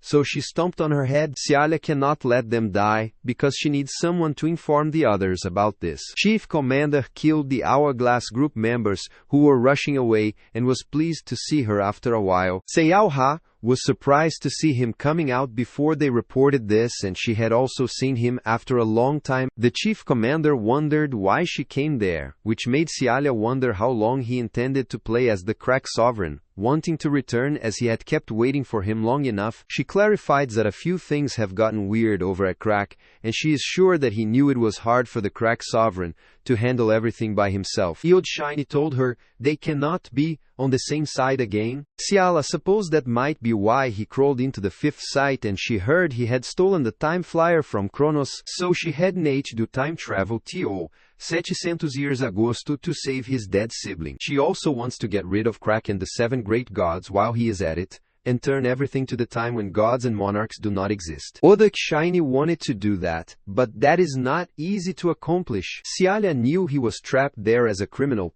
as he could not do anything, and wondered if he still asked weird questions by himself. The chief commander still asked questions, but recently he has been doubting his reason for asking questions, which is why he is pondering other people's questions these days.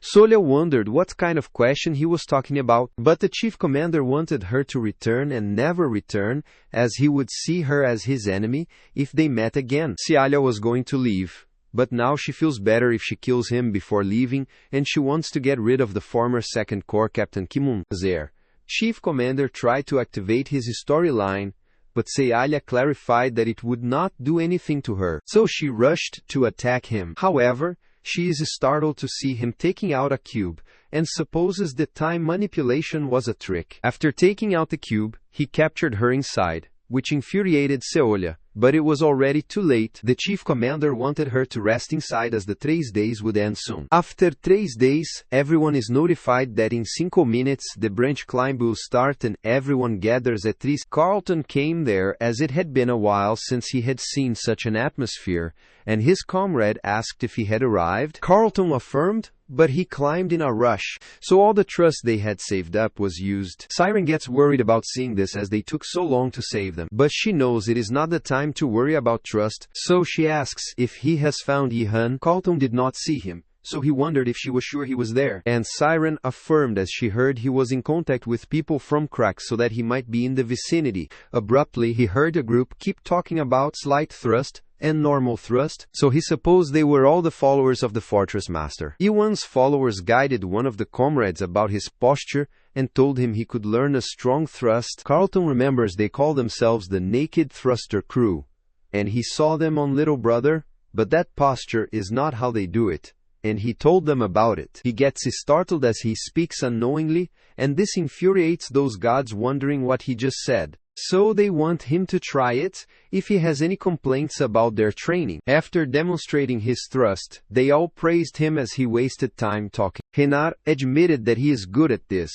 and inquired what kind of thrust that was. Carlton explains, "This is Chinyo thrust, which is made to thrust at a man known as Chinyo, and is used by the one who taught him this occasionally." Abruptly, they were notified that the branch climb would start in 10 seconds, and Renar rushed away as he had a part, so he wanted to get going first and wished him luck. Carlton affirmed that they wanted to survive as well, and they were notified that the details of the mission had been posted, which was similar to what Hopon told the protagonist. After the description, everyone is said to touch a root near them to move to the mission location. Carlton reached out to touch the root, wondering if that was how it was meant to be done, and shortly, he was notified that he had chosen route number 461. So, he moved to his location, wondering if he was going into the tree. Suddenly, he heard someone telling him to run, but he kept standing there, which made the other wonder if he was there to play, as he should not stand in the middle of the road if he were not going to run. Carlton finally understood that he needed to climb these spiral stairways, so if he climbed to the top,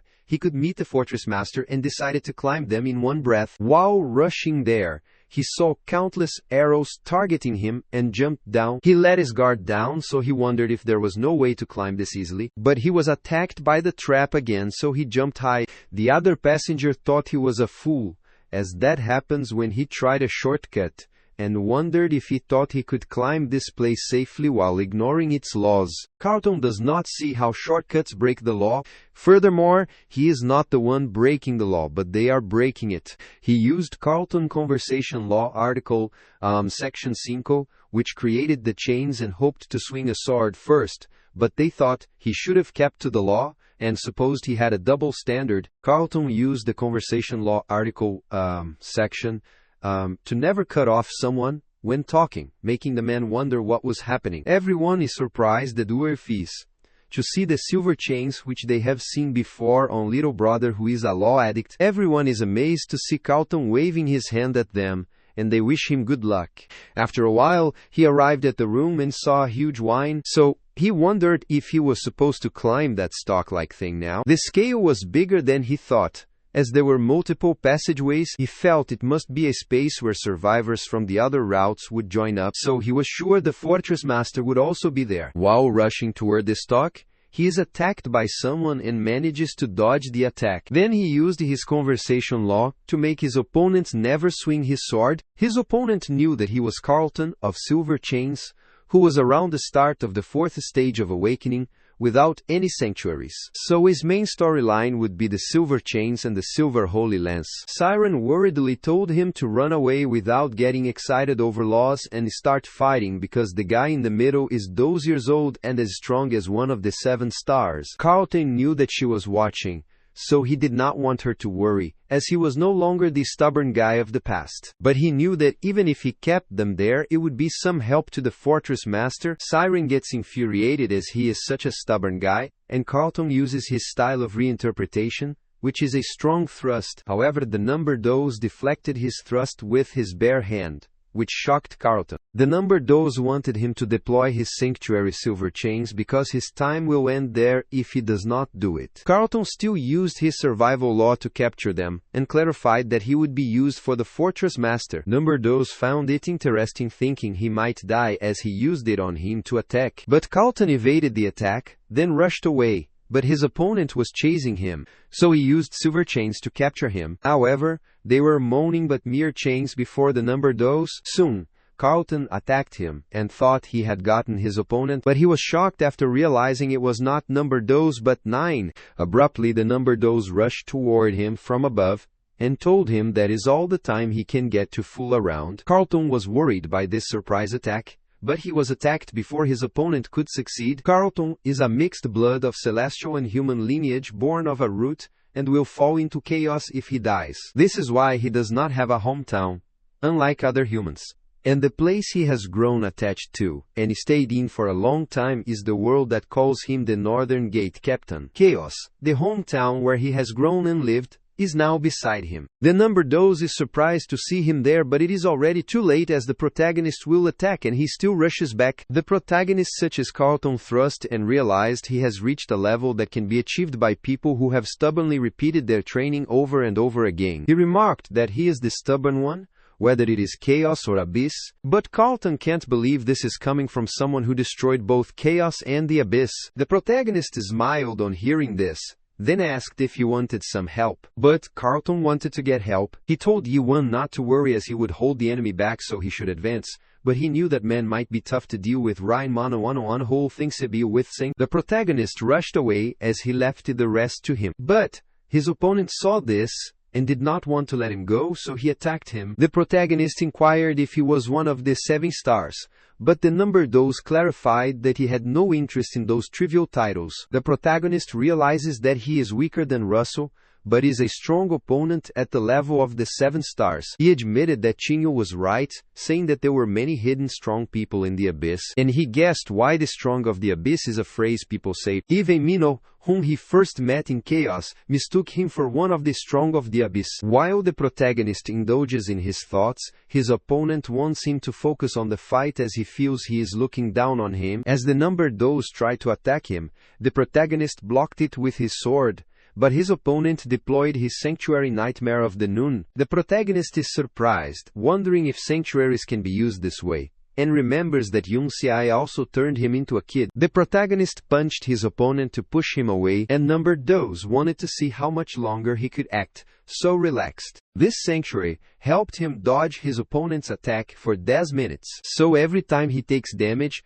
the remaining time will be reduced, but the time will increase if he deals damage. After the time is up, he will be dealt a fatal hit. Several weapons appeared on the clock to strike the protagonist, and he wanted him to try dodging them if he could. While the protagonist is trying to dodge the attacks, he gets struck by a few of them, which decreases the remaining time by 1 minute. The number dos wondered if he thought that people like him could handle the flow of time, and assured him that he had no chance at winning in a battle of speed. So he wanted him to try the technique he used to defeat Russell. The protagonist deduced that the gods of the abyss liked to tell his opponent, but he knew that his opponent was right, as things would be tough for him in a battle of speed. So he wanted to put all of his strength into one thrust. Suddenly, the Hourglass Group's member got released from the Carlton chains, so he rushed to attack him, but Carlton worriedly alerted him. The protagonist immediately looked at them and launched a thrust to get rid of them. The number dos knew this was the technique he used in his battle with Russell,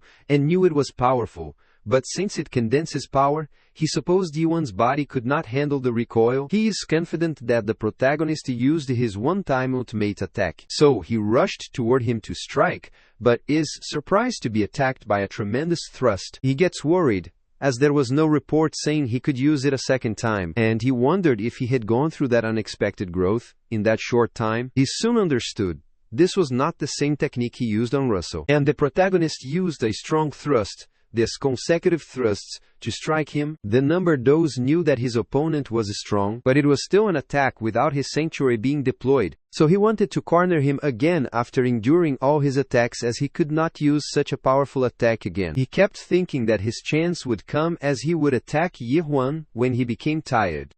so he thought it should stop, but he wondered when it would end. Meanwhile, the protagonist has used his strong thrust 50 consecutive thrusts and subjugated his opponent. Carlton is dumbfounded to see this as his fortress master has become stronger. After the dust had subsided, the number those saw the protagonist approaching and wondered if he was a monster, as he could not be this powerful without his sanctuary. But he finally understood something. Sanctuary deployment is used to turn a certain area into one's own territory, which uses a lot of the world's and is hard to use recklessly. That is what got Yuan thinking about whether there is a need to deploy the Sanctuary of the Abyss, so he came up with a technique to deal with this Strong of the Abyss in the last 3 days.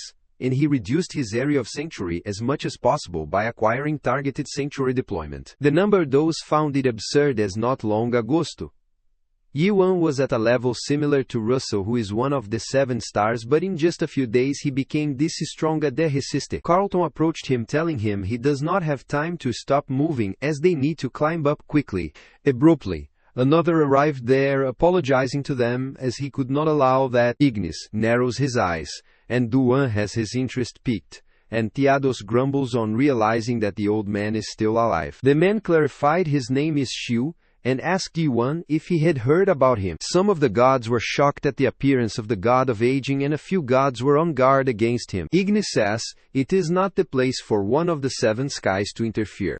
And the protagonist is surprised to learn that the old man is one of the 7 skies. The 7 highest thrones are the 7 thrones. The 7 skies below them, and 7 stars bring up the skies. That is what the 20 strongest gods with the abyss are called. But right now, one of the 7 skies has appeared before Yuan. Xiu did not want to bring down a young star, so he hoped Yuan would stand down. The protagonist does not feel any hostility towards him, so he wondered why he is stopping him. Xiu clarified that he is pretty feisty, and this would not end if he fights the chief commander and wins. So he wondered if he intended to make the entire abyss his enemy, and asked Yuan if he knew who owned the Metabuse behind the scenes. The protagonist does not know about that, and is not interested in that either. Chu and Xiao wanted him to take some interest starting now, because he will realize that climbing to the end of this tower is as foolish as any living being trying to fight against aging. The protagonist does not intend to keep chatting, as he will cut him down if he wants to stop him. Xiu is amazed to see that he can already see the potential of a 7th throne in that young god's eyes. Even though he came there due to Kronos' request,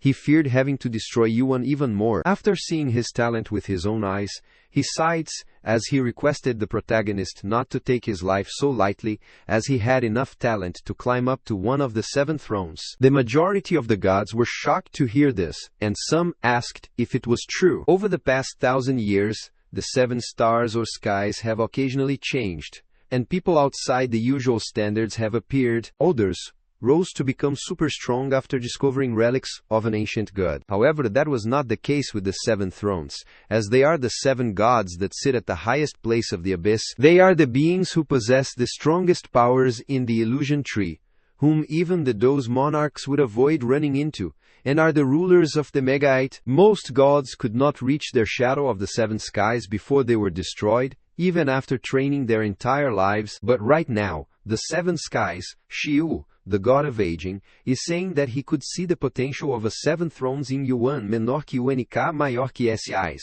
Abruptly, some of the people arrived there and cursed the protagonist as he dared to come there and wanted to get lost, as this is not a place for him. The protagonist is startled to hear the monarch and realizes they are a lieutenant general or above. From the world pressure he can feel Dudu. The protagonist is confident that he can defeat them, even after using a lot of world power in his fight with a watchmaker. But he knows it won't be easy since one of the 7 skies is there. Carlton volunteered to buy him some time by stopping them for a while, but before he could do that, Renard came there and used Chinho menor que UNK maior que S thrust to strike those people. Martis found an opening after that thrust, so they all charged with the naked thruster crew.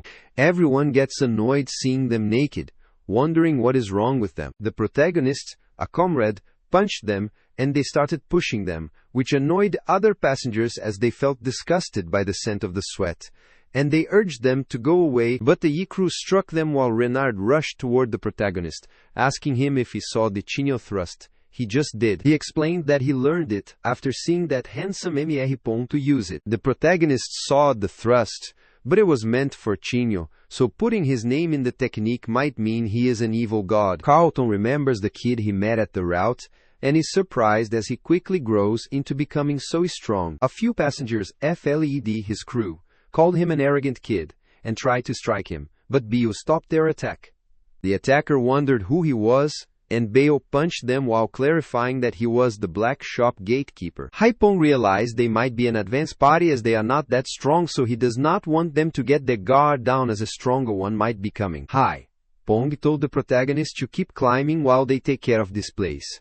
And Renard agreed with him. Abruptly, Ray came there, struck several attackers with the speed of light, and told the protagonist to go now. Carlton also requested that he leave as he would help to stop them there. The protagonist heard everyone cheering him to go up, but he still did not climb, which made Renee wonder why he was hesitating as he must kill the chief commander. The protagonist thinks for a while, then clarifies that he will destroy their world, and Renee requests him to do that. He remembered that she wanted to protect the tower, and Renee clarified that she had not changed her mind, as even if she was helping him, she was hoping that he would fail. Even if the protagonist succeeds in ending this world, she wants to see the scenery that Yuan sees. Xiu realizes that things similar to bones remain in this era, but he assures Yuan that he would not pass through this place. Before Xiu could strike, the protagonist, Imi, came there and hit the old man with a blood flower, which caused a massive explosion, thus injuring several of them. Xiu was unsure of the reason the crack was helping Yihan, but he requested that he step aside. Imi can't do that as he has his own situation, so he wants Xiu to play with him there, and tells Yuan to go quickly since his opponent is strong. Emma wanted to be focused and wanted Yuan to help with one thing. The protagonist wondered what help he wanted, and Emi explained that Cialia disappeared 3 days agosto, and he was sure that she had gone to find the chief commander, so he requested the protagonist to bring her back because a captain going missing is bad news for Crack. So he uses Earth's thrust to go higher. The protagonist agrees to do that. At the same time, Emi was counting on Yuan to rescue Cialia and bring her back. The assassins realized the monarch slayer was running away, so those alive wanted to follow him. Suddenly Yuni arrived, struck those trying to get to Yuan, and assured him that he would guard his rear. Since the gods, monarchs, and humans all came there to climb to a higher place, they accumulate world power, gain levels, and conquer towers to climb higher. Those who can't handle being that high come to this place to go lower, and the gods and monarchs have endless wars with each other. The cultivators continue to harvest the product they offer, and souls failed to be harvested become the limbs of gods and monarchs, pointing swords at each other in this lifeless hell. Therefore, the protagonist realized that the mayor who made this tower is telling them about the entire situation, but he does not know why Mahe shows this to Yuan, and what the meaning is that it holds to express such feelings in this meaningless world. Shortly, the protagonist arrived at the end of the branch, where he completed his mission and ranked number 1 in branch climbing.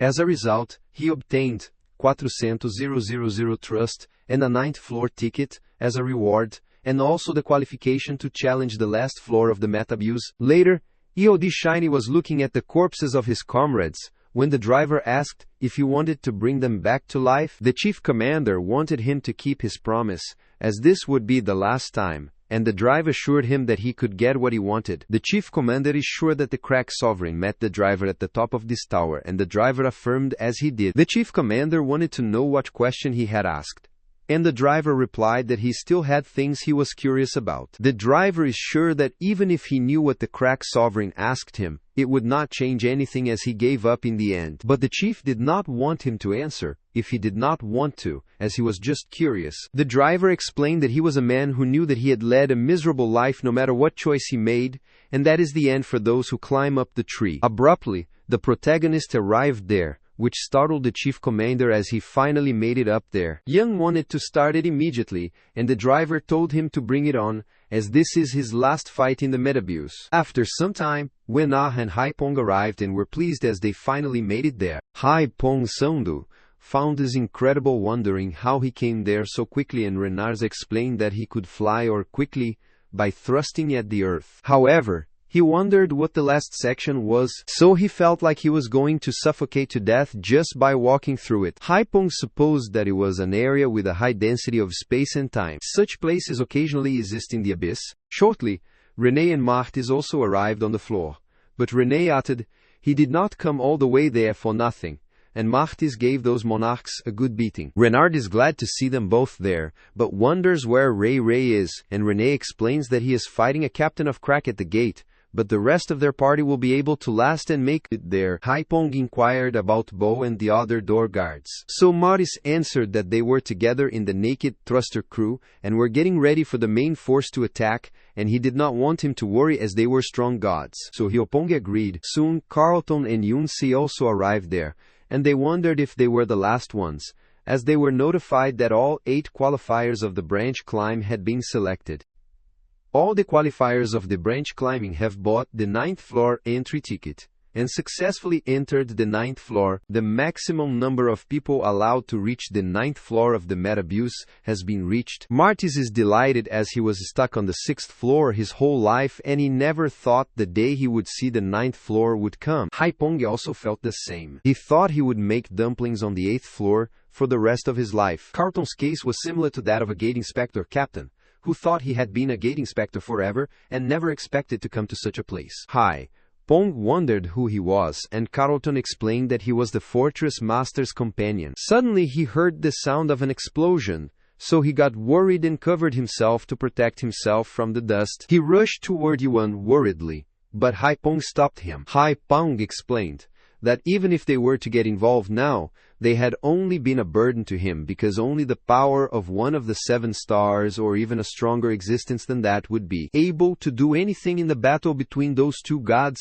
On the other hand, the protagonist is attacked and blocked by Iodu Shiny, and he counterattacks. The chief commander's attack pushed back the protagonist, and he attacked him, thus inflicting an injury on his arm. The chief commander admitted that he has gotten stronger, which makes the protagonist wonder if this is the time for him to evaluate himself. He used his self-surrender skill to attack the protagonist, but he dodged the attack, rushed above his head and charged at him to attack. The chief commander grabbed his hand and wanted him to stop being so rough, and he was sure that Yuan also knew how hard it was to find an enemy he could fight with all his strength. Iodu Shiny landed a substantial hit on the protagonist, pushing him far away and shattering the pillar. He remarked that fewer than these people within the abyss would be able to fight with him right now, and he summoned an emoji to strike the protagonist. The protagonist clarified that it would soon become 9 because the chief commander would die. The protagonist's sword transformed widely,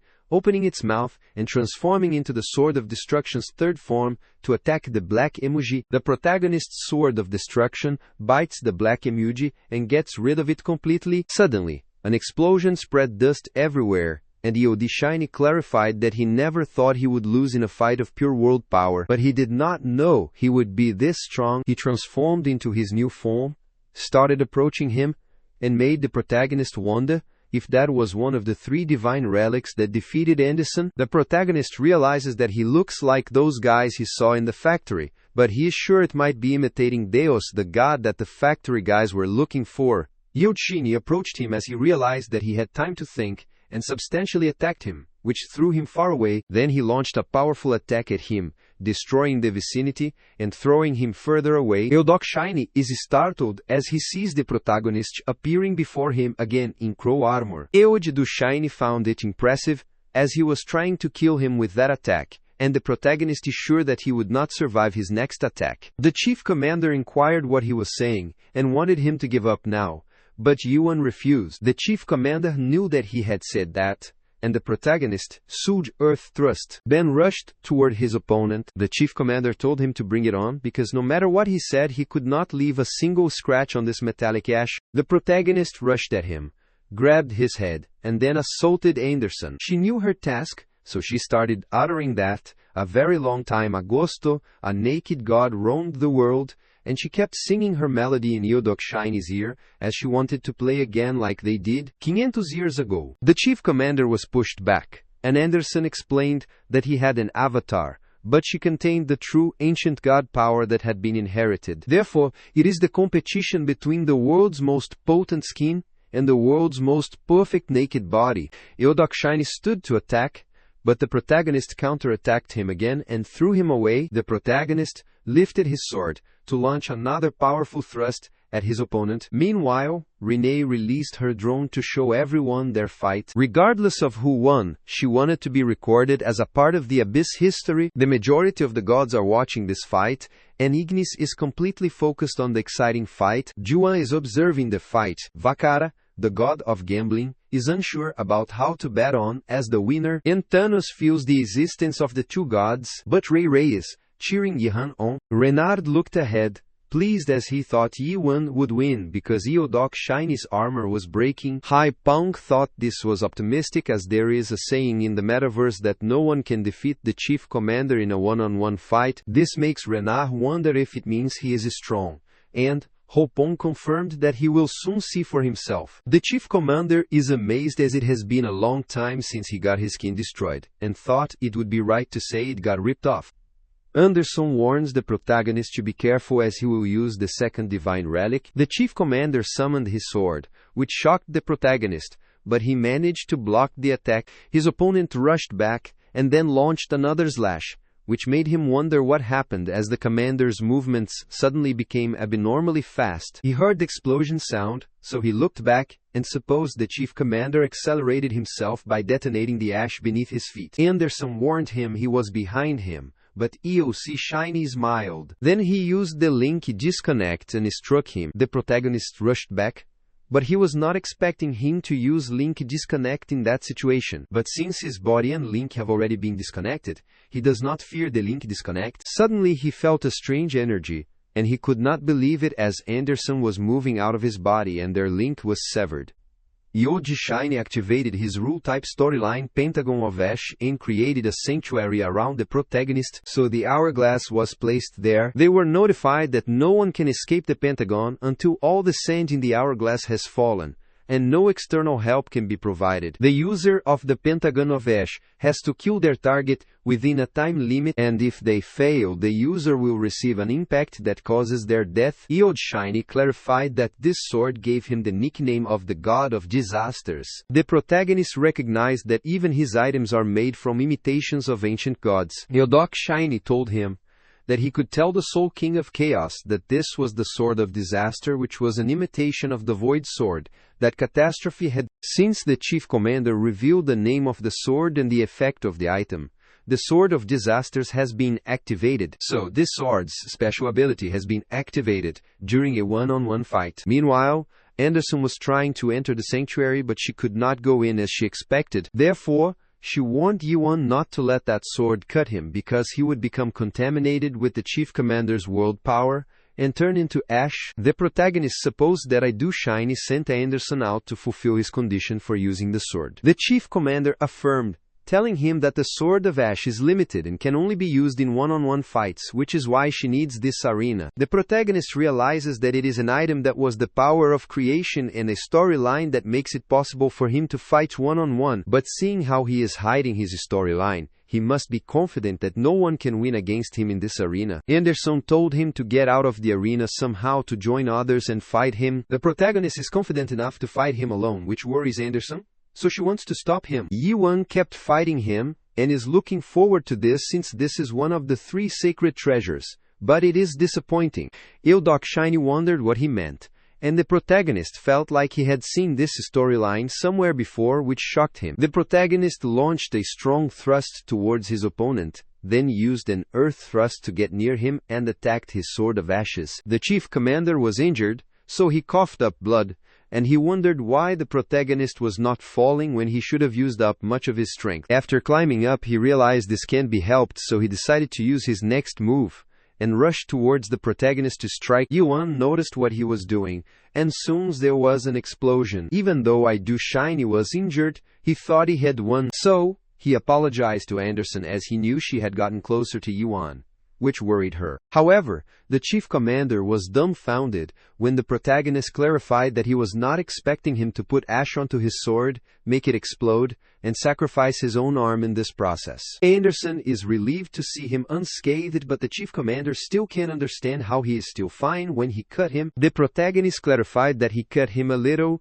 but the chief commander asked why he did not turn into ash. The protagonist uttered that because he has a strong body, and the chief commander wondered if he would take off his clothes. The protagonist clarified that he often removes his clothes. So EOS Shiny asked him if he had ever met an ancient god. Yuan explained that he had met the Soul King before, and the chief commander inquired if he had helped him strip off his clothes. However, the protagonist explained that it was not the kind of relationship they had. The chief commander knew that Catastrophe was the god who controls clothes, making him wonder why Yuan did not know what clothes were. He found it unbelievable that the protagonist takes off his clothes without knowing what they are, and he discovered his talent to be fearsome. The protagonist remembers his past when he was thrusting and being thought of as a fool, so he uttered that he had never heard people tell him that in the past. But he kept hearing it after coming to the abyss. He gets into his stance and wants to end this fight now. Meanwhile, Marty's used normal thrust, and Carlton appreciated him but wanted him to lower his upper body. Then he told Yunai that he would be checking his posture too, so he wanted him to get ready, and Yunai concurred. While Renard realizes this fight is taking longer than he expected, he wonders if that is because of the hourglass not falling or him. Hypongues does not know whether it is because the time flows more slowly in this place, or because the sand in the hourglass falls slowly. However, Renard found it strange as Yuan has the upper hand, but it feels like the chief commander's counterattack has gotten way faster, as it seems like he is adapting to all of Yi menor que UNK maior que S attack patterns. Martys knew that even if this were the case, the chief commander would look way more injured, and Carlton agreed, as it would only be a matter of time before the Fortress Master won. Renard uttered that the problem is that time is not flowing, and the chief commander still has his third sacred treasure left alone. Rene explained that he already uses all his sacred treasures, which startled them. Martys inquired since when, but Rene was not sure either. Meanwhile, the chief commander rushed at him with extreme speed, and the protagonist asked when he did it, and the chief commander wondered what. The protagonist rushed toward his opponent, piercing his chest with his thrust, making a huge hole in his body. However, the chief commander smirked, which shocked the protagonist, and he asked what the matter was. As he started enjoying the fight, the protagonist asked him when that was, and when he turned back time. The chief commander healed his wound and explained that it did not work on him when he found the Sword of Ash. Yuan inquired how many times he had turned back time, and the chief commander explained that it had happened about 18 times. The protagonist thought he might be out of his mind, but the chief commander clarified that the time manipulation this time also affected his consciousness, so he wondered how he realized it. The protagonist has no idea, but maybe that could be because he loves going back in time. The chief commander found it interesting as he hates going back. Ian has his reason and asked if the story of turning back time also imitates the ancient god. Iodok Shine explained, "It is different as it is made by one of the 7 great gods inspired by an ancient god." The protagonist inquired how far he could turn back time, but the chief commander thought it would not be fun if he told him this. He is confident about one thing, that he is not turning back time but forcefully turning back the sequence of time of someone within a designated space. Furthermore, the protagonist knew that the chief commander's limit would be turning back a few times, and asked if there was a restriction as to whom he could use his time ability on. You do shiny guess it is meaningless to hide it any further, and the protagonist is supposed to go back in time. He thought it would be more appropriate to say that he has to go back in time to get something back like his former teammates. The chief commander affirmed, and the protagonist inquired how many times he turned back time to save them, and he uttered 700 years. The protagonist is sure that the soul of his former teammates has been reduced to dust over those many years, and it might be dispersed around the abyss. He is sure that the chief commander is aware that he cannot turn time back normally, and the chief commander clarified that it is possible if he turned back time for the whole world. The protagonist realizes he has gone mad, and the Odang Shiny is sure no god has made it this far without going crazy. The protagonist wondered if the river could create a miracle on that level. The chief commander clarified that the driver can't do this, but the end of the world or the first nightmare might be able to make it possible. The protagonist is startled to hear about the first nightmare, and realizes that the driver knew about the clue to the end of this world. He told the chief commander that he would not get what he wanted, and the chief commander already knew that, but he had to try this.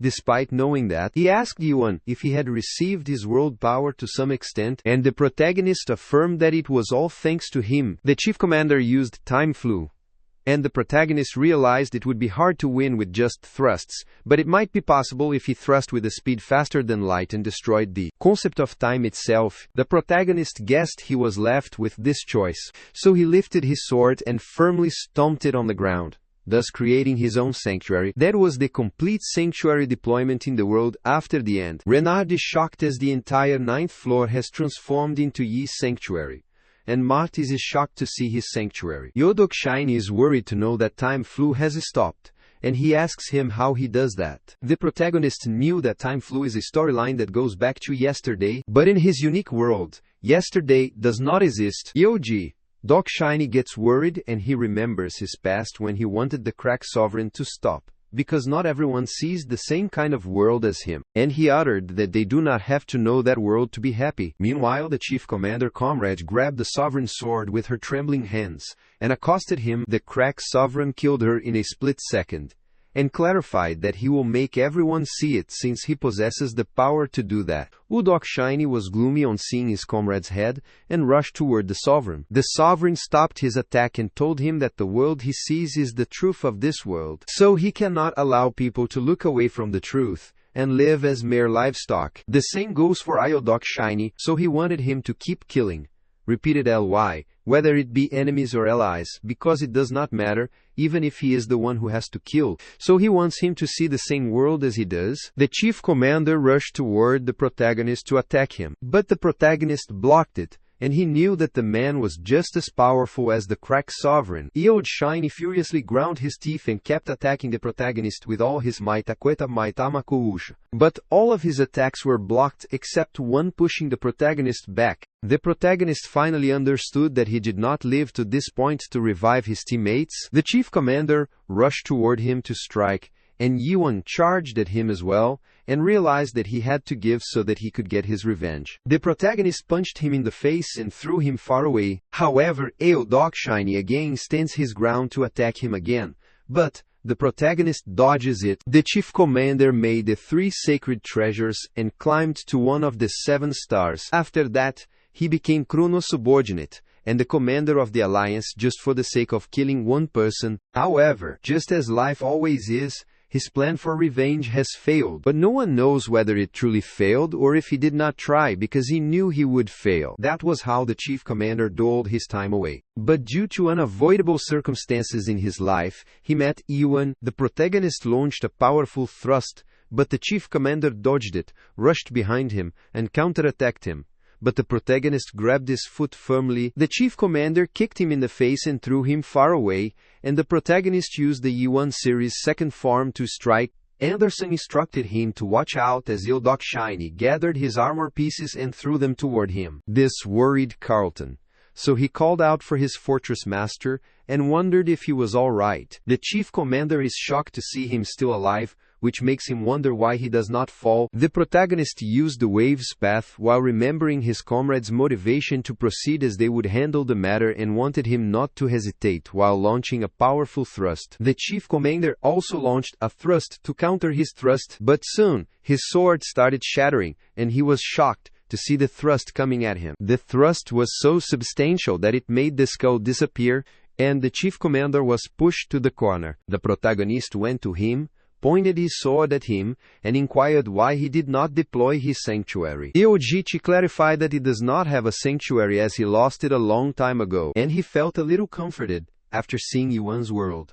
The protagonist wondered why he was comforted, and the chief commander remembered when he had asked Crack Sovereign if he still saw that. The Crack Sovereign affirmed, but he can't touch it, feel it, or smell it. But all he knows is that it is up in the skies. He could not differentiate it from a dream or delusion, and did not know how to figure out it was there. He wondered if the truth, which only one person sees, is the truth, and he told Eodok Shiny to go elsewhere to find a new question. He hoped that the question Eodok Shiny found would also be something he had been curious about. Eodok Shiny has wanted to deny the truth for a long time, and believes that a world without the truth can also become the truth, which is why he is running the Metabuse. The chief commander is sure that a day when Ihan faces a different truth, it will come one day. Because, if there are two truths in the world, then it means that one of them is a lie. Therefore, the chief commander hoped that the truth he saw was really the truth. The protagonist puts down his sword, which makes the chief commander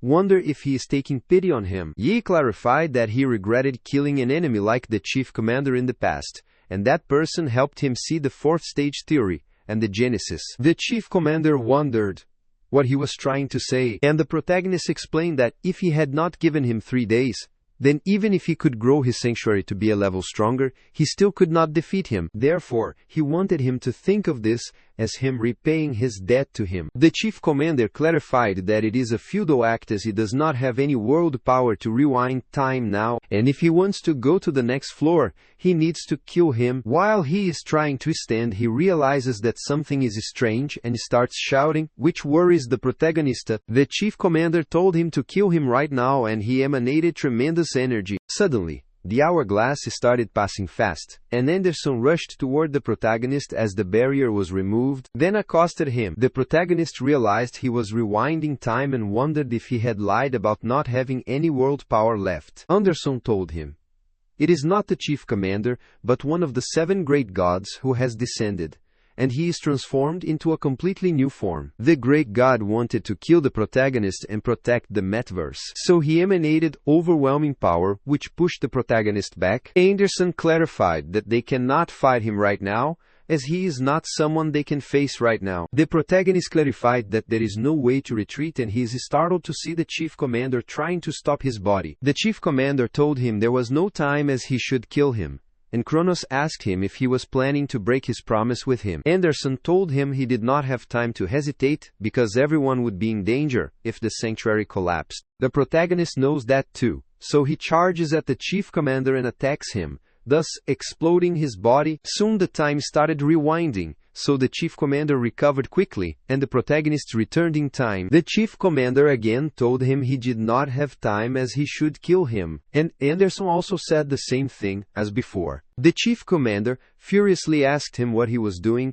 as he should hurry and kill him. However, Kronos clarified that he should hurry without killing him, and he rushed toward Yuan and punched him firmly. The protagonist was pushed back, but the chief commander kept attacking him, and he managed to dodge. After stabilizing himself, the protagonist rushed toward him and struck him again on the head, but he was shocked to be attacked and pushed far away. Kronos approached him while recovering his head, and was surprised to see the protagonist alive while the protagonist squeezes Anderson, which makes it hard for her to breathe. The protagonist tells her to go to her companions as she gets in his way, and he stands. Kronos found it amusing as he still has human emotions left even after killing so many gods, and he summoned his sword to attack him. He clarified that to reach the top of this tower, the protagonist must abandon his human emotions. Yuan tried to land another thrust at him, but Kronos dodged it by leaping high. The protagonist chased him, then tried to attack him again, but his attack was dodged again. Kronos told him,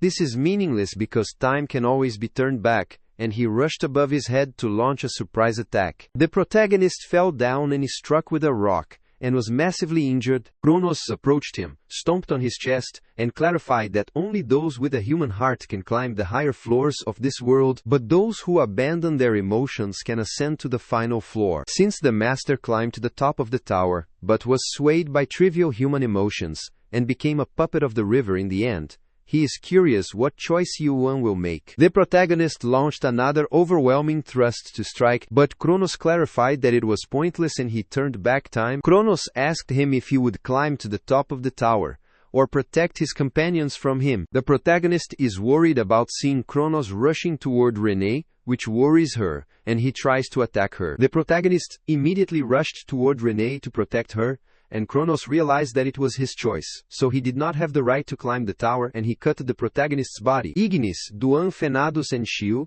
are astonished to see this, and Renee is worried. Hai Pong started trembling, and all the gods in the channel could not hide their astonishment. But Renard was worried. Suddenly, the protagonist meant the red energy, and an opening appeared in the sky from which monsters were peeking, and his tower also sprouted out. Several monsters came out of the sky, and Kronos was shocked to see this, wondering how he had done that. The protagonist's body started recovering.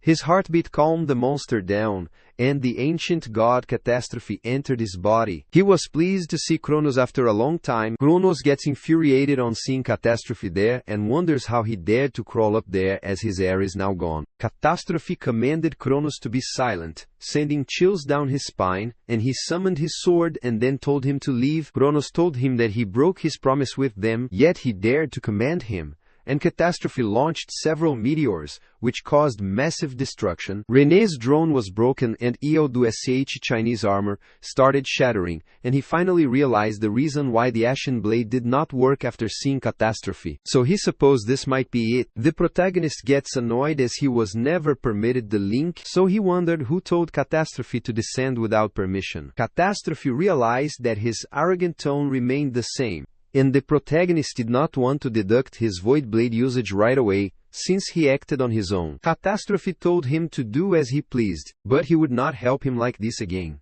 as he should be able to handle the 7 Heavenly Thrones rookies in his own Queshy, if he is truly aiming for Big Brother, and he wants him to climb with all his might. The protagonist saw his hand rotting, causing him pain, so he hit his hand with the Slash of the Dead. Anderson worriedly called him, and Renard and his comrade rushed toward the protagonist. Carlton worriedly asked Yuan if he was okay, and Renard also asked about his well-being, and he started crying on seeing his hand. The protagonist remembers when Anderson told him to save her only follower, and she told him to kill him, but to accept the child who would be left alone as his follower. The protagonist clarified it was fine, but Renard was still worried, and Yuan clarified that this much would not kill him. Renard is relieved to know that he seriously thought they were in serious trouble. The protagonist admitted that it was a serious situation when Kronos manifested in the leader's soul, which was truly dangerous. René realized that he had become the ultimate novice, as even the title of 7 stars felt lacking for him. Carlton and Hyop congratulated him and clarified that it is truly an honor for him to be there with them. Hypong told him he is the strongest in Matchverse Melibuliaus, and Marty's eyes welled up, which captured everyone's attention. A higher tier mountain was crying, wiping away tears as if embarrassed, knowing those emotions did not suit a god and could not explain this overwhelming feeling. They cried with human emotions and a doll-like expression. Even so, Martys was ashamed because it was a human who brought him there, and everyone who saw his expression could tell that he was truly there at this moment, and he was sharing Y menor que UNK, maior que esse victory, more than anyone else. The coalition fell, and they had won, so the metaverse has now lost its master. Hi! Pong inquired if Yuan was also acquainted with the soul kind, and uttered that he wondered if it might be the case when he heard about the massacre of the lords, but he never thought it was true. And he is even afraid to imagine the storms that will blow on the path he will walk. The Soul King Catastrophe Abyss descent was more shocking than the final floor of the Matchverse opening after 600 years. Ipong knew that with the calamity the prisoner of chaos was in motion, and this event could no longer be confined to the scale of the Metiverse. René is sure that the 7 heavenly thrones and the Those Lords will soon begin moving in earnest. The protagonist wanted to leave the trivial worries for later, and René agreed that worrying now would not solve anything. However, she wondered if someone could worry a little about the broadcasting equipment getting wrecked. After giving it a second thought, the protagonist realized he should worry about his upcoming situation. René did not want him to think he could gloss over this because opening a channel now would be a hit, and the protagonist clarified that is not what he meant. René asked him what he said, and she could not believe that she got like that while helping someone, and asked if he knew how much all those trusts cost. Carlton and Martys tried to stop her, but Martys requested that she calm down, so René decided to let him go. The protagonist can feel the world's power, so he is sure it might be inside here, and he asks if they will meet the river now. René is pleased as he never thought he would see the last floor of the tower, but Renard wondered why it says the task is completed. René remembered they got a task when they came up there, and Martys remembered it was about defeating the leader. Abruptly, the task for the 9th floor was assured, and Renar was relieved to see it finally appearing, which was to enter the DSTH floor. But only one passenger could ascend to the DSTH floor. Renee is annoyed as only one person can go up after coming all the way there. Hi! Pong clarified that there is no need to debate who should go up, because if it were not for Yuan, they would not have even seen the entrance to the 9th floor. And Anderson would not have understood if they were talking about her. Carlton told Ian that if it were not for him, he would not have entered the metaverse, and Martis is also pleased, as he got to see the 9th floor, thanks to him. Anderson was mortified, as she said that could not be true, and was not expecting anything. Renard congratulated the protagonist, but suddenly Eodoc Shiny stood there and thought they were all foolish. All of them were prepared to fight back, and Eodi Shiny supposed they believed that everyone could band together and defeat the enemy, and they thought that a fairy tale world where humans and gods cooperate truly exists, but Tower was not created for such a purpose. Martis inquired what he meant by that, and Eodu Shiny explained that such words were written at the entrance of the metaverse a long time ago. The reason that gods cannot ascend to the end of the world is that they are too heavy. Suddenly, all of them received a message, and Renee knelt in shock wondering what this was.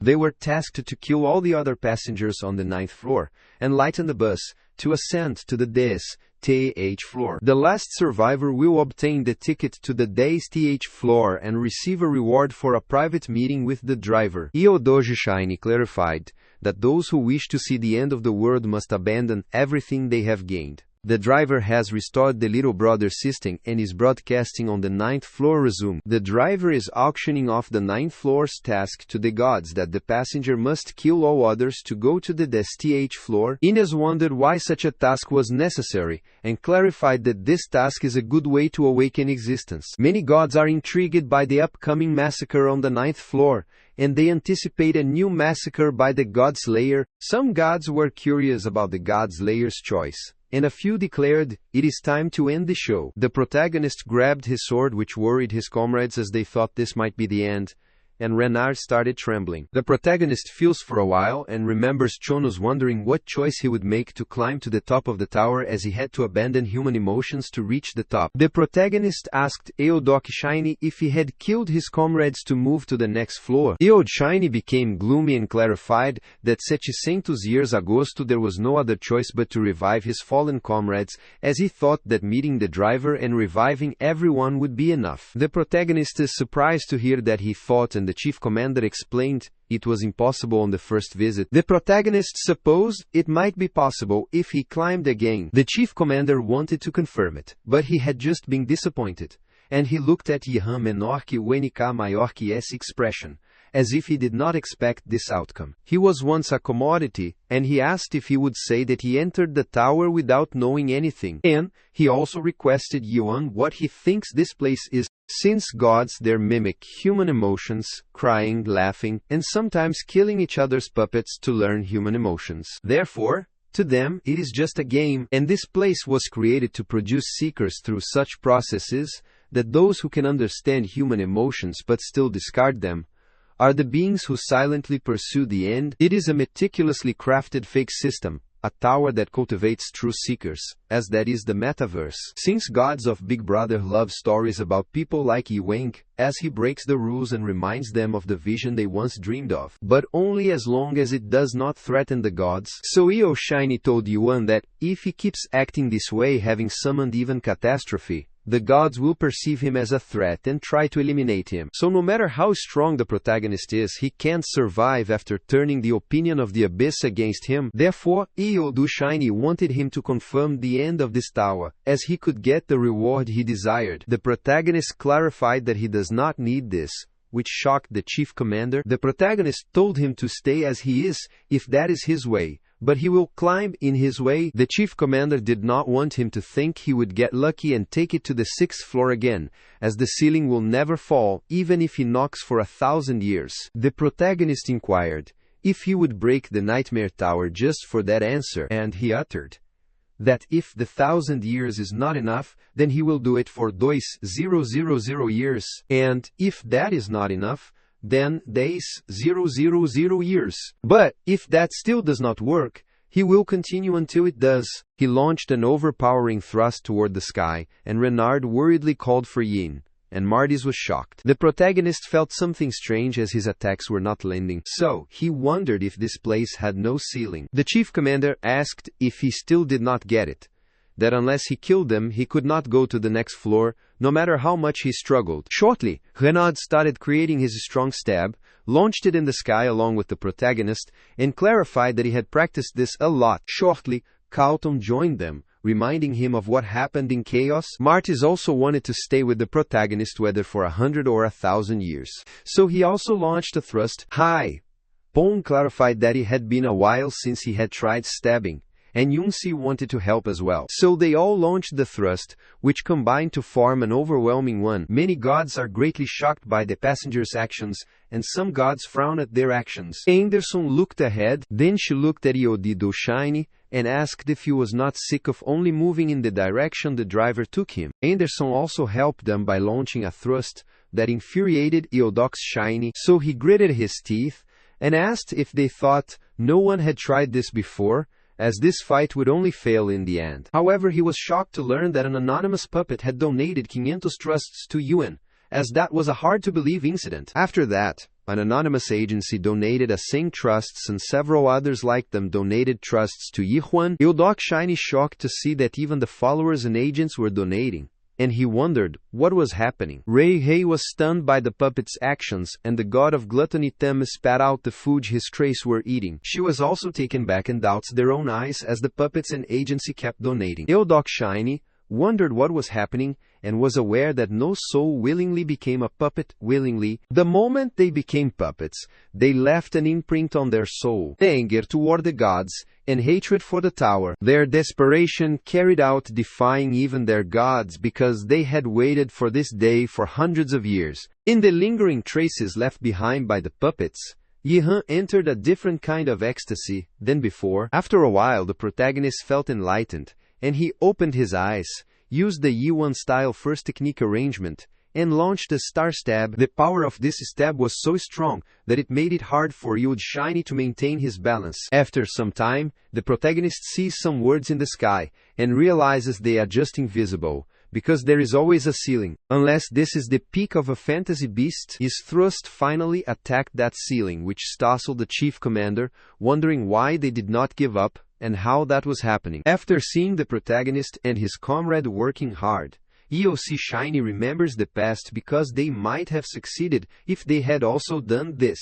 Abruptly, some bubbles appeared in the sky, so Renee touched some of them out of curiosity. While the protagonist looks up, Renata asks him if he remembers the story he told him last time about the music box reciting a prayer every time it turned. He uttered it, somehow felt similar, and finally figured out it might be a prayer left behind by the puppets. Eod Shiny is in awe after seeing the ceiling torn off by their combined attack. The bright light poured out of the torn sky, which dazzled Yi's eyes, and he was congratulated on reaching the final floor of the tower. The protagonist finds himself on the final floor, and the attendant comes out as he does not expect him to break through the imaginary metal ceiling and do it in record time. The attendant thought it was impressive in many ways, but he believed he had asked him to refrain from further damaging the tower. The protagonist uttered that he made it up there and wondered if that was not enough. The attendant is fine with that, as he is not the one who decides the tower and they will make judgment. He opened the door and told the protagonist that the operator is waiting for him. The protagonist enters the room where he sees the control room displaying the tower. The operator said breaking through time is impossible, but he asked Big Brother if it could be done. The protagonist gets close to the operator, asking him if he knows the Big Brother who sent chills down his spine, and he starts fading. Yuan wondered if that was an illusion, and soon he found himself at another place where 3 people were standing near the tree. The protagonist asks who they are, and he sees the void sword in the hand of one of them, so he realizes that person might be a catastrophe. He wondered who Catastrophe was talking to, and soon he heard him saying Deus. The protagonist is startled to remember Deus, and when those creatures were said to lose their god to Big Brother, which caused them to banish them from the abyss, the robot found it frustrating because of the giant machine.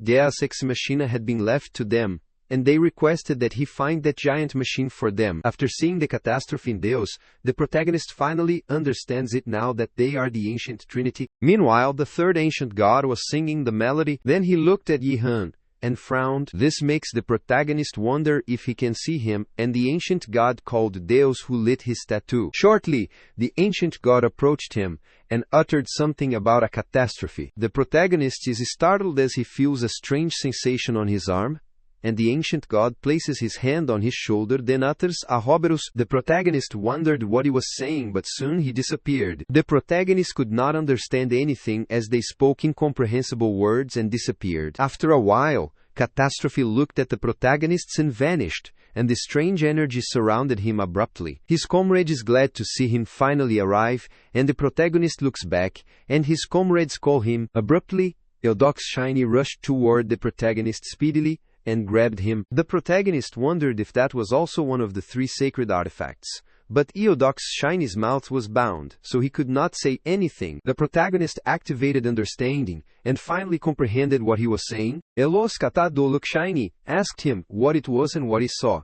But he was surprised to see the protagonist's tattoo turn golden and asked if they had met the Trinity by any chance. Yuan thought that might be the case, and the chief commander gets infuriated, wondering how he could have met him. The protagonist asked him if he had not seen them before, which left Eud Shiny speechless. After a while, the driver entered the room, asking if they all came there, and the chief commander wanted to say something, but could not because of the mask. The driver forgot to remove the gag, but he thought the chief commander should not make a racket as soon as he arrived, and he wanted him to keep wearing it a bit longer as it suited him better. Then he thought. The protagonist looked at him and asked if he was the operator, and the driver affirmed that he was the operator, so he welcomed him to the end of the metaverse. Eudok Shiny took off the mask and rushed toward the driver, telling Gaiak that he was back, so he wanted him to keep his promise. Hi. Pong is shocked to hear this and asks if he is truly the lord of Slothgain. Everyone else is also shocked to know that the driver is a lord. The protagonist approached Ganak, asking if he was a driver,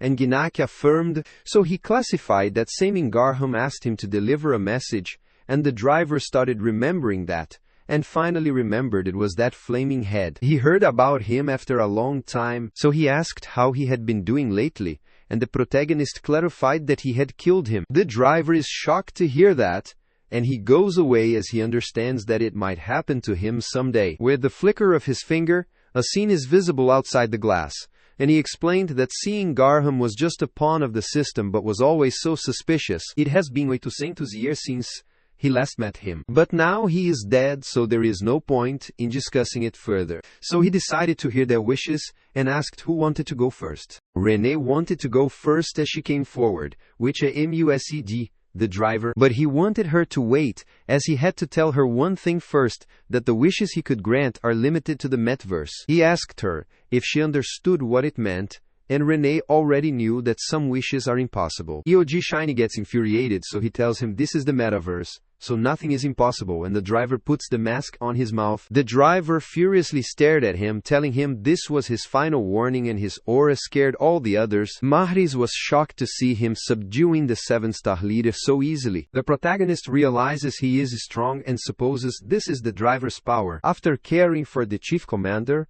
the driver told Renee to tell him about her wishes. Renee wanted to get the anonymity system of the 7th floor, and the driver showed them the vision as they had already destroyed everything there. However, Renee knew that was not all of the 7th floor, as there were other branches of the metaverse. Ruan had wondered if there is more of the metaverse than this place, and Haipong affirmed that it is not as big as this place, but they have been expanding to other sites recently. But the final floor exists only there, so they will all end up coming to this tower. The driver is amazed to see that he knew it well, and, as he expected, the information from the black shop is reliable, which pleased Hyopun. The driver guessed he had no choice, since she already knew, and asked if she wanted the 7th floor of another branch. However, he can't give them all to her, and asked if she insists on becoming the god of yesterday, or apply to be a 7th floor guide. Renee clarified that she needs the anonymity system used on the 7th floor, but not the 7th floor itself. The driver uttered that the god of fate needs anonymity, and suppose that she is planning to undermine another god. Everyone is shocked to hear that Renee is the god of fate,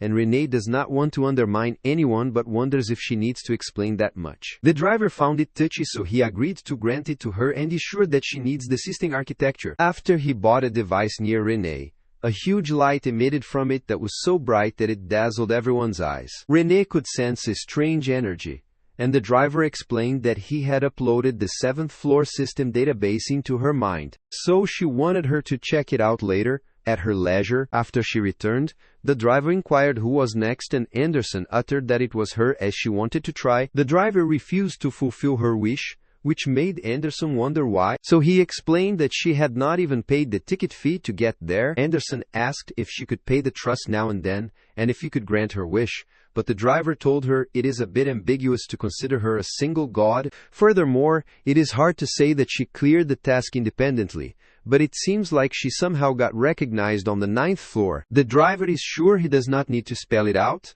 as she probably knows it better herself. Anderson remembers when she told Yihon to get out of the ring to regroup with his comrades, and how the protagonist told her to go back as she was in his way, and she realized that he was right. However, the protagonist is reluctant as she loses Rachel, but she is fine as she figures it will end up this way. And most importantly, thanks to Yang, she finally avenged her after King Ento's years. So, if she gets greedy, then Rachel would scold her. Sure, there would be a way to bring her back. Just like how she recovered Rachel's body, Renard requested the carver to revive Anderson's former agent, Rachel Young, which startled Anderson, wondering why he would do that, as it is the wish-granting power of the metaverse, and it is a reward from the final floor that opened again after 100 years. Renard assures her that he is fine, but Anderson is still reluctant to take his wish. She knew that the warmth filling her hands was so small and precious, and remembered, Renard survived the abyss with this bit of warmth, and he finally returned the warmth he received.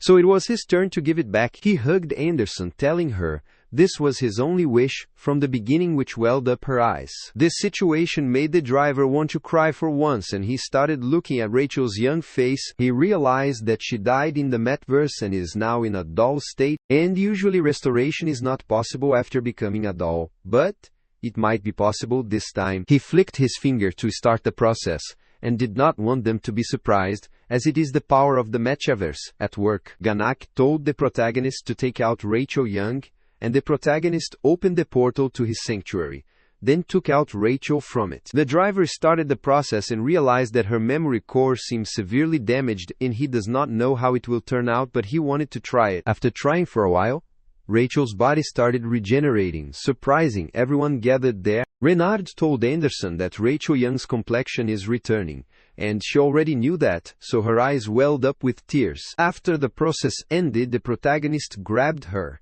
and Gainek clarified they would know for sure when she wakes up, but since her memories are too damaged, she would not be the same as before. After that, he wanted to move quickly since there are many people there, and wanted them not to hesitate and come out. Eunice inquired if he could make him as strong as Yuan, but the driver clarified he is beyond the standards of the metaverse, and inside the metaverse it is possible, but only to the level of a leader. But Yuna refused, telling him it is okay. EOD Doc Shiny also wanted to make a wish but could not speak because of the mask, and Martis decided to go first after that. Carlton wanted to make the wish. The driver sighed as that was the first time so many people came up, so it was pretty tiring, and after a while the last one was Hiopi Pong. Hi.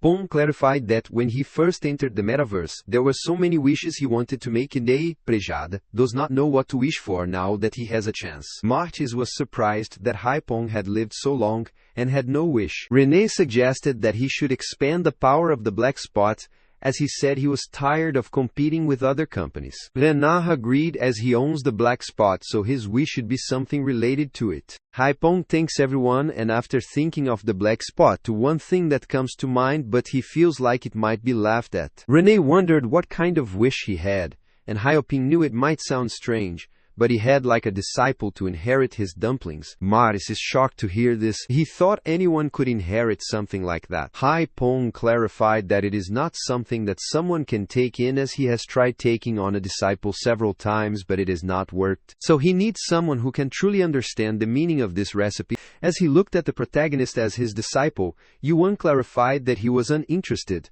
making him gloomy. The driver thought the dumplings were worthy of being passed down because he ordered them from the hostess and ate them. And Haipong thanked him for recognizing that Renard's mouth was filled with water. And even the driver acknowledged the taste. So he thought he should have eaten more of them. However, Gainak clarified that finding a disciple would not be easy, even if he searched the entire abyss, not just the metaverse, because food created by handling memories would not exist anywhere in the constant or the imaginary number. The driver suggested sending the recipe to another dimension and looking for a disciple there. Pong wondered which other dimension he was talking about. And the driver explained that the star stream, so this is a world in another dimension of the macrocosm. He uttered that he could send the Hiopang recipe to that world if he wanted, and thought that someday a disciple who masters his dumpling recipe might come to meet him.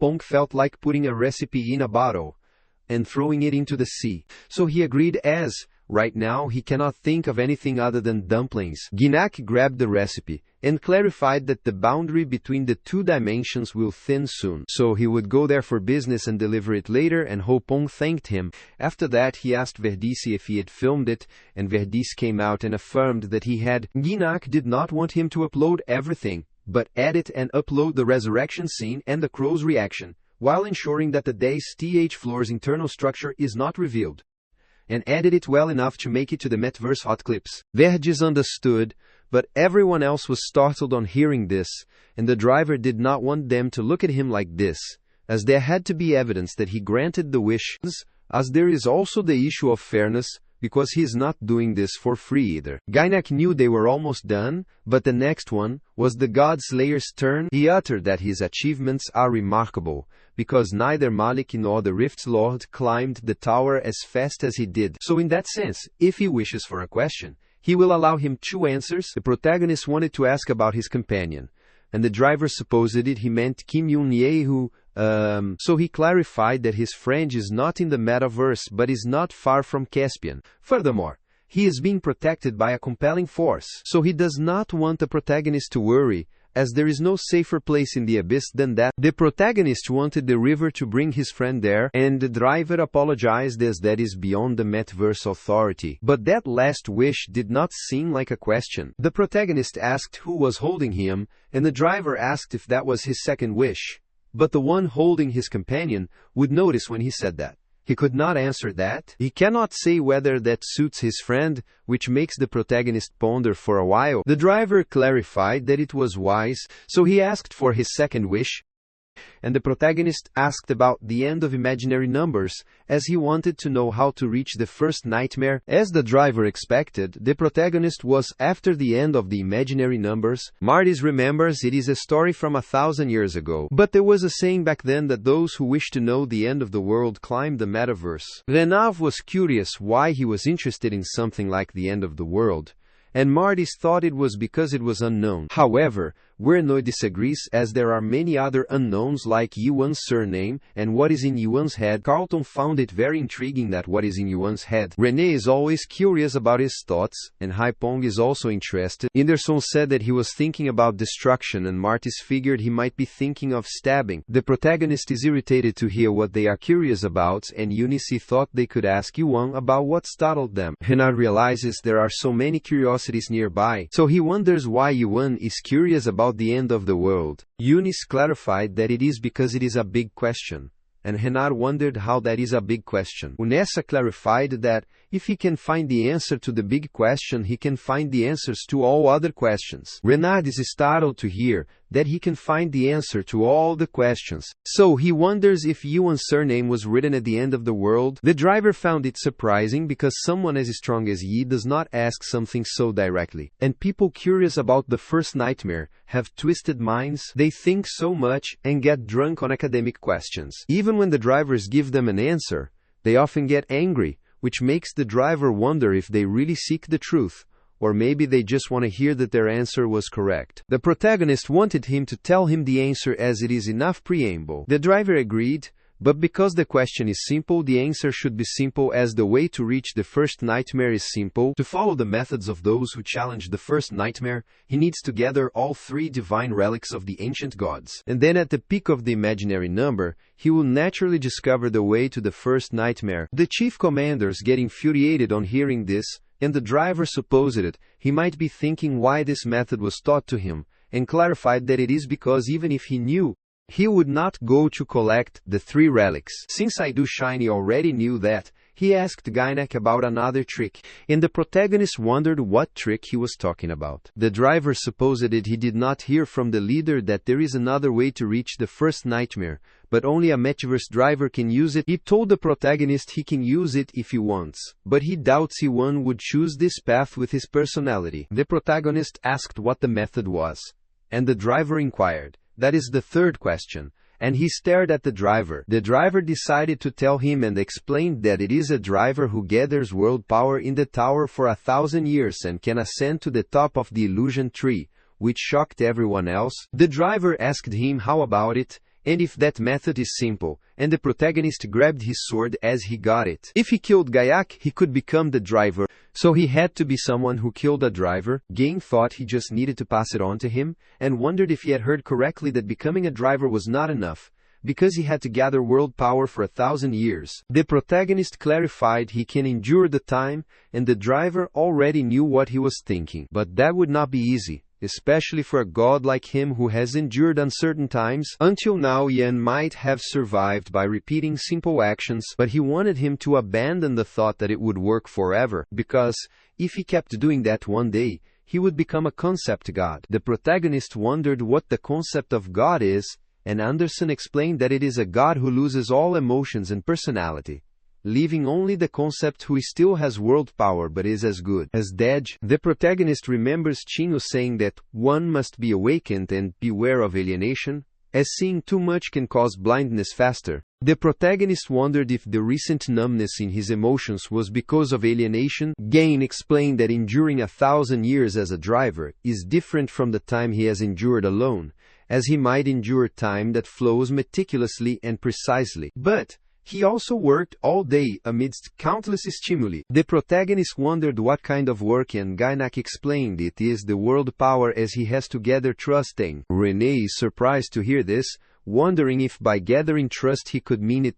The driver affirmed, telling her that it is right. It is selling skins, packages, buffs, and consumables too. He is selling those things in bulk to gullible gods to earn trust, which shocked Anderson, as she did the same in the past. Renee furiously asked him why he was doing something like that, and the driver clarified that he needed trust. Renee asked what he plans to use those trusts for, and the driver wondered if that was a question, but her wish is over. She wondered if it would be used as energy, which startled the driver, and Renee supposed that she might be right. The protagonist clarified that the tower is a launch pad for the driver to leap to the top of the illusion tree in the abyss, and is a launch platform. All of them were shocked to learn it is a launch pad, and the driver clarified that he is right because they had to gather trust for at least 1,000 years to fire this scale of a place once. Renee asked him what he was, and what these so-called drivers were. The driver wondered why and what the problem was, as they found a trick to reach the world's end without gathering all 3 divine relics. However, that is not what she is talking about right now. And she wondered if he does not know what happens to the dolls and the agent because of him. The driver thought it was the same in the abyss too, because the weak gods are oppressed and unfortunate believers who followed the wrong gods are exploited. That is the tragedy that happened everywhere, and he knew that Renee also came there because she thought it was better than the abyss. However, the difference is in this tower those tragedies are used as meaningful fuel, and she wondered what he meant. Jack told her to look over there, and he showed them the videos of their fight, and everyone looked up to them. Since the tower gave the gods what they wanted, even the gods who failed in the competition of the abyss were given dreams. For the gods who dreamed of freedom and equality, the tower gave the illusion of communication, indulging those who sought peace. To those who longed for the end of the world, it showed the way, and he gave everything they wanted. So the driver thought it was not wrong to collect a little trust. Renee clarified that it was not real, as he had sold a lie and fakes to ensure his safety. The driver clarified that it is not fake, Just like the tears that crows shed are not fake. This tower sells experience, the stories of gods and believers, the story of one who retrieves their companions, the story of the one who dreams of the end of the world, and the stories of the adventurer climbing the tower. He asked Renee if she thought all of these were fake, and Renee looked at those videos and was left speechless. The driver reminded her that entering the tower was her choice, and the tower gave exactly the story they wanted. Eudok Shiny took off the mask and told him it was enough with the riddles, as it was his turn to receive his reward. The driver agreed with Shadow One and asked him what he wished for. Eudok Shiny is sure he already knows his wish, that he wants him to turn back the time of the illusion tree, Theos 700 years. Hai Pong told him this kind of wish is impossible and wanted him to think carefully, as it is a once-in-a-lifetime wish. Eudok Shiny is infuriated as he built the alliance together and offered trust and even handled everything the driver was supposed to do. He threw an item toward the driver and clarified that he had lived for the whole 600 years for this day, so he deserves to get that time back. The driver remembers that he promised to grant the wish of turning back time, and he has not forgotten that, but he is sure that he knows that is impossible with just the driver's power. The driver told him he is lucky, as he has gathered the right amount of world power he needs, since a driver's wish has a limit. But if he quits being a driver, that is a different story. He flicked his finger, which laid down some ladders, startling everyone. Abruptly, they saw an item above those ladders, which made Renee wonder what that was. Hai Pong explained that it is an arc to reach the first nightmare, and Anderson clarified that it is called a spaceship in this era. But she explained that it is an incredible amount of world power. With that much, they can reach the first nightmare. Gain started climbing the stairs, telling Yodi Do Shiny that the moment he becomes the driver of this tower. Therefore, if he safely reaches the first nightmare, he will grant his wish. Until then, he wants the chief commander to take care of the metaverse. The protagonist asked the chef caretaker commander if he was planning to become the driver Alum, and wondered if he still needed time to think when finding the answer in this world is simple. The protagonist told him that he should follow the excellent flow and become one of the many gods. If he is wrong, no one will say he is wrong, but he can be the one telling others they are wrong. However, Eudok Shiny did not do that. He thought alone and came up with the idea of turning back 700 years. The chief commander inquired, saying that he was wrong, and the protagonist clarified that he should know by now. After thinking for so long, the chief commander already knew that the driver would never keep his promise and his wish could never come true. He desperately tried to accept it and convince himself, but he did not give up because of a tiny sliver of hope. It was a hope that was unrealistic, but still too precious to let go. And it is a stubborn obsession that lasted 600 years. The chief commander asked Ian what he would have done if it were him, and remembered how he wanted to climb up in his way. So he finally understood that it was his way, and at the end of this wandering, it was finally time to end the long requiem. After arriving near the spaceship Gain, he thanked all of them, as it was fun till the very end. But he was startled to see an explosion which shocked everyone else.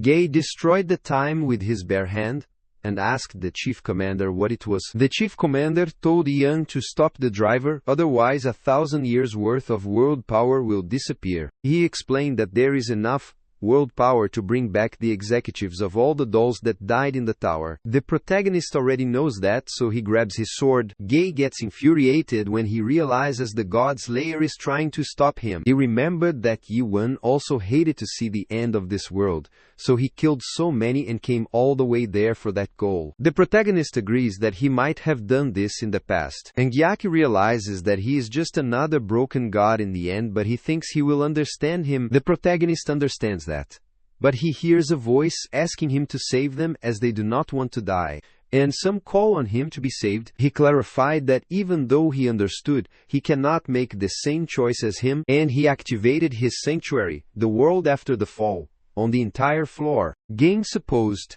that he chose to carry the life he had walked, and asked if he was willing to bear that burden. Now that he remembers it, Yun unusually climbed the tower, and was the one who opened the day's floor door without killing a comrade. Therefore, he has the right to stop him if he can handle 1,000 years world power. The protagonist tried to attack him, but he was stopped by the driver's bare hand and he started falling, so he cursed his fortune. Gay looked at him and hoped to meet him again someday. After falling down, The protagonist wondered if he had lost him. He looked above, and then realized there was a link, so he realized it might supply him with the world's power. Since that is the case, he wanted to sever it. Verdice comes out, telling him this is foolish, and the protagonist wonders if he is trying to stop him. Vertice refused, but he is just informing him that it would not work, because even for him, stopping such an immense world power is even more impossible than breaking the 9th floor ceiling. The protagonist uttered that breaking it is a good idea,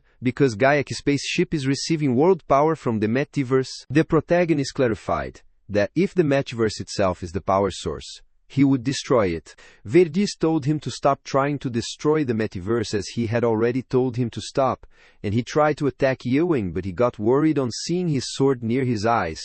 Shiny told them both to stop because the end of the world will open soon, so there is no time for this. The chief commander told Verdice to inform all the gods on every floor that the metaverse would collapse. Vertice wondered who he was, but as soon as the chief commander showed his aura, Verdice got scared and obediently concurred to his command, as he was the new driver of the metaverse. Renee gets worried about hearing this, so she asks, what about the gods living on the lower floors? And Shiny clarifies it is also time for them to leave. Renee, remember that Verdice just called him the driver, which means he is the master of the metaverse now and does not care about it. Shiny has no reason to be the driver and to stay there unless she can give him a reason to protect the metaverse. He wondered if Gainak would keep his promise if he endured another 1,000 years, and if he could get to see his comrades again, which left Renee speechless.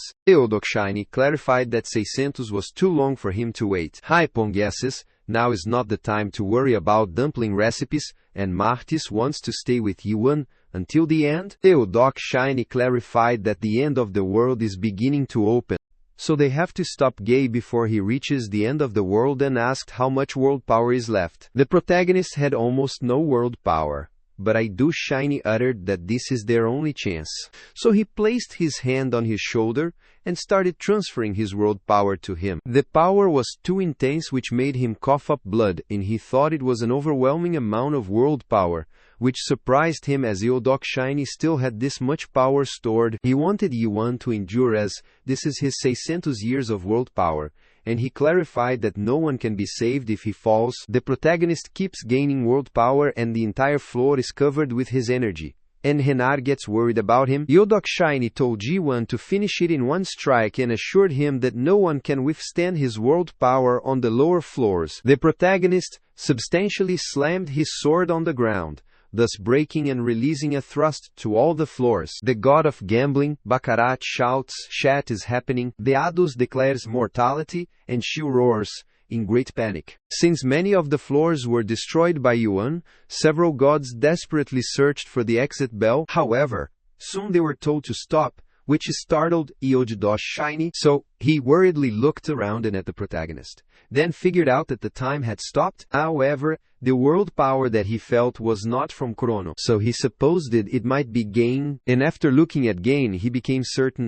Shiny felt betrayed after learning that Gain did not give him all the authority he received from Chronos, but it is only a half-baked ability, and therefore, he has no reason to lose. He activated time acceleration, thus accelerating Yuan's thrust, and the new challenge on the 7th, 5th and 3rd floor was halted. Everyone is notified that all floor challenges have been suspended due to a temporary error, and a new challenge has been assigned to all passengers on every floor. Everyone on all floors is instructed to evacuate the metaverse to avoid the God's Layer's attack. The power was so overwhelming that it made all the Yuan comrades fall. Martis created the wines and wanted everyone to gather in one place, so he grabbed everyone with his new divine technique, Vine Rap Survival. Renard is impressed on seeing this and tells Martis that it is incredible, but Anderson clarified that the technique's name is a WFUL. Pong sees him in a new light, which makes Martis wonder what he thought of him before. Renard gets worried as they are still falling, so he asks if they can stop, but Martis does not think that far ahead. Renee gets scared, wondering why he even made this, and Martis clarified that it was to soften the impact. After destroying the tower, the protagonist sees the illusion where Gin asks the driver if he is not leaving, and the driver affirms. Gaiaki wondered why, as his lifespan is almost over, and the driver already knew that is why he is leaving the tower to him. The former driver told Gayaki that he was the next driver, but he was reluctant to take this position, and he was told that it was enough for him because his end of the world was there. However, Gain knew that someone who leaves this tower might reach the real end of the world. After seeing that illusion, Yihan fainted and was notified that the metaverse is collapsing. All the passengers were commanded to evacuate the place immediately, as the metaverse collapsed and it started falling, and the cube that captured Sayela also broke, thus releasing her. Yihuan was saved by Sayelhat, who did not want him to misunderstand that it was just paying back the debt to save Yuna. The collapse of the metaverse is the landmark of Caspian Durante, which stood for thousands of years, has fallen. Faway has fallen. Everyone is shocked to learn that it is real, as the metaverse is destroyed, and they wonder what is happening. The World Power Suppression Bureau people arrive there, telling everyone to come that way as it is dangerous and do not cross over. One of the gods thought this served them right, as that place exploited the lower-ranked gods. The female god uttered that calling it the metaverse did not change anything. It was just a gambling den.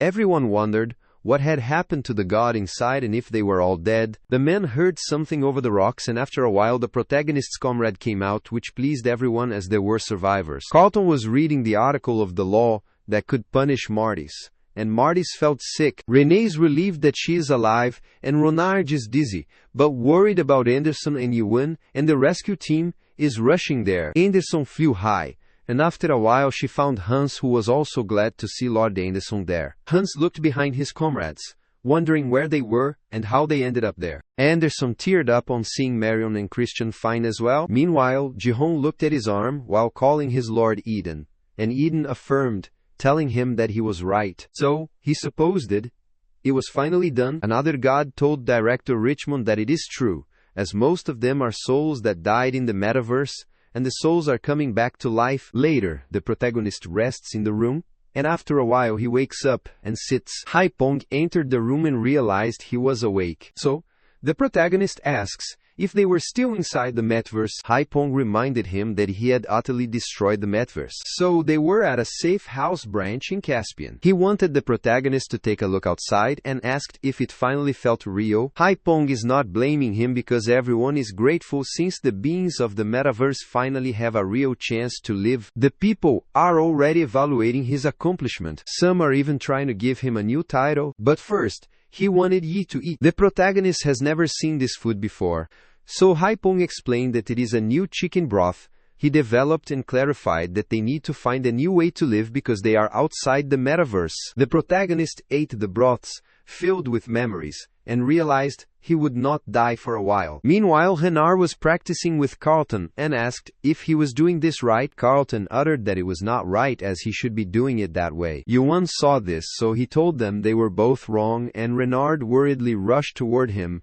then hugged him. Yuan tried to pull him away and wanted him not to get too close. And after looking at Carlton, he realized that he had gotten stronger. Carlton told Yuan that he had changed a little, but in a good way, which startled him. Suddenly, they heard people laughing, and Carlton clarified that it was the Northern Market Street in Gorgon. The protagonist affirmed, and Anderson sat on his shoulder, telling him he should have said something. When he woke up, Yihuan realized she was in a good mood, and Anderson affirmed that she was because she had gained a few followers. He heard from the old man that some of those once dolls have returned to life, and Anderson affirmed. The protagonist asked about her executive, and Anderson explained that it is still inside his own unique world, but her memories have not fully returned, and she seems to be recovering well. The protagonist does not see the other, so Renard explained that Yun-se left immediately, saying he had to catch the runaway master. Before leaving, he left a message for Yuan saying he owes him, so if he calls, he will come at least once. And Renard is annoyed as he was the one protecting Yuan. Then he explained that Cialia came too, and she said he should not get the wrong idea. The protagonist wondered what was there to misunderstand, but Renard was not sure, and she just said that the protagonist is sure of what she meant, but he remembers Amaya telling him to bring back Ciala, and he supposed he kept his promise with him. The protagonist inquired about Renee and Marty's whereabouts, which put him in thought. Later, the protagonist is having a drink with Renee, who knew from the start that he is not a beginner. and he knew that Renee uttered that he needed to use her, and Yan knew that she explained that she was planning to become the driver, but he said they should live in the present, not in the past. However, there is no hope in the present, in this abyss. Because the gods abuse their privileges, deceiving the good one, the cultivators turned the gods against each other, selling them as mere products. The gods gave up, and in the end they all fell into corruption. Therefore, now their worldview is nothing more than a projection of raw desires. It has been an eternity since Big Brother last interfered in the abyss. Yet, the world has become even harsher than when Big Brother ruled it. Therefore, no one believes in real salvation in this world anymore, and they like pretending to be drunk on a drink that does not intoxicate. She uttered that even salvation in this abyss is nothing other than a staged performance. She poured down the wine and told Yihan this is not the world that changes just because one person tries. The protagonists suppose that might be why she tried to take over the metaverse, and Renee affirmed, but now it is meaningless. Anderson gets annoyed, wondering why she is so pessimistic. Just because the metaverse collapses does not mean the whole world is over. Renee clarified that she had read the fate so the abyss would soon be destroyed. Anderson wondered what she meant by this, as there is no reason for abyss to be destroyed suddenly. Renee clarified that the activation condition for the fate that she has seen is that if the metaverse falls, then abyss will be destroyed. Anderson inquired why she did not say that when she already knew it. Renee was curious about what the destruction that the rookie wanted to see would look like, and clarified that everything might be destroyed, but this destruction might be better than they thought. The protagonist clarified that no destruction is good, but Renee uttered that whether it is good or not, the destruction will take place with him at the center of everything because he is the start of everything. The protagonist inquired what she wanted to say, and Renee explained that she cast the blessing of fate on him. The protagonist wondered what that was, and Renee uttered, "It is not a storyline that can easily be detected because she had already cast it on him on the first floor of the metabuse." She elucidated that he survived, despite taking on an attack that could have killed him, and asked if he did not find it strange. The protagonist wondered why she helped him, and Renee was curious. So, this is just a gamble of fate that the goddess of fate has made. Yuan thanked her, but Renee did not want him to thank her, and clarified that he is still against the destruction. She looked back, telling him that she had also made friends in the tower thanks to him, and that she intended to look after the other metabuses along with them. Even if the ultimate fate is destruction, she still wanted to do her best to struggle against it, and she bid him farewell and then left. Anderson is annoyed to know that she is so heartless as she left so quickly. Martis told him that he had decided to travel around with Manhwa for the time being, as he intended to meet some of his former teammates from the abyss, since he could live in the present thanks to Desigoes de Kesoolda Bijing Sinon. Yuan, no matter where in the abyss he is, he will run over immediately upon his summons, and he left. Martis, the god of today whom they met on the 6th floor, makes Yuan unable to comprehend why he follows him. When he was teaching Martis, he taught him along with a bunch of other gods, so his memories of Martis were akin to those of what he ate for lunch yesterday. But, as Yuan saw Martis walk away, he thought the person who best understood the meaning of today wanted him. Compared to him who lived only for today, Yuan thought it might be a natural thing for Martis who lived in yesterday to better understand today. But Martis did not. While Renard is eating, Carlton stood as he wanted to go to meet with Chenho and Siren, as he is worried they might have caused trouble because they always do it when he leaves the two alone. So he asked if he would be coming as well. The protagonist refused, as he had something he needed to do, and Carlton affirmed he wanted to finish their unfinished conversations when everyone is back together, and Renard hoped to see him again. Anderson looked at his bag, which was about to burst, and realized he had taken a lot of stuff with him. Renard asked Yuan if they were not leaving this place, like traveling to some other sites. Anderson clarified that he would not go anywhere, because all he does is thrust all day. The protagonist saw some people standing by the wall and asked who they were. Hi. Pong clarified that they are people who lived their whole lives trapped within the tower. He clarified that they would do anything. Yuan asked of them as they stayed in the metabuse for too long and had forgotten how to live a life where no mission is assigned. Yuan clarified that he is not a babysitter, but Pong is not asking him to be one, but he is saying that he should give them their first task because he brought them out of there. The protagonist looked at them, and suddenly a man approached him, and requested that he accept him as his subordinate. However, the protagonist did not want to accept him, so the man wanted to suggest something else in that case, but he refused again. Anderson realized that he is so cold, as he seems to be either an avatar of a concept god, or a follower of a low-ranking god, so he would not have any place to go if he do not take him in. The protagonist's side then told him to sweep the front yard, which startled the man, and he happily affirmed. Anderson looked at him smiling, and supposed he would do something for him from the beginning. Shortly afterward, others rushed toward him, telling him they were confident in doing anything, and urging him to tell them what they needed to do as they would do their best. The protagonist told them to go to a corner and practice thrusting, and they all obediently concurred on his command. Later, everyone was practicing thrust on the Renard command, who was telling them the right way to do it, and they asked him how they should do it. Then Renard excitedly told them to raise their arms higher and bend their body more, and he saw one wanted to stop, so he instructed him to go and strike the bell, but the man wanted to do this. Haipong realized they would become a decent army, but Yiwan is better off alone. Haipong uttered that it might be easier to do things alone, but it will be hard to be happy when he is alone. He might have lived his life practicing thrust alone, but now he has teammates who trust and follow him, making the protagonist ponder for a while. Haipong's side aide then told him this is a separate topic, but his sword sheath seems to be worn out, although he worn out. He does not know much about swords, since he only deals with kitchen knives, but since he destroyed the Metabuse, it must have taken quite a lot of damage. He suggested that Yuan should meet a blacksmith before leaving, as he seems to be going on another journey. The protagonist inquired if a blacksmith was there,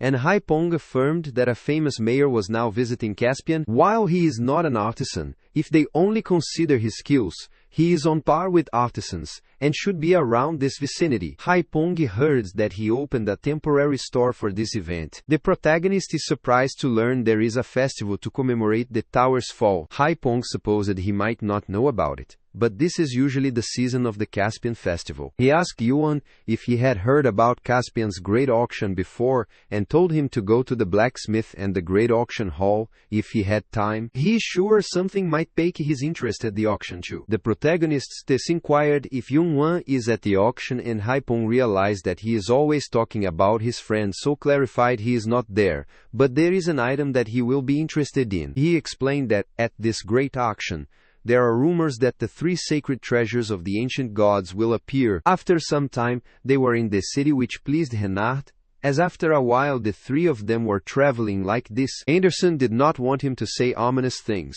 which makes Yuan wonder how that is ominous, but she told him to forget about it. Renard inquired if the items made by nightmares are that good. Anderson told him honestly that they are good even though they are expensive, but it is called a luxury good for some reason. Renard wondered if it was essential to use something made by nightmare when humans can also make the same thing. So he asked Ewing if he could not process items himself. Anderson explained that nightmares are species inherently specialized in imagination, and anyone can craft an item, but one made by nightmares has extraordinary details. Renard wondered, what kind of details? So Anderson explained that nightmares get obsessed with the strangest things, from concepts like freedom or eternity to emotions and desires.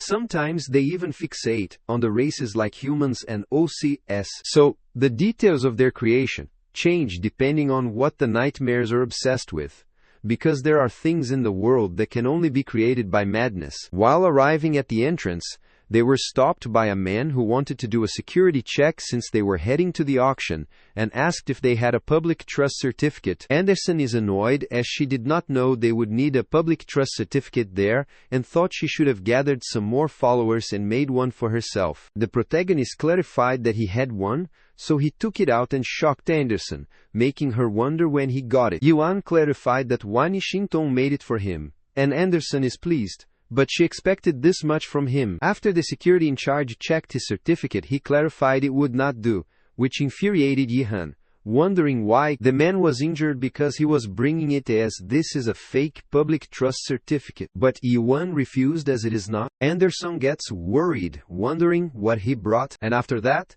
the guard showed it to her. She uttered that she could make a better one for herself. The guard furiously told him that anyone can tell it is fake, and wanted him to prove it right if he argued about it. The protagonist grabbed his sword, as he did not think he needed to, which worried the security in charge. Before he could even launch a thrust, the director requested him to wait momentarily and ask if he was the God Slayer Yi-1. The security in charge gets worried on learning that he is the God Slayer, and everyone starts gossiping on learning that he is the God Slayer and Metaverse Destroyer, as he is the one who supposedly became a new sky. The director started sweating with worry. Kihid barwatapres siktavres gits and shiasiktapres barwatarawatapres giziktavri kihid barwis pares barwas gits and shiasiktafri kihid barwas gipihid barwatares gitsinch.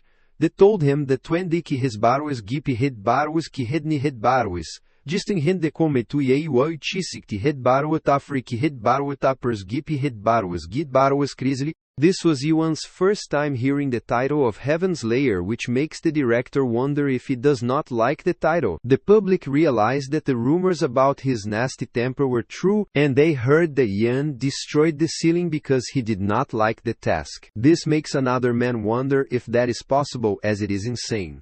And they also hear the rumors that he fights with his shirt off. They thought he was a lunatic, as no one took his shirt off while fighting, which infuriated Anderson. However, the public kept gossiping that Ewan enjoyed getting stripped, but was wearing clothes that day, which was precisely the problem. The other man asked why that was a problem, and he clarified that meant he was even crazier than usual. The protagonist gets infuriated after hearing the gossip, so he takes out his sword, which worries the director and the guard. However, someone stopped him, so he furiously stared back, and the man told the director that they were with him, so he should let them pass. The director is startled to see the emblem on his dress, and asks if he is the one who chases stars.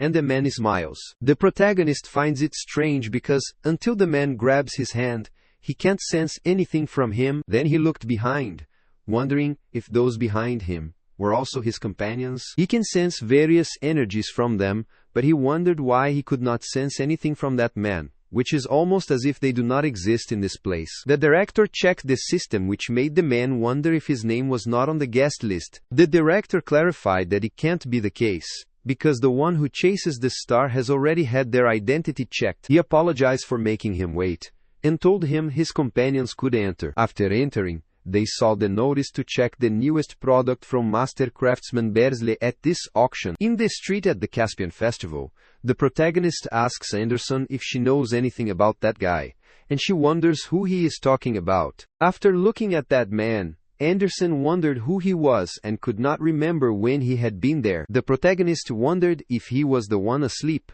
and he remembered they called him the one who chases the star. Anderson has heard of one who chases the star, as he is the leader of the Third World Federation, which is quite famous across the abyss, but she wondered if that is supposed to be him. The protagonist approached him as he remembered that he had not thanked him. The man asked if he was talking about the entrance, and clarified that it was an honor for him to help. The protagonist wondered if he knew him, and the man asked if anyone knew him in the abyss. The protagonist inquired about the meaning of the Heaven's Layer. The man is amazed to hear this, wondering if he does not know his new title, and explained that Abyss has 20 of the strongest gods. At the top sit the 7 thrones, the Chu Jwa, and below them are the 7 heavens, the Chuchin, and below them are the 7 stars, the Chiliang, who illuminate the heavens. And the Heaven's Layer is the title given to Yuan, as he has become the 8th heaven of the abyss, and just a few days ago he became one of the 8 heaven Palan of the abyss. The protagonist remembers that Haipong told him that people are eager to give him the title,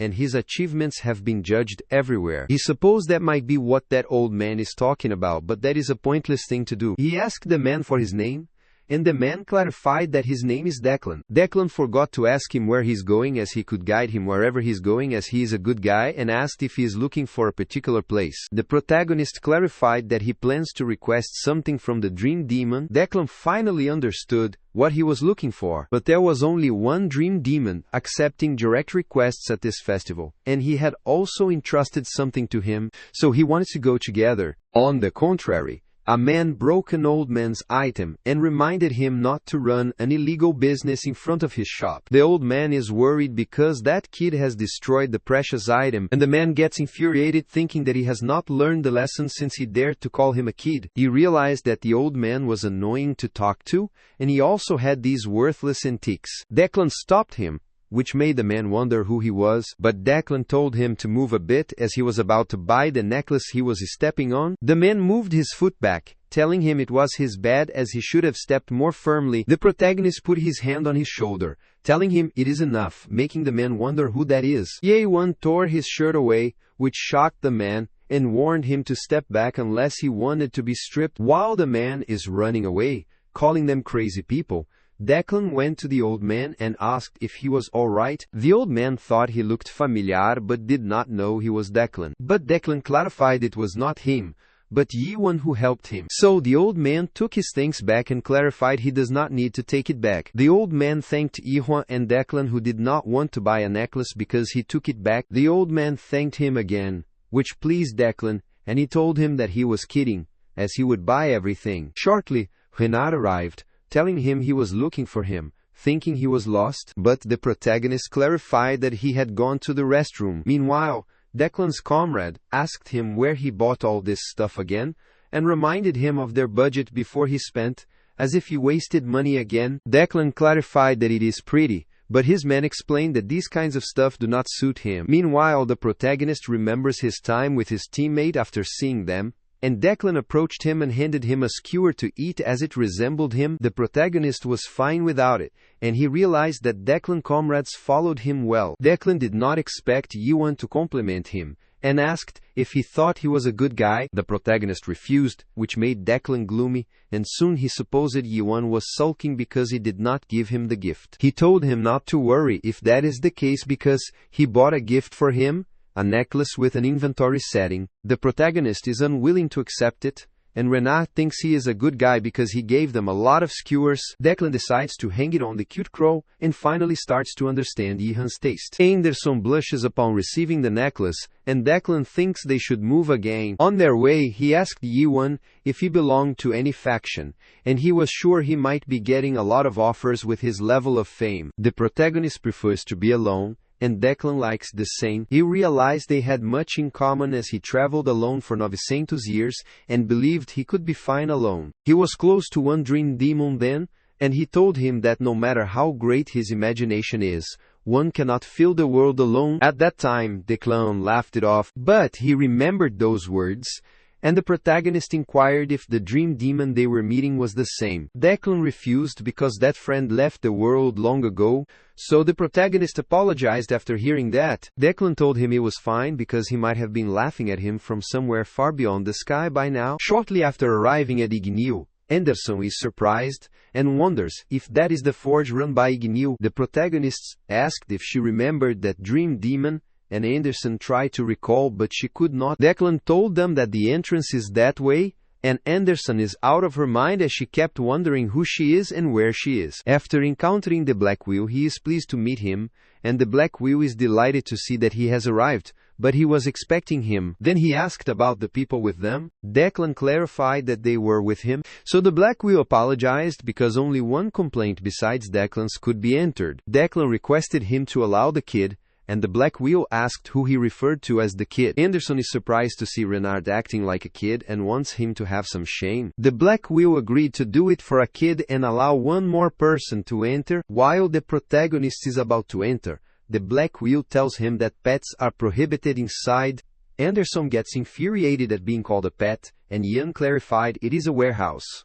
After entering the shop, the protagonist is surprised to see a weapon as he thought dream demons only built towers. Declan affirmed that it is right, but towers do not necessarily have to be buildings. The protagonist finally understood that everything there is a tower, and Declan expected this from him as he caught on quickly. Since the towers were built for cultivation, Ye-Wan wondered what these towers were cultivating. On their way, Anderson told him to look at an item, which is the God Collection number 03.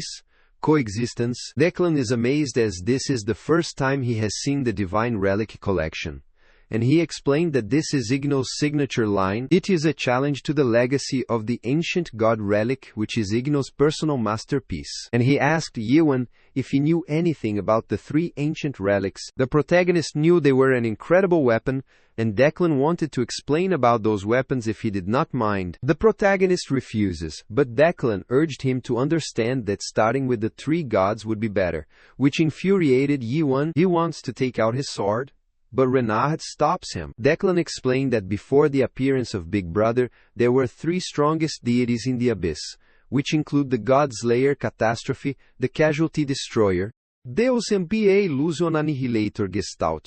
These legendary gods reached the pinnacle of the abyss on their own and are called the Ancient Three Gods. The three divine relics are the remnants left behind before they were banished, and they are their primary weapons. These include the Catastrophe Void Sword, Gestalt of Gestalt, and Deus is Deus Ex Machina. He is sure Yeon has heard of these before, but Jian clarified that they do not seem to be on the level of the three divine relics. Declan affirmed that they are not, because three divine relics were crafted by the great artisan of that time. It was a remarkable era, and a time when all the dream demons struggled to create one ultimate tower, so no relic had surpassed them till now. Renard asked if those who wielded those weapons became the ancient god, making them known as the divine relics. Declan affirmed that it is right, because the wielder determines the weapon's purpose. Abruptly, the dream demon arrived, telling Declan that his foolish laughter did not change, and he asked Yeon, who made that sword sheath for him. The protagonist remembers the blacksmith, and clarifies it is from the Twilight Dusk Forge,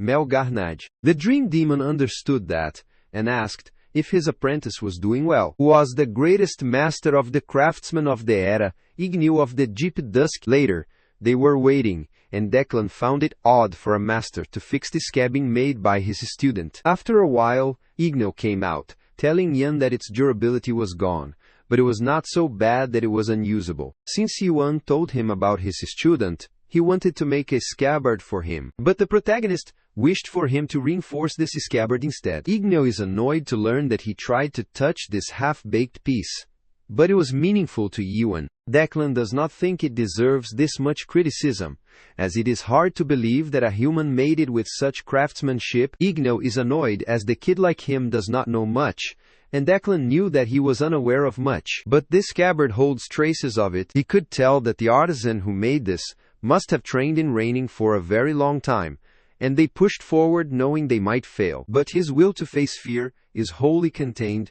within this scabbard. Declan is sure that might be why Yuan cherishes this scabbard, but Igneo still thinks this is something made by a human. Declan thought that gave it more value, and he is sure someone like Igneo could bring out its hidden worth. Igneo clarified that even the base material is just basic stuff, and it is just a scabbard made from the horn of a carving beast, so it would not improve much even after making an effort. Declan supposed it might be hard for Igneo, but the dream demon clarified it is not about difficulty, but fixing it is meaningless. Since it is rough and crude, it has its order, logic and no rating, but something is built into it. More than that, the creator designed it to hide the sword's true nature, and suppose it might be a request from the client. Declan could not believe that even Igneo would not touch such a clear design, but Igneo furiously told him that it is not that he can't, but he would not do it. Igneo told Ihan to show him the sword, and after looking at it he realized it is a spirit-class weapon, and Declan asked if it is naturally formed. Igneo clarified that it is unnatural, so Declan supposed that someone might have made it, but it does not seem like that. Declan wondered if it might be neither natural nor crafted by someone. Igneo told him that the world does not have two possibilities, just like adaptation and awakening are not everything. Declan thought the two choices covered all possibilities in this case, but Igneo needs to research that part himself to know it. He told Yuan to leave his sword with him too, as he would reinforce the scabbard however he liked, and would not even charge for the repairs. The protagonist is surprised to learn that he would charge him, and the dream demon is sure he can't pay anything, and asks him if he knows the worth of his commission fee. He knew people like Yuan, who would undoubtedly try to offer something ridiculous instead of money, like bringing him the scale of the white dragon Alcaraz, or stealing the claw of the ice dragon Belcaziste. Declan is mortified as he is bringing up those old stories again, and Igneo is sure he would proudly BL nonsense with that generic voice made for mass-produced tower climbers. Renard is relieved to learn that as he debated whether to offer Anderson as a payment, the protagonist asked how long it would take, and Igneo said it would take a month, but that was too long for him. Igneo clarified that a month is the minimum, so if he does not like it he should go somewhere else, but he doubts a craftsman nearby can handle it. The protagonist handed the dream demon his scabbard, telling him he would be back in a month, and Ignal thought he should have said that from the start. The protagonist looked at his sword and said he needed to use a sword in the meantime. Ignal told him to pick anything from one outside as he would put this one away. The protagonist also tells Renard to pick one, which pleased him. But Anderson can't trust him to pay when he gets no credit. The protagonist looked at her telling her that he had a way, and she wondered what way. Soon Anderson was also given weapons by Ignal, and she kept calling Yihuan, but he ignored her. Della is pleased to see the sword he will use, and Ignal realizes that he is sharp. But Declan asked for something at the divine artifact level. Ignal remembers that he said the weapon level is decided by its wielder, and explained this is the third model in his signature collection, so depending on how he uses it, it might become a worthless weapon, or a divine artifact. The protagonist inquired if there were more in the same series as that sword, and Ignis uttered that there was only one, which was called its predecessor. However, Ignis took the first model, and Kronos stole the second one. The protagonist inquired if there were no remaining models from that series. Ignal clarified that he would not make one even with a custom request, so he asked if he thought any would be left. Suddenly, they heard a noise that startled Yawan as this beast-like howl was Dokbo, making him wonder about the other. Ignal clarified that it is the cry of a sword he made, but it is not for sale and he can't sell it as it is unfinished, and there is no sign of it ever being completed, as it is a ridiculously picky thing. Even if it is finished, it is so unruly that he doubts anyone could wield it. The protagonist understood but wanted to take it, but Ignal furiously reminded him that it is not for sale. He told Yuan to look closely as the blade is a mess and is willing to give the sword to him if he can grip it, but wanted to charge him for fixing his weapon if he fails. This sounds like a fair deal to Yuan, so he grabbed the sword firmly and sensed the dark energy entering his body. There was a small stone that endured rain and snow, and it was a black stone that had long withstood rough winds and scorching sun. Some found the stone early on, but passed it by without mining it, thinking it was not mature yet, so they wanted to get it another time as it might even have a soul. Then there was someone who once recognized the stone's potential, and during that time the stone grew harder and harder, as if it were born to fulfill a single purpose in its lifetime, which is to harden. After a while it became so hard, and one day, the stone thought it might be the hardest thing in the world. At that time a man told his boss that it was a usable mineral, and his boss knew that it was a spirit stone, so that no one could take it. The protagonist saw a memory of the sword, and Ignal gets startled as, this can't be happening. The protagonist inquired about the saw's name, but Ignal did not reply as he had not named it yet. Later, Anderson is infuriated as Yuan tries to sell her, and Yi was planning to hold on to her until he could gather enough trust. Anderson wanted him to forget about it, because if that con artist had paid for her, then she would have become Ignis material. However, Renard thought that calling her savior a con artist is a bit much. This made Declan's comrades laugh. The naked protagonist holds his sword Doka, which means lonely child, so he inquired what he thinks about it. Renard is amazed as that means it is cool, but Anderson uttered, it sounds like some try-hard teenage name. The protagonist is indebted to Declan, but he clarified that if one sword can build ties with Mileching, then it is no loss. And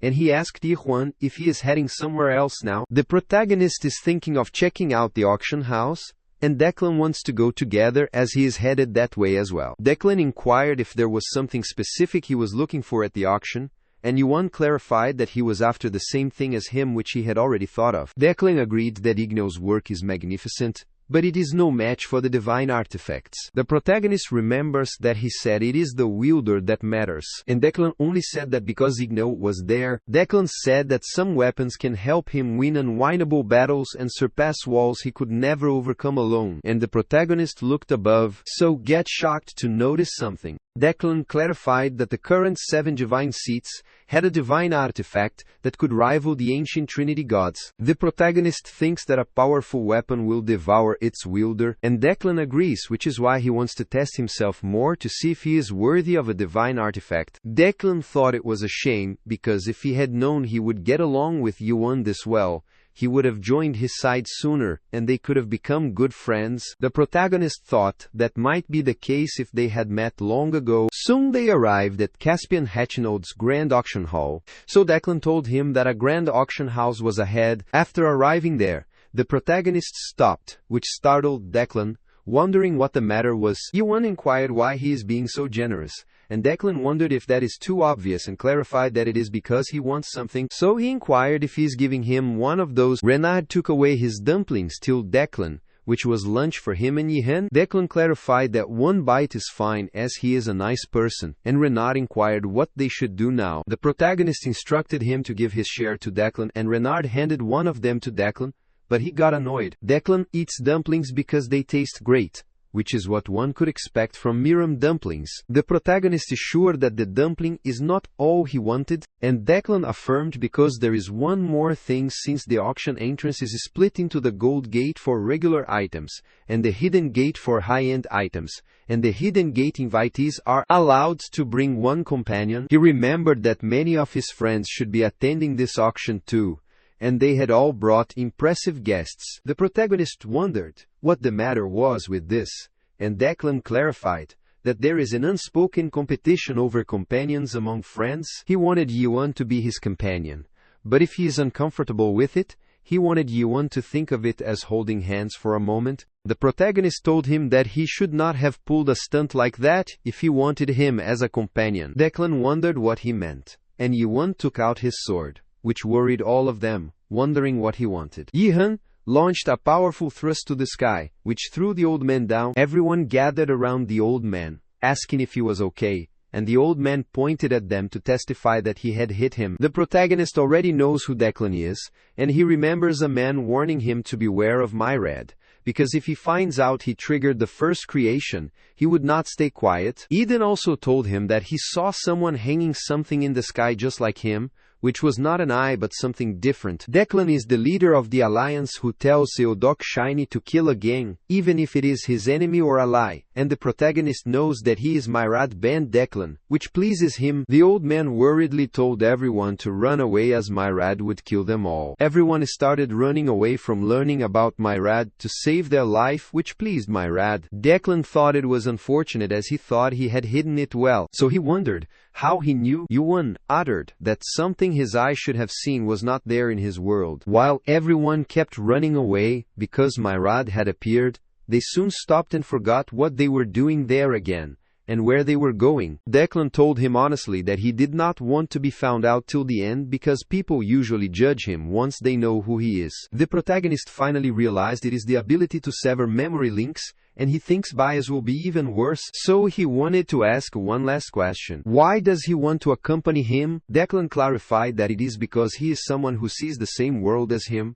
and he showed his world to him and decided to formally introduce himself as Myrad Ben Declan, and his friends of the Baisasukanorha Ferreira Abyss call him the Master of Crack. Later he went inside the action hall with Declan, so Anderson asked him if he was out of his mind as he acted as if he knew who the Master of Crack was, and wondered if getting to the 8th level would make him arrogant. The protagonist already knew, but Anderson did not want him to see because he would not be walking around with the Master of Cracks after learning it. She knew that he was so way, so she wondered why he came along, and Yihan wanted to see the divine artifact for himself. Anderson gave up because if he had listened to reason, he would have returned to the inn with Renard. Declan smiled after hearing this, and asked Yuan if he liked the outfit he picked to match this gathering's dress code. Yuan clarified that it is not bad, so Declan asked if he had forgotten his earlier proposal. The protagonist wondered if he was talking about entering the auction on his behalf, and Declan affirmed as he could not participate in this hidden auction. Yuan wondered if there was a reason, and Declan wanted him to consider it a treaty, which startled him. After a while they arrived at the entrance of the hidden auction, and Yuan told him he did not have much trust. Declan does not want him to worry, as he is covering the trust, which makes the protagonist wonder about the terms. Declan is willing to lend him the divine artifact if he wins the bid, and he opened the door. Anderson told him that beyond that door are the strongest gods of the abyss, and the world pressure is so high that she might fall asleep. This sounds nice and quiet to Yuan, and Anderson wanted him to shut up as she would be in his private world, so she told him when he needed her. After entering the hall, the protagonist looks at the two participants, and Declan clarifies that they are 7th star level figures. He realized they are conscious of Yuan because he became an 8000 in less than a year since coming to the abyss. Declan clarified that he had to endure both admiration and criticism from now on. He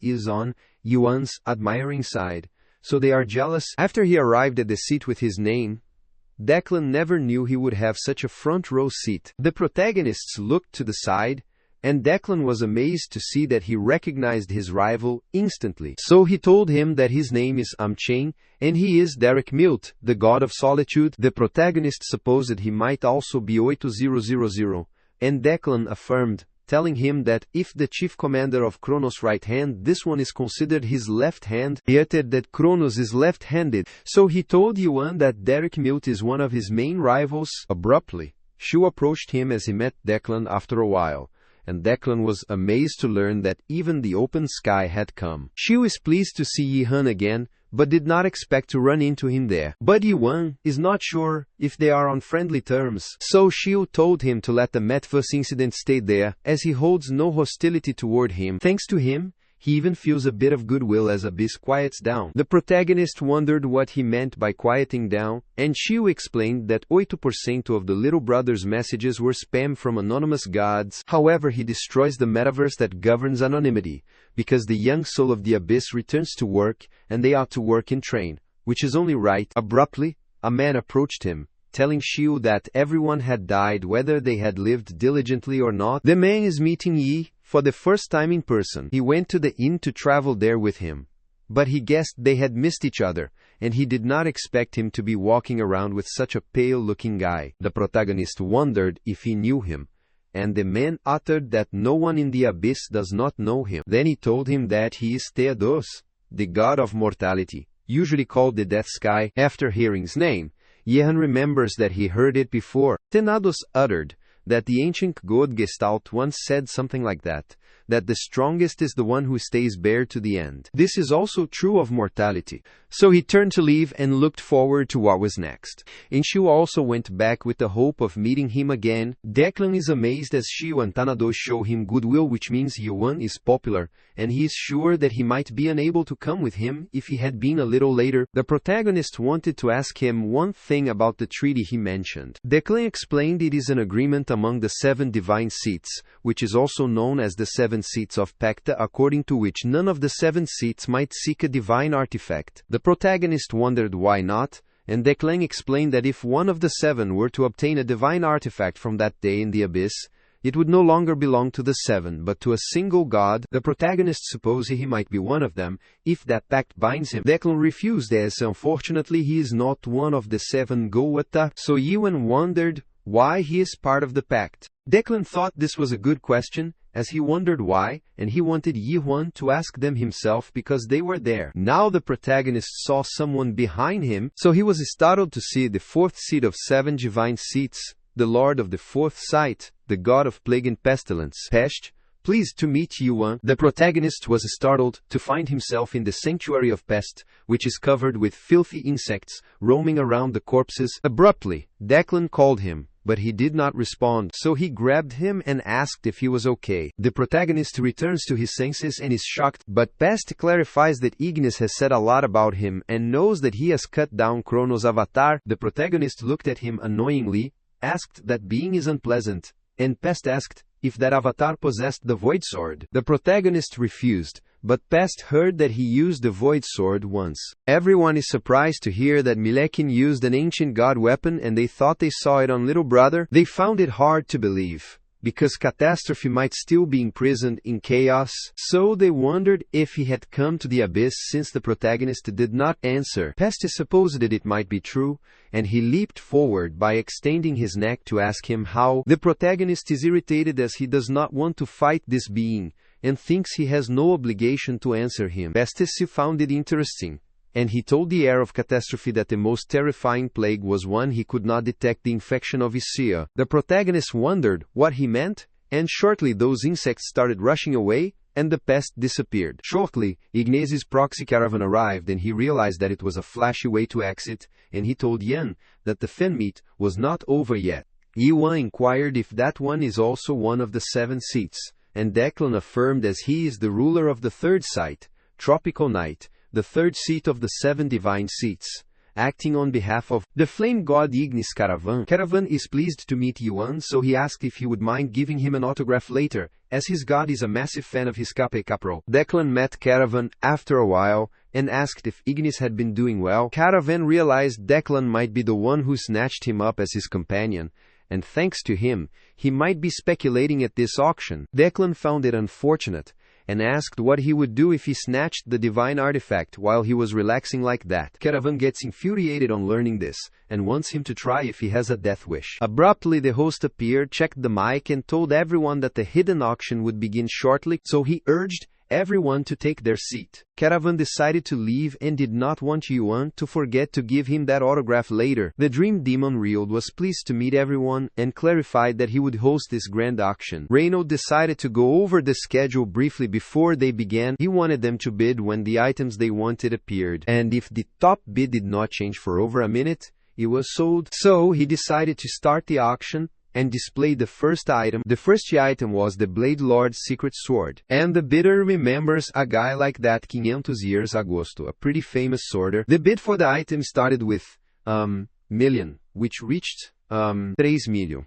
And Declan told him to join the bidding as they can go up to 5 billion, but he is not sure beyond that, and Ihan understood. The following item was the Chariot of the Thunder Temple, followed by the Bracelet of the Ice Dragon, and the Lineholt's prototype bunker. The host explained that the next item is the Infinite Dimensional Pocket Space Coat, so asked if they have any bids. Declan realized that it is pretty decent, so he wanted Yuan to pay a bid on it for him. And after acquiring it, he asked the protagonist if it looked good on him. The protagonist inquired if that was also something the Dream Demon had made, but Declan refused as that was one of the items from the outer universe. The protagonist remembers that Ginaki also mentioned sending Ho Pong's recipe to the outer universe, and suppose the other dimension the driver mentioned. Declan found it fascinating to think the world might exist beyond the influence of the Tree of Illusion, and he wanted to gift Jihan at least one item. So the protagonist thanked him abruptly. Hanoj told everyone to look at the following item, and then asked if they knew what it was, as this is a Dream Demon tome collected 900 years agosto.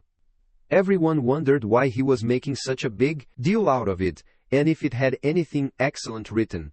Thoughts of a master. Reald refused to tell them that, unfortunately, the contents of the tome are indecipherable, because it is written in the unique language Dream Demons used at the time. Furthermore, language structure is arranged in a particular format, meaning they would not understand the meaning, even if they decipher it. The bidder gets annoyed to learn it is unreadable, so he wants to get it off and show them the following item. Reald wanted them to wait because the structure matches the style favored by certain masters of the past, and he is sure it might reveal a tremendous secret if one succeeds in decoding it.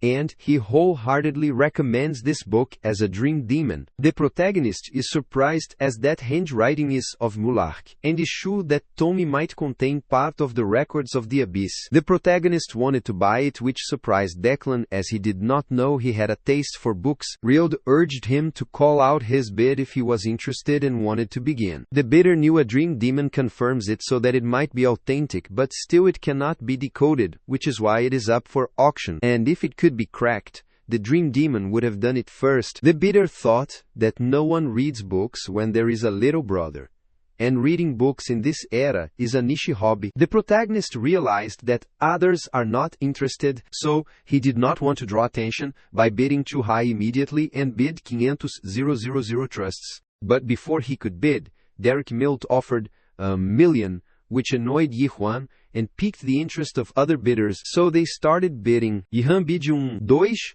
million, which kept increasing, until it reached 5 million, which amazed Reald as that is a fierce bidding war. The bidder realized it was getting intense, so he wondered if there was something special about this tone. Derek Milt asked Ewan if he liked books too, but he had never given up a book before, so he wanted Ewan to give up. However, the protagonist told him this will be his first time, so he should back down, because this is important to him. Yuan immediately raised the bid to 9 million trusts, which infuriated Derek Milt, so he furiously slammed the glass on the table. Reynolds asked if there were any higher bids, but he did not respond, so he congratulated Ihan as the thought of a master goes to him. After that, he thanked everyone for waiting because it is finally time for that day's main auction item, which boosts by as little as 2 or up to 5 depending on output. That is an unbelievable component that amplifies the writer's world force and the most powerful gear against in the abyss, Deus Ex Machina. The protagonist saw that it had intricately engraved patterns and a refined finish, so anyone could see it was the work of a true master. Still, he wondered why Catastrophe's void sword seemed like a weapon that did not know the meaning of control, yet that weapon did not give off nearly the same force. Real told everyone to start bidding, and Yihan was surprised to sense a strange energy, but he recognized it. Pest realized he was late, and Caravan told Ignis he was there. Ignis was annoyed as he made the flashy entrance. The fifth siege of the 7 divine seats, master of the fifth sight, Ragnarok, and the god of time, Chronoseus, arrived. Rield apologized to everyone, wondering what was wrong with the mic. As it seemed there was an issue with the sound, he decided to reuse it, as this is the final item of the auction, a component of none other than the ancient god Zeus, and was set for its starting bid. Derek Mute bid 2 billion trusts for it, which startled everyone as that price is too much. Still, they were talking about Amion, and remembered that he was Kronos' left hand,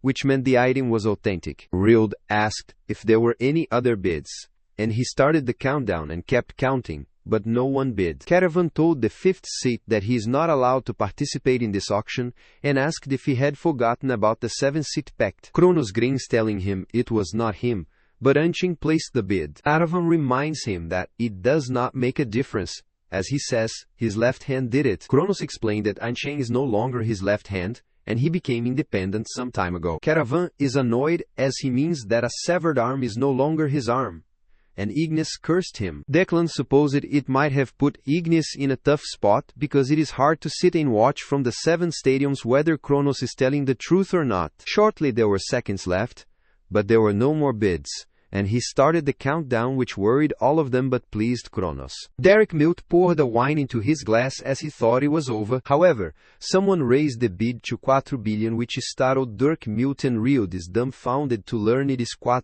billion. All the bidders were shocked, wondering who was the one to bid 4 billion. And they supposed it might be Mileking, but it was hard to believe that he had that much trust. They do not think this, as even for the very divine sets, that amount is a strain. The bidders wondered who that person is. Abruptly everyone is notified that X bid 4 billion CPPs, and they wonder who that was, as they had never heard the name before.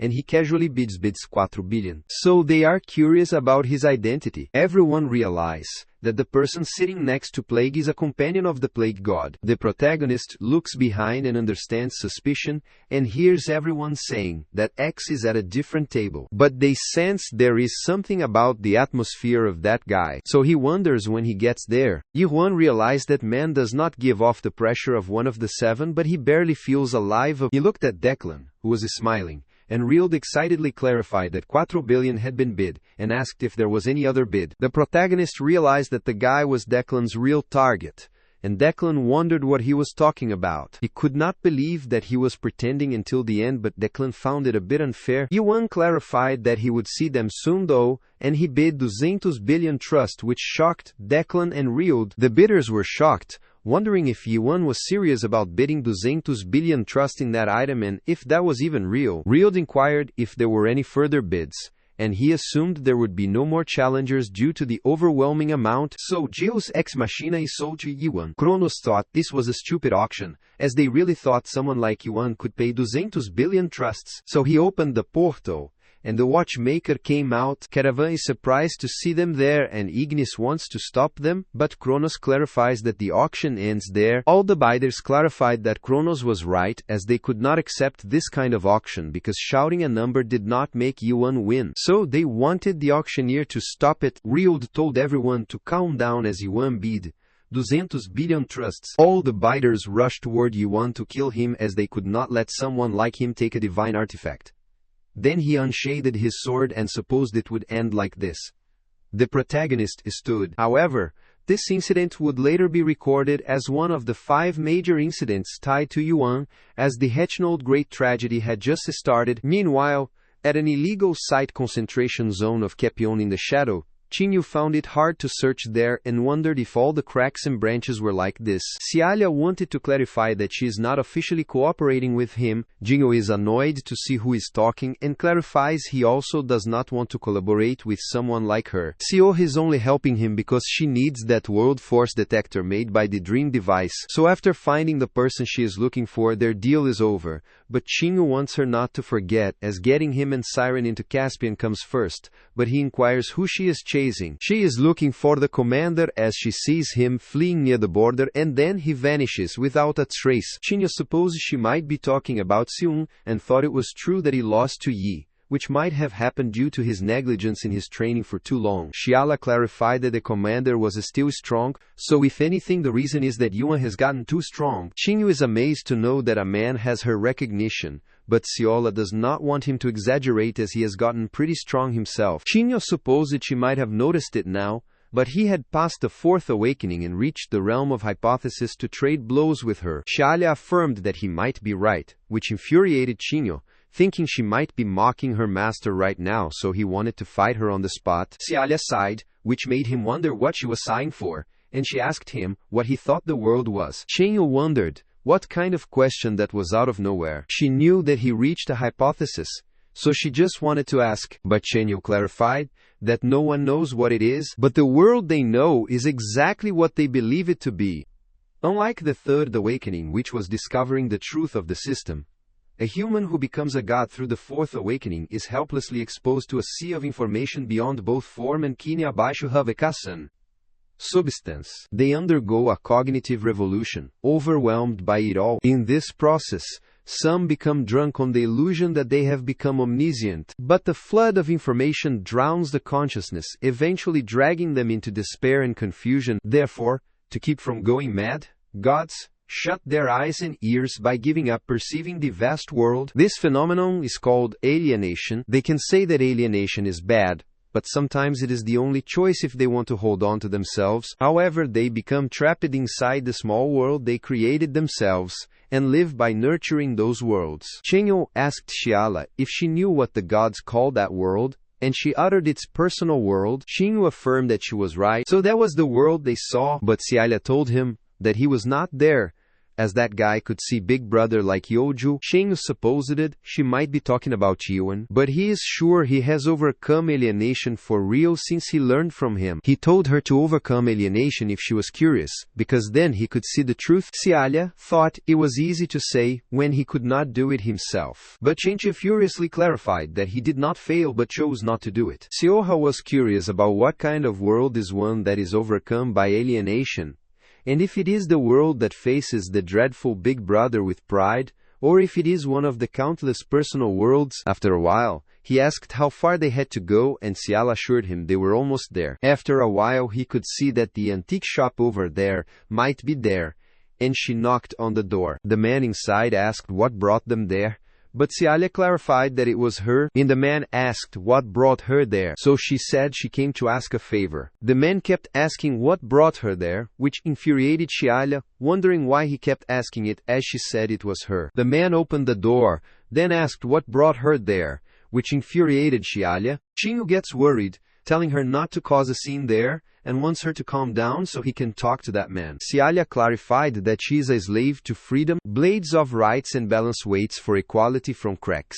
While inside the shop, she asked the chief if they had to go through this every time they came in. The chief clarified it is the rule, then asked if she wanted something to drink, but she refused as they would not be long. But Chinyu urged Furangua tea. Then he told Cialia that the guy's face suddenly looked younger. She explained that the fifth branch chief is a manipulation type, so that he can change his face however he wants. Chinyu is thrilled to know that he can change his face, as that is a kind of envy-inducing setup that he could use to attract girls. The chief asked if the one she brought was with her, and she affirmed, telling him that it was former crack, and he handed him tea. Chinyu took the tea, and then the lucky old man. Cialia vouches for his identity, so he wanted him to open the way, as his companions are the old man and the remaining demon who wanted to enter Caspian illegally. The chief gets annoyed to learn that she wanted to do it now of all times, as this is not a good time because things are tense after the recent metaverse collapse incident. However, since she was okay with them, the chief decided to let them in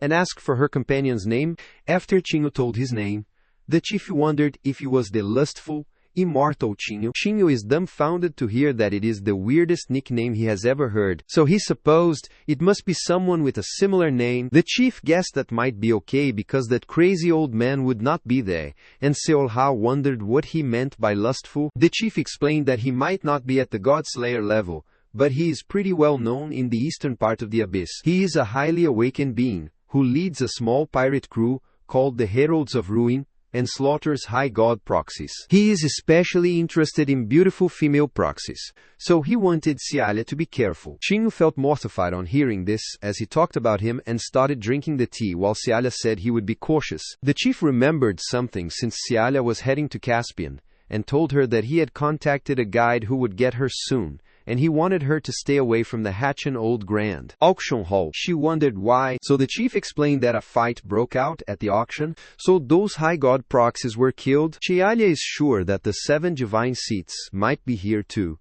since it was the grand auction, and if there is a fight, it is basically a war, and remember that Yoju went there too. The chief affirmed, but Kesung went with them, so they do not need to worry. She does not want to worry if they will brawl among themselves. The chief added that one person wiped them all out, which made Seolia wonder who that person could be. Shinyu started trembling, as he realized they might be talking about that guy. The chief affirmed that it was right, tried to remember that guy's name, and realized they said it was the god slayer Yiwang, which shocked Seoha. While the watchmakers were attacking the gods, Rield wondered why that was happening, because if it continued, even the barrier would not hold out much longer. Rield can't afford to lose the 3 sacred treasures due, when he has not yet received the trust. He commanded his comrade to shake the World Power Suppression Bureau quickly, and his comrade affirmed. While the protagonist attacks them, Caravan remarks that he is beyond what they have imagined, and Ignis realizes he has changed his sword. Caravan is surprised to know that he knows about that too, but that is basic fan knowledge for Ignis.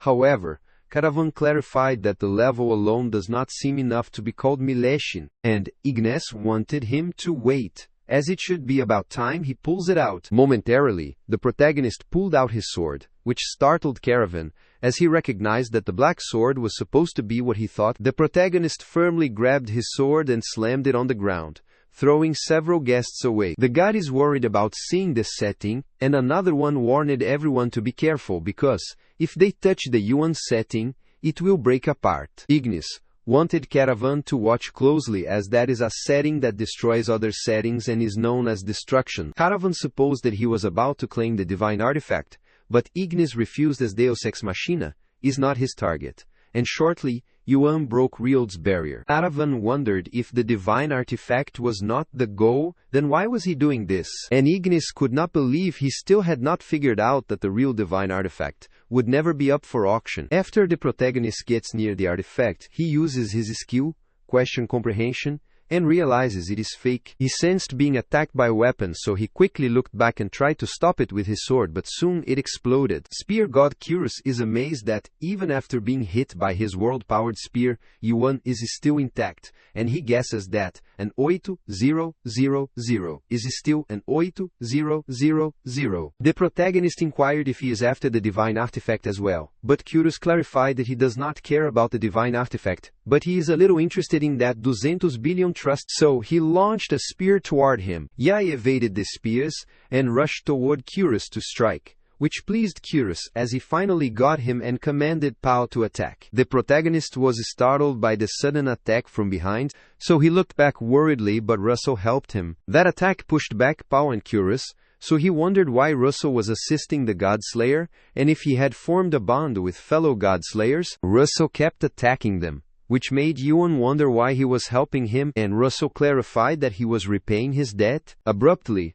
Kurus and Pao both surrounded them, then tried to attack him, and Russell wanted him to consider his repayment to save his proxy. Meanwhile, Derek Mute saw this, and knew it was about time to go catch the book thief. While Curious is annoyed to face the two of them together, he wants Pal to get ready, and Pal wants him to make sure he hits. Therefore they use the Spear God Curious and Sleep God Pal's Sun Sanctuary, binding them and thus trying to attack him. Russell worriedly asked him what he was doing, as he should get out of there quickly because Derek Milt is approaching, so they would not hold out if he joins too. The protagonist wanted to team up this once, which makes Russell wonder why, and Yuan claimed that if they leave it his proxy will die. Russell agreed to do that. So he summoned Mind Si and Miao Qing Yi Huan's sanctuary, revealing the world after the fall, the sanctuary binding. They were unsure if this method would succeed, because the sanctuary binding technique does not succeed easily. But Shihan did not feel like he would fail, as the waves that once crashed against him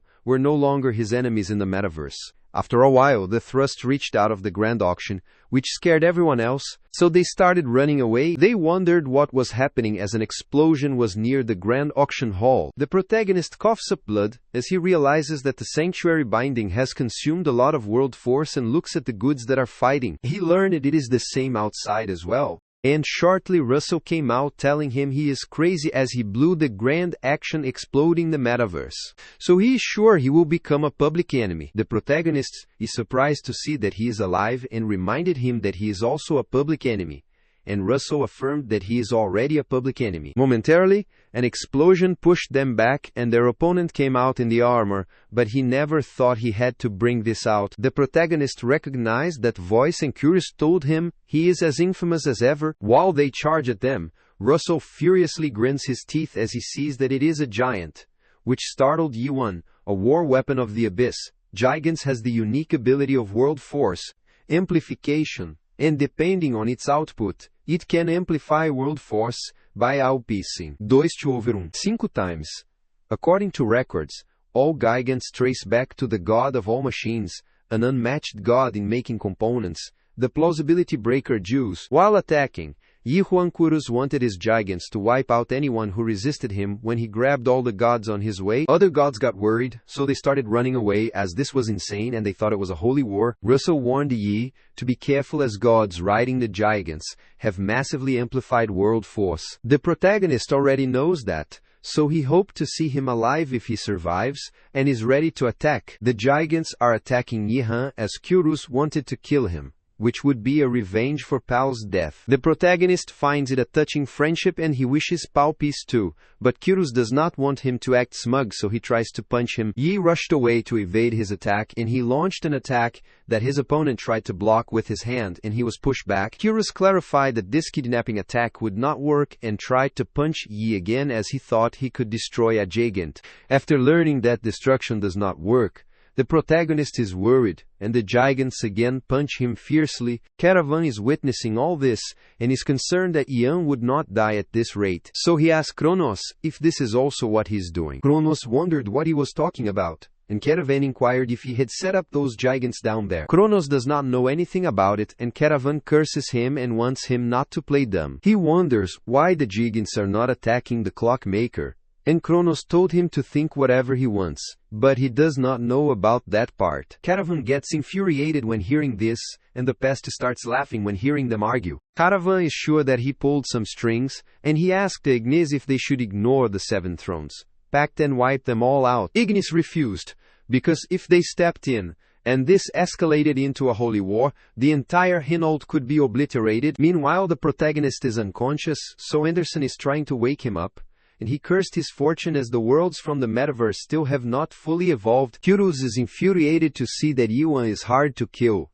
and wants to finish him off with his net punch. Anderson told him that he had no time, so he should take his clothes off, and the protagonist finally understood, so he tried to strip off, but it was a struggle. While Gigants is trying to attack him, Anderson started singing the rhyme of the person who hated clothes and liked to be naked. And one day that naked god went out because he was bored, and he met his first friend, so he wanted to play with him, and was surprised to see what he was wearing. He gets infuriated upon seeing the armor, so he asks him if that is the clothes that make his friend tremble. So he clarifies that it is not clothes. However, the god knew that it was a lie, so he grabbed his hand and kept shouting that it was a lie. Caravan, Kronos, and Pest were all shocked to witness this scene, as all the screws of Kurus' armor were unscrewed. Anderson wanted him to observe as, "This is the true power of the Naked One." And she clarified through Yuan's body that this setting was initially created to fight the Gigants. Caravan is shocked to think that Yi is basically cheating, and wonders what kind of law-type setting gets that strong just from singing and taking off some clothes. Ignis thinks for a while and realizes he was not mistaken back then, as that guy should not still be alive and it was passed down. Caravan asked him if he knew about this setting as he had never seen it before. Ignis is sure that many people in the abyss do not know that setting as it was created over 210,000 years agosto, which startled the caravan. Meanwhile, the protagonist gets near the giants, and Curious tells him to get far away from him and not to come closer. Curious gets worried as Young keeps approaching, but suddenly 2 more giants come there to protect him, and he starts laughing as if he's concerned for nothing, because even that crazy struggler can't handle multiple giants at once. But he is startled to see something. Ignis explained that this is a setting created by a mad god who hated dos City-ish, and Caravan wondered if there is a god who hates dos. Ignis explained that they hated each other and fought each other. Caravan is shocked to learn that as Deus is one of the even saying 000 supreme gods, no one could handle it, and asks if he meant the legendary ancient Trinity. Ignis affirmed, telling him that only an equal could stand against the Trinity. Meanwhile, the protagonist breaks those giants, which worries Curious as that is impossible because it is not just about breaking machines and stripping clothes. Ignis explained that it makes the sanctuaries, the believers, feel alien and is a disease of the abyss that strips them of worldly force. While Curious Giants is trying to run away, the protagonist breaks its leg and keeps taking away all of its parts, which worries Curious, so he keeps telling him to stop. But soon he is lying on the ground, stripped. Ignis explained that the cause of their worldview's collapse could be caused by the only ancient god who could cause Gestalt's collapse, Illusion's layer Gestalt. After getting rid of him, Yuan wondered if she had to sing that song, and Anderson affirmed that she can only use her full power if she sings it. The protagonist wondered what kind of nonsense this was, and asked if she was sparring those guys on purpose. Anderson explained that she could not kill them because she had already stripped them of most of their clothes, and if they were already naked then she could not use the naked one setting anymore. After hearing this, the protagonist realizes that this scene was not made to kill in the first place, but was purely a setting design that stripped others. Anderson asked if this setting is impressive, but Yuan wondered why he would be the one to. While he is pondering, another enemy unsheathed his sword, and Anderson told him not to let his guard down as this is just the beginning. Since he shouted that ridiculous bid and drove everyone mad, he asked Anderson if she was listening. Anderson affirmed that she was, and she wondered what he was thinking while pulling a stunt like that. Meanwhile, the protagonist sees Myrad fighting with someone, and Anderson asks if he is even listening to her. Meanwhile, the gods decide to charge naked as Yi Wang, who could not skillfully struggle, but the protagonist grabs his sword, launches several thrusts back, and kills them. The 2 gods behind were worried on seeing this as they thought strugglers could not be killed. Anderson told him to run for it as she is depleted of her world force, so staying there longer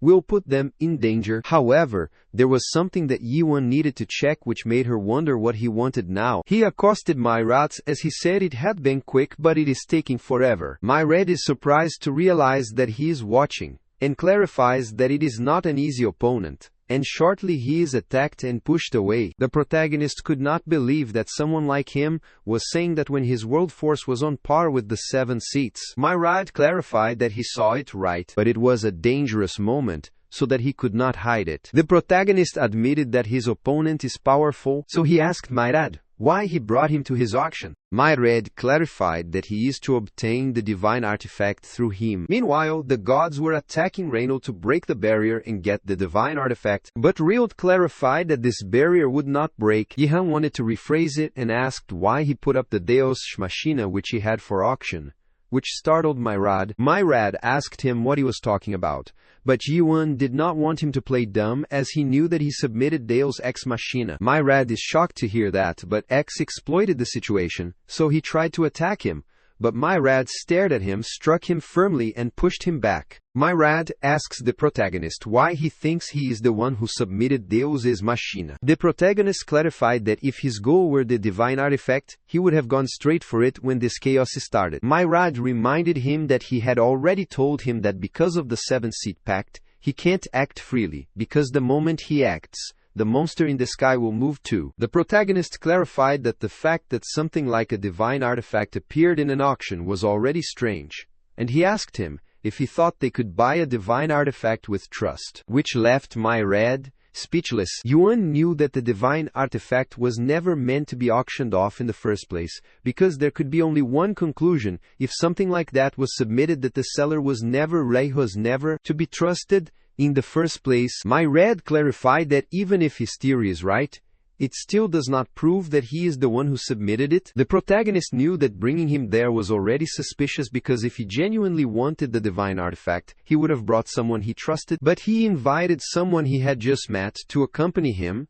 and handed him a blank check, which is unreasonable. Myrad clarified that he is rich, which is why he did that, but Yewen refused, as he was confident that he could recover that amount from the start. So he submitted the item and repurchased it with his own money. Myrad clarified that if he were the one who submitted it, even with the auction fees, the trust would eventually come back to him, which is an interesting theory, but he can't understand the reason for going through the trouble of submitting the divine artifact to repurchase it. And even if that is true, then even a single mistake can make someone take it away. The protagonist asks him if he thinks he does not know Deus Ex Machina is fake, which sends chills down Myrad's spine. He asked why he went through all this and wondered what Myrad was after with this fake auction, but Myrad did not respond. Anderson realized that he does not seem to be planning to answer, but it does not matter to Yuan, as his goal was to get time to gather the world's power. Anderson uttered that it was not bad, and the protagonist looked around as enemies on all sides were around Vinci left, so he could pierce through the ground and escape just fine. While rushing away, Myrad uttered Yunsi's name and clarified that he knew where he was, which shocked Yanyuan, and he recalled all of his memories with his friend, and wondered if Myrad was the one from back then. Myrad clarified that this time it is not a favor but a deal, and that if Yuan helped him, he would help him find his friend. The protagonist furiously asked him if he had Yuan, but Anderson told him not to listen to him, as he could not trust that guy. Myrad looked at the protagonist, then rushed away to dodge excess attack, and it struck Yuan. The other gods thought this was their chance to kill Yuan, and knew that his setting does not work from a distance, so they decided to gather the world forces and launch a long-range barrage. The protagonist looked behind and saw himself attacked by the fire, and he rushed away to evade the attack but found it annoying. After a while, he launched a powerful thrust in the sky, which shocked the man as their sanctuary was destroyed, and they realized he was a complete monster. Anderson told him that he will keep fighting even if she tries to stop him, that with his current world force, he can barely use the naked one more time. The protagonist already knew that, so Anderson told him to conserve it. While heading away, Yihan's foot struck something, so he saw a book on the ground, and abruptly, Derek Milch rushed toward him, calling him a book thief, and clarifying that it was his book. The protagonist remembers that the guy was with Kronos and is annoyed as they pop out from all sides. Derek Milt launched an attack to get his book back, and the protagonist hardly evades it, but remembers that he is Kronos' left-hand man. He is startled to see Derek Milt striking ferociously to get his book back, which worries Anderson. The protagonist moved his book forward to block his attack and asked if he meant this one. Derek Milt gets infuriated as he dared to use a book as a shield, and clarified that he has no right to read a book. Then he pierced through his skin with his slashes. The protagonist did not know he needed a qualification to read a book,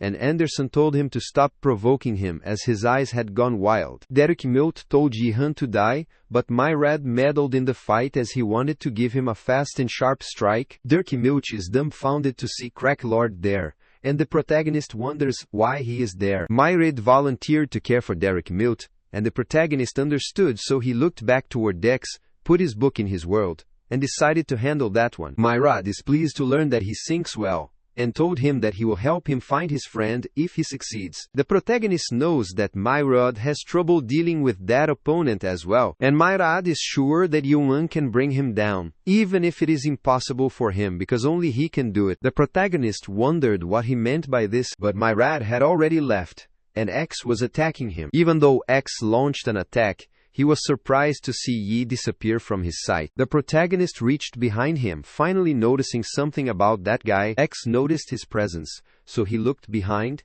and Yuan launched a thrust, but X evaded his strike. Anderson noticed something, and Yi now understood that it was a gigant. The protagonist started singing the rhyme about the naked god who hates clothes, and Anderson is surprised to see him singing just fine on his own. Now the protagonist realizes that the guy is just now different from the other giants.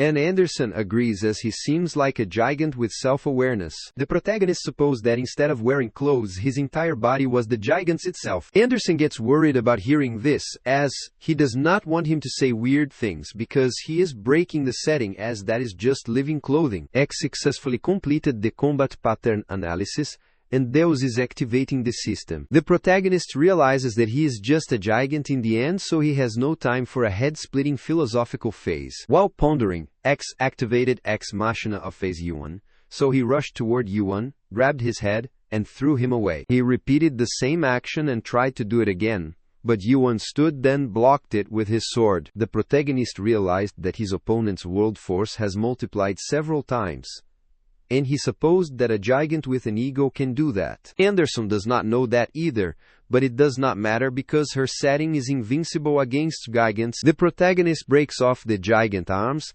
then hits his head and throws him away. After the protagonist approached giants, he realized that Yuan is a Gestalt setting, which is a brand, and asked who he is. The protagonist could not believe that it ended easier than he thought. So, he turned to leave, surprised to hear giants saying that the Deus Ex Machina system was initiating. X released tremendous energy, which shocked Yavan and Anderson. Eggs was worried, so he told him to dodge it as he had commenced phase 2. After a while, the protagonist wakes up and he hears the people asking their lord where he is, and they keep calling for his god. The protagonist kept calling Anderson but got no response. Myrad explained that the Deus plausibility break temporarily expels gods from their sanctuaries, a terrifying power beyond legends. He approached Yuan while dragging Derek Mute along, who requested that he spare him. Myrad is surprised to see Yuan still has the strength to rise, but he wants him to stay seated, that is, if he wants to enjoy the show. He threw the protagonist away, then went to X to take out its core, and he is pleased as he has finally gotten his hands on it. He is sure that Yuan has no idea how much he went through to get this. Then he stared at Yuan, telling him that talking with him was delightful, because he was constantly amazed by his deductions and equally tense throughout their conversation. However, he had to admit it in the end because he was right about everything. He jumped away from Yuan, who told him he submitted Deus Ex Machina to the auction. He is the one who caused all this and who deliberately brought him there. It was also there, as he had guessed. It was all to lure us to this place. However, there is one thing that Yuan got wrong in his deduction. He reached above Deus Ex Machina. The protagonist is startled to see this, and Meredith clarified that Deus Ex Machina is not a fake. He looked at the core and explained that it is not fake from now on. After he put the core in GS Ex Machina, its name was visible and it stood before him. Deus started emanating a tremendous aura, which worried all the watchmakers as Deus had awakened, and they ran away as they were sure they would die if they got caught up in it. While running away, the watchmaker saw one of their comrades fading away due to the impact, and shortly there was a massive explosion. The protagonist is hardly holding in, and is concerned that this much destruction is caused by releasing his world power. Since Deus has an out-of-standard superpower, this makes Yuan wonder if he is on par with Catastrophe. While the explosion kept occurring, Yuan was worried as he did not have much world power left, so at this rate he was concerned about dying. Abruptly, Anderson rushed there in Rachel Young's body to protect Yuan, and struck Deus. The protagonist is surprised to see Anderson there and wonders how she is there. Anderson is unsure, but she came to her senses during this chaos and told Yuan to run as she would hold them off. Abruptly, Eden arrived there as he wanted to help, and Anderson is pleased to know that he is alive. Eden affirmed, but asked if she had recovered Rachel's body. Anderson explains that she partially recovered it as her soul has not returned yet, but she is indeed with him. Eden is relieved to know that, and uttered, "It is not time for greeting." So, he told Yuan to go while they hold the line there. The protagonist is startled as he senses something and wonders if it is an illusion, because he briefly sees Archina and Justice beside the two gods. That vision disappeared quickly, but Yuan understood the hero gods who once challenged the final layer of metaverse were with them now. While pondering, Renaud called him, and worriedly looked back, but saw pilgrims and Gale who came to help him along with him. He worriedly told him they should not have come, but it was already too late as he sensed Theos' energy near him and another explosion. The protagonist was slammed with the door, causing him to cough up blood, and he fell to the ground, unable to move. Anderson told him to pull himself together and get up, but he wanted her to stop as he could not move. Suddenly the world power started flowing into his body, and he wondered if it was Anderson, so he thanked her. Anderson supported her in standing, and told him to look as Deus was fighting with other giants. Queen wondered why the giants were fighting with him, and Caravan told him that those giants were reinforcements sent to help the 7 thrones. Because of that Deus Ex Machine thing, the throne lost its link to the god power drops drastically, without proxies, and the rift things now is the perfect chance to take them down. The protagonist wonders who he is, and Caravan is pleased to meet him again. Yihan wonders if he is Kronos or Pao, which infuriates Caravan, so he tells him his name. Meanwhile, the rift-awakened leader commands his comrades to search every corner and find them, as they could not have gone far. He also wants them to find those hiding the 7 divine thrones. Caravan tells them to stay quiet, but Anderson says he is the one shouting. Caravan is infuriated as even the rift-awakened effect on the move now. So if their link with their god was not severed, they could handle these people. The protagonist understands that Caravan's link with Ignis is gone, and Caravan gets startled, wondering how he knew. Anderson is annoyed to hear that, as he said it himself. And Caravan is sure they know something about this. Anderson affirmed that she knew something, but she told him he needed to get out of there if he wanted to find his god, and she would tell him how she saw Yuan heading somewhere, so she asked where he was going and wanted to know what he was planning. The protagonist grabbed his sword, aware that Deus Ex Machina is just a gigant in the end, so he wanted to deal with it. Anderson grabbed his hand, wondering if he thought they did not know that, and told him that he could not go in. Specifically this time he really could not. She looked at Yuan and was shocked to see him, as she saw the face of a small child in Yan, and a pure child who refuses to give up on childish dreams because he does not know the word impossible. Since he is a child who can keep challenging endlessly, she let go of his hand and he rushed away. She held on to the drop of water, and then a shiver arose from deep within Anderson, a sensation that came from beyond even divine sensitivity. The tremors spread throughout Anderson's body, and she decided to accept that feeling. So she decided to go with him. The protagonist is reluctant because she could die, and she already knew that Tatechimesis followed in him. A pupils trembled, as it had been a long time since a comrade had said something like that to him. But he at that moment did not realize that purity can only be protected by others. Therefore, for him to remain pure, there had to be someone willing to endure the immaturity of that purity, and that someone had to exist. But he only came to understand that, a long time afterward, Caravan saw them leaving, so he wondered where they were going, as it is better to escape than to fight that thing. But he got annoyed as they did not listen to him. While rushing away, the protagonist wondered why Anderson was not stripping, and if she would use the frailer setting. Anderson could not believe him, as she had already told him that he was naked, and she told him to watch closely, as she would show him what a real naked one is. Before she could do it, Deus slammed her away with a single inch, and the protagonist got worried about witnessing her getting injured. The protagonist goes back and starts singing the story of the man who liked to live naked, and he rushes toward him. Myrad realized that Yuan is truly a consistent person. As Sealha told him, he admitted that the naked one is a good setting, especially in a time like this that is overflowing with giants. Still, he wondered if Yuan had ever considered why such a good setting had suddenly been buried. All the gods who inherited that setting were destroyed. He firmly punched the protagonist, causing massive destruction due to the collision. After the dust had subsided, Yan wondered if it was over, but Myrad approached him, telling him that if a setting disappeared from the abyss, then there might be a reason for it. Myrad told him that a setting is straightforward to break,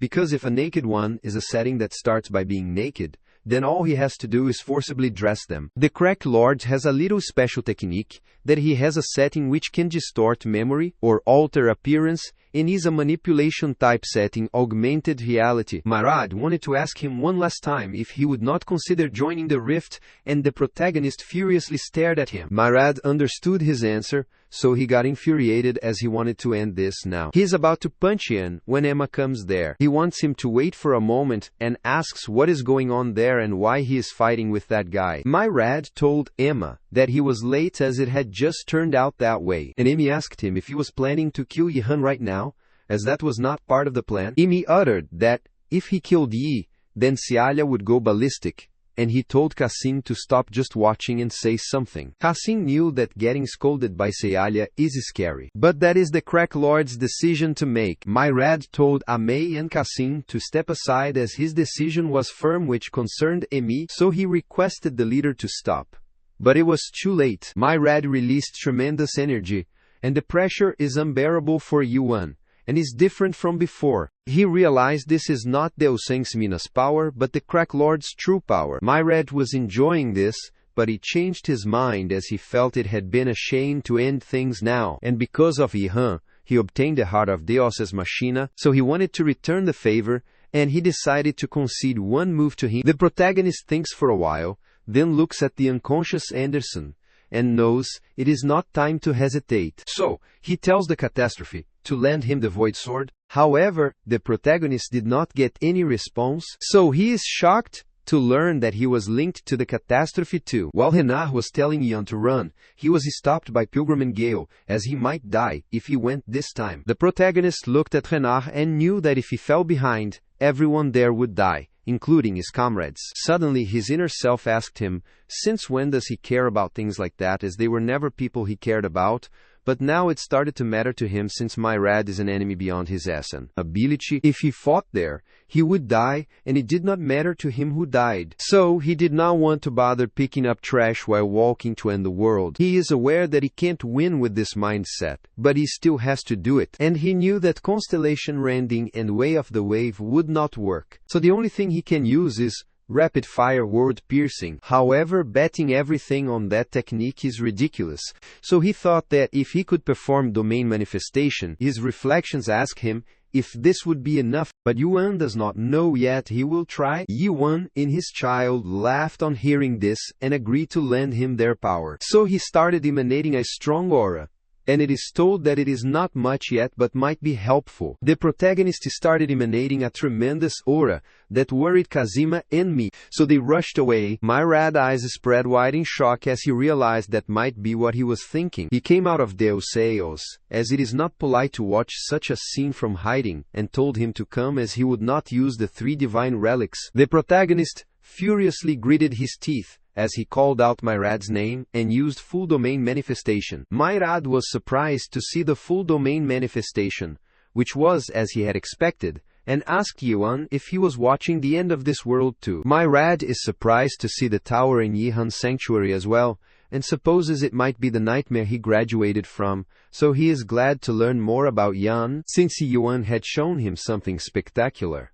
He wanted to show him something too, and he summoned a tower in Yuan's world filled with blood. The protagonist realized that it is older than the Citadel of Regret, and is supposed to be a first-generation tower, or even older. Mai explained that a tower is a structure for seekers heading toward the end of this world. So, it is a shame it is not the same tower as Yuan, but they resemble each other in having the same goal, so he asked him what he thinks.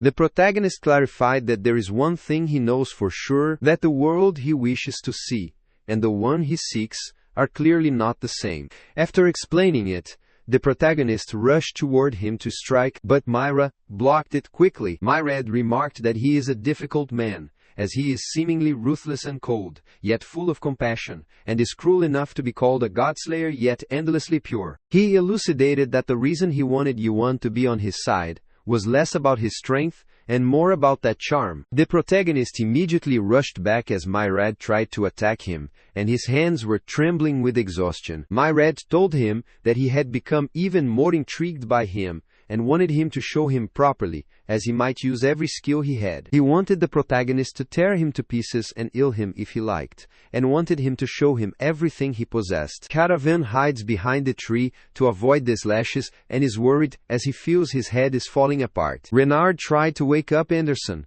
and Caravan wondered why they would jump in and end up like that when he told him to leave. Renard kept calling for Anderson, but she did not respond, so he started crying. Caravan told him not to worry, as it is not a fatal internal injury, as he had already done the emergency treatment so that she will be up soon. Renard was pleased to hear this, so he thanked him for saving them, and inquired who he was. Caravan wondered if he would get taken down too, because if this keeps up, they will miss their chance to recover their gods. But he did not want to give up, and knew they needed to focus on breaking through his situation. Caravan asked Renard about his friend, who was with him earlier, and where they went. Renard explained that Pilgrim went to ask Lady Renee for help, and Gale went to the gods of tomorrow. Caravan wondered how he was supposed to know what that meant, and he supposed he might be saying that they went to get reinforcement. So he wanted to handle those giants until they returned.